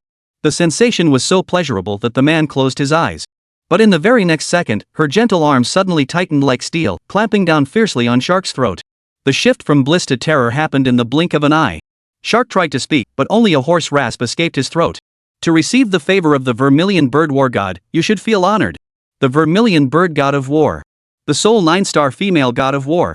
A member who refused to join a guild could never have imagined meeting such a figure in their wildest dreams. The overwhelming shock within his heart defied expression. It could only be accompanied by Suzaku's gentle twist, followed by a sharp crack. Shark's entire head snapped backward. He spun a full circle. Meanwhile, Crow, who had been tapping the steering wheel impatiently, was already bursting with anticipation. Buddy, are you ever going to finish? Before we leave Jiangzhou, I can't guarantee anything will be safe. Luo Qingcheng sat in the back. Her eyes held unwavering resolve. Bad uncle, you won't make it out of Jiangzhou. My brother will come and he'll be here soon. Luo Qingcheng's incessant words made Crow feel more irritated than ever. Fuming with rage, he was about to turn around and slap the girl. The passenger door slammed open with a slow, deliberate bang. Shark slid into the seat. Crow couldn't help but mutter a few complaints. You kid, fixing a car takes you forever. You always drop the ball when it matters most. As Crow grumbled, he slowly started the engine. But barely 100 meters into the journey, he noticed Shark had fallen silent. Having worked together for years, Crow knew his partner's temperament better than anyone. Something felt off now. He turned his head to look again. He saw his companion's face had turned ashen, like a corpse coming back to life. It was like a haunting. And he responded with an icy tone. You do such heinous deeds, don't you fear the king of hell demanding your soul? His head slowly turned toward the crow. The crow was about to hurl a few more curses when it suddenly noticed the shark's head slowly rotating round and round above its neck. Blood poured from all 7 orifices, creating a deeply unsettling sight. Over the years, the crow had committed no shortage of wicked deeds. Witnessing such a scene in the dead of night in the suburbs, he was so terrified he wet himself on the spot. Who the hell are you? The crow screamed frantically. But then he saw his companion slowly grasp the skin of his face and rip it right off. Beneath the shark's skin lay another face, that of a middle-aged man. The man was familiar. Not just recognize him during the last robbery, Crow distinctly remembered slashing the man to death with several consecutive blows. And now, this dead man reappeared before his eyes. The raven slammed on the brakes, grinding to a halt, his chest nearly unable to breathe. You ask who I am? Whoever you think I am, that's who I am. As the mysterious man spoke, he tore off another mask, transforming into a woman. 2 years ago, Crow had harmed a woman in the suburbs. That woman looked exactly like the one before him now. Next, the man in the passenger seat kept changing his face, one after another. Each face belonged to someone who had died at the hands of the raven. In such circumstances. In less than 2 minutes, Crow's legs suddenly stiffened. Blood gushed from his eyes. Finally, amidst a series of convulsions, he breathed his last. Only then did the black tortoise war god in the passenger seat shake his head and sigh. I was hoping to play with you a little longer, but it seems you underground gangsters have such small hearts. The raven was dead. He died very quickly, and his death came as a complete surprise. Soon, the 3 war gods opened the van door and rescued Luo Qingcheng and Luo Qingyun. While Luo Qingcheng didn't recognize the other 2, she knew the Azure Dragon god of war. You're Xiao Junlin's comrade, right? Thank you so much. If not for you, who knows what might have happened? Comrade? The Azure Dragon war god dared not equate himself with the Dark Emperor as equals, let alone call him a comrade in arms. Yet it was clear in Luo Qingcheng's mind that the Azure Dragon held precisely that status. This perception was undoubtedly shaped by Xiao Junlin, with the other 2 war gods playing their parts flawlessly. That's right, we're all comrades who served together in the military. Big sister, are you alright? Luo Qingcheng shook her head gently. Then, escorted by the 3 great war gods, she headed toward Xiao Junlin's location. As for the bodies of the 3 kidnappers, they were simply left piled up at the edge of the outskirts. Following Xiao Junlin's orders, the 3 great war gods had deliberately left them there. Meanwhile, Bai Dedian, who had been waiting for news, finally received a call from his subordinate. What's the situation? Have they brought the hostage over? During the inquiry, the subordinate stammered over the phone. Boss, there's been a problem. The hostage has been successfully rescued, and all 3 of your men are dead. All traces of sleep vanished instantly from Bai Dedian's face inside the room. Though he had long anticipated that Xiao Junlin's return would not be straightforward. But losing all 3 of his elite fighters was unexpected. Also, boss, Tiger got beaten to a pulp and ended up in the sewer, and Shark's head got wrenched around. The strangest thing at the scene was Crow. He was literally scared to death. Chapter 138, Old Friends. As an underground kingpin, Bai Dedian was no stranger to life and death situations. Yet upon hearing that all 3 of his men had perished, he still felt a slight shock. Especially Raven, who had literally been scared to death. The atmosphere instantly grew heavy. You're saying Crow showed no physical injuries whatsoever? He was literally scared to death for no apparent reason? His subordinate silently nodded in response. We've already sent men to retrieve all 3 bodies, and indeed, that's exactly what happened. Especially the Crow, no external injuries whatsoever. It was utterly terrified to death on the spot. Upon hearing this, Bai Dedian broke into a rather amused smile. It was unprecedented for a perfectly healthy person to be scared to death, especially someone like Crow, a seasoned criminal who'd seen it all. That such a man could be scared to death was indeed somewhat puzzling. Mr. Bai, what should we do next? Having made a promise to the four great families, Bai Dedian naturally intended to see it through. A faint smile touched his lips at the thought. This matter was indeed not arranged thoroughly enough by me. If Xiao Junlin can achieve this level of accomplishment, I believe it warrants a personal meeting. Find Xiao Junlin's number immediately. Bai Dedian personally taking charge? At these words, the surrounding crowd wore expressions of astonishment. Over the years, Bai Dedian had become Jiangzhou's underground Dragon King. No matter what he undertook, others always took the front line. For him to personally intervene? That was unheard of. As the head of the underworld, he moved with extreme efficiency. Within mere minutes, Xiao Junlin's phone number was quickly obtained. Witnessing this, everyone was filled with excitement. At that very moment, Xiao Junlin was busy making arrangements for Luo Qingcheng. Within Deng Yue's organization, the scene quickly returned to calm. Deng Yue then escorted Xiao Junlin and Luo Qingcheng back to their homes. The reason Xiao Junlin hadn't personally handled the situation was that, just as the banquet ended, he encountered a man. An old acquaintance, no less. Mr. Song, it's been ages. At the crossroads of the banquet, he spotted a man in a suit, walking through the late night with a slightly despondent air. Though years had passed, Xiao Junlin still recognized him as Song Chang, his high school classmate. Back in their student days, Song Chang had always been an exceptionally optimistic soul, often hanging out with Xiao Junlin, bickering and joking around.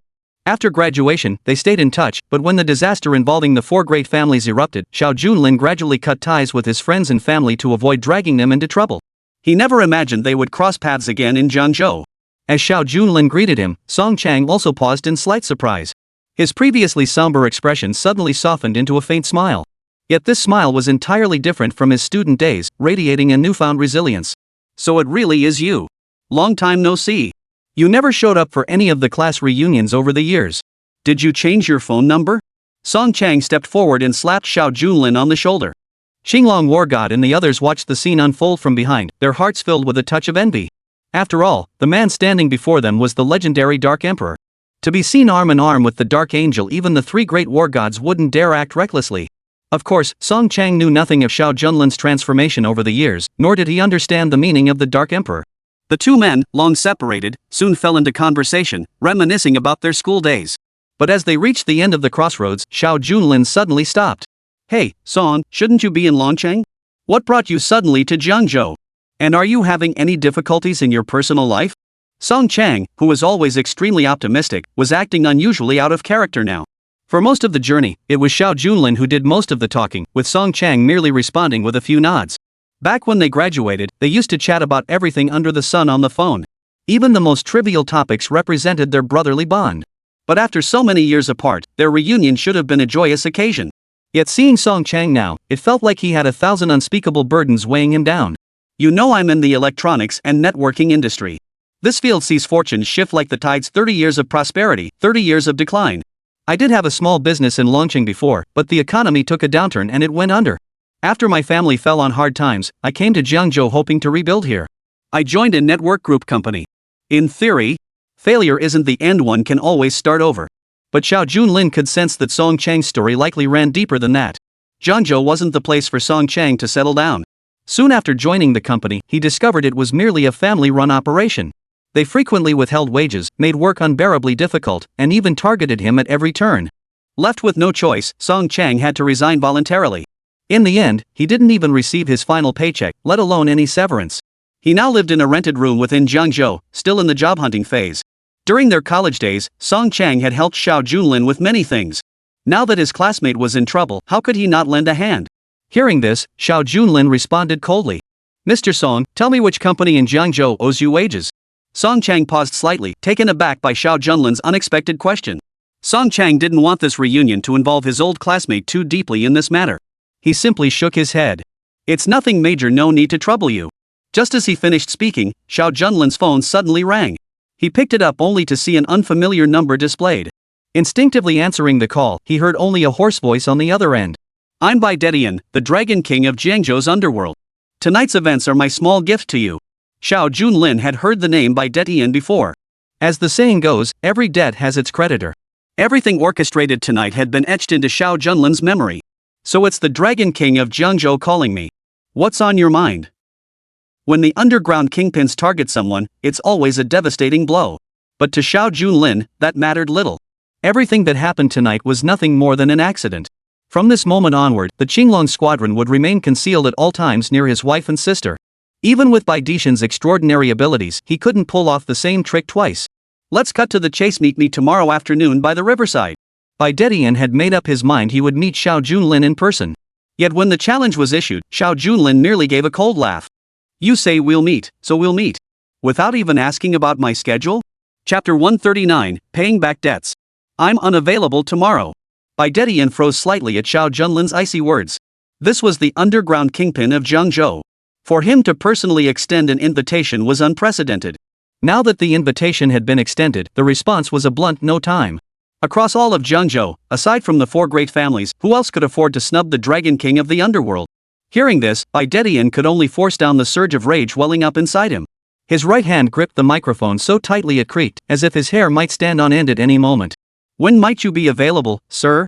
After inquiring, Xiao Junlin jotted down the number and casually added. Just wait. I'll find you when I have time.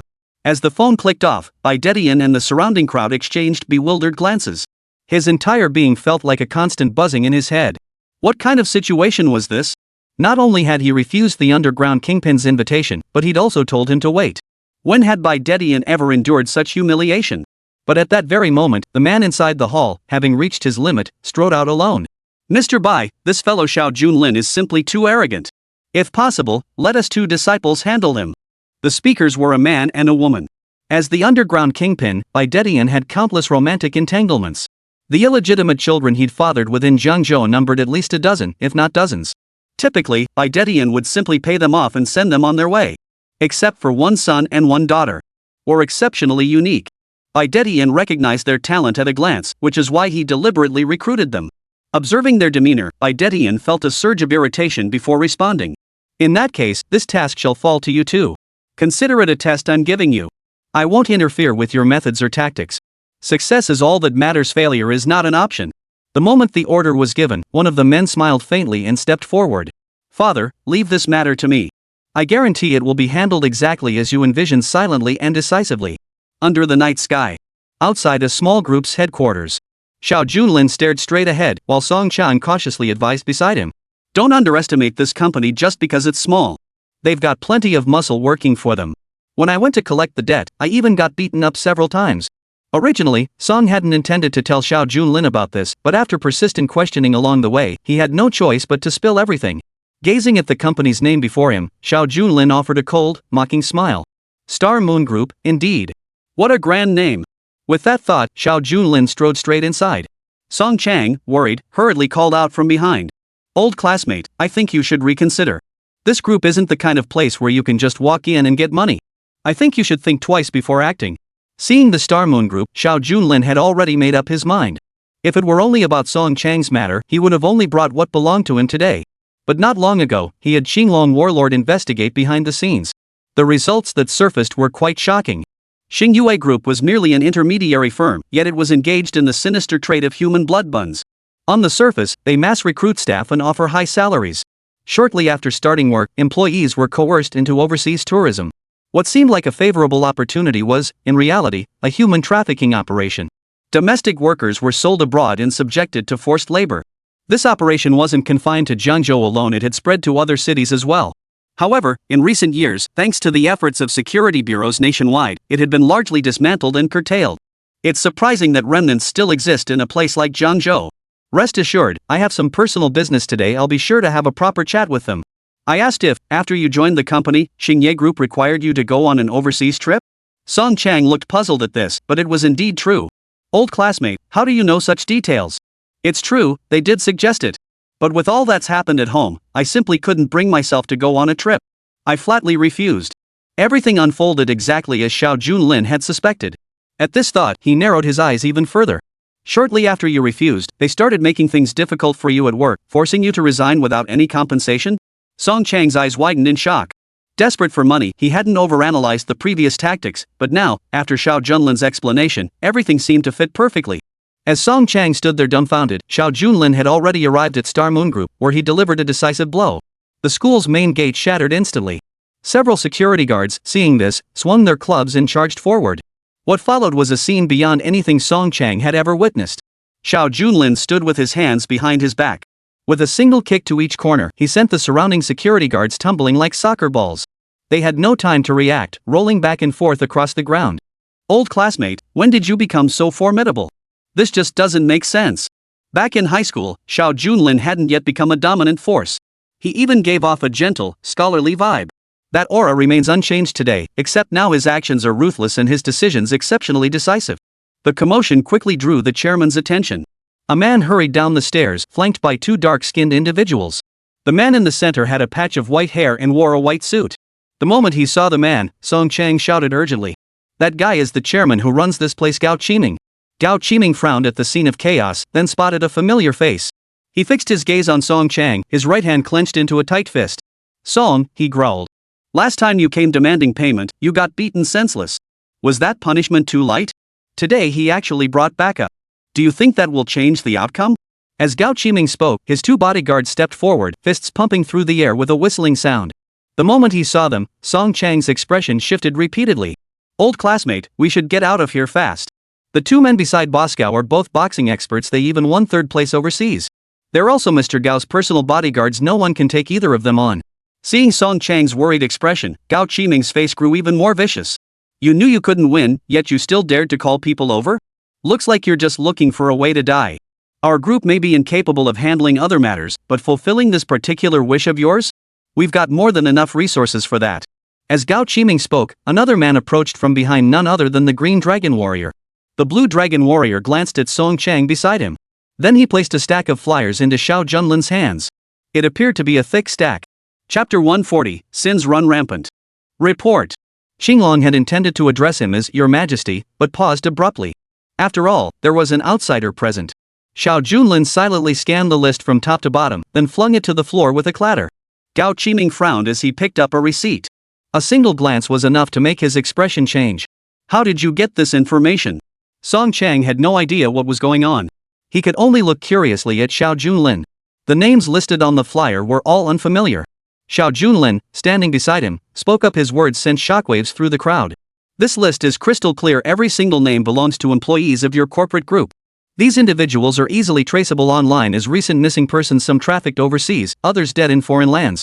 For the Dark Emperor, uncovering this information would be child's play. Yet Gao Qiming had concealed it all flawlessly until now, when a stranger had unearthed the entire truth. As they spoke, one of the boxers, acting on Boscow's unspoken command, slowly walked behind him and locked the iron door from the inside. Song Chang listened to their exchange, his eyes narrowing menacingly at Gao Qiming. If Boscow says that, then you're nothing but a fraud ring. And you never intended to pay me from the start. Song Chang felt a wave of dread wash over him. If he had blindly followed them back then, he couldn't even imagine what he would have faced overseas. The moment the door locked, Gao Qiming dropped all pretense. His expression turned savage as he fixed his gaze on the two men. Young man, you've investigated this so thoroughly, you must be from the Security Bureau. Too bad there are some things you shouldn't know too much about. Gao Qiming flashed a vicious grin. Two boxers flanked Xiao Junlin, one on each side. Song Chang frowned. Now it was crystal clear. From the moment he stepped through the gate, Boscow had never intended to let him leave alive. Then came a sharp crack. He grabbed the stool by the door and swung it wildly at the two boxers. Old classmate, take your friend and get out of here fast. This is my business, you don't need to get dragged into it. I refuse to believe anyone here would dare kill someone. Song Chang was genuinely afraid. Back in school, he wasn't the type to get into fights.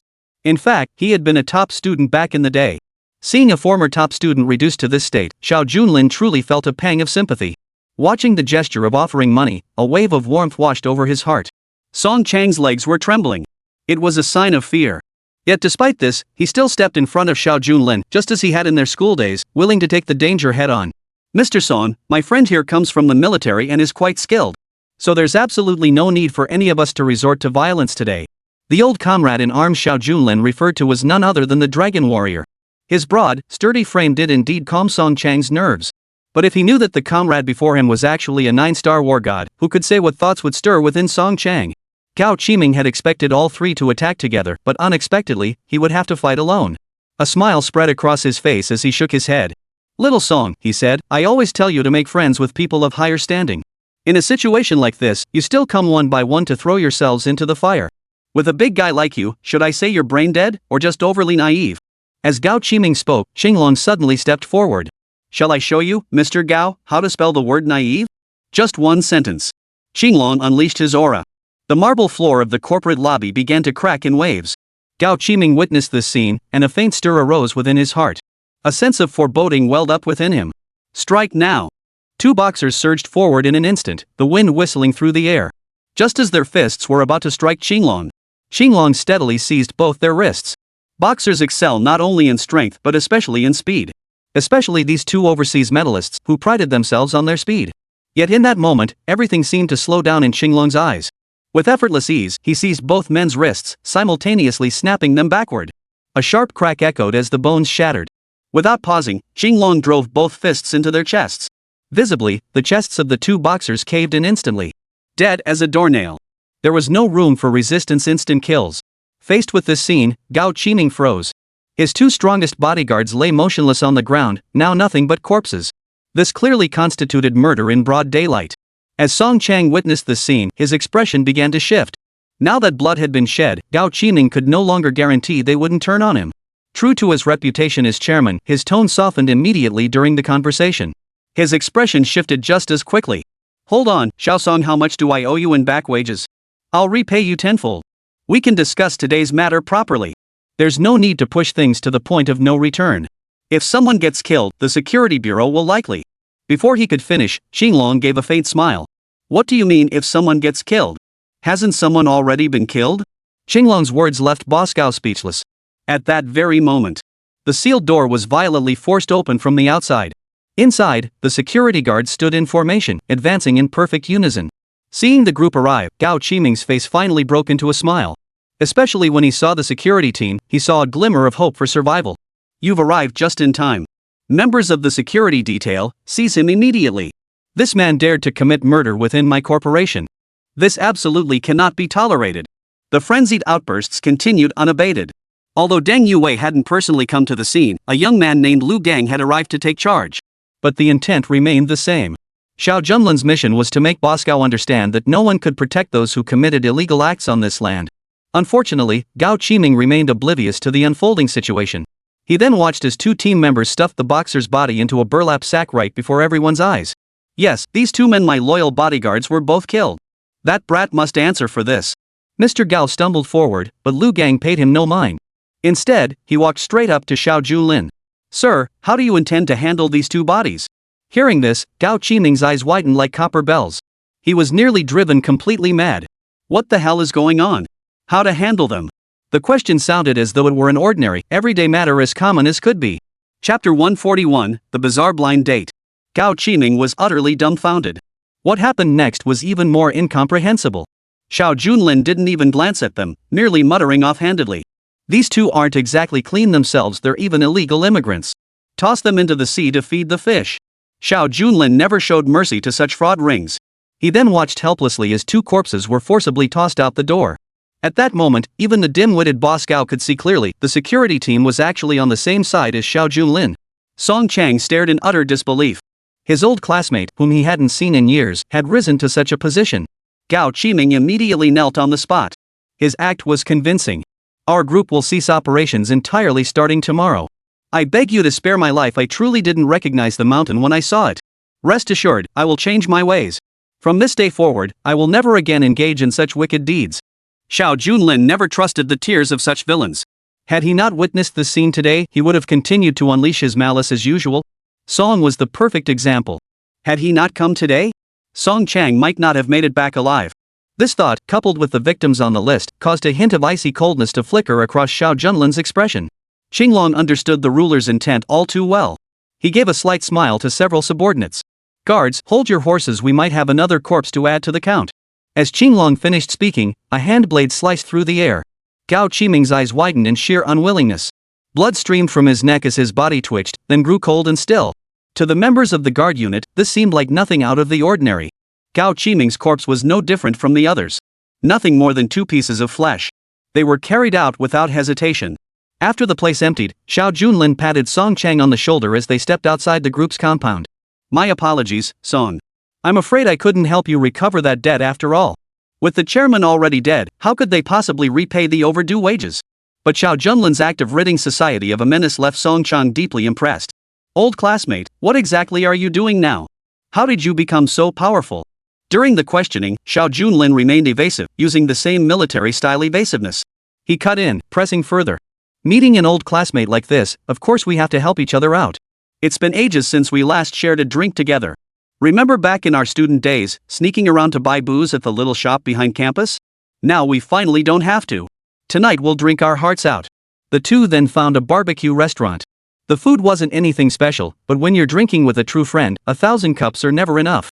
They toasted and chatted, wishing they'd met sooner. They recounted stories from their student days, chatting for hours. By the time they set down their cups, empty bottles were piled high all around them. Throughout it all, Xinglong waited in the distance. Seeing the smile on Xiao Junlin's face, he was profoundly moved. That smile radiated unparalleled warmth and sunshine. Even Xinglong, the war god who had served as Xiao Junlin's guardian for years, had never seen him smile like that before. As time passed, Song Chang became thoroughly drunk. Throughout the entire process, Xiao Junlin listened to the other man recount his job hunting experiences and the various hardships he had endured over the years. Then, with a light pat on the shoulder, he said, "Old classmate, to be perfectly honest, I do have some business in Jiangzhou. If you're not averse to it, come work with me." Song Chang was naturally eager to accept. He even hesitated several times, fearing he might cause trouble for Xiao Junlin. But in the end, faced with Xiao Junlin's resolute answer, the outcome remained the same. They chose to pursue mutual growth. After 3 rounds of drinks, just as they were about to leave, a text message suddenly arrived. Song Chang had received dozens of such messages during their drinking session, but he hadn't paid them any mind. This one, however, caught Xiao Junlin's attention. "Hey Song, you haven't been in Jiangzhou long. Did you already get married? Is your wife worried sick because you're so late getting home?" Song Chang hastily waved his hands as he asked. "How could I possibly be unmarried? I just did something foolish. At my age, it's about time I got married, but my family's down on their luck and I don't really get to meet girls in my daily life. The other day, I happened to visit a matchmaking website after work. All those beautiful women's photos made my heart race. Then, in a moment of impulse, I paid the membership fee. Next thing I knew, a woman kept calling me, arranging a blind date for tomorrow. Arranged meetings are generally considered a good thing." Xiao Junlin smiled faintly. "Which app did you sign up with? Since she's already called so many times, you should just answer it. We'll have plenty of time together as brothers later. Don't let a drink get in the way of important matters." While being polite, Xiao Junlin casually glanced at the other person's phone. Such behavior in broad daylight was hardly unusual. But the problem was that it was nearly midnight. What matchmaking agency would be bombarding people with calls at this hour? At Xiao Junlin's urging, Song Chang finally answered the call. Soon, a middle-aged woman's voice came through the line. "Mr. Song, right? I'll give you an address. Go to the coffee shop tomorrow afternoon. There's a young lady who's taken a liking to you. Also, you'd better make a good impression. This young lady is exceptional in every way. Don't miss this chance." That's final. If you cancel casually, our matchmaking platform's membership fee is non-refundable, and we won't introduce anyone to you in the future. The caller left Song Chang no time to respond. It was as if she was talking to herself, blurting everything out in one breath. The phone hung up at that moment, leaving him with a bitter smile. Just as he turned to complain, he noticed Xiao Junlin's expression had grown extremely grave. The website displayed on the phone was clearly a temporary setup. After reviewing it, he presented it to Xinglong. Xinglong frowned. This website was clearly a fake, and he'd heard there had been some recent fraud incidents in Jiangzhou. Using matchmaking as a pretext to collect money, it seemed Brother Song had fallen into their trap. If anyone else had said this, Song Chang might have been skeptical. But coming from an old classmate, he couldn't help but fall deep in thought. Xiao Junlin casually asked again. "Has this agency seen your face? Or uploaded your photo online? Also, would it be possible for me to see exactly how this company conducted their discussions with you?" Song Chang didn't hesitate, displaying all the chat records before him. Given the short time frame, the matchmaking website manager didn't waste words. After brief pleasantries, they sent the girl's photo and the corresponding meeting arrangements. Chapter 142, The Agency Meeting. It must be said, the girl in the photo was beautiful. She looked as though she had stepped straight out of a painting. Silky hair cascading down. Cherry lips, willow leaf brows. Yet when Xiao Junlin saw her, their gazes locked. Even Xinglong frowned. "Come to think of it, haven't I seen this girl's photo somewhere before? Please hold on a moment." After saying this, the war god Xinglong hurriedly searched online, and the results soon revealed themselves. A female celebrity from a South Asian country. However, this actress was largely overlooked, remaining virtually unknown outside her home region. Unless one specifically searched online, it would be nearly impossible to uncover any information about her. "Song, do you think the woman you're meeting might be a South Asian celebrity?" As Xiao Junlin uttered these words, he struggled to suppress a laugh. Song Chang's eyes widened. Hearing my old classmate say that made me realize I'd been completely duped. Talk about adding insult to injury. Why does every misfortune seem to find me? Song Chang was both furious and heartbroken. Xiao Junlin shook his head slightly. You're actually lucky. If it weren't for you, who knows how many more people this blind date show might have harmed. You said before that since you never gave them your photo, no one knows what you look like. If you don't mind, I'll take your place tomorrow afternoon and expose them all. Now that it was confirmed to be a scam network, Song Chang was seething with rage. Hearing Xiao Junlin's words, he clenched his fists even tighter. Old classmate, I'm terribly sorry to trouble you with money again this time. When Song Chang tried to protect himself within the group, his actions had deeply moved Xiao Junlin. Such words were entirely unnecessary. That single act alone proved that their decades-long friendship and brotherly bond had never wavered in the slightest. Don't thank me, I should be thanking you. I absolutely can't stand this kind of fraud. This is the perfect chance to clean it up properly. Send me the address shortly. If you don't mind, I'll handle it myself. Xiao Junlin's earlier performance had already fully demonstrated his capabilities. Song Chang had already silently raised his thumb in admiration. Song Chang himself was a man of principle. But alas, he was now like a clay Buddha crossing the river, hardly able to save himself. He had 1,000 ideas, yet none could be put into action. Xiao Junlin seemed to get his wish, as Song Chang handed over all the relevant information and the website registration URL without a second thought. After drinking for a long time, the brothers finally returned home late into the night. The three great war gods, having nothing better to do, accompanied Xiao Junlin back to the 100-flower garden. The moment the door opened, Luo Qingcheng saw Xiao Junlin reeking of alcohol, stumbling drunkenly. She pulled him straight onto the sofa and wrapped her arms around him. Beside them, the vermilion bird war god's face flushed slightly. Xinglong shook his head silently. There was a kind of drunkenness that came from wanting to be drunk. Not only the three great war gods, but even Luo Qingcheng had witnessed Xiao Junlin's legendary drinking capacity. The very notion that someone could get him drunk made one question whether he was truly human. What on earth was wrong with Xiao Junlin? How much had he possibly drunk? She'd never seen him like this before. Luo Qingcheng's tone carried a hint of reproach, but then Xiao Junlin suddenly wrapped his arms around her and gently collapsed onto the edge of the sofa. The Xuanwu war god smiled faintly beside them. Well then, we comrades won't disturb you any longer. Perhaps it was simply that 1,000 cups are never enough when drinking with kindred spirits. They drank to their heart's content. There's no such thing as someone who never gets drunk. Xiao Junlin could neutralize the effects of alcohol in his bottle using his inner energy. Thus he could drink 1,000 cups without falling, 10,000 cups without getting drunk. But when drinking with his own brothers, he never resorts to such tricks. Instead, he lets the alcohol flow freely through his meridians. As the saying goes, it's not the wine that intoxicates, but the person who gets drunk. Just as the vermilion bird war god and others prepared to return to the past, Xiao Junlin suddenly reached out and pulled the vermilion bird war god to his side. Through drunken haze, reeking of alcohol, he couldn't even tell which direction Luo Qingcheng lay. He simply wrapped his arms around her and collapsed onto the sofa, snoring loudly. Luo Qingcheng's eyes narrowed into slits. Beside her, the vermilion bird god's face flushed crimson. Before any other man, Zhu Ke could remain utterly composed, yet before the Dark Emperor, he was like a flustered young girl. Get up, you fool! What kind of behavior is this, hugging someone to sleep like that? Zhu Ke gave an awkward smile but dared not defy the Dark Emperor. Sis, should I step aside? Perhaps you should wake him up. By the time they spoke, Xiao Junlin had already closed his eyes tightly, snoring softly. Seeing this scene, Luo Qingcheng also felt sleepiness wash over her. Everyone, I'm terribly sorry for letting you witness such an embarrassing display. Xiao Junlin has indeed been working himself to exhaustion lately. Gazing at Xiao Junlin's sleeping face, illuminated by the moonlight, his handsome features made it impossible for anyone to bear disturbing him. And so it was. Neither the vermilion bird war god nor Luo Qingcheng uttered a word. A quiet night passed. As sunlight replaced moonlight on Xiao Junlin's face, he slowly awoke. The moment he opened his eyes, he found Luo Qingcheng in his arms and flushed with embarrassment. Honey, I'm sorry. I lost control last night. I didn't do anything. Just as Xiao Junlin was about to ask if anything inappropriate had happened, he suddenly felt a warm sensation spreading through his left arm. His eyes widened. He found Zhu Ke, her face slightly flushed, glaring at him with a hint of reproach as she hurriedly took a step back. Tonight, I'm truly sorry. Last night, seeing you sleeping so soundly, we couldn't bear to disturb you, so. During the chaos, Luo Qingcheng couldn't care less about kings or emperors. She'd thought it was just a comrade's nickname. She glared, hands on her hips. She deliberately responded with a touch of jealousy. Well, my dear young master, did you dream of beauty last night while sleeping with two beauties in your arms? Though Xiao Junlin had spent years battling on the battlefield, this scene left him momentarily dumbfounded. Right in front of his wife, he embraced another woman in his arms. This was nothing short of a battlefield of demons. Qinglong the war god and Xuanwu, who had also stayed up all night, exchanged awkward glances at the sight. The air grew slightly heavy with silence. Luo Qingcheng finally tapped Xiao Junlin's shoulder lightly. Last night was just a fluke. I'm not really holding it against you.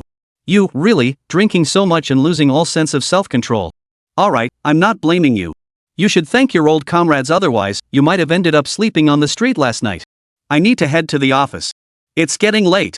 Watching Luo Qingcheng return to her room to pack her clothes, Xiao Junlin frowned as he stared at the green dragon war god. What's wrong with you? After last night's incident, why didn't you intervene? Qinglong and the other two war gods stared wide-eyed. Interfere? Among all commands, this one thing was forbidden. Your Majesty, this is tantamount to suicide. Forget me. Even if the other two war gods joined forces, if you flew into a drunken rage, we'd be no match for you even if we were tied together. Chapter 143, News Preview.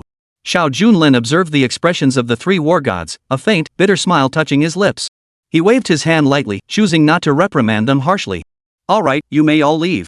Remember to warn me beforehand about such matters in the future. Otherwise, who knows what kind of trouble might arise. As for today's itinerary, Xiao Junlin didn't share it with the others. His purpose was singular. Head straight to the trade tower. According to the news tip provided by Wang Rohan, the trade tower would be engulfed in flames today. Such news was undoubtedly eye-catching, but future-oriented news inevitably carried hidden risks. Rather than letting this inferno become a local disaster, it was better to nip the news in the bud. Xiao Junlin drove alone toward the trade center. At that very moment, inside the trade tower, a Mr. Ma sat in the conference room, his brow furrowed with worry. Mr. Ma had been sleepless all night. Late last night, he received a letter containing a thick wad of cash. It was meant as compensation for him. But the contents of the envelope left him utterly horrified. Tomorrow morning, the trade tower will be engulfed in flames. Mr. Ma hopes you can evacuate everyone. Faced with this situation, Mr. Ma was utterly helpless. He promptly relayed the message to Captain Zhang of the local security bureau. Zhang Xixia arrived at the conference room with her team, and Ma followed shortly after. Mr. Ma, we need you to close the trade center this morning and announce to the public that it's conducting a fire drill. To prevent casualties, all non-essential personnel must be evacuated immediately. Mr. Ma nodded and had already begun implementing Zhang Xixia's instructions. A morning-long fire drill was no big deal for Mr. Ma. But if the contents of that envelope truly ignited a raging inferno throughout the entire trade center, it would likely bring about irreparable losses. Judging by the letter, this was nothing short of a criminal threat. Someone is listening to my orders. Starting now, conduct a thorough search of every floor in the commercial building. Not a single corner should be overlooked. Zhang Xixia led a team of 6 or 7 officers, but their numbers were clearly insufficient for the entire commercial complex. The security bureau was already stretched thin lately, especially since this crime was merely a warning. In a way, even if Boss Ma could request protection, the personnel currently assigned were already stretched to the limit. At that very moment, a bare-chested man in jeans sat with his legs crossed his legs, listening to Zhang Xixia's plan with a dismissive snort.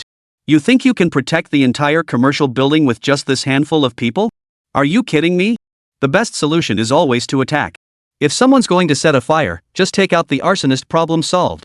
Hearing the young man's words, Zhang Xixia felt a flicker of irritation before turning her gaze forward. Mr. Ma hurriedly bowed his head in apology beside her.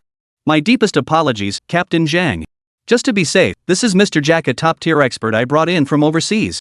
He's lived in our country for decades and is a top-tier bodyguard. He's even thwarted several assassination attempts internationally, a renowned figure. Mr. Ma didn't want the two sides to become overly hostile, so he can only offer a few words of appeasement. Mr. Jack wasn't actually under Mr. Ma's command, it was purely a professional hire and hire arrangement. Moreover, Jack is notoriously arrogant, leaving everyone at a loss. Zhang Xixia kept her composure, but Jack seemed to be persistently pestering her. Captain Zhang, I think you should take those shrimp soldiers and crab generals and leave immediately. They're useless staying here anyway. Just me alone is more than enough.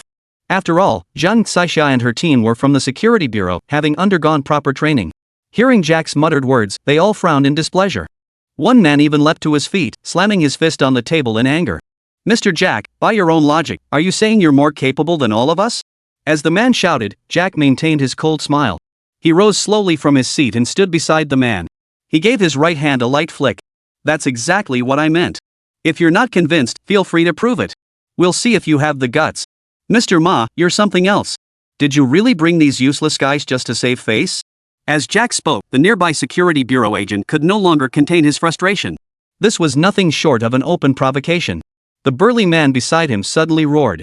"Mr. Jack, I'd like to see just how much you really know about our security bureau." The man immediately lunged forward with a punch. The wind howled as he charged forward. The fist seemed poised to strike Jack's face, yet he merely smiled faintly. Suddenly, he seized the opponent's wrist, sending a wave of numbness through half the burly man's body. The entire man dropped to one knee. The burly man tried to scramble back up, but Jack pinned him down with relentless pressure, leaving him utterly unable to catch his breath. The price of competition must be paid. With a sharp crack, the arm twisted violently. Zhang Zixia witnessed the scene, and several teammates nearby immediately charged forward without hesitation. Jack unleashed a flurry of kicks in midair, sending them all reeling backward. As an internal conflict threatened to erupt, Zhang Zixia shouted fiercely, "Everyone, assist me. We're here to get things done, not to fight amongst ourselves. Mr. Jack, there's no need to be so harsh. If we disagree, let's just stick to our own responsibilities and mind our own business." Tensions flared between the two factions.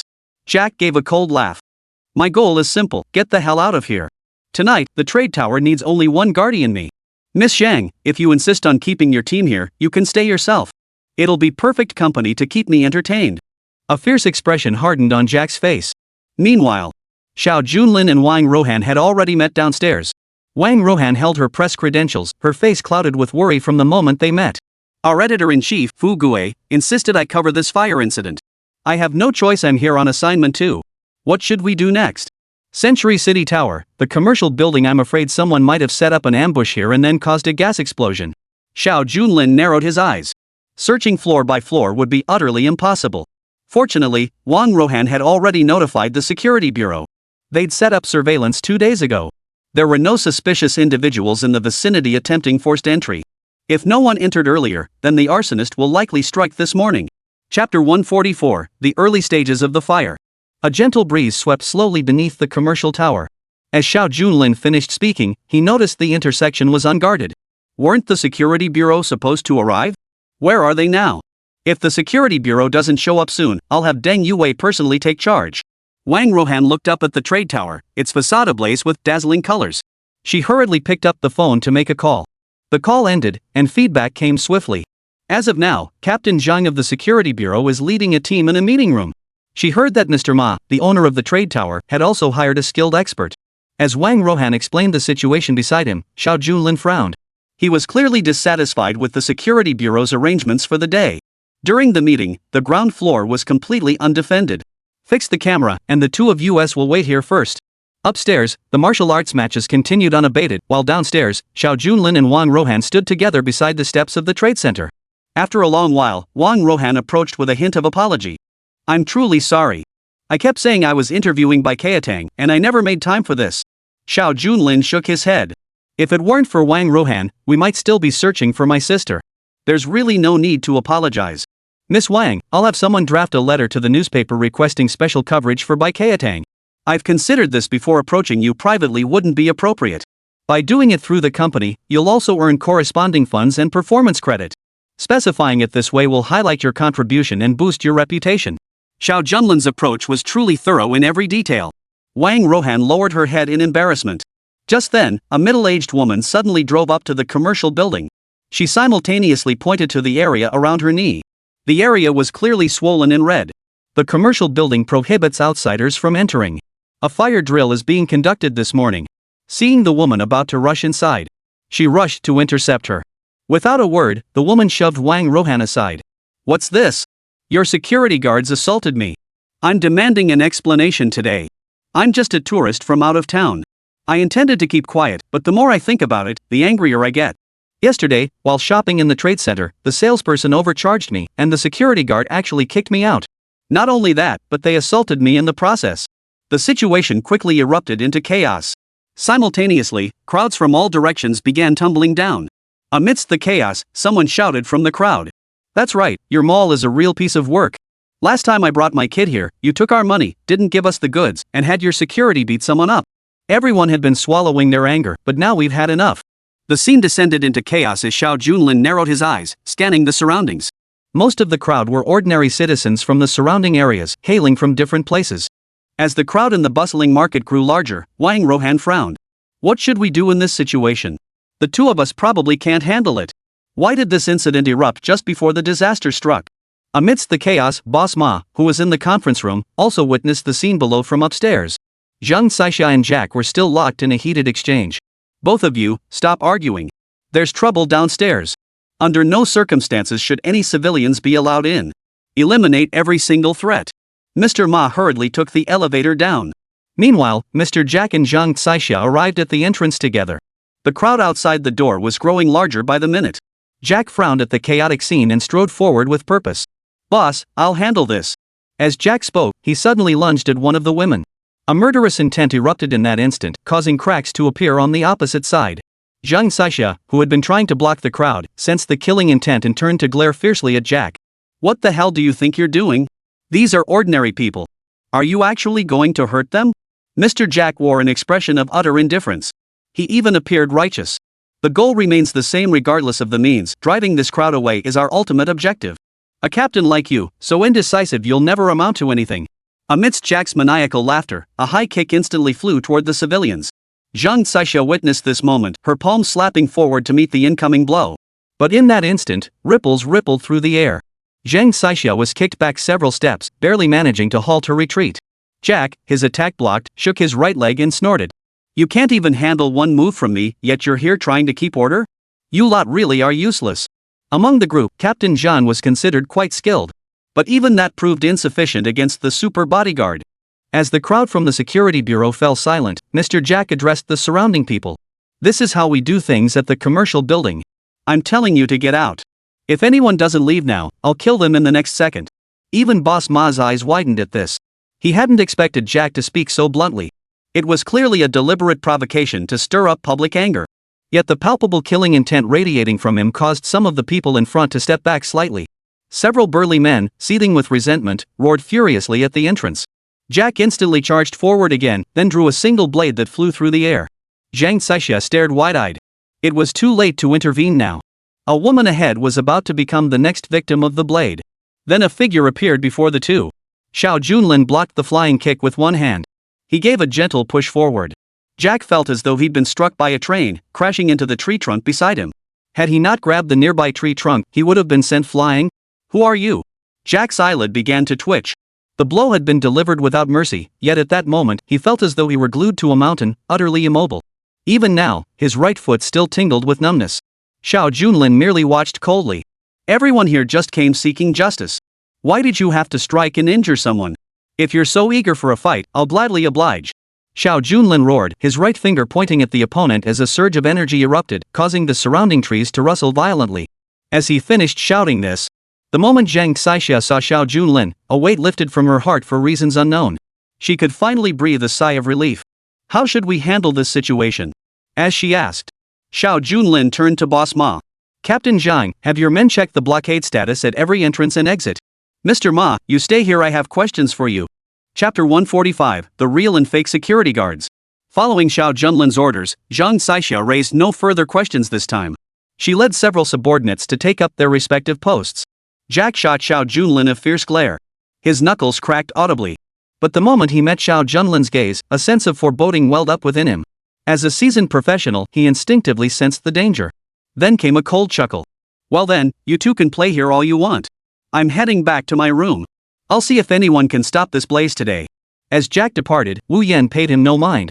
Xiao Junlin pointed toward the rioting citizens ahead. Mr. Ma, there are reports that your security personnel assaulted someone. I expect you to provide an explanation for this incident. I hope you can address this question directly. Otherwise, you may not remain under our protection. The commercial building must be under Mr. Ma's ownership. From society's perspective, no one wants to see flames engulf this place. But if Mr. Ma's actions truly warrant such criticism, then don't blame Xiao Junlin for adding insult to injury. After uttering these words, the boss looked utterly bewildered.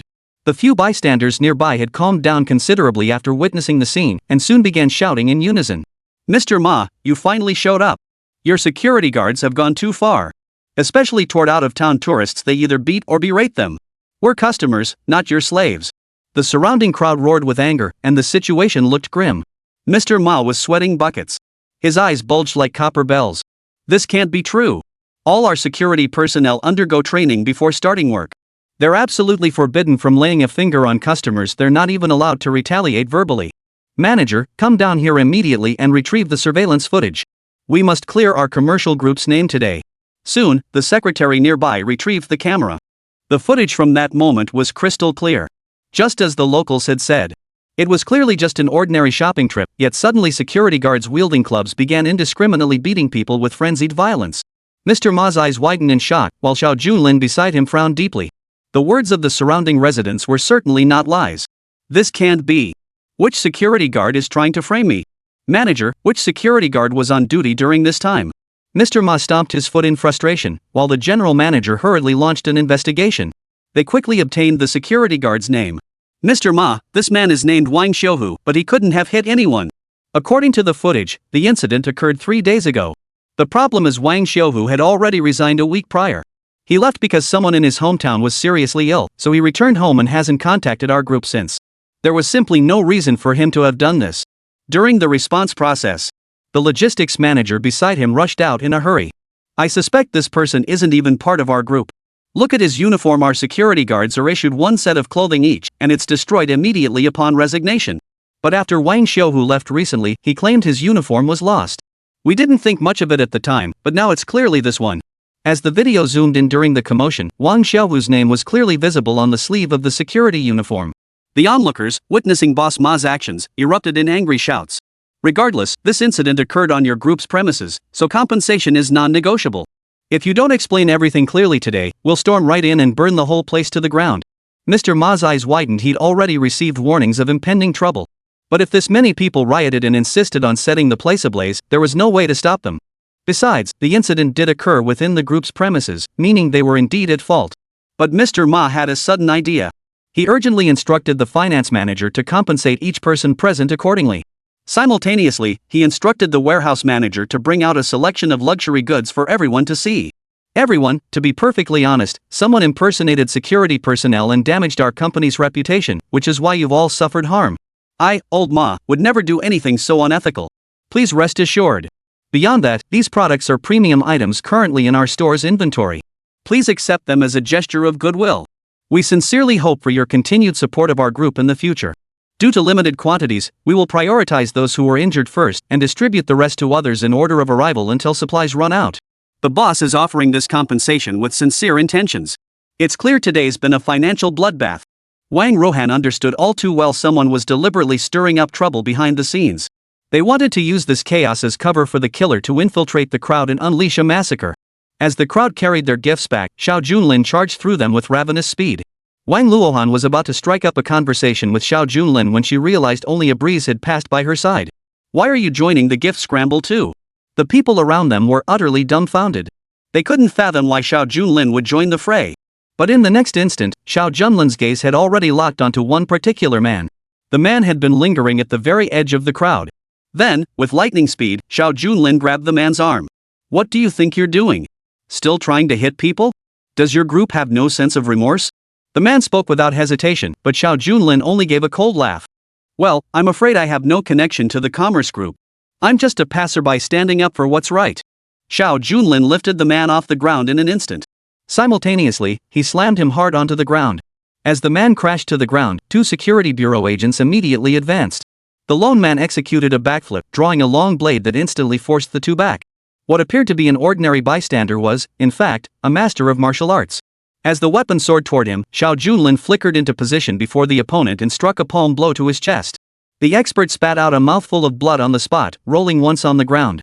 As he struggled to his feet, Xiao Junlin seized his throat and yanked him violently into a face-to-face stance. You're the security guard impersonating Wang Xiuhu. What a clever diversion tactic, inciting chaos downstairs while the real culprit sneaks into the company. The captured man's eyes widened in terror. He was utterly powerless, unable to resist Xiao Junlin in the slightest. Mr. Ma was so furious his beard and eyebrows were practically on fire. Why would you tarnish our group's reputation? Amidst the loud outburst, the man looked up, about to respond. He suddenly pointed toward the southwest. The moment Xiao Junlin and the others turned their heads, the man seized the chance to struggle, rolling down the steps in an attempt to flee. But at that very moment, a mouthful of blood splattered onto the ground, tinged with a faint greenish hue. A foul stench spread before the door. Chapter 146, Toxic Gas Rises. The instant pale blue gas erupted in the air, Xiao Junlin acted with lightning speed, grabbing Wang Rohan beside him and instantly retreating several steps. Don't touch that blue gas. Xiao Junlin's reflexes were lightning fast. Soon, a gentle breeze swept through, carrying the blue gas into the air where it gradually dissipated. Wang Rohan frowned. It's a highly toxic gas. It seems he was forcibly poisoned before coming here without even knowing it himself. Citizens, if you remain at the gate, each of you faces mortal danger. Most of the people in the square had come to watch the spectacle. Upon hearing there was a risk to their lives, who would dare to linger? Within mere minutes, they began dispersing in all directions. Meanwhile, Zhang Saixia on the upper floor led her team in an exhaustive, floor-by-floor search. Yet they found no trace of the arsonist. This area is completely secure, and all firefighting equipment is fully operational. Dozens of fire hydrants were installed on nearly every floor of the commercial building. Not only that, but every major office is equipped with water buckets. In the event of an actual fire, we can guarantee it will be extinguished immediately. Mr. Jack idly played a mobile game, watching the security patrols come and go in the hallway, still dismissing them with disdain. Upon hearing everything was normal, Boss Ma finally let out a long sigh of relief. Do you think the arsonist might come back? Before Xiao Junlin could respond, Wang Rohan silently shook her head beside him. I believe trouble is coming. Could it be in a different form? During their contemplation, against the azure sky, a balloon drifted slowly past the commercial tower. The hot air balloon appeared to be floating unnoticed at an altitude of 10,000 meters. But just as it passed overhead, a small parachute suddenly deployed from the balloon. The snow-white parachute, after some camouflaging, became nearly indistinguishable from the white clouds in the sky. Within mere minutes, the parachute landed precisely on the rooftop of the commercial building. A man clad in snow-white clothing emerged, his entire body pale and bloodless. He effortlessly opened the rooftop door and stepped inside the top floor. His footsteps echoed with heavy thuds, as if deliberately drawing attention. Zhang Saixia, who was patrolling the corridor, was the first to hear the commotion. She immediately led several security bureau officers to the roof at top speed. Hurry up! There's an intruder upstairs. Zhang Saixia gripped her pistol. She quickly reached the top floor. Then, a man appeared, a smile on his face, his entire body devoid of even a trace of color, looking like a living corpse. With each step he took forward, a faint, sweet fragrance wafted through the air. Yet he held no torch or other flammable object in his hands. Halt! Who are you? If you take another step, I'll open fire. Zhang Saixia shouted loudly. The security guards ahead suddenly felt waves of dizziness wash over their brains. Before she could even reach for her weapon, she found herself lying on the ground, snoring softly. Zhang Saixia stared ahead as the corridor began to warp and twist. Oh no, it's an illusion. No, wait, there's poison in the air. Zhang Saixia snapped to attention, dragging the guards frantically backward. The mysterious man continued advancing step by step, utterly composed. Mr. Jack rolled forward, instantly appearing in the corridor. The moment he saw the man, his expression shifted slightly. Five Poison Monster. Five Poison Monster wasn't a name, but a code name. This code name often symbolized death. For this code name belonged to a notorious master of poison on the assassin's heavenly rankings. Ranked 29th. A person who could rank so high on the list possessed an absolute mastery of their craft. Even Mr. Jack saw the scene and felt a bead of cold sweat form on his forehead. Mr. Ma, you've gotta pay me more. I've never heard of anyone taking on someone from the heaven and earth rankings. Mr. Jack's arrogant demeanor vanished completely. Against the five poison fiend, only sustained offense would work. Two throwing knives shot from his hands. Yet the man before him merely tilted his head, effortlessly dodging them. Simultaneously, a faint blue aura enveloped his body. Upon closer inspection, any insect that touched the inner circle instantly perished. Witnessing this, Jack glanced back at Zhang Saixia, who was drifting off to sleep. Give up. No one can stop this disaster. We were deceived by that letter. The enemy's true specialty isn't fire, it's poison. An old monster of this caliber, even if we tied everyone present together, we might not stand a chance. Zhang Saixia shouldered the responsibility. With tremendous effort, she pushed several companions to safety. Listening to Mr. Jack's words, she tried to resist, but her mind was already foggy, and her entire body felt utterly powerless. She finally slipped into unconsciousness. Just as Zhang Saixia lost consciousness, the elevator below slowly ascended. As the elevator doors opened, Boss Ma collapsed in terror at the sight before him. The five Venom's monster's pallid skin alone made it look like a corpse risen from the morgue. Mr. Jack struggled to push Zhang Saixia and the others to the edge of the elevator, where they met Xiao Junlin face to face. Get out of here, kid. Take all your people with you. This guy is the five poisons monster, a notorious killer on the heaven and earth rankings. Mr. Jack shouted, but at the same time, he saw Xiao Junlin brush past him. His eyes widened as he let out a cold snort. Kid, I know your skills are decent, but his toxins are deadly. Especially that glowing aura around him. Get too close and you'll be poisoned to death instantly. I'm warning you out of kindness, don't go dying for nothing. Faced with such overwhelming danger, Mr. Jack dropped all pretense. Though his impression of Xiao Junlin wasn't exactly favorable, he couldn't just stand by and watch him throw his life away. Watching the poison zone steadily expand, it soon engulfed Xiao Junlin. Witnessing this scene, Jack could only shake his head slowly. But the next moment, a smile spread across Xiao Junlin's face. As the poison seeped into his body, his skin began to turn black. It was utterly incomprehensible why someone facing death could still manage a smile. The five poisons monster merely glanced at Xiao Junlin. The poison permeating his heart and lungs meant certain death. But just as everyone waited for Xiao Junlin to collapse to the ground, a deep, resonant voice suddenly boomed from behind. Where do you think you're going? No poison? The pale face froze, showing a hint of wavering for the first time. Turning back, he saw Xiao Junlin's pitch-black skin gradually reverting to its original form. I used the Wudu venom of Tianshan, there should be no antidote. The five poisons monster finally responded. Xiao Junlin held out his hands to examine his skin, silently shaking his head. There is no poison in this world that cannot be countered. If there were, it would only mean your cultivation is insufficient. Chapter 147, Countering Poison with Poison. Xiao Junlin's words were simple, yet within that simplicity lay an endless shock that reverberated within Mr. Jack's heart. Who was the five poisons monster? He was a figure entrenched on the heaven and earth rankings. Moreover, he had long cultivated his venom to the pinnacle of perfection. Now, with a single, simple sentence, Xiao Junlin seemed to shatter all their efforts. Shock rippled not only through Mr. Jack but also through the five poison fiends standing beside him. It must be said, just as Mr. Jack remarked, the poisonous aura he had just unleashed was the five poisons fiend's most formidable specialty. Yet now, before Xiao Junlin, that very poisonous mist seemed as ordinary and mundane as the air itself. As they pondered the mystery, a faint smile touched the corners of Xiao Junlin's lips. True poison isn't always visible to the naked eye. It strikes in the blink of an eye, unseen and unheard. No sooner had the words left his mouth than the five poisons monster narrowed his eyes, suddenly feeling a wave of suffocating pressure in his chest. Then, with bloodshot eyes, it stared fixedly at Xiao Junlin, as if witnessing the most astonishing sight in the world. From skin to meridians, everything rapidly turned pitch black. With a loud crack, his entire body collapsed to the ground. He coughed up a mouthful of blood and began convulsing violently. Dead. Had it not been witnessed firsthand, no one in the entire world would have believed such an outcome possible. A master of his craft, perfectly healthy, had simply died. And poisoned, no less. All right, the matter has been resolved. The trade center should now resume normal operations. Inform Mr. Ma that everything is now secure and operations may resume as usual. With that, Xiao Junlin turned to leave. The only regret was that the five poisons fiend was dead and thus, the mastermind behind today's events could never be exposed. But at least they had narrowly avoided disaster, all was well. Only Mr. Jack remained silent, boarding the elevator and exiting the building without a word. Even as he stepped out of the building, Mr. Jack still felt an overwhelming sense of dread. He was genuinely afraid. Even Mr. Jack himself could never have handled the five poison fiend, yet Xiao Junlin had countered poison with poison as if it were nothing. Who could guarantee that if the man before him ever grew angry, he might poison him to death? Then there would be no way to speak of the injustice. Downstairs, Zhang Saixia slowly regained consciousness from the knockout gas, and several employees nearby showed similar reactions. Damn it, I actually passed out and didn't even realize it. Thank goodness it was only a mind-altering gas.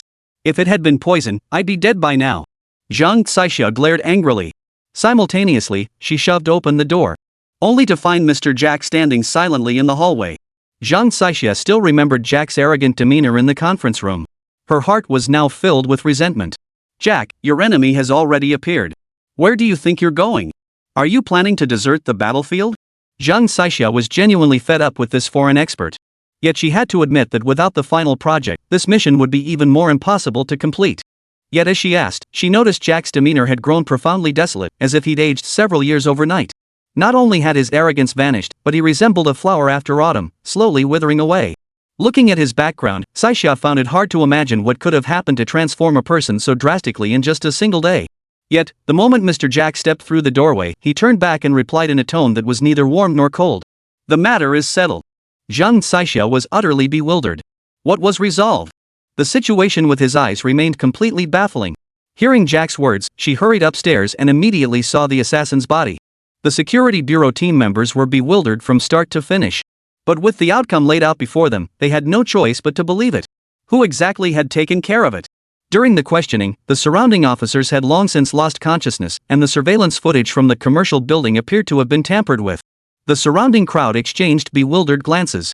Ultimately, Old Ma emerged as the beneficiary of this incident, yet the entire case itself became the greatest mystery. Xiao Junlin, now hailed as the hero, had long since departed the scene with Wang Rohan. A gentle breeze blew from afar. Xiao Junlin placed an application letter into Wang Rohan's hand. This is the official application letter from Baikayatang. Please deliver it to your corporate group and arrange for an interview. After Xiao Junlin spoke these words, Wang Rohan took the invitation letter and the advance funds directly back to the corporate group. Meanwhile, Boss Fugue paced back and forth in his room. Frowning, he slammed the application letter Wang Rohan had brought him onto the desk. I sent you to cover the fiery incident at the commercial building, and what did you end up covering? I thought you'd seize the chance to make headlines, but now not even a proper headline has materialized. Amidst his furious outburst, Wang Rohan stood her ground without flinching. Yes, I did go to cover the story. But there was no gas fire at the trade center. Are you suggesting I should have started one myself? Isn't that a bit much? As she shouted her questions, Fugue suddenly fell silent. Beside him, Zhang Xiaomei, who had somehow reappeared after her rebirth, slowly approached, a strange smile playing on her lips. Well, I suppose Miss Wang just had some bad luck. People should always trust in fate. You must understand that Baichao Hall has only just been established.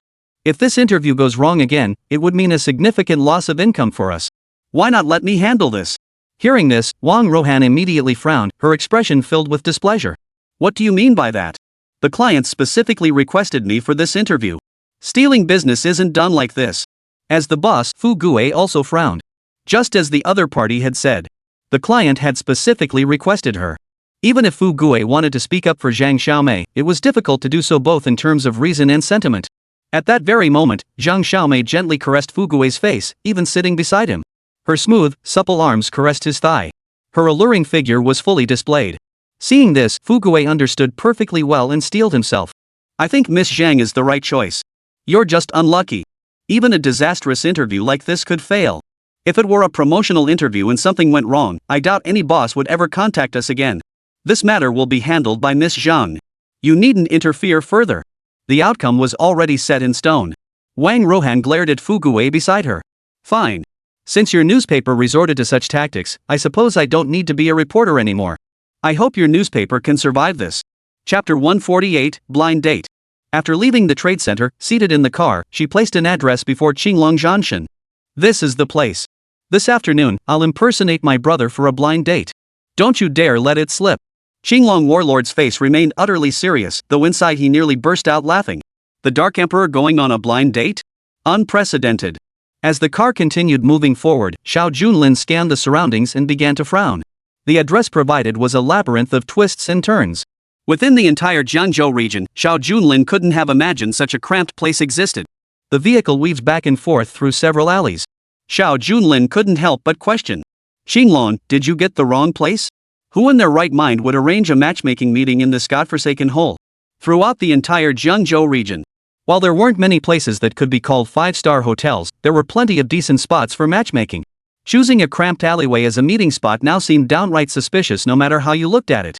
At that moment, the war god Qinglong frowned as he stared at the navigation app. This place called Nightfall Bar, there's only one with that name in all of Jiangzhou, so there's absolutely no mistake. And the navigation system led me here. I genuinely have no idea what it's like inside. Qinglong wore a pained expression as he slammed on the brakes, bringing the car to a halt right in front of the entrance. Nightfall Bar was right before his eyes. It resembled a breakfast shop, extremely cramped. It was only a two-story building, and inside, several waitstaff in black vests sat with their legs crossed, dozing off. The tiny shopfront looked utterly dilapidated, hardly the appearance of a functioning business. If not for the Nightshade Bar sign hanging precariously above the entrance, one might have doubted they were in the right place. Your Majesty, this is the Nightshade Bar you mentioned. What kind of people did your brother arrange a blind date with that it ended up in a place like this? Xiao Junlin shook his head. All he knew was that the woman had chosen this place.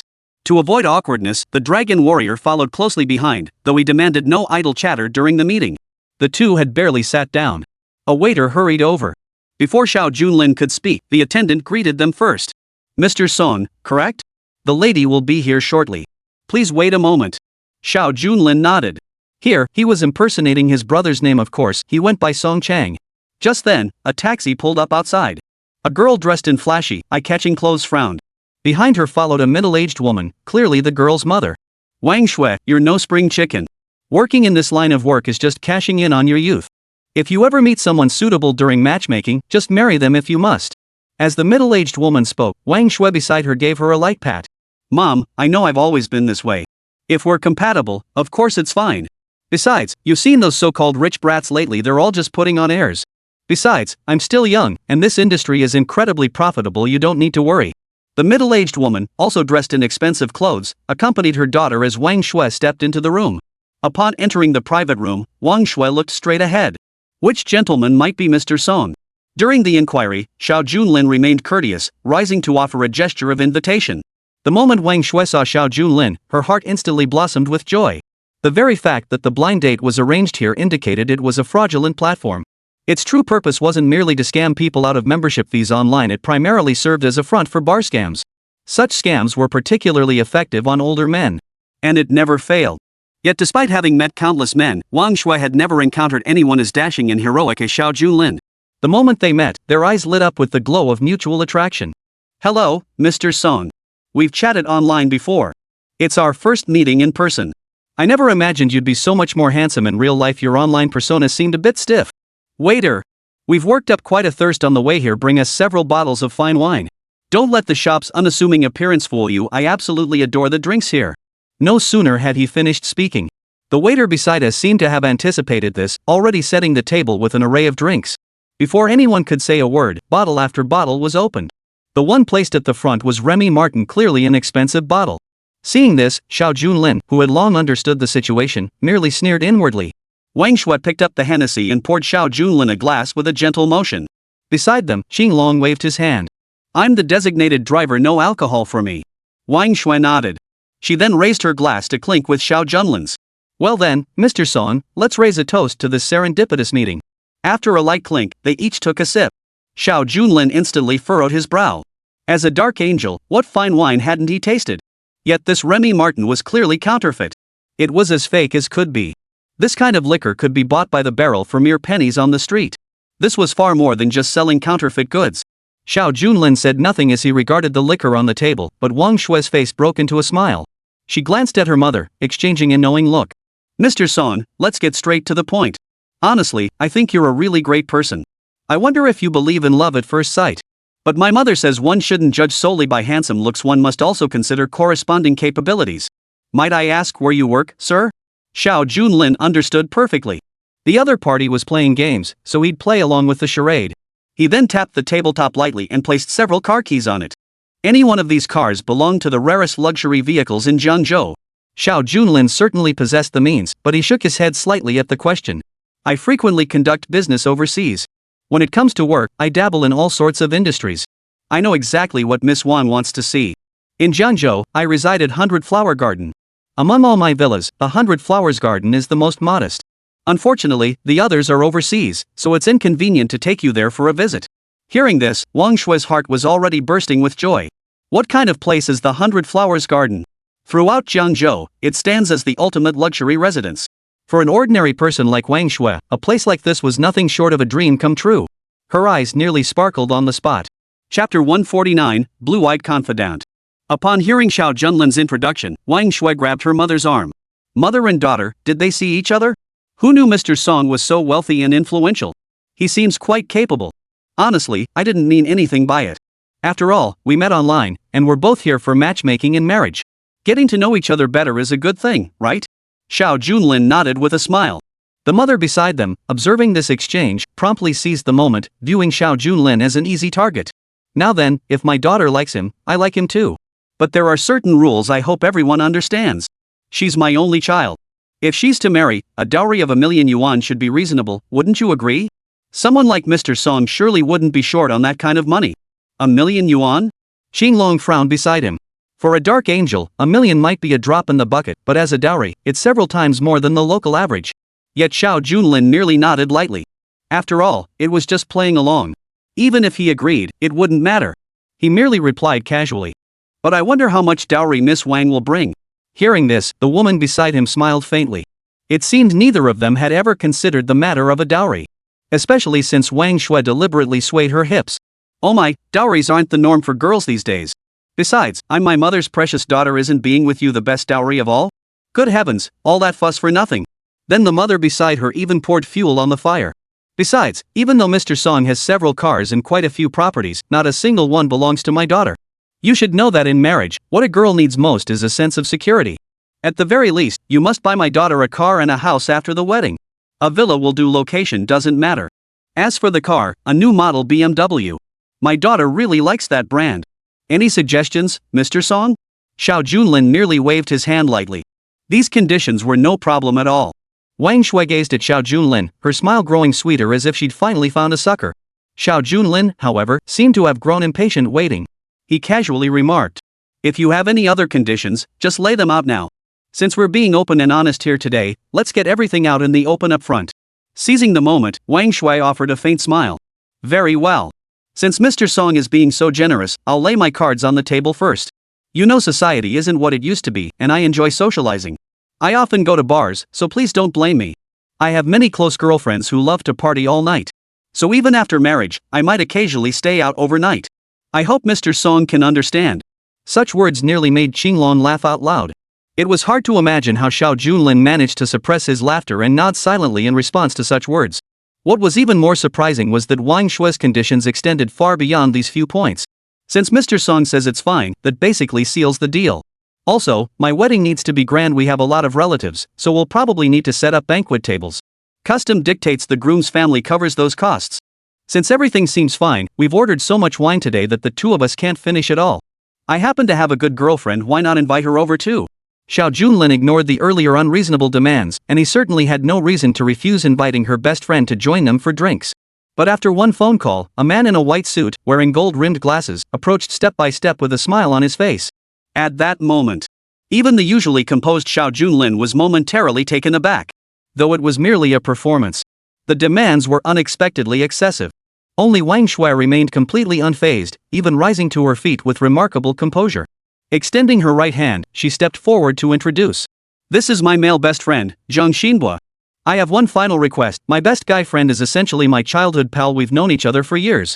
We've played together since childhood. I hope my future partner will be generous and not mind that I have a close male friend." Zhang Xinbo wore a smile on his face. As soon as he sat down, he gently took Wang Shui's arm. To an outsider observing this scene, it was clear these two were the real couple. Qinglong's fists were already clenched so tightly they cracked. If not for Xiao Junlin's warning glance, he would have torn the two apart by now. Zhang Xinbo gave Xiao Junlin a casual nod. Then he offered his congratulations. "I'd heard about Mr. Song and my best friend before. Never imagined you'd be so handsome. But let me make one thing clear, my Wang Shui is delicate as a flower. She can't be bullied in the slightest. Besides, rich guys like you have plenty of rivals after Wang Shui. You better not be one of them. Don't get cocky just because we met." As Zhang Xinbo spoke, Wang Shui beside him picked a cherry and placed it in his mouth. She flashed a smile at everyone present. "My bestie speaks her mind, please don't take offense. She's just looking out for me. Also, remember that handbag I spotted at the mall last time? I've been thinking about it. It's a new release and would suit my status perfectly. Since Mr. Song is here today, why don't we all go together?" This was clearly a veiled suggestion. And Zhang Xinbo took it to the extreme. Mr. Song is so generous he wouldn't let you miss out on a bag. There's a saying, love the house and love the crow. I've spotted a dress I'm eyeing. I'm sure your future husband won't say no. Qinglong was seething with murderous intent. At this point, Xiao Junlin gave a faint smile. Meanwhile, Wang Shui hurriedly summoned the waiter to settle the bill. The waiter who had opened the wine bottle earlier had long since vanished. This time, several burly men approached. "Sir, your bill comes to 280,000. At this point, Xiao Junlin remained unmoved, while Wang Shui beside him seemed utterly accustomed to such situations. She deliberately replied, "Mr. Song, I come here often for drinks. This bill is actually quite reasonable. After marriage, expenses like this won't be few and far between." Zhang Xinbo seized the opportunity to add, "Exactly. This is my bestie's usual spending level. Mr. Song wouldn't want to pretend to be something he's not, so just pay up." At this point, Xiao Junlin snorted. "If this is her usual spending level, then it's only natural for you two to pick up the tab." Chapter 150, Who's Paying? Wang Shui's expression shifted slightly at that moment. Her mother beside her also cried out. "What does that mean? On a first date, isn't it only natural for the man to pay? Even if our family can afford it, we shouldn't be the ones paying." Wang Shui shot a glance to the side, and several burly men immediately surrounded Xiao Junlin. Their tone was extremely hostile. "Sir, this is our standard pricing. If you refuse to settle the bill, we're afraid." Xiao Junlin smiled faintly at Qinglong. The long-awaited Qinglong war god finally unleashed his full power. First, with a sharp slap, he flung a bank card worth over 500,000 yuan toward the waiter. "There's over 500,000 here. Should cover the bill, right?" The burly man's face broke into a smile at the sight of the money. But then the Azure Dragon war god retorted. Only this debt isn't for drinks, it's for your medical bills. The burly man's expression froze. Then the Azure Dragon War God grabbed his head and slammed it hard against the wall. In an instant, blood gushed from his head. Seeing Qinglong's swift and brutal tactics, Zhang Xinbo jumped to his feet in shock. I never expected your boyfriend's driver to be so aggressive, Wang Shui. This guy might have violent tendencies. They say birds of a feather flock together. If your boyfriend has violent tendencies too, you might want to reconsider things carefully. Wang Shui stood beside him, her mouth agape. She even began to tremble slightly. This isn't just about that issue anymore. This bar belongs to Big Bear. You attacked his men, no one's getting away with this. Black Bear himself is in the shop today. Telling you this isn't our problem, you brought this on yourself. Amidst the shouts came a few shrieks, but Xiao Junlin roared back with genuine interest. Then bring that Black Bear out here. How many people have you scammed with your forced sales and fake websites? Your site specifically targets country folk, reeling in big fish along the way. You must know that for many unmarried men, hosting a wedding nearly drains their entire life savings. And now, because of a few bottles of booze in your bar, they've flushed their entire life savings down the drain. Even if we killed you, it wouldn't be enough. As Xiao Junlin's rage boiled over, the surrounding crowd felt their scalps tingle. Soon, a burly man with broad shoulders hurried over. The man glanced at his henchman. He froze for a moment. Usually, customers who didn't pay were met with violence, but today, it was his own men who were being beaten. He slammed his hand on the table. You've got some nerve, kid. Do you know this street belongs to Universal Group? Do you know what kind of force Universal Group is? You hit my men today, you won't walk out of here without paying millions in medical bills. As Black Bear bellowed, Xiao Junlin grabbed a nearby steak knife. With 2 swift slashes, he severed Black Bear's tendons on the spot. Blood gushed from the slashed tendons, streaming through the gaps in his clothes. Black Bear's eyes widened in shock. Before he could even act, he was already gravely wounded. He never imagined such a customer existed in this world, someone who would draw a knife on a whim. Wang Shui and Zhang Xinbo finally witnessed Xiao Junlin's ruthless side in that moment, hastily rising to their feet. The Azure Dragon War God intercepted them on both sides, gesturing for them to stay. My name is Sovereign. I haven't given you permission to leave. How dare you walk away? As Qinglong spoke, one of the burly men, sensing trouble, tried to scramble up the stairs only to be instantly impaled by a flying dagger. Faced with this scene, Wang Shui could only grit her teeth and sit back down. Meanwhile, Black Bear Boss clutched his wound, screaming in agony. Crossing the Universal Group is the biggest mistake of your life. You won't walk away unscathed. Listening to the cries, Xiao Junlin picked up his phone. After one phone call, within a mere 2 minutes, Mr. Ma, the chairman of Universal Group, arrived at the scene. The moment he saw Ma Wangtian, the Black Bear beside him lost all trace of aggression. Because it was obvious that Mr. Ma was the one who had called him. The moment Zhang Xinbo saw Mr. Ma, his eyes darted around restlessly. Wang Shui, why didn't you tell me Mr. Song knows Chairman Ma? He's my direct superior, I absolutely must greet him. Zhang Xinbo and Black Bear were practically cut from the same cloth, both underlings of Boss Ma. But given Zhang Xinbo's status and position, he absolutely couldn't afford to offend someone like Boss Ma.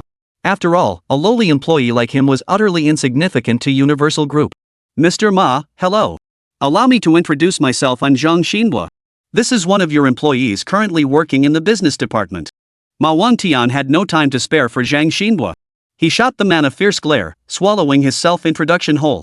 Ma Wangtian then approached Xiao Junlin, adopting an attitude of utmost deference. My deepest apologies, Mr. Ma. I had no idea this situation would arise. Our global group information company did expand into brick-and-mortar operations several years ago, though the number was extremely limited. Nightfall Bar was one of them. This particular bar has been on the verge of closing for quite some time. I'm not sure why you chose to visit it. Mr. Ma didn't bother to ask why the man addressed Xiao Junlin as Mr. Song. In Ma's eyes, Xiao Junlin was the head of an assassin organization. Xiao Junlin snorted in response. Mr. Ma, I'd be curious to know how many more businesses like this you have under your umbrella. Do you even realize that a bottle of liquor costing just over 10 yuan is being sold here for tens of thousands? Hearing this, Ma Wangtian felt a chill run down his spine. My deepest apologies, boss. I was just about to negotiate with the internet conglomerate. I've been focused on the internet business these past few years and completely neglected these restaurants. I'll shut down these restaurants immediately and dedicate myself solely to information services for you from now on. Only when Ma Wangtian uttered these words did Xiao Junlin silently nod in satisfaction. Meanwhile, several members of the Qinglong squad forcibly dragged Black Bear downstairs. The boss hauled him down from the upper floor. Faced with the bloody chaos unfolding before him, Zhang Xinbo dared not utter another word. Even their own big boss was bowing and scraping before this man. Just what kind of high-ranking figure had they offended? Zhang Xinbo turned and glared fiercely at Wang Shui. He even felt like tearing her limb from limb. Wang Shui, you've gone too far. How could you bring someone to this shabby little joint? No wonder a woman like you has never found a proper partner. You collude secretly with these local businesses and pocket kickbacks. If you want to make money, you can't do it this way. The once close friends turned on each other in an instant. Xiao Junlin watched the spectacle with keen interest. Chapter 151, The Red Thread of Fate. Wang Shui's eyes widened. Clearly, even Boss Ma had personally come this far had long surpassed her expectations. Hearing her male best friend suddenly utter such words, Wang Shui's expression instantly twisted into a grimace. What does that even mean? You're still my best guy friend? When you were demanding things earlier, you didn't hold back. Now you're dumping this mess on me. Zhang Xinbo, frail in build, pushed the other man in a fit of rage. A man acting more like a woman, utterly pretentious. Seeing the two about to come to blows, creating an extremely ugly scene, Xiao Junlin shouted. Enough! I didn't come here to watch you two fight. Speaking of which, Mr. Ma, I never imagined Global Group would harbor such talent. Xiao Junlin's words seemed like praise, but each sentence was laced with hidden meaning. Ma Wangtian's scalp prickled at the sight. He made up his mind on the spot. Zhang Xinbo, effective immediately, you are no longer an employee of Universal Group. You can get the hell out. In that instant, Zhang Xinbo was utterly dumbfounded. He knew full well that with his academic background and skills, he had never been qualified to join Universal Group. He had only managed to scrape by as an ordinary employee. He barely managed to land a position as an ordinary employee. He'd shown no ambition at work either, achieving nothing in his 3 years there. But Global Group offered extremely generous employee benefits. If he were fired now, he'd likely lose everything. Zhang Xinbo glanced at the boss, who then watched as Xiao Junlin suddenly dropped to his knees with a thud. Mr. Song, please forgive my transgressions. I beg you to speak on my behalf. Don't let the boss fire me. I still have so many debts to pay off, and I'm counting on my salary. Xiao Junlin shook his head. First of all, my surname isn't Song. You have no right to even mention my name. Besides, if you really don't want to get expelled, it's actually possible. From what I see, you and Wang Shui are more like childhood sweethearts. Since you two know each other inside out, why not just get married? At this point, Wang Shui and Zhang Xinbo locked eyes. Suddenly, they both roared out in unison. Absolutely not. It was precisely because Wang Shui and Zhang Xinbo had known each other for so long that they understood what it meant to be in cahoots. In Wang Shui's eyes, Zhang Xinbo's private life was notoriously chaotic. And he certainly hadn't shied away from illegal activities. Moreover, she was merely a lowly employee, while Xiao Junlin was in a completely different league like heaven and earth. How could she possibly marry him? Zhang Xinbo knew Wang Shui inside out, a woman of loose morals. And for the sake of money, she would resort to almost any means. They knew each other inside out, yet precisely because of that, they understood how thoroughly rotten they both were to the core. Ma Wangtian watched the scene unfold and shook his head. The big boss gave you a chance, yet you couldn't seize it. You're fired immediately.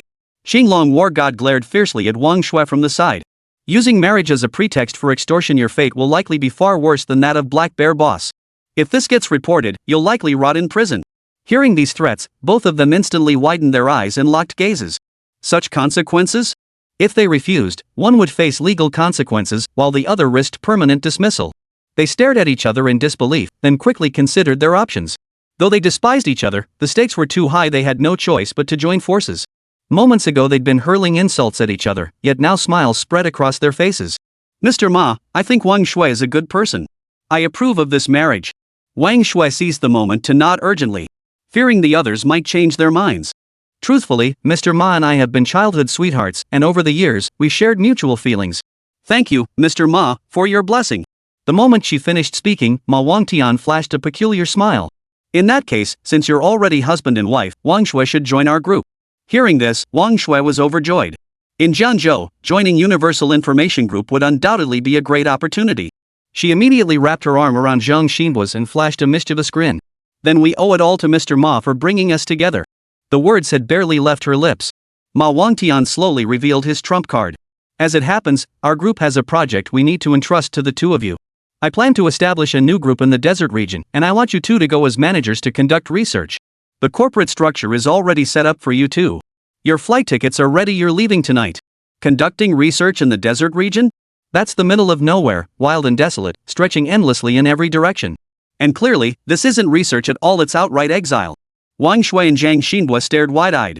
Sweat trickled down their foreheads. How could this happen? We just joined the company, we can't be assigned tasks like this. I'm not going to the desert. Ma Wangtian immediately snorted coldly. You want to go, you go. You don't want to go, you don't go? Backtracking isn't our group style, there's no room for second thoughts. Zhang Xinbo was so terrified his legs went weak. Seeing the work contract in Boss Ma's hand, it actually required 30 years of desert support. Forget about all these years, by the time I return, I'll be past my prime. I'd probably just get heatstroke in the desert. This can't be. You're breaking the law. The moment the word illegal was uttered, the dragon warrior's expression hardened. Now you know it's illegal? But what you've been doing isn't any different. Killing you lot would be justified. Either die now, or get the hell out. Under Qinglong's threat, Wang Shuat and Zhang Xinbo were forcibly dragged by several Qinglong squad members to the Ma Wangtian group. Without time to prepare, they were immediately transported by helicopter to the desert that very day. As for the bar businesses under the global group, all were shut down that very afternoon on the boss's orders. Finally, Ma Wangtian repeatedly apologized. I'm truly sorry. I failed to manage my subordinates properly. After establishing the information group, Ma Wangtian had long since ceased managing smaller establishments like bars. The current situation was hardly his fault. After all, he had delegated oversight to various managers. Xiao Junlin chose not to press the matter further, shaking his head in response. Go to the network group and set up the Baikatang website first. Consider it making amends for your mistakes. Ma Wangtian hastily agreed. But just then, his wife's call came through unexpectedly. Xiao Junlin, I don't know why, but I suddenly feel unwell. Could you please come back and take a look at me? Chapter 152, The Bizarre Illness. Xiao Junlin rushed home under cover of night. The moment he opened the door, he saw Luo Qingcheng lying on the bed, while water still trickled steadily from the kitchen faucet. She must have collapsed while washing dishes, now lying limp and weak. Hearing the door open, Luo Qingcheng gently braced herself against the bed frame, struggling to support her body. I don't know what happened, she murmured. I was washing dishes, and suddenly my whole body went limp.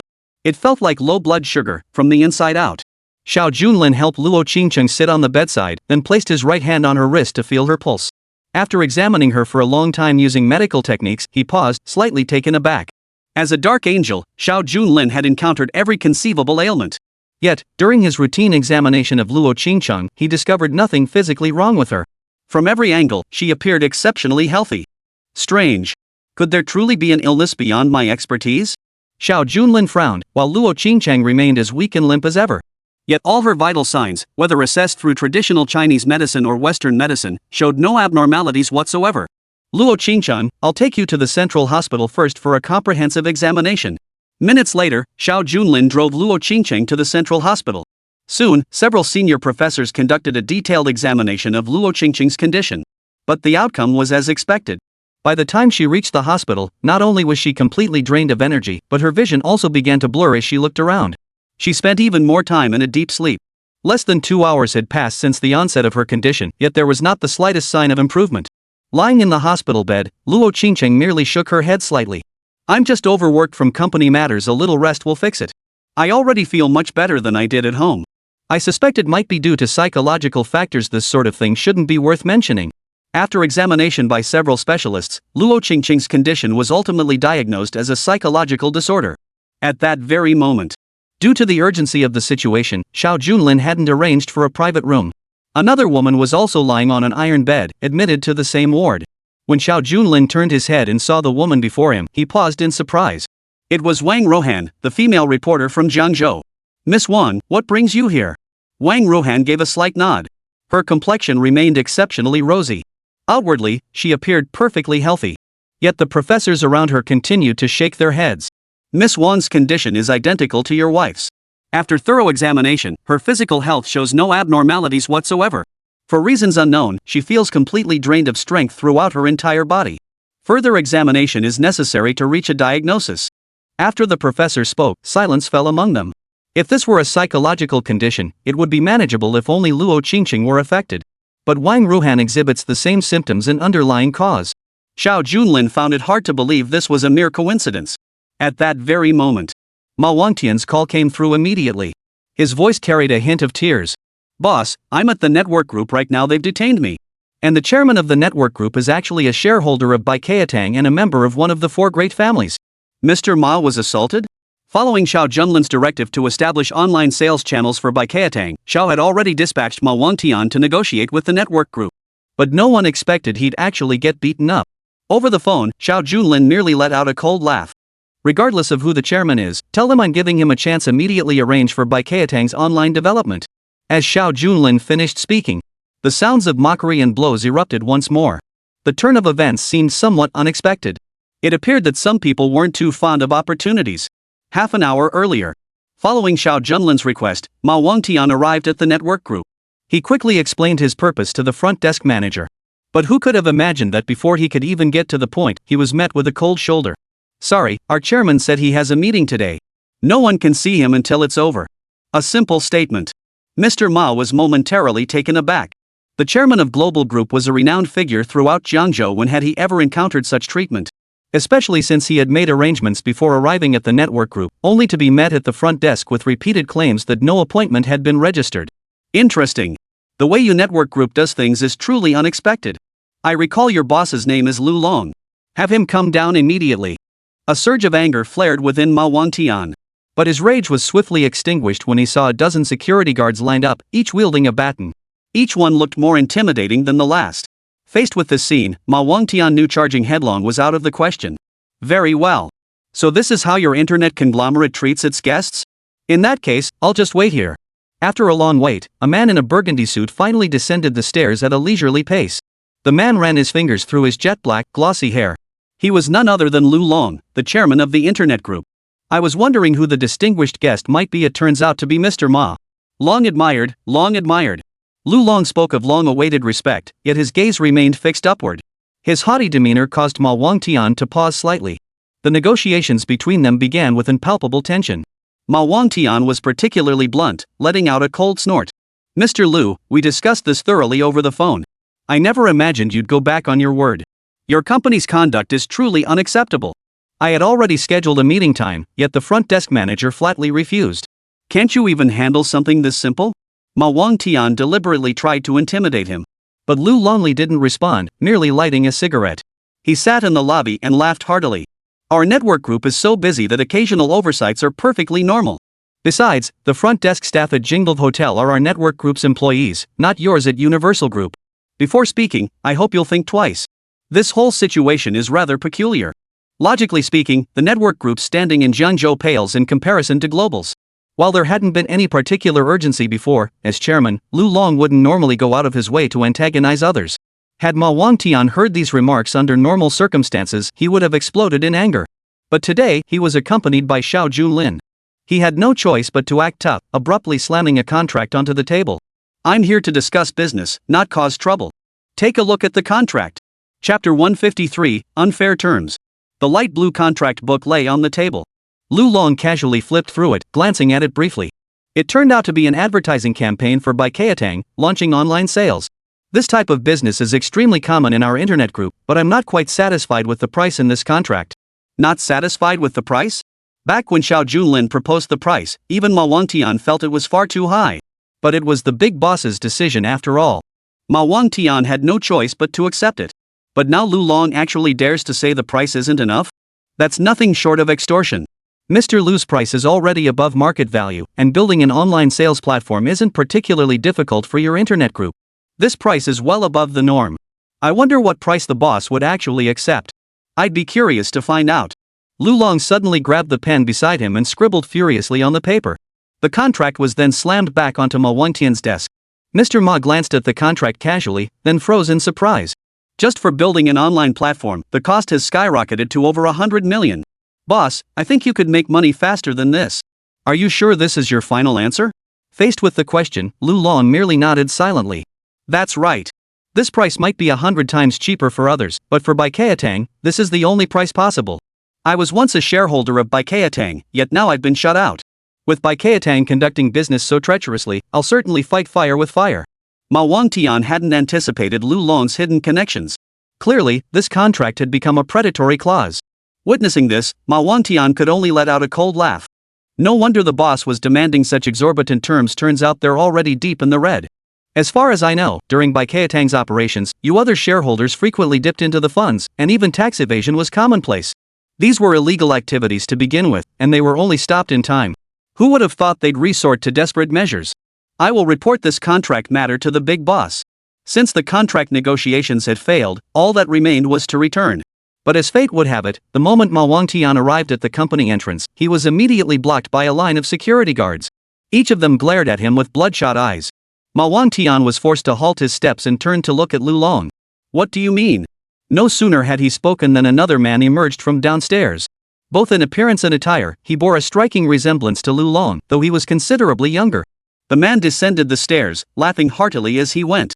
Since Mr. Ma came to negotiate the contract, he must stay until the talks are concluded. Our network group isn't some flea market. How could you just come and go as you please? Since you initiated the offer, this contract is a done deal. Please sign it, Mr. Ma. Forced sale. Ma Wangtian never imagined such practices still existed in this day and age. Especially global group, they've got some nerve. Even Buddha has his limits. Especially Mr. Ma of Universal Group, who was furious beyond words, slamming his fist on the table and leaping to his feet.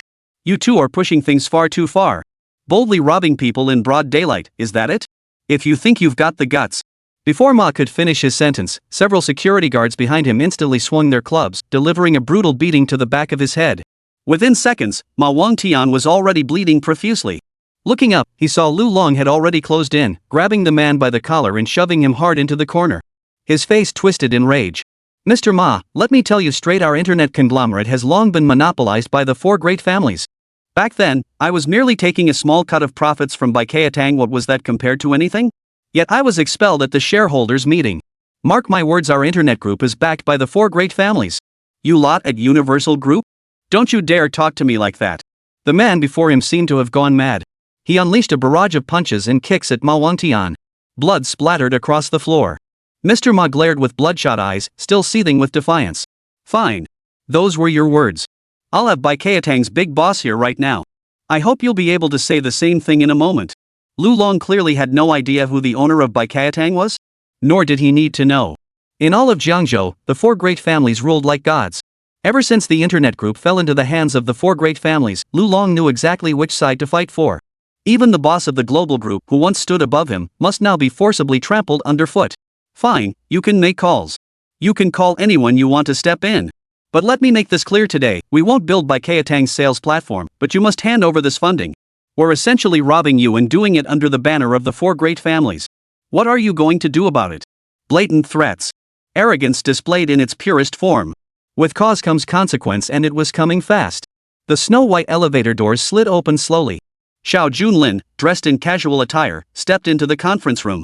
Seeing Ma Wangtian bleeding on the floor, Xiao Junlin pulled out a handkerchief and tossed it in front of him. At least you're Mr. Ma. Wipe the blood off your head first. Though wounded, Ma Wangtian's injuries were not life-threatening. Hearing Xiao Junlin's words, he swallowed his grievances and resentment, wiping the blood from his head with his hand. Meanwhile, the bodyguards remained lined up in formation. Lu Long and Lu Yuan sat directly across from the sofa. I hear your internet conglomerate has a habit of forcing deals? Lu Long nodded. With the backing of the four great families, even unreasonable actions gain legitimacy. Xiao Junlin frowned, remaining silent for several full seconds. The air grew slightly still. Seeing this reaction, Lu Long grew even more brazen. So you're the new big boss of Baikatang? My stance remains unchanged. We won't do the job, but you must pay. For no other reason than that you're from Baikatang, you deserve to be crushed. With that, there was nothing more to discuss. Even Ma Wangtian, beaten bloody and bleeding profusely, trembled with rage. Lu Yuan, seated beside his father, laughed heartily. You heard what my father said, didn't you? If you didn't catch it, I can repeat it. And if you still can't settle this matter, you can keep looking for someone else. Just as Lu Yuan finished speaking, Xiao Junlin suddenly flung a gun onto the table. He smiled faintly. Very well. Evidence is conclusive. Execute on the spot. Chapter 154, Shot Dead on the Spot. Lu Long froze at the sight of the black pistol. Especially those words, shoot on the spot. Wasn't that like a joke? Lu Long sprang to his feet, staring at the black muzzle. But in the blink of an eye, he resorted to self-reassurance. Interesting. So you want to play hardball? Try firing that thing in broad daylight, if you dare. Hardball tactics have always been the exclusive domain of the four great families. Could they still pull that in Jiangzhou? Before Lu Long could finish, Xiao Junlin cut him off. All four major families had already been marked for death by Xiao Junlin, but such slip-ups were never tolerated. Xiao Junlin didn't bother with a proper tombstone. He simply raised his hand and fired. Lu Long, who had been about to speak further, froze in place. Shock etched across his face, a bullet hole pierced his forehead. Dead. The mighty CEO of the internet group met his end like this. Who could believe it? Who dared to believe it? Lu Yuan beside him instantly went weak in the knees. The security guards nearby, though armed with batons, stood frozen in place, utterly stunned by the scene. Defeating a few bodyguards wouldn't be a problem, right? But to kill with such ruthless decisiveness, who would dare take a single step forward? Jiangzhou Network Group, I'd heard they were highly advanced in the internet industry, even possessing cutting-edge overseas equipment. If they can't even build a proper online platform, it just proves they're incompetent. The backward get beaten and replaced. Boss Ma, I'm right, aren't I? Whoever packs the biggest punch gets to call the shots. The same holds true in the business world. Xiao Junlin's mood was far from pleasant these days. Especially with his wife still waiting in the hospital and doctors unable to pinpoint her illness. He couldn't be bothered with pointless negotiations. Rather than arguing over who holds the stronger hand, he might as well just pull the trigger. And as it turned out, Xiao Junlin's approach proved remarkably effective. In an instant, the room fell silent.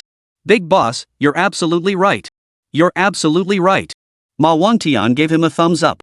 At that moment, he was truly afraid. That long-forgotten sense of dread expanded endlessly within his heart. In Boss Ma's eyes, Xiao Junlin was the leader of an assassin organization. Offend him, and you might well meet a mysterious end. But far more terrifying than an unexplained death was to die with full awareness. No assassination was needed, nor any fancy tricks. The simplest way to kill someone was to raise a gun and pull the trigger. Just like the fate of Lu Long before him, a death as clear as day and utterly simple. Young master, your father is dead. The front desk manager hurried over to Lu Yuan's side to deliver the urgent news. With the chairman now gone, Lu Yuan was the only one left to take charge. But the problem was that Lu Yuan of the network group was nothing more than a rich kid. He never managed the company day to day. Faced with sudden changes, my eyes just go numb. What can I do? What else could be done? In this situation, master, we must immediately notify the security bureau. Jingli Hua beside him spoke halfway through before Xiao Junlin picked up his phone. No need to notify the security bureau, it's too much trouble. Just call the security team directly. In full view of everyone, Xiao Junlin dialed Deng Yaowei's number right there. Lu Yuan had seen this number before, as had several corporate executives nearby. Occasionally, figures like Lu Long would bring their sons and several executives to high-level meetings for business development. As for Deng Yaowei's phone number, Lu Yuan remembered it perfectly. He's the most formidable man in Jiangzhou. If you need anything, you can reach out to him. But this call must never be made lightly. We can't afford to offend people like him. That such words came from his father's mouth showed just how formidable Deng Yaowei truly was. Yet in Xiao Junlin's hands, that supposedly untouchable number was treated like a casual chat. He casually waved it away. And Xiao Junlin dialed a video call. Within mere minutes, a man appeared on the screen. Lu Yuan recognized the man. It was Deng Yaowei, whom he'd seen at formal meetings. Commander Deng, I'm currently at the network group. I've discovered they're colluding with overseas enemy forces. You can investigate immediately. Lu Yuan stared wide-eyed at the accusation, utterly bewildered. When did they start colluding with overseas groups? While he was still puzzling over this, Deng Yaowei, on the other end, swiftly hacked into the network group through the military system. Soon after, relevant investigation records appeared on the large screen. Under Lu Long's direction, vast amounts of domestic classified cyber intelligence were being frantically transmitted abroad. Knowing both oneself and the enemy ensures victory in every battle. This was Xiao Junlin's consistent approach to handling matters. Therefore, while en route to the network group, Xiao Junlin instructed Qinglong to conduct a thorough investigation. Unexpectedly, they had inadvertently landed a major catch. The network group was colluding with overseas enemy forces. Your Majesty, I am deeply grateful. Who would have thought that the renowned Jiangzhou network group could secretly engage in such activities? Collecting intelligence on local military units and transmitting it overseas, this is utterly unforgivable. It's also my failure as Deng Yaowei that I didn't uncover this sooner. Listening to their exchange, Lu Yuan was utterly paralyzed. Xiao Junlin continued speaking as casually as if chatting, his tone even carrying a hint of nonchalance. It's not too late to uncover this now. By the rules, execution on the spot is only fair. Let's settle this now. With the phone call ended, everything was already decided. Faced with this moment, Lu Yuan crawled frantically across the floor in terror. I didn't know. I truly had no idea my father was involved in such things. Leaking data overseas, how could our network group do such a thing? Lu Yuan was on the verge of tears, while Xiao Junlin beside him drew his pistol. Witnessing this, the once arrogant Lu Yuan was on the verge of wetting himself. Simultaneously, Xiao Junlin's pistol fired mercilessly before everyone's eyes. With the echo of the gunshot, Lu Yuan let out wails of agony. Yet what followed was a series of thuds from behind, one after another, as bodies collapsed. Only Lu Yuan remained standing, unharmed by the gunfire. Several veteran figures within the corporate group were shot dead on the spot. I never said I intended to kill you. Why such terror? Though the group belongs to your father, you truly know nothing about the overseas operations. I'm a man who always does things by the book. Xiao Junlin was absolutely right. Every executive and chairman dispatched overseas for capital allocation had already been eliminated earlier. Lu Yuan, though the young master who spent his days in debauchery, was merely arrogant, not criminal. He truly knew nothing about the group's treasonous activities. Chapter 155, Endless Illnesses. Xiao Junlin certainly has his own principles when it comes to doing things. As the saying goes, ignorance is no excuse. But today's drama was far from over. Lu Yuan, the network group is crucial to the entire Jiangzhou region. Frankly, based on what I've seen so far, your team is simply not up to the task. Your father is dead. It falls to you to take his place, but I doubt you possess the capability. Listening to Xiao Junlin's words, Lu Yuan couldn't help but admit the truth both in reason and in sentiment. Lu Yuan, who had always been wandering the mountains and rivers, drinking wine and singing songs, had indeed never been involved in his father's business. Faced with Xiao Junlin's relentless pressure and blunt honesty, he could only nod slightly. Since you've admitted it, from this moment onward, the network group will be managed by us. Of course, since your family is the founding family, we won't just kick you out. You'll continue receiving your monthly salary as usual. However, you will no longer possess any authority to utilize the network group's stocks or corporate funds. In effect, the network group would be completely stripped of its power. As the young master, he would become nothing more than a puppet. But at this moment, Lu Yuan had no way out. Faced with one question after another, he could only silently nod in agreement. After completing these steps, Xiao Junlin immediately had Lu Yuan sign the transfer agreement for the network group. Simultaneously, Xiao Junlin added another name to the contract. Song Chang. Back in their school days, Song Chang had been a tremendous help. That brotherhood was as solid as a rock. Now that the Dark Emperor had returned, how could he let his brother suffer a loss? Mr. Ma, my friend has worked diligently since graduating from university. He's a jack of all trades in wireless technology and has also delved into the internet industry. He's perfectly suited for the role. From this moment onward, the network group will be under Mr. Song's leadership. From now on, you'll hand over your duties to Mr. Song. Since he's just taken over as chairman, he may encounter many unfamiliar areas. I'll need you to guide him extensively. What exactly did Ma Wangtian witness that day? Xiao Junlin wasn't just capable of murdering people in broad daylight. He also maintained such deep connections with Deng Yue. He could even breach the network group's internal information systems. Keep in mind that Global Group is fundamentally an information conglomerate, yet even it couldn't breach the network's internal secrets. Yet this man before him accomplished it with effortless ease, as if it were routine. More crucially, in Ma Wangtian's mind, Xiao Junlin remains the leader of an assassin group. Such leaders are involved in operations across every nation.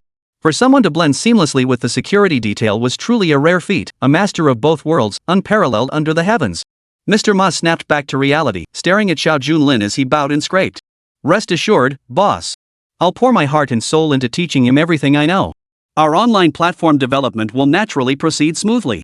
With his mind at ease, Xiao Junlin bid farewell to the group and headed straight for the central hospital. After all, his wife was still in the hospital ward. Upon arriving at the hospital, he discovered that he had already fallen into a deep sleep. According to the attending physicians, her condition remained stable. She was merely experiencing deliberate fatigue and needed temporary rest. As Xiao Junlin stood by Luo Qingcheng's side, he suddenly heard light footsteps approaching from behind. Wang Rohan, equally pale, slowly beckoned to Xiao Junlin. I'm terribly sorry, but I've already applied for an interview with Bai Keitang, and our president has approved it. But due to unforeseen circumstances, the interviewer ended up not being me. Wang Rohan had intended to seize this opportunity to expose Fu Gui's actions in full. Little did she know that halfway through her explanation, Xiao Junlin had already completely misunderstood. He merely nodded lightly. No problem as long as Bai Keitang's name gets out there, it doesn't matter who does the interview. Miss Wang, please rest for now. Hearing Xiao Junlin's words, Wang Rohan could only hold back what she wanted to say. She eventually returned to her own hospital room. But as he watched Wang Rohan's retreating figure, Xiao Junlin suddenly furrowed his brow. Wang Rohan must also be a resident of the 100 Flowers Garden. Moreover, her symptoms were almost identical to Luo Qingcheng's. This situation inevitably made Xiao Junlin suspicious and prompted him to consider the implications. Director, please assign several nurses to monitor Luo Qingcheng tonight. I'll also have someone stand guard later tonight. I won't be staying at the hospital tonight myself. Xiao Junlin had already completed the admission procedures to accompany Luo Qingcheng. But after Wang Rohan's incident, he suddenly sensed a common thread. Could this peculiar illness also occur at the 100 Flowers Garden? With this thought in mind, Xiao Junlin decided to return to the 100 Flower Garden tonight to investigate. With everything prepared, Xiao Junlin set out alone on the road home. Opening the door, the villa where Luo Qingcheng had been staying felt eerily quiet. Sleepless in the late night, and with bedtime still far off, Xiao Junlin stepped outside his room, pacing back and forth beneath the night sky. Just then, an unexpected call came from old Master Sun. My disciple, I'm terribly sorry to disturb you so late. I've just received some new information. I don't know if you're free tomorrow, but my goddaughter has returned. And she's bringing her boyfriend from out of town. Goddaughter? At this point, Xiao Junlin carefully recalled. Old Master Sun, Sun Hanhai, had 2 daughters. One of them was Sun Mingyue, who had played together since childhood. Her memory was exceptionally vivid, and she and Xiao Junlin had always been very close. Though recent changes had occurred, they hadn't diminished the cherished memories of their childhood. The other woman, however, was quite special and extremely rare to encounter. That woman was essentially Mr. Sun's adopted daughter, originally brought home from an orphanage. Despite being an adopted daughter, she frequently marginalized Sun Mingyue. From childhood onward, whatever Sun Mingyue possessed, that girl insisted on having the same. Not only that, but during holidays, she would deliberately damage Sun Mingyue's clothes purely out of jealousy that Sun Mingyue was prettier and possessed more than she did. Whenever that girl visited, Xiao Junlin would deliberately avoid her, refusing to engage in conversation. Now, as per old Master Sun's wishes, the adopted daughter had returned, bringing her boyfriend from out of town to dine together. Grandfather Sun hoped to use this occasion for a proper family gathering. Out of respect for old Master Sun, Xiao Junlin reluctantly agreed. Yet at this very moment, deep into the night, several couples out for their evening jogs appeared pale and exhausted. Have you been feeling unwell lately? I wake up every morning feeling completely drained. I've already taken 2 days off work. They say night running improves health over time, but why is it getting harder? Are we doing something wrong? Listening to the surrounding chatter, Xiao Junlin realized many ordinary residents in the 100 Flower Garden district were experiencing the same symptoms. Chapter 156, Borrowing Another Blade. Xiao Junlin had nearly pinpointed the source of Luo Qingcheng's illness within the 100 Flower Garden. That night, he searched the entire garden of 100 flowers without finding anything. Though he had questioned several neighbors, their accounts only mentioned generally poor health. With only these clues, it was difficult to pinpoint the exact factor triggering the illness. As the moon rose high, Xiao Junlin returned alone to his room and made a call to the director of the central hospital. Finding the man fast asleep, Xiao Junlin chose not to disturb him. Late that night, Xiao Junlin fell into a peaceful sleep. But at the stroke of midnight, a flash of white light pierced his vision. Something jolted Xiao Junlin awake in the dead of night. He opened his eyes and looked ahead. He found the entire 100 Flower Garden utterly silent. Was it all a dream? Or perhaps Luo Qingcheng's absence made my sleep restless? Xiao Junlin shifted his position and drifted back to sleep, while the night continued its relentless march. Atop the tallest skyscraper in all of Jiangzhou, Morong Shui listened to the familiar report, her expression shifting slightly. You say even the network group has been seized by Xiao Junlin? And the CEO of Universal Group has become Xiao Junlin's man? Her subordinates dared not speak, remaining silent. Morning Shui, usually composed, finally showed a slight change in expression at this moment. She had been certain that Xiao Junlin's arrival in Jiangzhou wouldn't stir up any waves, but now one crucial conglomerate after another was being co-opted by him. If this continued, it seemed he would soon have the strength to challenge the 4 great families. Just as her rage was reaching its peak, the door burst open. Lu Yuan burst into the room, stumbling and wearing a suit, tears streaming down his face. Sister Morong, please save me. Our internet conglomerate has completely changed hands. Even my father was shot dead by that beast. Hearing these words, Morong Shui's expression abruptly changed. Though she knew the network group had fallen under Xiao Junlin's control, she never imagined it would be seized through such brutal means. Not only had he committed murder in public, but he'd walked away unscathed. Clearly, this was no longer the incompetent fool of years past. While pondering, Morong Shui casually dialed the Lin family. You must already know about the network group incident. Your family kept boasting about being able to deal with Xiao Junlin and even claimed to have found an underground kingpin. Yet Xiao Junlin is alive, and while not only that, but his enterprise is thriving. If your family can't handle this, I'll have no choice but to entrust the task to the other 3 major families. On the other end of the line, the head of the Lin family sighed. But he responded swiftly. Rest assured, our family's affairs require no outside interference. Though we may be the youngest of the 4 great families, our strength is formidable. We have already made contact with the Dragon King of the Underworld. We've already initiated the necessary plans, and tangible results will follow shortly. To hold the title of Dragon King in Jiangzhou is no ordinary status. He's also a figure that gives every entrepreneur a headache. Hearing this, Morong Shui finally felt a little reassured. In that case, I apologize for disturbing you so late at night. As the phone call ended, Morong Shui turned to face Lu Yuan before her. Lu Yuan was already wailing uncontrollably, pleading incessantly. Please, let me stay here no matter what. I truly have nowhere else to go. My father left behind unpaid debts before he died. Soon, collectors will come knocking, and our house will be seized. Our network group has helped you out many times before. Morong Shui was certainly not a kind-hearted person. If Lu Yuan were just another spoiled rich kid, she wouldn't have taken him in now that he was down on his luck. But then she remembered the other identity of the man before her. That was Lu Yuan's mother. Lu Yuan's father had only been able to establish the internet group in Jiangzhou through his wife's support, which paved the way for his meteoric rise. Lu Yuan's mother, however, came from a truly prominent family, even one with roots in the provincial capital. Though the couple had long since parted ways, if she learned her son faced mortal danger coupled with the fact that Chang Jing's husband's conglomerate had been seized by Xiao Junlin, the family from the provincial capital would certainly not stand idly by. With this realization, a plan to use others as tools for murder slowly took shape in his mind. The Dragon King's underground operation was moving so slowly.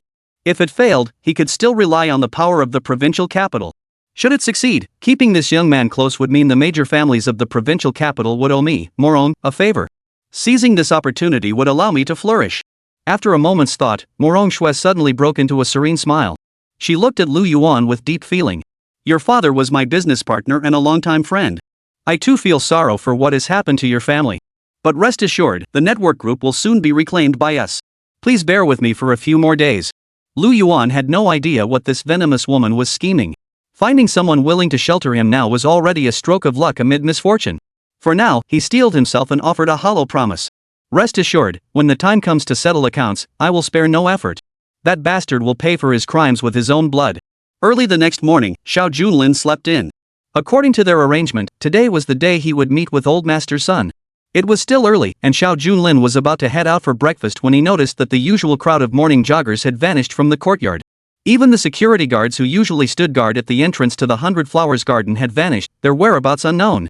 Faced with this unusual scene, Xiao Junlin approached the property management office.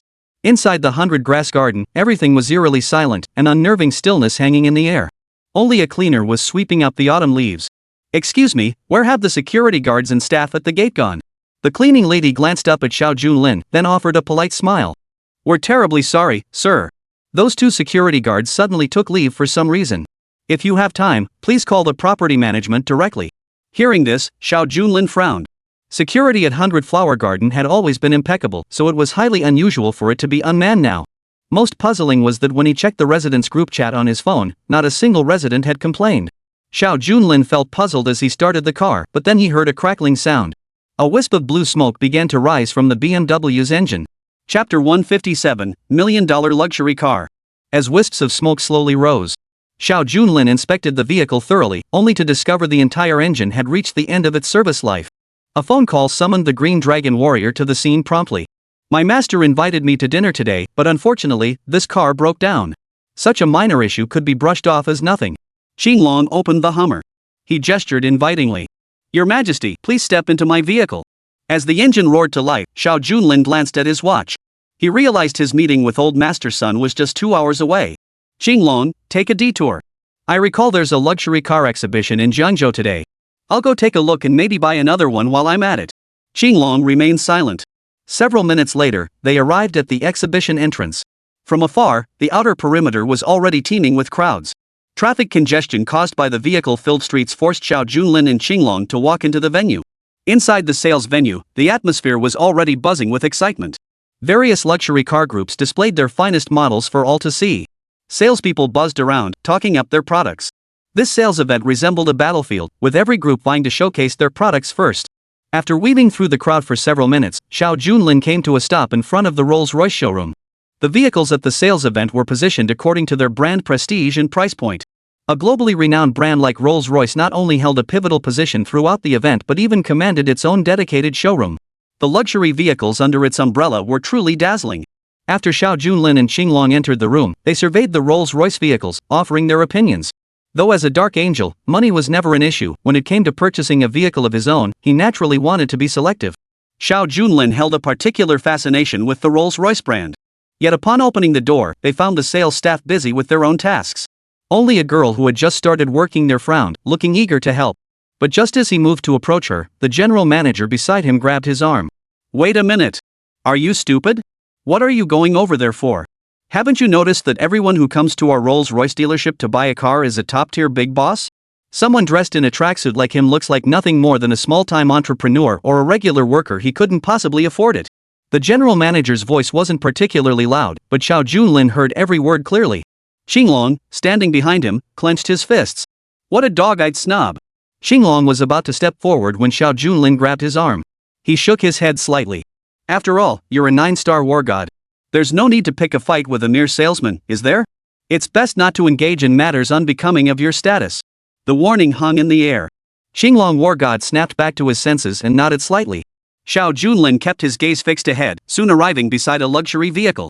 Xiao Junlin was here to buy a car, not to seek service, so he never considered the sales staff's attitude toward him particularly important. But the moment his right hand touched the door, several female salespeople nearby sprang to their feet. They gathered around Xiao Junlin, though unfortunately not to offer a sales pitch, but to block his path. Sir, you truly know how to choose a car. This is the elite model within the Rolls-Royce brand. And it consistently commands the highest price in our entire showroom. If it were to get damaged by accident, we salespeople would have a hard time explaining it. The sales staff questioned him one after another in loud voices, as if accusing him of a crime. Xiao Junlin could have ignored them, and he certainly didn't care about their service. But if they tried to interfere during the purchase, that would be an entirely different matter. Facing their questioning stares, Xiao Junlin frowned.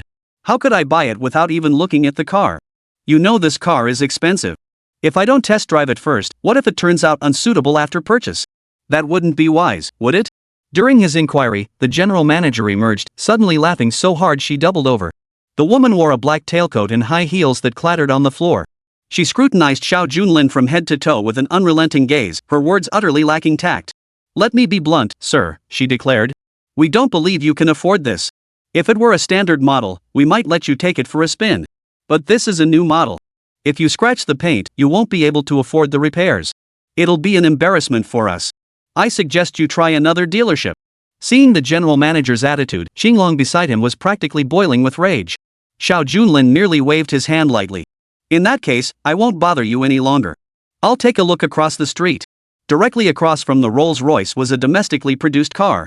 Brands that secure prime exhibition spots at auto shows are rarely budget options. Though a notch above Rolls-Royce, it was certainly not something ordinary people could afford.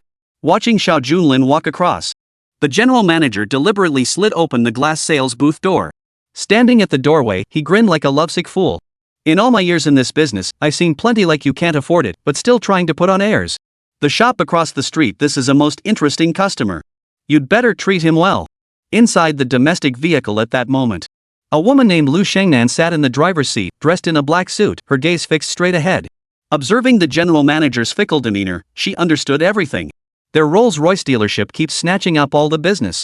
The customers we're getting referred over probably aren't even serious buyers, they might just be window shopping. But while our domestic vehicles may not match their sales figures, we absolutely cannot lose in service attitude. Remember, opening a physical store is fundamentally about serving the public and making customers feel more at home. Even if these two guests don't buy a single car, we absolutely cannot let our service standards slip. As a sales manager, Luo Qingcheng always stuck to her principles.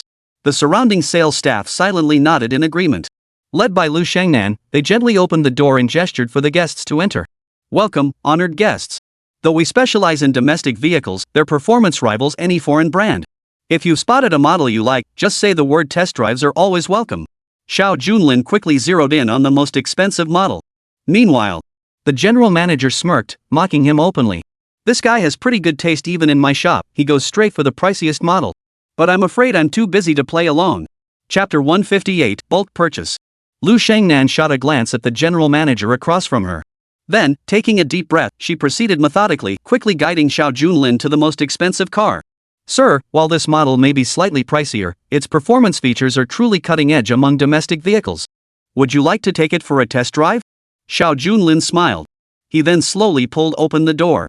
The moment he sat down, the manager rushed over, laughing heartily. Miss Luo, you really let him test drive it? What if something goes wrong? Can you handle the consequences? That's exactly why your domestic cars can't compete with ours. You waste too much time on useless endeavors. The general manager laughed heartily, while Luo Qingcheng beside him wore a look of distaste. Though they were both in the same industry, Luo Qingcheng had never been able to accept the general manager's philosophy. Faced with this scene, Luo Qingcheng coldly retorted. Excuse me, but every customer has that right. And I'll be sitting in the passenger seat. Our boss will make the final decision about the book, not you. Hearing this, the general manager's lips twisted slightly, his tone dripping with contempt. He even let out a cold snort. If that's your philosophy, then stick to it to the very end. Hope you don't end up chasing rainbows. Amidst the general manager's sarcastic remarks, the vehicle began to move. Xiao Junlin sat behind the wheel of the luxury car before him, feeling utterly exhilarated. Whether it was speed or other aspects, every performance metric and comfort level perfectly met Xiao Junlin's expectations. Throughout the journey, Luo Qingcheng enthusiastically shared insights into the company's inner workings, answering every question with genuine warmth. The two even found themselves chatting quite comfortably. The brief 10+ minutes passed in a flash, and the vehicle returned to the sales department entrance. During Xiao Junlin's absence, a man had appeared beside the general manager. That man was none other than Zhao Lei, the owner of the Rolls-Royce sales department. The general manager was almost coldly dismissive toward outsiders, but in front of boss Zhao alone, he twisted his body like a little bird clinging to a person. As soon as the portly boss arrived at the entrance, the general manager proactively moved closer, gently linking her arm through his. The nature of their relationship was an open secret among everyone in the sales department. Mr. Zhao, how come you suddenly have time to drop by today? I just wanted to share something interesting with you. Remember the domestic sales department across from us? I've always said their sales philosophy is utterly deplorable. All they love doing every day is pointless work. The general manager quickly recounted Luo Qingcheng's actions, embellishing the story with dramatic flair. Mr. Zhao remained non-committal, merely offering a faint smile. Finally, he replied. Enough. Stop pointing fingers at others. Our own internal issues remain unresolved. Headquarters has issued a directive. Our sales figures in Jiangzhou are far too low. If we don't meet the target this month, our sales outlet might get shut down. We absolutely must make a strong showing at today's auto exhibition and find a way to raise our profile. As he struck up a conversation with the boss, the surrounding employees nodded and bowed obsequiously. Just then, the car pulled over, and Luo Qingcheng, accompanied by Xiao Junlin, returned to the entrance. The two had just stepped out of the car. The general manager couldn't resist taking a jab. Well, enjoy the ride? If your shop had customers like this every day, it wouldn't even cover the gas money. Your boss sure is deep in the pockets. Doesn't he ever hold meetings to decide what kind of customers to attract? Amidst the taunts, Luo Qingcheng pretended not to notice. She maintained her professional smile as she addressed Xiao Junlin. Sir, I'm actually quite grateful to you. Sales staff aren't allowed to touch top-tier luxury cars like this casually. Company policy dictates we can only take them for test drives when requested by clients. Today, thanks to you, I finally got to indulge in that thrill. Luo Qingcheng gave a polite nod. Simultaneously, she placed a meal voucher into Xiao Junlin's hand. You've been here for a while now. We have staff meals available. Take this voucher upstairs to dine. Would you gentlemen like to dine before leaving? Dining was certainly unnecessary, as old master's son was still waiting for him. Glancing at the time, it was already nearly the appointed hour. Xiao Junlin shook his head in refusal. I have a dinner appointment today, so I won't be staying here. Here's my bank card. I need over 100 vehicles of this type, all with identical specifications. Luo Qingcheng instinctively took the card, but her eyes widened in the next instant. It was as if she had fallen into a deep sleep. She even gave her thigh a light pinch. Sir, why would you need to buy over 100? Xinglong beside him also stared wide-eyed. Though he knew the Dark Emperor possessed such wealth, the sheer scale of the purchase still caught him off guard. Xiao Junlin merely smiled faintly. My group is precisely by Qiatang. Now that I've just taken control, the company's business is booming. Compared to usual, by Qiatang's employees are extremely busy. These 100 vehicles will serve as employee benefits. As he spoke, Xiao Junlin proactively swiped his bank card, and the funds were immediately transferred. The sight of hundreds of millions flowing through the cold machine stirred a flutter of excitement in everyone's hearts. Luo Qingcheng's eyes widened in near ecstasy. Who could have imagined that a man dressed in plain athletic wear would purchase 100 luxury cars in one go? Sir, I should mention up front that our dealership doesn't currently have that many vehicles in stock. We'll need to procure them sequentially. So far, we only have this one on display, and it hasn't sold yet due to its high price. So, we'll finalize the paperwork for this one first. For the others, we'll sign contracts and have them shipped from out of town to Jiangzhou. We'll personally deliver them to Bai Qiatang then. As they spoke, Xiao Junlin glanced at the time it was running out. He glanced back at the Azure Dragon War God. You will handle all Qinglong-related paperwork on my behalf.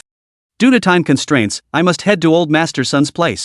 Xiao Junlin remained as low-key as ever in his actions. He hailed a random taxi outside the sales department and headed straight for his meeting location. Zhao Lei witnessed the entire scene. The general manager beside him felt sweat already ruining his makeup. What incredible luck! Never imagined we'd stumble upon such a foolish rich man. Before he could finish his thought, a sharp slap echoed beside his face. Chapter 159, The Proud Daughter. You filthy! A rich man like this, and you didn't seize the chance yourself? You just handed him over to someone else for free? The other party purchased over 100 vehicles. If they had bought from us later, our sales performance would have skyrocketed long ago. Headquarters just issued a directive: if we fail to meet sales targets again, this branch will be shut down completely. And when that happens, all the blame will fall squarely on you. Zhao Lei kicked open the door and stormed out. The general manager was left standing alone, swaying in the wind. Meanwhile, at Jiangzhou railway station, Old Master Sun Honghai, along with Sun Mingyue and his wife, had been waiting for quite some time. Under the scorching sun, a man and a woman slowly approached from afar. The woman was dressed in flashy, eye-catching attire, while the man had a roguish air about him. The two seemed like a perfect match. "Goddaughter, it's been ages. Why didn't you call once you were out for so long?" Sun Honghai stepped forward to greet them, though his expression betrayed a hint of displeasure. The girl before him offered a faint smile. She introduced him beside him, her tone tinged with impatience.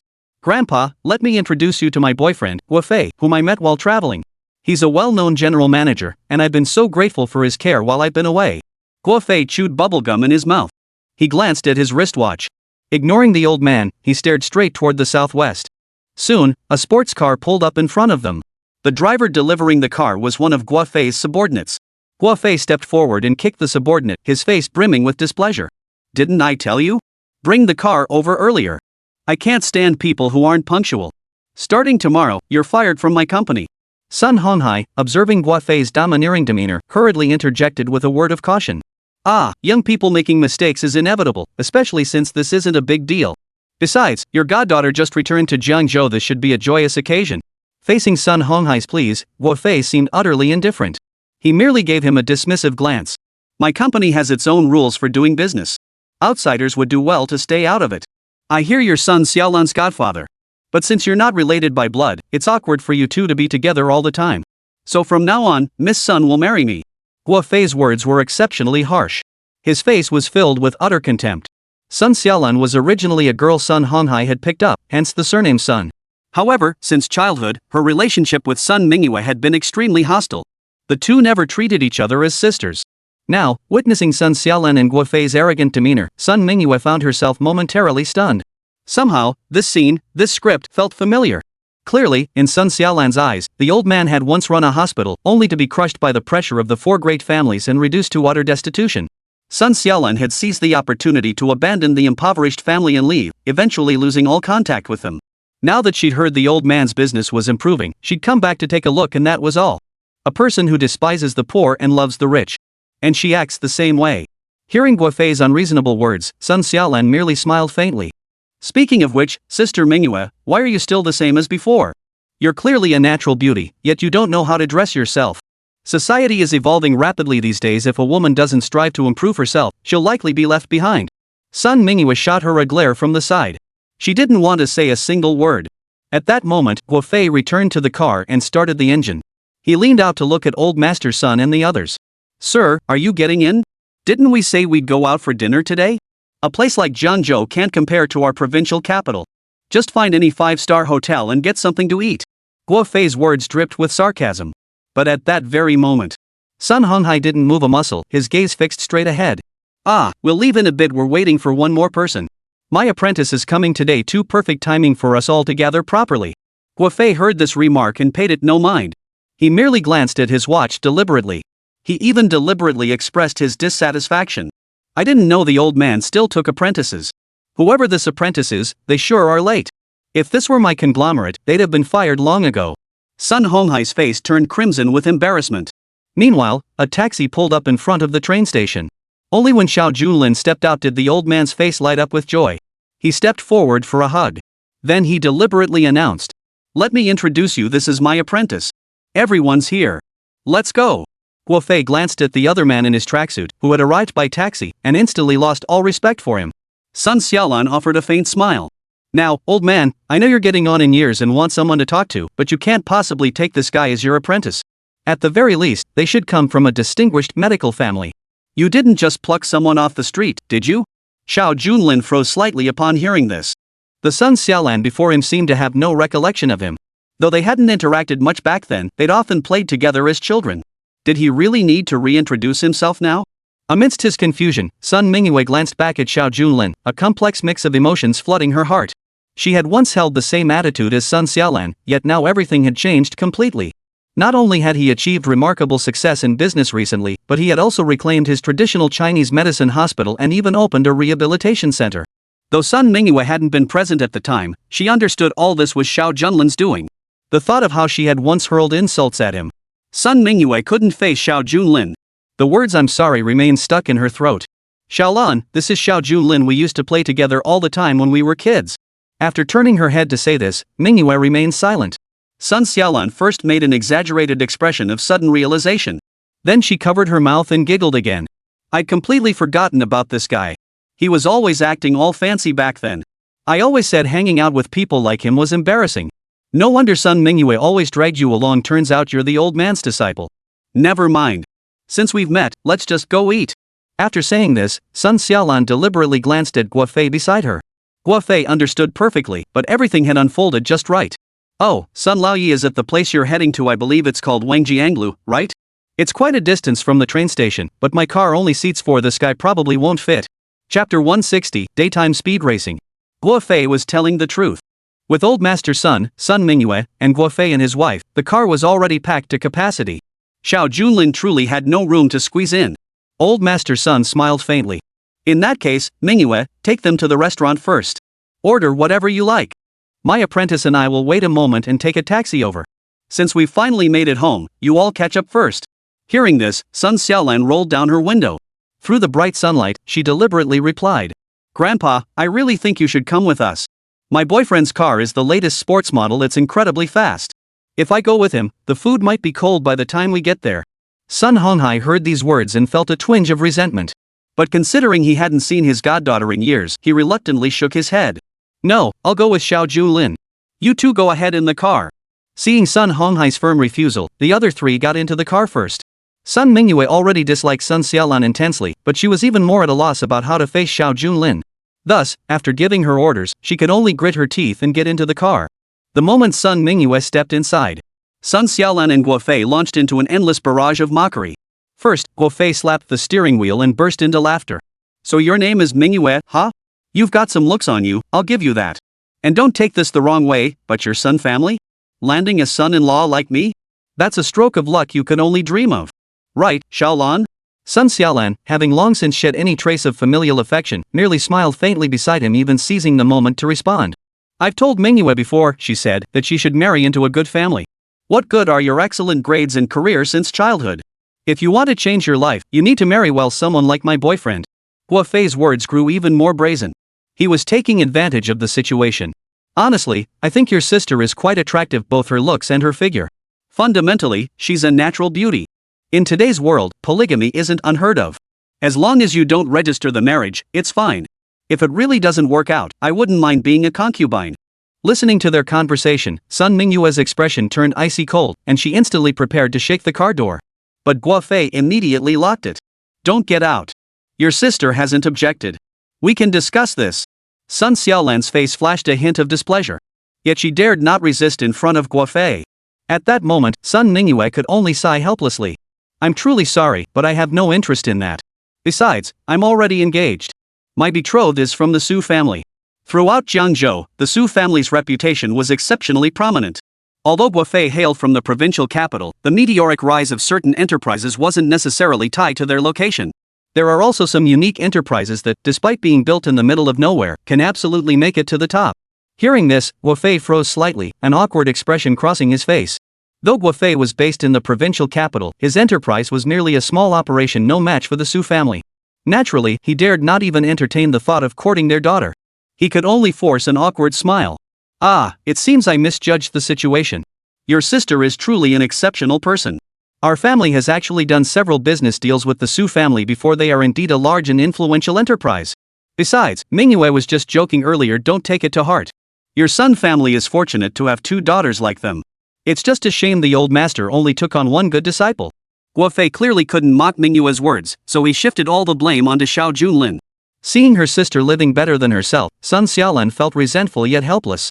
She could only seize the moment to change the subject. "Never mind. I haven't had a deep relationship with the old man for ages. Today, I just came back to visit. As for that so-called childhood friend, Truth be told, I can't even remember where that came from. Guofei, this car cost you over $1 million, right? Let's hurry to the hotel. Don't let the old man see how times have changed.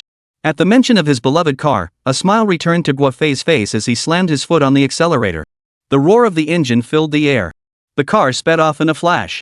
Sun Honghai, left behind, was about to hail a cab when Xiao Junlin grabbed his right hand. Don't worry, sir. We've got a ride. My friend's brand new car is on its way. Sun Honghai looked at him in surprise. Then a flicker of understanding crossed his face. My goddaughter hasn't been back to Jiangzhou in ages. We can't keep her waiting too long. No sooner had Sun Honghai finished speaking than a super luxury sports car pulled up before them. Xinglong placed the keys in Xiao Junlin's hand. The old man beside him glanced over and immediately changed his tune. Brother, as per your instructions, we've finalized the contract. The remaining vehicles will be delivered to Baikiatang. Xiao Junlin replied. Sun Honghai stared at the gleaming new car before him. Though he didn't know much about such things, he couldn't help but pause in surprise. Disciple, you must have spent a fortune on this car, right? Xiao Junlin merely gripped the steering wheel with both hands, turning his head to offer a faint smile. Not much at all. Baikiatang's business has been quite good lately. Since I'm being promoted to vice president, I naturally need to look the part when I go out. With that, he pressed the accelerator and sped away, the car becoming the most dazzling presence on the street. Meanwhile, Guofei, who had been boasting about his own vehicle, suddenly heard a roaring sound from behind. He whipped his head around just as an ultra-luxury car whizzed past. Envy instantly flashed in Guofei's eyes. Damn, even though this is a domestic car, it's worth over 10 million yuan, more than 10 times the value of our sports car. If only I could own a car like that. Who knew Jiangzhou was such a place where hidden talents lurk? I wonder which big boss owns it.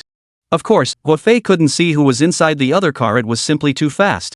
Sun Xiaolan smiled softly beside him. You'll be Mr. Guo someday. If you work hard enough, you'll definitely be able to afford a car like this.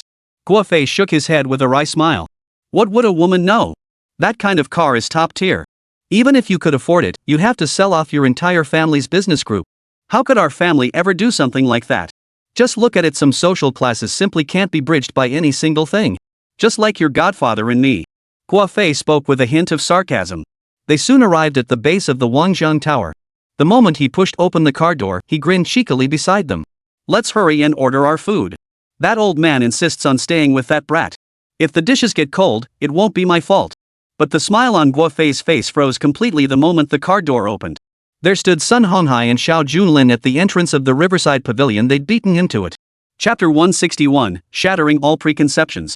The moment he saw the old man and Xiao Junlin, Guofei froze in place.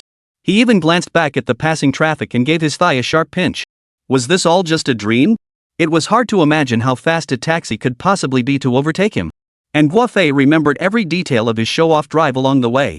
Apart from that ultra-luxury sports car, no other vehicle had managed to keep up with him. Could these two people teleport? Sun Xiaolan beside him was also slightly startled and hurriedly stepped forward to ask. Mr. Sun, when did you two arrive? Sun Honghai merely smiled faintly and answered truthfully. We've been here for over 10 minutes. We were about to go order, but decided it'd be better to join you all. Besides, the scenery outside is lovely. Xiao Junlin and I were admiring it. Of course, that wasn't what Sun Xiaolan wanted to ask. Guofei was even more blunt. Impossible. How could a taxi possibly outrun my luxury car? Did you see a ghost in the middle of the night? Amidst the loud shouts, Guofei scratched his ears and cheeks. His attempt to show off had completely backfired, so he started speaking without restraint. Your family's so poor you can only afford taxis. By all logic, you should be left far behind us. Yet you managed to arrive before me? This is simply... Sun Mingyue couldn't bear to watch any longer. Though she wasn't entirely sure how it happened, as long as Xiao Junlin was there, miracles were bound to happen. Throughout the ride, he'd felt a deep sense of injustice, but now was finally his moment to rise above it all. He cut straight to the point. Guofei, I forgot to tell you my father's business has been thriving these past years, and he's made quite a fortune. Not only is Wang Jianglu our family enterprise, but we're even opening a suburban sanatorium. It's highly likely that luxury car you saw on the road belongs to my father too. The first two statements were true. Sun Honghai wanted to refute her, but momentarily lost his words. After all this was thanks to Xiao Junlin. In the end, he could only explain the luxury car situation. But just as he opened his mouth, Guofei had already been left speechless. Compared to the nursing home and the magnificent Wangjiang Tower before him, a luxury car seemed utterly insignificant. His eyes widened, the corners beginning to twitch. Seriously? Miss Mingyue, you can't just blurt things out like that. You've taken this joke way too far. Guofei had always carried himself with extreme arrogance. He'd been eager to impress the old master, but now his words had backfired spectacularly. Just as he was puzzling over it, Xiao Junlin gently pushed open the door. The staff and general manager of Wang Jianglu lined up in formation. Since Sun Honghai was welcoming his goddaughter, he naturally made thorough preparations. The staff behind him simultaneously called out, "Chairman!" That single cry sent a chill down Guofei's spine. Meanwhile, Sun Xiaolan, standing behind him, fixed a piercing gaze on Mingyue beside her eyes brimming with jealousy. Over the years, Sun Mingyue had sold her charms to be with Guofei, hoping only to establish connections in the provincial capital. Now that she was back, she wanted to impress her cousin. But she never imagined her cousin had already built such a formidable presence back home. All the arrogance pent up inside her was instantly crushed into nothingness. "Mingyue, we're all just trying to get by. Don't be so boastful when you speak. Besides, we're all family, no need to draw lines between us. Come inside." Sun Honghai's offhand remark, "Why be so loud?" was spoken without malice, but it stung like a knife. To Guofei's ears, each syllable rang like a sharp, piercing note. The moment he stepped into the room, the lavishly decorated Wang Jianglu was truly magnificent. Though Guofei hailed from the provincial capital, experiencing a hotel of this scale in person was entirely different from merely having the concept. Even a state-owned conglomerate in the provincial capital could never afford to purchase such a vast property as the Riverside Pavilion. Still reeling from the shock, Sun Xiaolan suddenly grabbed Sun Honghai's arm, as if transported back to the past. "Father, I never imagined you'd achieve such success. All these years, I've longed to return and see you, but I also wanted to build my career in the provincial capital. I simply couldn't find the time. There's something I've wanted to say since we got off the car, but with so many people around, I couldn't bring myself to speak. All these years, it's been my fault as a daughter for not being able to look after you. I've been a disobedient child. What a money-grubbing fool." Sun Xiaolan's change of tone was swift. Just moments ago she was calling him old man, now she's calling him father. Mingyue watched it all unfold, feeling nothing but waves of disgust. Xiao Junlin merely let the corners of his mouth turn up slightly. Sun Mingyue, who had intended to say more, suddenly found her words stuck in her throat upon seeing Xiao Junlin's expression. How had Sun Mingyue's attitude toward Xiao Junlin ever differed from that of her cousin? It seemed everything had changed all because of those words I spoke back then. Sun Mingyue shook her head. She noticed that throughout the entire process, Xiao Junlin had accompanied the old man into the winery. From start to finish, he had barely exchanged a few words with her. It seemed as though everything had lost its former meaning. The sense of decline in her heart was beyond words. But the unpleasantness didn't end there. Guofei's attitude toward Sun Xiaolan suddenly shifted. Back in the provincial capital, everyone said Jiangzhou was a small place, but now it seemed that might not be the case at all. Jiangzhou has its own unique charm, aspects that the provincial capital simply can't match. If I end up with Xiaolan, our two families will have to socialize much more often. The two of them were practically cut from the same cloth, a perfect match made in heaven. Stepping into the main hall, they were treated like honored guests. Guofei found this deeply gratifying. As soon as he sat down, Guofei glanced at Xiao Junlin beside him. In the end, it seemed only Xiao Junlin's status felt somewhat out of place. "Old man, entrepreneurs of your stature are few and far between in Jiangzhou. One I know runs a convalescent home, the other the Wangjiang Pavilion. They say different trades are worlds apart, but I see you excel in both. But once you have too much money, you have to watch out for the little people around you." As Guofei spoke, he deliberately shot a glare at Xiao Junlin beside him. The implication couldn't have been clearer. Sun Xiaolan had intended to seize the moment for a snide remark, but seeing her godfather in such a state, such trivialities were the last thing on her mind. She couldn't even bring herself to eat. "Dad, you weren't lying to me, were you? This entire hotel is yours? It felt like a dream. Why don't you take me to the boardroom? I want to see how grand Dad's workplace is." Sun Xiaolan had her own calculations. The obsequious demeanor of these waitstaff could be bought with money. But a group chairman's office is usually highly confidential, accessible only to the chairman himself. Might as well test this method. Chapter 162, Endless Desires. As soon as Guofei finished speaking, Sun Honghai didn't think much of it. He merely smiled faintly and pointed upward as if it were the most natural thing in the world. Of course there was no issue. This office space was incredibly luxurious. To be honest, he still couldn't quite believe it. Sun Honghai had long languished under the oppression of the four great families. Without Xiao Junlin's assistance, he wouldn't have achieved his current position. Thus, his words were also a subtle way of expressing gratitude to Xiao Junlin. Unfortunately, Guofei seemed oblivious to the old man's implied meaning, instead pulling Sun Xiaomei along with eager impatience. Led by the old man, they soon entered the chairman's conference room, where the entire scene was resplendent with gold and splendor. Countless paintings and calligraphy by renowned artists adorned the walls, instantly dazzling the eyes. Guofei never imagined the Sun family had risen so high, achieving such extraordinary success. From that moment on, Guofei dared not underestimate the old man again. My goodness, this is your office?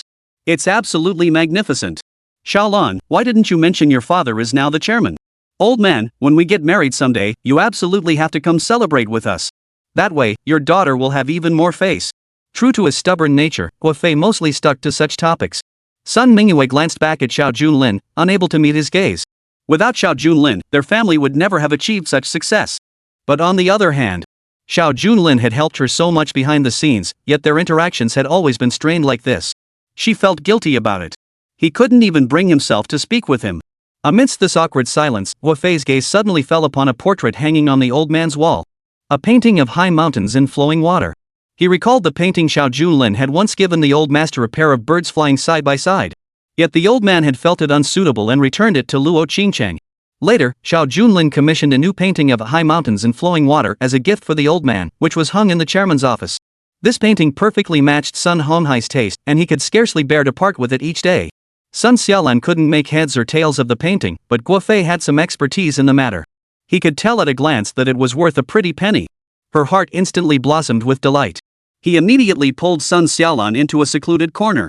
Girl, do you realize that portrait of your father? It's worth tens of millions, money can't buy it. If we could get our hands on that portrait, our lives would soar to new heights. Luxury cars like the one we just saw would be ours. Guofei grew more and more excited as he spoke, his eyes practically glowing. Sun Xiaolan frowned slightly, grasping the gravity of the situation. Guofei, why are you targeting my father? And he would never agree to this. I haven't been back in years. It seems a bit awkward to bring this up right after we meet. Sun Xiaolan said this, but deep down, she was already slightly intrigued. A portrait worth tens of millions. Although Guofei owned his own group in the provincial capital, it was merely a small, obscure operation. Compared to the Sun family's enterprises, it was like comparing a minor sorcerer to a grand wizard. Faced with such a situation, how could one not feel a flutter in their heart? Guofei watched Sun Xiaolan's wavering expression and pressed his advantage. Even though we haven't seen each other in a long time, Sun Honghai is still your father. You must be the one to bring this up first. As your fiancé, it wouldn't be right for me to bring this up. Besides, once we're married and living our own lives, if I don't speak up before the wedding, I'll never get another chance. What if your father, in a moment of generosity, transfers the assets to Sun Mingyue? Where would you go to cry then? Other words left Sun Xiaolan half convinced, but that final sentence struck a chord. Ever since childhood, Sun Xiaolan had harbored resentment toward this cousin. Even though she was the adopted one, she had always pushed Sun Mingyue aside. She could do without this portrait, but she absolutely refused to let the old man give it to her cousin. With that thought, Sun Xiaolan hesitated no longer. She stepped before the portrait immediately. She adopted an utterly entranced expression. Father, this portrait is so beautiful. The mountains and flowing water are so evocative. It would look perfect hanging in our own room. All these years without seeing each other, you haven't given your daughter any proper gifts. Why not consider this as a reunion gift, or perhaps my dowry? What do you think? Sun Honghai had indeed prepared a dowry. But this painting of high mountains and flowing water was absolutely out of the question. After all, it was a priceless treasure itself, something that couldn't be given to someone who didn't understand its value. If given to his goddaughter, Sun Honghai knew full well she'd likely sell it off. Such a treasure would be utterly wasted. Besides, the painting was a gift from the land itself. How could he possibly part with it so freely? This high mountains and flowing water is my most cherished painting. If you share such an appreciation, I can give you another piece. Hearing her father's words, Sun Xiaolan began to squirm. She shifted uncomfortably beside him. Father, we haven't seen each other in so many years. I'm still your daughter, after all. Now that you're chairman, asking for a painting, it doesn't have to be like this, does it? Besides, this is my absolute favorite. I don't want any of the others. Guofei, watching from behind, had already given him a thumbs up. This was exactly the reaction he wanted. Xiao Junlin beside them saw everything clearly, yet remained silent. At that moment, Sun Honghai found himself in an awkward position. His expression grew extremely grave. After all, as an elder, outright refusal would indeed make him look rather awkward. Sun Mingyue, witnessing this, interjected from the side. Father has already said this portrait is his favorite. Besides, bringing you here to visit and then demanding something the moment you enter, that might not be quite appropriate, would it? With just that one sentence, Guofei beside them immediately seized the opportunity. Miss Mingyue, your father's assets will all be yours someday. Why bother quarreling with your cousin over a single portrait? One should at least be magnanimous. Besides, old Master Sun isn't that kind of person. With the matter thus raised, Sun Honghai responded decisively. This portrait isn't mine. I have no authority over it. Hanging in the chairman's conference room, yet claiming it's not his property. Guofei naturally wouldn't believe that. Sun Xiaolin seized the moment to add a sarcastic remark. After all we've been through as father and daughter, if you don't want to give it, just say so. Using lies to brush me off like this, isn't that a bit beneath you? For the chairman of Wang Jiangla to utter such words hardly befits his stature. After that remark, Sun Honghai's expression instantly darkened. Chapter 163, Who Dares Move? If only he'd known, Guofei should never have brought them to the boardroom. Now, even his future son-in-law was tapping away beside him. Guofei could only take a deep breath. Sun Mingyue couldn't bear to watch any longer. Though guilt gnawed at her heart, this scene demanded she step forward. This portrait was given to me by my father's apprentice as a token of their master-disciple bond. Its meaning runs far deeper than mere surface value. I have decided I will not give it to you. Sun Mingyue was merely stating the truth. Yet these words only fueled Sun Xiaolin's fury. Cousin, your words are utterly disgusting. Even if you were lying, you wouldn't stoop this low. How could that penniless Xiao Junlin possibly afford such an expensive portrait? To me, it seems you just covet this asset and seized the chance. Today, I'll ask father to buy this portrait. Who do you think matters more to you? Such childish words, who would have thought Sun Xiaolin could utter them? Sun Honghai, hearing her insult Xiao Junlin, shifted from a troubled expression to one of fury. How dare you speak to your sister like that? And it's not just a portrait, the entire Wangjiang pavilion was given to me by Xiao Junlin. This is a token of my apprentice's goodwill. We haven't even had time to. Guofei froze for a moment. But looking at Xiao Junlin in his tracksuit, it was hard to imagine. He then began to fan the flames. Old master, I might believe anything else, but if you say this disciple gave it to you, that's just too fake as it gets. Xiao Junlin, I ask you, what kind of merit or ability do you possess to deserve this? Do you dare accept your master's words? Guofei flashed a smile, turning the question back on Xiao Junlin. At this moment of sharp confrontation, Xiao Junlin smiled faintly. Why wouldn't I dare accept it? It's simply a matter of stating the truth. What is there to fear? This remark emboldened Guofei. He thrust his right hand forward, jabbing it hard against Xiao Junlin's chest. Don't think just because you're the old man's disciple, I can't handle you. In our family, there are plenty of useless bluffers like you. Old master's son only shielded you with his words. But you dared to deceive the old man. You deserve to die 1,000 deaths. Guofei pressed his advantage at every turn. Sun Xiaolin seized the moment to act. My boyfriend's right. I suggest you sever ties with our family immediately. Otherwise, once the truth comes out, it won't be pretty. The shouts echoed relentlessly. Sun Mingyue, watching from the sidelines, felt history repeating itself. Filled with indignation, she instantly stepped in front of Xiao Junlin. Cousin, that's going too far. We're just telling the truth. From now on, you're not welcome here. Get the hell out of here. Sun Xiaolin blared, shoving Mingyue aside. At the same time, she yelled at Guofei. I refuse to believe this nonsense. Guofei, take that portrait down right now. Guofei seized the moment, dashing forward in a single stride.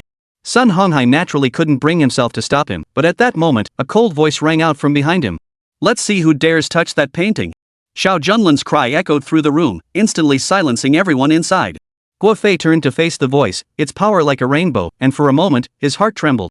Seeing Guofei frozen in place, Sun Xiaolin urgently called out from the side. You're a big shot. Are you afraid of a good-for-nothing? Bring out the portrait immediately, or my sister and I will sever ties forever. Sun Xiaolin's face twisted in fury. Where was any trace of familial affection now? Guofei, initially startled by her outburst, quickly reconsidered. Xiao Junlin was nothing but a freeloader. Why should he care? With that thought, his hands reached for the portrait. But at that very moment, a sudden gust of wind swept in. Xiao Junlin grabbed a pair of chopsticks from the table, using them as darts. They pierced straight through Guofei's arm. Blood gushed instantly from both hands, and Guofei let out a piercing scream. At the same time, just as Sun Honghai was about to speak, Xiao Junlin gently waved his hand. There's no need for you to say anything. I've seen through certain matters clearly enough. My silence until now was the result of repeated restraint, but now, some things are beyond endurance. With a loud shout, Xiao Junlin stepped before Guofei. Seeing this, Sun Honghai understood his disciple was now consumed by rage. He could only silently shake his head and sigh. You've pushed my disciple to this point. What happens next is no longer my concern. The rest is up to you. Seeing the old man shake his head, Guofei was now like an arrow on the string. With chopsticks piercing both his hands, this grudge had to be avenged. Damn it, what kind of scum are you? Let me tell you, if we're really talking about breaking ties, our provincial capital family isn't one to mess with. We'll unleash invisible blows against your Sun family. Sun Xiaolin's heart skipped a beat. She didn't want things to escalate this far and hurried to pull Guofei back. Don't do this. Let's talk this out calmly. We're all family here. It's Xiao Junlin who's at fault, not my father. Besides, father, just give the portrait to Guofei. Consider it compensation for today. Even at this moment, Sun Xiaolan was still calculating her own interests. Xiao Junlin, however, let out a cold laugh. He made several phone calls on the spot. Every company near Guofei in the provincial capital went bankrupt. The moment the calls ended, Guofei froze in shock before bursting into laughter. He glared fiercely at Xiao Junlin, his mouth practically split from ear to ear. "You worthless piece of trash. You're a master at shooting your mouth off. Just because you say they're bankrupt, they are? What kind of person are you? You've really made yourself look good." As Guofei bellowed his rage, his phone suddenly rang. Then a middle-aged man's voice bellowed. "You little bastard, who the hell did you piss off? What the hell did you do in Jiangzhou? Our entire family business has gone bankrupt because we offended some big shot. Apologize to me immediately, or don't blame me for disowning you as my son." The voice on the other end was unmistakably Guofei's father. After that furious outburst, Guofei was utterly dumbfounded. Sun Mingyue and Sun Honghai witnessed this scene without batting an eye. Or rather, such an outcome for these two arrogant individuals was entirely expected. The answer was now clear. Sun Mingyue could only shake her head. "My father has already stated that everything our family currently possesses was bestowed upon us by Xiao Junlin. But you refuse to believe it. Now it's far too late." Sun Mingyue turned to look at Xiao Junlin, her heart filled with a complex mix of emotions. He had spoken too much on behalf of the entire Sun family. And she had treated him with such an attitude. To this day, she was filled with endless regret. Chapter 164, The Tragedy Comes to an End. As the central figure in this affair, Guofei had truly shot himself in the foot. Shattered it to pieces. Everyone had assumed everything belonged to Sun Honghai. Who would have thought it was actually Xiao Junlin, the man he had looked down upon? At this moment, his legs trembled slightly. Facing Sun Honghai, who was about to speak, he shook his head slightly. "Once my disciple gets angry, even I can't control him. Please spare me your words, Mr. Guo."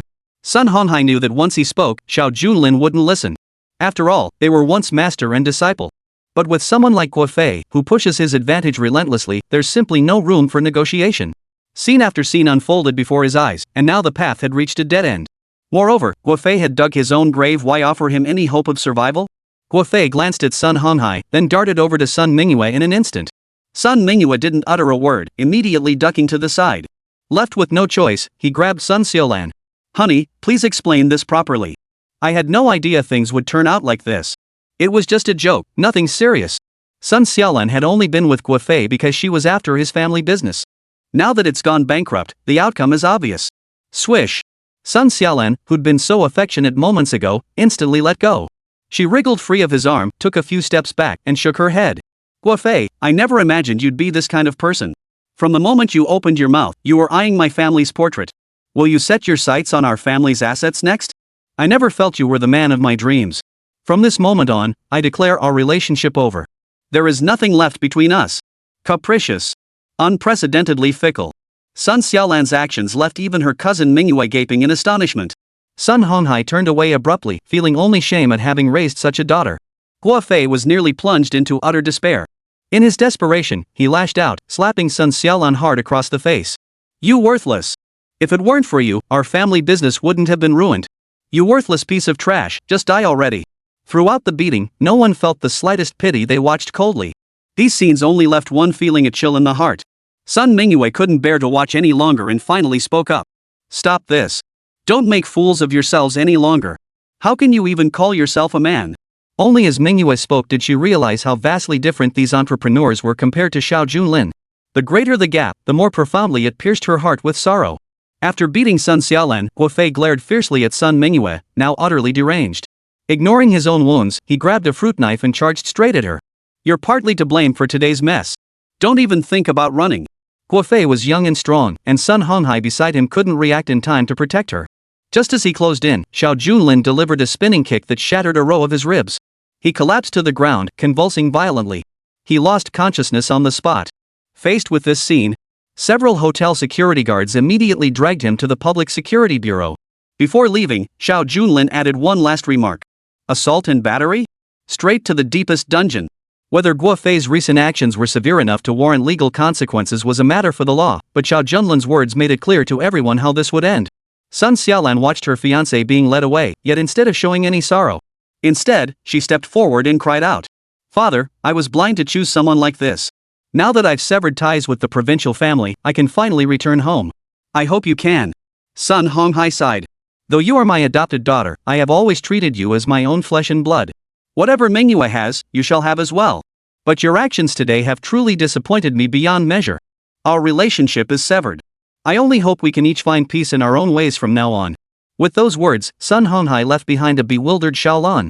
At that moment, rage surged through her body, making her tremble, yet it was utterly futile. Why? How did it come to this? Sun Xiaolan kept asking herself. He had once had a wonderful life and a home of his own. Sun Honghai had never treated her differently. Yet after all these years, Sun Xiaolan was now the one truly left homeless. Watching Sun Honghai and his family walk out of Wangjianglu, Sun Xiaolan was left behind, her expression fierce. "I won't let you off so easily. Just you wait." Sun Xiaolan's eyes nearly bled tears. Outside, Sun Honghai sighed. "My apprentice, I'm truly sorry. Every time I bring you out, we run into trouble. Tonight's dinner is going to be another one I can't afford."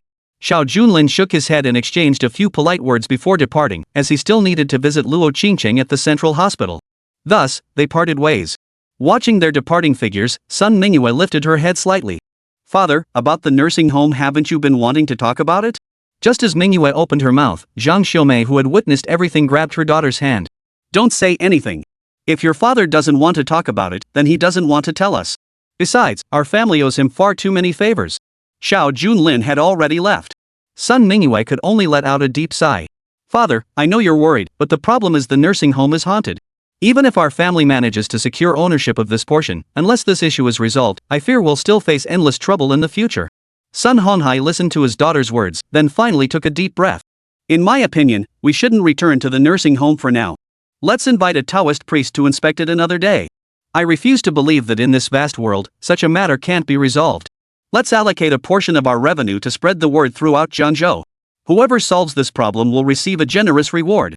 As the family headed home, Sun Xiaolan hailed a taxi alone and arrived at the Red Rose Bar. The bar's owner, Black Bear, was none other than the third disciple of the underground kingpin. Back in the day, he'd even been one of Sun Xiaolan's suitors. "Brother Black Bear, today's events have absolutely infuriated me. I haven't returned to Jiangzhou in all these years, and I deliberately came here hoping to get a gift from your father. But my cousin ruined everything." Seeing his former dream lover throwing herself at him, a lecherous grin instantly spread across his face. "What do you want to do? Just say it. I'm the third disciple of the Dragon King of the Underworld. As for that Xiao Junlin fellow, I hear my master has already sent someone to deal with him." "Don't worry about that." Sun Xiaolan gave a mysterious smile. She replied, "I will make Sun Mingyue die." Chapter 165, Midnight Blue Light. After returning, Xiao Junlin first checked on Luo Qingcheng. He found that under the doctor's care, her condition had improved significantly. Luo Qingcheng even tugged at the younger generation's arm, eager to return to the company. "I haven't been back for 2 days. Let's resume normal work tomorrow." Though her wounds had healed, Luo Qingcheng still looked haggard. Xiao Junlin shook his head slightly beside her. "Honey, listen to me. Rest in the hospital for a few more days. Your complexion has improved significantly these past days. And under the director's attentive care, you've clearly shown improvement. We can't give up now." After several rounds of persuasion, Luo Qingcheng finally settled down to sleep. But Xiao Junlin immediately turned and approached the director. "Director, I've taken a quick look. Has Luo Qingcheng received any special medical treatment these past 2 days?" The moment Xiao Junlin entered the ward, he sensed something was amiss. While they claimed to provide Luo Qingcheng with appropriate medical equipment and medications, it was all just vitamins and recuperative drugs. Even supplements readily available in supermarkets and ordinary pharmacies. These items were fundamentally inadequate for treating illness, yet they had actually produced corresponding therapeutic effects. The director of the central hospital sighed. "Truth be told, that's exactly the case. We're unable to assess Miss Luo Qingcheng's condition. All her readings show no physical issues whatsoever. Rather than resorting to indiscriminate medication, we've focused on nourishment, and these past 2 days have indeed shown some improvement." Xiao Junlin fell silent. Luo Qingcheng's meals at work were certainly not lacking. Moreover, Xiao Junlin always buys nutritional supplements for her dinner. Suddenly developing malnutrition does seem rather implausible. Yet her condition had genuinely improved at the hospital, leaving Xiao Junlin struggling to find a satisfactory explanation. Xiao Junlin could only drive back to the 100-flower garden first. But upon entering, he found the place already in an uproar. A group of residents were shouting loudly nearby. "What's going on with your property management? No one's been on duty for ages, and everyone living in 100-flower garden is getting terribly sick. You must give us an explanation. Is there a formaldehyde problem at 100-flower garden? The property manager kept trying to calm everyone down, so Xiao Junlin decided to stop and watch the commotion. He noticed the residents' faces were all deathly pale. Though they were shouting, their voices were weak and feeble, their condition dire. My son has exams in a couple of days, but lately he's even been bleeding when he goes to the bathroom. This is truly bizarre. My father is the same. He used to exercise daily and was healthy, but lately he's been getting worse and worse, even bedridden. There must be toxins in the air, we need a full inspection. All of this matched Luo Qingcheng's description perfectly. But according to the property management, air tests show absolutely no toxins. To this day, the cause remains unknown. Watching the commotion unfold before him, Xiao Junlin said little and chose to return home. Out of boredom, he turned on the television. As a flash of white light flickered across the screen, a thought also flashed through Xiao Junlin's mind. Wait a minute, that night, I seem to have been awakened by a flash of white light. Could it be that it wasn't just a dream? With this thought, Xiao Junlin resolved to stay vigilant late into the night. Soon, time passed. At the same hour, Xiao Junlin grew more attentive. Gazing into the distance, he saw the same light appear in the southwest region of the 100 Grass Garden. Something was wrong with that light. The thought struck Xiao Junlin like a bolt of lightning, and he instantly sprang into action, sprinting madly toward the southwest. After about 10 minutes, he spotted a group of people dressed in snow-white robes behind the 100 Flowers Garden, in an unfinished residential area. They were holding strange machines. Their attire was exceptionally peculiar. The machines emitted a faint blue glow. Xiao Junlin froze momentarily at the sight. Though as the Dark Emperor, he had seen much in his time. He had seen such machinery overseas before, but never imagined it would appear in the heart of the city. This was a machine that only appeared in war zones. It operated on the principle of light radiation. So this was their scheme, using light pollution and radiation to disrupt human genetics. This weapon, with its low daily dosage, was difficult to detect. Yet prolonged exposure would inevitably lead to fatalities, even contaminate the entire city. Xiao Junlin walked step by step toward them. Several men clad in radiation protective suits immediately stood up. One man, clearly the team leader, wore a fiery red suit. Seeing Xiao Junlin appear, he visibly froze for a moment. Simultaneously, he drew a distinctive weapon and aimed it at Xiao Junlin. He hadn't expected to be discovered so quickly. This was unexpected, but it didn't matter, the outcome wouldn't change. As the captain spoke, the weapon pointed at Xiao Junlin suddenly emitted a faint blue glow. Xiao Junlin instinctively raised his arm to shield himself. As the light pierced through his skin, an indescribable burning sensation surged through him. Xiao Junlin was forced to take a half step back. Who ordered you to do this? As the question left his lips, a smile spread across the captain's face. You seem unaware of the situation. My advanced weapon far surpasses a mere pistol. My demand is simple, either you die here, or everyone in the 100 Flower Garden will join you in death. As the words ended, the surrounding crowd rose, their laser guns now trained on Xiao Junlin. The pale blue radiation instantly enveloped the area ahead. You'd better stand still and do as I say. Otherwise, with every step forward, you'll be exposed to even more radiation. You should understand the power of this radiation weapon. As the words were spoken, Xiao Junlin took a step forward under the watchful eyes of the crowd. Simultaneously, a surge of true qi enveloped his entire body, repelling the radiation force outward. The captain's eyes widened. Where in the world had anyone ever seen such a divine being? Increase the weapon's power output immediately. He absolutely must not be allowed to advance further. Several subordinates nearby gritted their teeth and pushed the weapon's energy to its absolute limit. Faced with this advanced technology, Xiao Junlin's vital energy began to falter. That searing sensation returned throughout his entire body. The captain's expression twisted into a savage grimace at the sight. You have no right to know who it is. If you die, your family will be safe forever. I advise you to do as I say.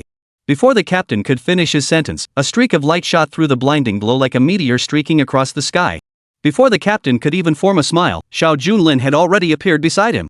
Though his outer skin and abdomen were scorched and damaged, the fury blazing in his eyes made the captain tremble from head to toe.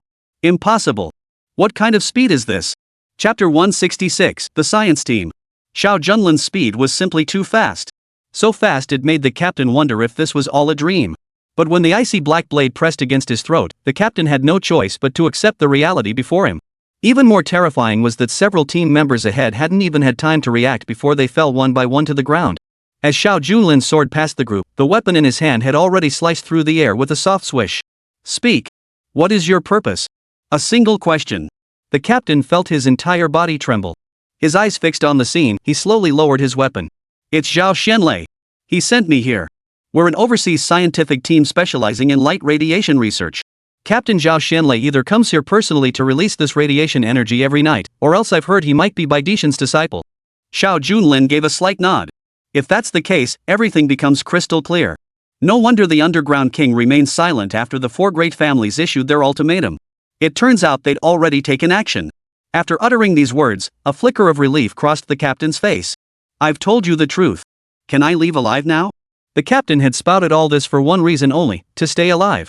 Yet Xiao Junlin seemed unwilling to grant him that reprieve. A barely perceptible smile suddenly flashed across Xiao Junlin's face. If you were targeting me alone, perhaps I might have spared you after you admitted your mistake. But now you've implicated every single person in the 100 Flowers Garden. I truly have no reason to let you off. With a sharp crack, Xiao Junlin twisted the man's neck, snapping it clean off. With eyes filled with endless resentment, the captain finally collapsed onto the ground. Staring at the corpse, Xiao Junlin remained vigilant, knowing the real trouble was yet to come. He immediately made a call. Deng Yue, I need radiation-proof suits, the latest research models. Once procured, deliver them immediately to 100 Flower Garden. It must be said, modern technological products were indeed overwhelmingly powerful. Had the man before him not been the Dark Angel, he might not have stood a chance against such extreme radiation. But it was impossible to guarantee the enemy didn't possess even more formidable weapons. Therefore, complete preparations must be made before the final showdown. Meanwhile, in a secret meeting room, Bai Dedian stared intently at Zhao Xianlei, his face betraying a hint of urgency.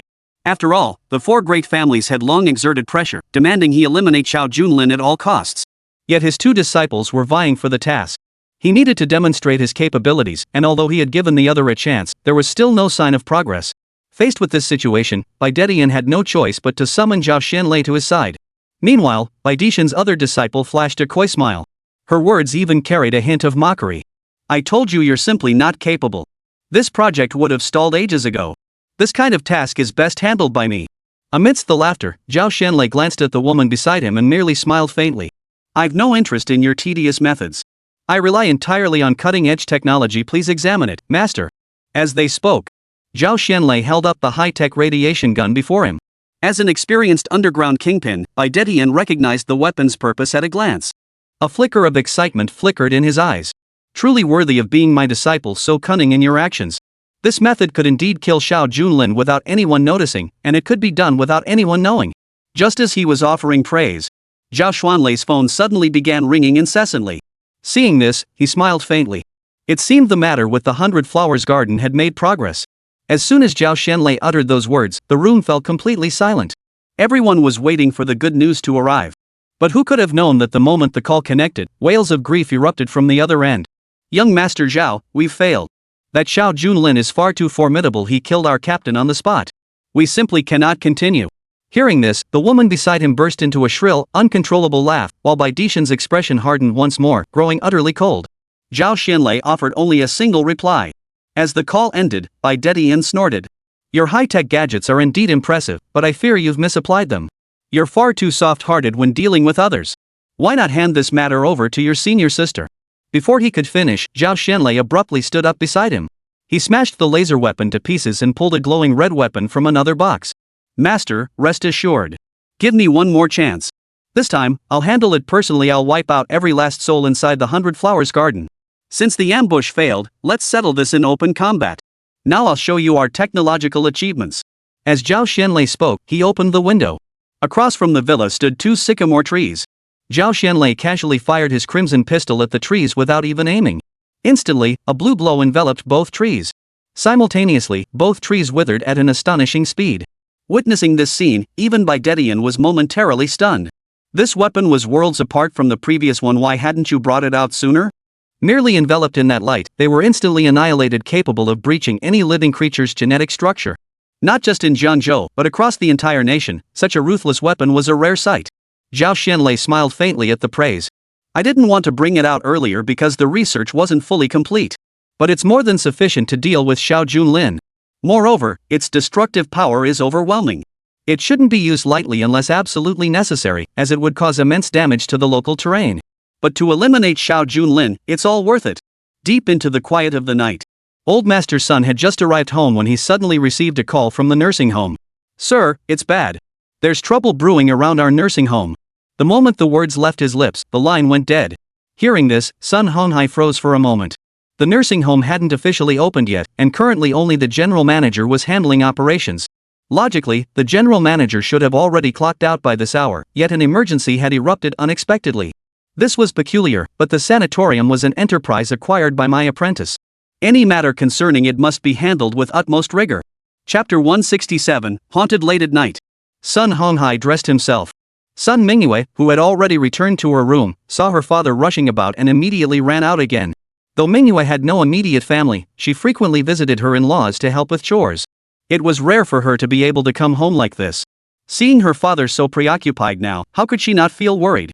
During the questioning, Sun Honghai frowned ambiguously. Strangely enough, the general manager of the nursing home hadn't left yet. Besides, they say there's trouble at the nursing home, someone's causing a disturbance. I must go take a look. Upon hearing this, Mingyue's face immediately clouded with worry as she gently tugged at her father's arm. It was already the dead of night. Why not wait until tomorrow morning? A few more hours won't make a difference. It's already so late, and the nursing home is out in the suburbs. If anything dangerous happens along the way, that would be trouble. Shin Mingyue offered her well-meaning advice, but Sun Honghai silently shook his head. No. This is property given to me by my disciple. We absolutely cannot let anything happen to it. We must treat this with utmost rigor. Watching her father insist on getting into the car, Sun Mingyue said nothing and simply sat in the passenger seat. The stars now filled the sky. Mingyue took a deep breath. Father, let's agree on this beforehand. If we encounter any danger, we turn around immediately. The four great families might not give up on making things difficult for us. If they're behind this, we're no match for them. We need to avoid the worst of it first. Father and son sped toward the suburbs in the darkness. Half an hour later, they arrived at the sanatorium. The night was deep, with only 2 streetlights flickering brightly before its gates. Beyond that, the vast convalescent home lay shrouded in darkness beneath the night sky, radiating an indescribable sense of dread. The night in these suburbs truly felt terrifying. Mingyue muttered a complaint as she pulled open the car door. Then, father and son strode boldly into the sanatorium grounds. They called out the manager's name loudly, but no one answered from inside the room. Moreover, the scene was nothing like Sun Mingyue had imagined. She'd been told there was a disturbance, expecting a bustling crowd. Instead, the place was eerily silent, utterly still. Had something gone wrong? Or had the general manager been mistaken? Just as Sun Mingyue was pondering this, footsteps suddenly echoed slowly from upstairs. Sun Honghai glanced at his daughter, and the two hurriedly switched on the surrounding lights. But the moment they flipped the switch, they realized it remained utterly silent. Power outage? Sun Mingyue shook her head, then reluctantly followed her father step by step toward the upper floor. The footsteps grew louder and closer. Be careful. It might be a burglar who snuck in late at night. The words had barely left his mouth. Sun Honghai held a flashlight in his left hand and a stick in his right. He ascended the stairs, sweeping the flashlight around. Soon, he pinpointed the source of the sound, an unused archive room. Currently under renovation, the room was silent and empty, its interior barren. The flashlight swept across the room, revealing it completely empty. Strange. Did we mishear it? Or perhaps, being in the suburbs, some wild animal had wandered in. As Sun Mingyue tried to reassure him, footsteps suddenly echoed from within the room. This time, the source of the sound was unmistakably clear. Right above their heads. Both of them instinctively looked up at the ceiling. Suddenly, they noticed 2 bloody footprints on the ceiling. They were unmistakably clear, the footprints of a man. Just as they stood there, unsure of what to do, they witnessed the footprints begin to multiply. They spread outward. Soon, crimson marks appeared everywhere the ceiling met the walls in the hallway and the main hall deeply etched into the surface. Faced with this scene, Sun Mingyue was already trembling all over. Father, this place is haunted. What should we do? Sun Honghai was too shaken to respond. I never imagined the danger the general manager was referring to would be this kind of situation. If someone were causing trouble, there might be a way to handle it, but if ghosts were haunting us in the dead of night, we'd just have to stare each other down. Our daughter seems fine, we'll discuss this after we get outside. Sun Honghai grabbed Xian Mingyue's hand, preparing to rush back to the car. But the moment they descended from the second floor back into the lobby, they spotted a man in a suit standing with his back to them, his gaze fixed on the distance. Sun Mingyue looked at the man before her and felt a sense of familiarity. The general manager? Prompted by Mingyue's reminder, Sun Honghai cautiously peered ahead as well. As they drew closer, the man remained silent. Curiosity getting the better of him, Sun Honghai stepped forward and tugged at the man's clothes. What the hell is going on? Why aren't you off work this late? Sun Honghai had merely tapped the man lightly on the shoulder before glancing at his head, which instantly rolled across the lobby floor. The blood pooling on the floor was horrifying. Faced with this scene, Sun Mingyue let out a shrill scream and frantically ran toward the exit. Sun Honghai couldn't bear the sight either and dashed out of the room in one breath. At that very moment, the street directly opposite the nursing home, previously quiet and deserted, suddenly saw a black van pull up. The door slowly opened. Two young men reached out, instantly grabbing Sun Mingyue's arms and pulling her inside. Too terrified to resist, Mingyue vanished into the night. Sun Honghai rushed forward in desperate urgency, but the street was already deserted. After instructing Deng Yue, Xiao Junlin settled into a peaceful sleep. Little did he know that halfway through his sleep, the phone suddenly rang. Then, Sun Honghai's voice, trembling slightly, came through the receiver from the other end. Something's happened to my apprentice. Your sister's been captured, and the sanatorium's haunted. What kind of situation is this? Xiao Junlin froze in the square. His sister being captured and the nursing home haunted. Truly, misfortunes never come singly. Master, don't worry. In 2 hours, I'll personally deliver Mingyue to you. With that, the call ended. The Qinglong squad immediately launched their operation in the dead of night. A massive, comprehensive search operation quietly commenced. After a dozen minutes, a team member relayed the findings to Xiao Junlin. Reporting to the king, our investigation confirms Sun Mingyue is currently being held captive in an abandoned factory. Meanwhile, inside the factory, Mingyue opened her eyes to find herself bound and gagged, strapped to a table. Surrounding her, a group of bare-chested men held weapons in their hands. Before Sun Mingyue could scream, the sound of high heels grew louder, approaching from the distance. Chapter 168, Sulfuric Acid in the Face. Cousin, who'd have thought we'd meet again? A familiar voice, familiar words. Sun Mingyue never dreamed she'd witness such a scene at this very moment. Sun Xiaolan. Cousin, what do you mean by this? Since it was a relative, Sun Mingyue naturally felt slightly reassured. But the next second, a vial containing liquid was pulled out in front of everyone. A white paper label was affixed to the glass tube, clearly stating, "Concentrated sulfuric acid." Seeing this, Mingyue's newly found calm vanished instantly. She backed away in terror. What the hell are you doing? Calm down. The call came out hoarse. Sun Xiaolan's expression twisted into a grimace. What do you want me to do? Do I really need to ask? If it weren't for you, I'd never have ended up like this. Not only did you strip my family of everything, but you also caused my father to abandon me, all because of you. Her cries were hoarse, Sun Xiaolan already consumed by madness, her eyes glowing with a blood-red light. At the same time, she slowly lifted the lid of the concentrated sulfuric acid. You were smarter than me since childhood, prettier than me, and even the men around you were better than mine. You said if I poured this concentrated sulfuric acid on your face, would all the things you possess finally come to an end? Madwoman. The woman before him was nothing short of a complete lunatic. Mingyue's eyes widened as she urgently warned. I won't tell you. If you do this, forget being sisters from now on, we're enemies. And my father has already called the police. They'll find us here soon. Her cry carried a hint of hoarseness. Her cousin laughed so hard she was shaking like a leaf. At that moment, a rough voice sounded from behind. Interesting. True to form for your cousin clinging to a last shred of hope even now. I'm Bai Dishan's disciple. Do you really think even if the Security Bureau finds out, they dare come after me, the top enforcer of the Dragon King? Besides, I've got over 100 brothers outside. Frankly, I'm curious who in all of Jiangzhou could possibly stand against me? Black Bear radiated absolute confidence.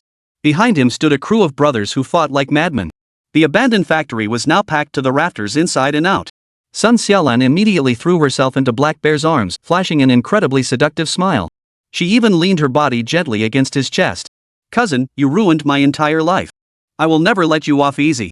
Tonight, everything will come to an end right here. Sun Xiaolan laughed with extreme arrogance. Simultaneously, she swayed the concentrated sulfuric acid in her hand as she slowly approached Mingyue once more. Sun Mingyue stared at the woman before her, scarcely believing this was the same cousin who used to play behind her back all those years ago. How times had changed. When had things become such a tragedy? Watching her cousin's writhing form inch closer and closer, a faint smile suddenly appeared on Mingyue's face. From the sorrow of the beginning to the acceptance of the present, it all seemed to happen in the blink of an eye. Cousin, your life has truly been a pitiful existence. Even if I were disfigured, you would never attain the life you crave. Your jealousy will forever keep you from happiness. With matters having reached this point, there was nothing more to say. Sun Xiaolan listened to her cousin's words, each syllable like a dagger plunging instantly into her chest. The pain welled up within her heart. At that moment, she felt no hesitation. What I cannot have, I will destroy. And you're the first thing on my list. Just as the sulfuric acid was about to be poured down, suddenly click. The entire factory plunged into darkness. Sun Mingyue instinctively grabbed onto the desk and chair, but in her haste, she accidentally bumped into her cousin. Amidst the temporary chaos and stumbling in the darkness, the sulfuric acid inside the glass tube spilled entirely onto Sun Xiaolan's face. As the saying goes, he who does wrong will meet his own downfall. What was once a pair of beautiful features instantly began to twist and contort under the scorching burns. Her skin rotted away, and wails of agony echoed ceaselessly. Alas, in the darkness, no one could discern the state of her eyes, only the piercing screams of a woman could be heard. The black bear realized it couldn't see a thing in the pitch-black darkness, while the roaring sounds kept echoing. Check the power station immediately. People nearby quickly pulled out flashlights. Sun Xiaolan, writhing in agony, stumbled forward. After being injured, she rushed to Black Bear's side. Her face twisted in anguish. She screamed in terror over and over. "Help me, brother Black Bear. That hurt my face." The place was an abandoned factory to begin with, and now it was pitch black all around. The pitch-black environment instantly plunged the surrounding crowd into panic. Compounded by Sun Xiaolan's face, soaked in sulfuric acid, it had long since rotted beyond recognition, an utterly nauseating sight. Under the harsh light, her face was nearly devoid of skin, making her look monstrously grotesque. "Get the hell out of here, you demon!" Black Bear kicked Sun Xiaolan away. The sudden impact caused her to spit out a mouthful of blood, her ribs fractured. Simultaneously, the lights throughout the entire factory flickered back on. "Boss, someone must have pulled the power switch." Black Bear nodded silently. The surrounding crowd was clearly still shaken. Taking a deep breath, he turned to survey the scene once more, only then noticing Sun Xiaolan's pitiful state. Crawling up from the floor, Sun Xiaolan ignored the pain in her face and hurriedly rushed to Black Bear's side. "You promised you wouldn't abandon me. It's all because of that. She's the one who did this to me. My face doesn't matter, I can just get some cosmetic surgery to restore it to normal." Sun Xiaolan, unaware of her own appearance. Already driven mad, she stumbled and staggered toward him. Seeing this, Black Bear's face twisted as if he'd seen a ghost. "Get that stinking woman as far away from me as possible. Don't even think about coming near me." Just looking at his face made one feel sick to the stomach. Every word was factual, yet in that moment, Sun Xiaolan felt as if struck by a bolt from the blue. Her entire body trembled uncontrollably. She collapsed to the ground in an instant. "What are you saying, Black Bear? You promised you'd never leave me, and I'm your dream lover. Why are you treating me like this now?" Sun Xiaolan was nearly driven to madness. Step by step, she steadied herself and looked ahead. In the dead of night, that flushed face exposed before everyone's eyes sent a chill down their spines. As it drew ever closer, Black Bear snatched up an iron pipe nearby and brought it down with brutal force onto Sun Xiaolan's shoulder. Chapter 169, Demons and Monsters. "Get the hell out of here. I don't know you, you ugly monster.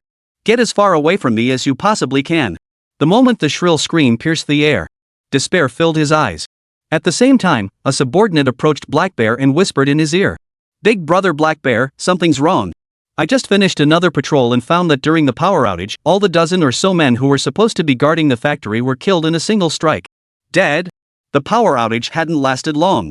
Yet they were dead. This was an extremely bizarre occurrence, forcing Black Bear to confront the matter anew. Sun Xiaolan, still trembling with fear, kept running toward Black Bear. She simply couldn't stand this unreasonable behavior any longer. He grabbed her body and suddenly threw her down from the building. Mingyue witnessed this scene, a faint pang of sorrow stirring in her heart. After all, she was his cousin. This was the second floor, falling from here meant an uncertain fate. Amidst the panic, the power suddenly cut out again inside the room. Brother Black Bear's circuit breaker had been cut off from the outside, someone had completely severed it. This time, it wasn't merely a matter of flipping a switch. The scene transformed completely. Amidst the chaos, Black Bear ordered everyone to turn on their flashlights. "Shine your lights into every corner, let's see what kind of ghost or demon dares show its face before me." Amidst the chaos inside the factory, Sun Xiaolan slowly struggled to her feet from across the room. This was the abandoned waste treatment plant behind the factory. Stumbling toward the distance, abandoned by everyone, Sun Xiaolan felt her mind nearly shatter. Just as she was completely at a loss, she suddenly noticed a long shattered mirror lying in a trash bin. Sun Xiaolan glanced at the mirror and suddenly let out a shriek. To her horror, the reflection revealed a monstrous figure herself. After all these betrayals, every time she touched her own face, she felt waves of pain. The concentrated sulfuric acid had begun to corrode her muscles, leaving pits of varying sizes across her skin. Every part of her body was a source of dread, making her feel as though she had fallen into hell. Why? I was the most beautiful person. How could I have become this? Despair filled Sun Xiaolan's eyes. In the end, it was all for nothing, just an illusion. Seeing no hope in life, Sun Xiaolan suddenly picked up a shard of glass. She aimed it at her own arm, ready to gently slice through her life. But at that very moment, a man beside her burst into laughter, filling the night with eerie sounds. If it were an ordinary person in the property management office, hearing such sounds would surely send them into a panic. But Sun Xiaolan had long since grown indifferent to life and death. In her utter despair, she even let out a cold laugh. Who was playing tricks? A dying person couldn't possibly scare me. Even after death, I'd become a fierce ghost myself. Sun Xiaolan truly had nothing left to lose. After all, she had reached a dead end. But just then, a man emerged directly from the darkness, dressed in a Taoist robe. His features were utterly eerie. In the moonlight, his features were indistinct. Little girl, you've simply been unlucky. If you want to turn things around, it's not impossible. If you become my disciple from now on, everything could change. The phrase "a ray of hope and despair" couldn't be more fitting for this moment. Sun Xiaolan stared at the Taoist priest before her face clouded with confusion. What makes you think you can change my fate? I've already lost everything. The mysterious Taoist stepped beside Sun Xiaolan. He gently stroked her silky hair. Because I am the one sent by heaven to help you. So follow me, and you'll be perfectly safe. The Taoist gently pointed to the side, where a stone slowly cracked apart. Simultaneously, it floated silently in midair. This supernatural spectacle gradually restored Sun Xiaolan's shattered spirit. Amidst such bewildering events, a profound stillness settled over the air. Sun Xiaolan was about to speak when she caught sight of the Taoist master's gaze. Suddenly, her mind felt as though it had been struck, a wave of dizziness washing over her. Slowly, she dropped to one knee and called out, "Master." With a gentle wave of his hand, the Taoist master beckoned, and Sun Xiaolan followed his figure into the distance. At the very end, the Taoist master glanced back. He gazed at the dilapidated factory and shook his head slightly. "Xiao family, I never thought you'd survive such a calamity. But we shall surely meet again in the days to come." As the Taoist master vanished, all was finally revealed. Inside the factory, He Xiong felt a chill run down his spine. The flashlight's beam was limited. Compounded by the vast expanse of the abandoned factory grounds, the distant chirping of cicadas and muffled groans echoed incessantly. Then he noticed the lights dwindling. Each time a light went out, it meant one of his men had been cut down in the darkness. Retreat immediately. Black Bear couldn't withstand the psychological pressure any longer and began a frantic retreat. But at that very moment, light suddenly flared to life. Every light covered the entire factory, revealing over 100 subordinates lying in a river of blood. Witnessing this scene, Black Bear's heart trembled slightly. Several subordinates beside him had just reached for their weapons when they too were struck down by a black blade slicing through the air. Fear was all that remained. As a disciple of the Hall, Black Bear naturally possessed some skill. His fist techniques, in particular, were formidable and powerful. But today, facing this man, he saw no possibility of victory whatsoever. "Wait a moment, Sun Mingyue can be returned to you." As he spoke, Black Bear untied the ropes. At that moment, Mingyue's heart was filled with a complex mix of emotions. The man before him was technically his cousin, but the problem was that his past words had long since cooled the other's heart. Yet now, he came to rescue her without holding a grudge. 1,000 emotions surged within her. "Xiao Junlin, thank you. I truly don't know how to." Sun Mingyue rushed over, her words filled with apology, but Xiao Junlin merely shook his head slightly and waved her off.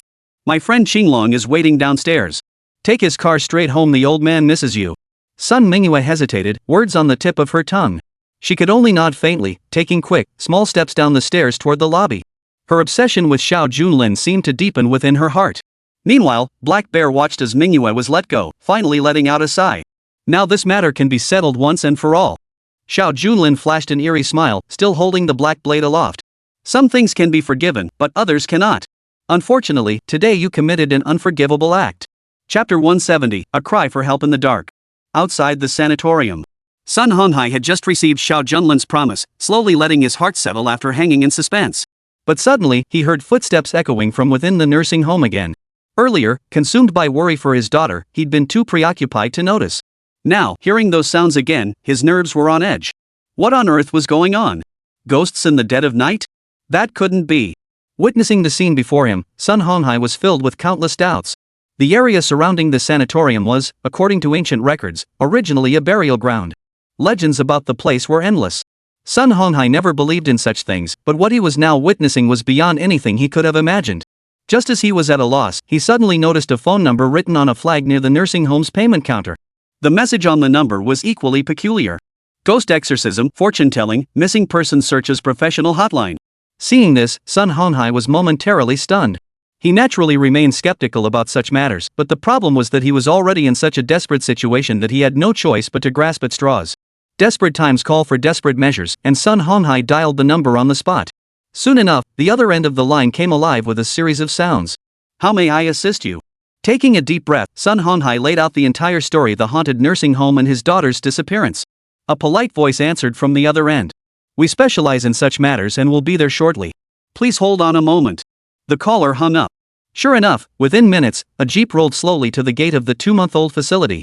A man clad in a golden-yellow monk's robe emerged and walked slowly toward them. The man was rather stout. Seeing this, Sun Honghai hurried over to greet him. He then explained the entire situation from start to finish. The monk narrowed his eyes and offered only a faint smile. This nursing home is situated in an area already heavy with yin energy. Such occurrences are only to be expected. But rest assured, as a disciple of the Buddha, resolving such matters is effortless. However, I must ask for your generous offering. The monk's first words were about money. Sun Honghai, already in a state of panic, tried to call Xiao Junlin to check on the situation but found he couldn't get through. In his desperation, he could only continue responding. I don't know how much it will cost, but as long as you can resolve this matter, everything is negotiable. But let me make this clear beforehand, a life has been lost here. We absolutely cannot afford to be careless. As he spoke, Sun Honghai hurriedly pointed toward the general manager's body. The monk beside him froze momentarily. A look of utter astonishment flashed across his face for a moment, but he quickly forced down the fear welling up inside. Then, resting his chin in his hand, he offered only a faint smile. Rest assured, benefactor. This is a minor matter, though it will require a donation of over 100,000 yuan. I wonder if you can manage that. Over 100,000. Sun Honghai now controlled 2 major enterprises. Such a sum was hardly a problem for him. Yet the sheer magnitude of the figure he had just uttered couldn't help but give one pause. The monk wore a serene smile. He shook his head slightly beside him. This place has an exceptionally potent human energy, likely unaware of the formation. It demands an immense quantity of vital energy, spirit, and essence. You may not grasp the underlying principles, but rest assured this price is absolutely fair and honest. As he spoke, the monk suddenly produced several strands of golden thread, slowly circling them around the building. He walked while speaking, with great solemnity. These golden threads have been consecrated. They are priceless treasures. Were it not for our karmic connection, I would never part with them so lightly. Moreover, this nursing home possesses exceptionally potent qi. Frankly, across all of Jiangzhou, no one but us could handle it so effortlessly. Mid-sentence, the monk abruptly pulled a postcard from his backpack and placed it in Sun Honghai's hand. He looked down at it. The image on the postcard was quite extraordinary. It read, 10,000 Buddhist sect. Sun Honghai had indeed heard of the 10,000 Buddhist sect through television and newspapers. They specialized in exorcism and demon banishing, and their reputation was impeccable. Seeing this, Sun Honghai finally felt relieved. In that case, I'll transfer the money immediately. As long as you can help our family, everything else is easily negotiable. After the conversation, the monk began setting up the ritual formation. Deep within the factory that night, Black Bear, having heard Xiao Junlin's words, gripped the chained blades behind him with deadly force. You want me dead? Kid, my blade skills are no joke. If you insist on a fight to the death, I doubt anyone will come out happy today. The Black Bear had been driven to its limits. The chained blades in his hands whirled instantly, their movements so swift it seemed to pierce the air. A tremendous force descended from the sky, yet at the same moment, Xiao Junlin raised the black blade in his hand. Who knows what that black blade was forged from? The moment they collided, the chained blades split cleanly in two, as if cut through freshly steamed tofu. Gazing at the chained blades lying on the ground, the Black Bear saw his own fate reflected in them. He stumbled backward several steps, weapons slipping from his grasp. His face twitched violently. He glared fiercely at Xiao Junlin, clenching his fists. Fine, I admit you have some skill, but you can't kill me. Do you have any idea who stands behind me? Neither of these two heavyweights can be crossed. I advise you not to bring shame upon yourself. His shouts were filled with arrogance, yet Xiao Junlin showed no urgency to finish him off. Xiao Junlin understood the principle of cutting the grass at its roots all too well. He merely smiled faintly. Fine. I'll be waiting right here for you. I'm also curious to see who backs you, allowing you to act so brazenly in broad daylight. Black Bear's lips curved slightly. My brother is part of the Martial Arts Association, and my master is none other than the Dragon King of the Underworld, by Dedian. Before you kill me, you'd better weigh up these two men. Can you really afford to cross either one of them? Black Bear gloated triumphantly. What does the Underground Dragon King represent? In all of Jiangzhou, aside from the four great families, absolutely no one dares to cross him in the slightest. Black Bear boasted proudly, yet as he uttered these two names, Xiao Junlin suddenly sat down on a nearby stone block. He placed the black blade gently beside him. Then bring the Dragon King of the Underworld here. Fine, call as many as you can. Who else stands behind you? Go ahead and summon them all. Countless people tremble at the mere mention of the Underground Dragon King. Yet Xiao Junlin remained utterly unfazed. Had he lost his mind? Black Bear couldn't fathom it, couldn't make heads or tails of it. Even if he knew the other party was playing the long game, the catch they'd reel in was a man-eating shark. Chapter 171, No Rescue. Black Bear had never encountered such a situation. Among Baidishan's 3 disciples, Black Bear was the worst. He'd been expelled long ago for fleecing people under the guise of the sky is falling and squandering his wealth on debauchery. Yet despite this, Baidishan's reputation remained formidable. In past crises, merely invoking the name of the underground kingpin was enough to make even outsiders step aside. Yet today, the man before him remained utterly unmoved. This left Black Bear deeply shaken. Very well. You just sit there. We'll see how comfortable you feel in a moment. Black Bear pulled out his phone and quickly dialed his master's number. It was a number he hadn't dialed in a very long time. Taking a deep breath, he mentally prepared his words. After Zhao Xianlei left, Baidetian had long since fallen into a deep sleep. After the phone rang 3 times, Baidetian answered with a hint of impatience in his voice. A cry came from the other end. Dragon King, it's your disciple, Black Bear. Back then, it was my fault I disobeyed your teachings and only knew how to indulge in luxury. But tonight, I'm in danger at the abandoned factory in Jiangzhou. Please send someone to rescue me. Otherwise, I won't survive. And if you ignore this, it'll be like slapping your own face. Hearing this, Baidishan's temper flared instantly. He clenched his fists tightly. You worthless fool. You only think to call me now? Haven't I already made it clear you are no longer my disciple? Listen well, this is the last time I'll help you. If you ever call me again, I won't lift a finger. Baidetian genuinely had no desire to handle this matter. But as the Dragon King of the underworld, having his name exposed in front of others like that, if he didn't do something about it, it would be downright embarrassing. He immediately dispatched a dozen elite operatives to launch a surprise raid in the dead of night. Across the entire Jiangzhou region, Baidishan's operatives were countless. These dozen or so elite fighters were all stationed near the abandoned factory. Yet this meticulously planned operation was disrupted within mere minutes by a timely phone call. Seeing Black Bear's number on the screen, Baidishan's rage boiled over.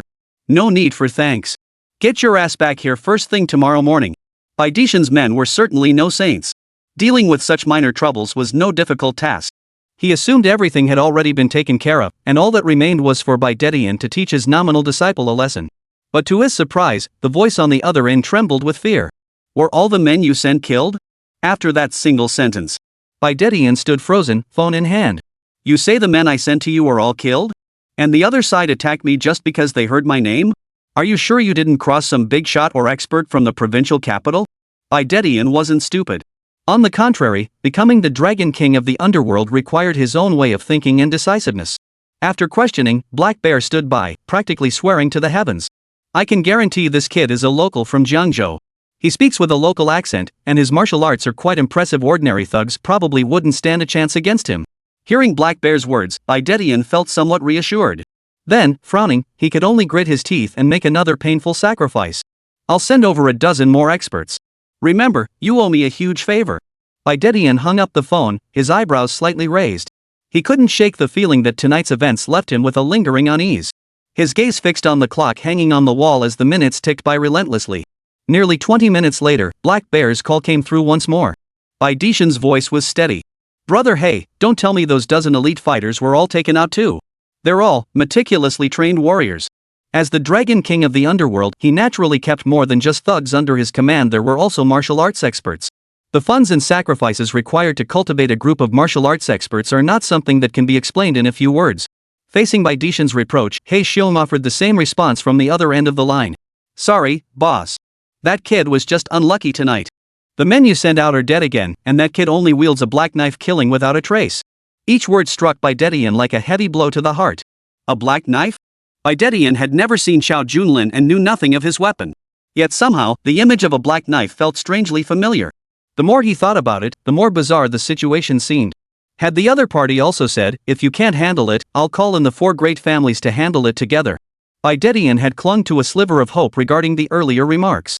But when it came to the latter part, across the entire Jiangzhou region, the only one who could challenge the 4 great families was likely that figure from the 100 Grass Hall. To have driven Zhao Xianlei to such desperation, this person couldn't possibly be an ordinary individual. A mere black bear, who only roams mountains and rivers seeking pleasure, could never be a match for Xiao Junlin. The men Baidetian dispatched were more than sufficient to handle ordinary experts, but against Xiao Junlin? Absolutely not. At that thought, Baidetian nearly crushed his phone. You bastard, this is the intel you gave me? Even if you weren't killed today, I'd kill you myself once you return.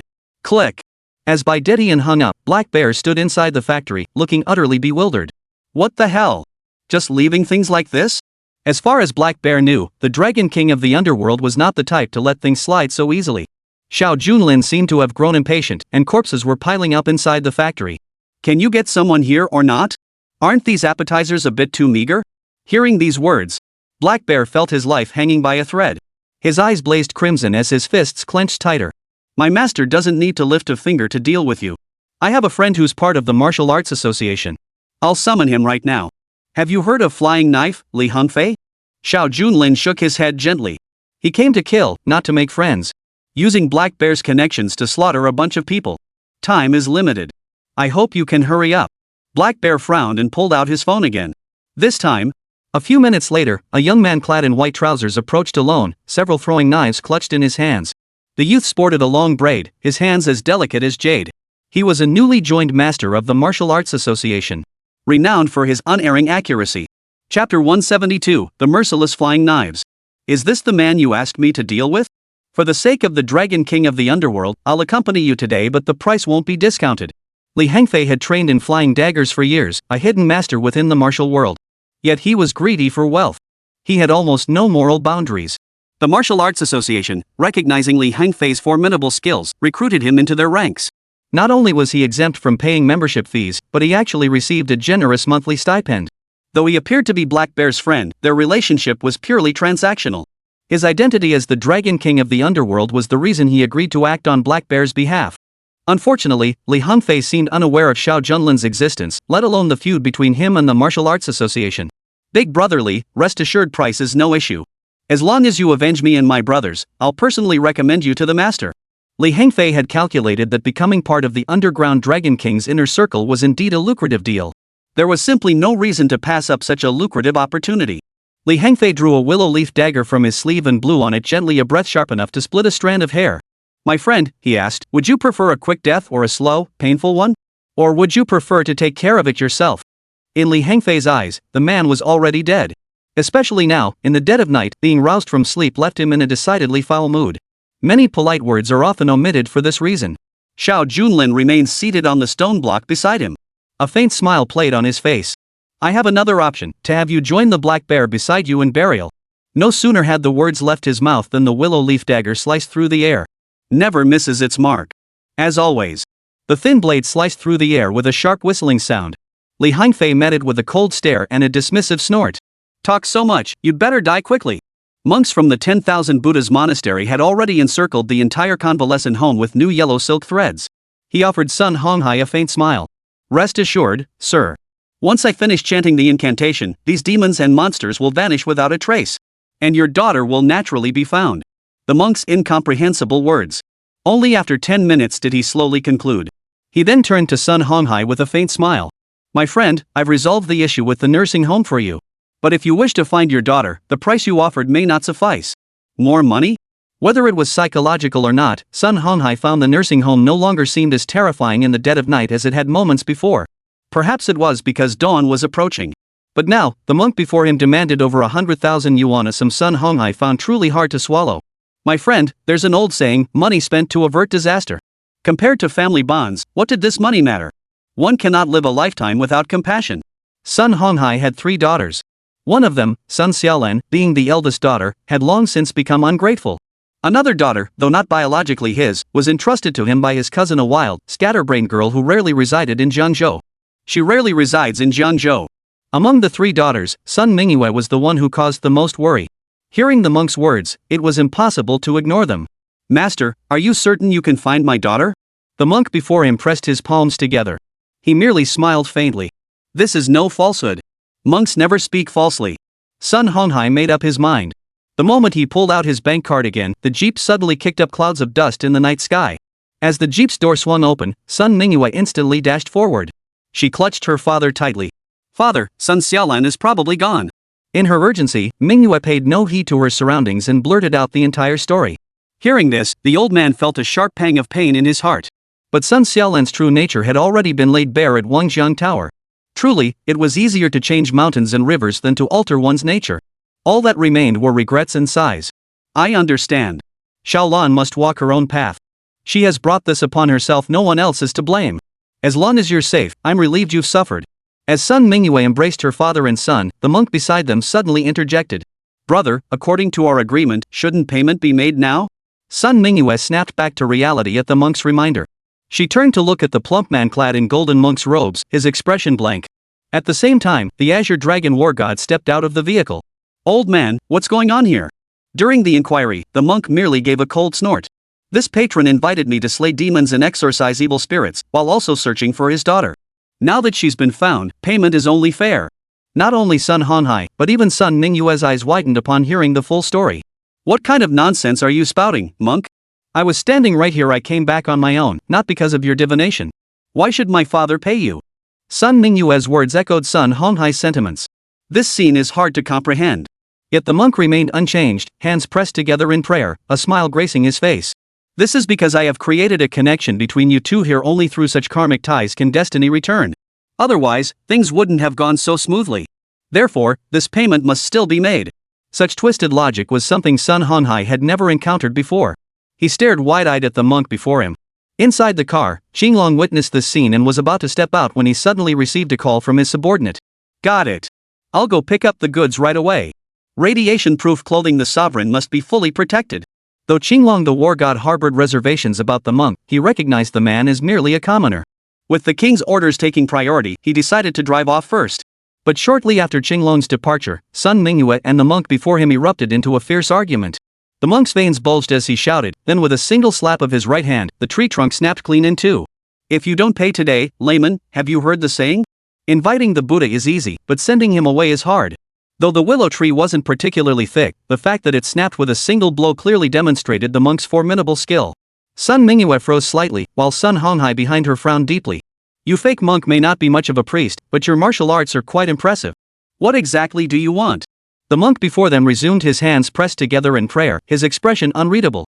My demand is simple, pay me over 100,000 as previously agreed. Otherwise, my mighty Vajra palm will ensure that when it strikes, bones won't just break, they'll shatter completely. Chapter 173, The Blade Breaks, the Edge Dies. Forced robbery? Though it wasn't broad daylight, such an act from a monk left Sun Honghai utterly baffled. But the mighty Vajra palm was no joke. Had it struck him just now, death would have been almost certain. Sun Honghai glanced back at his daughter. He certainly didn't want to escalate the situation, but above all, he had to ensure his daughter's safety. So he could only take a deep breath. I can pay you, but don't do anything rash. The monk wore a broad smile. Though ruthless in his actions, his words carried an air of politeness. Since you're willing to pay, we certainly won't make things difficult. Such a wolf in sheep's clothing is indeed rare. Sun Honghai, with no other choice, pulled out his bank card. But just as the exchange was about to take place, another jeep pulled up in front of the gate. Interesting. When did even monks start swindling people? Xiao Junlin, clad in a tracksuit, closed the car door. He glanced at Sun Honghai and offered only a faint smile. Didn't I tell you I could handle this? Why bother others? And you, con artist, spit out every penny you just collected. The monk before him regarded the new arrival. He maintained his usual demeanor, hands pressed together in prayer. He paid no heed to Xiao Junlin's warning. Young man, why meddle in matters that don't concern you? Besides, your master and I have long since made an agreement. This stipend is rightfully mine. The monk's words remained as peculiar as ever. Xiao Junlin caught Sun Honghai's bank card mid-air and slipped it back into the man's bag. When dealing with scammers like this, reason often goes out the window. Xiao Junlin merely smiled faintly. What could he possibly do if I refuse to pay? Besides, the internal affairs of this nursing home are far from resolved. The monk glanced back. Golden threads had already enveloped the entire nursing home. Then he smiled faintly. The lingering spirit of your master's sanatorium has been banished. I just performed the ritual to dispel it. Now that all is well, you owe me nothing. Isn't this statement a bit too drawn out? As the monk spoke, Xiao Junlin observed the interior of the sanatorium remained shrouded in darkness. But just then, mysterious footsteps suddenly echoed slowly from within. Sun Mingyue grabbed Sun Honghai's arm. She turned to look at the monk. Didn't you say it was already taken care of? Why are there still mysterious footsteps? The monk before them had never considered the possibility of ghosts. Such things truly existed. His trade was posing as a fake monk to swindle people everywhere, especially with feng shui readings, a scheme that never failed. If ever exposed, his martial arts training would easily handle any consequences. He had more than enough skills to cover it. He'd rushed here tonight after a last-minute call, ready to pull the same old tricks. But he never expected the nursing home itself to harbor such strange and eerie sounds. Even the monk couldn't tell if they were real or not.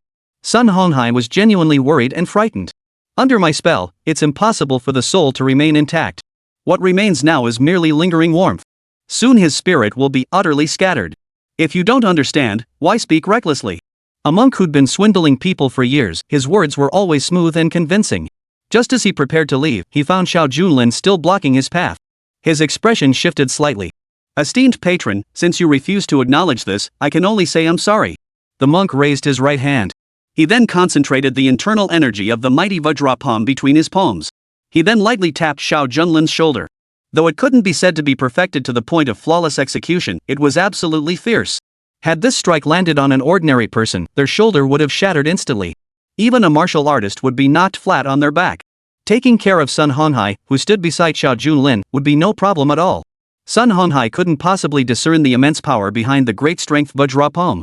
To an outsider, it merely appeared as a light tap on the opponent's body. Yet in truth, Xiao Junlin had maintained an unflappable composure from start to finish. The moment the monk's right hand struck Xiao Junlin's shoulder, he felt as if a mountain stood before him, possessing 1,000-pound force. Even unleashing the great strength Vajra palm to its absolute limit, he couldn't budge Xiao Junlin an inch. Gazing down beneath the moonlight, one could clearly see that Xiao Junlin's ordinary sneakers had long since sunk deep into the parched concrete ground. Monk, you came here to slay demons and exorcise evil spirits. To leave before the task is complete seems rather rash, don't you think? Since you've already severed this demon's life force, leaving only its lingering warmth, why not demonstrate your skill once more? Let me witness your prowess. As Xiao Junlin spoke, the monk felt an invisible pressure closing in, suffocating him. Even mustering all his strength, he couldn't budge it an inch. In the end, he stumbled backward. His right hand, which had barely touched Xiao Junlin, trembled slightly. His entire arm had long since suffered disrupted meridians. The monk gave him two choices: either resolve the matter concerning the convalescent, or face being dealt with himself. Xiao Junlin spoke calmly and composedly from start to finish. Yet every word concealed boundless killing intent. The monk finally drew a deep breath, slowly retreating several steps as he made his choice. I'll handle the nursing home issue, but let's be clear, once it's resolved, I'm out of here immediately. Xiao Junlin said nothing, nor did Sun Honghai. The monk could only reopen the nursing home's doors alone, clad in his monastic robes.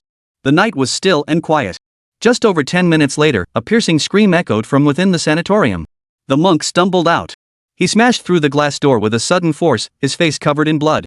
He then knelt before Xiao Junlin. I'm sorry. I admit I'm a fraud. Your nursing home is genuinely haunted. It's far too terrifying inside. I can't handle this matter, I must seek help from someone more skilled. The monk was genuinely terrified. Just moments ago, he'd planned to casually stroll through the sanatorium, go through the motions, and slip away. But who knew that once inside, blood-red handprints were everywhere, and footsteps were getting closer and closer. At first, the monk refused to believe it what demons or ghosts could possibly be involved in this matter. But now, seeing it with his own eyes, his courage had long since been shattered. As he frantically fled, a chill crept up his spine, piercing his internal organs with excruciating pain. Finally, that chill shot straight to his head. Fortunately, at this critical moment, the monk disregarded everything, finally smashing through the glass and barely escaping the perilous situation. When the words "you're a fraud" came directly from the monk's own mouth, Sun Honghai was furious beyond measure. You really are a fraud. You can't solve anything. Chapter 174, Icy Cold Penetrates the Body. Sun Honghai's rage boiled over, and Sun Mingyue beside him was equally furious. After all, the monk had been acting supremely arrogant just moments ago, even attempting to openly rob them. Now, his courage shattered, he wanted to end it all, especially since he could so easily walk away. Don't you dare leave. My father just gave you a hefty sum. If you're a fraud, return every last penny and have it delivered to Anfang Security. Hearing this, the monk promptly emptied his pockets, returning every last coin to Sun Honghai. Not only did he not take a single penny, but he even returned some of his own money. Sun Honghai, being a righteous man, watched as the extra money was returned to the other party. But this didn't mean he was going to let it go easily. You swindler! I'm only taking back what's rightfully mine. Not a single penny of what you gave me extra will I accept. But I will have you turned over to the authorities. I won't let you continue scamming people.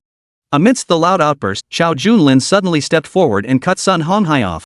Master, since he's already decided to return all the money he swindled, there's no need to press the issue.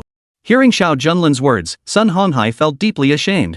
Given Xiao Junlin's temperament, he would normally pursue such matters to the bitter end. And especially with this kind of con artist trickery, he absolutely couldn't let it slide so easily. Why, after receiving the money, was he now choosing not to pursue the matter? This was completely out of character for Xiao Junlin. Yet, mindful of Xiao Junlin's past kindness, Sun Honghai could say no more and merely nodded silently. Since you're interceding, I'll let this matter drop. But this kind of fraud must never happen again. Sun Honghai fumed as he approached the original billboard. He promptly erased every single phone number displayed on it. The monk, seeing Xiao Junlin spare his life, scrambled away in a panic. Xiao Junlin watched the receding figure. He merely shook his head slightly. Rest assured, that monk won't have any chance to continue his scams. Everything unfolded exactly as Xiao Junlin had foretold. Shortly after leaving the convalescent home, the monk dashed southwestward. Soon he found himself beside the highway. In the dead of night, the road was deserted. Stumbling forward a few steps, the monk felt a chill seeping into his entire body. That icy chill seemed to seep into his very organs. Soon, a layer of frost formed over his entire body, and he died instantly. The frost palm technique had completely bypassed the monk's internal energy, delivering the fatal blow. By the time the monk stepped out, Xiao Junlin had already realized the man was dead. Gazing at the sanatorium in the dead of night, Xiao Junlin let out a cold snort. If the monk couldn't handle it, I would. And I can guarantee there's more to this than meets the eye. It has absolutely nothing to do with any so-called demons or monsters. Sun Honghai froze slightly upon hearing these words. He hadn't considered such a possibility at all. Having witnessed the eerie scene firsthand, he dared not speak lightly. He could only respond cautiously. Disciple, be extremely cautious when you go in. This place is profoundly strange, even I cannot fully explain it. I don't believe in demons or ghosts, but my daughter and I saw it with our own eyes. How could we not believe it? Xiao Junlin gazed into the interior of the sanatorium. He had already pushed open the door. In the end, he left only one sentence. If there truly are demons and monsters here, then I shall slay them. Minutes later, Xiao Junlin stepped into the hall, still shrouded in utter darkness. Yet with his martial arts prowess, Xiao Junlin could easily discern every detail within the rooms in the darkness. Listening to the footsteps around him, he nonchalantly made his way to the staff lounge on the far right. He brewed himself a cup of coffee. Then he sat quietly in the lobby, enjoying the moonlight and the evening glow. Footsteps grew closer. Simultaneously, blood-red palm prints appeared on the walls from all directions. Everything unfolded exactly as Sun Honghai had described. Anyone witnessing this scene would be utterly terrified. Yet Xiao Junlin continued sipping his coffee. As if the ghosts surrounding him had long since grown impatient. The crimson footprints grew denser and denser. Only after Xiao Junlin finished his entire cup of coffee did he slowly set it down on the table. The Martial Arts Association folks, this farce should be wrapping up soon, right? Lightness skills and invisibility cloaks such childish tricks. Don't make me laugh out loud. Xiao Junlin was, after all, the Dark Emperor. From the footsteps around him, it was clear the opponent was an absolute master of lightness kung fu. And coincidentally, because of the 100 Flowers Garden incident, the Martial Arts Association harbored deep hatred toward Xiao Junlin. He'd resolved to target those around Xiao Junlin. This current display of supernatural tricks was likely just one part of his plan. No sooner had Xiao Junlin finished speaking than a figure emerged from the darkness. The shadowy figure grew closer, its outline flickering in and out of view. No wonder the Martial Arts Association sent me alone to deal with you. You really are a handful. But since you already know my reputation, I advise you to hand over the 100 Flowers Garden willingly. You'll never know who truly stands behind it. Xiao Junlin had long grown weary of such threats. He didn't even bother to acknowledge the other's words. Instead, he toyed with the coffee cup in his hand. What if I refuse? A faint smile touched the corners of the man's lips, then vanished before Xiao Junlin's eyes in an instant. Nicknamed the Black Bat, his speed was undeniably swift. Not only was he a member of the Martial Arts Association, but he also served as the right-hand man of the White Horse War God. His lightness skills were truly unparalleled. Vanishing mid-air, he reappeared behind Xiao Junlin in the blink of an eye. A scythe now gripped his hand. Yet when the scythe swung forward, it sliced through Xiao Junlin's neck before his very eyes. Yet for some inexplicable reason, there was no sensation whatsoever. Like a phantom in the air, it slowly sliced through before vanishing without a trace. For several long seconds, the Black Bat remained perfectly still. Damn it! The Black Bat played tricks to terrify Xiao Junlin's loved ones into a state of utter panic before the final showdown. That's why it wore a cloak of invisibility and smeared red dye on its palms and legs. Then it played tricks. But could the fake truly be real? Black Bat knew all too well that tonight's ghostly legend was entirely of his own making. The problem was, the situation unfolding before him was something Black Bat simply couldn't comprehend. He had clearly seen the knife slice across Xiao Junlin's throat, so how could it turn transparent? Are you human or a ghost? Black Bat frowned. Having followed the White Horse God of War for so many years, he had seen a great deal. Yet he had never encountered such a bizarre spectacle. If you harbor demons in your heart, then I am a demon. And a ghost that claims lives. Xiao Junlin, who was clearly standing right before him, spoke from behind him the very next second. Chapter 175, Distinguishing Between Human and Ghost. Who knows how Xiao Junlin managed it at that very moment? Not only was he immune to blades and bullets, he could vanish in an instant. As a subordinate of the White Horse War God, Black Bat's lightness skills were already transcendent. They could even vanish effortlessly right under someone's nose, leaving their target utterly unaware. Yet today, Black Bat discovered that his so-called lightness skills were utterly insignificant in the presence of a true ghost. No footsteps. Not even a trace of air. The man before him could transform into a shadowy apparition at will. One moment he was speaking right before his eyes, the next he might be leaning against the doorframe. One moment he was seated at the table, coldly laughing, the next, he was standing beside the elevator. Black Bat had never witnessed such a ghostly spectacle. Even the weapon in his hand began to tremble slightly. Back then, all he knew was that the contract the White Horse God of War sought to secure had been forcibly seized by a man from Jiangzhou. He had even commissioned the Martial Arts Association to deal him a severe blow. Yet to this day, the Martial Arts Association had yet to take action. Left with no choice, Black Bat had personally gone to inquire. Only then did he learn that the Martial Arts Association's president wasn't even in Jiangzhou. He had long since sailed overseas, his return as elusive as a dragon glimpsed only by its head. As for the 3 vice presidents under him, they had long been scheming and plotting. Yet, without exception, they had suffered heavy losses and casualties when facing Xiao Junlin. Such a formidable figure naturally piqued Black Bat's curiosity. Even his companions, who had long advised him against it, still insisted on Black Bat personally arriving at the scene. But only upon truly seeing the man before him did Black Bat understand why the Martial Arts Association had hesitated so long to act against such a figure. The reason was simple: he was a monster. No matter how formidable one's martial arts, they could neither defeat monsters nor ghosts. This is impossible. You must have used some trick. Black Bat immediately pressed a button on the remote control in his hand, and the entire complex instantly returned to its former brightness. Meanwhile, Sun Honghai, standing outside the nursing home, remained completely unaware of what had transpired. Seeing his nursing home illuminated once more, he finally breathed a sigh of relief. I told you your brother could handle anything. Look, the power's back on already. This seemingly ordinary remark made Sun Mingyuan nod silently. It was clear Xiao Junlin had once again come through in a big way for their family. Meanwhile, the debts owed to the crowd were now impossible to repay.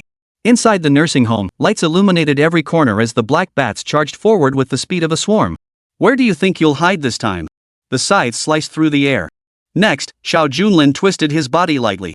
Bathed in the light, the Black Bat finally saw clearly. Xiao Junlin hadn't vanished before his eyes, but had sidestepped at blinding speed. Because his speed was too great. The side struck only an afterimage. Dragon's Path. The Black Bat glared with bloodshot eyes. In that instant, an icy chill seemed to emanate from all around. The man before him was no ghost, yet he was more ferocious than any specter. This couldn't be. Dragon's Path across the world was the White Horse War God's ultimate technique. It must be a mistake, something must be terribly wrong. Xiao Junlin had mastered Dragon's Path in the canyon. Yet it was during that very same encounter that he learned the name of this technique. Listening to the other's words, Xiao Junlin frowned. Why are you talking in such a disjointed manner? What does this matter have to do with the White Horse War God? As he questioned the Black Bat's perception, it seemed he had let something slip. Seizing the moment, he hastily changed the subject. Perhaps I misread it earlier. Never mind. My demand is simple: get out of the 100-flower garden. Get out of the 100-flower garden again. After dodging the other's attack, Xiao Junlin lightly brushed off his snow-white tracksuit. The reason the 100-flower garden is being seized by overseas forces is because someone here is conducting illegal business and illegal experiments. If we give in today, tomorrow the villas in the 100-flower garden area will be blown down, and overseas elements will build chemical factories here. By then, toxic weapons would drift throughout Jiangzhou, poisoning countless citizens. Could you possibly allow that? Black Bat, I truly hadn't considered these consequences. As a subordinate of the White Horse War God, he had always merely followed orders. Listening to Xiao Junlin's words, he pondered deeply for a long time, ultimately sighing in resignation. The White Horse God of War was his own pillow. And seizing the 100 Flowers Garden in Jiangzhou was another order.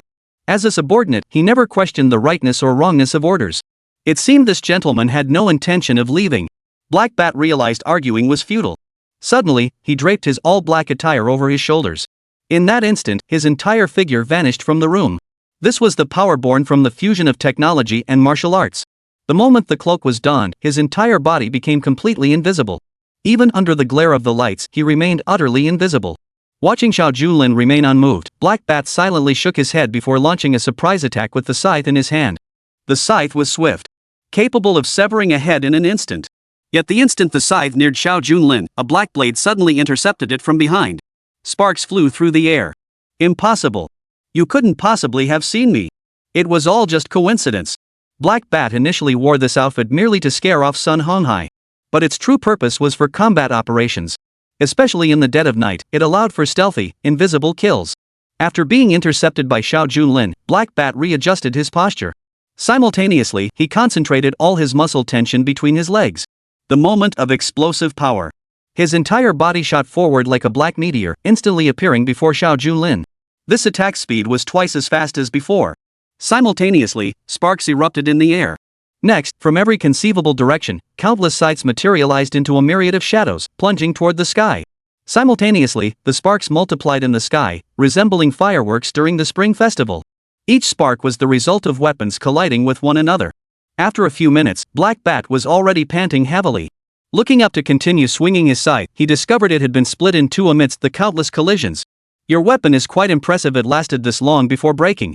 Xiao Junlin's words seemed like praise, but to Black Bat, they thundered like a bolt from the sky. It was far more than just decent. This blade was forged from mystical iron. It could even sever a strand of hair with a single blow. The moment he saw his weapon snap in his hand, Black Bat knew he had lost this battle and lost utterly. In his desperate situation, Black Bat pulled out his walkie-talkie. "Listen up, everyone, head to the 100 Flower Garden now." Chapter 176, Shadow of the Dark Night. If I had a choice, I wouldn't want to do this either. If you don't want Luo Qingcheng to come to harm, transfer the 100 Flower Garden contract immediately. As a subordinate of the White Horse God of War, Black Bat was, after all, a warrior. What a warrior despises most is being stabbed in the back. Yet Black Bat truly had no other choice at this moment. After all, the man standing before him was simply too powerful. Power beyond all expectations. To achieve his goal, he had no choice but to resort to this desperate measure.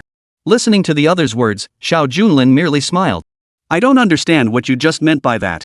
Black Bat's words were crystal clear, a blatant threat.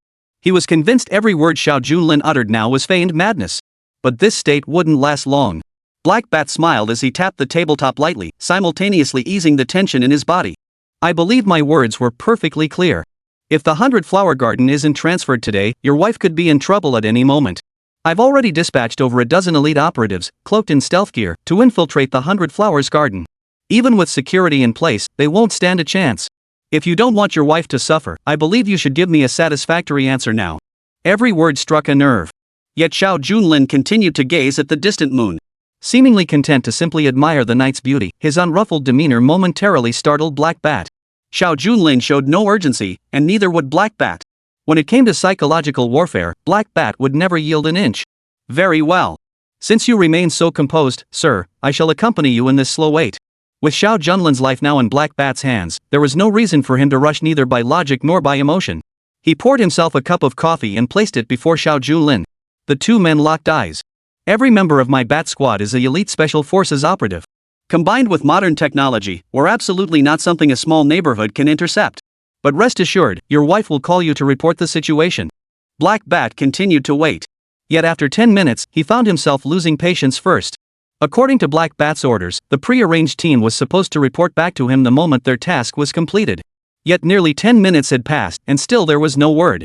During the wait, Black Bat paced back and forth in the room. Between the two, it felt like an invisible battle. Every second dragged unbearably slowly in Black Bat's mind. Just as he could bear it no longer, he turned and glared fiercely at Xiao Junlin. The next moment, he froze in surprise. Had it seen wrong? It must have been a mistake. The man before him had actually fallen asleep. Black Bat found it hard to imagine anyone in the world could sleep so soundly under such circumstances. The rage erupting within him now slammed his fist hard against the tabletop. "Your wife is currently at the 100 Flower Garden. I've already dispatched elite operatives to abduct her. And you're actually dreaming about this? Truly impressive." Black Bat's words dripped with sarcasm, yet Xiao Junlin nearly yawned. After all, it was far too late now. Unnoticed, the hour had slipped into the late night. Xiao Junlin glanced at the clock hanging on the company wall and shook his head slightly. "Why should I be in a hurry? My wife is hospitalized at Central Hospital, not at 100 Flower Garden. If you can find her there, it'd be a miracle." Central Hospital? Black Bat could never have anticipated Luo Qingcheng's whereabouts. Yet the more unknowable she was, the more it made his heart flutter. This doesn't add up. If Luo Qingcheng was never at the 100 Flower Garden, the team should have returned long ago. So why was there still no response? The only leverage they held had vanished. Black Bat gripped the walkie-talkie, shouting incessantly. "Bat Special Forces, return immediately and report. What's the current situation?" Black Bat bellowed relentlessly, yet the other end of the walkie-talkie remained dead silent. The night raid squad, composed of over a dozen elite operatives, seemed to have sunk into the depths of the ocean at that very moment. Stop shouting. They're dead. Xiao Junlin remarked, that's no laughing matter. Black Bat's expression gradually darkened. His twisted expression bordered on monstrous. You think you can provoke me? My bat squadron will never suffer any mishaps. At least within the entire Jiangzhou region, there's no one with that kind of ability. Black Bat's roars grew increasingly frenzied, while Xiao Junlin remained as composed as ever. Two distinct atmospheres collided in the air. Xiao Junlin's unflappable expression only intensified Black Bat's growing agitation. Only after several minutes passed, when he could no longer contact his subordinates, did Black Bat finally sense something was terribly wrong. But at that very moment, Xiao Junlin produced another remote control. He pressed a button lightly, aiming it at the screen. The closed-circuit television in the nursing home lobby suddenly flickered to life. Initially, only static appeared on the screen, but within seconds, the image shifted, revealing the scene at the 100-Flower Garden. A man clad in night attire was seen leading a line of people, heads bowed as they advanced. The moment the cloak was donned, the entire figure vanished into thin air exactly as Black Bat had anticipated. The security guards at the 100-Flower Garden remained completely unaware of their presence. They even strolled right up to the villa under their very noses. Witnessing all this unfold, just as Black Bat had anticipated. What do you mean by this? Want to admire our latest technology? Xiao Junlin remained silent, his lips curled in a smile. What unfolded next, however, would remain etched in Black Bat's memory forever. The captain at the front silently noted the plan as they approached the villa, while the dozen or so team members around him lined up in formation. The moment he witnessed this scene, Black Bat instantly leapt to his feet. The shadows of several team members displayed on the screen were all visible to Black Bat. Logically speaking, once the invisibility cloak was worn, the entire body should become invisible. Yet their appearance on the camera feed proved that the moment they approached the villa, their movements had been fully exposed. What was even more absurd was that the team leader seemed completely unaware of this, using a piece of wire to pick the lock in plain sight. With a subtle wave of his hand, a team member behind him charged into the room at breakneck speed. Seize the target immediately and report back to Black Bat. The entire sequence unfolded in mere seconds as the captain issued his command. The elite operative who burst into the room slammed through the doorframe. He managed to leap back out through the door in an instant, as if he'd never been inside at all. Under the night sky, bathed in starlight, the captain standing before the door paused in surprise. Chapter 177, Two Spectacles. Under the night sky, bathed in starlight, the captain standing before the door froze in surprise. No one could see what had transpired inside the villa. The entire villa lay shrouded in darkness, its surroundings devoid of light. Several team members behind him quickly pulled the man who had been thrown back inside, then shook their heads at the captain. Captain, he's dead. One shot, one kill. Watching the scene unfold from the nursing home, Black Bat trembled slightly at first. Though these subordinates were far less skilled than Black Bat himself, their daily training had honed them into capable fighters. Yet from entering to exiting the villa took merely seconds before he was instantly killed, a feat even Black Bat himself might struggle to achieve. Standing on the other end of the video feed, the captain felt a chill run down his spine. The few team members behind him could only silently shake their heads. The deceased showed no signs of injury whatsoever. This room is rigged with hidden traps. We'll go straight in through the window. The captain immediately changed tactics. But the moment the display window was opened, another team member had just leaped inside when a thud echoed through the room. His body twisted mid-air before being violently flung back out. This time, the corpse was clearly visible. Two deep gashes marred the victim's chest. This is the palm technique of the Kunlun sect. What exactly are you? Inside the conference room, Black Bat stared at Xiao Junlin and demanded loudly. This technique, though not entirely lost, required extremely arduous training to achieve even modest mastery.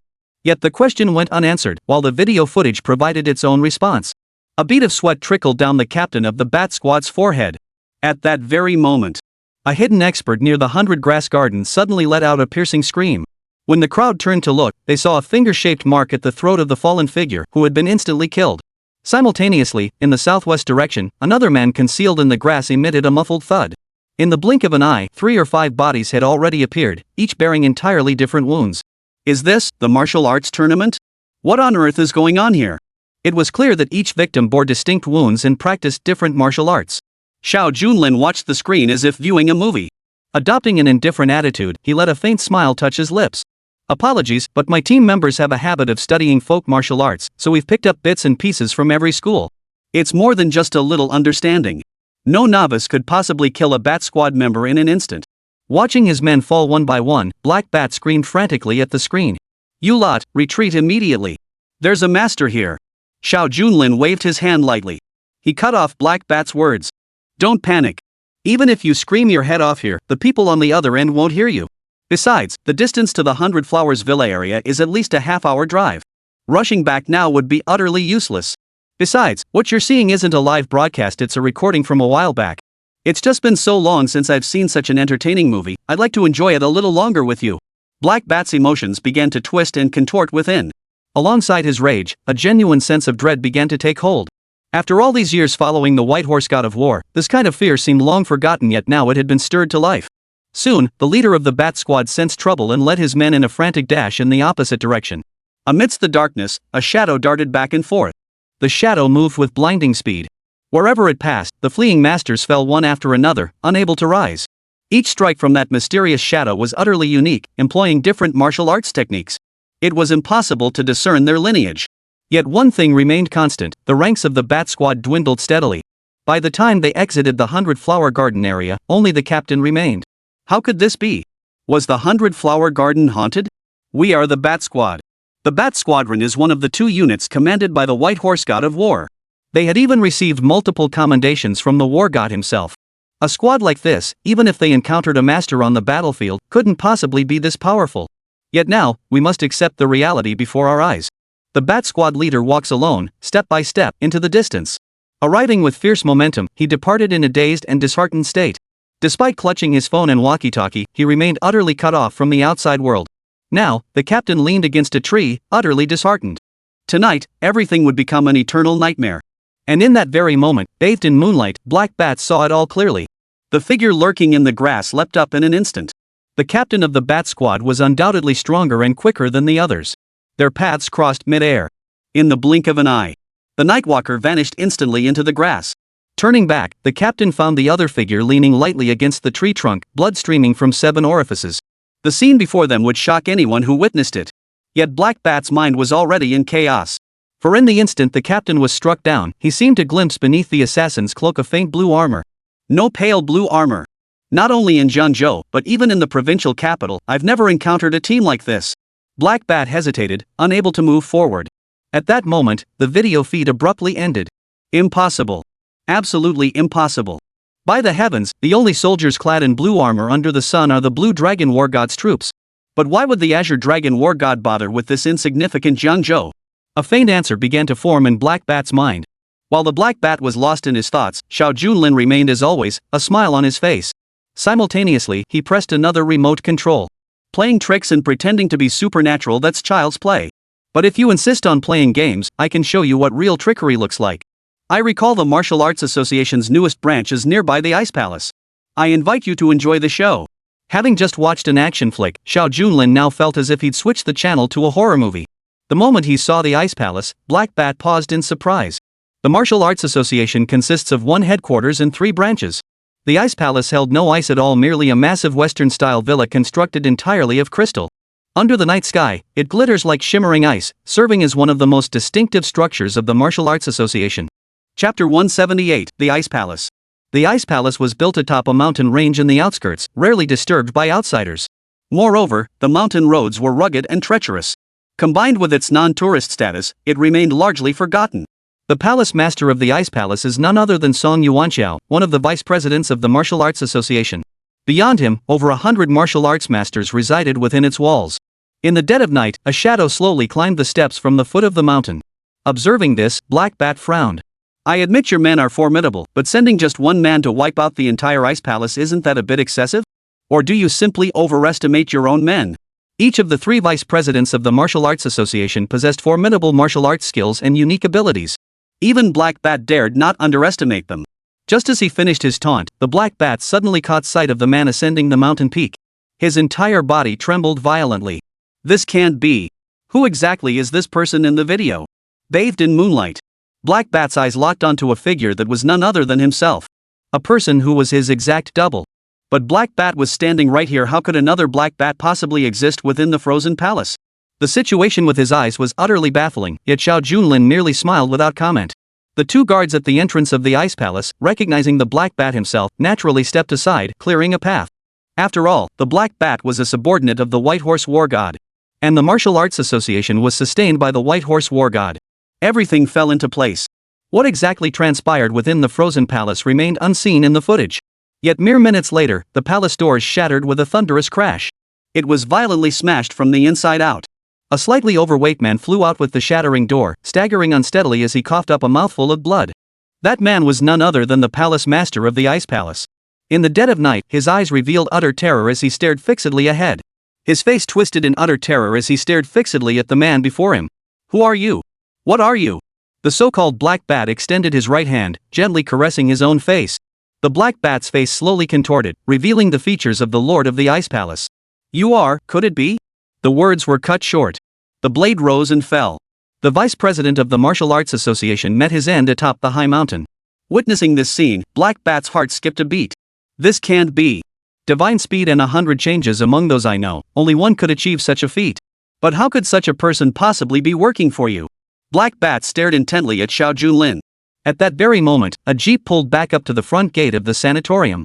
Qinglong the war god, carrying a black leather briefcase, slowly pushed open the door. Reporting to your majesty, as per your instructions, we have prepared the radiation-proof combat suits. Qinglong warlord placed the black case neatly before Xiao Junlin. At that very moment, Black Bat witnessed the scene and suddenly seemed to lose all strength. His entire body went completely limp. Qinglong war god, 9-star war god. Qinglong merely glanced at Black Bat before opening the pitch-black leather case. Inside lay a piece of undergarment, appearing snow-white and deceptively plain. Yet it embodied the latest nanotechnology. Once worn, it could shield the wearer from any light or radiation. Xiao Junlin casually walked over and slipped the garment on. Its perfect contours seemed to fuse seamlessly with his form. Very well. At dawn, you and the Qinglong squadron will accompany me to the 100 Flowers Garden. There is a battle to be fought. Qinglong, whose expression had been utterly stern, suddenly smiled faintly upon hearing these words. Your Majesty, it is truly my honor. I never imagined that after all these years, I would once again march alongside you onto the battlefield. I recall the border wars, when I fought ruthlessly by your side, even repelling 100,000 enemy troops. Now, that feeling can finally return. Seeing Qinglong's excited expression, Xiao Junlin patted his shoulder and snorted. Why must you constantly talk of fighting and killing? Not everything in this world can be resolved by bloodshed. If you act so impulsively now, how can I ever entrust this position to you in the future? The war god Qinglong first bowed his head in acknowledgement of his mistake, then slightly. Without another word, he clasped his hands together. Your Majesty, he reported, the position of Dark Emperor is yours alone. I could never presume to take it. Throughout their conversation, the Black Bat nearby observed everything clearly and heard every word distinctly. His entire body first broke out in a cold sweat, then his eyes revealed a look of utter despair. Then came acceptance. From initial bewilderment to present certainty, each step in his heart brought an indescribable shock. Just as the Black Bat reached for his phone, Xiao Junlin beside him shook his head gently. There was no need to notify the White Horse War God. Anyone who colludes with overseas corporations and disregards the lives of local people doesn't deserve to be called a war god in any way except through brute force. Black Bat complied like an obedient subordinate, slowly placing the phone back on the table. When Black Bat first glimpsed the Azure Dragon Squadron in the video, suspicion had already stirred within him. The Azure Dragon Squadron could only be commanded by the Azure Dragon God of War. Yet here they were, in Jiangzhou of all places, welcoming such a prominent figure. Black Bat forced down his doubts. As the video progressed, he saw a man identical to himself. After the initial shock, he quickly regained his composure. Divine transformation. Xuanwu War God. Across the entire realm, only the Dark Emperor could command 2 9-star war gods. By comparison, even if the White Horse War God personally intervened, he would stand no chance against such a figure. Only now did Black Bat truly grasp why Xiao Junlin could sit here sipping coffee with such composure. As the Dark Emperor, he truly possessed that right. Black Bat watched Xiao Junlin's lips curve into a faint smile, a newfound sense of calm settling in his own eyes. My luck seems to be running out. If I'd known this would happen, I should have dumped this mess on the Martial Arts Association. I really shouldn't have come. As he spoke, Black Bat drew the half-scythe in his hand and suddenly thrust it into his own chest. Blood gushed forth from his chest in a relentless torrent. Black Bat knew all too well the fate of those who crossed the Dark Emperor. All the so-called schemes and plots vanished like smoke in that instant. Xiao Junlin stood up, gazing at the corpse and shaking his head gently. As the night drew to a close, the Dragon King of the Underworld was likely already stirring with restless intent. Black Bat had truly brought this upon himself. Qinglong War God, let's go. It's time to give certain people a baptism. Chapter 179, Doorstep Persuasion. Sunlight bathed the interior of the 100 Flowers Garden. After resolving the Black Bat affair, Xiao Junlin had barely slept through the night. The sky had already brightened. Pushing open the gates of the 100 Flowers Garden, Xiao Junlin intended to use the morning to rest properly. Yet there, parked before his doorstep, stood a Rolls-Royce. A woman emerged, dressed in thin, revealing clothing. Her face wore a seductive expression, and she carried a camera in her hand. Though she wore a press badge around her neck, it looked somewhat out of place, arousing suspicion. Moreover, Xiao Junlin had seen the woman before she was Zhang Xiaomei, a reporter from the Jiangzhou Daily. Though she was Wang Rohan's colleague, their relationship was nothing special. "Miss Shang, what brings you here?" Xiaomei seemed to have put past grievances aside. She suddenly produced her press credentials and the corresponding contract issued by Bai Keatang. "Oh my, you really have a short memory." Bai Keatang personally requested this interview with a reporter earlier. "Miss Wang hasn't been feeling well lately, so this public institution arranged for me to come. So, when do we officially begin?" Xiao Junlin had indeed made a special invitation to Wang Rohan before. But Wang Rohan had already been seen at the central hospital, and her health was indeed unstable. Although the assigned reporter had changed to Zhang Xiaomei, Xiao Junlin didn't dwell on it after all. This was strictly official business. "If Miss Wang cannot attend, the rest of you are welcome to proceed. However, I have matters to attend to today. Regarding the Bai Keatang interview, I suggest we postpone it until tomorrow." Zhang Xiaomei frowned, her face clearly showing a hint of displeasure. "I thought you'd be available anytime, but it turns out you're a busy bee at Bai Keatang. Looks like I made a wasted trip today. Still, I've come all this way, would you at least invite me inside for a glass of water?" Throughout the inquiry, Xiao Junlin frowned. Now was hardly the time for a drink of water. The disciple of the Dragon King of the Underworld is about to arrive. And a major battle will erupt soon. Ordinary folk shouldn't get involved in such matters. Otherwise, who knows what mishaps might occur. "Miss Shang, I'm truly sorry, but I have matters to attend to today and prefer not to be disturbed by outsiders." Xiao Junlin's words were bluntly direct. Within the group, Zhang Xiaomei had always been self-important, relying on her beauty. She never imagined Xiao Junlin would repeatedly and decisively reject her advances. Her face instantly clouded with displeasure, and her right hand reached forward, attempting to link arms with him. But just as she stepped forward, Xiao Junlin turned slightly. Her right hand met only empty air. Seeing Xiao Junlin deliberately evade her, Zhang Xiaomei's face flashed with a wave of displeasure. "Fine. Since you're the client, if you wish to reschedule, then we'll meet again tomorrow." With that, she turned and walked away. But shortly after Zhang Xiaomei had left, she suddenly halted in her tracks, her expression darkening considerably. Her eyes fixed straight ahead. The smile that had been there moments ago vanished instantly. "You little brat. You dare to keep putting me off like this. Since you hold me in such low regard, I'll prepare a grand spectacle for you. We'll see how you handle the fallout." After uttering these words, Zhang Xiaomei never returned to the group. Instead, she made a special phone call. On the other end of the line, a secret plot was hatched. Meanwhile, Xiao Junlin returned home and lay on his bed to rest and regain his composure. Before he knew it, the afternoon had arrived. Soon, the residents around the 100-flower garden began gathering, each carrying bags and packages, driving their own cars slowly toward the distance. "This is fantastic. Free travel vouchers? It must be from some travel company. And they're valid at several scenic spots nationwide. I've never seen such a good deal before. We absolutely have to take advantage of this opportunity for a family trip." Early the next morning, Xiao Junlin contacted the local travel agency and obtained a travel pass. He then distributed it to every household under the travel agency's name. In this manner, within mere minutes, all residents of 100 Flowers Garden were evacuated from the area. Everything was quietly arranged without a trace. Then came the quiet wait. The afternoon sun gradually gave way to dusk. At the same time, a van pulled up in front of 100 Flower Garden. Zhao Xianlei stepped out of the van, followed by several assassins who unloaded heavy radiation weapons from inside. A steel container, seemingly as tall as a person, was placed before them. When the box was opened, it revealed a radiation energy source. "Mr. Zhao, this is our latest technology. Once released, the citizens inside the 100 Flower Garden will also be affected. Are you certain you wish to proceed?" As his subordinate asked, Zhao Xianlei smiled faintly, his expression turning grim. He had personally promised his master that this matter must be carried out. "After dragging this out for so long, you've made no progress whatsoever. Time is running out for me. Who cares about the common folk? Today, there is only one objective: to ensure Xiao Junlin dies without a proper burial. Once he's dead, all sacrifices will be worth it. Also, deploy 2 snipers to hide in the high rises just in case." Zhao Xianlei surveyed the 2 high rises within the 100 Flowers Garden with satisfaction. Setting up sniper positions there would be absolutely perfect. Since the previous assassination attempt failed, this was now a fair duel in the open. This time, it was an inevitable showdown. A gentle breeze rustled through the 100 Flower Garden. Through the cameras, people could clearly see Xiao Junlin residing inside the room. Xiao Junlin was currently in the tallest villa.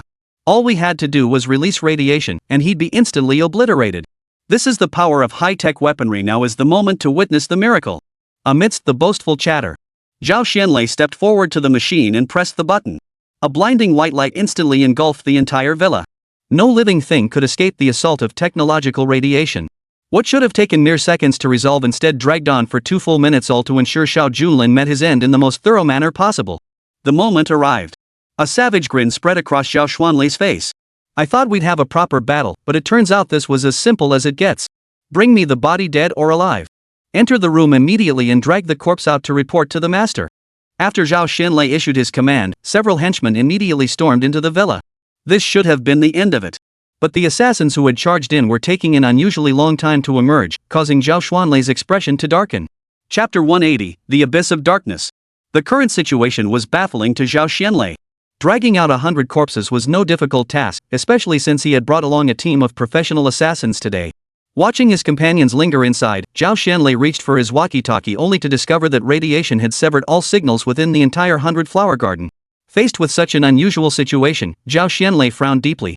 Send another team in to investigate what's happening inside. Also, have the snipers take up their positions. If you spot any suspicious individuals, eliminate them immediately on the spot. But remember, no friendly fire. Every assassin under Zhao Xuanlei's command wore identical white robes. Following orders, anyone wearing anything other than the white robes except for the clouds would be instantly eliminated the moment they entered the sniper's line of sight. Moreover, under the intense radiation just released, absolutely no living creature could possibly survive. At this stage, the plan was flawless. 2 snipers had already taken up positions in the northwest and southeast corners of the 100-flower garden. The shadow snipers had their bullets chambered. It was certain that whoever appeared before them would be instantly killed with a single shot. But at that very moment, a faint, lingering fragrance drifted in from behind. The shadow sniper instantly turned around. His instinct was to retaliate, but his gaze fell upon a stunning beauty clad in sheer white stockings and a revealing dress that left little to the imagination. On the battlefield, one should trust no one, but the woman before him was breathtakingly beautiful, so ethereal she seemed to have descended from the heavens. Are you a resident of 100-flower garden? The shadow assassin paused in surprise, but then reasoned that since this was the 100-flowers garden, it was only natural for other residents to live here. The woman before him halted abruptly, yet her face remained radiant with smiles, utterly unfazed by the sniper rifle pointed at her. She even stepped forward herself, uttering words laced with suggestive innuendo. Young man, how old are you? Playing with toy guns like this, what's the point? I'm an outdoor streamer, you should get it. Hearing this, Shadow Assassin's mind raced. Combined with the woman's revealing attire, a distinct image immediately formed in his mind. In today's society, such unscrupulous female streamers are far from rare. Many even venture into abandoned residential areas or remote wilderness to deliberately expose themselves, drawing attention and earning illicit profits. Shadow Assassin, who'd been feeling incredibly lucky lately, instantly broke into a greedy grin. You're quite bold, sister. This place, the 100-flower garden, is bustling with people. And yet you dare to stream here. People will go to any lengths for money these days. Meeting me is your luck. What kind of live stream effect do you want?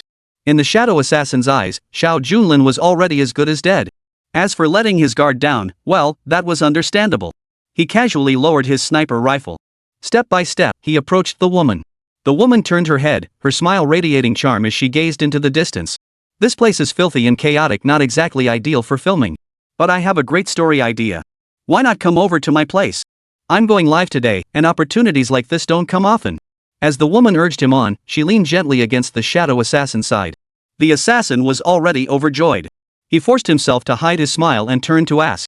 I don't know where your place is, but if it's not too far, we could head over right now. The assassin's eyes were already clouded by desire. The woman gently draped her arm around his shoulder, whispering in his ear with a breath that sent shivers down his spine. My home is in the underworld. Please come with me. Hearing her words, the assassin sensed something was amiss, but it was already too late. A sharp pain shot through his throat as a cold dagger sliced clean through it. As the saying goes, lust is a double-edged sword. The assassin met his end in utter confusion. Then the vermilion bird god of war picked up the enemy sniper rifle, aiming deep into the 100-flowers garden. How could someone so unstable ever be a sniper? An amateur like you is utterly unfit to be a sniper. Eliminating these rebels who exploit science is not right. Of course, Xiao Junlin wouldn't go alone. Besides the Azure Dragon, the 2 war gods of Inazuma had already begun their operations. If the Shadow Assassin of Eyes had witnessed a beautiful dream before Yun's demise, then what the other sniper saw was likely a hellish nightmare. In the southwest corner, an elderly man raised his sniper rifle. As an overseas veteran mercenary who had fought in the merciless front lines in his prime, he would never waver from his path on the battlefield, no matter the temptation. Though appearing aged and frail, he was a true master sniper. The muzzle of the sniper rifle was perfectly aligned with the villa where Xiao Junlin resided. Not a single flicker of movement could escape his piercing gaze. Yet, just as he was fully focused, footsteps suddenly echoed from behind him, utterly unguarded. The moment the old man turned his head, the rifle clattered to the ground. Before him stood a young man. He had seen him before on overseas battlefields. He was also a master sniper. They had crossed paths on the battlefield before, and the encounter had left a profound impression. Only at the last critical moment, relying on his years of experience, had the old man ultimately eliminated him. Yet now, the young man seemed like a ghost returned from the dead. In his panic, the old man swiftly picked up the sniper rifle from the ground and fired wildly at the other's head. Bullets capable of piercing buildings flew toward him. Yet in that instant, the young man turned with a light step, his movement effortless yet decisive. "You can dodge sniper bullets? No, you're already dead. You're not human." The young man drew nearer. The old man fired repeatedly, only to find the bullets missed their mark. He realized he couldn't hit the youth. Terrified, he kept retreating until his back hit the windowsill. "You killed me once before. This time, it's my turn." A smile played on the young man's face as he spoke. In his terror, the old man stumbled backward. His entire body plummeted from the high rise in an instant. He didn't even have time to cry out before meeting his end. The young man then peeled off the mask covering his face, revealing the expression of the black tortoise war god. A faint smile touched his lips. Having completed his task, the black tortoise god of war picked up the opponent's sniper rifle. He glanced at the vermilion bird god of war positioned at the corner, and the two exchanged a nod. All this unfolded silently, yet Zhao Xianlei remained utterly oblivious. He kept glancing at his watch, his heart filled with growing anxiety. Why hadn't anyone emerged after all this time? Chapter 181, Mission Accomplished. So far, Zhao Xianlei had dispatched 2 teams, yet there was still no word. By now, Zhao Xianlei was growing impatient. He also sensed something was amiss inside the villa. At that very moment, the second team that had gone and emerged, carrying out several bodies. One of the squad leaders hurriedly reported nearby. The target was exceptionally vicious. Even after being exposed to radiation, it hadn't died, wiping out the entire assault team. Fortunately, we captured it in time and eliminated it. Here is the corpse you requested. Then, Xiao Junlin's body was seen lying on the ground. Zhao Xianlei, watching from dozens of meters away, wore an expression of unparalleled excitement. Finally dead. The mission was perfectly accomplished. But just as Zhao Xianlei was about to stride forward, he suddenly halted in his tracks. Zhao Xianlei was extremely cautious in his actions. Even though he saw the body, he couldn't be 100% certain. Surrounded by a group of assassins acting as his protection, he still hesitated midway. "Mr. Zhao, as per your instructions, I'll deliver the body for your inspection immediately." Just as the captain ordered several men to carry Xiao Junlin's body forward, Zhao Xianlei shouted, "Hold on. Don't come over yet. Let me think about this first. Take photos of Xiao Junlin's body. Seeing the pictures will prove the mission is complete." After their previous confrontation, Zhao Xianlei harbored genuine concerns. The fact that the Dragon King of the Underworld held him in such high regard proved Xiao Junlin was no ordinary man. When dealing with someone of such caliber, utmost caution was imperative. As the man beside him prepared to take the photo, a sudden bang echoed. A bullet instantly blew his head off. Chaos erupted instantly among the crowd. Zhao Xianlei clenched his fists tightly. "There's a sniper hiding behind us, find him immediately. And you shadow assassins, what the hell are you doing? The enemy has backup." Zhao Xianlei shouted loudly before entering the villa, as more and more assassins fell around him. The sniper's bullets struck with deadly accuracy. Chaos erupted instantly among the crowd. As the team leader, he looked up at the sky and his eyes widened instantly. "Something's wrong, Mr. Zhao. The sniper's position is exactly where our men were stationed. Why would our own people fire on us? Could there be a mole infiltrated among us?" Zhao Xianlei certainly didn't believe in any so-called mole. But at this moment, his scalp prickled with unease. He'd heard that this time, several of his men were assigned to target him. It was highly likely our sniper had already been taken out, replaced by their own man. Withdraw immediately to a secure area, this place is no longer safe. Zhao Xianlei had no time to examine the bodies just now. He needed to report back to his master. He even had several men forcibly drag Xiao Junlin forward. After more than 10 minutes, at the cost of half their assassins' lives, they finally escaped the scene. After leaving the 100-flower garden, the people around him were gasping for breath. Those 2 snipers were simply too formidable, accurate as ever. It felt like they'd just survived an indescribable ordeal of life and death. Zhao Xianlei, of course, cared not a whit for his men's lives. The next task was to deliver Xiao Junlin's body to the Dragon King of the Underworld. Just as they prepared to drive forward, a group of merchants suddenly passed by. They seemed entirely unrelated.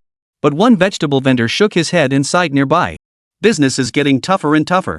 I hear some people have been imposing inexplicably high taxes lately. Some say it's higher-ups, others claim it's imposters, we've no clue.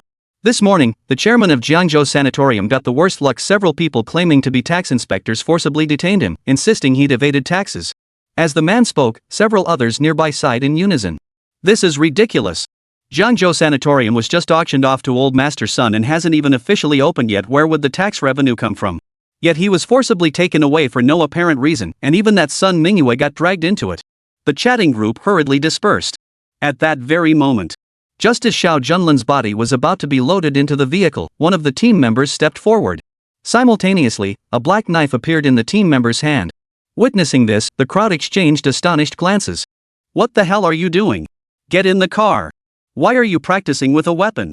Several companions shouted in protest, but before they could react, the team member slashed through the air in an arc. Instantly, heads rolled among the surrounding crowd. Zhao Xianlei, who had already opened the car door, witnessed this scene, his eyes blazing crimson. The sturdy crowd around him began drawing weapons to fight back, but alas, the team members' strikes were simply too swift. Only streaks of light flashed before their eyes. Dozens of assassins fell dead to the ground. Open Xiao Junlin's body immediately. Zhao Xianlei sensed something was terribly wrong. The three deputy captains hurriedly dragged Xiao Junlin's body to his side. He then grabbed the man's face with his right hand and yanked downward. Without exception, accompanied by a sharp tearing sound, the face of the so-called Xiao Junlin was forcibly torn away. The captain stared wide-eyed at the true face beneath the mask, sucking in a sharp breath. We've been deceived. This corpse isn't Xiao Junlin at all, it's our own deputy captain. As the captain froze in terror, a black dagger plunged into his chest. The team member before him similarly ripped off his own mask. He tossed it carelessly to the ground. Beneath the mask, of course, was Xiao Junlin's face. Clearly, Zhao Xianlei had been outmaneuvered. By the time the first wave of assassins had all been eliminated, Xiao Junlin had already switched places with his opponent. Having completed this, Xiao Junlin gazed at the mask in his hand and murmured a quiet compliment. Xuanwu really is a master of disguise. This mask is remarkably convincing. Too bad old master's son met with sudden misfortune. Otherwise, I would have followed you all the way to the Dragon King of the Underworld. Xiao Junlin had intended to remain silent throughout, tracking down the source to eliminate it at its root. Little did he know that the words spoken by those passing merchants would strike a chord within him. With master's son now in trouble at the sanatorium, Xiao Junlin could no longer afford to wait. He had no choice but to alter his plans on the spot. Zhao Xianlei stared at the corpse before him, his mind suddenly filled with a buzzing sensation. He never imagined that his meticulously planned operation would collapse completely at this very moment. In sheer terror, Zhao Xianlei stumbled backward several steps while simultaneously drawing his radiation gun. Gritting his teeth, he aimed it forward. Kid, you've definitely outmaneuvered me. That was quite the display. But I won't let you leave alive. Chapter 182, Superb Defense. In this battle, Zhao Xianlei suffered a crushing defeat. Faced with such dire circumstances, he had no choice but to deploy his ultimate weapon. The silver pistol was raised before Xiao Junlin, soon emitting a faint blue glow. The moment I fire, the intense radiation around you will melt you completely. Today's outcome was inevitable from the start. I admit you're quite resourceful, but against absolute power, all wisdom is futile. A smile played on Zhao Xuanlei's face as he took a few steps back and pulled the trigger without hesitation. And at that very moment, the blue light enveloped Xiao Junlin's body as always. Soon, the surrounding weeds and trees began to wither and die. Under the relentless radiation, each and every one was pierced through. Zhao Xianlei continuously unleashed the super radiation. As time passed, the radiation light gradually dimmed until the energy was exhausted. Only then did he slowly exhale in relief. Alas, it seemed impossible to fulfill his master's request. Under such intense radiation, no one could possibly survive. Zhao Xianlei shook his head gently, a hint of regret in his expression, as the light before him gradually faded. Beneath the fading light, a twisted smile spread across his face, leaving Zhao Xianlei feeling utterly crushed from start to finish. A chill ran through him, from head to toe, sending a shiver down his spine. This is impossible. Within my super radiation, no one can ever escape. Anyone caught within it is doomed to die. Who the hell are you? Or are you even human? Xiao Wei offered no reply. The best answer was the black blade in his hand, which instantly pierced through the opponent's chest. Blood flowed freely down the weapon. Xiao Junlin deliberately removed his radiation suit right before the other's eyes. The once snow-white suit now bore traces of black stains. Faced with this scene, he kicked the radiation monitoring device over on the spot. To deliver such devastating blows while wearing protective gear, if ordinary people were in the 100-flower garden, they might have been wiped out entirely. Mr. Zhao, I care not what your intentions are, but what you've done today defies all sense of justice. I intended to simply escort you out, but it seems necessary for you to taste this yourself. The machinery behind him was now scrap, yet residual energy seeped out, permeating the air. Xiao Junlin grabbed Xiao Xuanlei's body and slammed him hard into the energy source. In an instant, his internal organs were all crushed and protruding. Xiao Xuanlei had no time to speak, his eyes bloodshot as he met his end. Just as the saying goes, he reaped what he sowed. Watching his opponent die, Xiao Junlin felt no pity whatsoever. Within moments, he summoned the Azure Dragon War God. Minutes later, the Azure Dragon Squadron had completely surrounded the entire 100-flower garden area. Xinglong, handle this area. I'm heading to the Jiangzhou sanatorium. Having heard about his master's situation earlier, Xiao Junlin was already bursting with impatience. Alone in his jeep, he raced toward the Jiangzhou sanatorium. Upon arrival, the sanatorium's main gate was sealed shut with official seals. Meanwhile, a group of local residents gathered nearby, chattering incessantly. Xiao Junlin called his master, but no one answered. He quickly searched the room but still found no sign of him. What on earth is going on here, sir? After circling the premises, Xiao Junlin returned to the entrance of the nursing home. An elderly gatekeeper stood nearby, still trembling. Mr. Sun and his daughter were arrested. They say it's tax evasion. But something feels off. The people who came today didn't look like official personnel, and they seized them without a word. We still don't know where they've been taken. Everything was completely unclear at this moment. Xiao Junlin frowned. He slowly picked up his phone. Deng Yue, within Jiangzhou's jurisdiction, someone impersonating official personnel forcibly detained us. My master, Sun Honghai, is currently missing. Use whatever means necessary to locate them immediately. Upon receiving the order, Deng Yue mobilized his entire force that very afternoon. After the radiation incident, Xiao Junlin returned to the central hospital. Over the past 2 days, his wife and Wang Rohan had become friends. In the hospital, they were almost always laughing and chatting, sharing everything.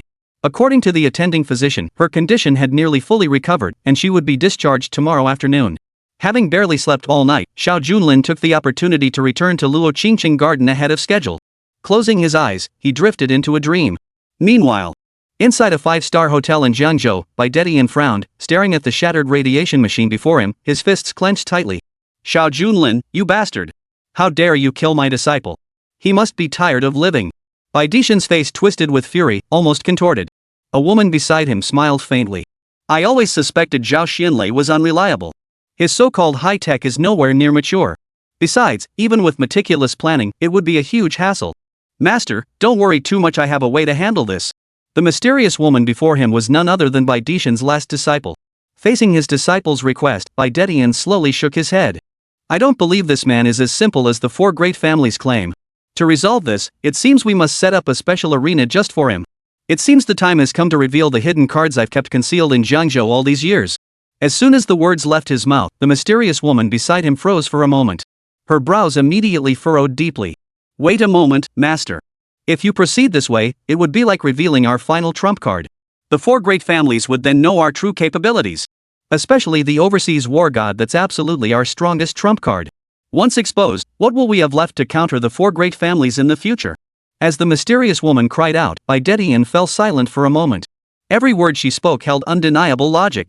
For years, as the underground kingpin, he had controlled Jiangzhou. But since the 4 great families rose to prominence, their crackdown on underground organizations had become relentless. Now even Baidetian had unknowingly become a puppet of the 4 families. That final trump card was meant for a decisive reversal at the critical moment. Otherwise, as the underground kingpin, forever overshadowed by the 4 families, that feeling would be unbearable for anyone. Master, you know my abilities are different from the other 2. Though my methods may not be above board, they prove exceptionally effective in handling such matters. Baidetian silently nodded at the woman before him. Remember this, the moment you sense danger, report it to me immediately. Never risk your life again. Chapter 183, The Bizarre Interview. Early morning. Xiao Junlin rushed to the entrance of Baikayatang Group. His wife wouldn't be discharged until the afternoon, so Xiao Junlin had to handle the morning interviews alone. Besides, although Xiao Junlin didn't proactively manage company affairs, he was nominally the vice president. With the boss absent, it was only natural for Xiao Junlin to handle all matters. After a long wait, a black van pulled up in front of Baikayatang. Zhang Xiaomei, accompanied by several reporters and holding filming equipment, approached softly. Hello, as arranged, we're here from the Jiangzhou Daily to conduct an interview. We've decided to feature extensive coverage of Baikayatang Enterprises. The interview content was largely as Xiao Junlin had previously agreed upon. First, she provided a detailed explanation of Baichaotang Pharmaceutical Group's entire process, from production to sales. Next, a meeting was convened with corporate shareholders and executives, where the company's future development direction was announced. Although the chairman was absent, all relevant topics had been thoroughly prepared in advance. They simply needed to be read aloud for the interview to proceed smoothly. Throughout the interview, Zhang Xiaomei and the surrounding journalists posed questions brimming with positive energy. The interview, lasting over 90 minutes, passed in the blink of an eye. The interview team began preparing to depart. As Xiao Junlin escorted everyone to the door, Zhang Xiaomei suddenly stopped in her tracks. She smiled gently at several employees. "You guys go ahead back to the office. I have a friend who happens to be at Baichaotang Group. I'd like to take this opportunity to have a chat with them." Her companions, sensing nothing amiss, departed first. Just as Xiao Junlin assumed all reporters had departed, Zhang Xiaomei's voice suddenly called out from behind him. "Vice President, I'm terribly sorry. The interview went very smoothly, but I feel one crucial part is missing. This part was originally meant for your wife to handle, but since she's unavailable, to speed up our publicity, I hope the Vice President could answer instead. It's quite simple, just find an empty office where I can ask you a few questions." Such private interviews were commonplace. Xiao Junlin didn't sense anything amiss. A few minutes later, a conference room was prepared, and the two entered. The moment they entered, Zhang Xiaomei removed her bedding, revealing her graceful figure. Beneath her black suit, the clothing she wore underneath was extremely cool. It was as revealing as a swimsuit. With a gentle smile, Xiaomei leaned lightly against the office desk, deliberately covering her forehead to project a touch of tenderness. Being a reporter is actually quite demanding. Finally, a cool place to rest. I wonder if the Vice President finds my figure appealing? As she spoke, Xiaomei extended her pale thigh, gently pressing it against the door. Just as the door closed, Xiao Junlin's hand shot out, catching it with a sharp click. "If Ms. Zhang wishes to conduct an interview, I'm available anytime. But for other matters, our company has plenty of work to attend to. If you're busy, please don't disturb us." Situations like Zhang Xiaomei's were nothing new to Xiao Junlin. He even felt a hint of disgust deep down. Seeing this, Xiaomei suddenly pulled her clothes back on. As if none of it had ever happened. She placed the video camera before Xiao Junlin once more. "That was just a little joke, Vice President. You're worrying too much." To remain unmoved sitting beside such a beauty, I must say, I'm truly impressed. "Alright, joke accepted. Let's begin the formal interview. We've heard that Baichaotang was seized by the four great families. How did you manage to reclaim it?" Though all this was Xiao Junlin's doing, he didn't want to take full credit in front of the camera. He merely shook his head lightly. "Truthfully, it was all thanks to Luo Qingcheng's efforts that we achieved this today. My role wasn't particularly significant. Besides, Baichaotang is a century-old institution. I merely lent a helping hand from behind the scenes. Moreover, the actions of the four great families themselves were so heinous that they couldn't possibly remain in Jiangzhou for long." As Xiao Junlin spoke, Xiaomei beside him froze slightly. Xiaomei was naturally extremely jealous. Back when she was a reporter, she remembered me. Now, hearing that there was a woman in Jiangzhou far more accomplished than herself, her heart burned with rage. Zhang Xiaomei's current status and position were entirely built on selling her looks and employing unscrupulous means. Yet in Xiao Junlin's description, Luo Qingcheng seemed utterly flawless. In front of one woman, he was another man entirely. Regardless of their relationship, he always managed to provoke her anger. Zhang Xiaomei forced a smile onto her face, though it was painfully strained. Half an hour later, the personal interview concluded. Xiao Junlin escorted Zhang Xiaomei back to the entrance of Baichaotang. After getting into the car, Xiaomei suddenly made a phone call. "Is this the hacker group? I need to alter the following video segments." Jiangzhou Central Hospital. It was the afternoon of Luo Qingcheng's discharge day. Originally, Xiao Junlin was scheduled to pick her up. But due to the interview, he was delayed. Luo Qingcheng and Wang Rohan had become almost inseparable, walking together to the hospital exit. "Miss Luo, I hear this interview was conducted by someone named Zhang Xiaomei at your Baichaotang. I'm not one to speak ill of others behind their backs, but Zhang Xiaomei's character is extremely harsh, even to the point of being hard to praise. If this woman is conducting the interview, you'd better be careful." Wang Rohan no longer wished to concern herself with internal company matters. Upon hearing these words, Luo Qingcheng looked utterly astonished. "What? Is there something wrong with this interview?" As these thoughts crossed Luo Qingcheng's mind, confusion spread across her face. Before she could ask Wang Rohan for clarification, the latter had already hailed a taxi and headed off elsewhere. Amidst her confusion, the sharp click-clack of high heels suddenly echoed behind her. Turning around, she saw a stunning woman with long hair, sunglasses, and a leather jacket, her footsteps creating a whistling sound in the wind. Her figure was strikingly eye-catching. People around them turned to stare. "Hello, I'm a newly hired employee at Baichaotang. The vice president mentioned that due to an interview today, he couldn't come to pick you up on time. I'm here to assist you instead. Looking at the woman before her, Luo Qingcheng felt an overwhelming sense of unfamiliarity. But after all, Baikatang was a small company, and the authority for personnel recruitment had long been delegated. It's certainly a joyful thing when dedicated students and employees join our group. You're a new employee joining our group, right? Honestly, I'm fine these past couple of days just taking some time to rest properly. I wonder how the interviews at Baikatang are going now. You should head back. Chapter 184, Elements of Hypnosis. Luo Qingcheng stepped into the black vehicle and proceeded toward Baikatang under the guidance of an accompanying staff member. The employee guiding her, however, was quite peculiar. It was the middle of the afternoon, a time when the streets should have been bustling with traffic, yet the employee's driving technique was exceptionally unique. They sped along the road at breakneck pace. Throughout the journey, they remained silent and uncommunicative. Having just been discharged from the hospital, Luo Qingcheng observed the scene but refrained from asking any questions. After all, different employees had different personalities. She simply assumed they were new employees feeling shy in front of the chairman. As they neared the company, Luo Qingcheng deliberately stepped aside. You've heard about it too. Baikatang has weathered several storms and is now making a comeback. The company is in a very busy phase internally. But all this only applies to our corporate leadership. For our employees, we never force overtime, and all corresponding benefits are fully provided. So feel free to focus on your work. If you encounter any difficulties or issues, come straight to me. There are no rigid hierarchical barriers between us. The female employee remained silent, simply entering the building without a word. Soon the vehicle pulled up in front of Baikatang Group.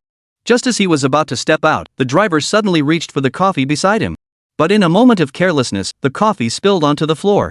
Luo Qingcheng, seated in the front passenger seat, instinctively ducked backward in the rush, narrowly avoiding getting her clothes wet. Only then did the female employee react, hurriedly responding. I'm so sorry. The female employee quickly bent down to pick up the items, and at that moment, her eyes met Luo Qingcheng's. Simultaneously, the employee removed her sunglasses. Luo Qingcheng frowned as she studied the woman's eyes, momentarily startled. The gaze of the employee before her was extremely peculiar, as if an endless vortex lay within those pale blue eyes. Merely looking into them felt utterly strange. Were the two truly seeing each other? After a mere few minutes, the mysterious woman before her offered a faint smile. Chairman, please rest well. You'll soon forget me completely. The moment you hear the bronze bell, you must act. Success is your mission. Luo Qingcheng felt her mind go completely blank, her eyes growing even more numb. Faced with the woman's words, she could only nod silently. The mysterious woman then opened the car door. A smile graced her face as she stepped out, her high heels clicking steadily into the distance. It took over 10 seconds for Luo Qingcheng to snap back to reality. Suddenly, accompanied by a gentle breeze, she shook her head. The sensation felt like waking from a drunken stupor. Frowning, Luo Qingcheng surveyed her surroundings only to find herself seated in the passenger seat. She wondered how the corporate group interview had gone. And how had she even gotten back? Who was driving for me? Luo Qingcheng realized she was sitting in the passenger seat. Clearly, she hadn't driven herself. But no matter how hard she thought, she hadn't called any driver to pick her up today. In fact, she couldn't even remember who had been with her at the beginning. It had all vanished from her mind. She ran her fingers through her silky hair, yawned, and her face was filled with confusion. This was truly strange. It felt as if she had suddenly lost her memory. Or could it be that her illness hadn't fully healed? Was there really someone in the driver's seat just now? Or did I drive the car myself? Lost in these thoughts, several security guards from Baichao Hall strode purposefully toward Luo Qingcheng. Chairman, you're back. We heard you've been ill recently. How are you feeling? During your absence, the entire company worked together seamlessly and certainly didn't let you down. In fact, this very morning, the Jiangzhou Daily came to interview us about our reputation, which will only grow stronger in the near future. Several employees stepped forward to greet her. Quickly, Luo Qingcheng pushed the incident from her mind. Thinking of the mountain of tasks awaiting her today, she grabbed her briefcase and hurried into the inner hall. Just as she pushed open the door, Xiao Junlin was already waiting at the doorway. Honey, you're back. Today's interview went exceptionally well, and they asked us many more questions than expected. Before long, Baikatang's reputation will spread beyond our province, even overseas. Luo Qingcheng smiled and expressed her gratitude to Xiao Junlin. That would be wonderful, but I have no idea how many documents Baikatang has processed internally these past days. First, accompany me upstairs to organize the materials. Then we'll convene the board meeting to assign the next tasks and responsibilities. Xiao Junlin followed behind her as they ascended the stairs. Meanwhile, on the rooftop of a mountain-top building adjacent to Baikatang, a mysterious woman leaned against the railing. A sinister smile spread across her face. Master, I have fully deployed the plan. All that remains is to await its activation. Compared to others, my approach is absolutely foolproof. A sinister smile spread across the mysterious woman's face as she produced a bell from her hand. Through the skyscrapers, the telescope focused on Xiao Junlin's office. In broad daylight, everything was crystal clear.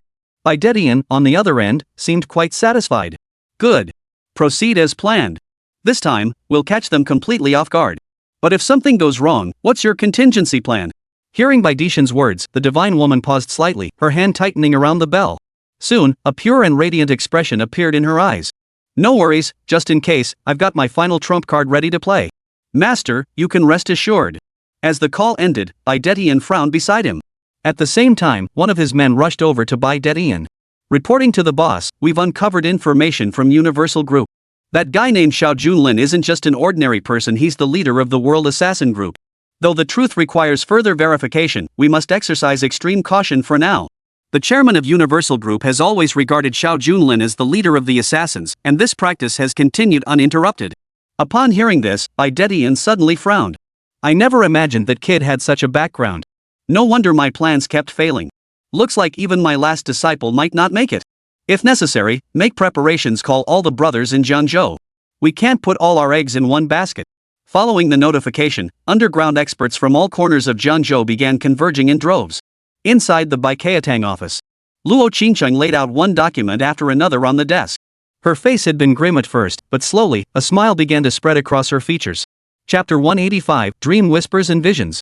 Inside the Baikatang office, Luo Qingcheng placed one document after another on the desk. Her expression was grim at first, but in the blink of an eye, a smile slowly spread across her face. It seems our Baikatang Enterprise Group has been growing stronger day and night. I had feared that in my absence, the group would descend into utter chaos. But to my surprise, everything was running smoothly. Every employee was diligently fulfilling their duties. Xiao Junlin stood beside her, smiling softly as he offered gentle reassurance. Baikatang has grown to this point, and under your leadership, every employee who has earned their place here strives with determination. Though we don't encourage overtime, every night when I pass by, I see the lights still burning bright. It shows the entire group is united in building this together. Listening to Xiao Junlin's words, Luo Qingcheng's lips curved into a smile. And at that very moment, a series of ringing sounds came from outside the window. Luo Qingcheng, who had been reviewing documents, suddenly felt her mind grow hazy. Xiao Junlin, who had been conversing nearby, abruptly fixed his gaze through the window toward the distance.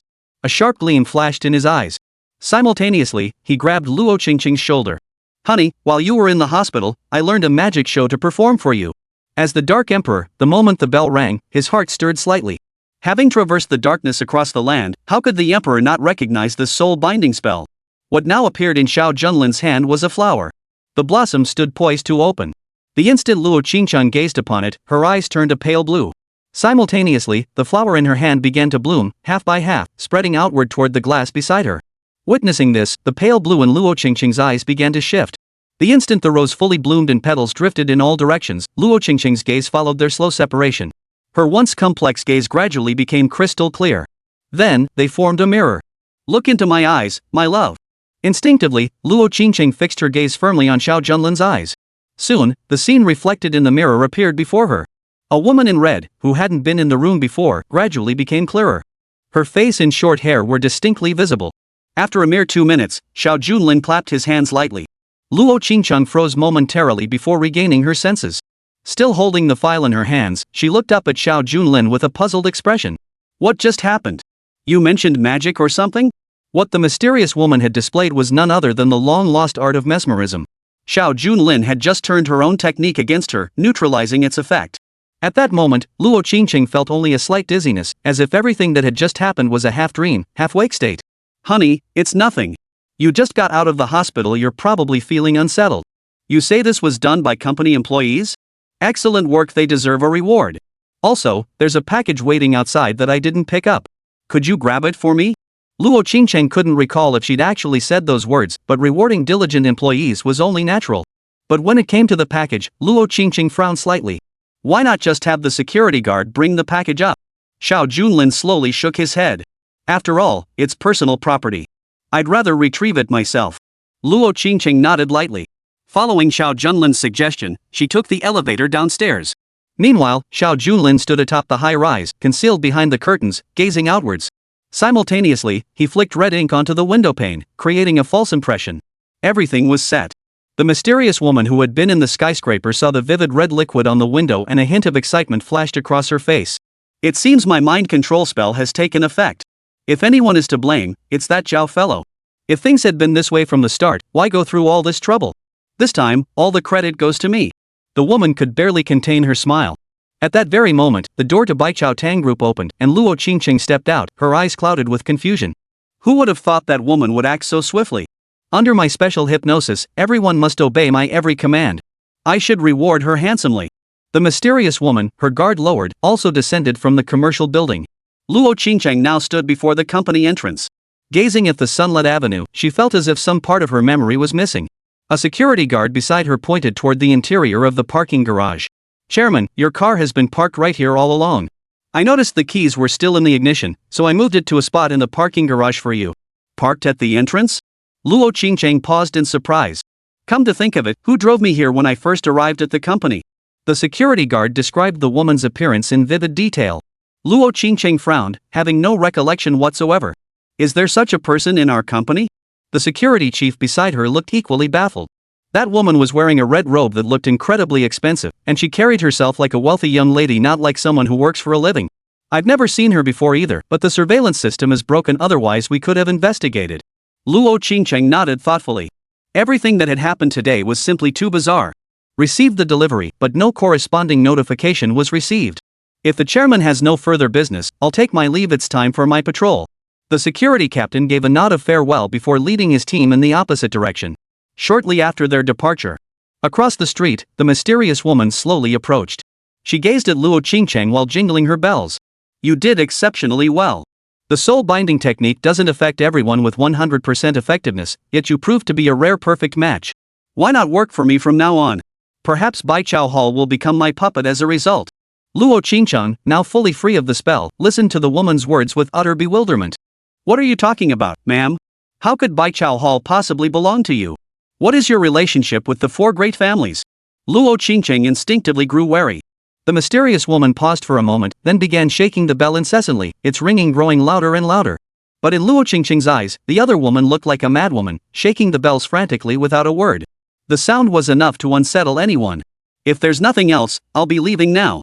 Please don't obstruct official business at our company's entrance. Luo Qingcheng had no desire to linger further and turned to head back inside the corporate building. Only the mysterious woman remained, her face clouded with confusion. She couldn't fathom where it had gone wrong. The mesmerizing spell was extremely demanding to cast, yet once someone fell under its spell, there was absolutely no way to break it. Chapter 186, Reverse Enchantment. Could it be that I made a mistake somewhere during the casting process? As the mysterious woman pondered this dilemma, she turned to observe the back door of the Baichao Tang Group slowly open. Emerging from within was none other than Xiao Junlin. The moment she saw her target unharmed, the woman before her realized the plan had failed. Her face twisted in an instant as she stared straight ahead with wide eyes. Though the plan had failed, now that she had seen the real person, everything that had just happened no longer mattered. The mysterious woman, still in her high heels and fiery red attire, feigned nonchalance as she approached Xiao Junlin's side. And just as they brushed past each other, the woman before him suddenly twisted her right foot ever so slightly, slowly leaning toward Xiao Junlin. Then, she pretended to casually grasp Xiao Junlin's arm. Oh dear, sir. My apologies. A faint smile flickered at the corner of the mysterious woman's eyes as she glanced toward Xiao Junlin's position, her gaze holding an eerie light. It was identical to the look she had given Luo Qingcheng. Xiao Junlin met her gaze, but merely shook his head slightly. No problem. Beneath the seemingly serene white clouds, a fierce standoff had already begun, unfolding subtly and imperceptibly. A mere exchange of glances. Xiao Junlin's eyes held a hint of crimson, while a piercing light penetrated the soul. The woman before him felt as though her mind had slipped beyond her control, suddenly enveloped by an overwhelmingly cool sensation. By the time the sensation faded, they had already passed each other. I said I'd repay you in kind. Underground Dragon King, since you relish playing these devious games, I'll see you through to the end. Let's see just how long you can keep this up. Xiao Junlin circled the entrance once before returning to the interior of the Baichao Tang Group. The mysterious woman before him wore a peculiar expression. Wait, what was I about to say? Right. The mission is complete. I must report to Bai Dedian immediately. The entire scene of her meeting Xiao Junlin seemed to vanish from her mind. Her face quickly regained an ecstatic expression. She then sped off in her vehicle, heading straight for Nightfall Bar. It was afternoon, and the bar wasn't open yet. Inside, only Bai Dedian sat alone, drinking by himself. These past days, Xiao Junlin alone had been enough to drive him to the brink. Such matters could no longer be tolerated. Just then, the bar door swung open. The woman beside him lit up with excitement. She instantly rushed forward, grabbing Bai Dedian's arm tightly, her eyes sparkling with excitement. Master, I succeeded. My mind control technique is finally complete. I successfully manipulated Luo Qingcheng to kill Xiao Junlin. Bai Qiatang must be in utter chaos by now. Bai Dedian, who had been half closing his eyes, froze for a moment. Finally, a faint smile touched his lips. With the leader of the assassin group gone, they're nothing but scattered sand now. Seize this chance to take down 100 Herbs Hall and present it to the four great families. How secure do you think my position as the dragon head will be then? As he spoke, the mysterious woman beside him flashed an excited look. As expected of the master, your insight is truly profound. If this plan succeeds, it couldn't be more perfect. Securing the support of the four great families' enterprises alone would greatly bolster the strength of our underground kingdom. Tonight's Baichao Hall will surely be bustling with activity. I must witness it firsthand. Bai Dedian listened to his disciple's words, his face already brimming with excitement. Yet at the same time, Xiao Junlin was sharing a candlelit dinner with Luo Qingcheng. Now that Luo Qingcheng had just recovered from her illness, the two naturally had to enjoy a proper meal together. Inside the Jiangzhou Western restaurant at that moment, Xiao Junlin placed two steaks before his wife, both of them smiling. Honey, you've been so busy these past days, we rarely get to share a dinner together. Indeed, sharing a meal with someone special is pure happiness. Luo Qingcheng blushed slightly at her husband's words. She playfully tapped his shoulder. You've become so cheeky just because we haven't seen each other for a few days. But thank you, your words are sincere. After all, without you, Bai Qiatang wouldn't have risen to such heights. As Luo Qingcheng spoke, her delicate hand reached out and grasped Xiao Junlin's arm. Slowly moving to his side, her face glowed with a hint of bashfulness under the sunlight. In such a scene, even the dark angel felt a sudden flutter in his heart. As Luo Qingcheng's face drew ever closer, her breath seemed to carry a hint of warmth. The sensation of dry kindling meeting a fierce flame grew ever more intense. Just then, a loud bang echoed from the door next to the Western restaurant. Luo Qingcheng's heart jolted. Instinctively, she stepped back, knocking over the glass of red wine on the table. Don't you have any self-awareness? Some insignificant punk thinking he can form an investment alliance with our four major families? Doesn't he have the sense to look in the mirror and see if he's even worthy? The sounds of fighting and taunting echoed around them. Xiao Junlin initially intended to ignore it. But the repeated mention of the four great families made his brow furrow. Honey, I'm sorry, but it seems like some drama is unfolding next door. As he spoke, Xiao Junlin opened the door a crack. Through the crack, he saw a young man covered in blood, with two security guards standing at the doorway, either beating or berating him. At the same time, the man inside the private room revealed his face. This man was the steward of the Lin family, one of the four great families. They had met briefly at the auction earlier. Sometimes you search high and low for something, only to find it when you least expect it. Looks like I might just get to meddle in this little drama. Hearing Xiao Junlin's words, Luo Qingcheng inside the room suddenly hesitated, as if she wanted to speak but held back. Seeing the persistent look in his eyes, Luo Qingcheng could only sigh. Fine. Just be careful, you hear? The commotion next door persisted. The beaten man showed neither sorrow nor pain on his face. He seemed utterly oblivious to the blood covering his face. He even walked forward with a smile on his face. He forced a smile onto his face. We come from the mountains. These aren't ordinary stones, they're genuine medicinal herbs, though hard to find elsewhere. I've heard the four major families within Jiangzhou are immensely powerful. I hope we can collaborate. Most importantly, these items can cure illnesses and free people from suffering. The young man pleading before them was Zhang Xiaofan, himself a small-town doctor from the mountains. Jiangzhou wasn't large by the world's standards, but the coastal village where Zhang Xiaofan lived was even smaller. And that earnest look on his face? It was no joke. Chapter 187, Black Medicinal Ingredients. The root of the farce next door traces back to 3 days prior. Zhang Xiaofan was a native of the countryside, hailing from an extremely impoverished family. Yet the villagers pooled their resources together, collectively funding Zhang Xiaofan's university education. True to their expectations, Zhang Xiaofan excelled academically. After years of dedicated study, he returned home to practice medicine. Yet rural poverty remained inescapable. Despite his medical expertise, Zhang Xiaofan could not save the villagers. The lack of medical equipment in the countryside meant that lives that could have been saved were lost right before their eyes. The villagers were all like family. Moreover, the entire village had pooled their resources to fund Zhang Xiaofan's education. This debt of gratitude alone was something he could never forget. He could not bear to watch friends and relatives succumb to illness while he stood helpless. But heaven never closes all doors. While gathering herbs on the mountain, Zhang Xiaofan accidentally discovered that the mountain ranges surrounding coastal village contained other mineral-rich medicinal herbs. The towering mountains held countless medicinal herbs, their variety overwhelming.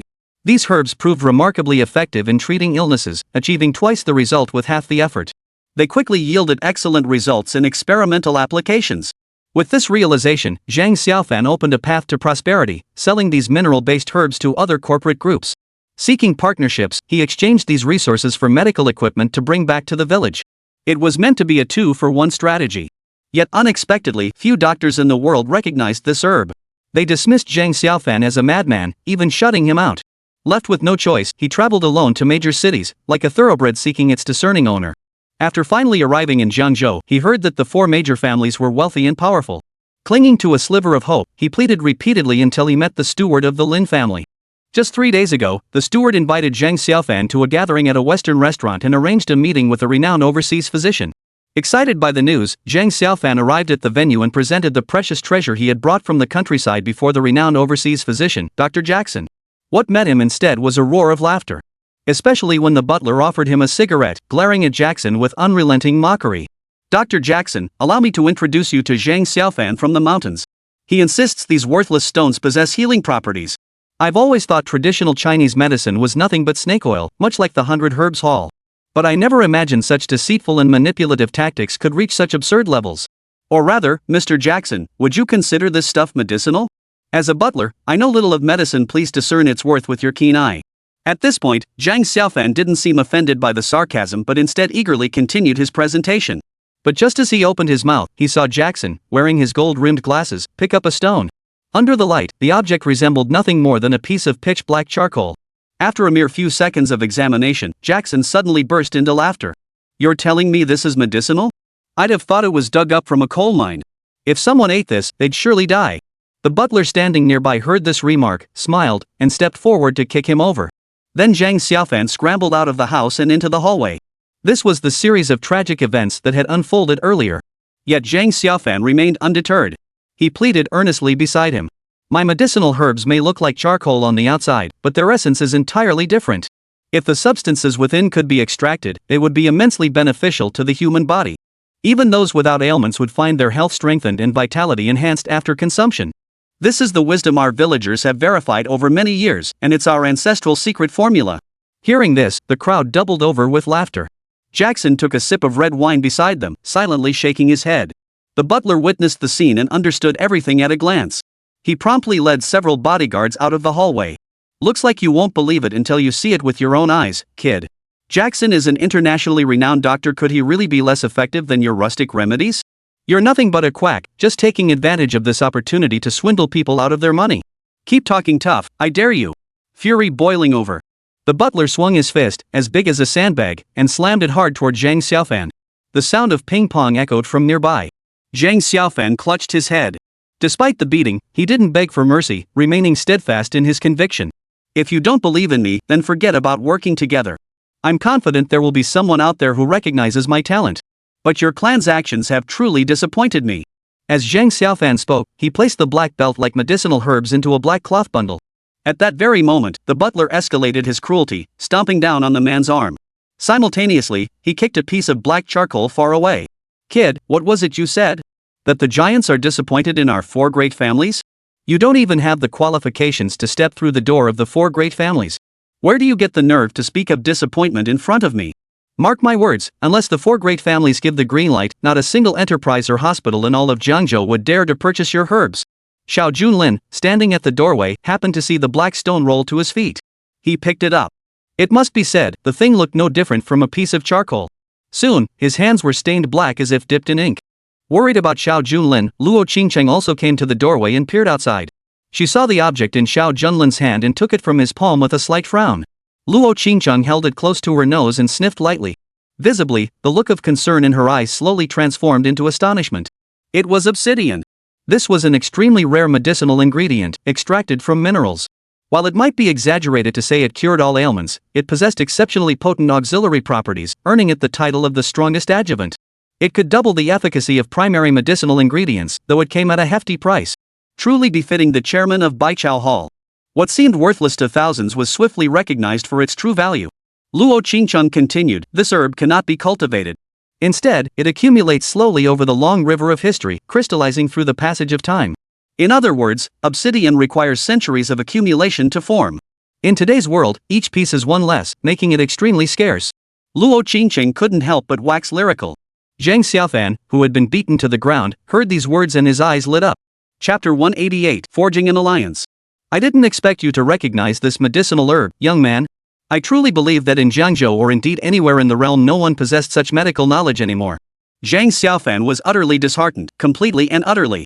After leaving the countryside, he had traveled far and wide, consulting numerous professors, yet all had offered non-committal answers. Not only did they fail to recognize its value, they even discarded it like coal into the trash. After countless dead ends, finally encountering someone who understood him, only those who'd been through it could grasp that feeling. Luo Qingcheng spoke honestly, nodding silently beside him. A faint smile played on Xiao Junlin's face. Honey, since you truly believe this medicine is effective, why don't we form a partnership from now on? Though Xiao Junlin and Luo Qingcheng dined at a 5-star Western restaurant, their attire remained remarkably simple.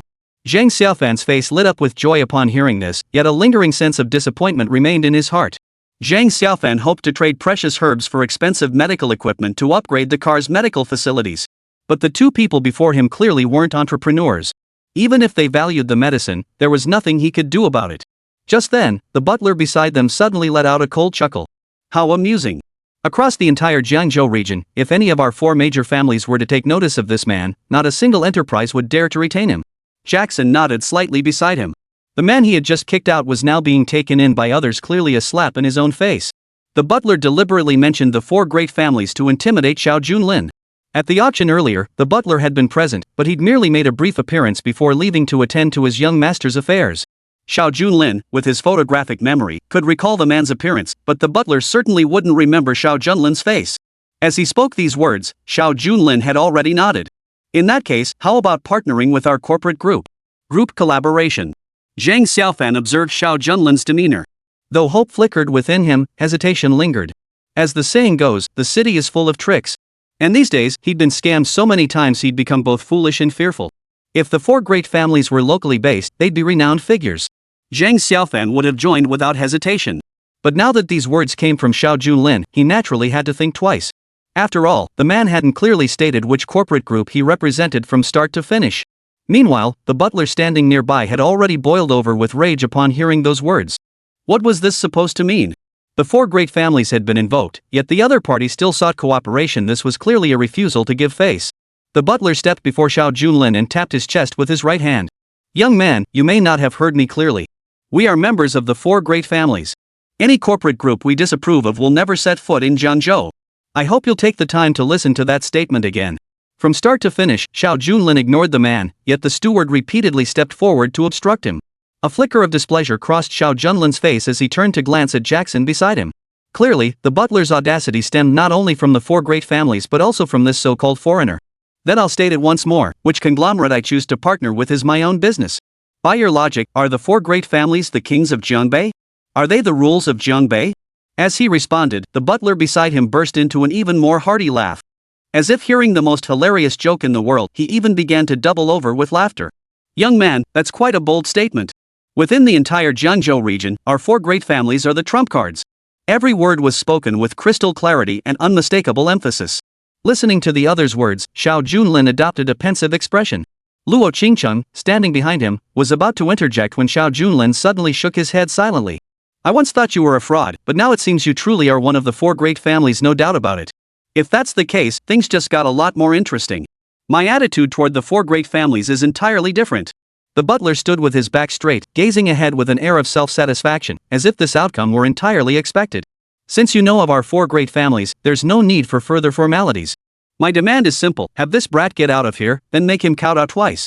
Consider it a token compensation for insulting our 4 great families. Surely that shouldn't be too difficult. As the response unfolded, Zhang Xiaofan beside him felt a twinge of conflict. Before arriving here, he had already heard of the 4 great families' power.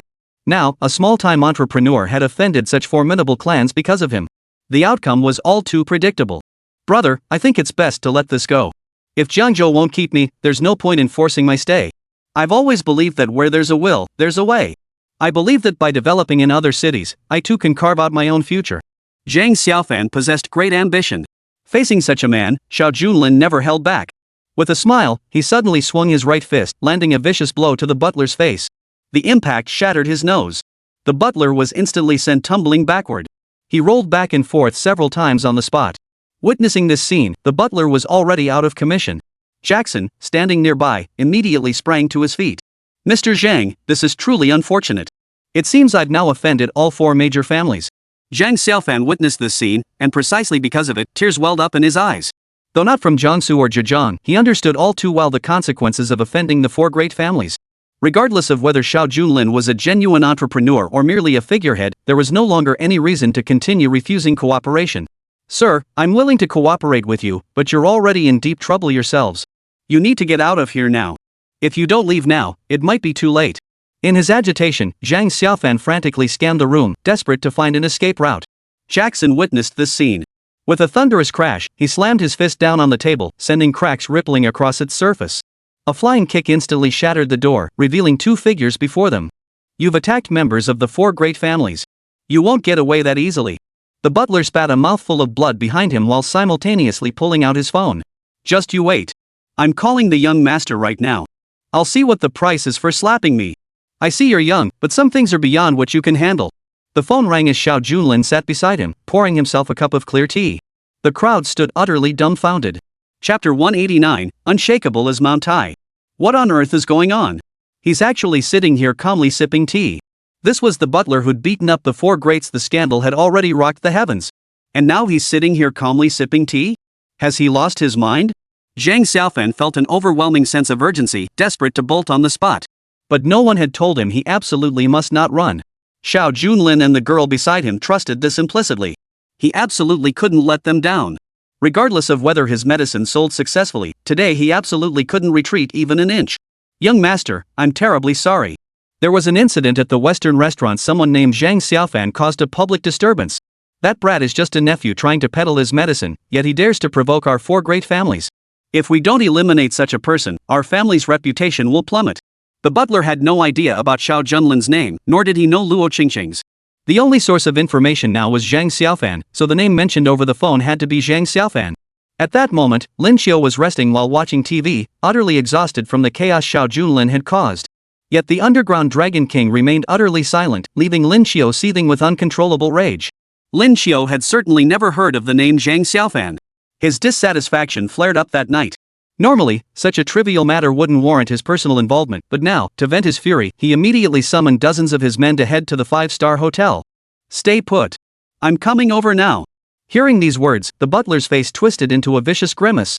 Xiao Junlin watched this unfold, slowly flexing his wrists. Simultaneously, he delivered another kick to the butler's jaw, dislocating it instantly. Fine. I'll wait for your young master today, and I'd prefer all 4 major families to show up. But before that, to pass the time, let's continue our little game. As Xiao Junlin finished speaking, he began swinging his fist again. Jackson witnessed this and instantly executed a flying kick mid-air to intercept him. This gentleman is a very important client of mine. Moreover, in our country, I am a renowned martial arts scholar. If you insist on continuing, you'll have to face me. Jackson, a renowned overseas physician, was also a skilled assassin. Only a killing doctor could pull off such a dual identity, securing a firm spot on the heaven and earth rankings. Facing such a formidable opponent, Luo Qingcheng's expression shifted slightly. Simultaneously, Jackson flicked his wrist with a smile, sending 3 gleaming scalpels flying through the air. They all embedded themselves in the doorframe, each precisely at the same spot. The cold gleam they emitted seemed to pierce the very soul. Zhang Xiaofan frowned, feeling genuine fear welling up within him this time. He'd heard of the prowess of the 4 great families, but never witnessed it firsthand. And now, encountering such a master was an experience he'd never had in his entire life. Brother, if things get too bad, you go ahead and leave. I refuse to believe they can do anything to us in broad daylight. Zhang Xiaofan didn't want to see this happen. Jackson, however, narrowed his eyes and aimed the other throwing knife in his hand directly at Zhang Xiaofan's position. Mr. Zhang, everything that happened today is because of you. Though I was invited here as a guest of the 4 great families, I couldn't just stand by and do nothing that would be disrespectful to them.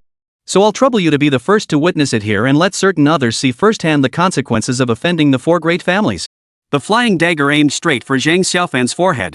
He could release it at any moment. His life hung by a thread. Having just witnessed Jackson's formidable skills firsthand, Zhang Xiaofan could only draw a deep breath. Yet suddenly, a smile spread across his face. Big brother, big sister, thank you. I always thought no one would acknowledge my medicine, yet you chose to partner with me the moment we met. I am profoundly grateful. For now, I must take my leave. As Zhang Xiaofan finished speaking, Jackson gave a faint smile.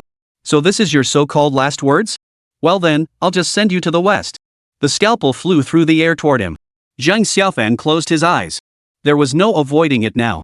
But just as the scalpel was about to strike, a pair of crimson chopsticks gently pinched it in midair. The scalpel came to a halt, suspended perfectly in midair. Chopsticks appearing inexplicably in a Western restaurant was bizarre enough, but the chopsticks in Xiao Junlin's hand were even more unnerving. What was going on? Jackson's eyes widened in shock. Throughout history, there have been those who could intercept flying knives. But no one had ever intercepted it in this manner. Xiao Junlin blew on the fiery red chopsticks, revealing a look of astonishment beside him. What's going on? I just find eating with knives and forks so inconvenient. Even for Western meals, carrying a pair of chopsticks is still more comfortable. Xiao Junlin's remark was clearly missing the point. Faced with this scene, Jackson suddenly held out both hands. Is that so? Then in the next life, I hope you eat with greater joy. In the blink of an eye, a barrage of surgical blades descended from above. To prevent any unforeseen circumstances, Jackson unleashed his ultimate technique at that very moment. The shower of blades could strike the opponent's vital points without blind spots, causing instant death. It could even strike from multiple angles. I admit you have some skill, he said, but let's see how many hands you have to block them all. As the dozen flying knives approached Xiao Junlin, a sudden flash of golden light erupted in the air. Jackson's eyes widened in disbelief. He watched helplessly as the throwing knives one by one came to rest before his eyes. Each one was caught mid-air by a pair of chopsticks. Xiao Junlin casually flicked the chopsticks in his hand, seemingly oblivious to the commotion. One hand is enough. Just work a bit faster, it's not that complicated. This time, Jackson was utterly dumbfounded. The flying knife technique he just witnessed was undoubtedly his own signature skill. In other words, from start to finish, Xiao Junlin had stood motionless before the original doorway. Moreover, all the throwing knives from the long-distance running side quest had been exhausted. Jackson couldn't fathom any other way to deal with the monster before him. Zhang Xiaofan, seeing such a spectacle for the first time, was utterly dumbfounded. To him, Jackson was already a monster, and the miracle Xiao Junlin had just performed seemed like something only a god could accomplish. From start to finish, the battle ended before he could even grasp what was happening. His curiosity about Xiao Junlin's mysterious identity deepened, and his heart surged with excitement at the prospect of this collaboration. Die! At the last moment, Jackson flipped over a nearby table and sent it hurtling toward Xiao Junlin. But he no longer had the courage to continue fighting. Seizing the moment when his vision was blocked, he sprinted away in the opposite direction. But at that very instant, the chopsticks in Xiao Junlin's hand shot through the air. Chapter 190, An Early Invitation. Jackson's expression froze mid-air. Those blood-red chopsticks, almost festive in their grimness, had pierced clean through his throat. Blood gushed from the wound in his throat as Jackson stared wide-eyed at Xiao Junlin. His right hand trembled slightly. His eyes first flashed with peacock-like arrogance, then turned to the butler beside him, filled with endless resentment. Jackson tried to speak, but not a single word escaped his pierced throat. Finally, as the blood flowed, his entire body began to grow cold. How dare you? How could the four great families dare provoke such a master? This was Jackson's truest, most pure thought, but alas, he could not voice it. It would forever rot inside him. As Jackson collapsed lifeless, Zhang Xiaofan, witnessing the scene beside him, felt a wave of terror wash over him. A life had been lost. The situation was irreversible. After completing his actions, Xiao Junlin turned to the butler beside him, a smile on his face, and walked forward step by step. Even the butler dared to kill people. His heart was already filled with dread. If before it had been mere bravado, now Xiao Junlin's ruthless actions were witnessed firsthand. Even members of the four great families, when faced with a genuine life or death moment, were no different from ordinary people. The butler scrambled away in terror, but before he could reach the staircase, Xiao Junlin grabbed him by the collar and slammed him hard against the wall. What do you think you're doing? I'm from one of the four great families. My backing is immense. If you keep hitting me, the consequences will be beyond your ability to pay. The steward's greeting was met with a fist the size of a sandbag. Xiao Junlin held back his strength, otherwise, the man would have met his end long ago. But this form of beating was more agonizing than death itself. Watching his bones snap one by one, the screams of pain and anguish echoed through the hall. Servants rushing upstairs witnessed the scene, their faces drained of color. None dared intervene. Especially Zhang Xiaofan, who had only recently arrived in Jiangzhou. After enduring countless hardships to finally meet him, she never imagined he'd start by killing someone. This was a matter of life and death. Seeing Xiao Junlin in this state, they couldn't persuade Zhang Xiaofan. They could only turn their heads to look at Luo Qingcheng beside him. In contrast, Luo Qingcheng wore a black dress and carried herself with refined grace. She was clearly a world apart from the frenzied Xiao Junlin. Zhang Xiaofan steeled himself and approached Luo Qingcheng, urgently pleading. Sister-in-law, you must talk some sense into brother Xiao. If this continues, things will only get worse. The four great families are notoriously untouchable within Jiangzhou. Assaulting someone under these circumstances will bring enormous trouble upon us. In the past, Luo Qingcheng would likely have shared Zhang Xiaofan's deep concern. But now, with Xiao Junlin returning from military service and openly defying the four great families, it clearly signaled he possessed the strength to back it up.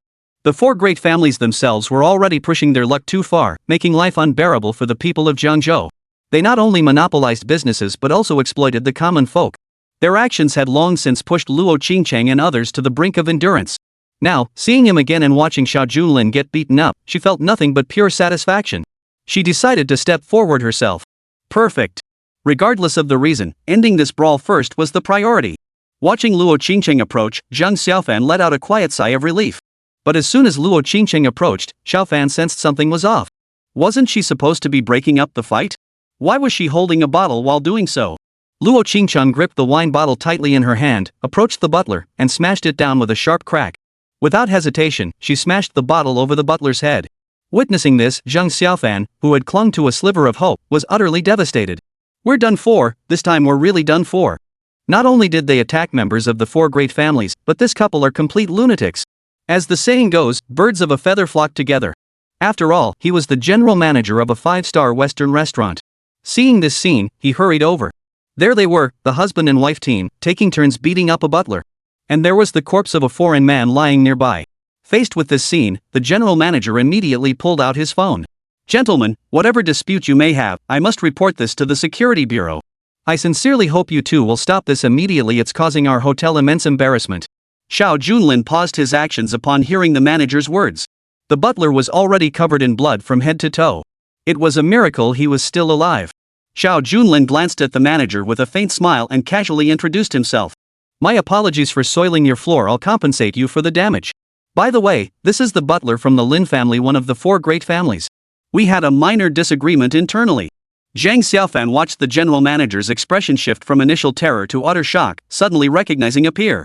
Perhaps anyone witnessing this scene, especially when the mention of the four great families was uttered, would be utterly shaken to their core. You're beating up the steward of one of the four great families like this? The general manager could scarcely believe it. His hands trembled slightly as he pulled out his phone. But the Lin family emblem displayed on the steward's sleeve left no room for doubt. Without a second thought, he abandoned any further negotiations with Xiao Junlin. Clutching his phone, he urgently dialed Captain Zhang's number. This is the Star Western Restaurant. A butler from one of the four great families is being assaulted by a stranger. Please come immediately, Captain Zhang. Anyone capable of operating 5-star hotels and resorts in Jiangzhou inevitably had some connections. It was only natural that he would know Zhang Fan from the security bureau. But Captain Zhang paused slightly on the other end of the line. The general manager was utterly bewildered. How could he remain so calm after such a shocking situation? Shouldn't he be rushing over immediately? Yet the next second, Captain Zhang slowly replied. You say the assault was against someone from the family, someone about my height, who just standing there exudes an intangible sense of authority? Such an adjective left the general manager speechless. Yet observing Xiao Junlin's demeanor, it did seem somewhat fitting. I suppose so. And there's also a woman named Luo Qingcheng by his side. Upon hearing this, Captain Zhang replied over the phone with just one sentence. I'm aware of the situation. You don't need to get involved in this matter. If your store suffers any losses, document them and the security bureau will handle it. Not only did the general manager hear this clearly, but Zhang Xiaofan beside him heard it just as distinctly. Is there such a thing in this world? Chapter 191, The Family Reunites. Zhang Xiaofan was utterly dumbfounded. A case that even the security bureau wouldn't handle? Unheard of. Faced with the scene before him, he was utterly bewildered. At that very moment, a jet-black sedan pulled up before the entrance. A man in a dark suit stepped out slowly. Accompanied by several bodyguards, he kicked open the hotel room door. Several nearby attendants, terrified, scrambled to the side. The security guards at the door approached, but before they could utter a word, the man in the suit drew a dagger and plunged it into the guard's chest. Before you try to stop me, you should know who I am. You're far too young to be a security guard. Remember this, in your next life, act with caution. The man spoke as if offering friendly advice, yet crimson blood was already gushing from the victim's chest. The butler, beaten to the point of crippling, convulsed violently all over. Yet upon seeing the visitors outside the door, a smile instantly spread across his face. Let me tell you, you're finished. Standing downstairs is Lin Xiao of the Lin family, one of the four great families. Today, you've provoked someone you absolutely should not have provoked. His shouts were almost deafening. The butler mustered every last ounce of strength. Hearing the butler's voice, Lin Xiao didn't even glance downstairs. Pointing toward the private room, he bellowed. Who dares lay a hand on the butler of our four great families? Do you want to die before my eyes, or shall I slowly peel your skin off? The figure standing below was an old acquaintance. Xiao Junlin wore a smile as he stepped forward and delivered a kick to the butler. A loud thud echoed through the room. The railing on the second floor shattered instantly. The butler's body collapsed like a deflated balloon, sprawling on the floor, unable to rise. His entire body convulsed violently, his eyes rolling back in his head. Lin Xiao waited below, expecting to see Geely begging for mercy. Instead, the slender-faced butler plummeted toward her. Her expression shifted instantly. His fists clenched tightly. The butler now lay barely clinging to life. Meanwhile, some patrons inside the restaurant witnessed the scene, rising from their seats in shock. Who was that brat? Had he lost his mind? Daring to lay a hand on someone in front of Lin Xiao? That was clearly declaring war on the Lin family. Jiangzhou had been anything but peaceful lately. One stone had sent ripples across 1,000 waves. Rumor had it some outsider had even nearly desecrated the Lin family's ancestral tomb, one of the four great families. The crowd buzzed with chatter, but suddenly, all eyes snapped toward Lin Xiao. Instantly, a deathly silence fell over the entire venue. A silence as still as death. Lin Xiao glared up at the upper floor with bloodshot eyes. Suddenly, a familiar voice cut through the air. You all can be even bolder. I'm not just going against them, I'm going against the four great families. Not a single one of you will be spared. To utter such a threat within Jiangzhou was unheard of. Others might never have heard these words, but Lin Xiao knew them all too well. Back at the auction, a man had stunned everyone with a single remark, crushing the four great families. Without a doubt, Xiao Junlin was the only one in the entire world who could do such a thing. No way. Could it be that coincidental? To encounter such a man here? If seeking an audience before the four great families, one might not fear Xiao Junlin at all. But they had already experienced his methods firsthand. Frankly, no matter which family stands behind you, this guy is a madman. He'd start a war over the slightest disagreement. Lin Xiao's eyes widened as the nightmare instantly restarted. Who else could be standing on the upper floor besides Xiao Junlin? Xiao Junlin toyed with the ring on his finger, gazing down from his lofty perch. Especially when he turned to face Lin Xiao, he offered a faint, knowing smile. To Lin Xiao's eyes, that smile resembled the grimace of death itself. So it's you, Lin Xiao. It's been quite some time. I recall the death date engraved on your tombstone wasn't set for today. Perhaps it could be altered? Back at the auction, Xiao Junlin had assigned a specific death date to each of his enemies. Lin Xiao was no exception. Lin Xiao had come today with only a few bodyguards. Little did he expect to encounter such a plague god, feeling his scalp tingle with dread. The soon-to-die butler clutched Lin Xiao's trouser leg, lying on the ground, mustering every ounce of strength. That bastard dared insult our young master. You must avenge me. I've served this family for so long.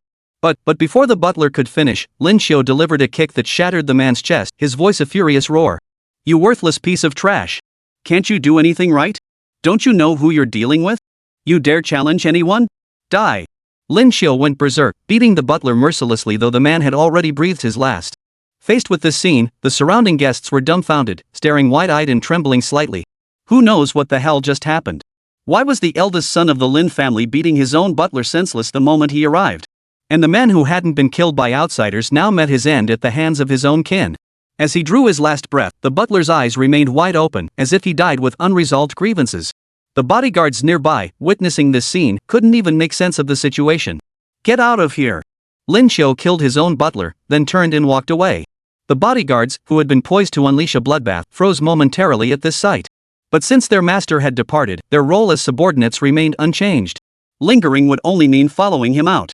Once back in the car, one of the bodyguards, utterly baffled, couldn't help but speak up. Young master, that kid was alone, and he even attacked our butler. Shouldn't we handle today's incident?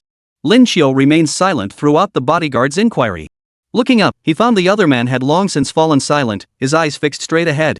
The distinguished young master was now drenched in sweat. Seated in the passenger seat, his clothes were already soaked through with sweat. Drive! Drive now! Lin Xiao felt as if he were seeing a demon. All he wanted now was to escape this damn five-star hotel.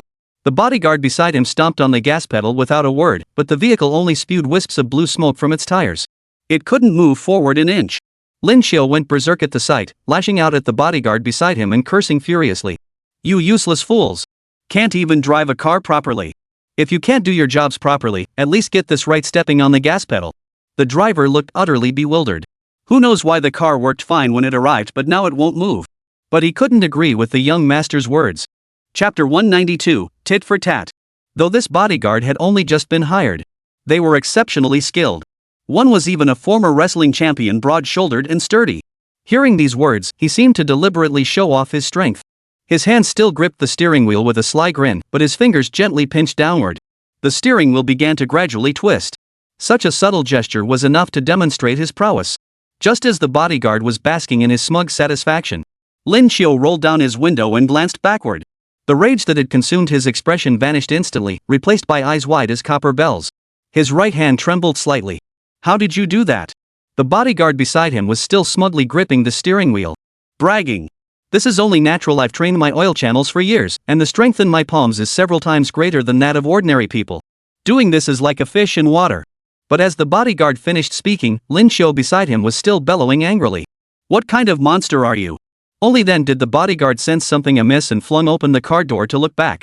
Throughout the entire process, his foot remained firmly planted on the accelerator, keeping the Rolls-Royce roaring incessantly. What followed was an unforgettable sight. Xiao Junlin gently pressed against the rear of the vehicle. With the strength of just one palm, he completely pinned the entire car down. The engine began to smoke, yet the vehicle couldn't budge an inch. This had nothing to do with fuel lines, nor any martial arts technique whatsoever. It was a fatal blow. A one-sided, total suppression. Faced with such a scene, the bodyguard began to tremble slightly as well. Young master, I too want to know if this guy is even human? Amidst the questioning, the engine roared to life. The entire vehicle came to a complete standstill. Only then did Xiao Junlin slowly release his grip, approaching the window and tapping lightly on the glass. Don't rush off just yet. Since you've come all this way, I'll present you with a gift. It seems the Lin family of the four great clans has always taken a keen interest in our 100 Grasses affairs. In that case, 3 days from now, I will host a banquet for the four great families at the Wangjiang Pavilion. Tell your old patriarch to make sure he attends. You'll witness quite a spectacle then. As for the other 3 families, you'll handle the notifications. Being the young master, this should be a mere trifle for you. With that, Xiao Junlin turned and walked away, leaving Lin Qiu alone in the wind, utterly flustered. Luo Qingcheng followed closely behind. The conflicts between the four great families had been simmering for years. Before Xiao Junlin's display of power, Luo Qingcheng would have urged caution, but now that she'd witnessed his prowess, her worries gradually subsided. Now then, she asked, you've sent out the invitations, but will the four major families truly honor their attendance? Xiao Junlin smiled. Don't worry, honey. They'll definitely come. If they don't show up, I'll personally go and fetch them. He said it with such casual ease, as if he were preparing to go grocery shopping or dine at a restaurant. But Zhang Xiaofan, hearing Xiao Junlin's words, was utterly stunned. Earlier, he'd been fretting over the consequences of offending the four great families. Now, he'd managed to scare the young master out of his wits? Who exactly was this man before him? I'm willing to join Baichao Hall. From now on, our medicines will be supplied exclusively to Baichao Hall. Zhang Xiaofan raised his right hand as if taking an oath. Whatever power stood behind Xiao Junlin, at this moment it felt like grasping a lifeline. Yet upon hearing these words, Xiao Junlin suddenly shook his head slightly. A pang of disappointment welled up in Zhang Xiaofan's heart. He lowered his head and sighed. Brother, I'm truly sorry I didn't trust you before. I had no idea you possessed such iron-fisted resolve. It's only natural you wouldn't want to cooperate with me now. Observing Xiao Junlin's expression, Zhang Xiaofan mistakenly believed he had reneged on his earlier decision. But given Zhang Xiaofan's earlier hesitation, such a reaction was only natural. Little did he know, the next moment Xiao Junlin smiled as he placed a bank card into his hand. Mr. Zhang, this card holds 1,000,000 yuan. As the saying goes, a golden-scaled fish is no pond creature. You can develop your hometown while also promoting traditional Chinese medicine, killing 2 birds with 1 stone. Not everyone can achieve that. Joining Baikatang would be a waste of your talent. I believe with your capabilities, you could easily become a boss and reach the pinnacle yourself. Consider this million as your seed capital. Whatever you choose to pursue, I will never stand in your way. If you need suggestions, I can offer guiding principles, but the specifics of how to develop must come from your own thinking. Should you fail, I won't hold it against you. Should you succeed, we'll share the profits. Consider me a founding shareholder of your future corporate group. Such generosity was unheard of, such generosity was insane. Zhang Xiaofan listened, tears streaming down his face. Xiao Junlin patted his shoulder gently, and Meng Sanjian burst into laughter. Stop weeping like that, you're the future chairman. You can't spend your days crying your eyes out. With Qianfan expressing gratitude, Zhang Xiaofan took the funds and parted ways. In the end, he never became an employee of Baikatang. Luo Qingcheng watched his departing figure and paused in slight surprise. Why not let him join Baikatang? Had he joined, Baikatang Group and his yam cultivation could have synergized, perhaps even yielding new pharmaceutical products. It would be mutually beneficial for our corporate group. The products Zhang Xiaofan was leading had long since piqued Luo Qingcheng's interest. Yet she never imagined that what seemed like a sure thing would shift so drastically through Xiao Junlin's words. But since the other party had come for Xiao Junlin, she had no right to interfere. Honey, his yam herbs are indeed impressive, but his greatest asset lies in his approach to business. A penniless kid from the countryside, armed with uncertified products, managed to win over the four great families. That kind of audacity is something few in the entire Jiangzhou region could pull off. Even though it ultimately ended in failure, the fact that Zhang Xiaofan secured meetings with the four great families already placed him above the vast majority of Jiangzhou's populace. What Xiao Junlin truly valued wasn't the gift brought today, but Zhang Xiaofan's own capabilities. After the unexpected turn of events, both men were thoroughly sated. Shall we return to the 100 Herbs Hall first? Zhang Xiaofan had given me some medicinal herbs before departing. I want to study the components of this stone medicine. Chapter 193, The Mid-Journey Blaze. Xiao Junlin nodded slightly and settled the bill at the front desk. Just as they were preparing to head back to Baichao, a phone call came through at the perfect moment. The captain's breathless voice came through the line. Chairman, you must come back immediately. Baichao Hall is on fire. Baichao Hall is on fire? Luo Qingcheng's expression turned puzzled upon hearing this. Baichao Tang wasn't just a corporate group, its landholdings were vast. Moreover, since reclaiming it from the four great families, it had undergone continuous expansion. Hearing that a specific location was on fire, she couldn't quite grasp the scale. Hold off on calling the fire department. Which specific building is on fire? The security chief's voice still trembled slightly. It wasn't just one building, someone deliberately set it on fire. Worse still, the perpetrator claimed they'd burn the mountain every day unless Baikatang shut down. Arson. At those words, Luo Qingcheng's expression changed instantly. Xiao Junlin also frowned. Arson committed in broad daylight? Now that's quite interesting. Honey, let's go back and check. I'm genuinely curious to see who's got the guts to do this. The incident began half an hour earlier. Baidetian, the underground kingpin of Jiangzhou, personally led his men to the gates of Baichao Hall. Having long heard rumors of Xiao Junlin's death, there was now only one course of action: to carry out a complete massacre of the entire Baikatang. And return the associated corporate holdings to the four great families. That was the original plan, and it should have unfolded exactly as such. But when Baidetian arrived at the scene, he saw only a few security guards outside Baikatang, smoking nearby. Simultaneously, he dispatched a dozen elite fighters as an advance party to approach the entrance. Everything unfolded like a scripted drama. The few security guards were easily beaten to the ground by the dozen skilled fighters. Baidetian's expression grew even more smug with a smirk. With Xiao Junlin dead, Baikatang truly proved to be nothing but a rabble. Disciple, you have done very well. Standing behind him, a mysterious woman in a red dress smiled silently.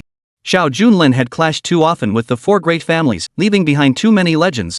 Even Baidetian had to tread carefully in such circumstances.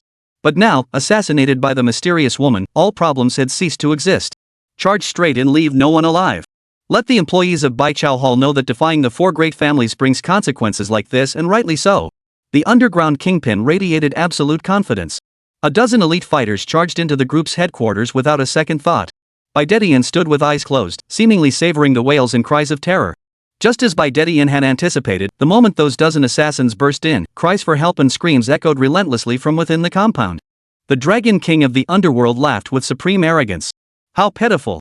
From this day forward, every last employee of Baichao Hall will be wiped out.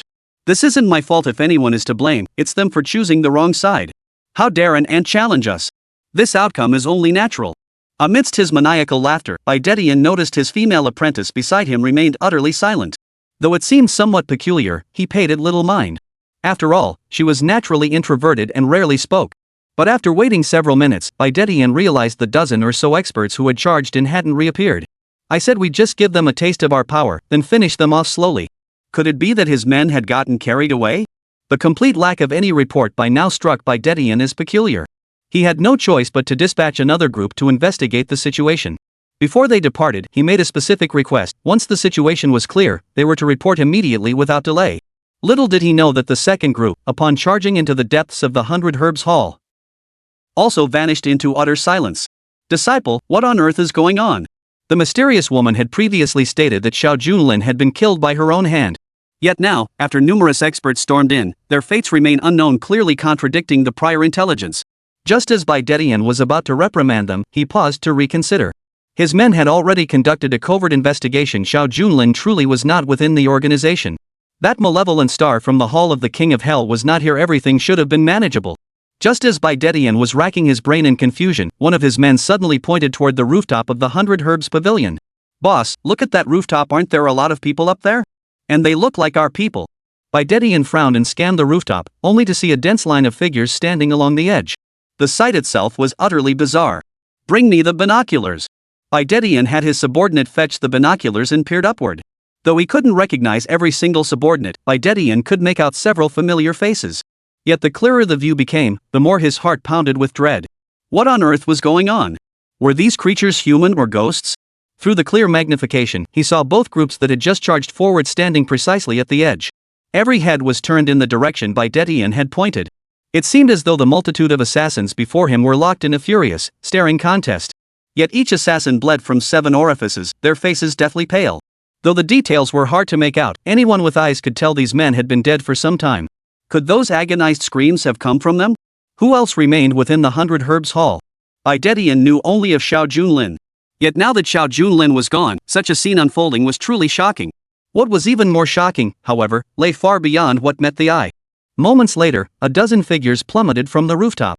Had the remaining staff been completely dismissed? Were the holdouts utterly unaware of this horrifying spectacle?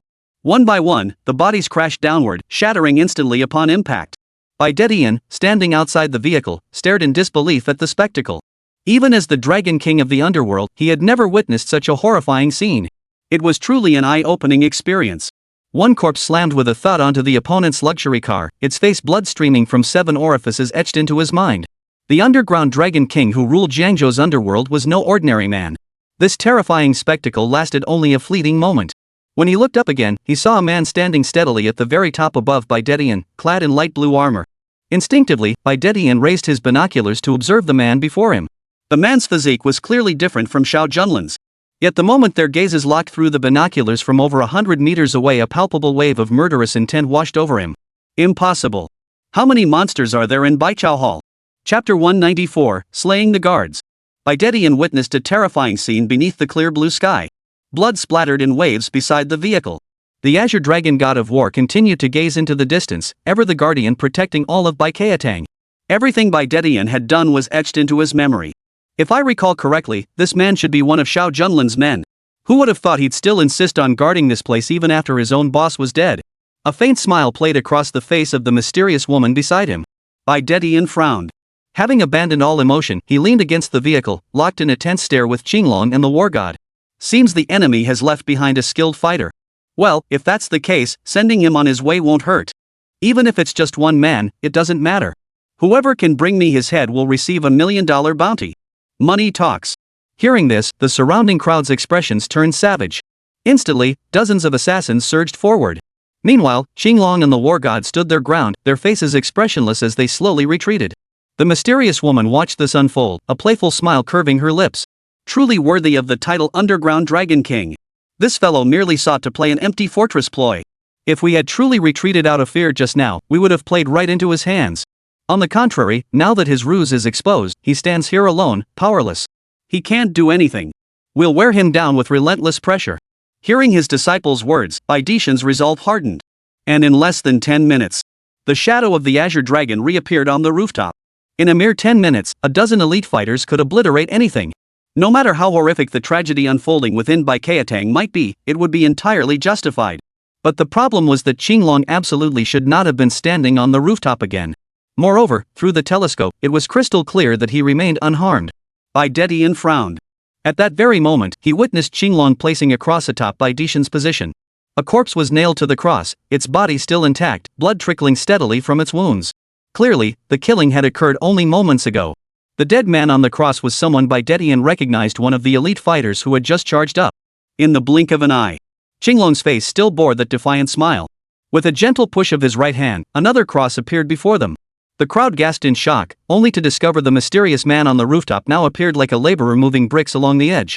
Each time he turned his head, he placed a brick at the edge. Only what lay before them were not ordinary bricks, but one corpse after another. Within a mere 2 minutes, not a single one was left. Every expert who had charged into the Baikayatang now hung suspended outside the rooftop. Baidetian, witnessing this scene, was utterly dumbfounded. This was no joke, nor was it merely an empty city ploy. This was the work of a genuine master. Master, what should we do now? Should we turn back? The enemy was already at the city gates. To retreat now would mean utter disgrace. But sending ordinary warriors into battle would be no different from sending them to their deaths. At this thought, Baidetian clenched his fists tightly. This man, by the looks of it, is a master from outside the province, hired by Baichao Hall at great expense. I never intended to reveal those 3 trump cards, but it seems the time has come to play them. As the underground kingpin, Baidetian's greatest pride lay in his underground boxing club. The club maintained 3 elite fighters year-round. They were Baidetian's trump cards. They could even challenge the 4 great families in the future. Since Baidetian seized control of Jiangzhou, these 3 fighters had never shown their faces. But now, with no way out, he had no choice but to reluctantly part with them. Shadow! Baidetian roared furiously. Simultaneously, a young man emerged from the crowd, clad entirely in night-black attire. This was one of the 3 elite warriors, a ninja from overseas. As a master of shadow techniques, he specialized in assassination and never revealed himself in broad daylight. Had Baidetian and his men not driven them to the brink, they would never have resorted to such desperate measures. Shadow, take that man out. With just that single command, Shadow vanished from Baidetian's sight. Meanwhile, Xinglong placed a cup of tea on the edge of the rooftop terrace, as if the corpses scattered around him had nothing to do with him. He took a sip, furrowed his brow, and shook his head slightly. Why does the sovereign favor such concoctions? The more expensive the tea, the more bitter it tastes. For years, the Qinglong war god, who had accompanied Xiao Junlin, had always sought to follow in the footsteps of the Dark Emperor. Whether in cultivation or daily life, he had followed him almost every step of the way. Yet even now, 2 things remained incomprehensible to him. One is that the Azure Dragon war god simply cannot enjoy this habit of drinking tea. The other was that no matter how much progress he made, he could never seem to close the distance between himself and Xiao Junlin. As these thoughts crossed his mind, the Azure Dragon gently set his teacup down on the stone table. If you're here, then show yourself. In the farthest right corner of the rooftop, a shadow stirred inexplicably. As one of the 3 great assassins of the underground Dragon King, Shadow had been engaged in assassination work for many years, and without exception, had been victorious in every battle. His stealth techniques were particularly masterful. Often, before their victims even sensed his presence, his blade had already slit their throats. Never an exception, and never would be.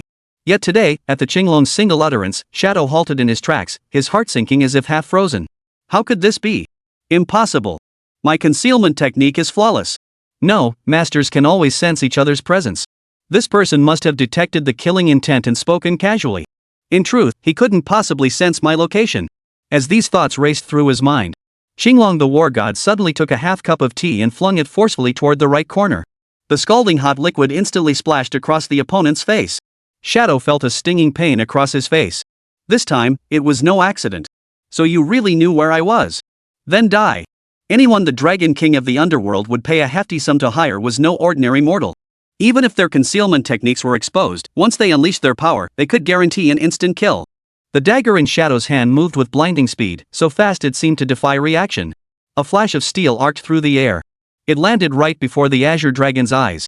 In that instant, Baidetian below witnessed it all with crystal clarity, a faint smile curling his lips. As if with this single strike, everything would be decided. Chapter 195, Dragon's Dominion. The light in the sky flickered before everyone's eyes. When the shadow blade came within inches of the Azure Dragon's neck, it could not cut any further. A compact, sturdy dagger was gripped in the Qinglong's reverse hand hold, then thrust against the opponent's weapon. Shadow pressed down with all his might. Yet I found that no matter how much force I applied, I could not advance another inch.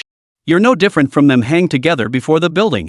Xinglong uttered just one sentence before suddenly flicking the dagger backward. The blade pierced the shadow's heart with deadly precision. One of the 3 elite assassins, he fell silently to his knees. As the dagger was drawn, a single thread of blood trickled across the floor. Xinglong shook his head at the sight. He glanced at his right hand, seemingly dissatisfied. It seems my skills still fall short. Had the sovereign been here, even if he had ripped out the enemy's heart, not a single drop of blood would have been spilled. As a 9-star war god, he stood unchallenged atop the heavenly platform. His subordinates, who had been itching for a fight, lowered their weapons one by one, their faces etched with terror. Though the Dragon King of the underworld offered a hefty reward, no one was willing to earn money they couldn't spend. Baidetian's heart remained unsettled for a long time. In Jiangzhou, he was known as the Dragon King of the underworld, convinced he controlled every resource in the region. Beyond the four great families, the Dragon King wielded absolute power, controlling everything. But who exactly was this man before him? No such name had ever been heard in Jiangzhou. Even with Xiao Junlin dead, he fought loyally until the very last moment, even playing his trump card first. Baidetian remained silent now. Indeed, he could not speak. This moment had already sealed the fate of Bai Qiatang. They simply couldn't take it down. This was the first time since Baidetian took office that he had encountered an enterprise within Jiangzhou that could not be subdued. Let's go. After much deliberation, Baidetian could only issue this fateful order. Yet, just as he turned to leave, he saw Qinglong on the rooftop pick up a bell. Whether Qinglong produced a machine gun or a cannon, Baidetian wouldn't have been surprised. But the instant he saw the bell, Baidetian's expression instantly became utterly priceless. What did this mean? That bell was the signature technique of his last disciple. It was also a hypnotic spell. Baidetian turned to look at his disciple beside him. At that very moment, the bell in Qinglong's hand began to ring in the air. The crisp sound wasn't particularly loud, yet it reached every ear present. Simultaneously, the mysterious woman beside him swiftly drew her scythe and swung it at Baidetian without hesitation. You want to die. Though he sensed impending danger, Baidetian was a split second too late. He instantly thrust out his right hand to block the strike. Had he not been wearing body armor, his entire arm might have been cleaved in two. Caught off guard, Baidetian's right arm fractured. Yet as the Dragon King of the underworld, his instincts kicked in. He drew a long blade and instantly pierced the mysterious woman's chest. Only when the pain surged through her brain did the mysterious woman flash a look of astonishment. Master, what are you doing? Baidetian shook his head, showing no sign of blame. After all, someone hypnotized to such an extent likely had no awareness of their own actions. Set the mountain ablaze. Filled with rage, Baidetian ordered his men to pour gasoline from the car over the outer courtyard of Bai Qiatang. I'll burn them to ashes. They'll vanish from Jiangzhou completely. Baidetian was nearly consumed by madness. Soon, flames erupted all around. Qinglong, the war god, who had been standing on the rooftop, witnessed this scene and instantly leaped off the high building. That 10-story building was as easy for Qinglong as stepping down a single stair. As his feet struck the ground, causing it to collapse in waves beneath him, Baidetian hesitated no longer. He slammed his foot on the accelerator and raced toward the club. He rolled down the window and roared with bitter resentment. Tell Xiao Junlin this, if he doesn't get the hell out of Jiangzhou by tomorrow, I'll be setting fires every single day. If you want to resolve this matter, come find me personally at the underground club. His female apprentice had been hypnotized and nearly turned against him. From this, Baidetian could see that the female disciple's plan had failed, and Xiao Junlin was undoubtedly dead. At the same time, he felt a genuine shock. As the Dragon King of the underworld, he had reached this position through experiences beyond ordinary comprehension. Yet Baidetian had never felt death loom so close. With that thought, he pulled out his phone. Club, have Barbarian Bull and that gentleman prepare. Prepare to face a formidable foe. A dozen minutes later, Xiao Junlin and Luo Qingcheng were downstairs. First, they expressed their gratitude to the fire department and the security bureau members. By the time they returned to the group, the flames had already been extinguished. After the inferno, the fragrant wildflowers in front of the company had long since withered. Fortunately, the company building itself had not suffered significant damage. Even Baidetian, who had set the fire, had only dared to act on the outer perimeter of the corporate complex, never venturing within a step of the building itself. After all, no one would willingly enter a place where dozens of elite fighters met their mysterious deaths. The underground Dragon King, Chairman, be cautious. With the backing of the four great families, our security bureau's influence is severely limited. But since you know Deng Yue, sir, if you could enlist the protection squad, we might just turn the tables. Zhang Caixia remained as responsible as ever in her work. After conducting a brief on-site assessment, they could only return. Luo Qingcheng felt a slight sense of relief. After all, during the fiery chaos, they hadn't lingered in the conflict. Otherwise, if casualties had occurred, the consequences would have been unimaginable. Hold on, Captain Zhang. I'd like to request special protection from the Security Bureau. Since the Dragon King has come to trouble us, I cannot allow our employees to suffer harm. This outcome will certainly not be what the Dragon King anticipated. He will likely return with renewed force. With Bai Qiatang now thriving and its workforce exceeding 100. When personal safety is at stake, requesting special consideration from the Security Bureau is only natural. Yet when confronted with this request, Zhang Caixia's face suddenly clouded with hesitation. I'm truly sorry, Chairman, but our Jiangzhou Security Bureau is currently severely understaffed. Under these circumstances, requesting a large-scale deployment for protection is simply unrealistic. Jiangzhou's security system has always been exceptionally extensive. Personnel resources are plentiful. Luo Qingcheng paused slightly upon hearing this. At that very moment, many employees who had previously given up learned of the company's predicament and rushed over promptly. Hearing the chairman's words, they stepped forward to persuade him. Chairman, please don't make things difficult for the Security Bureau members, we're fine. The Security Bureau hasn't had it easy lately either. Chapter 196, Security Assassins. As several employees spoke, they opened their phones and displayed local social news sections from Jiangzhou before Luo Qingcheng's eyes.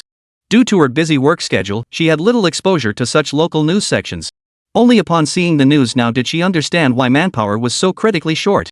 In less than half a month, dozens of officers within Jiangzhou had already made the ultimate sacrifice. And each time, they had been assassinated by the killer. To this day, no trace of the killer had been found. Upon reading this report, Luo Qingcheng hurriedly apologized beside her.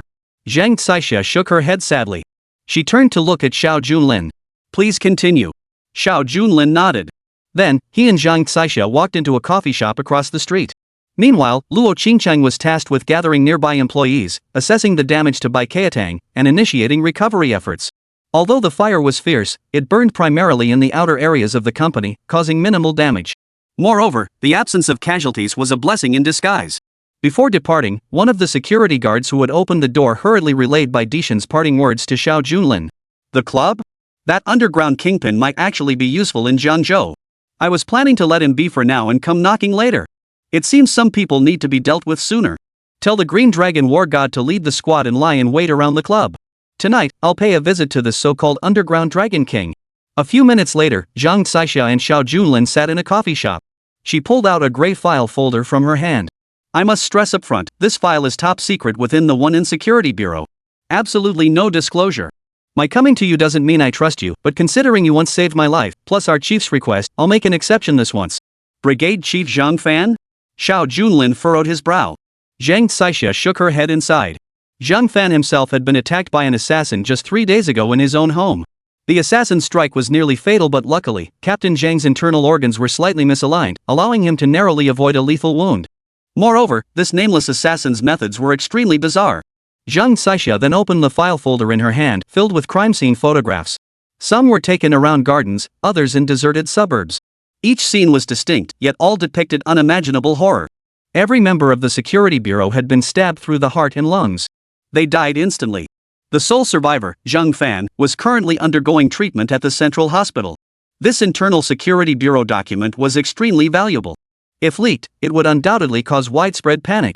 For years, the Security Bureau had served as the city's guardian. If assassins appeared on the streets, as long as the Security Bureau was present, the citizens would not panic. But now that these guardians have been assassinated, who could possibly step forward? Thus, its designation as a top-secret file is entirely justified. So, was the killer targeting Security Bureau members solely for revenge? Zhang Caixia shook her head slightly. If it were merely revenge, it would be straightforward, we could pin it on those criminals we've released.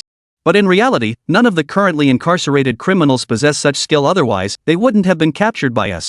Nevertheless, to be safe, we've gathered all released prisoners in one location for comprehensive questioning. Zhang Caixia paused at this point. Unfortunately, even with all prisoners apprehended, the killings continued. This proves the killer isn't among those originally detained. Moreover, one detail demands particular attention. These photographs depict the family circumstances of each victim. Zhang Caixia flipped through several more photographs. The photos showed no signs of violence, only ordinary domestic scenes. Yet it was clear from the images that the rooms had been thoroughly ransacked. All the cabinets had been knocked over onto the floor. These were all tangible signs of the home's condition, clearly indicating that after the actual deaths, the house had undergone a thorough ransacking. Yet no evidence was left at the scene to prove the burglars and murderers were the same group. The crucial question remained: none of the deceased's belongings were missing. The killer's objective was clearly to find a specific item. Deputy Captain Zhang Caixia still couldn't fathom what their true objective was. This case placed immense pressure on the entire Security Bureau. Xiao Junlin pondered for a moment. Find the common thread among the victims. Judging by the victims' photos, the killings weren't based on strength or weakness. If the motive was revenge, the killer would have targeted the weakest members of the Security Bureau, like female employees. But on the contrary, several victims here, judging by their physiques, were clearly not just Security Bureau personnel. They must have been dedicated practitioners. At this point, Zhang Caixia looked at Xiao Junlin, a hint of astonishment in her eyes. She hadn't expected Xiao Junlin to discern so much from just a single photograph. Indeed, they had both participated in boxing and karate clubs, and in their daily lives, they also enjoyed physical training to build their strength. If this were merely a case of mistakenly killing another mass murderer, they wouldn't typically choose these victims as targets. Yet in reality, no matter how well trained they were, a single blow from the killer proved fatal. It was like a wake-up call. Guided by Xiao Junlin's insight, Zhang Xixiao had already mapped out the direction for her investigation. In that case, I'll head back immediately to investigate. Should any information surface, I'll notify you immediately. Thank you for your cooperation with the Security Bureau. Stepping out of the coffee shop, a light drizzle was already falling outside. But what was the current situation at Baikayatang? When Xiao Junlin returned to the Baikayatang group, he discovered a sentence displayed on a screen inside the Baikayatang plaza. The scorched marks from the blaze at the courtyard entrance had been nearly completely cleaned away. Yet dozens of returning employees stood motionless before the large screen. Several security guards even turned to look at Xiao Junlin, their expressions filled with astonishment. "Everyone, what are you watching?" Xiao Junlin inquired, just as the door he had been eyeing opened on the first floor. Luo Qingcheng stormed up to Xiao Junlin. "Have you lost your mind? I thought the company would run smoothly under your management while I was hospitalized. Instead, the employees worked tirelessly, but you, the vice president, nearly brought the company to its knees." Chapter 197, The Slanderous Interview. Faced with Luo Qingcheng's barrage of accusations, Xiao Junlin's face was completely blank with confusion. Since Luo Qingcheng's illness, while she hadn't exactly brought significant corporate benefits to Baikayatang, she'd at least been doing her job diligently. She hadn't caused the company any major trouble. Besides, today's blazing inferno wasn't Xiao Junlin's doing. What on earth had happened to his wife? "I didn't do anything." Luo Qingcheng's expression narrowed to a thin line. A sigh escaped her lips. "I believe what you say, but I want to know what exactly happened. What exactly did you agree to cover in your interview with the Jiangzhou newspaper?"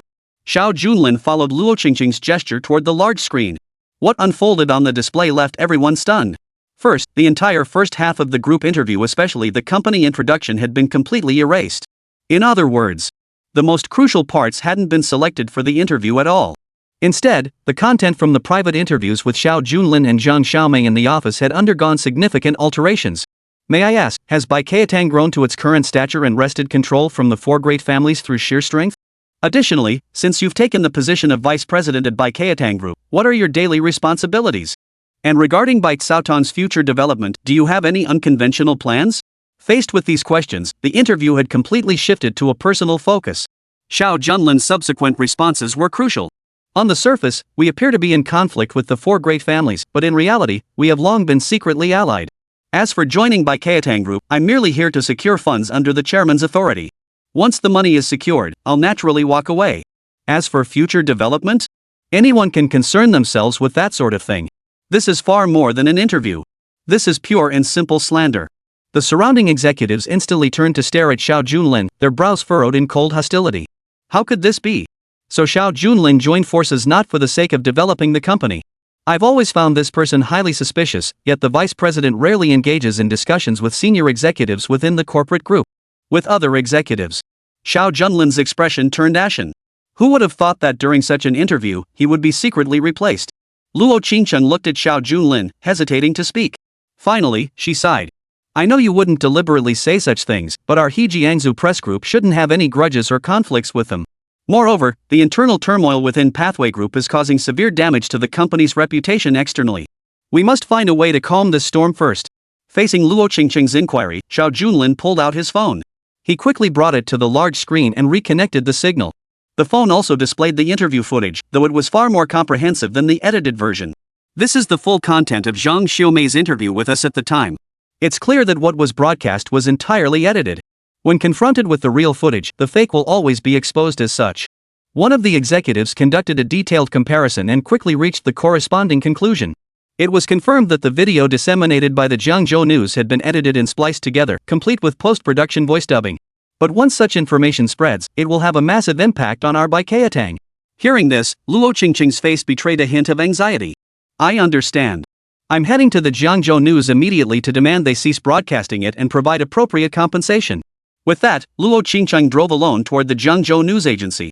Xiao Junlin initially intended to accompany her, but then remembered tonight's crucial performance. Therefore, he only instructed several senior executives to follow behind. Shortly after Luo Qingcheng departed, suddenly, the ground beneath Baikayatang began to shake violently. Initially, they thought it was an earthquake and helped each other steady their balance. But within mere seconds, the tremors vanished. They checked their phones for news, but found no reports of an earthquake. What was happening? Had an explosion just occurred inside? But they hadn't heard any blast sounds? Could it be a hallucination? Jiangzhou has been exceptionally peaceful these past years. Earthquakes simply don't happen here. The surrounding crowd buzzed with chatter, their discussions growing louder. Xiao Junlin followed the crowd, first patrolling the interior of the Baikayatang group. Overall, everything seemed normal. But when he reached the rear courtyard, Xiao Junlin suddenly halted. A small factory covering several hundred square meters came into view. Though the factory shed had long been abandoned, its surface covered in rust. What was that building used for? During his inquiry, several veteran employees responded. Vice President, that building was used for producing herbal medicine in the past. However, due to the outdated equipment, it was abandoned long ago. It's been in use for quite some time now, serving as a warehouse filled mostly with scrap metal and junk. If you need it, boss, I'll sell off the scrap metal and renovate the space. As he responded, Xiao Junlin frowned, crouching down lightly and touching the ground with his right hand. But after just a few seconds, he suddenly sensed a faint vibration. Seeing several workers still gathered around the factory, Xiao Junlin instantly bellowed. "Get back! Move away from the factory!" The shout barely echoed before the surrounding crowd instinctively retreated. One security guard holding a flashlight stood closest to the factory. At that very moment, a deafening roar erupted. Huge cracks appeared on the ground, spreading out in all directions. The young security guard flailed his arms desperately to grab hold of something nearby, but it was always a split second too late. As he was about to fall into the cavern, Xiao Junlin leapt down. His right hand grabbed the guard, executing the dragonfly 3-point water technique with blinding speed. In an instant, he pulled him to safety. Xiao Junlin had just displayed a spectacular move, but the surrounding crowd was quickly stunned by the situation unfolding at the factory. The factory floor had caved in. A scene of utter ruin. Beneath the dilapidated factory stood a massive underground cavern. Amidst the swirling dust, Xiao Junlin slowly approached the edge of the cavern and peered down into the depths. Below lay far more than an ordinary cavern. Several coffins rested within, and a glow resembling jewels shone upward. Jewels and antiques? Why was there an ancient burial site beneath Mingyue Group's premises? This discovery truly exceeded Xiao Junlin's expectations. You lot stay here and guard this place. From now on, no one is allowed to approach. No sooner had he uttered these words than Xiao Junlin prepared to descend along the rope. But halfway down, he caught a glimpse of a figure below. The man wore a blue and white checkered robe, resembling a scholar, and sported a pair of glasses. Chapter 198, Ghostly Shadows in the Ancient Tomb. Who's there? Xiao Junlin shouted down into the cavern. Clearly, that figure was entirely unlike any ordinary person. Though its outline was discernible, even its clothing visible. But the entire body seemed semi-transparent. It seemed to drift and flutter. Was this a mirage? Xiao Junlin had encountered scientific theories on the subject. Perhaps years ago, the walls within the ancient tomb had functioned as a mirror under the light's reflection. Years later, a wall collapse had accidentally revealed this mirrored image once more. Such scientific phenomena, though uncommon, were not entirely unheard of. Xiao Junlin studied the reflections on the ground. Just seconds later, the walking elder abruptly halted his steps. He slowly raised his head. This time, even Xiao Junlin was momentarily taken aback. As the Dark Emperor, he had witnessed countless things across the land, yet the scene before him was beyond bizarre. The old man within the mirage suddenly lifted his head and locked eyes with Xiao Junlin.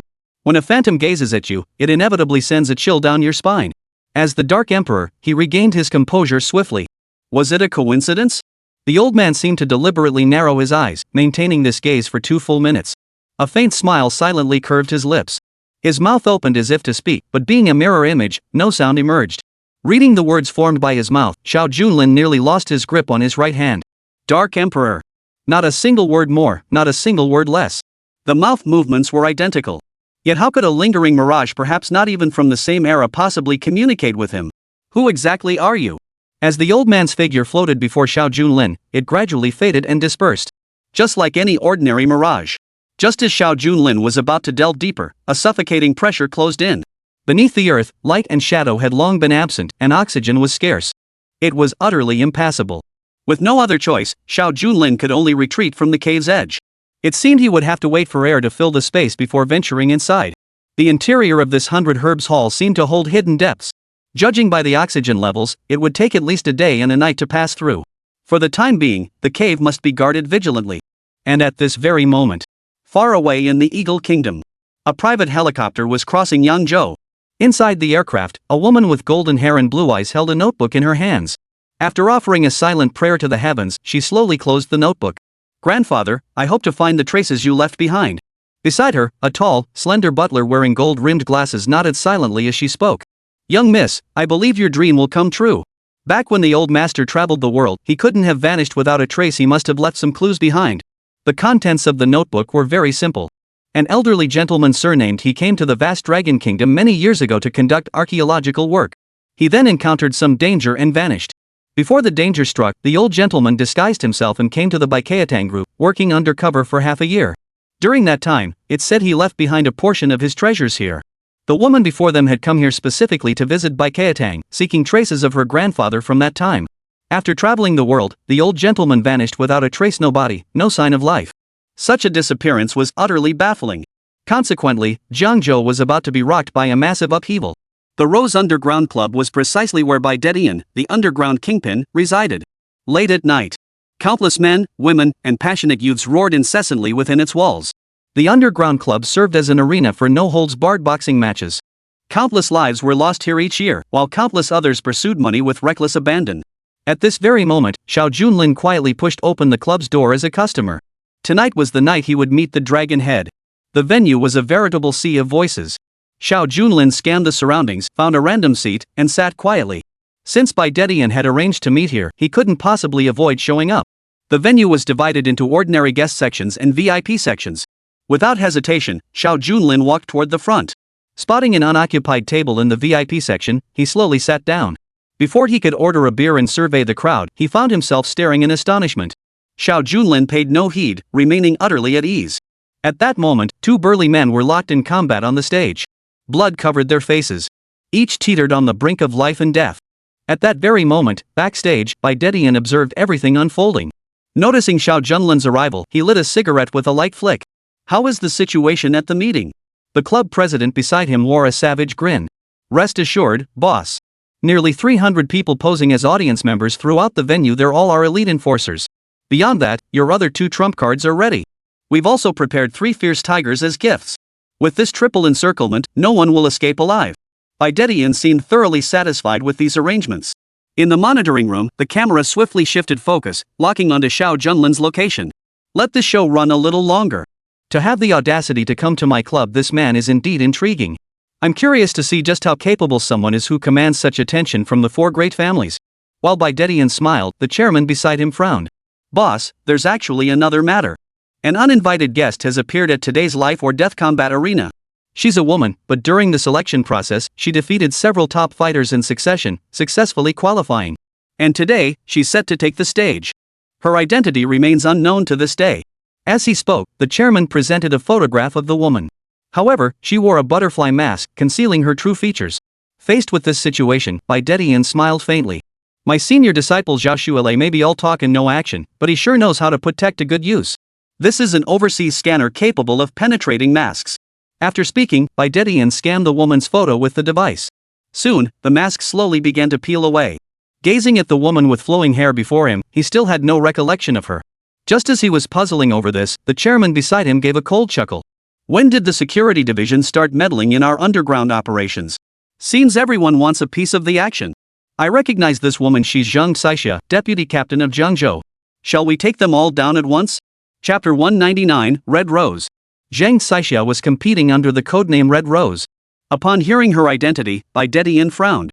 Security and us have always kept to our own sides. Since they've crossed the line, there's no need for courtesy. You handle the rest. But now, it's time for my grand entrance. As Baidetian departed. Meanwhile, at the competition's backstage area, Zhang Xixia, still wearing her mask, remained unaware of everything the outsider had uncovered. Her fists clenched tightly. The doctor's words echoed relentlessly in her mind. Zhang Fan's ribs were fractured in multiple places.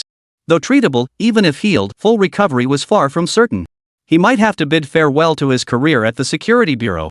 A smile flickered across Zhang Fan's face as he lay in the hospital bed. He barely registered the doctor's judgmental tone. Not bad, really. After all these years as chief, I'm pretty worn out anyway. This is the perfect chance to take a break.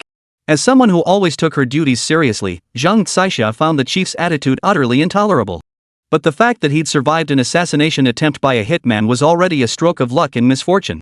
There was really no reason to blame him further. Captain, take good care of yourself. Leave the work to us. Zhang Xixia returned to the unit and helped the chief pack his belongings. But at that very moment, she accidentally opened Zhang Fan's office cabinet. The cabinet had been securely locked with an iron chain, but due to its age and lack of maintenance, it snapped open unexpectedly. With the intention of helping to organize, Zhang Xixia pulled out the documents inside. What unfolded before her eyes left her utterly stunned. Deep-sea corpse case, Jiangzhou train station bombing. The campus robbery case, the serial murder case. Nearly 100 case files were meticulously documented, with every detail fully analyzed. Each dissected case featured detailed photographs and explanations, documented with extreme clarity. Most crucially, these long cold cases had once dominated the news. Yet on every case closure report, the name of the lead investigator was invariably written in bold characters, Zhang Fan. Yet Zhang Fan never appeared in any of the news reports from that time. How could this be? Our chief investigator has always been a master at solving autopsy cases. How could this be? In Zhang Xixia's memory, Zhang Fan was usually a slacker, a laid-back guy. He never took his work seriously. But in reality, every case he had ever dissected was of the utmost importance. Most importantly, he never sought recognition in the news, a true unsung hero. Tears welled up in Zhang Xixia's eyes. And among the answers, she discovered a set of the latest notes. Security Bureau serial murder case. This case has just emerged. To this day, the killer remains unknown. Detailed records exist for related cases, and locations where the killer may have appeared have already been systematically investigated. While Zhang Fan has been publicly taking leave to travel around the area these past days, he has in fact been quietly and thoroughly investigating every possible location where the killer might appear. The Security Bureau has been in turmoil lately. We can't afford any more sacrifices among our people. I can sleep every day, even sleep soundly, but certain matters demand that I keep my eyes wide open. I don't know if this will be the end of my career, but I know that when danger threatens my comrades, as the captain, I must stand at the forefront. Every place I've walked through has been marked with a period. This is the chief who always played it safe. Zhang Xiexia could no longer contain the surge within her. Her fists clenched tightly. I'm taking over the Security Bureau's serial murder case. I won't let anyone down. As she shouted, notes revealed Captain Zhang's next target, the Underground Club. The killer's actions clearly bore the hallmarks of a master. And in Jiangzhou, the most hidden masters were none other than the underground leaders of indiscriminate combat. This was the only place Zhang Fan believed held clues, but tragically, he had already fallen on the front lines before any investigation could begin. Zhang Xiexia was already deeply moved by the chief's actions. This was why she had disguised herself as the Red Rose and infiltrated the underground boxing arena. Captain Zhang, the one who stabbed through him, must be a master swordsman. Though weapons are forbidden on the life or death stage, it still reveals the aura of a true expert.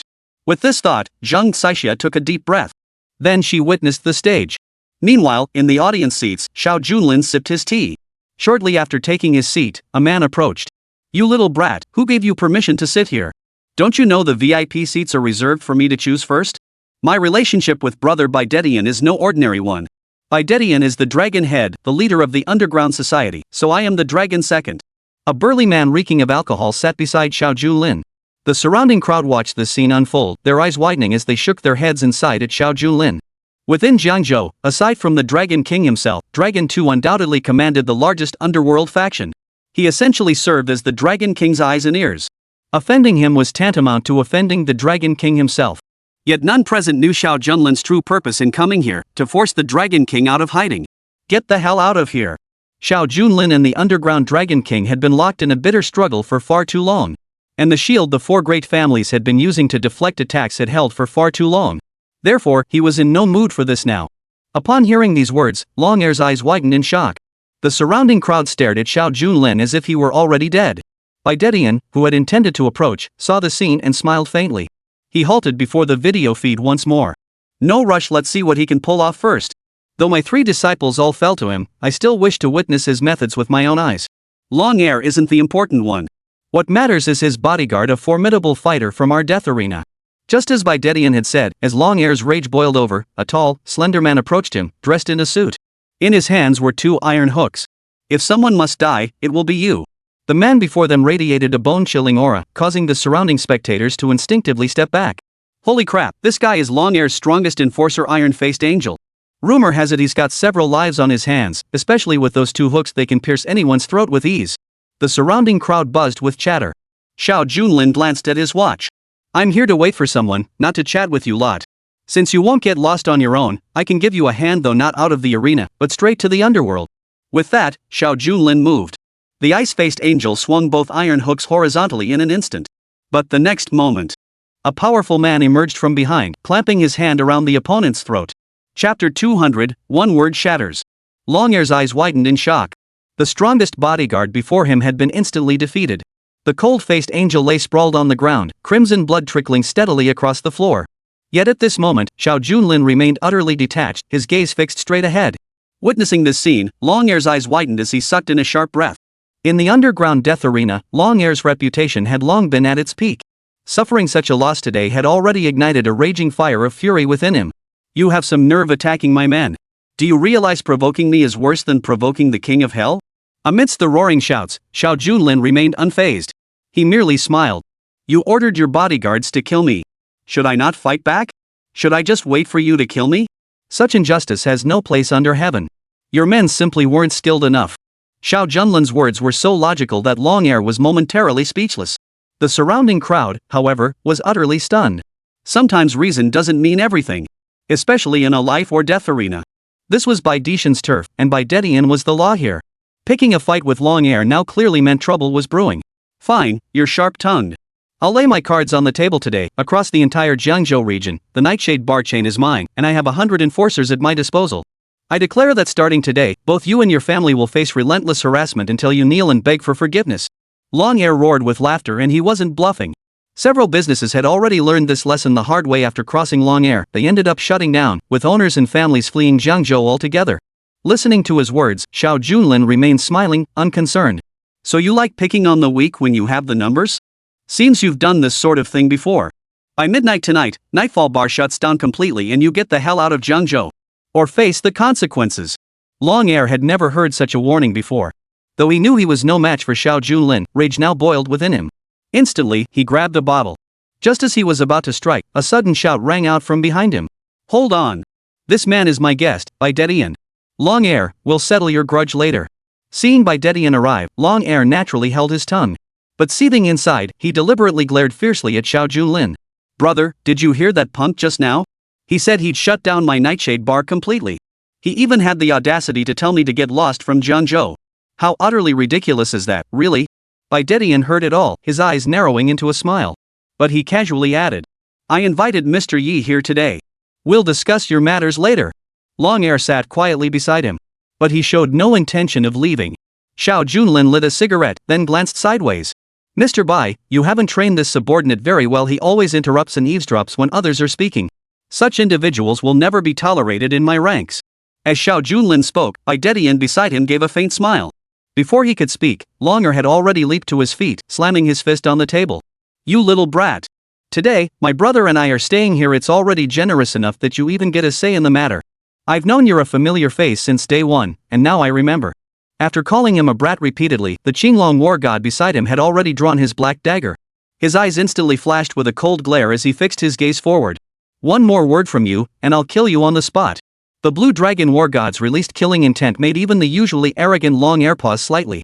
In all his years navigating the underworld, he'd never encountered someone so menacingly fierce. But this was the Dragon King's turf, after all. Longair suddenly gave a cold laugh. Even if I say it again, Bai Dedian could sense the Qinglong war god's killing intent. He suddenly intervened. Hold on a moment, allow me to explain. This is the underground arena, a life or death contest generating nearly millions in profits year after year. And on this stage, life and death are irrelevant. In this restless age, do you know how fascinated people are by such life or death duels? Xiao Junlin couldn't deny it. From the moment he entered, he saw the VIP seats already packed, mostly occupied by the young sons of entrepreneurs. As the saying goes, money can buy a life.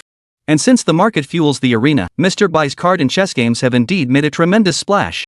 No wonder he's become the Dragon King of the underworld. Bai Dedian continued along the same line. Not only are these the sons of wealthy families, but my own men are also fiercely loyal. Throughout this entire gathering, nearly half of the attendees are our own people. Bai Dishan's words were crystal clear. The entire venue had long been set up like a trap. The moment they tore off their masks would be the moment everything came to an end. Facing this persuasion, Xiao Junlin frowned. But Mr. Bai, what does this have to do with your men not knowing the rules? By the time he finished asking this question, the surrounding crowd had already fallen silent in shock. Bai Dedian had made it abundantly clear that half of the people present were his own men. If he wanted to kill someone, it would be as easy as lifting a finger. Yet here he was demanding accountability. Bai Dedian had expected to shock his opponent, but upon hearing this, he could only offer an awkward chuckle. Longair is my brother. Though he may act impulsively at times, I am a man who values loyalty and honor above all else. In the life or death fighting club, if anyone were to kill Longair, it would be the greatest disgrace of their life. Especially if Bai Dedian were involved. His words were crystal clear, couldn't be clearer. Xiao Junlin merely nodded thoughtfully. Mr. Bai truly values loyalty and honor, but that won't stop your brother from facing punishment first. Rewards and punishments must be clear. I trust Mr. Bai can distinguish between the two. Still refusing to give face. Even after speaking so plainly, he remained utterly unyielding.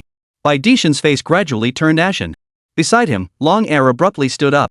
Before his roar could reach them, the Qinglong war god's dagger instantly pierced his chest. Long Air's eyes widened as he watched helplessly, blood gushing from the wound.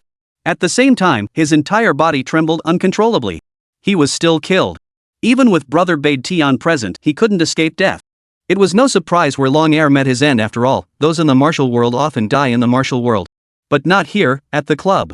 After all, this was the Dragon King's own turf. The two bodyguards by his side witnessed the scene and charged forward without a word. You dare break the rules? A single glance from the Azure Dragon war god froze the two bodyguards instantly, turning them into statues. Chapter 201, A Huge Problem. Bai Dedian had to admit he'd run into trouble this time. And it was a huge one. Standing behind Xiao Junlin, this burly man exuded an extraordinary presence. A mere glance could intimidate a crowd of bodyguards, something even Bai Dedian had never witnessed before. As the Dragon King of the underworld, he understood such killing intent all too well. Such an aura was typically reserved for those hardened by countless battles. If they moved now, even with their overwhelming numbers, Xiao Junlin would die instantly. But at this close range, the burly man before him would inevitably eliminate him on the spot. Witnessing Long Air's death, the surrounding guests sucked in their breath. This was it, they wouldn't be leaving alive today. At least they knew how they would die. No one who had ever crossed the Dragon King of the underworld had ever emerged unscathed from such a crisis. Today's venue would surely be drenched in blood. As fear gripped each of them, Bai Dedian gazed at his fallen subordinate lying on the ground. After a moment, a smile returned to his face. You're absolutely right, those who don't understand the rules deserve their punishment. I, Bai Dedian, always act with absolute impartiality, no exceptions. Drag him out. The meaning behind those words was crystal clear. It was a final settlement. A death for nothing. Faced with this situation, people couldn't help but look utterly astonished. The relationship between Long Air and Bai Dedian was something everyone had some understanding of. Yet now, with just one sentence, it was all over. Never before had anyone witnessed the Dragon King of the underworld make such an ironclad decision. Since you've managed to shake the four great families, you must be someone of considerable standing. Having come to my territory, you're at least considered a guest. Our life or death battle is a spectacle you won't witness elsewhere. Let's enjoy the show first. Throughout the exchange, Xiao Junlin remained unhurried. He sipped his tea quietly, his gaze fixed ahead. Inside the steel cage of the life or death arena, one burly man stood out, broad-shouldered and thick-waisted, every muscle bulging across his frame. He swung his fists, killing a frail young man within 2 rounds. The scene was brutally bloody, yet the crowd roared with excitement. Each spectator was overcome with excitement. Bai Dedian watched the scene unfold, feeling deeply satisfied. He casually replied to Xiao Junlin. This is our undefeated champion. He's already won over a dozen consecutive matches in the arena. A rising star. Possessing such a subordinate naturally filled Bai Dedian with immense pride.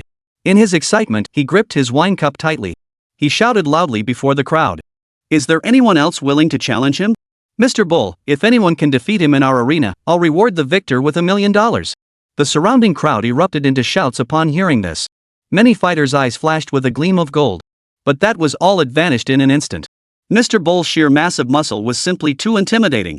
Though the lure of $1 million was tempting, few dared risk their lives to claim it. As the shouts gradually died down, a woman wearing a butterfly mask slowly made her way toward the life or death arena. I'm up for the challenge. In an instant, the arena fell deathly silent. The life or death arena knows no gender. Throughout history, many female masters have indeed emerged. Yet never had a woman dared challenge the wild bull. Indeed, no opponent had ever uttered such words. Staring at the woman before him, Bai Dedian froze in surprise. She was clearly a stranger. Yet the crowd's fervor ignited instantly. Compared to the brutal slaughter between men on the arena, the spectacle of a young woman being beaten to a pulp seemed far more entertaining. The roar of cheers echoed across the sky. Go on, wild bull, don't hold back. Give us a real show. You must be extraordinary to catch the Dragon King's eye like that. Strip that woman naked and beat her to death. The sight of the woman visibly heightened the bull's excitement. His muscles bulged relentlessly, veins standing out across his entire body. Faced with this scene, Xiao Junlin frowned. It seems your matches truly have no rules, even drugs are fair game. The reason barbarian bull's physique surpasses ordinary men is clearly due to excessive drug use. Such lives rarely last long. But for victory, it seems they'll stop at nothing. Bai Dedian responded matter-of-factly. Where there's a market, there's money to be made. That's why I'm known as the Dragon King of the Underground. I'm favored by all the major corporate groups. If the audience loves watching me, what can I do? We're all in it for the business. Even now, the two sat side by side, chatting like old friends. Then, on stage, the woman with the bow tie sprinted toward the bull. The burly bull, broad-shouldered and thick-waisted, punched the air. The piercing whistle of the air, even from a distance, was deafening. Some of the more timid spectators closed their eyes. One could easily imagine the horrifying sight of the woman's shattered bones in the next instant. Of course, the majority of the crowd, driven by morbid curiosity, shouted loudly one after another, their eyes wide as saucers, fearing they might miss a single moment. But in the very next instant, the woman's body moved with astonishing agility. She arched backward lightly in midair. She planted her feet on her opponent's arms and propelled herself upward at lightning speed, landing above his head. Then, her feet twisted viciously around the opponent's neck. Her joints and muscles activated instantly. No one could have anticipated such a sudden shift in the blink of an eye, leaving the surrounding crowd utterly unprepared. The bull's face flushed crimson. "Come on, little beauty. If you can defeat the bull, you'll win $1 million. That would be a major highlight in our life or death battles." Faced with this dramatic reversal, the crowd began to stir with renewed excitement. Xiao Junlin paused his teacup mid-air. While the mask hid her identity from Xiao Junlin, her every move had been read like an open book. Xiao Junlin had witnessed Jiangzhou in action during a criminal pursuit before. Her techniques were nearly identical to what he saw now. Throughout Jiangzhou, one had to admit Jiangzhou possessed considerable skill. To hold the position of deputy captain at such a young age, though fiery-tempered, she was undeniably dedicated and competent. Facing Zhang Xixiao's counterattack, Man Nyo's eyes first turned bloodshot before he fiercely clamped both hands around her waist. The momentum swiftly shifted once more. The drugs had rendered Man Nyo nearly impervious to pain. Though Guan Jieju had clearly fractured several vertebrae in her neck, Man Nyo's primal instincts drove him to swing his fists with savage force, nearly beating Zhang Xixia until she vomited blood. Chapter 202, Victory March. Watching the fight, Idetian was utterly stunned. But he quickly regained his composure. "Those chosen by me won't fall so easily." As he spoke, Man Nyo deliberately glanced at Xiao Junlin beside him. His words carried an unspoken meaning. As Zhang Xixia's strength visibly waned, Man Nyo charged recklessly toward the cage at the stage's edge. Xiao Junlin slammed his water cup onto the table. "Strike the snake at its 3 vital points, target the yang acupoint." Xiao Junlin's voice wasn't particularly loud, yet Zhang Xixia heard it crystal clear. The words carried a hint of internal force. Zhang Xixia snapped to attention the moment she heard those words. Her hands snapped together with a sharp crack. In an instant, her palms struck the bull's temple. The bull's neck had already been shattered, but it clung to life through the last vestiges of its brain's will. Now, amplified by Xiao Junlin's intervention and struck at the temple, his brain ceased functioning instantly. Man Nyo finally collapsed onto the ground with a thud, foaming at the mouth. Several medical personnel approached to assess the situation. One by one, they shook their heads before finally pulling the curtain down. In the recent struggle, Zhang Xixia had been injured first. Yet her mind continued to race, taking in the scene around her. She would concede defeat immediately in the next round. Zhang Xixia had found the outcome she sought. Throughout this life or death struggle, the only true trump card so far was the bull standing before her. As for the other two aces, they were the Dragon King's right and left hands. They wouldn't act lightly. And they certainly wouldn't attack the Security Bureau just for revenge. Thus, upon reaching this conclusion, it was proven that the Security Bureau massacre had no direct connection to the underground Dragon King. With the investigation concluded, there was no need to continue the fight. Just as he was about to leave, a loud click echoed as the iron doors surrounding the cage were locked from the outside. Idetian clapped his hands as he slowly rose to his feet. "This beauty truly opened my eyes, but to simply walk off the stage like that, isn't that a bit of a waste? Today, the audience's enthusiasm is so high that I've specially arranged an extra performance." Tiantai narrowed his eyes. The moment he heard Xiao Junlin speak, he knew the two seemed to recognize each other. He had been racking his brain, trying to figure out how to eliminate Xiao Junlin and the burly man beside him. But now it seemed as if the heavens themselves were aiding him. Idetian pretended not to notice. As he clapped, a pit slowly began to form beneath Tai Long's underground arena. Within mere seconds, the platform rose again, only now, a white tiger stood upon it. The tiger looked ravenous, drool dripping from its mouth. The moment it spotted Zhang Xixia, its eyes nearly glowed an emerald green. Zhang Xixia, who had intended to leave, froze in place. Defeating a burly man didn't guarantee victory against this ferocious beast. With no other choice, Zhang Xixia took a deep breath. It wasn't that she had no chance, but fighting bare-handed meant certain death. That bull had its weaknesses, and surely the tiger had its own. Zhang Xixia's mind raced, but she didn't realize Idetian had given her no chance at all. Even as she pondered, The ferocious tiger lunged forward, and Zhang Caixia twisted left and right at lightning speed. Yet in that instant, she underestimated its speed.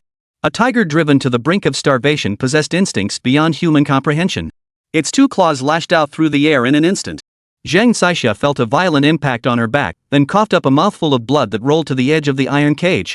Mad cheers erupted once more, and Baidetian smiled faintly. The life and death arena hadn't seen such excitement in a long time. As the boss, it's only natural for me to do my part.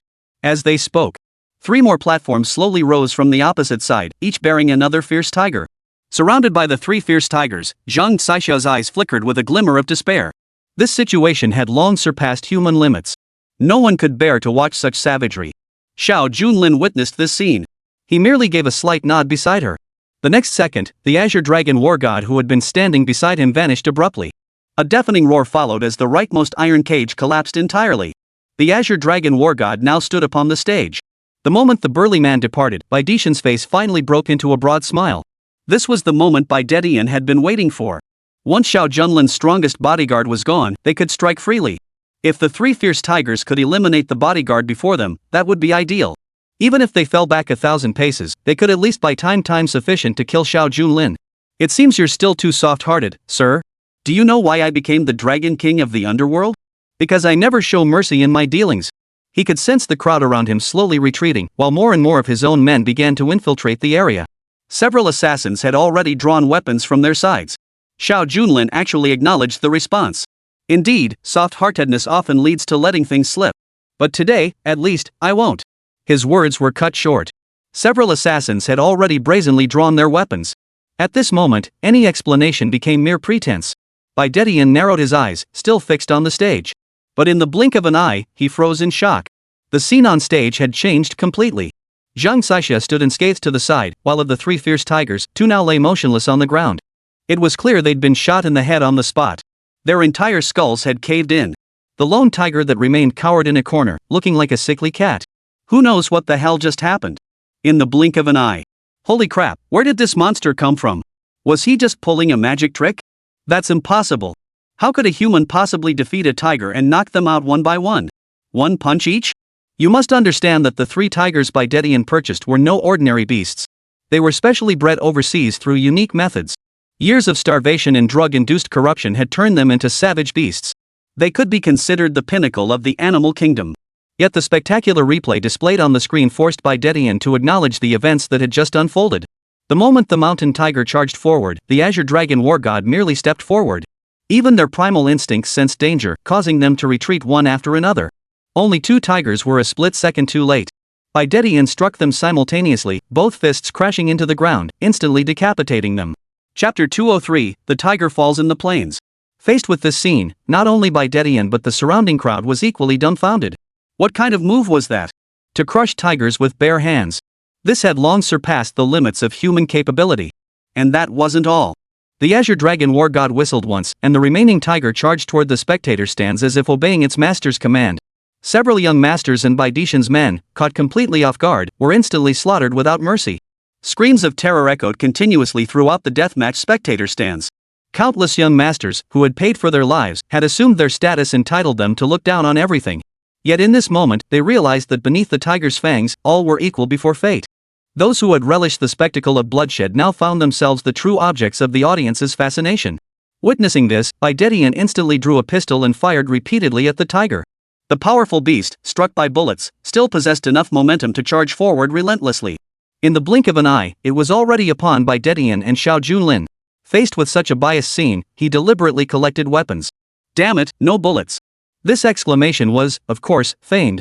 If that tiger could pounce on the kid and tear him apart, that would be even better. But at that very moment, Xiao Junlin slowly extended his right hand. Under the gaze of countless onlookers, this action was tantamount to suicide. Why isn't this guy running? Does he think he'll die standing here? This tiger was a deadly beast, rumor had it they'd brought it out for the show before it was fully tamed. Today's tragedy was hardly unexpected. Ignoring the martial artist's cries, Xiao Junlin extended his right hand to stroke the tiger's forehead. The ferocious beast, once a terrifying demon, now lay before Xiao Junlin like a docile kitten. This scene was nothing short of a miracle. Baidetian frowned. From the moment Xiao Junlin entered, everything unfolded completely differently from his plans. Why was this happening? How could this be? All of Baidishan's disciples had perished before. As the Dragon King of the underworld, he had never perceived anything extraordinary about the man before him. But now it seemed the situation was far from simple. A mere glance had made the fierce tiger obediently bow its head in submission, a sight unheard of in the present age. Enough! This farce must end. Xiao Junlin looked up at the Azure Dragon War God, who had already departed the stage with Zhang Saixia. It was time to get down to business. Baidetian sucked in a sharp breath, seizing the moment to widen the distance between himself and Xiao Junlin. Indeed, your ability to fight the four great families to a standstill proves you possess genuine skill. But some things aren't within anyone's grasp, no matter how capable they are. My purpose in coming here today is singular, to demand you leave Jiangzhou never to return. Originally, the plan was to eliminate Xiao Junlin in the Hall of Secrets. But now, faced with these circumstances, I must reconsider the situation before me. The man who could make a fierce beast instinctively crawl to the ground was certainly no ordinary mortal. Yet these words still drew a faint smile to Xiao Junlin's lips.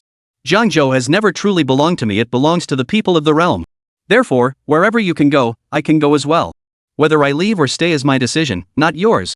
Every word was utterly reasonable. Baidetian, now at a loss for words, decided to lay his cards on the table. If you enter and refuse to leave, the four great families will likely force me out. Sir, then I'll have no choice but to offend them. If possible, Tian truly didn't want to play his last two trump cards. This is our final trump card in the standoff with the four great families. But with events having reached this point today, there was no turning back. A man clad in black armor appeared from behind the stage, holding a spear in hand, pointing it forward. Over the years abroad, I've made two friends who've offered their support to help me become the Dragon King I am today. It seems that to escort the gentleman away, it will be necessary for these two friends to handle it personally. As he spoke, the man clad in black armor had already approached step by step, his gaze fixed straight ahead. The weapon in his hand gleamed brilliantly in the air. This is the Azura warrior from the island nation. Hearing this, the surrounding crowd was utterly stunned. From the islands of the Starry Seas came the most primitive tribes, where assassination was practiced in its simplest, purest form. Such is the way of the Azura. It is said that all who hail from the Starry Seas begin their rampage against the formless from a young age. They climb their way up through a sea of blood. Such a man always possessed the most formidable killing power, a weapon beyond words. When Azura appeared, countless warriors retreated in droves. Your bodyguards do possess some skill, but against Lord Azura, they may not fare so well. The moment the trump card was revealed, Baidetian finally smiled. As long as the Azura battlefield exists, there will be absolutely no rivals within the entire Jiangzhou region. As their eyes locked, Xiao Junlin extended 3 fingers. Qinglong, this Azura fellow is indeed formidable. He should be able to last 3 rounds. As Xiao Junlin spoke, Baidetian felt a chill run down his spine. Never had he encountered such an arrogant individual under the heavens. 3 rounds? What audacity! Wherever Azura appeared, not a blade of grass remained standing. Though the burly man before him was fierce, how could he possibly prevail against Azura? Interesting.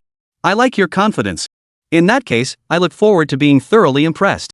While Baidetian was questioning him, the Azure Dragon War God already stood atop the stage, hands clasped behind his back. Shall you strike first, or shall I? The question was posed with peculiar timing. Azura's expression was savage, his grip tightening on the spear in his hands. As you wish. It's been a long time since anyone dared speak such bold words. You've actually got me excited. In an instant, Azura's weapon burst forward. A piercing whistling sound met him head-on. The weapon hummed with each strike, as if slicing through the void. Then, before everyone's eyes, the Azure Dragon War God extended his right hand and seized the enemy's spear. What seemed like a strike powerful enough to split heaven and earth came to an abrupt halt before the Azure Dragon. Only a massive crater remained where the force of the impact struck, causing the entire stage to collapse in waves. What a spear like a dragon! This Azura warrior truly lived up to his reputation. This strike alone was enough to shatter a man's defenses and kill him instantly. As the crowd erupted in shouts, they instantly realized something was amiss. The spear remained frozen in the man's grasp, unable to advance another inch. Chapter 204, Reunion with an Old Acquaintance. Your Majesty, had this been several years ago, I would have taken him down within 3 moves. But to keep pace with Your Majesty, I have never ceased my training these past years. Therefore, today's promise must be revised. I will slay him in a single moment. As the Azure Dragon War God spoke these words, he drew the dagger in his hand and slashed at the weapon in an instant.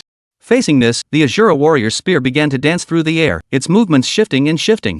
Alas, before true power, any defensive art is but a trivial trick. The dagger seemed to slice through the air with a light flick. The Azure Dragon God withdrew his weapon and assumed a defensive stance. May His Majesty be disappointed by my recent display. Xiao Junlin nodded lightly. Simultaneously, the Azura warrior along with his entire armor was instantly cleaved in two in a scene of extreme gore. The water cup in Baidixian's hand finally shattered within the cracks. A sigh escaped his lips. What was meant to be a fleeting glance turned into a night that unexpectedly plunged him into a desperate predicament. In such a predicament, he could only scream frantically into the air. I implore the white-haired elder to intervene.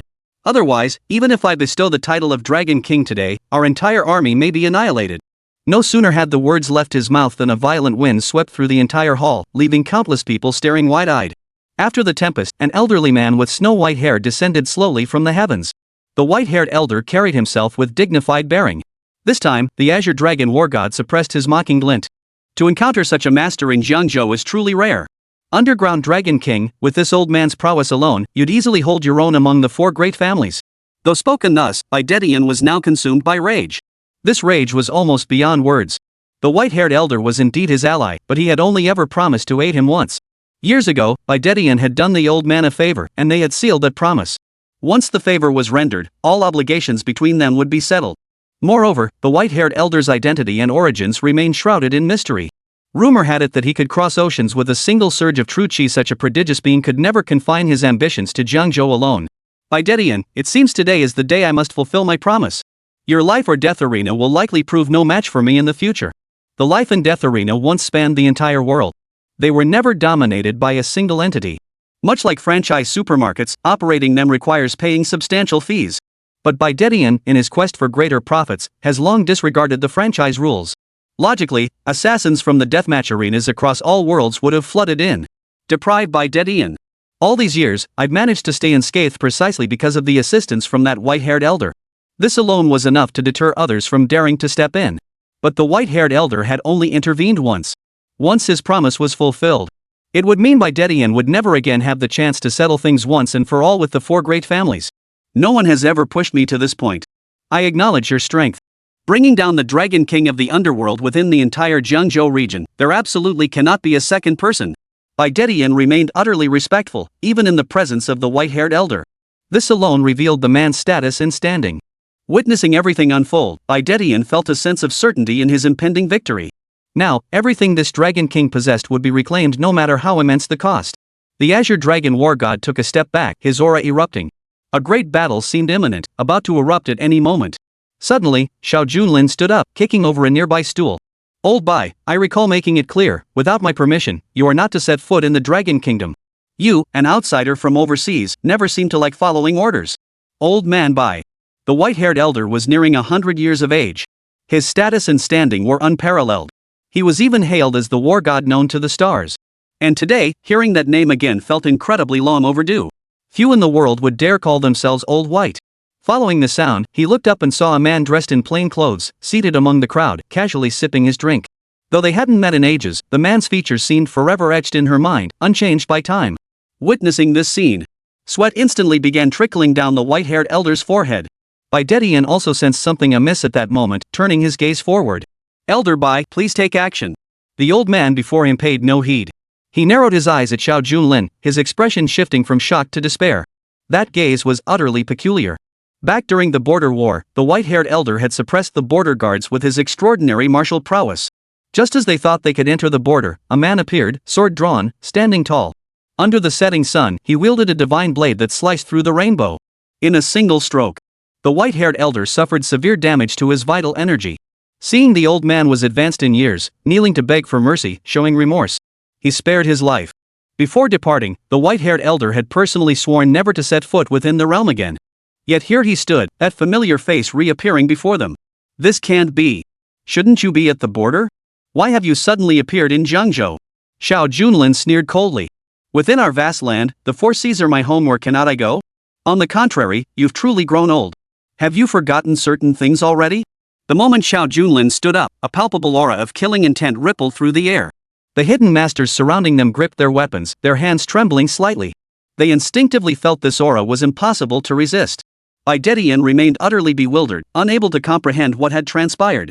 But now that the final trump card had been played today, if even the white-haired elder lost, everything would come to an end. Get out of here and sever your own arm, this is your final chance. As the Dark Emperor's icy voice echoed, the white-haired elder hesitated, words on the tip of his tongue. He cast one last glance at Baidixian beside him. A look of regret flashed across his face. Very well. I shall depart forever today. Snap. Before the eyes of all, Baidishan's final trump card severed his own arm in an instant. Blood trickled steadily across the floor. Baidetian, witnessing this scene, remained stunned for a long time. It was as if he'd been struck by lightning in public. How could this be? The venerable white-haired elder had severed his own arm? Who exactly was this man named Xiao Junlin? Even the current Dragon King of the underworld treated the white-haired elder with utmost respect. Yet what unfolded before them now left them utterly speechless. Ignoring the pain in his arm, the old man stood up and staggered toward the door. As he departed, he shot the Dragon King of the underworld a fierce glare. Chapter 205, The Dragon King's Allegiance. I command hundreds of men in the life and death combat zone. As the Dragon King of Jiangzhou's underworld, even at my peak, the four great families themselves would avoid clashing with me. Who the hell are you? Even Baidetian, a fool if ever there was one, could see the situation was turning dire. From start to finish, Xiao Junlin hadn't lifted a finger. And with just a single glance, he sent the invited elders fleeing far away. Faced with this situation, Baidetian was utterly baffled. Then, his brow furrowed as a terrifying thought flashed through his mind. You're not from Jiangzhou at all. Could you possibly be from Longcheng? Xiao Junlin remained seated beside him. From start to finish, it seemed as though none of this concerned him. You're getting pretty close. What do you mean, more or less? In that moment, Baidetian finally understood that this man before him, capable of going toe-to-toe with the four great families, must possess his own methods. Witnessing this scene, Baidetian's eyes blazed crimson. Suddenly, he felt betrayed by the four great families. Who would have thought today would be the day the tiger fell into the plain? But in my life or death combat zone, there are over 100 people. If you insist on fighting to the death today. Upon hearing these words, the Azure Dragon War God let out a cold laugh on the stage. A life or death battle, you say? Do you truly think you're worthy of being mentioned in the same breath as our sovereign? A simple sentence sent waves of chill coursing through the other man's body. Yet in the life and death arena, he could see his own people everywhere he looked. No matter how formidable one might be, against 100 opponents, there would inevitably come a time when they fell. The confidence radiating from Xiao Junlin was baffling, yet undeniable. As the tension in the air reached a fever pitch, Xiao Junlin slowly rose to his feet. To become the Dragon King of Jiangzhou's underworld, a mere few hundred men would hardly suffice. To counter the four great families, you've long been co-opting smaller enterprises, merging them relentlessly. In the shadows, another formidable faction had long been taking shape. Should it erupt in full force, it might not be weaker than the four great families. Beyond today's three trump cards, Baidetian was indeed that formidable. Throughout Jiangzhou, after the four great families had monopolized everything, many entrepreneurs had long harbored resentment. Thus, Baidetian secretly colluded with them, plotting to overthrow the four great families at the first opportunity. Yet every piece of this intelligence was top secret within top secret. How could Xiao Junlin possibly have full knowledge? Especially as an outsider to Jiangzhou. Don't be so shocked. Your private forces are nothing but gangs of thugs utterly insignificant. Even if you somehow managed to rally them, their strength would be utterly negligible. If you don't believe me, give them a call and ask. In a time of crisis, would they even show up? Baidetian's eyes widened in disbelief as he immediately pulled out his phone and dialed several numbers. His former partners from the tax alliance either went unanswered or flatly refused. All his hidden operatives outside the venue had completely lost signal. What the hell is going on? What exactly have you done? Xiao Junlin remained silent, his smile unchanged. It's fine. Though the situation isn't promising, at least everyone inside the arena is still on your side. Hundreds against just the two of us should be more than enough. Go ahead and make your move. A single word from you, Dragon King of the Underworld, could reduce anyone here to ashes. This statement was undeniably true, yet coming from Xiao Junlin's lips at this moment, it carried a completely different weight. Faced with this situation, Bian's right hand trembled slightly as he weighed his options. He drew in a deep breath. The once mighty Dragon King of the Underworld, who had built his empire from the ground up, now found himself utterly defeated. As for when the defeat began? He had no idea whatsoever. Perhaps it began the moment he first compared himself to Xiao Junlin. At this moment, everything had become an indelible, unalterable reality. I have lost. My men are not my responsibility. I only ask that you let them go. Baidetian suddenly aged visibly, collapsing onto the sofa beside him. One trump card after another was turned over without hesitation. At this moment, defeat was inevitable. It wasn't the body that was exhausted, but the very heart itself. Faced with this situation, Xiao Junlin slowly drew forth a spirit tablet inscribed with the name Baidetian. In that instant, Xiao Junlin shattered the spirit tablet before everyone. I had intended to send you to the west alongside the four great families, but now it seems you have shown remorse. There is still hope for you. Xiao Junlin waved his hand lightly. Suddenly, a blinding radiance erupted, violently flinging open the surrounding gates. Outside the life or death combat arena, soldiers clad in blue armor stood at every perimeter, each wielding a machine gun. Witnessing this, Baidetian felt cold sweat trickle down his back. He knew without a doubt that had he unleashed a massacre just now, every last one of his subordinates would have been mowed down by machine gun fire before he could even act without exception. Moreover, these soldiers bore icy stares, appearing far more formidable than Deng Youwei's legion. Witnessing this moment, Baidetian trembled slightly as memories of the past surfaced. Back when I dined in Dragon City, I once witnessed. It was a gathering of major figures from various regions. Even someone of Baidetian's standing could only occupy a lowly position at that gathering. During the banquet, he heard a Dragon King from Dragon City boast that he had been fortunate enough to witness the Azure Dragon Squad in action. Any single member of that squad could wreak havoc effortlessly, possessing strength akin to monsters. A man who could utter such words from the mouth of a Dragon City big shot couldn't help but catch Baidetian's attention. Baidetian listened with particular intensity throughout that banquet. Though he had never seen them, the image that formed in his mind mirrored the scene before him: countless soldiers. This was the Azure Dragon Squad. Witnessing this scene, Baidetian suddenly understood. If the group standing outside the arena was the Azure Dragon Squad, then undoubtedly accompanying Xiao Junlin was the legendary Azure Dragon War God, the 9-star War God. And under the heavens, there was likely only one person worthy of having a 9-star War God by their side. The Dark Emperor. So you are the Dark Emperor. Baidetian felt as though everything, including the 4 great families, was merely a grand spectacle. What of the 4 great families and their formidable backgrounds? Before the Dark Emperor, they were slaughtered with almost effortless ease. This revelation made Baidetian realize exactly who his true enemy was. I pay my respects to the Dark Emperor. In that moment, Baidetian lost all strength. Xiao Junlin stepped forward. The debt owed to those 4 great families, I shall repay it slowly, bit by bit. That hatred and distortion made Baidetian tremble uncontrollably from head to toe. Xiao Junlin snorted. From now on, if you work for me, you may be spared death. Serving the Dark Emperor is an honor in itself for the Dragon King of the Underworld. In an instant, he knelt on one knee. All commands of the Emperor shall be obeyed. Xiao Junlin said no more.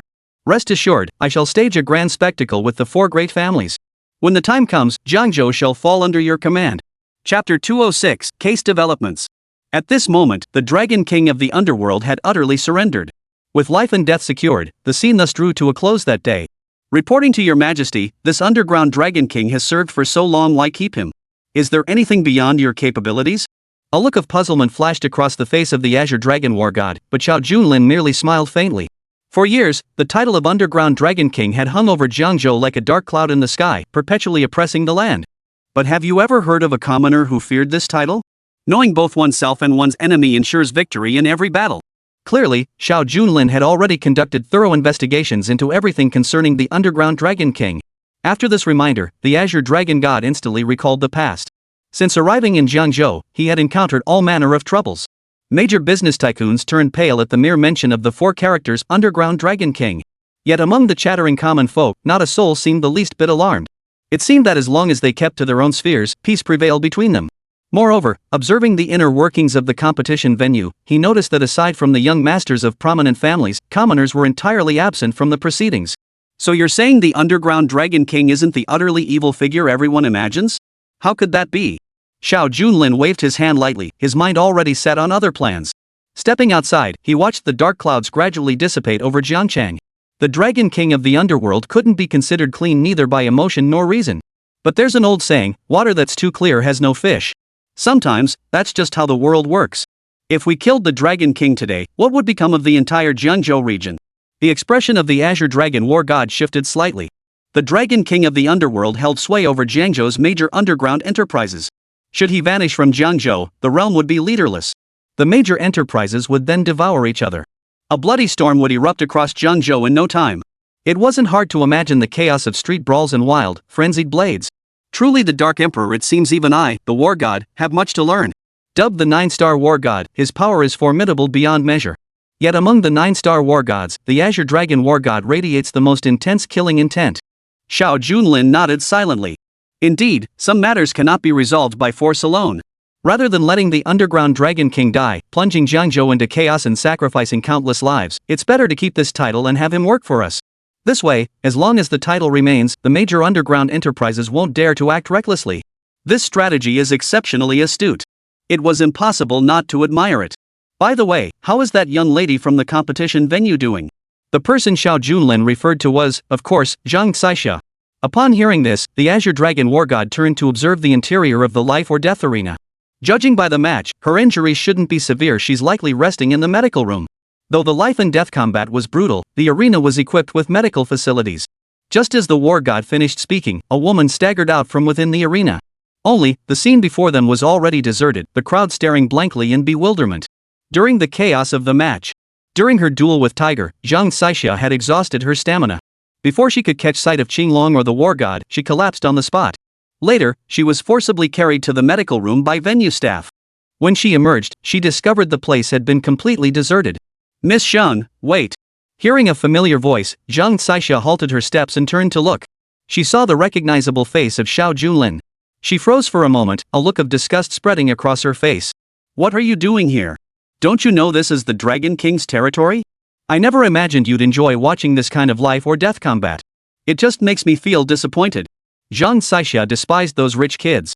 Especially the act of buying lives with money. It was utterly distasteful. After speaking these words, disregarding her injuries, Zhang Caixia continued walking forward. Xiao Junlin stepped forward and grabbed her arm. "Captain Zhang, please wait. Your wounds need attention. If you keep going like this, you'll bleed out." A gash ran along Zhang Caixia's right arm, blood trickling steadily from the wound. Though she had tried her best to avoid the tiger's front paws during the fight, the tiger's sharp claws had still left their mark. "My affairs are none of your concern." Zhang Caixia tried to pull Xiao Junlin's hand away. But she found that hand as solid as a fortress. No amount of force could budge it an inch. She froze for a moment, and in that instant, Xiao Junlin swiftly sealed the acupoints on her wound. "What do you think you're doing?" Zhang Caixia instantly felt a wave of numbness wash over her right arm. But when she looked down, the blood from the wound had already stopped flowing. Faced with this scene, her attitude softened slightly. "Don't think I'll thank you. I don't like dealing with the underground Dragon King's people." The Azure Dragon War God shouted from behind upon witnessing this. "Young lady, you've misunderstood. Our lord would never stoop to such behavior." Zhang Caixia, who had been preparing to leave, halted in her tracks. As she turned to look back, Xiao Junlin delivered another inspired remark. "My purpose is the same as yours. I came here to help. The murderer you seek isn't at Brother Life and Death's gathering." Zhang Caixia had come specifically to find the killer responsible for the deaths within the security zone. She hadn't expected Xiao Junlin to cut straight to the heart of her intentions. But such a thing was unheard of. After all, she had come alone and hadn't told anyone else. As doubt lingered, Xiao Junlin added another detail. "The killer targeting the security bureau specializes in blades one strike, instant death." Though the life and death arena was teeming with masters, none could wield blades with such otherworldly mastery. Those two simple sentences said it all. Zhang Caixia recalled the decision-making process, especially observing every contestant who stepped onto the stage from the lounge. Even though it was an unarmed duel, a fighter's combat habits could reveal their habitual weapon of choice. Yet none of that applied here. Who do you think the killer is? How can we find them? The security bureau, bearing endless pressure, had reached this point today, utterly overwhelmed. Especially the deputy captain. The moment the captain fell, he instinctively shouldered all responsibility. Xiao Junlin took a deep breath. The killer's objective is to find something specific, not merely to kill. So what you need to do is create a false impression and set up an inescapable trap. If you don't mind, we can discuss the specifics later. Chapter 207, Unrepentant. Inside the Jiangzhou newsroom, Luo Qingcheng escorted the front desk manager via elevator all the way to the Jiangzhou news conference room. They had been waiting in the conference room for a full 2 hours. Just as impatience was about to boil over, the door slowly creaked open. A dapper man stepped inside. This man was none other than Fu Gui of the Jiangzhou News. He also served as the newspaper's president. "What brings Baichao Group to us today? Were you satisfied with the last interview?" Since they were clients and the boss, of course we had to greet them with smiles. Furious, Luo Qingcheng slammed a video disc right in front of him. "You ask me if I'm satisfied? I should be asking you the Jiangzhou News. Is it enough that your news lacks credibility these days? Must you also spout nonsense and slander recklessly? I demand an explanation right now." Fu Gui frowned, looking utterly confused. The interview had already been handed over to Zhang Xiaomei to handle. Why is there suddenly talk of an explanation? Just as he was utterly baffled, Fu Gui played the videotape in front of everyone, then watched the entire interview from start to finish. His eyes widened in utter shock. This wasn't some promotional piece about Baichao, it was a complete and utter smear campaign. Even someone intent on self-destruction wouldn't choose such a method to make it known to the entire world. "I think this interview is indeed a bit." No sooner had the words left his mouth than a girl in a black dress leaned softly against Fu Gui's side. Her eyes held a hint of autumn's allure. Simultaneously, she began caressing Fugue's body. This interview was entirely my own doing. Is there a problem with that? It was your boyfriend who answered his own questions, he said it himself during the one-on-one interview. You chose to act this way, I can't help it. Our Jiangzhou newspaper simply reports facts objectively, we can't whitewash anyone's image. The edited interview content is utterly outrageous. Zhang Xiaomei flatly denied it. She even wore a look of pity. What a pity. Who would have thought your husband secretly felt this way about you? It was all just to get his hands on the Baikatang enterprise. A man like that is fundamentally untrustworthy. And you actually thought you'd found your Prince Charming? Luo Qingcheng trembled with rage. Fugue beside her looked extremely grim. He had long since discerned the woman's true intentions through her words. As a professional, he could instantly tell whether this tape had been edited. But just as Fugue opened his mouth to speak, he suddenly realized that admitting anything would thrust the Jiangzhou newspaper into the eye of the storm. Caught between a rock and a hard place, Zhang Xiaomei flatly dismissed the entire matter. The chairman's words carry weight. Our Jiangzhou News conducts interviews fairly and impartially. We never engage in reckless behavior. The content here must have been created through reckless editing, right? This obstinate attitude infuriated Luo Qingcheng, who promptly retrieved the relevant footage. If you claim I edited it, then why was the original footage uploaded online? Numerous local Jiangzhou websites documented the incident. Do you have any idea how much damage this could cause to our Baikatang? Luo Qingcheng slammed her hand on the table, her rage boiling over. Beside her, Fugue felt a pang of worry. He never imagined such a thing would be uploaded online.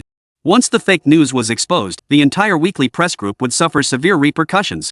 Just as Huang Hua seemed unable to continue, Zhang Xiaomei appeared to have a different perspective. Oh dear, Chairman, this is truly unfortunate. Have you considered that Xiao Junlin might have uploaded it himself to frame you? Although many websites carried related reports, if you look closely, aren't most of them self-media outlets? Or some obscure gossip outlets with questionable credibility? Not a single one explicitly credits our Jiangzhou TV station. This was Zhang Xiaomei's unique approach. She aimed to suppress Baichao Group while simultaneously distancing herself completely. Although the video has been circulating wildly online for a long time, most sources cannot be traced. And none of them were marked with Jiangzhou TV station's corresponding records. Knowing full well the other side was behind it all, yet unable to find a shred of evidence, Luo Qingcheng was instantly rendered speechless. Therefore, Chairman, I believe it would be best for you to thoroughly investigate your own company's internal issues. If there's nothing else, please leave. Luo Qingcheng trembled with rage, leaping to her feet and shouting in accusation. You did this, yet the reporter in front of the camera dared to report recklessly. And now you're backtracking and refusing to own up. Amidst her furious outburst, Zhang Xiaomei casually waved her hands, acting as if nothing had happened. You can't just make such reckless accusations. That's legally actionable. Without evidence, what gives you the right to call me out? You'd be better off investigating your own corporate affairs. Perhaps this video editing incident will serve as a wake-up call for your organization. Destroy what you can't have. That was Zhang Xiaomei's usual approach. Amidst Luo Qingcheng's fury, several security guards emerged from the backstage area and immediately blocked her path. Their menacing expressions forced Luo Qingcheng to step back 3 paces. Fugue, seizing the moment, offered a faint smile as well. I think it's best to put it this way, if evidence is found, we won't deny it. Without proof, even our Jiangzhou newspaper can't do much for you, young lady. Luo Qingcheng arrived with only one female manager in tow, leaving her helpless against such an intimidating stance. As for the security guards, big and burly as they were, they could only swallow their anger in silence. They gradually withdrew from the group. No way. This infuriates me. I absolutely cannot swallow this humiliation. I paid good money, yet now I'm being slandered. Stomping her feet in fury outside the newspaper office, Luo Qingcheng vented her rage while the female manager beside her offered only gentle reassurance. Chairman, we currently lack concrete evidence, though we all know it was that woman named Xiaomei who orchestrated this. How about calling your husband? Speaking of which, the company's internal staff placed almost unconditional trust in Xiao Junlin. Originally, Luo Qingcheng didn't want to make a big deal out of this minor issue, but now that things had come to this, she could only sigh lightly. Alright, I'll try. This matter concerns the fate of our entire corporate group. Meanwhile, as the sun set, the security bureau remained brightly lit. A bulletproof vehicle slowly pulled up in front of the security bureau. Zhang Fan, his head bandaged. He stepped out of the vehicle. Captain Zhang, working so late you're putting in the hours. Upon seeing Xiao Junlin, Captain Zhang paused slightly. Kai Xia called me out of the intensive care unit. Is this your plan? The sun was setting. Captain Zhang could even feel waves of pain.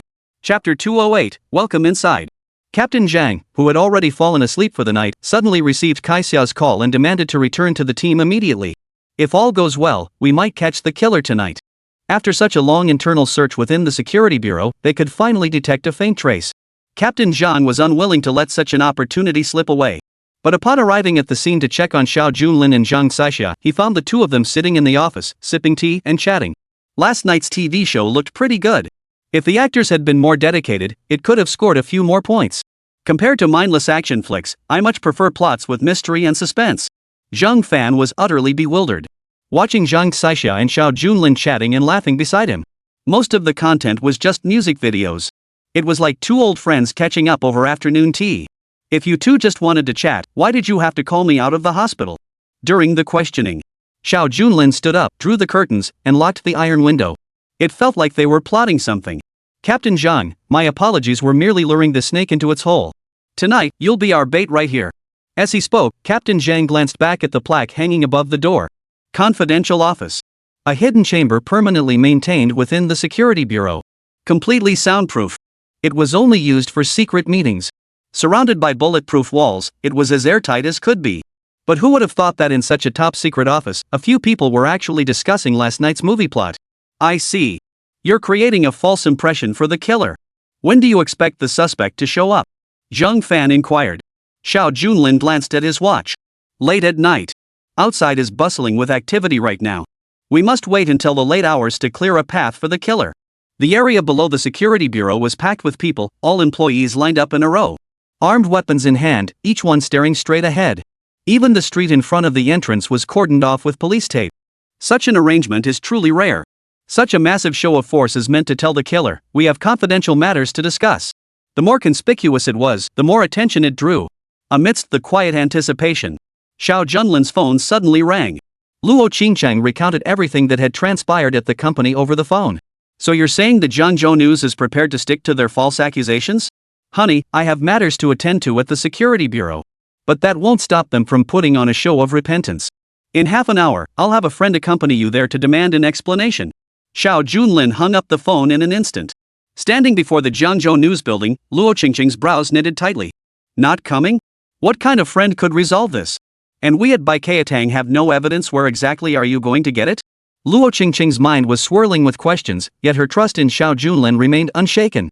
She fell silent, waiting quietly in the dark night. The phone had barely hung up when Zhang Xixia stormed back, fuming. I've seen the Baikatang allegations circulating online recently. It's blatant slander. Frankly, this is a blatant violation of your rights. It's nothing short of spreading rumors. If necessary, I'll go arrest them right now. The Jiangzhou news agency and the official propaganda radio station actually broadcasting false information? They're rotten to the core. As she shouted, Xiao Junlin shook his head gently. No need. Catching the killer tonight is the priority. I have my own way of handling matters over there. The moment Xiao Junlin claimed he had a solution, Zhang Xixia naturally didn't believe him. She was about to speak up, but Captain Zhang Fan cut her off immediately. He's right, our security bureau has its own mission tonight. We can't let this incident complicate things further. As the two debated, Xiao Junlin slowly rose to his feet. Midnight was still hours away. This interval was indeed ample time to stage a fine drama. A few minutes later, he called Zhang Xiaofan. Xiaofan, you've seen the negative reports about Baikatang circulating online recently, right? Someone is secretly fabricating false news. I need you to track down the originator who posted it online. Xiao Junlin held genuine affection for Zhang Xiaofan. Plus, Zhang Xiaofan himself was a computer whiz within the corporate group. In less than 2 minutes, a message arrived on Xiao Junlin's phone. It clearly showed internal information about Baikatang. The original video circulating online originated from a room in Phoenix residential complex. Boss, I've investigated it thoroughly. The registered owner of that Phoenix community unit is named Zhang Xiaomei. She appears to work at the Jiangzhou Daily and holds the position of star reporter. Professional matters require professional handling. Upon hearing this news, a smile curved Xiao Junlin's lips as he simultaneously transferred the information to Luo Qingcheng. Then give their newspaper's editor-in-chief one last chance. After handling all this, Xiao Junlin made another call to the Dragon King of the underworld. There's something I need your assistance with. Night had deepened, the sky dotted with stars. Luo Qingcheng sat in a fast food restaurant, just about to nod off, when she suddenly received a text message from Xiao Junlin. Phoenix Community? Wasn't that Xiao Mei's address? The female manager beside her glanced up for a moment, then suddenly broke into an ecstatic smile. The chairman understands now, right? The gentleman has already uncovered the relevant evidence.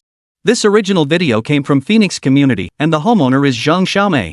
No matter how widely the video spreads online now, it's sufficient proof that the original footage was released by Zhang Xiaomei. This alone is sufficient evidence. Just as Luo Qingcheng stood up in excitement, she suddenly saw one black van after another pull up outside the restaurant. Simultaneously, terrified customers scrambled to take cover. The female manager frowned at the scene. What was going on? Could it be that the Jiangzhou news was planning to silence witnesses? A reputable newspaper wouldn't even dare to contemplate such actions. Luo Qingcheng grabbed the manager beside her, ready to leave, only to find both the front and back doors of the restaurant already completely blocked. Next, the van doors swung open, revealing a line of men in black suits. Each radiated an intimidating aura. There was nowhere left to retreat. Luo Qingcheng cautiously pushed open the door. What are you doing? None of the other diners leaving the restaurant were stopped. Yet every pair of eyes was fixed intently on Luo Qingcheng. Their target was obvious. Luo Qingcheng took a deep breath. What are you talking about? Don't get any ideas in broad daylight. If you have a problem, take it up with me, not my staff. No sooner had she spoken than over 100 people simultaneously bowed deeply. Good day, Chairman. Chapter 209, Another Chance. Luo Qingcheng, standing before the coffee shop entrance, watched the scene unfold in stunned silence. The man at the front wore a smile on his face. Chairman, I apologize for the interruption. I am Baidetian, entrusted by your husband to handle this matter. Additionally, there is a piece of evidence I would like you to review. As Baidetian spoke, he stepped before Luo Qingcheng, simultaneously displaying a chat log for all to see. Everyone could see it clearly. This interview plan was indeed Zhang Xiaomei's doing. Witnessing this moment, Luo Qingcheng finally broke into a smile. We at Baiketang absolutely cannot suffer in silence. I knew there would be a solution. As Luo Qingcheng's face beamed with radiant joy, the female secretary beside her suddenly grabbed her sleeve. A look of surprise flashed across her face. That chairman looks incredibly familiar. Could it be the Dragon King of the underworld? I never imagined our vice president would even know someone like that. Hearing this, Luo Qingcheng turned her gaze back to Baidetian. He was dressed in a white suit, wearing a smile, and spoke with impeccable politeness. Moreover, Luo Qingcheng had never had any dealings with underground organizations. After a moment of surprise, she shook her head slightly. You must be mistaken. How could we casually meet someone like the Dragon King of the underworld? Besides, the idea that the Dragon King himself would personally assist us or even come here alone sounds rather exaggerated. Hearing the chairman's words, the manager beside him began to nod slightly. The chairman might be telling the truth. I may have misjudged the situation. Since we already have the evidence, let's proceed for now. With that response, they returned to the entrance of the Jiangzhou newspaper. Fugui, who was about to take a break, instantly showed a hint of displeasure upon hearing Luo Qingcheng had returned. Though he'd harbored some reservations before, under Xiaomei's persistent persuasion, he'd long since resolved to push ahead regardless. Are you two ever going to stop? I've made it perfectly clear this matter has absolutely nothing to do with our company. Stop spreading slander everywhere. Before Fugui could finish his sentence, he saw a dense crowd gathered before the company entrance, causing him to pause in surprise. The security guards stationed at the entrance began retreating under the sheer intensity of the situation. Something's wrong with the president. Those people outside look like they mean business, they're not ordinary. What should we do now? Just us few security guards probably can't hold them back. Before Luo Qingcheng and the others could speak, that palpable, invisible pressure already filled the entire space. Meanwhile, Zhang Xiaomei hurried in through the back door. Faced with the scene before her, she grabbed Fugui by the arm and whispered into his ear, fanning the flames.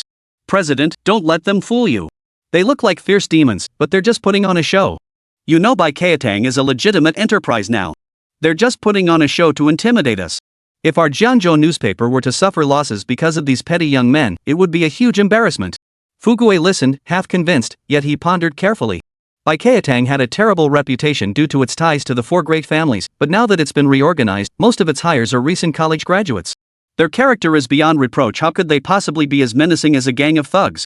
Chairman, your disguise is quite convincing, but it won't work on me. I've been scared out of my wits since childhood. Without evidence, even going through legal channels would be futile. I suggest you leave now to avoid wasting any more time here. During the exchange, Luo Qingcheng came prepared this time. She then placed a stack of documents before Fugui. The entire Baiketang video editing incident was orchestrated by your company's reporter, Zhang Xiaomei. The above constitutes the relevant investigative evidence. What more can be said under these circumstances? I expect your company to provide a reasonable explanation and pay the corresponding compensation. Listening to her words, Fugui narrowed his eyes and scanned the documents before him. Upon seeing the evidence, Zhang Xiaomei felt a chill run down her spine. What? You, the esteemed chairman, actually investigated my private life? Don't you know that conducting an investigation through such means is itself an illegal act? Xiao Mei gritted her teeth, continuing to protest. Luo Qingcheng, observing the scene, gave a cold snort. So, Miss Shang, it seems you've admitted to this matter. Regarding the unauthorized investigation and network intrusion, I can offer appropriate compensation. But before that, what about the slander you spread about our Bai Chao? Are you going to address that? Her soft inquiry instantly caught the other party off guard. Zhang Xiaomei had now reached the point of no return. Facing the overwhelming evidence, she took a deep breath and slowly reached for Luo Qingcheng's phone. Since you claim to have evidence, I'd like to see it for myself. Who's to say your evidence isn't fabricated? Luo Qingcheng made no attempt to stop her. Faced with such irrefutable proof, she had nowhere left to retreat. But in the next instant, Zhang Xiaomei snatched the phone from her hand and slammed it hard onto the ground. With a crack, it shattered instantly. Then came a series of stomping sounds. Witnessing this scene, Luo Qingcheng's eyes widened in shock. She never imagined the other party would be so unreasonable, destroying evidence right before her eyes. What do you think you're doing? Luo Qingcheng was furious, her face flushed crimson. Her entire body trembled uncontrollably. Zhang Xiaomei's lips twisted into a sneer. Nothing much. Just accidentally broke your phone. You claim to have evidence, but where exactly is this evidence I haven't seen? The Jiangzhou news has been acting like a bully for a while now, but this time they're being even more brazen than before. Amidst this scene, Baidetian, reborn, slowly approached. Chairman, leave this matter to me. This time, Baidetian's eyes flashed with a hint of ferocity as he spoke. That palpable aura of menace made even Luo Qingcheng feel a sudden chill run down her spine. The manager beside her grabbed Luo Qingcheng's arm and pulled her toward the door without a word. Chairman, I need to speak with you. Come out here immediately. This is extremely important. In such a tense atmosphere, the manager beside them looked utterly terrified. Seeing his face drenched in sweat, Luo Qingcheng had no choice but to leave the Jiangzhou news agency. The moment she stepped outside, the manager looked utterly terrified. Chairman, I trust they'll handle this matter properly. Let's not interfere for now. Didn't you also sense an incredibly fierce killing intent just now? I've reconfirmed it. The other party is the Dragon King of the Underworld. Chapter 210, The Dragon King Emerges. Inside the Jiangzhou newspaper office. The man in white approached slowly. He lit a cigarette inside the lobby. Zhang Xiao dismissed the man's well-dressed appearance, yet still wore a look of contempt. You've seen it yourselves. Even if the chairman himself came here, it wouldn't change the facts. So it's best you leave. Staying here won't accomplish anything. Throughout the exchange, Baidetian remained silent, seemingly maintaining his composure. Seeing this scene, Xiaomei spoke with disdain. Did you even hear a word I said? Are you treating every word I say like it's just wind passing by your ears? Fuguei frowned, about to shout back, but the man before him looked strangely familiar. As the editor-in-chief of the Jiangzhou newspaper, he had seen it all. Faced with this scene, he instantly felt a chill run down his spine. His usually composed gaze shifted slightly in that moment. Hold on, don't do anything rash. This guy looks strangely familiar. Could it be? Fuguei offered a well-meaning warning. Xiao Mei beside him snorted coldly. What's so scary about the president? Those lowlifes from Baikayatang Group aren't going to intimidate us. If you don't get lost now, don't blame us for calling the cops. Fuguei felt an increasingly familiar sense of recognition toward the person before him, his initial confusion gradually turning to dread. Especially when he looked ahead. When he saw the strikingly handsome man lurking in the corner, Fuguei's legs went completely limp. The Dragon King of the Underworld held absolute power across the entire Jiangsu Zhejiang region. As the mere editor-in-chief of a small newspaper, Fuguei certainly couldn't afford to provoke him. Yet the man behind him felt eerily familiar. Several reporters had once inadvertently offended the Lixia gang, and the Jiangzhou newspaper had personally paid to settle the matter. The man in question was known as Brother Tiger, who also happened to be the ruler of Jiangzhou's bar and entertainment district. Back then, Brother who had been strutting about with an entourage of underlings trailing behind him. Now, Brother Tiger seemed like just another underling, trailing behind the man before him with utmost deference throughout. Anyone who could command such deference from Hotpot couldn't possibly be a Bai Chaotang employee. Across all of Jiangzhou, there was likely only one person who could command such reverence. The legendary Dragon King of the Underworld. At this thought, wealth and status had long since vanished, along with his earlier composure. That thunderous voice echoed relentlessly within his mind. His entire body began to tremble uncontrollably. Tiger clearly saw the look in Fuguei's eyes and let out a sinister grin beside him. My brother is talking to you. Why are you staring at me? The words had barely left his mouth. Everything he'd feared had come true. Fuguei collapsed to the ground with a thud. When he finally managed to get back up, he was on the verge of tears. Mr. Bai, I'm truly sorry. I was blind. Rest assured, I'll immediately take down all the videos in the name of the Jiangzhou news. I'll also hold a press conference to publicly apologize and subject myself to judgment. Seeing the president's anxious and frightened expression, a trace of disdain flashed across Xiao Mei's face. She even snorted coldly in public. President, you had such a strong presence just now. Why did you suddenly kneel before them? Did you take the wrong medicine? What can a handful of people do against a crowd? Do you really think they'd dare to hit someone? It's not a matter of whether they dare to hit people. For the Dragon King of the underworld to make someone vanish from Jiangzhou? That's no big deal at all. Fugui was practically scared out of his wits. At that moment, the reporters beside him delivered a series of follow-up questions, like a scythe pressed against his throat, relentlessly pushing him further. Smack! Fugui's palm smacked hard against Zhang Xiaomei's face. The blood-red handprint stood out starkly on her face. A wave of pain surged through his brain. Why did this happen? Why are you hitting me, President? Have you forgotten the tender words by the bed last night? I get it now, you must have designs on that Luo Qingcheng. Otherwise, you'd never act like this. Listening to her words, Fu Gui felt like crying without tears. Beside him, Bai Dedian smiled faintly. I never imagined you'd covet the king's wife. I see no reason to let you live any longer. Fu Gui felt a wave of tightness wash over his entire body. His eyes glared fiercely ahead, his entire being nearly succumbing to despair. You insolent little! Don't you know who you're talking to? How dare you speak so disrespectfully? Have you ever heard of the underground Dragon King? Zhang Xiaomei had never seen the Dragon King of the underworld, but at least she'd heard the name mentioned. At that moment, her eyes widened in shock.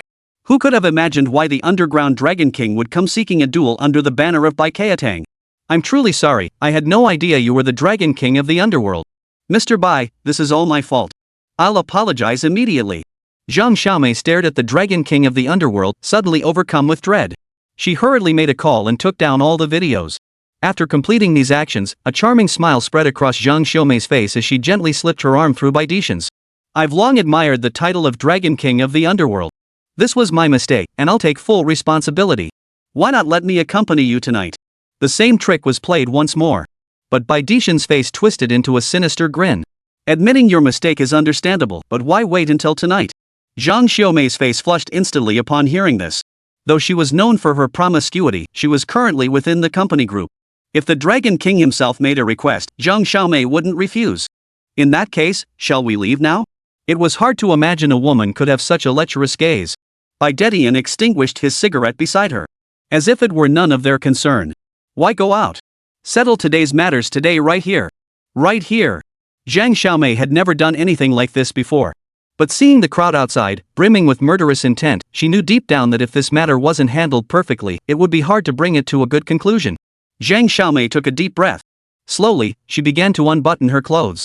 But in the very next second, Bai Dedian let out a cold laugh. By the rules, just chop off both hands and feet. Why bother choosing an auspicious day for such a thing? Now is perfectly sufficient. Little did she know Bai Dedian showed not a shred of mercy. His words sent shockwaves through her instantly. Xiaomei's legs gave way, and she collapsed onto the ground. Dragon King, you really have a sense of humor. Having risen to become the Dragon King of the underworld, how could Bai Dedian possibly alter his own rules for the sake of a woman? Chapter 211, No Way Out. Get her. Bai Dedian meant every word he said.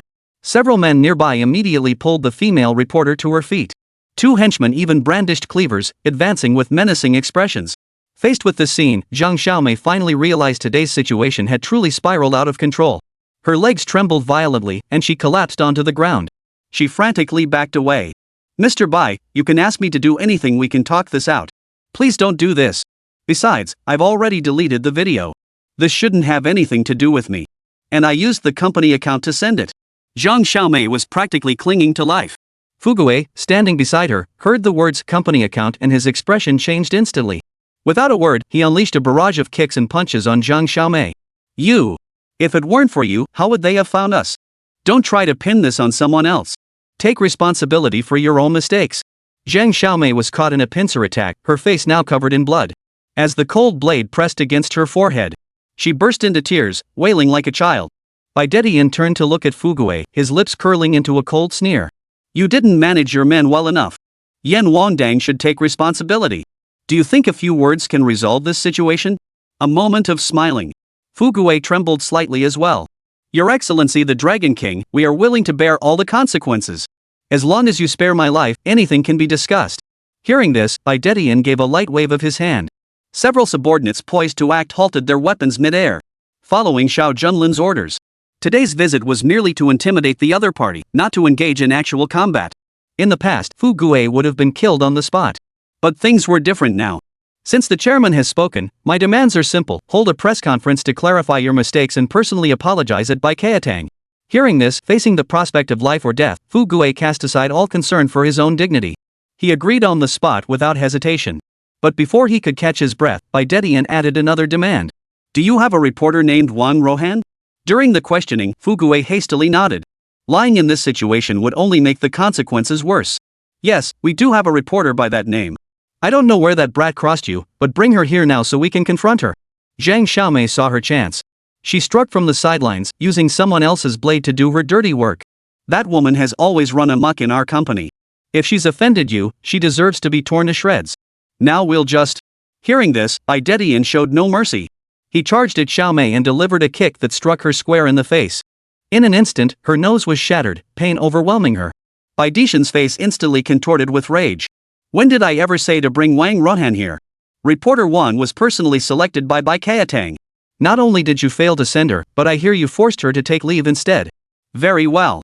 From today onward, Wang Rohan is Jiangzhou's ace reporter. You will personally escort her to Baikatang with utmost respect. If a single hair on her head is harmed, I'll come looking for you. Moreover, I've never been one to wait long. If these matters aren't settled before dawn, you'd better start shopping for your own coffin. As Baidetian departed, the two remaining in the room were left utterly dumbfounded. President, you have to save me. Quickly, no, get that woman back. No, get Wang Rohan back immediately. Fu Guo shot the other man a fierce glare before letting out a long, heavy sigh. You were the one who drove Miss Wang away in the first place, and now you expect me to save you? Do you realize? Your actions nearly got me killed. Call her first. Whether it works or not is up to fate. And hurry back to Baikatang to kneel and apologize. At the thought of apologizing to Luo Qingcheng, Xiaomei felt a pang of reluctance. But before she could refuse, Fu Guo's sharp slap instantly silenced her thoughts. This whole mess started because of you. I never said we'd edit out the slander during the Baikatang interview.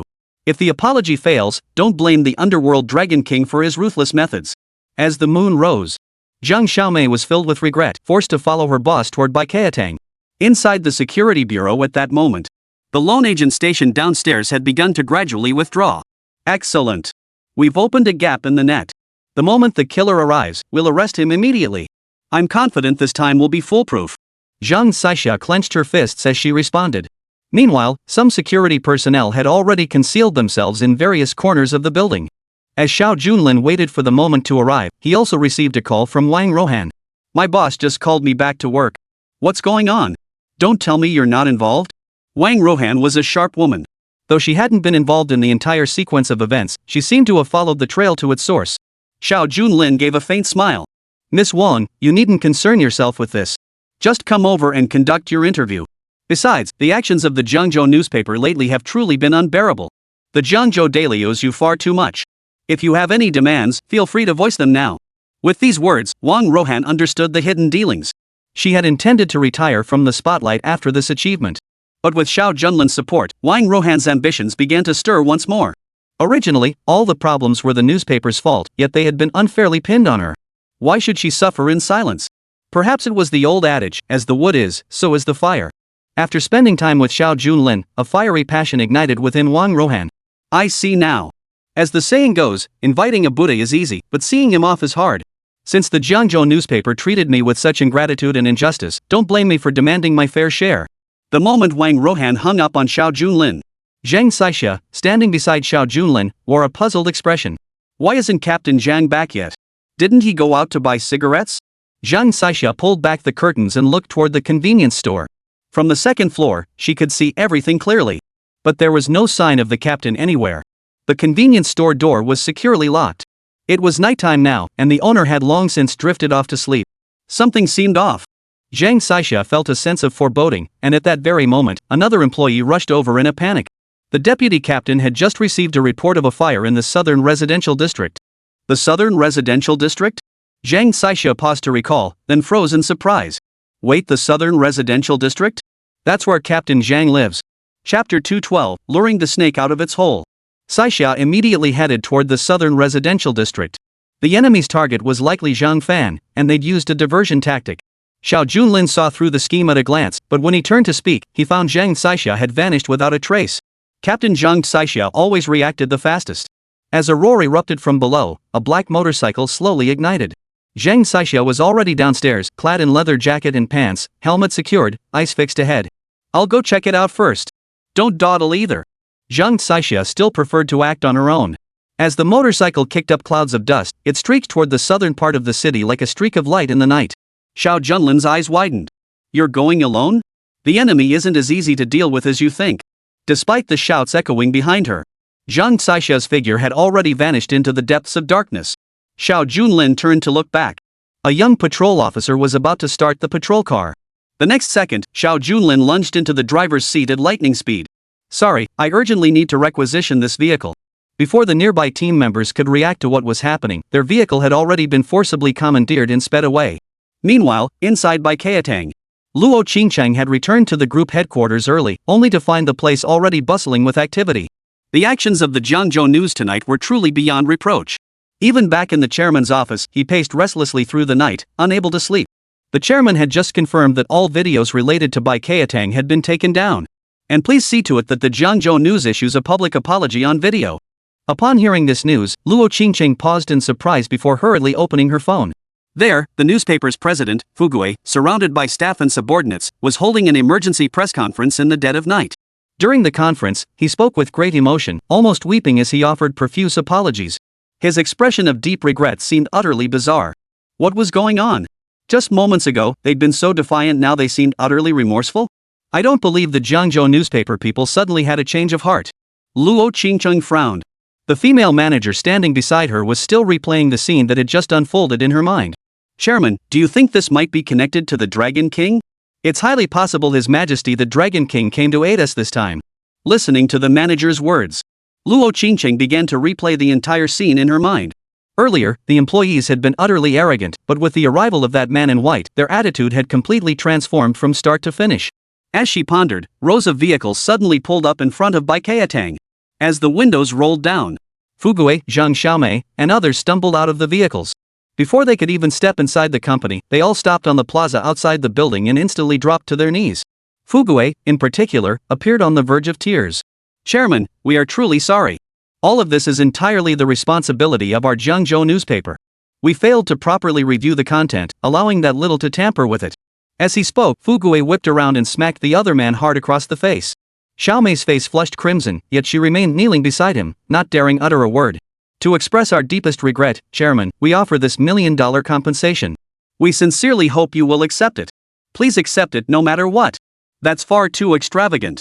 Back when Bai Qiatang requested an interview with Jiangzhou newspaper, it was merely a verbal agreement, no written contract was ever signed. And it was just an ordinary interview, with corresponding funds amounting to only tens of thousands of yuan. Now demanding millions in compensation, both the figure and the expressions on people's faces make this seem utterly exaggerated. "Chairman, what should we do now? Who would have thought an interview could nearly make us rich?" The manager beside him covered his mouth, suppressing a chuckle. Luo Qingcheng frowned. Just as she hesitated, that wealthy man suddenly began banging his head on the ground in public. His forehead oozed blood as he displayed profound remorse. These people's apologies are far too exaggerated.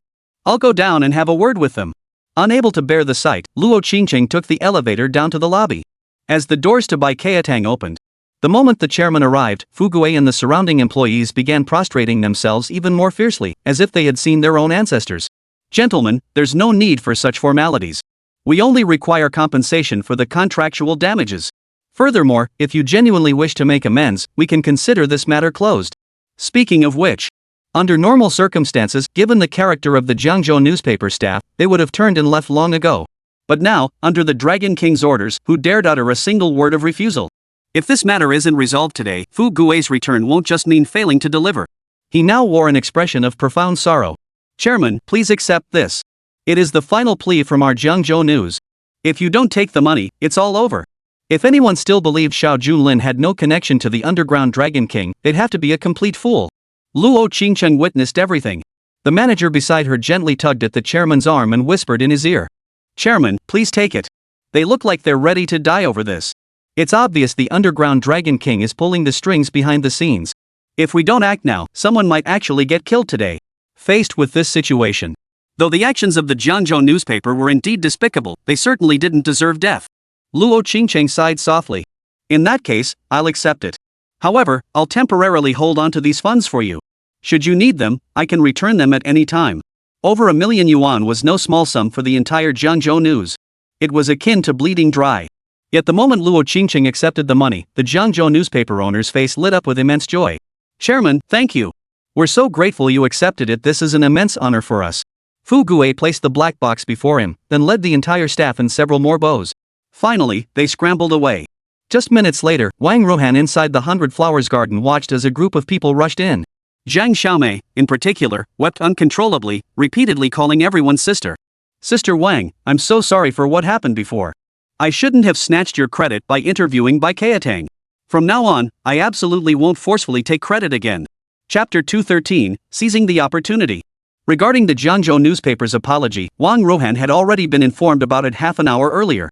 Thus, she felt little surprise. Facing the boss and former comrade in arms now wailing and lamenting before her, Wang Rohan's expression held only a faint chill. Had it not been for Xiao Junlin, her position within the corporate group would likely have been forcibly undermined long ago. And there certainly wouldn't be a trace of pity on her face. Miss Shang, as our star reporter, how could you display such an attitude? Besides, why apologize to me? I'm currently on leave, and you should be the primary contact for the Bai Keitang interview. How could I dare compete with an ace reporter for business? Before Xiaomei could speak, Fu Guo interjected from the side. Miss Wang, I was blind to choose the wrong person. Starting today, you are our company group's ace reporter. Moreover, the chairman of Bai Keitang has extended a special invitation for you to conduct an exclusive interview. This assignment is yours to lead. Wang Rohan feigned surprise. Then she paused to consider.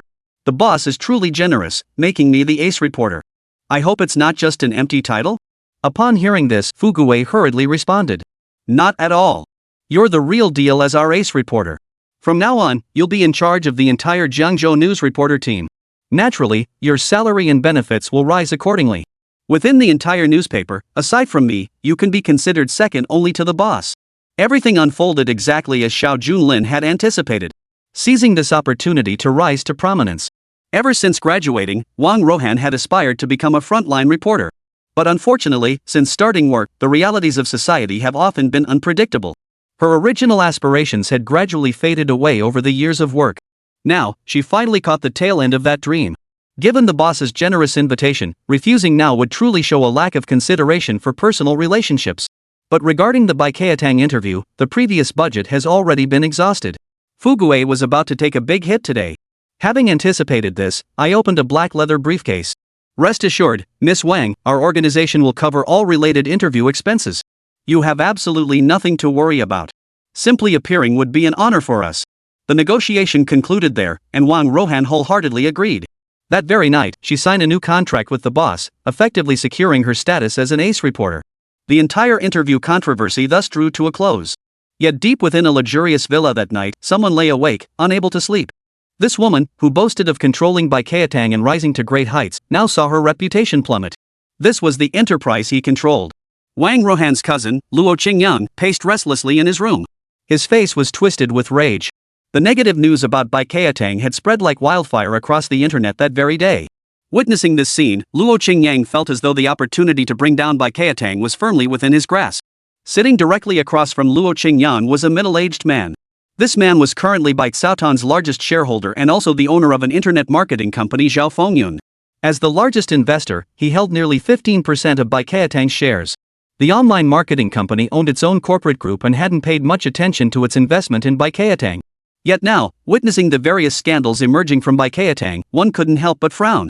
Who would have thought such vermin lurked within Bai Xiaotang Group? This turmoil will likely cause Bai Keitang's stock value to plummet. Zhao Fengyun remained utterly unfazed as he watched the stock plummet before his eyes. For Zhao Fengyun, the online marketer, the stock decline was indeed regrettable, but ultimately inconsequential. For Zhao Fengyun possessed another identity, the wealthiest man in the provincial capital. Originally an outsider who started the online sales industry over a decade ago, he seized the opportunity presented by this scandal to rise to prominence. He swiftly claimed the top spot on the wealth rankings. His investment in Jiangzhou was merely a personal hobby. Though his stake in Bai Keitang represented a massive sum, it was but a drop in the bucket for Zhao Fengyun. Moreover, as the wealthiest man in the provincial capital, his connections were vast. Even the four great families were powerless against him. Mr. Zhao, you mustn't think of it this way. This isn't merely about losing money. Your vast wealth means this loss is insignificant to you, but Bai Keitang's reputation has taken a severe hit.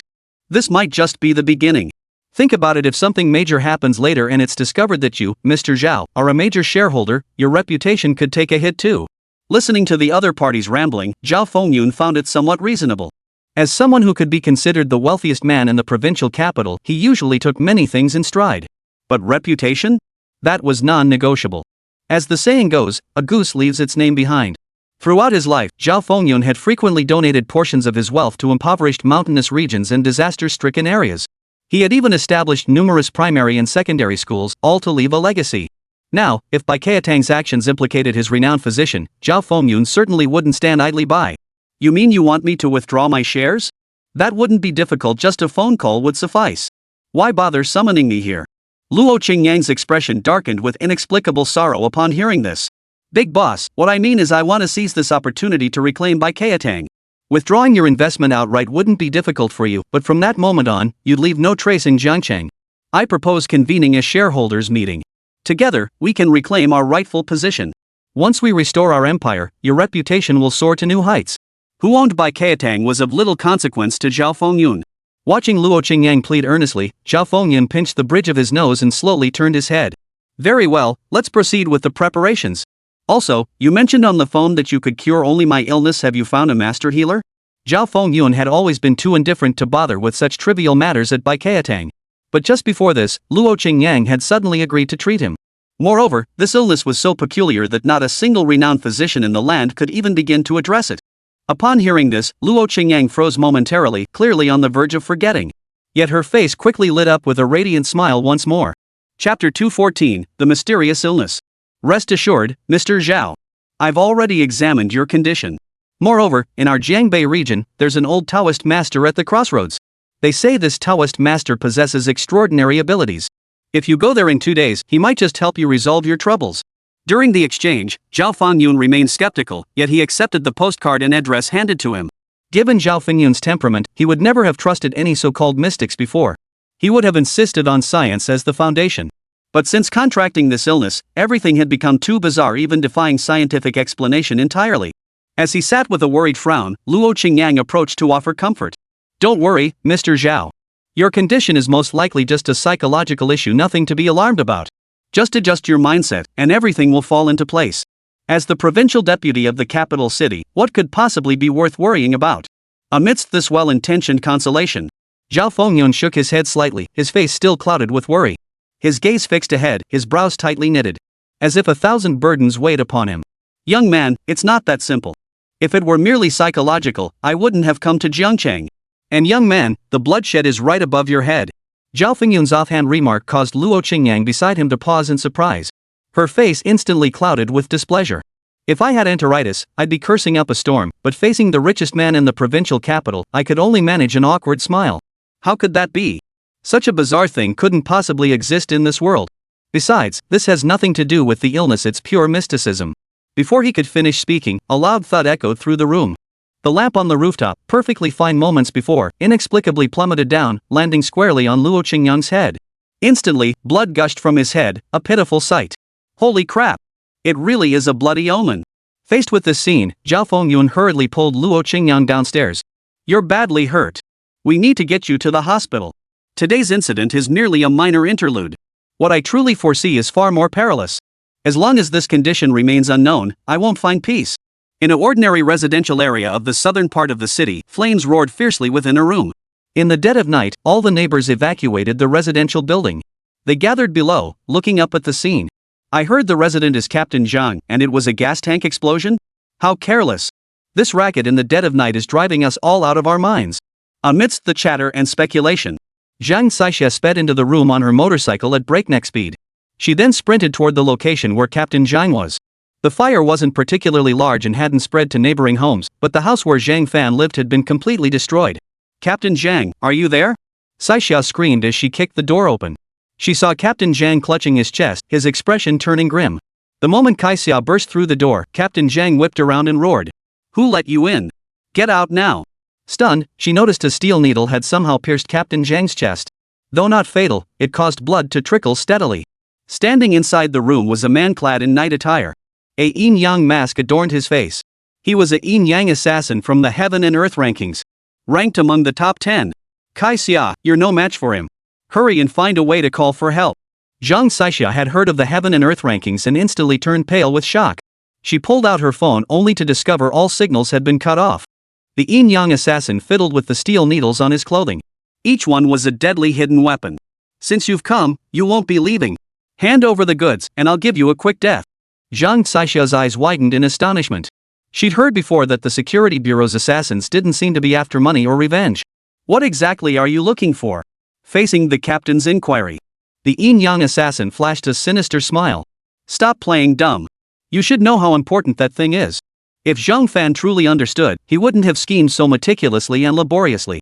Completely baffled, the yin-yang assassin had already advanced step by step. Captain Zhang's blood flowed more and more. He shoved Zhang Xixia aside. Get out of here first. The yin-yang assassin's two steel needles shot through the air in an instant. Captain Zhang raised his iron rod to intercept them, but the collision left his hands tingling. Those two silver needles seemed to have eyes, tracking their target automatically. Her knees were struck instantly, and she collapsed to the ground. If Zhang Xixia fled, she would cease to be Zhang Xixia.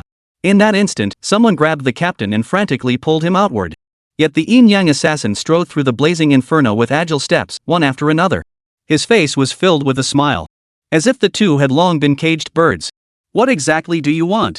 If you can't even articulate it, how can we give it to you? Zhang Fan had already fallen unconscious from the excruciating pain. Zhang Xixia, dragging the other's body, spoke in a hoarse voice. Faced with this scene, the yin-yang assassin remained as sarcastic as ever. You know exactly what you want, there's no need to waste my time like this. But even if I kill you, I can search the room at my leisure. Your value to me isn't that great. I know security bureau agents are notoriously tight-lipped. For the first time, Zhang Xixia sensed a murderous intent beyond words. The steel needles in his hands were deadly accurate. As the weapon was drawn, a sudden gale swept through the corridor, instantly extinguishing the raging flames. The yin-yang assassin's face, which had been twisted in a savage grin, froze solid in that instant. As if frozen forever in a still photograph. Chairman Tiandi, how did you come to be here? Zhang Xixia heard the call, her despair deepening. One yin-yang assassin already possessed formidable martial arts prowess. How could they possibly handle someone even more powerful? Yet it was clear that after uttering those words, the yin-yang assassin's expression began to shift. His eyes now revealed nothing but utter bewilderment. Zhang Xixia followed the killer's puzzled gaze and looked behind her. Standing there was no elderly gentleman at all. It was clearly Xiao Junlin, who had arrived in time from the security bureau. You're not the Heaven and Earth Elder. Besides him, who else could possibly transform Qi into movement? The blazing inferno already made the atmosphere unbearably tense. Xiao Junlin frowned, his face betraying a hint of displeasure. What heavenly elder? I don't look that old, do I? As Xiao Junlin spoke, he deliberately glanced at the mirror in the corridor. Still that youthful face quite satisfying. Chapter 215, Yin and Yang reversed. At the very moment of the final strike, a man suddenly appeared, admiring himself in a mirror. From any angle, the scene felt utterly bizarre. The yin-yang assassin frowned, following the direction Xiao Junlin's finger pointed. The steel needle in his hand imperceptibly shifted direction. Zhang Xixia was straining every muscle to drag the captain's body when she glanced back and saw Xiao Junlin. She immediately shouted urgently. Get out of here! This guy's a professional assassin, you're no match for him. Get out of here! He's an assassin from the security bureau. Zhang Xixia's voice carried a hint of fury, her eyes bloodshot. The captain was now completely immobilized, both knees utterly shattered. Forget fighting, just escaping the scene was already pushing his limits. Facing this scene, Xiao Junlin patted Zhang Xixia on the shoulder. Get your captain out of here. Leave the rest to me. At these words, Zhang Xixia's eyes widened even further.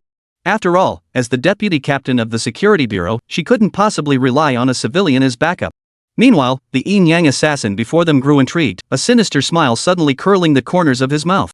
Who'd have thought I'd encounter such devotion in Jiangzhou? That woman named Xixia, could she be yours? I think sending the two of you to hell as a pair of doomed lovers wouldn't be so bad. Every word was as cold as ice, except for Xiao Junlin, who frowned beside him. The fingers holding the key swayed lightly in the air. I think the only one going to hell today will be you. Kai Xia, if you don't want the entire security bureau wiped out, get the captain out of here immediately.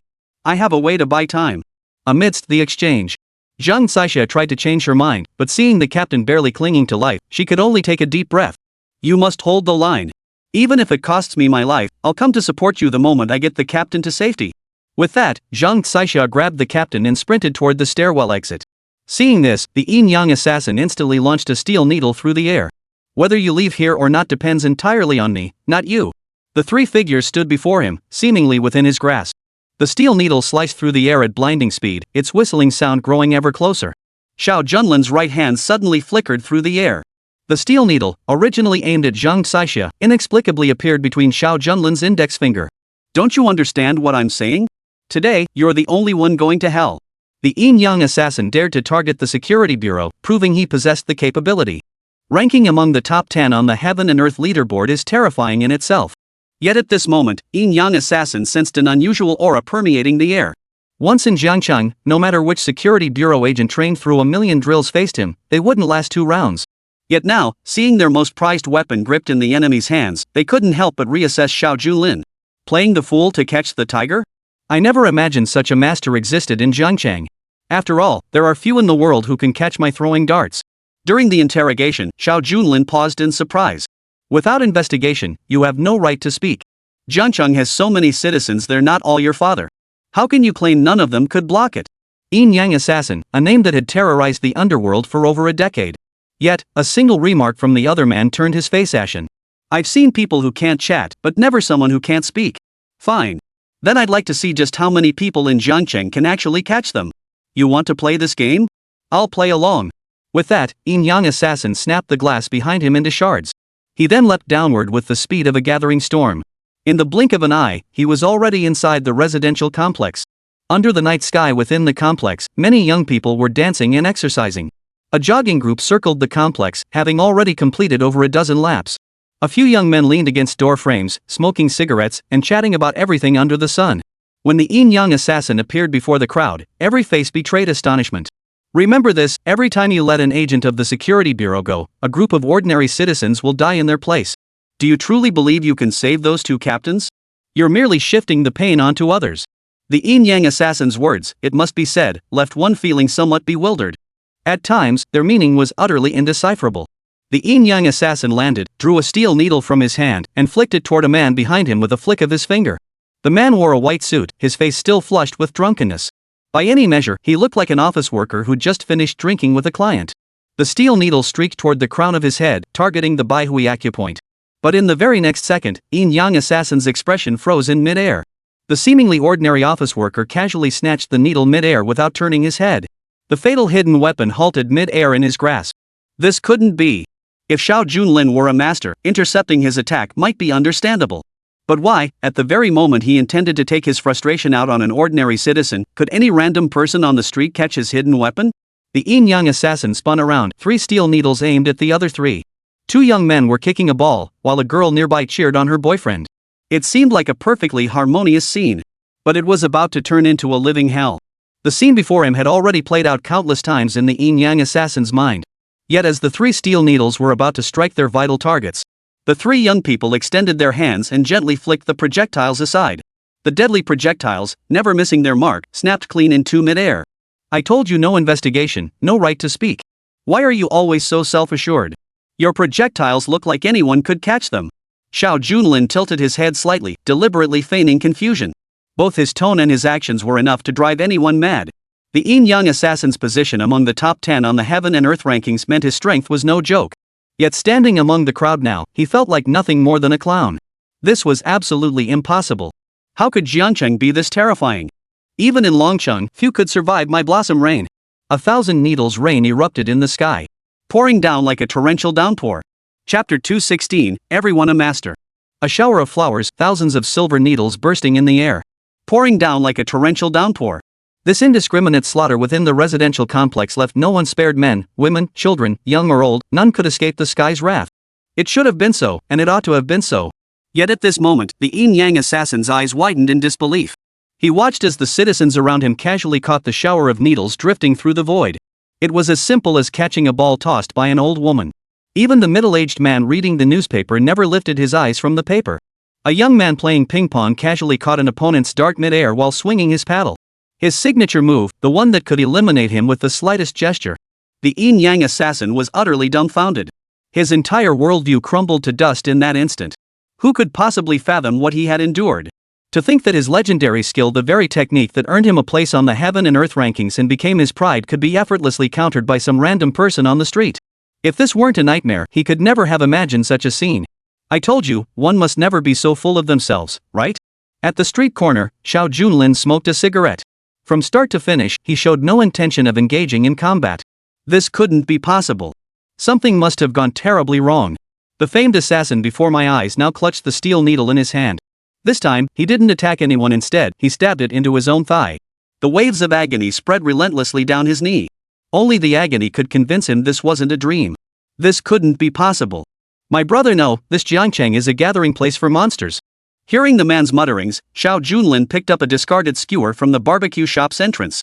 Simultaneously, he flicked it lightly between his right fingers. The unassuming bamboo skewer instantly shot through the air. Instinctively, the steel needle in the assassin's hand locked onto the bamboo skewer mid-air. The instinctive clash erupted, yet the next instant revealed the main blade pointing harmlessly. The resistance forged from mystical iron shattered into fragments in that very moment. Had the yin-yang assassin not dodged in time, he would have perished in that very instant. Have you ever considered that your skills simply aren't up to par? Xiao Junlin's bewildered expression sent the yin-yang assassin into a complete mental breakdown. The supreme skill honed through years of grueling training proved utterly useless in this critical moment. Even an ordinary resident in the neighborhood could counter them. This couldn't be real. It must be a nightmare. I have to wake up from this nightmare. I absolutely must wake up. The yin-yang assassin violently slammed his head against the nearby wall. Blood was visibly flowing from his forehead. But the collision didn't stop him. He kept running frantically toward the distance. Like a drunken man, he stumbled and fell several times. Only when the figure vanished at the end of the residential complex did the burly man standing behind Xiao Junlin tear off his mask. The Azure Dragon War God strode forward. Simultaneously, every commoner in the streets and alleys donned blue armor. The yin-yang assassin's technique was flawless, capable of indiscriminate slaughter. But alas, the entire southern residential district had long been cleared of its original inhabitants, replaced entirely by the Blue Dragon War God's battalion. The sovereign allowed him to leave alive? Xiao Junlin watched the direction of the enemy's retreat with keen interest. He was already dead. Though he still breathed, he was nothing more than a walking corpse. Sometimes, compared to a sea of blood, other methods could deliver an even more devastating shock to the enemy. The Azure Dragon War God had always operated on the battlefield, his slaughter invisible. Especially on the frontier battlefields, leaving nothing but scorched earth in his wake. Yet mention the name Dark Angel, and no one in the realm could fail to tremble with dread. The Azure Dragon God of War could never fathom the difference between himself and the Dark Emperor. Why, despite having claimed more lives, did his fame and prestige fall so far short? And in this moment, it all seemed to click into place. Thank you for your guidance, Your Majesty. It is most enlightening. The words had barely left his lips. Xiao Junlin's expression abruptly shifted. Something was off. Did that assassin mention my brothers while fleeing? Amidst the chaotic scene, only Qinglong and the war god gave ambiguous nods. In the blink of an eye, Xiao Junlin's expression grew even more grave. Head to the central hospital immediately. The yin-yang killer isn't alone. Inside the operating room at Central Hospital, Zhang Xiaoxia paced back and forth before the door. Her eyes fixed on the clock on the wall, watching the hands relentlessly tick forward, her heart already filled with anxiety. The door opened with a push. A attending physician hurried out. No good. Though Captain Zhang isn't in mortal danger, his leg meridians are severed. He likely won't be able to perform his duties from now on. At that moment, Zhang Fan lay unconscious on the operating table. Hearing this news struck Zhang Xiaoxia like a thunderbolt. Both legs were gone. It wasn't just the end of his career at the security bureau. It would even make his future daily life an immense challenge. Captain Zhang, who always took life in stride, would be in unimaginable distress if he faced such a situation upon waking. Please, no matter the cost, no matter the sacrifice, do whatever it takes to save the captain's legs. Zhang Xiaoxia cried out in desperation. The surrounding medical professors slowly shook their heads. Here, we've gathered all the renowned doctors in Jiangzhou, but we've truly done everything possible. Our Dean Ma is a renowned surgeon who returned from overseas training. Even he himself says there's no cure.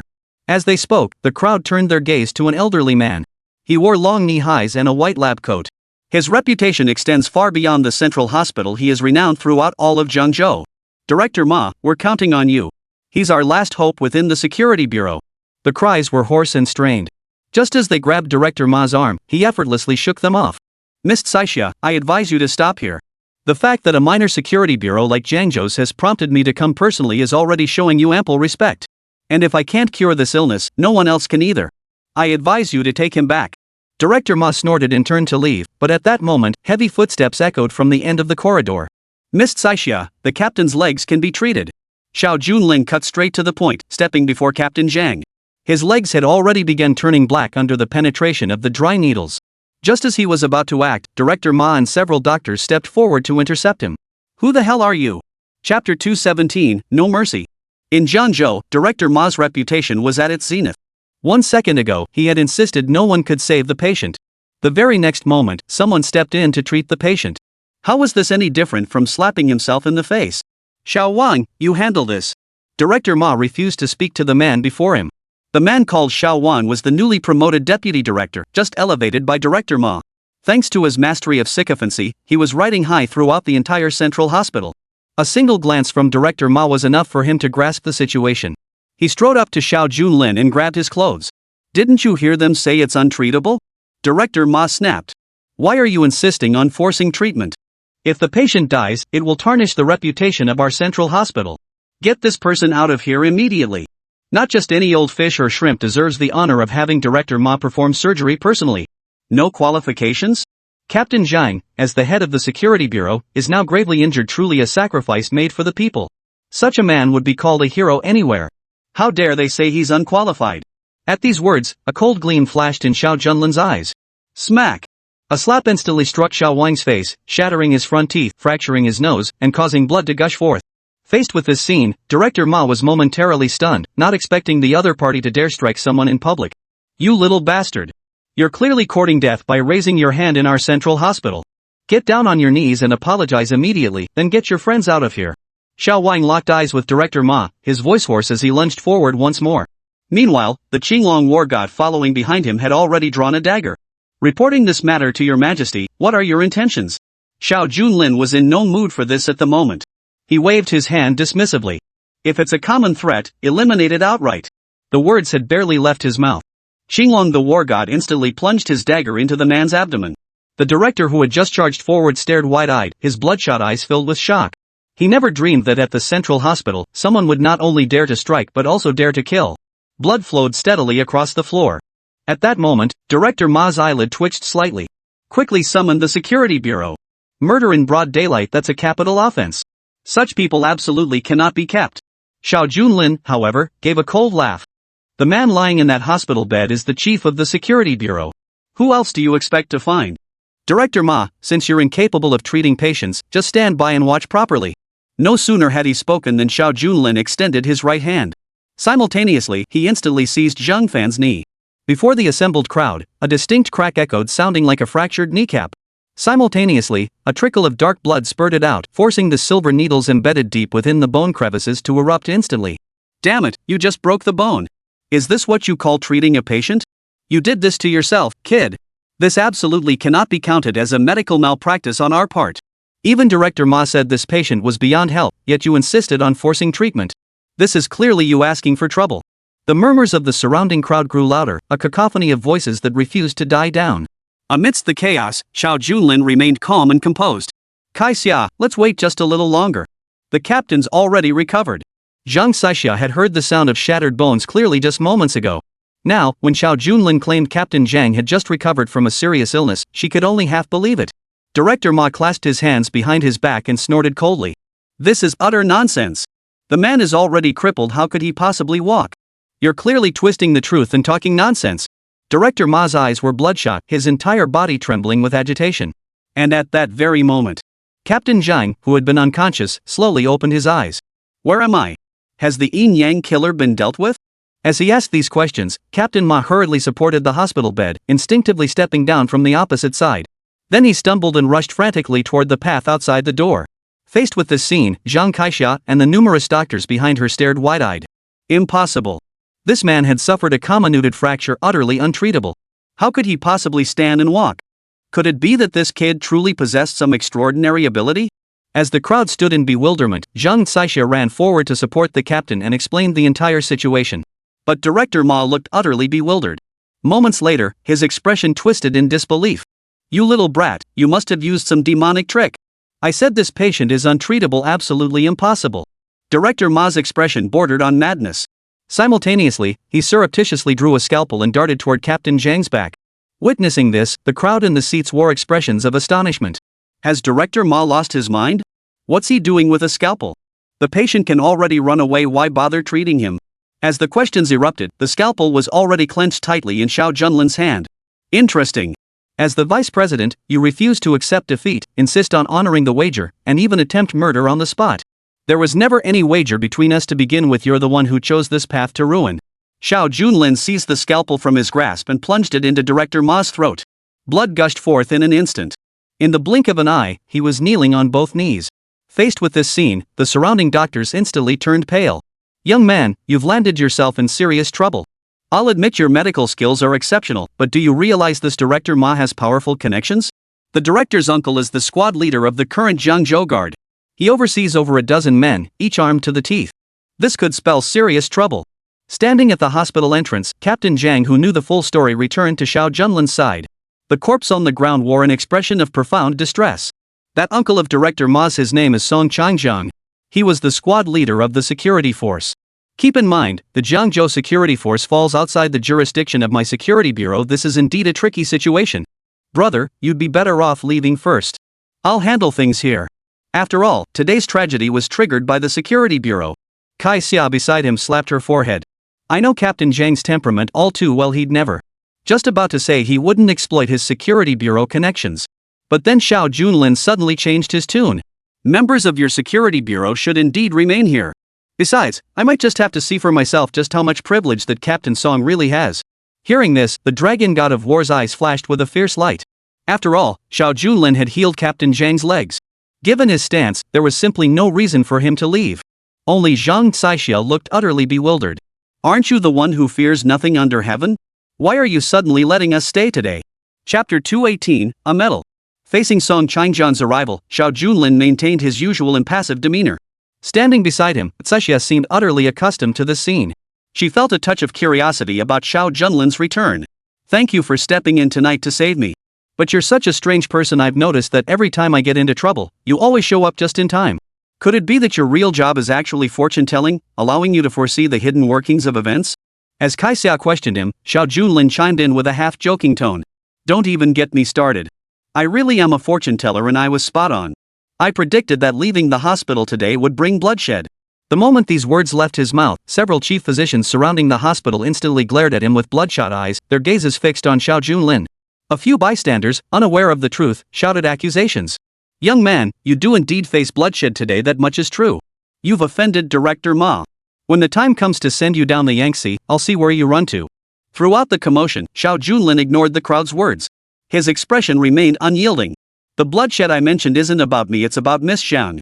Caixia had intended to speak up for Xiao Junlin, but suddenly, a single glance left her utterly dumbfounded. What on earth was going on?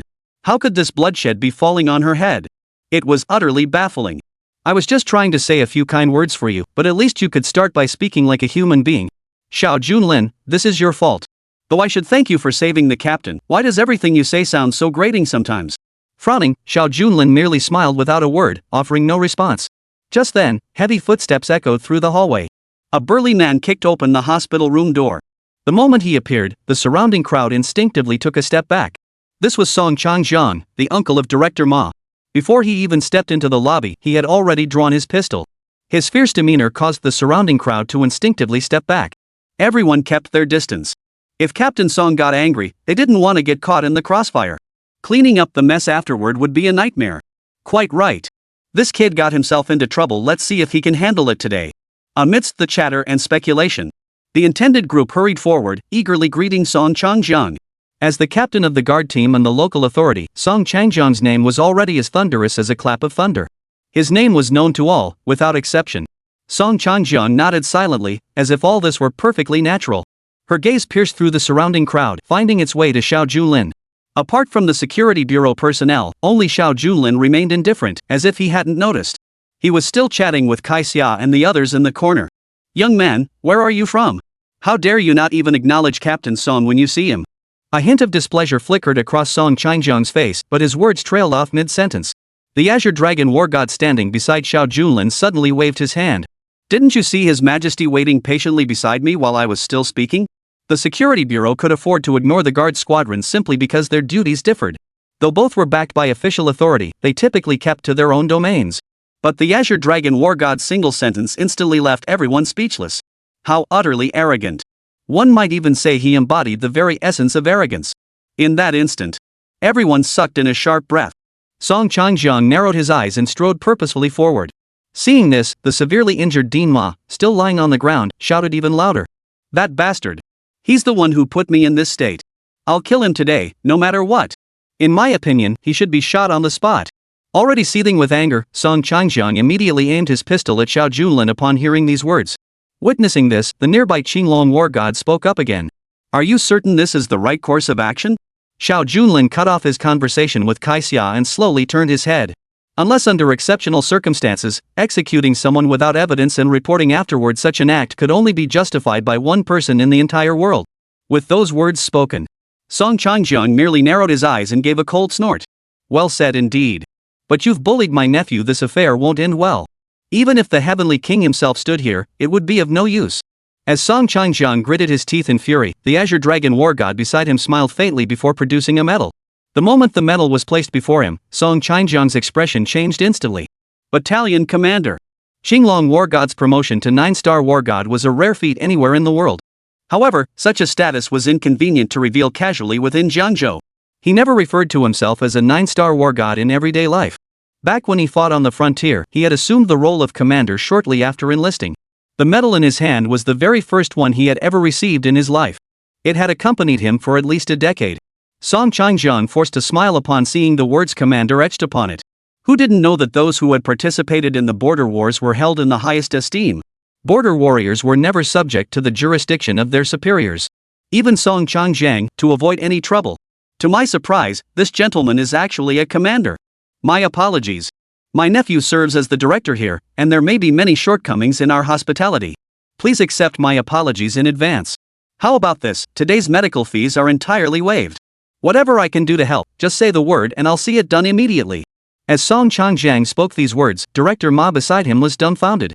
The surrounding crowd stared in disbelief. Observing Xiao Junlin and the burly man beside him, their hearts raced with unease. What on earth was going on with this man? Could he truly hold such formidable status that even Captain Song treated him with utmost deference? Could it be that Director Ma had stepped on a landmine today? In Jiangzhou, aside from the 4 great families, few possessed such formidable status. The very phrase, "for great families," only made people want to laugh inwardly. If Xiao Junlin so desired, he could crush the 4 great families with a single finger at any moment. Upon hearing this, the Azure Dragon War God wore an eerie smile throughout. That probably won't be enough. Song Qingcheng's smile faltered momentarily upon hearing this. He then drew a deep breath. If there's anything else you require special attention for, please don't hesitate to say so. No sooner had the words left his mouth than Qinglong suddenly drew the blade in his hand and pressed it directly against the other's throat. Chapter 219, A Fleeting Glimpse. The icy touch instantly changed Song Qingcheng's expression. Song Qingcheng's status and influence within the local security force were undeniably formidable. Out of respect for the other man's position as commander, he had made concession after concession. But when the other showed no regard for his authority and charged forward brandishing a weapon, in an instant, his expression turned grim. My friend, I just gave you some face that was already giving you a way out. Not only did you refuse to back down, but you've gone and pushed your luck. In Jiangzhou, there are very few who dare speak to me this way. If you refuse to accept the courtesy offered, then I have no choice. I don't care how fierce you are at the border, but don't forget this is Jiangsu Zhejiang.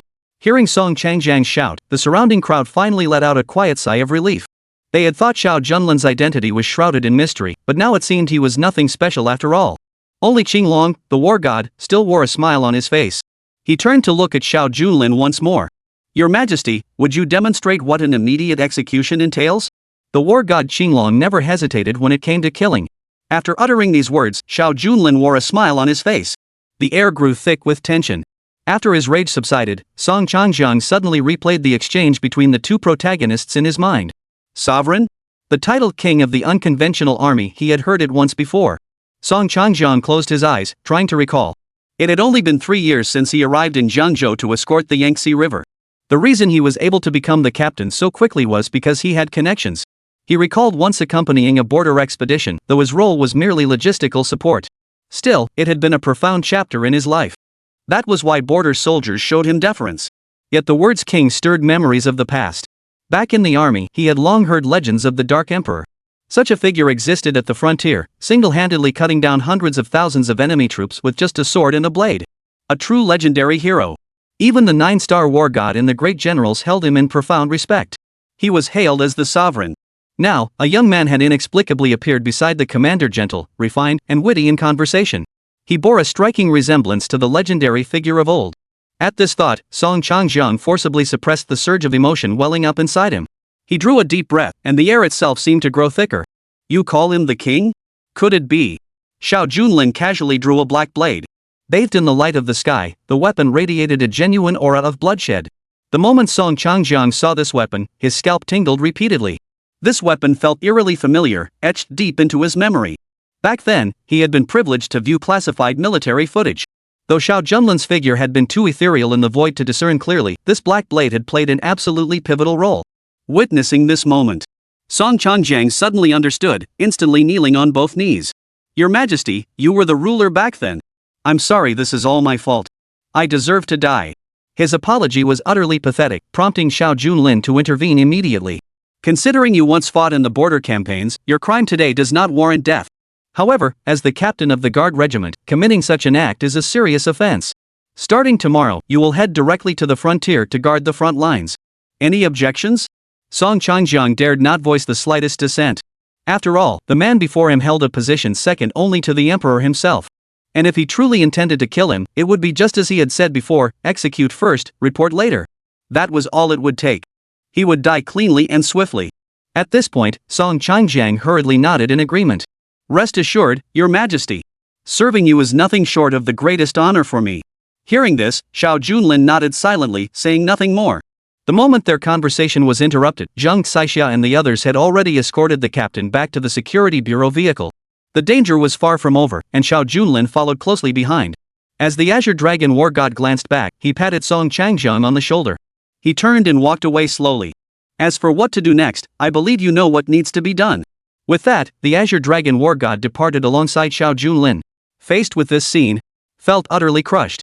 Dinma, too, had felt the suffocating pressure that had made breathing impossible. Now that the figures were gradually receding, he finally managed to crawl to his feet. Thank goodness we can finally leave. When did Jiangzhou produce such a terrifying individual? Make sure no one like him ever sets foot in the central hospital again. As Director Ma shouted, Song Changjiang gave a cold smile. That smile carried layers of meaning, leaving Director Ma utterly baffled. But in the very next second, Song Chang suddenly drew his pistol and pointed it at Director Ma. A chill settled over the air. What's going on? Uncle Song, what are you doing? Don't point that gun at me. Song Changjiang let out a bitter smile. You say you're safe now, but do you truly feel safe? If I don't kill you today, I'll die. Offending someone like that leaves me with no other choice. Dean Ma was utterly dumbfounded. The man had already left, why must he die? And at the hands of his own kin? Even now, his eyes remained utterly bewildered. But the next second, Song Changjiang patted Director Ma on the shoulder and whispered in his ear. Let me tell you, you've crossed the legendary Dark Emperor. Even in our country, he stands above all but the ruler himself. And that man who just spoke? He's already a 9-star war god. Our little Jiangzhou isn't worthy of welcoming such a colossus. If we must die, let it be with understanding. With those words, Song Changjiang pulled the trigger. A bullet instantly pierced Director Ma's skull. Even in his dying moment, Director Ma's eyes remained wide with terror. Regret, fear, and 1,000 thoughts swirled within his chest, but vengeance was nowhere to be found. Before such a formidable foe, even revenge was a luxury, a thought too terrifying to entertain. A gentle night breeze blew softly as Xiao Junlin and Jiang Xixia returned to the car. Why did you follow us again? Speaking of which, what exactly did you mean by bloodshed disaster? Xiao Junlin narrowed his eyes. You'll find out soon enough. But rest assured, with me here, I guarantee you'll be safe despite the thrills. Jiang Xixia looked puzzled but didn't press the matter further. She led the captain deeper into the security bureau. Deep into the night. An ambush had long been prepared by the roadside. Beneath the starry sky, the crime unfolded. Chapter 220, The Midnight Encounter. While Xiao Junlin was en route to the security bureau, an uninvited guest arrived at Baikayatang Group. An overseas archaeologist slowly pushed open the bronze-colored doors. Her name was He Yuting. This time, she came seeking the relics her grandfather had left behind within the Baikayatang Group. She had traveled a great distance to get here. Upon learning of the situation, Luo Qingcheng rushed over from her home. Upon arriving at the scene, He Yuting quickly explained the situation. My grandfather worked at Baikayatang years ago and likely left behind some treasures. Therefore, we hope to conduct a thorough investigation of Baikayatang at this opportunity. Due to the discovery of ancient gold artifacts, Baikayatang was undergoing comprehensive renovations. Although this project was ordered by Xiao Junlin, Luo Qingcheng couldn't just meddle in it. Hearing this, Luo Qingcheng's expression turned slightly troubled. Our Baikayatang is merely a pharmacy, there's nothing archaeological here. Have you come to the wrong place? And what was your grandfather's name? If possible, I could help look into it.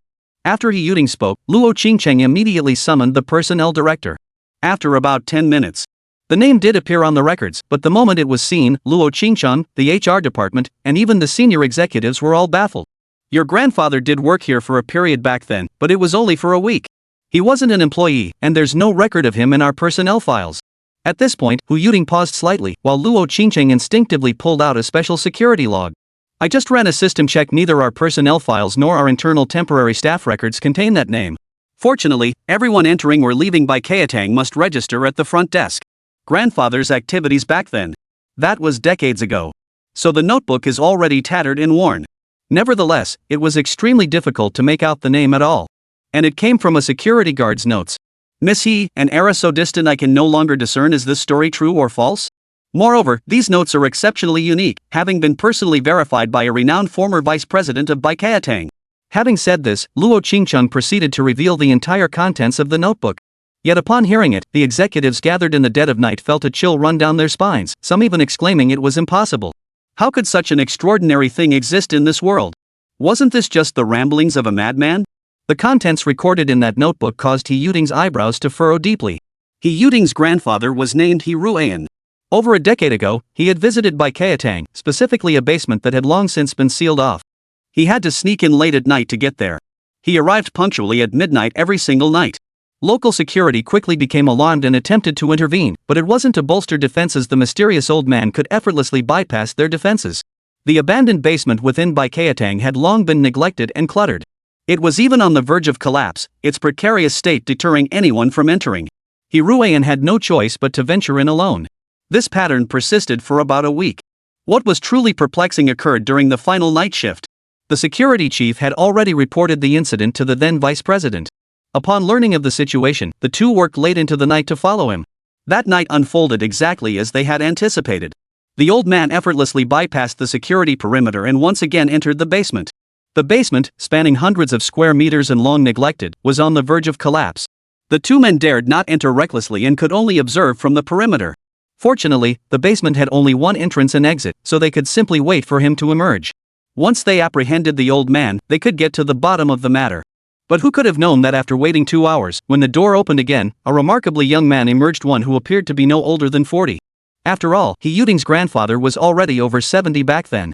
And now he was emerging looking at least younger. How could someone in their 30s possibly be involved? Neither the vice president nor the former security chief could bring themselves to believe this turn of events. But the two were wearing identical outfits, though their figures had changed, causing the clothes to look slightly misshapen. After the initial shock, the two followed them all the way.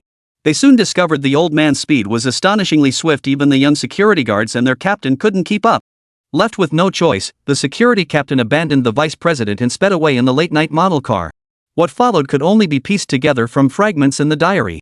Unbeknownst to himself, the security captain had become utterly obsessed, driving all the way out of Jiangzhou.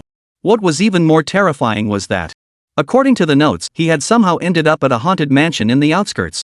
Upon reading this point, Luo Qingcheng immediately issued a warning. Since these were the words of a security captain from back then, they couldn't be taken entirely at face value.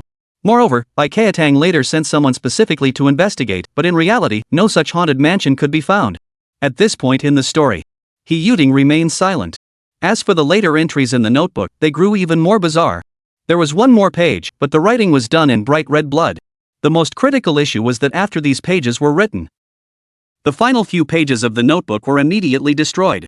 To this day, they remain untraceable. As for the security chief who had been tailing him, he didn't return to the company premises until dawn the following day.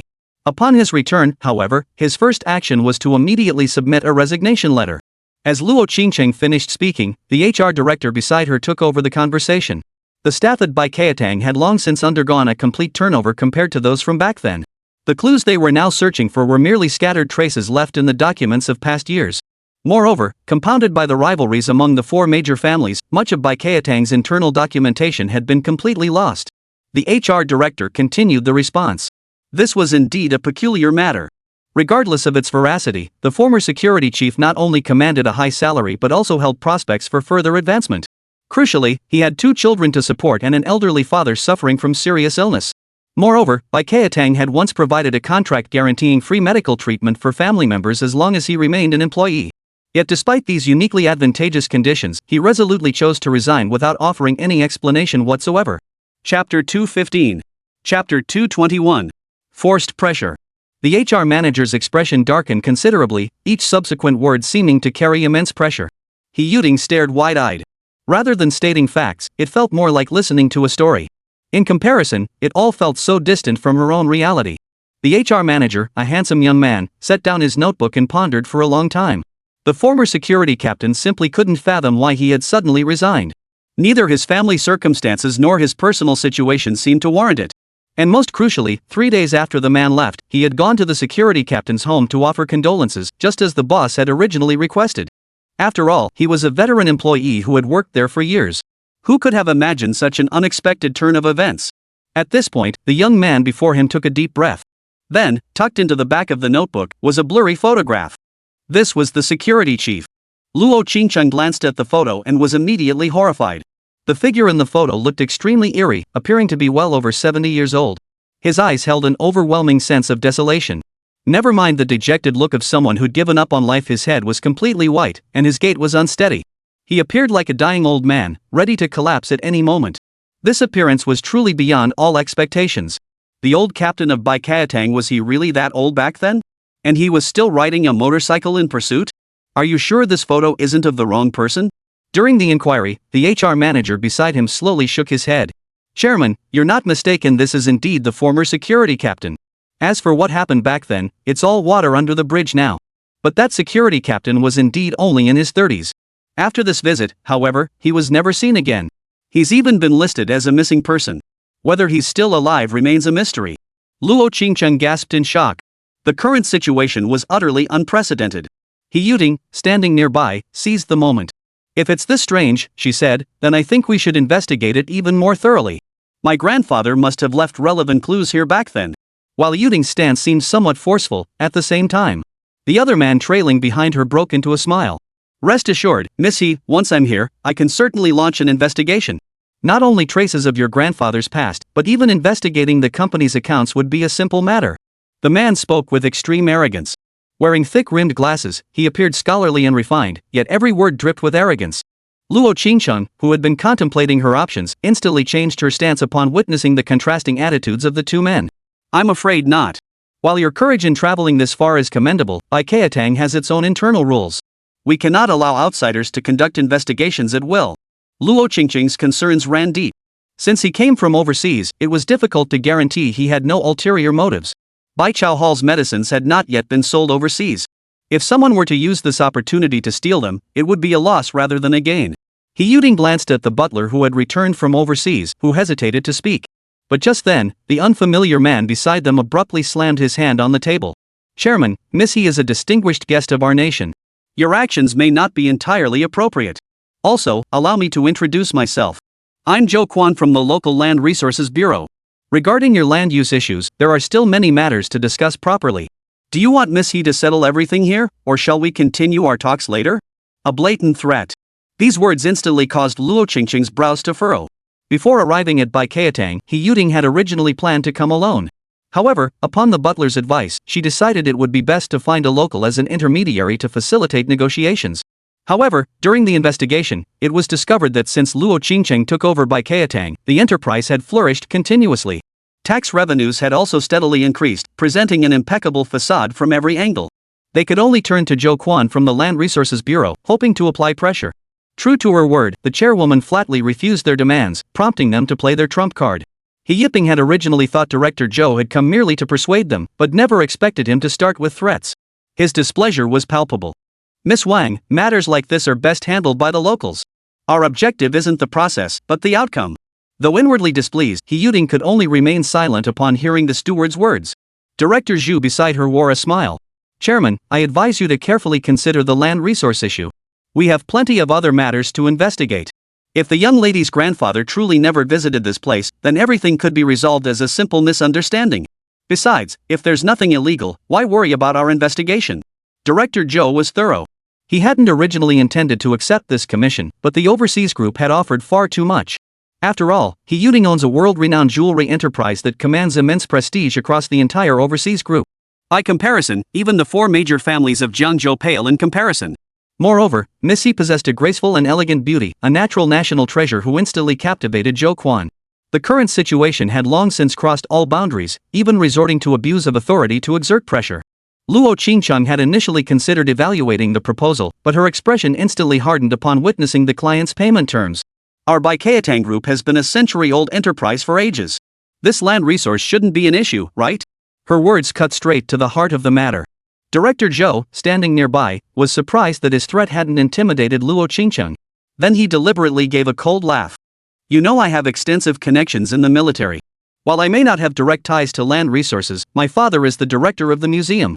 You must understand that any antiques discovered in Jiangzhou should be managed by the museum. If we handle this carelessly, things could get complicated. Luo Qingcheng had never been involved in Xiao Junlin's affairs and knew nothing about the factory's internal operations. For a pharmaceutical factory to suddenly be involved with antiques is utterly preposterous. We don't possess any antiques, how could we possibly let you make such baseless accusations? And if I recall correctly, you need a search warrant to conduct an investigation. You haven't even sought approval from higher authorities, yet you're attempting to conduct a forced inspection now. Do you really think that's acceptable? Luo Qingcheng holds the position of company chairwoman, a role demanding considerable capability. Facing threats, she refused outright. Chapter 222, The Devil's Medal. The director, humiliated before Miss He, was instantly filled with resentment. He paced back and forth in the room. Suddenly, with a loud crack, he kicked the door open. Let me tell you, I've never seen anyone defy my orders. We didn't come here today to ask for your opinion, we came to inform you. Zhou Quan's demeanor was intensely formidable. Luo Qingcheng's expression instantly darkened. He Yuting understood the situation, but seeing the butler silently shaking his head, she could only sigh. After all, grandfather's whereabouts were of paramount importance to the entire He family. Several security guards behind Luo Qingcheng heard the announcement and simultaneously opened the door. But Zhou Quan merely chuckled and patted his own face. Interesting. Are your security guards thinking of hitting someone? If you've got the guts, hit me right here. Today I'll make it clear, if this matter isn't resolved properly, I'll have Baikayatang completely shut down. I'll see if you dare lay a finger on government personnel. The scene descended into chaos as Zhou Quan led his own team deep into Baikayatang's interior. Soon, a sign was erected at the main gate. The entire incident was filmed, causing a huge uproar. Seeing Zhou Quan's excessive behavior, He Yuting could only stand by and try to reason with him. Chairman, I just want to conduct an investigation. 2 days will be more than enough. I also want to fulfill my grandfather's final wish. Watching them play off each other these past 2 days, it's like watching a black and white show. The HR manager pulled the chairman aside and whispered persuasively in his ear. I believe the vice president is the most suitable person to resolve this matter. If all else fails, let's bring him in. Forcing him out now would likely have negative repercussions for Baikayatang. If the vice president could come here, he would surely devise a foolproof solution.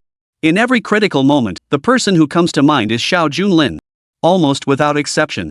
And now, deep into the night, Xiao Junlin continued battling alongside Zhang Xixia and the others as their combat vehicles advanced toward the security zone. As they passed a stretch of highway, a sudden crack echoed. The vehicle, which had been running smoothly, seemed to stall instantly.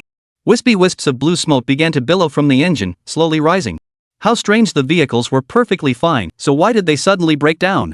Glancing back at the captain, he was sound asleep in the rear. Zhang Xixia opened the door, about to get out and check. Xiao Junlin grabbed her arm. Hold on a moment, I'll go down and take a look. With a thud, the door slammed shut. Zhang Xixia took advantage of the driver's slumber to rest briefly in the driver's seat. After getting out, Xiao Junlin didn't inspect the engine but instead walked further and further away from the vehicle. Just a few minutes later, he rounded a bend. He immediately entered the small bend beside the road. Stop hiding. Come out now. Or do you want me to come find you? As Xiao Junlin spoke, he glanced over. In the darkness, a man clad in a black robe glared with bloodshot eyes, a bow and arrow in hand. Clearly, the vehicle itself was undamaged. The damage occurred during the attack. The other Yin Yang assassin, right? I want to know what your purpose is in pursuing the security bureau all this time? I advise you to speak up voluntarily, don't force me to resort to other means. The cloaked figure let out a strange smile. A sinister glint flickered in his eyes. In the darkness, he resembled a wild cat. Hand over the item. The same words, the same demand, had already made Xiao Junlin furious. Hand over the item. All they ever talk about are these assassins, can't they even speak clearly? Xiao Junlin was usually composed, but dealing with someone this stubborn made normal conversation impossible. So mid-conversation, Xiao Junlin vanished into the darkness. The assassin before him froze momentarily. Though they were yin-yang assassins, as the elder brother, he was easily 10 times more skilled than his slain younger sibling. Especially in the darkness, he was a master assassin. Years of training had honed his eyesight to see clearly in the dark. Yet the instant Xiao Junlin vanished, he realized his once proud speed was utterly useless now. In that instant, he felt as weightless as a willow catkin in the wind, utterly powerless. No matter how wide he strained his eyes, he could not discern the other's presence. So it seems you insist on forcing me to employ some special methods to extract answers? The words had barely left his mouth. The assassin twisted his body. Xiao Junlin instantly sealed the man's pressure points. In the darkness, the entire figure froze like a statue. In that moment, he understood his brother's death was absolutely justified. As an assassin ranked within the top 10 of the Celestial Emperor's list, he was utterly powerless against this man. I'll ask you just once, what exactly do you want? No matter how Xiao Junlin had answered before, he had always assumed the other was withholding information. But when you realize you're facing such a formidable opponent, any concealment becomes utterly pointless. The assassin finally drew a deep breath. Hold on, sir, are you saying you genuinely don't know what we're looking for? Nor what Captain Zhang possesses? In his rage, Xiao Junlin struck with a single punch, instantly shattering the man's ribs. If I knew, I would have laid my cards on the table long ago. You assassins really know how to keep people guessing. Amidst the fury, the assassin stood utterly bewildered. For seconds later, he burst into maniacal laughter.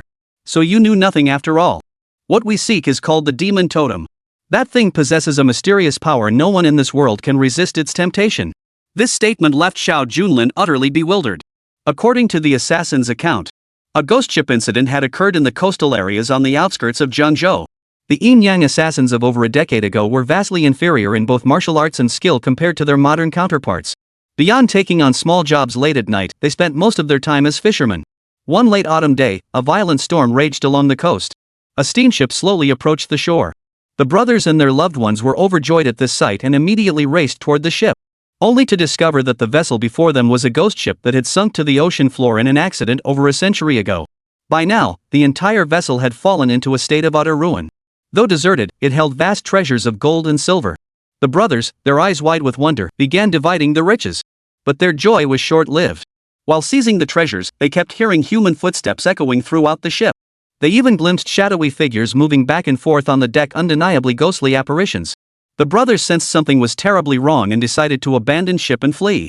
But then, an unexpected turn of events occurred. Chapter 223, Deep Sea Ghost. Since coastal city and Jiangzhou were interconnected, the Jiangzhou Security Bureau had already been informed about the ghost ship incident. They coordinated with the Coastal City Security Bureau to conduct a joint investigation. The yin-yang assassin brothers had left a trail of bloodshed and carnage in their wake throughout the underworld. Facing the Security Bureau's investigation, their only option was to lie low. However, this particular investigation was exceptionally thorough, with forces from both sides nearly surrounding the entire ghost ship. With nowhere left to flee, the brothers had no choice but to hide in the warehouse behind the bulkheads. There, they discovered a golden medal. Etched upon the medal was the image of a demon. After touching the demonic medal, the brothers felt an aura coursing through their internal organs. The sensation felt like being electrocuted. Just as the yin-yang assassin brothers were about to claim it as their own, the warehouse door was opened by Security Bureau personnel. In the midst of their struggle, without a word, the yin-yang killers injured one security guard and leaped into the sea to escape. After the brothers' departure, they lay low for nearly half a month. Stranded on a deserted island, they barely managed to survive. Unexpectedly, that electric shock sensation still lingered within their bodies. Soon after, their martial arts skills advanced by leaps and bounds, propelling them forward. After intense training and achieving mastery, they immediately returned to the coastal city only to find the ghost ship had vanished without a trace. The demonic insignia undoubtedly signified the arrival of formidable power. Refusing to accept defeat, the brothers stormed the coastal city's security bureau, unleashing a bloody rampage. Yet they still found no relevant clues. Since the initial investigation had been jointly handled by the Jiangzhou Security Bureau, the yin-yang assassin declared that the demon medal and all items aboard the ghost ship belonged to Jiangzhou. Thus, they came specifically to unleash slaughter upon the Security Bureau. Xiao Junlin listened to the entire story. He nodded silently. As the Dark Emperor, I once believed I grasped all affairs under heaven. Yet it seems this world holds more than its share of extraordinary treasures. I must ask you, what do you intend to do now that you possess the demon metal? The assassin's face twisted, his inner arrogance bursting forth. Who under heaven does not aspire to become a king? The words had barely left his mouth. Xiao Junlin smiled calmly. Well said. The price of becoming king is that all the people of the land will suffer. If I release you today, you will continue to pursue your desires relentlessly. After your brother's death, you mourned not at all, but continued your bloodthirsty quest. The emotions of this world often outweigh any treasure. I shall see you on your way. As he spoke, his blade fell. He let go of his weapon before he could beg for mercy, his head severed instantly. Xiao Junlin's entire sequence flowed with the grace of a river. Not a single drop of blood stained his weapon. By the time he returned to the vehicle, Zhang Xixia had already repaired the engine. What's wrong with you? Running away whenever trouble arises. The engine's already fixed. If I'd waited for you to finish, we'd probably be waiting for dawn. Alright, get in the car. Zhang Xixia clearly had no idea what had transpired outside. Just as he was about to close the window, Xiao Junlin grabbed the door handle. Miss Xixia, I need to know, has Captain Zhang ever been involved in a ghost ship case? Zhang Xixia turned to look at the captain. She shook her head slowly. Captain joined the security bureau about 7 or 8 years before I did. But since I've been on the team, I've never heard of any ghost ship case. Didn't you say you wanted to tell a ghost story in the middle of the night? Since Xixia didn't know, I had to ask Zhang Fan. Xiao Junlin watched as the other remained unconscious, then swiftly pressed the pressure point. A sharp snap echoed. Kai Xia immediately frowned in displeasure. What the hell are you doing, ambushing him in the middle of the night? No sooner had the words left her mouth than the drowsy Captain Zhang finally stirred. So it was you. Looks like our security bureau owes you another favor. Zhang Fan let out a wry smile. As he shook his head, Xiao Junlin repeated the question he had been about to ask. Hearing this, Zhang Fan froze slightly. How did you know about the ghost ship? That's classified information within our security bureau, it's an existence beyond science. Hearing this, Xiao Junlin let out a sigh of relief. Then, Captain Zhang, have you heard of the Devil's Medal? The barrage of questions left Captain Zhang utterly bewildered. The ghost ship incident was indeed highly peculiar. At the time, we were conducting a coastal blockade in collaboration with the Coastal Security Bureau. For the first 3 days, we were mostly just exploring. The ship held numerous silent antiques and century-old paintings and calligraphy. According to relevant antiquities experts, the ghost ship was a century-old tourist vessel known as the Sea King. But it mysteriously vanished at sea a century ago, becoming a century-old enigma. During our exploration, Security Bureau members frequently reported hearing footsteps echoing across the ship's deck late at night. Captain Zhang paused here, and Zhang Xixia's expression turned slightly frightened. Who could have imagined that in the dead of night, a ghost story would truly unfold? Crucially, this wasn't merely a story. The first 3 days passed without incident beyond these odd occurrences. The critical moment came at dawn on the third day, when a thick fog blanketed the entire sea horizon. Visibility plummeted to near zero, leaving the coastal defense team with no choice but to retreat. The fog lingered for nearly 3 hours. When it finally lifted, the ghost ship vanished completely, as if it had been nothing but a dream. Fortunately, we retained some of the antiquities, which remain stored in the Jiangzhou Museum's underground collection. However, the Security Bureau declared this incident top secret. Not even the museum director or I were authorized to access the collection. Originally, Xiao Junlin had hoped to see what the Devil's Medal looked like. Captain Zhang flatly refused to respond. Yet with Xiao Junlin's current status and influence, gaining access to the underground museum would be a mere formality. Yet the ghost ship remains profoundly mysterious. The Yin-Yang assassin is merely one facet of it. It's impossible to guarantee that other assassins haven't come into contact with this elusive vessel. If he abused his authority to publicly open the underground chamber, it would likely attract excessive coverage from reporters across Jiangzhou and various idle individuals. If that caused trouble, it would be a case of losing more than you gain. Do you know the secret of the ghost ship? After firing off these questions in one breath, Captain Zhang suddenly turned the tables. Xiao Junlin pondered for a moment. It's merely hearsay. Besides, from now on, your security bureau is safe. The assassins targeting your bureau these past days are known as Yin-Yang killers. One of them is lying in the corner around the bend. Chapter 224, Forceful Intervention. Watching Xiao Junlin's retreating figure, Zhang Xixia stood in the dead of night, her face etched with bewilderment. The murderer had been found and killed. How could this be possible? Without a word, Xixia and Captain Zhang immediately rushed over. They quickly reached the corner Xiao Junlin had described, only to find no body on the ground. The area was deserted, with only the midnight breeze rustling through the trees. Witnessing this, Zhang Xixia stomped her foot in frustration. This guy tricked us again, what a waste of gas money. If we'd known, we would have brought him along.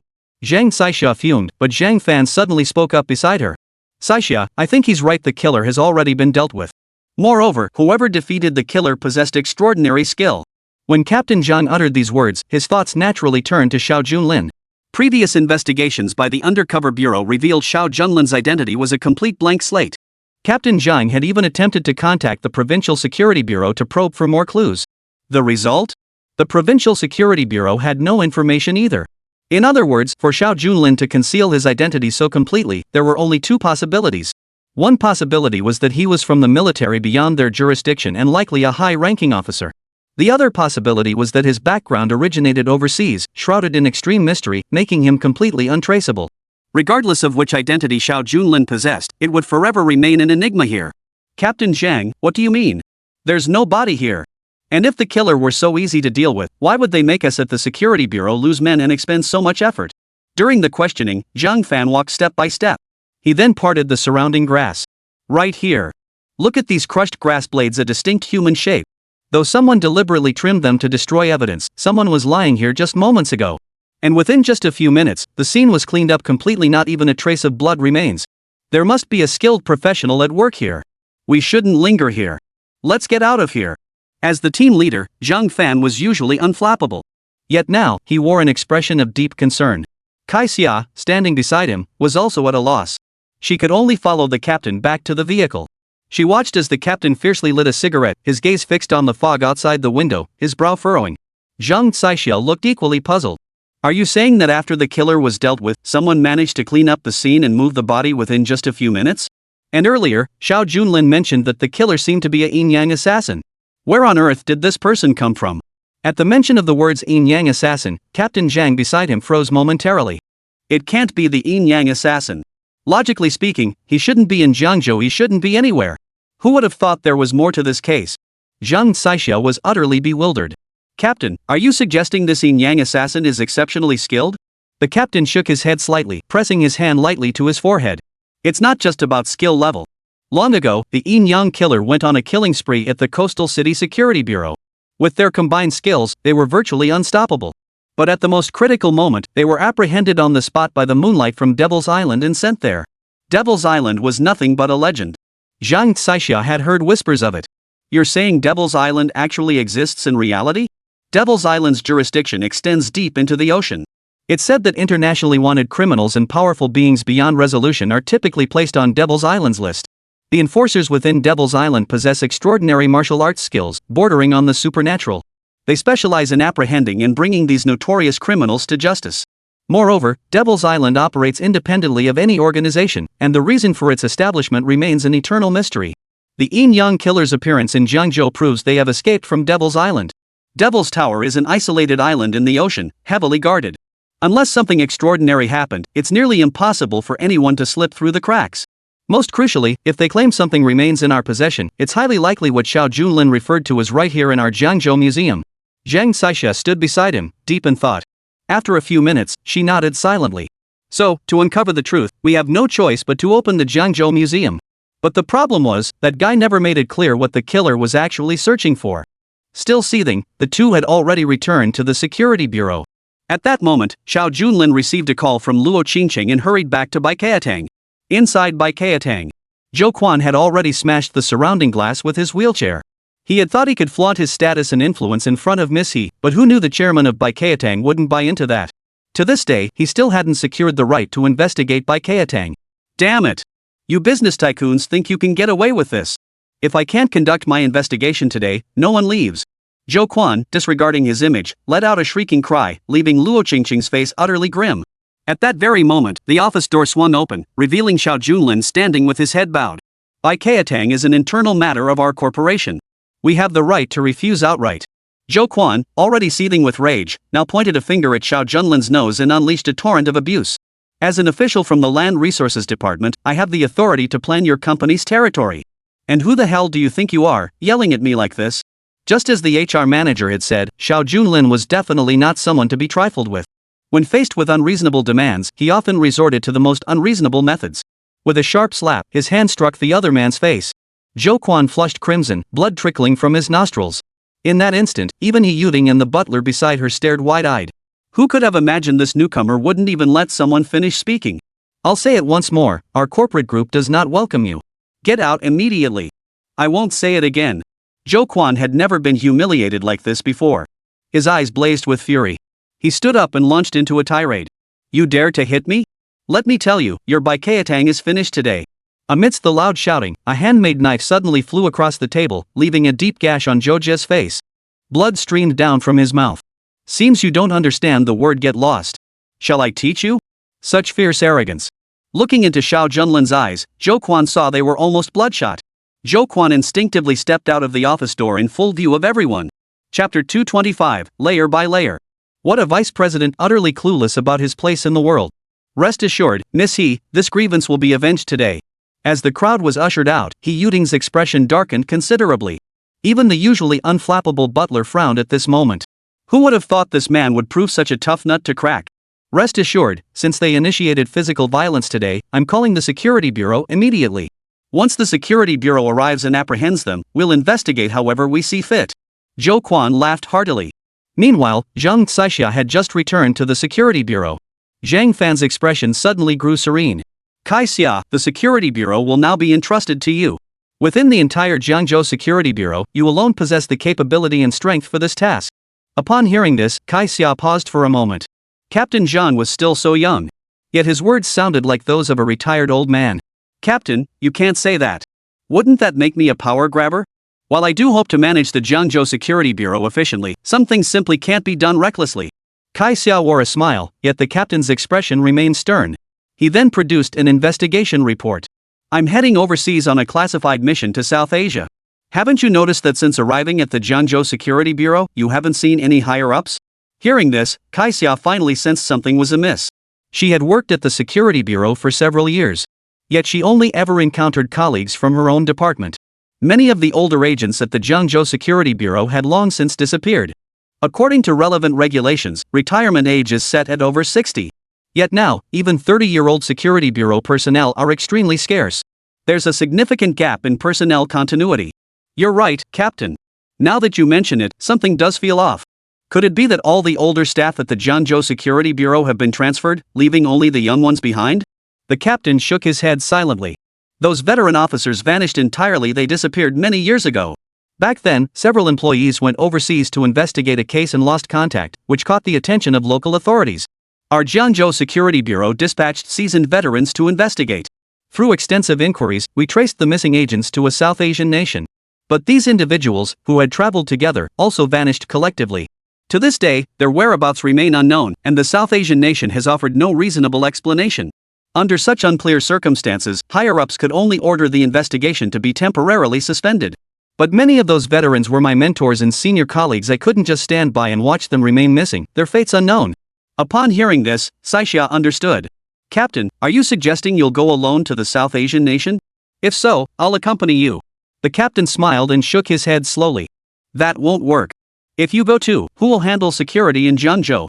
But rest assured, I have contacts in South Asia who have already made arrangements for support. We'll stay in touch, and you'll be safe. The captain's mind was made up. It seemed impossible to change his decision. A hint of melancholy and worry crept into Xixia's expression. Just then, the Security Bureau's emergency line rang. After answering, Kai Xia frowned slightly. Bai Chao Tang isn't that the group Xiao Junlin belongs to? Alright, I got it. I'm heading over now. Back at Baichao Group headquarters.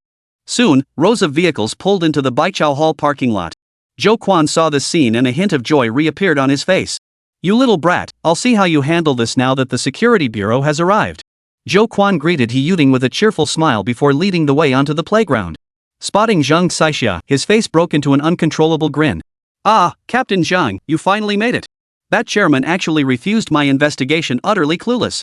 Not only that, but he actually hit someone in public and I have proof. The butler beside He Yuding nodded in agreement. If they could take the other party away, it would only benefit them. Zhang Xixia stared at Xiao Junlin's smiling face, momentarily taken aback.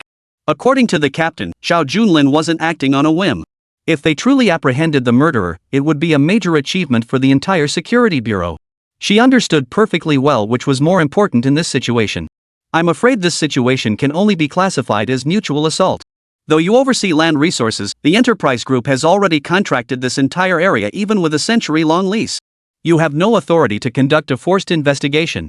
Zhou Quan hadn't anticipated this outcome and froze momentarily. Miss Xixia, surely you wouldn't go this far? We're all part of the same system. Zhang Saixia had originally intended to assist Xiao Junlin. Hearing these words now, her face darkened with displeasure. Mr. Zhou, you're mistaken.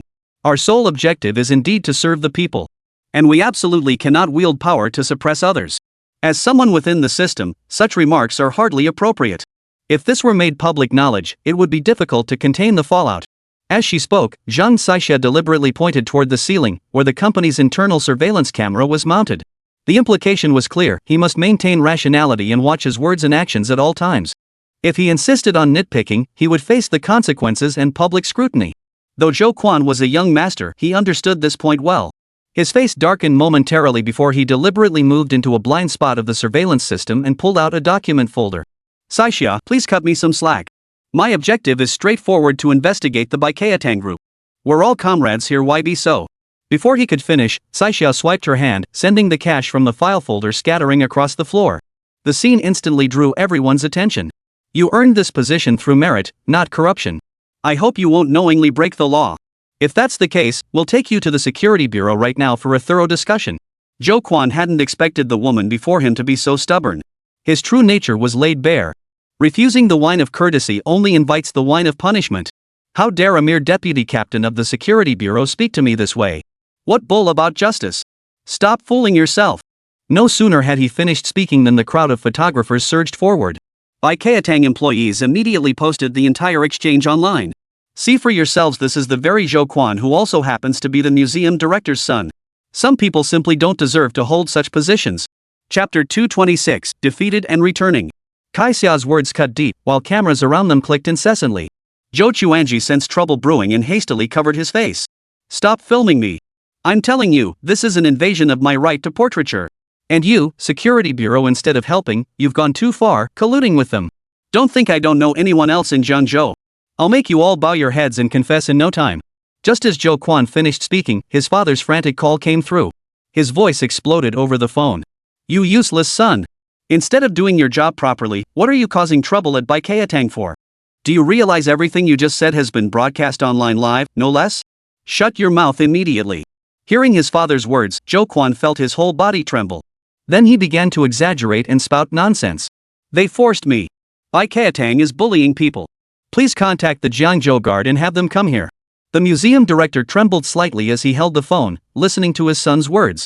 Though his wayward son often caused trouble, as the museum director, he relied on his position to forcefully suppress the issues.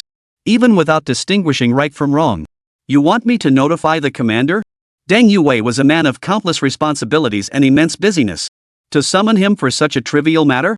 Amidst the shouting, Zhou Quan stole a glance at He Yuding before hastily exiting the room and retreating to an unoccupied corner.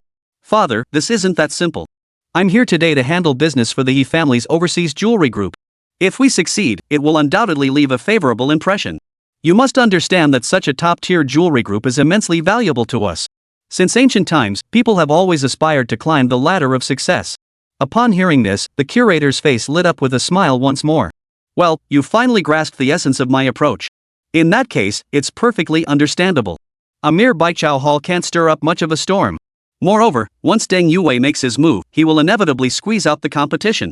With that said, Zhou Quan finally hung up the phone, glaring at Xiao Junlin and the others with satisfaction.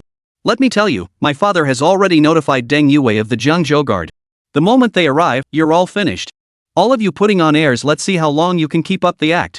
Zhang Saixia had witnessed the relationship between Xiao Junlin and Deng Yue. She had witnessed it firsthand in the mountains. Though she didn't know why they knew each other, she knew Zhou Quan's threats would be useless. Very well, but I can assure you the outcome won't change a thing. Saixia couldn't be bothered to argue with such people and went to rest nearby. Zhou Quan let out a cold laugh. Sure enough, within minutes, the security detail arrived in jeeps, surrounding the area completely. Soon, a man in military uniform emerged from the vehicle, none other than Deng Yue, the head of the security unit. Normally, Zhou Quan would never dare to approach someone of this rank. Yet when Zhou Quan extended his hand to shake, Deng Yue didn't even acknowledge him, brushing right past. He left Zhou Quan standing there completely ignored. Deng Yue walked straight up to Xiao Junlin. His previously stern expression instantly softened into a broad smile. What brings you here today? Zhou Quan watched this unfold and tapped his forehead. Wait, no, I really did call you over. He Yuding's face darkened considerably at this sight.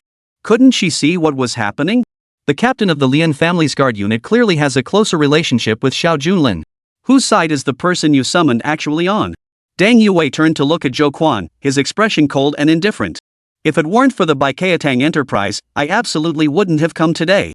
Your father probably couldn't have persuaded me to come. Baiketang frequently produces medicines to help the sick and even does extensive charity work. You're causing trouble, can't you even choose your location properly? If you don't leave immediately, we'll arrest you for obstructing official duties. Zhou Quan was utterly dumbfounded, his face completely flushed with embarrassment. Even though he'd heard of Luo Qingcheng's name in Jiangzhou, he'd never heard of Xiao Junlin's. How had this turned into such a colossal blunder? Faced with this scene, he backed away step by step. Looking at He Yuting, he felt utterly ashamed to show his face. In the end, he stumbled and tumbled down. Faced with this scene, He Yuting sighed. The butler beside her could only shake his head silently. Miss, let's go. We'll discuss this matter at length later. As the two departed, cheers erupted among the company group's inner circle. Zhang Xixia finally let out a quiet sigh of relief. Wife, you continue the meeting. I'll see them out first. After all, both the security bureau and the guard unit were here because of her. As the owner of Baiketang, it was only proper to see them off.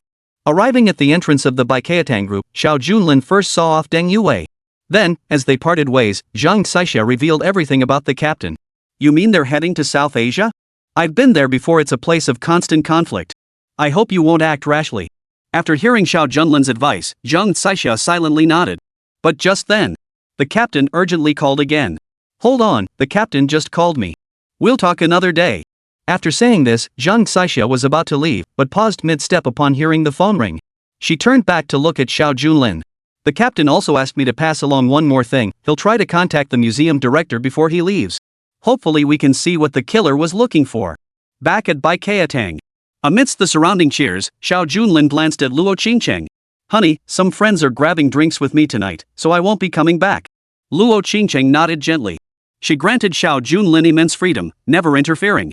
But after dropping Luo Qingcheng off, Xiao Junlin returned alone to the Baiketang group. He opened the door to the security office. The security chief and his team looked up in surprise at the vice president's return. President, why are you back? Didn't you already go home? Are you working overtime tonight? Xiao Junlin smiled faintly and shook his head. Indeed, he would work overtime but only after watching a good show. The reason for his return was to observe the scene unfolding. He wanted to see He Yuting and the others whispering downstairs after leaving Baiketang group. An ordinary person might not grasp the meaning, but Xiao Junlin understood it perfectly. The butler beside He Yuting hatched a plan. It seems this Baiketang chairman has immense backing and influence. He's a local powerhouse in Jiangzhou, no easy target to take down. But rest assured, I've already notified the Lin family of the 4 great clans. They'll secure special provincial approval, allowing us to launch a public investigation. But these backroom deals might not succeed immediately. We're preparing 2 fronts. I've hired a Toon raiding team to infiltrate Baiketang tonight. Chapter 227, Midnight Expedition. The night was deep. Xiao Junlin remained sleepless, watching the abandoned factory intently alongside the security chief and several others. Later, the group sipped tea and chatted. Everything unfolded exactly as Xiao Junlin had anticipated. The drizzle that fell after midnight did little to dampen their enthusiasm. He Yuting, disguised and clad in night attire, slipped past the front door under the butler's guidance. As Xiao Junlin had instructed beforehand, the security system was nearly completely disabled. Only a few guards dozing near the entrance turned a blind eye to everything happening.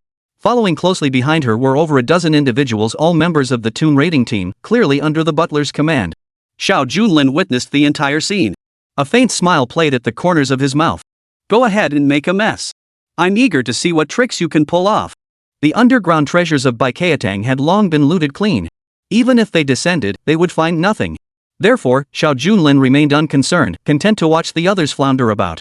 Soon, the surrounding crowd moved in orderly fashion to the intersection near the Baiketang factory. 2 professional Toon raiders set up the rope system in under 2 minutes, and the well slowly began descending. After the steward entered first and spent about 2 minutes inside, he climbed back up beside the ancient well and gave He Yuting a slight nod. Miss, it's perfectly safe inside, but I still suggest you stay outside to keep watch. He Yuting shook her head gently. I want to find any clues about my grandfather, even the slightest trace. I must witness this with my own eyes. I want to be the first to see my grandfather's belongings. He Yuting's feelings were not hard to understand.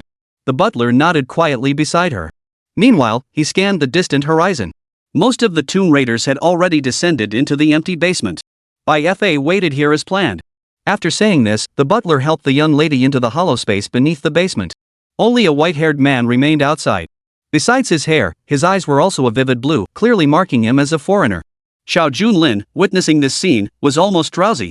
It was obvious that even if they entered the basement, they wouldn't find anything new. The day before, all belongings had already been transferred. The security chief knew this well, having personally participated in the operation. A faint smile played across his lips in the dead of night. Vice President, this is truly amusing. In the end, they've achieved nothing but a futile effort. But why are there so many antiques buried beneath our Baikayatang? And most crucially, during the last cave exploration, we discovered something strange. During the exchange, the security chief produced a photograph. During the wood burning process, the security captain noticed something peculiar. It wasn't an antique, but a wall. This is the end of the basement.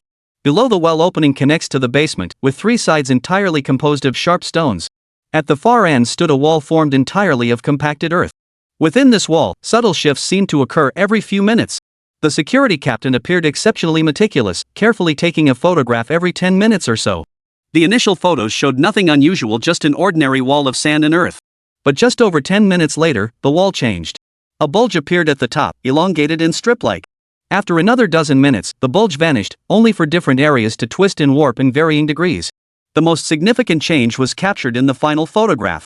This photograph revealed additional cracks on the wall, creating an eerie, spine-chilling sensation. However, due to the angle of the shot, the details were blurred in the camera. The young security guards nearby dismissed it. Captain, it's just camera exposure. Nothing worth photographing. Besides, there's likely mudslides and underground rivers beneath Baikayatang. It's perfectly normal for the walls to warp at different times. The security captain listened to the familiar explanation, lost in thought. After all, none of the people present were photography professionals. But after examining it for a moment, Xiao Junlin suddenly widened his eyes. Hold on, transfer the photos to the computer. I need them. The captain looked puzzled but complied with Xiao Junlin's request. After importing the photo into the computer, he immediately called Zhang Xiaofan. I need you to adjust these photos as quickly as possible. Find a way to restore their original appearance. As someone with a deep passion for technology, this task was a piece of cake for Zhang Xiaofan. In just over 10 minutes, a fully restored photograph was ready. Just as he sent it to Xiao Junlin's email, Zhang Xiaofan's voice grew solemn on the other end of the line. Bro, didn't you guys switch to the entertainment industry? Or are you planning to shoot something with these special effects? This is incredibly lifelike. The words sounded utterly bizarre. Xiao Junlin clicked to open the photo. The scene that unfolded before them left not only the surrounding security guards but even the Dark Emperor momentarily stunned. Projected onto the wall was an eye.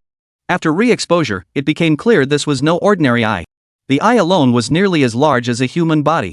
It was hard to imagine what in the world could possess such a colossal form. Boss, is there some kind of monster lurking beneath our Baikayatang? Good heavens!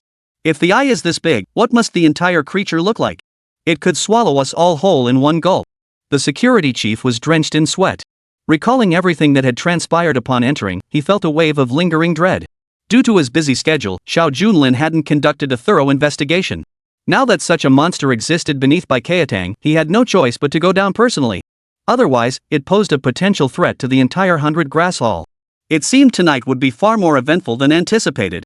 As Xiao Junlin muttered to himself, he suddenly noticed something unexpected. The tomb raiding team had originally left a white-haired man behind to stand guard at the site. But after the front team had been down the well for over 10 minutes, the white-haired man suddenly crushed his walkie-talkie, severing contact with those below. Simultaneously, he severed the only escape rope on the spot. Then, the white-haired man pulled out another phone and spoke a few incomprehensible words. Under the moonlight, a fierce glint flashed in his eyes. In your country, there's a saying, the mantis stalks the cicada, unaware of the sparrow behind. At that moment, the white-haired man leaped down and vanished into the well opening. Chapter 228, Within the Deep Well. The basement of Baichao Hall connected to a well opening inside an abandoned factory. For ordinary people, this was the only exit. Xiao Junlin did not choose to approach the mine shaft. Nor did he follow the same path as them. Instead, he drew a jet-black blade and made his way toward a drainage pipe amidst the ruins. With a single slash, the pipe split open instantly. Over 3 meters wide, the pipe was now breached from within, creating a direct passageway to the basement. The moment the rumbling sound erupted, He Yuding and the tomb raiding team remained utterly oblivious. The underground passage stretched further and further. Yet the interior was completely bare. Strange, there seemed to be no antiques left by my grandfather here at all. The surroundings were completely empty. As He Yuding spoke, the butler beside her frowned. Xiao Junlin had always been extremely cautious in his actions. Although the antiques inside had been thoroughly looted, there were no traces of movement left behind. Everything had been cleared out completely. Even as a professional team, they were at a loss. Soon, the group reached the end of the underground passage. Disappointment filled He Yuting's eyes. Looks like we won't find what we're looking for here. No sooner had she spoken than the Tomb Raider beside her immediately produced the appropriate tools and plunged them directly into the soil. Then they gently scraped it to the side. With a clatter, sand and soil piled up continuously. Soon, the collapse began. After the entire wall vanished, what appeared before them was an ancient bronze-colored bridge. Suspended in midair on all sides, it offered no glimpse of the sky above or the depths below. A fierce wind howled, stretching endlessly, casting shadows in every direction.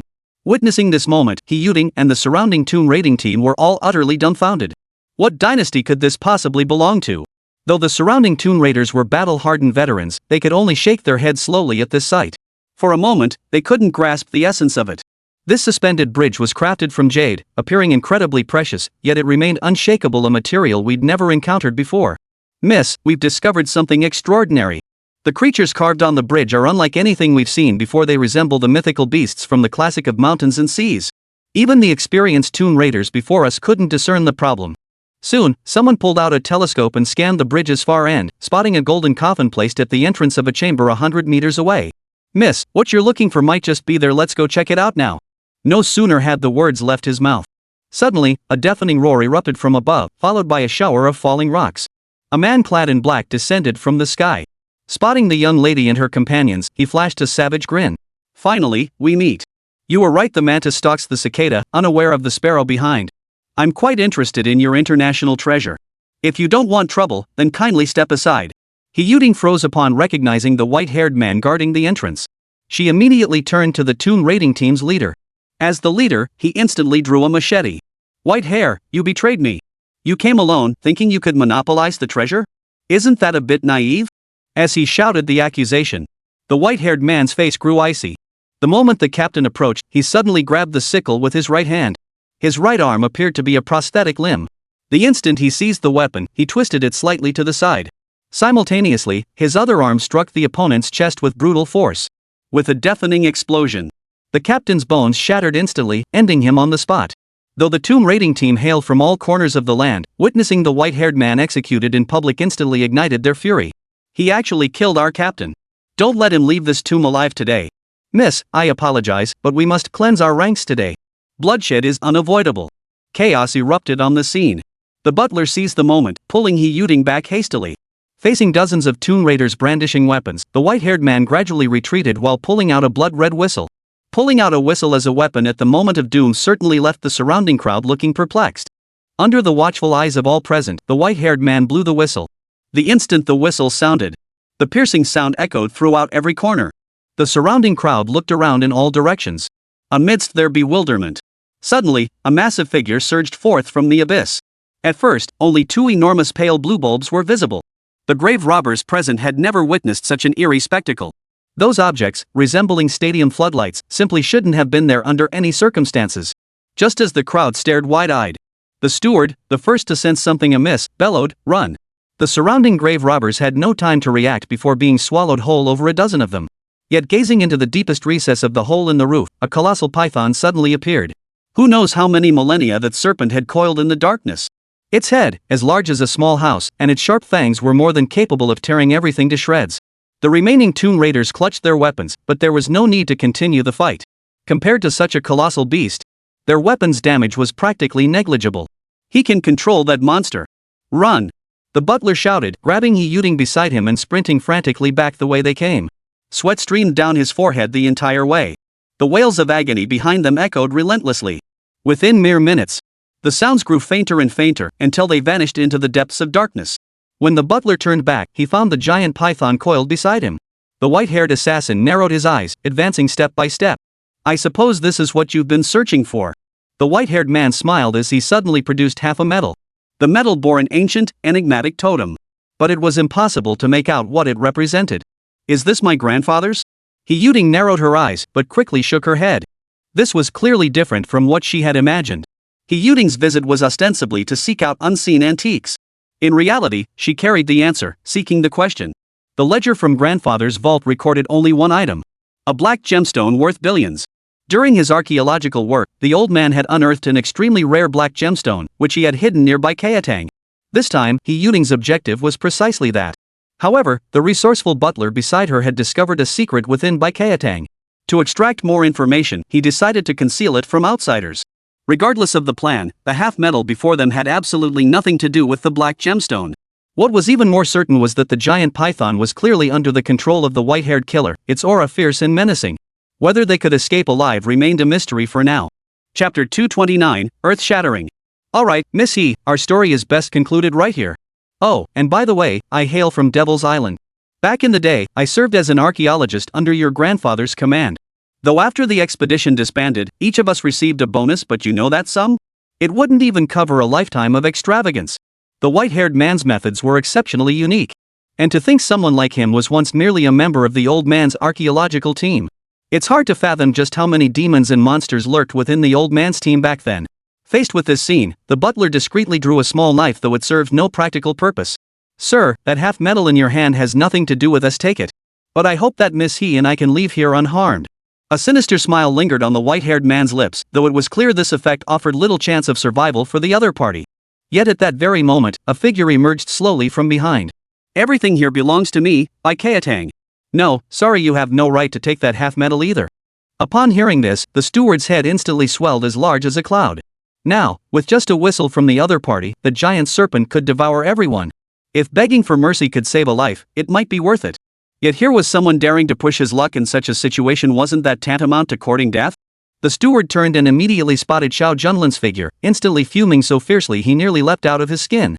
To be the steward of an international jewelry conglomerate from overseas, one could imagine the stature and status that came with such a position. To serve as an advisor and strategist by the young mistress's side was a position of great intelligence and influence. Yet despite possessing all this wisdom, it proved utterly useless against Xiao Junlin. It was like a scholar meeting a soldier. Why is it always you? Do you even know what you're doing? No one in the entire world could stand against such a colossal monster. No matter how powerful Xiao Junlin might be, he now faced a monster beyond anything he'd ever encountered. The butler was certain, unless modern weapons like missiles were deployed, even a regular customer bursting in might not stand a chance. As for going in unarmed? That's nothing but a fool's fantasy. The white-haired assassin watched Xiao Junlin approach, a sneer curling his lips. So you had reinforcements after all. But it doesn't matter, no matter how many come, the outcome won't change. Amidst a burst of maniacal laughter, no one noticed the massive python, bearing a deep gash of blood across its forehead. The white-haired man whistled without surprise. The colossal beast opened its gaping maw and roared away, as if it were swallowing the heavens and earth. He Yuding's heart was filled with worry, but she could do nothing about it. Run! That guy's whistle can control the python. Miss He was not heartless. Besides, this investigation into the 100 Grass sect was originally conducted with courtesy. But according to the butler, without resorting to other means, it would be difficult to make any progress in the investigation. That's why she resorted to this desperate measure. Now, witnessing a genuine vice president about to meet his end at the jaws of danger, He Yuding instinctively let out a loud cry. Yet amidst the terror, she saw Xiao Junlin with his hands behind his back, seemingly oblivious to this overwhelmingly powerful monster. How intriguing! Back then, beneath the Arctic's millennia-old glaciers, she had once witnessed a narwhal. She had believed it to be the only creature in existence capable of such immense size. Who would have thought she'd encounter its kind again today? Though in size, it still fell short of that unicorn. Who knows what Xiao Junlin actually said? One thing was certain, a millennia-old python of this magnitude utterly defied all human understanding. It shouldn't even exist in this world. In fact, as the serpent with its gaping maw approached Xiao Junlin, he extended his right hand and made a gesture in the air. The serpent, poised to devour Xiao Junlin, froze mid-air. The air seemed to freeze solid. The white-haired man frowned and immediately whistled repeatedly. Yet the python, far from continuing its attack, slowly slithered to the ground. It extended its tongue and licked Xiao Junlin's body. How disgusting! Shut your filthy mouth. The 1,000-year-old python curled obediently beside him like a little rabbit. Its eyes even seemed to convey a hint of apology for soiling Xiao Junlin's clothes. But this scene left everyone present utterly dumbfounded. Not just He Yuding. The white-haired man was utterly bewildered. The white-haired man hadn't found this place because of some black gemstone. It was because years ago, when he sailed out to sea with He Yuding's grandfather, the old man had mentioned leaving a treasure in the tunnel beneath the 100 Herbs Hall. Possession of this treasure would grant one supremely formidable, unparalleled power. This very treasure was what the white-haired man sought. Moreover, he had discovered from the old master's notes that the guardian of this treasure was a 1,000-year-old python. The only way to control it was through the command of a whistle. The silver-haired assassin had meticulously prepared for all this before reaching this point today. The only regret was that only half of this demonic insignia seemed to remain. But that didn't matter. For the white-haired assassin, obtaining even half of it was already a giant stride toward success. Yet he never dreamed that the 1,000-year-old python he held in such high regard would bow its head in submission at this very moment. It all began a dozen minutes earlier. Xiao Junlin broke through from another sewer pipe entrance. Upon entering the basement, he discovered the path he was on was indeed completely different from the one he Yuding had taken. But shortly after entering, he witnessed a colossal python, slumbering until now, slowly stirring to life. In a panic, Xiao Junlin drew his black blade and slashed at it. In an instant, a deep gash appeared on the massive python's forehead as it locked eyes with Xiao Junlin. No matter how formidable the monster or beast, the most primal instinct of any living creature erupted with unrestrained intensity. That instinct was fear. In the eyes of the millennia-old serpent, the figure before it was not merely a human. It was the Dark Emperor, an unfathomable, abyssal void. The moment it realized the gap in power, the Millennium Python instantly prostrated itself on the ground, pledging allegiance on the spot. However, seeing its enormous size, he feared that bringing it out would surely stir up a storm of bloodshed. Thus, he commanded the serpent to remain coiled in place. Little did it know that before it could even fall asleep, it was awakened by a whistle. Though the serpent could be controlled by the whistle, it still recognized who its true master was. Thus, in front of Xiao Junlin, it dared not show the slightest disrespect, leading to the current scene. "Little green snake, no wonder you couldn't sleep," someone was whispering in your ear. Xiao Junlin smiled faintly. The white-haired assassin's mind went completely blank. What the hell is a little green snake? Chapter 230, The Little Green Snake. The enormous python coiled beside Xiao Junlin, while the white-haired assassin behind him stared wide-eyed, his pupils dilated like copper bells. Faced with this scene, Xiao Junlin merely waved his hand lightly. The 1,000-year-old python instantly turned its head, glaring at the white-haired assassin before charging forward recklessly. The white-haired assassin whistled. The sound filled the entire space. But this time, the ancient beast chose utter disregard, its forehead slamming forward without hesitation. The white-haired man spat a mouthful of blood and, under the force of the collision, plummeted straight into the abyss below. His fate remained unknown, while the ancient python, under Xiao Junlin's command, coiled away. He Yuding couldn't believe her luck to encounter him here so late at night. With the crisis resolved, He Yuding glared at Xiao Junlin, utterly baffled as to why this man before her had become the master of the 1,000-year-old serpent. Especially commanding such a colossal creature, it was beyond his wildest dreams. As the two stood frozen in shock, Xiao Junlin walked step by step toward the very end of the tunnel. The golden coffin stood before him. Hearing the heavy footsteps, Yuding finally snapped out of her daze and hurried after him. "I'm truly sorry. I just longed so much to see my grandfather that I had to search for any clues he might have left behind. Please forgive my irrational actions." Xiao Junlin knew He Yuding's character well enough. Had it not been for the butler's scheming, she wouldn't have acted so impulsively. Xiao Junlin didn't blame her too harshly. Besides, all the so-called victims thus far were merely illegal tomb raiders. Instead, he now led He Yuding and the others step by step toward the golden coffin. "You mean to say you suspect your grandfather's remains and the treasures he left behind are inside that coffin? Take a good look though, this is the underground passage of the 100 Herbs Hall. I've never actually entered it myself. This coffin is definitely being opened for the very first time." The steward beside him observed the golden shrub, sealed tight. This was sufficient confirmation. As he approached the coffin cautiously, the steward beside him shook his head silently. "It's a pity.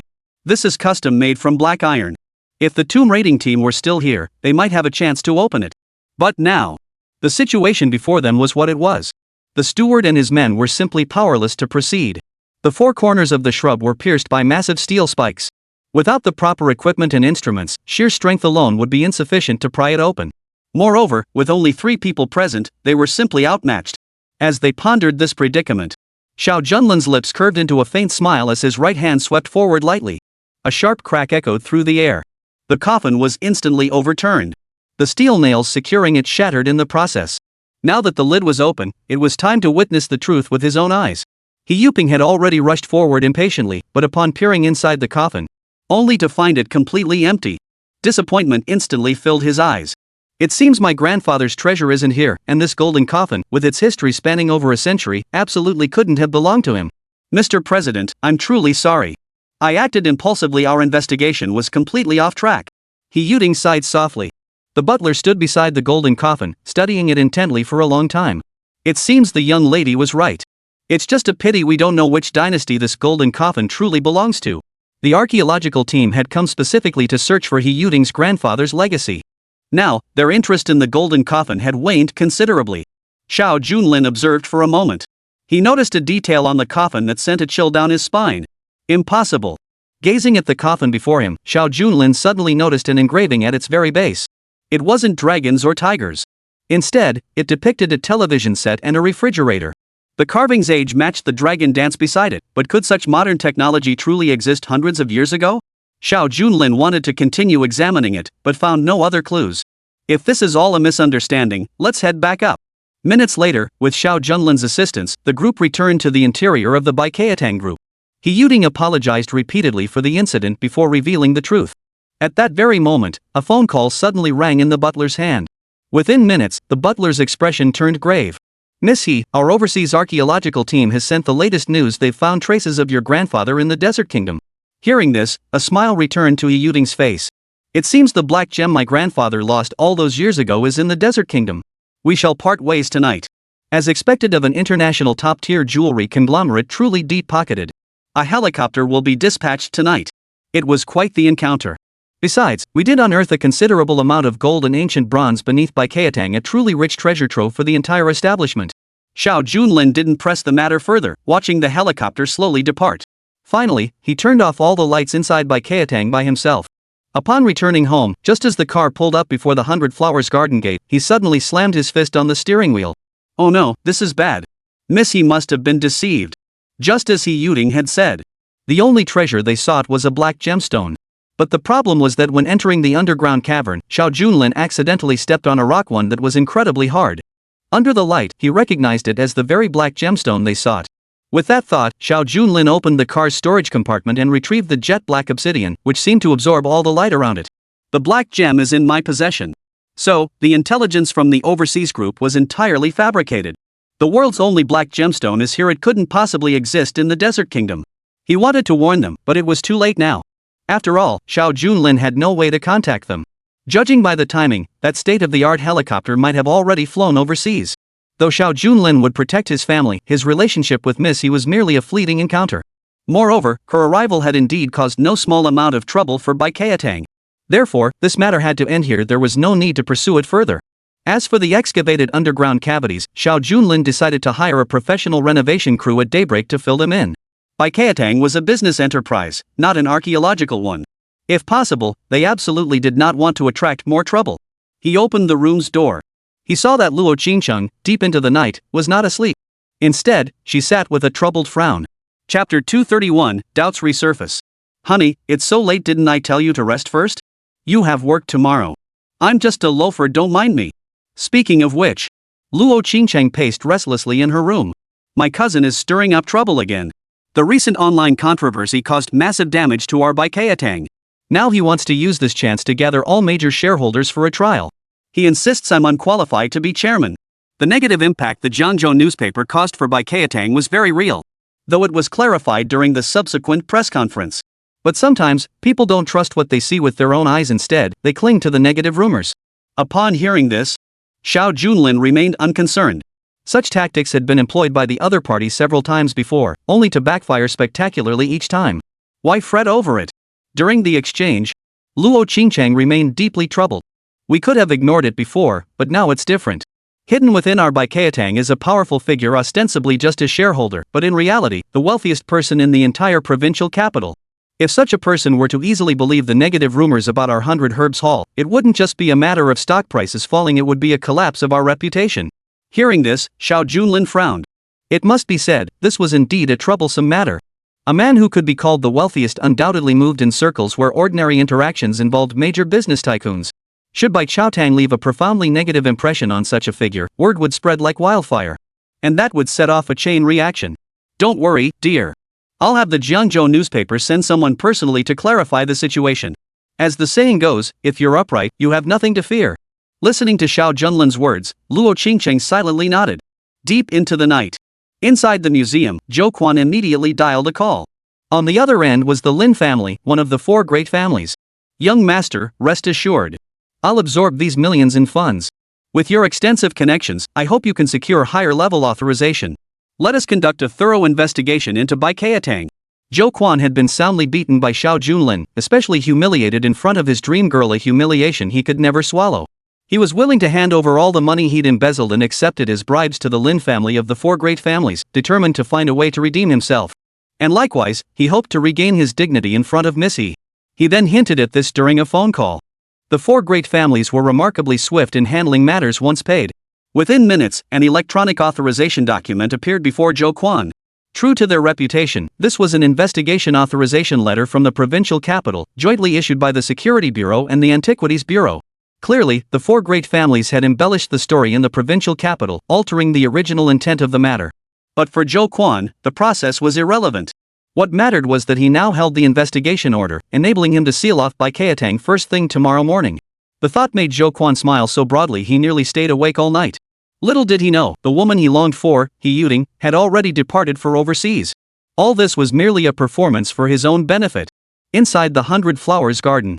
After some consolation, Luo Qingcheng still tossed and turned restlessly. Finally, she gently knocked on Xiao Junlin's door. Xiao Junlin, are you asleep? My cousin's antics have left me wide awake. I thought I'd take a walk outside. Xiao Junlin never refused Luo Qingcheng's requests. Within minutes, the two of them arrived at the gates of the 100 Flower garden. Silently walking hand in hand beneath the street. Gazing at the scattered stars in the sky, waves of warmth flowed through their hearts. Xiao Junlin, thank you for always appearing by my side in my darkest moments. After a long while, Luo Qingcheng gently leaned against Xiao Junlin's side. Her eyes brimmed with boundless tenderness. Xiao Junlin gently wrapped his arm around her shoulders, like a pair of lovers deeply in love. Their moonlit stroll became the most tender moment. Yet unnoticed, they had wandered into the bustling city center. Though it was late at night, they saw an elderly Taoist priest ahead, aged 70, with a long beard. He rested his chin in his hand, observing the middle-aged man before him and shaking his head repeatedly. Sir, you may be facing a blood-soaked calamity. This matter is exceedingly difficult to resolve. It would cost at least $1 million. If possible, I could alter your fate right now. The Taoist's words instantly drew the attention of nearby night commuters. Luo Qingcheng also instinctively glanced toward the corner. What was happening up ahead? It looked incredibly lively. Xiao Junlin pulled his wife closer. The middle-aged man's forehead was already glistening with sweat as he fumbled a bank card from his leather briefcase. Though visibly tense, the man's demeanor clearly marked him as no ordinary person. Even in Jiangzhou, he would undoubtedly rank among the top tier of entrepreneurs. Xiao Junlin glanced at the old Taoist master and couldn't help but smile. That so-called Taoist master was nothing more than a young man who'd undergone plastic surgery, his disguise remarkably convincing on the surface.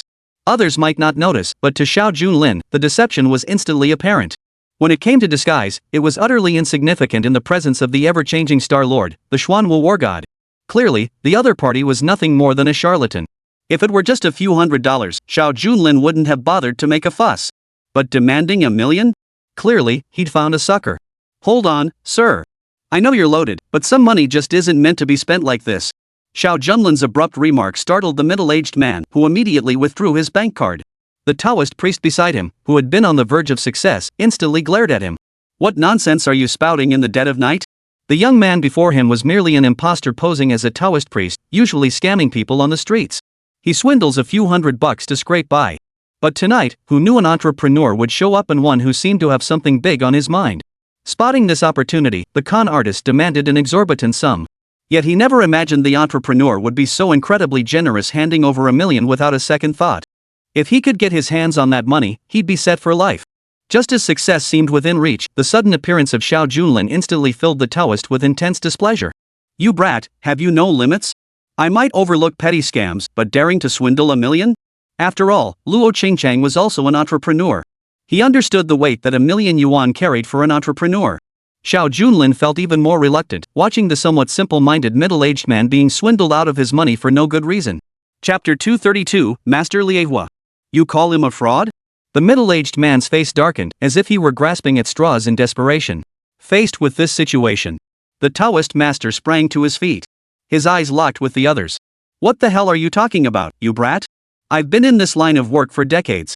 How could you possibly solve something I can't? Xiao Junlin offered the Taoist a faint smile. Whether it can be solved is another matter entirely. But you're nothing but a charlatan, it's truly unbearable to watch. The Taoist master sneered coldly. It seems unless I demonstrate a bit of my true skill, you'd find it hard to believe. Our Taoist arts are never revealed to outsiders, but today I'll let you glimpse a little. With a smile, the Taoist waved his hands lightly through the air. In the darkness, his hands suddenly burst into blazing flames, an utterly bizarre sight. Faced with this spectacle, the onlookers around him wore expressions of utter astonishment. Good heavens! This Taoist master seems to possess genuine skill, not some charlatan's trick. How could he not feel any pain with such flames burning on his palms? Amidst the clamor of questions, he tilted his head back, a hint of smugness playing on his face. My body is protected by divine energy from my lineage. Of course I feel no pain. Besides, this fire is drawn from the very essence of heaven and earth. The middle-aged man also showed a hint of surprise. Witnessing this moment, before Xiao Junlin could speak, Luo Qingcheng smiled faintly beside him. You might fool others with this, but it's clearly just a street trick. The fire in your hands is only possible because they're already coated with scales. When this chemical substance rapidly rubs against the air in mid-air, it inevitably produces bursts of flame. Back in school, Luo Qingcheng's grades had always been top of the class, a fact Xiao Junlin had nearly forgotten. Her words flowed effortlessly. Moreover, the reason you aren't afraid of the flames is because your hands are coated with a thick layer of alcohol. It won't burn you until the alcohol has completely evaporated. His explanation was utterly convincing. The old Taoist master instantly flushed crimson. Clearly, every word was crystal clear. You know nothing, girl. What nonsense are you spouting? This gentleman faces a blood-soaked calamity tonight. Should anything go wrong, you won't be able to shoulder the responsibility. Amidst the loud shouting, Xiao Junlin's face darkened beside him. This so-called Taoist master, since you've gone this far, shall we honor the wager? I'm giving you the benefit of the doubt and won't call you out publicly, but there are some things I want you to understand. Know your place. If what you can do, I can do as well, then why not remove your disguise right now? What do you say? Every word Xiao Junlin spoke rang true. The middle-aged man beside him and the surrounding crowd nodded in agreement. The Taoist master turned to face Xiao Junlin, observing his refined appearance. Witnessing this, he too let out a cold laugh. Fine. I'll see just how you plan to perform. During the exchange, Xiao Junlin merely wore a smile. After careful observation, the Taoist master realized the other man had no props prepared. In other words, he absolutely couldn't be a fellow practitioner. But just as he relaxed, Xiao Junlin's hand shot out like lightning. His arms whirled through the air, causing the surrounding trees to creak and groan. The crowd witnessed this scene, their eyes filled with terror. Finally, Xiao Junlin swept his palms through the air, and the surrounding trees snapped instantly. Faced with such a deafening crackling sound, the crowd stared wide-eyed. Where had they ever seen such a display? Good heavens! This gentleman is far more than just a Taoist master, he's practically summoning wind and rain. How could anyone achieve such mastery? It was utterly breathtaking. The entire scene left everyone's scalps tingling with awe and shock. Xiao Junlin then channeled his inner energy through both hands, unleashing a torrent of blazing fire. As wind and fire converged, flames spread relentlessly across a corner of the bustling street, even engulfing the ground. Xiao Junlin shook his head gently. It was merely a demonstration. If it were to catch fire, that would be rather unfortunate. I'll put it out first. With that, Xiao Junlin raised his right leg, waving it lightly through the air. A surge of true qi erupted instantly, completely engulfing the flames on the ground once more. Though merely a trifling skill, it struck awe into the hearts of all who witnessed it. This kid's got some serious skills. Divine tigers emerging from the divine. Scared the living daylights out of me.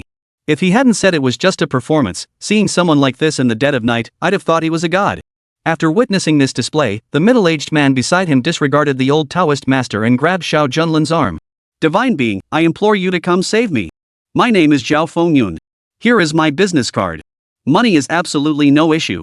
If you can resolve my situation, I am willing to pay double. The old Taoist priest spoke with such eloquence that the middle-aged man was half convinced.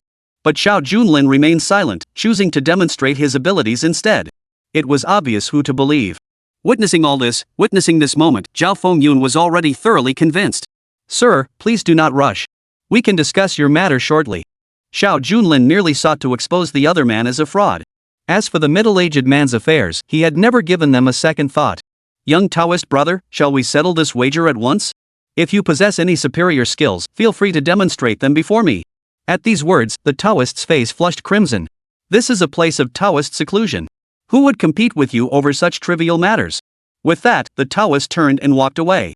Xiao Junlin, who witnessed this, instantly appeared before him. With a swift motion, in an instant, he tore off the Taoist priest's beard and mask. The face of a young man was revealed before the crowd, and the truth was instantly laid bare. Before the fraudster could react to the surrounding crowd, someone stepped forward. That damned Master Jia. He's been swindling people all along. Last week he even took several thousand yuan from me. No wonder he was useless when I asked him to handle things. Turns out he's a complete fraud. Give me back my money now. Shouts erupted as several men instantly charged forward, pinning the Taoist master to the ground. Fists clenched, the whistling wind of their strikes filled the air. What followed seemed to require no further involvement from Xiao Junlin. The crowd's fury alone was enough to utterly crush the Taoist master. Honey, let's get out of here while the chaos lasts. Whether it was feng shui or fortune-telling, neither was Xiao Junlin's specialty. This situation had already taught the fraudster a well-deserved lesson. Now, the best course of action was to simply leave. But when he tried to pull her away, Luo Qingcheng stood rooted to the spot, handing him a business card. Sometimes you search high and low in vain, yet find what you seek when least expecting it. This man appeared to be none other than Zhao Fengyun, the wealthiest man in the provincial capital.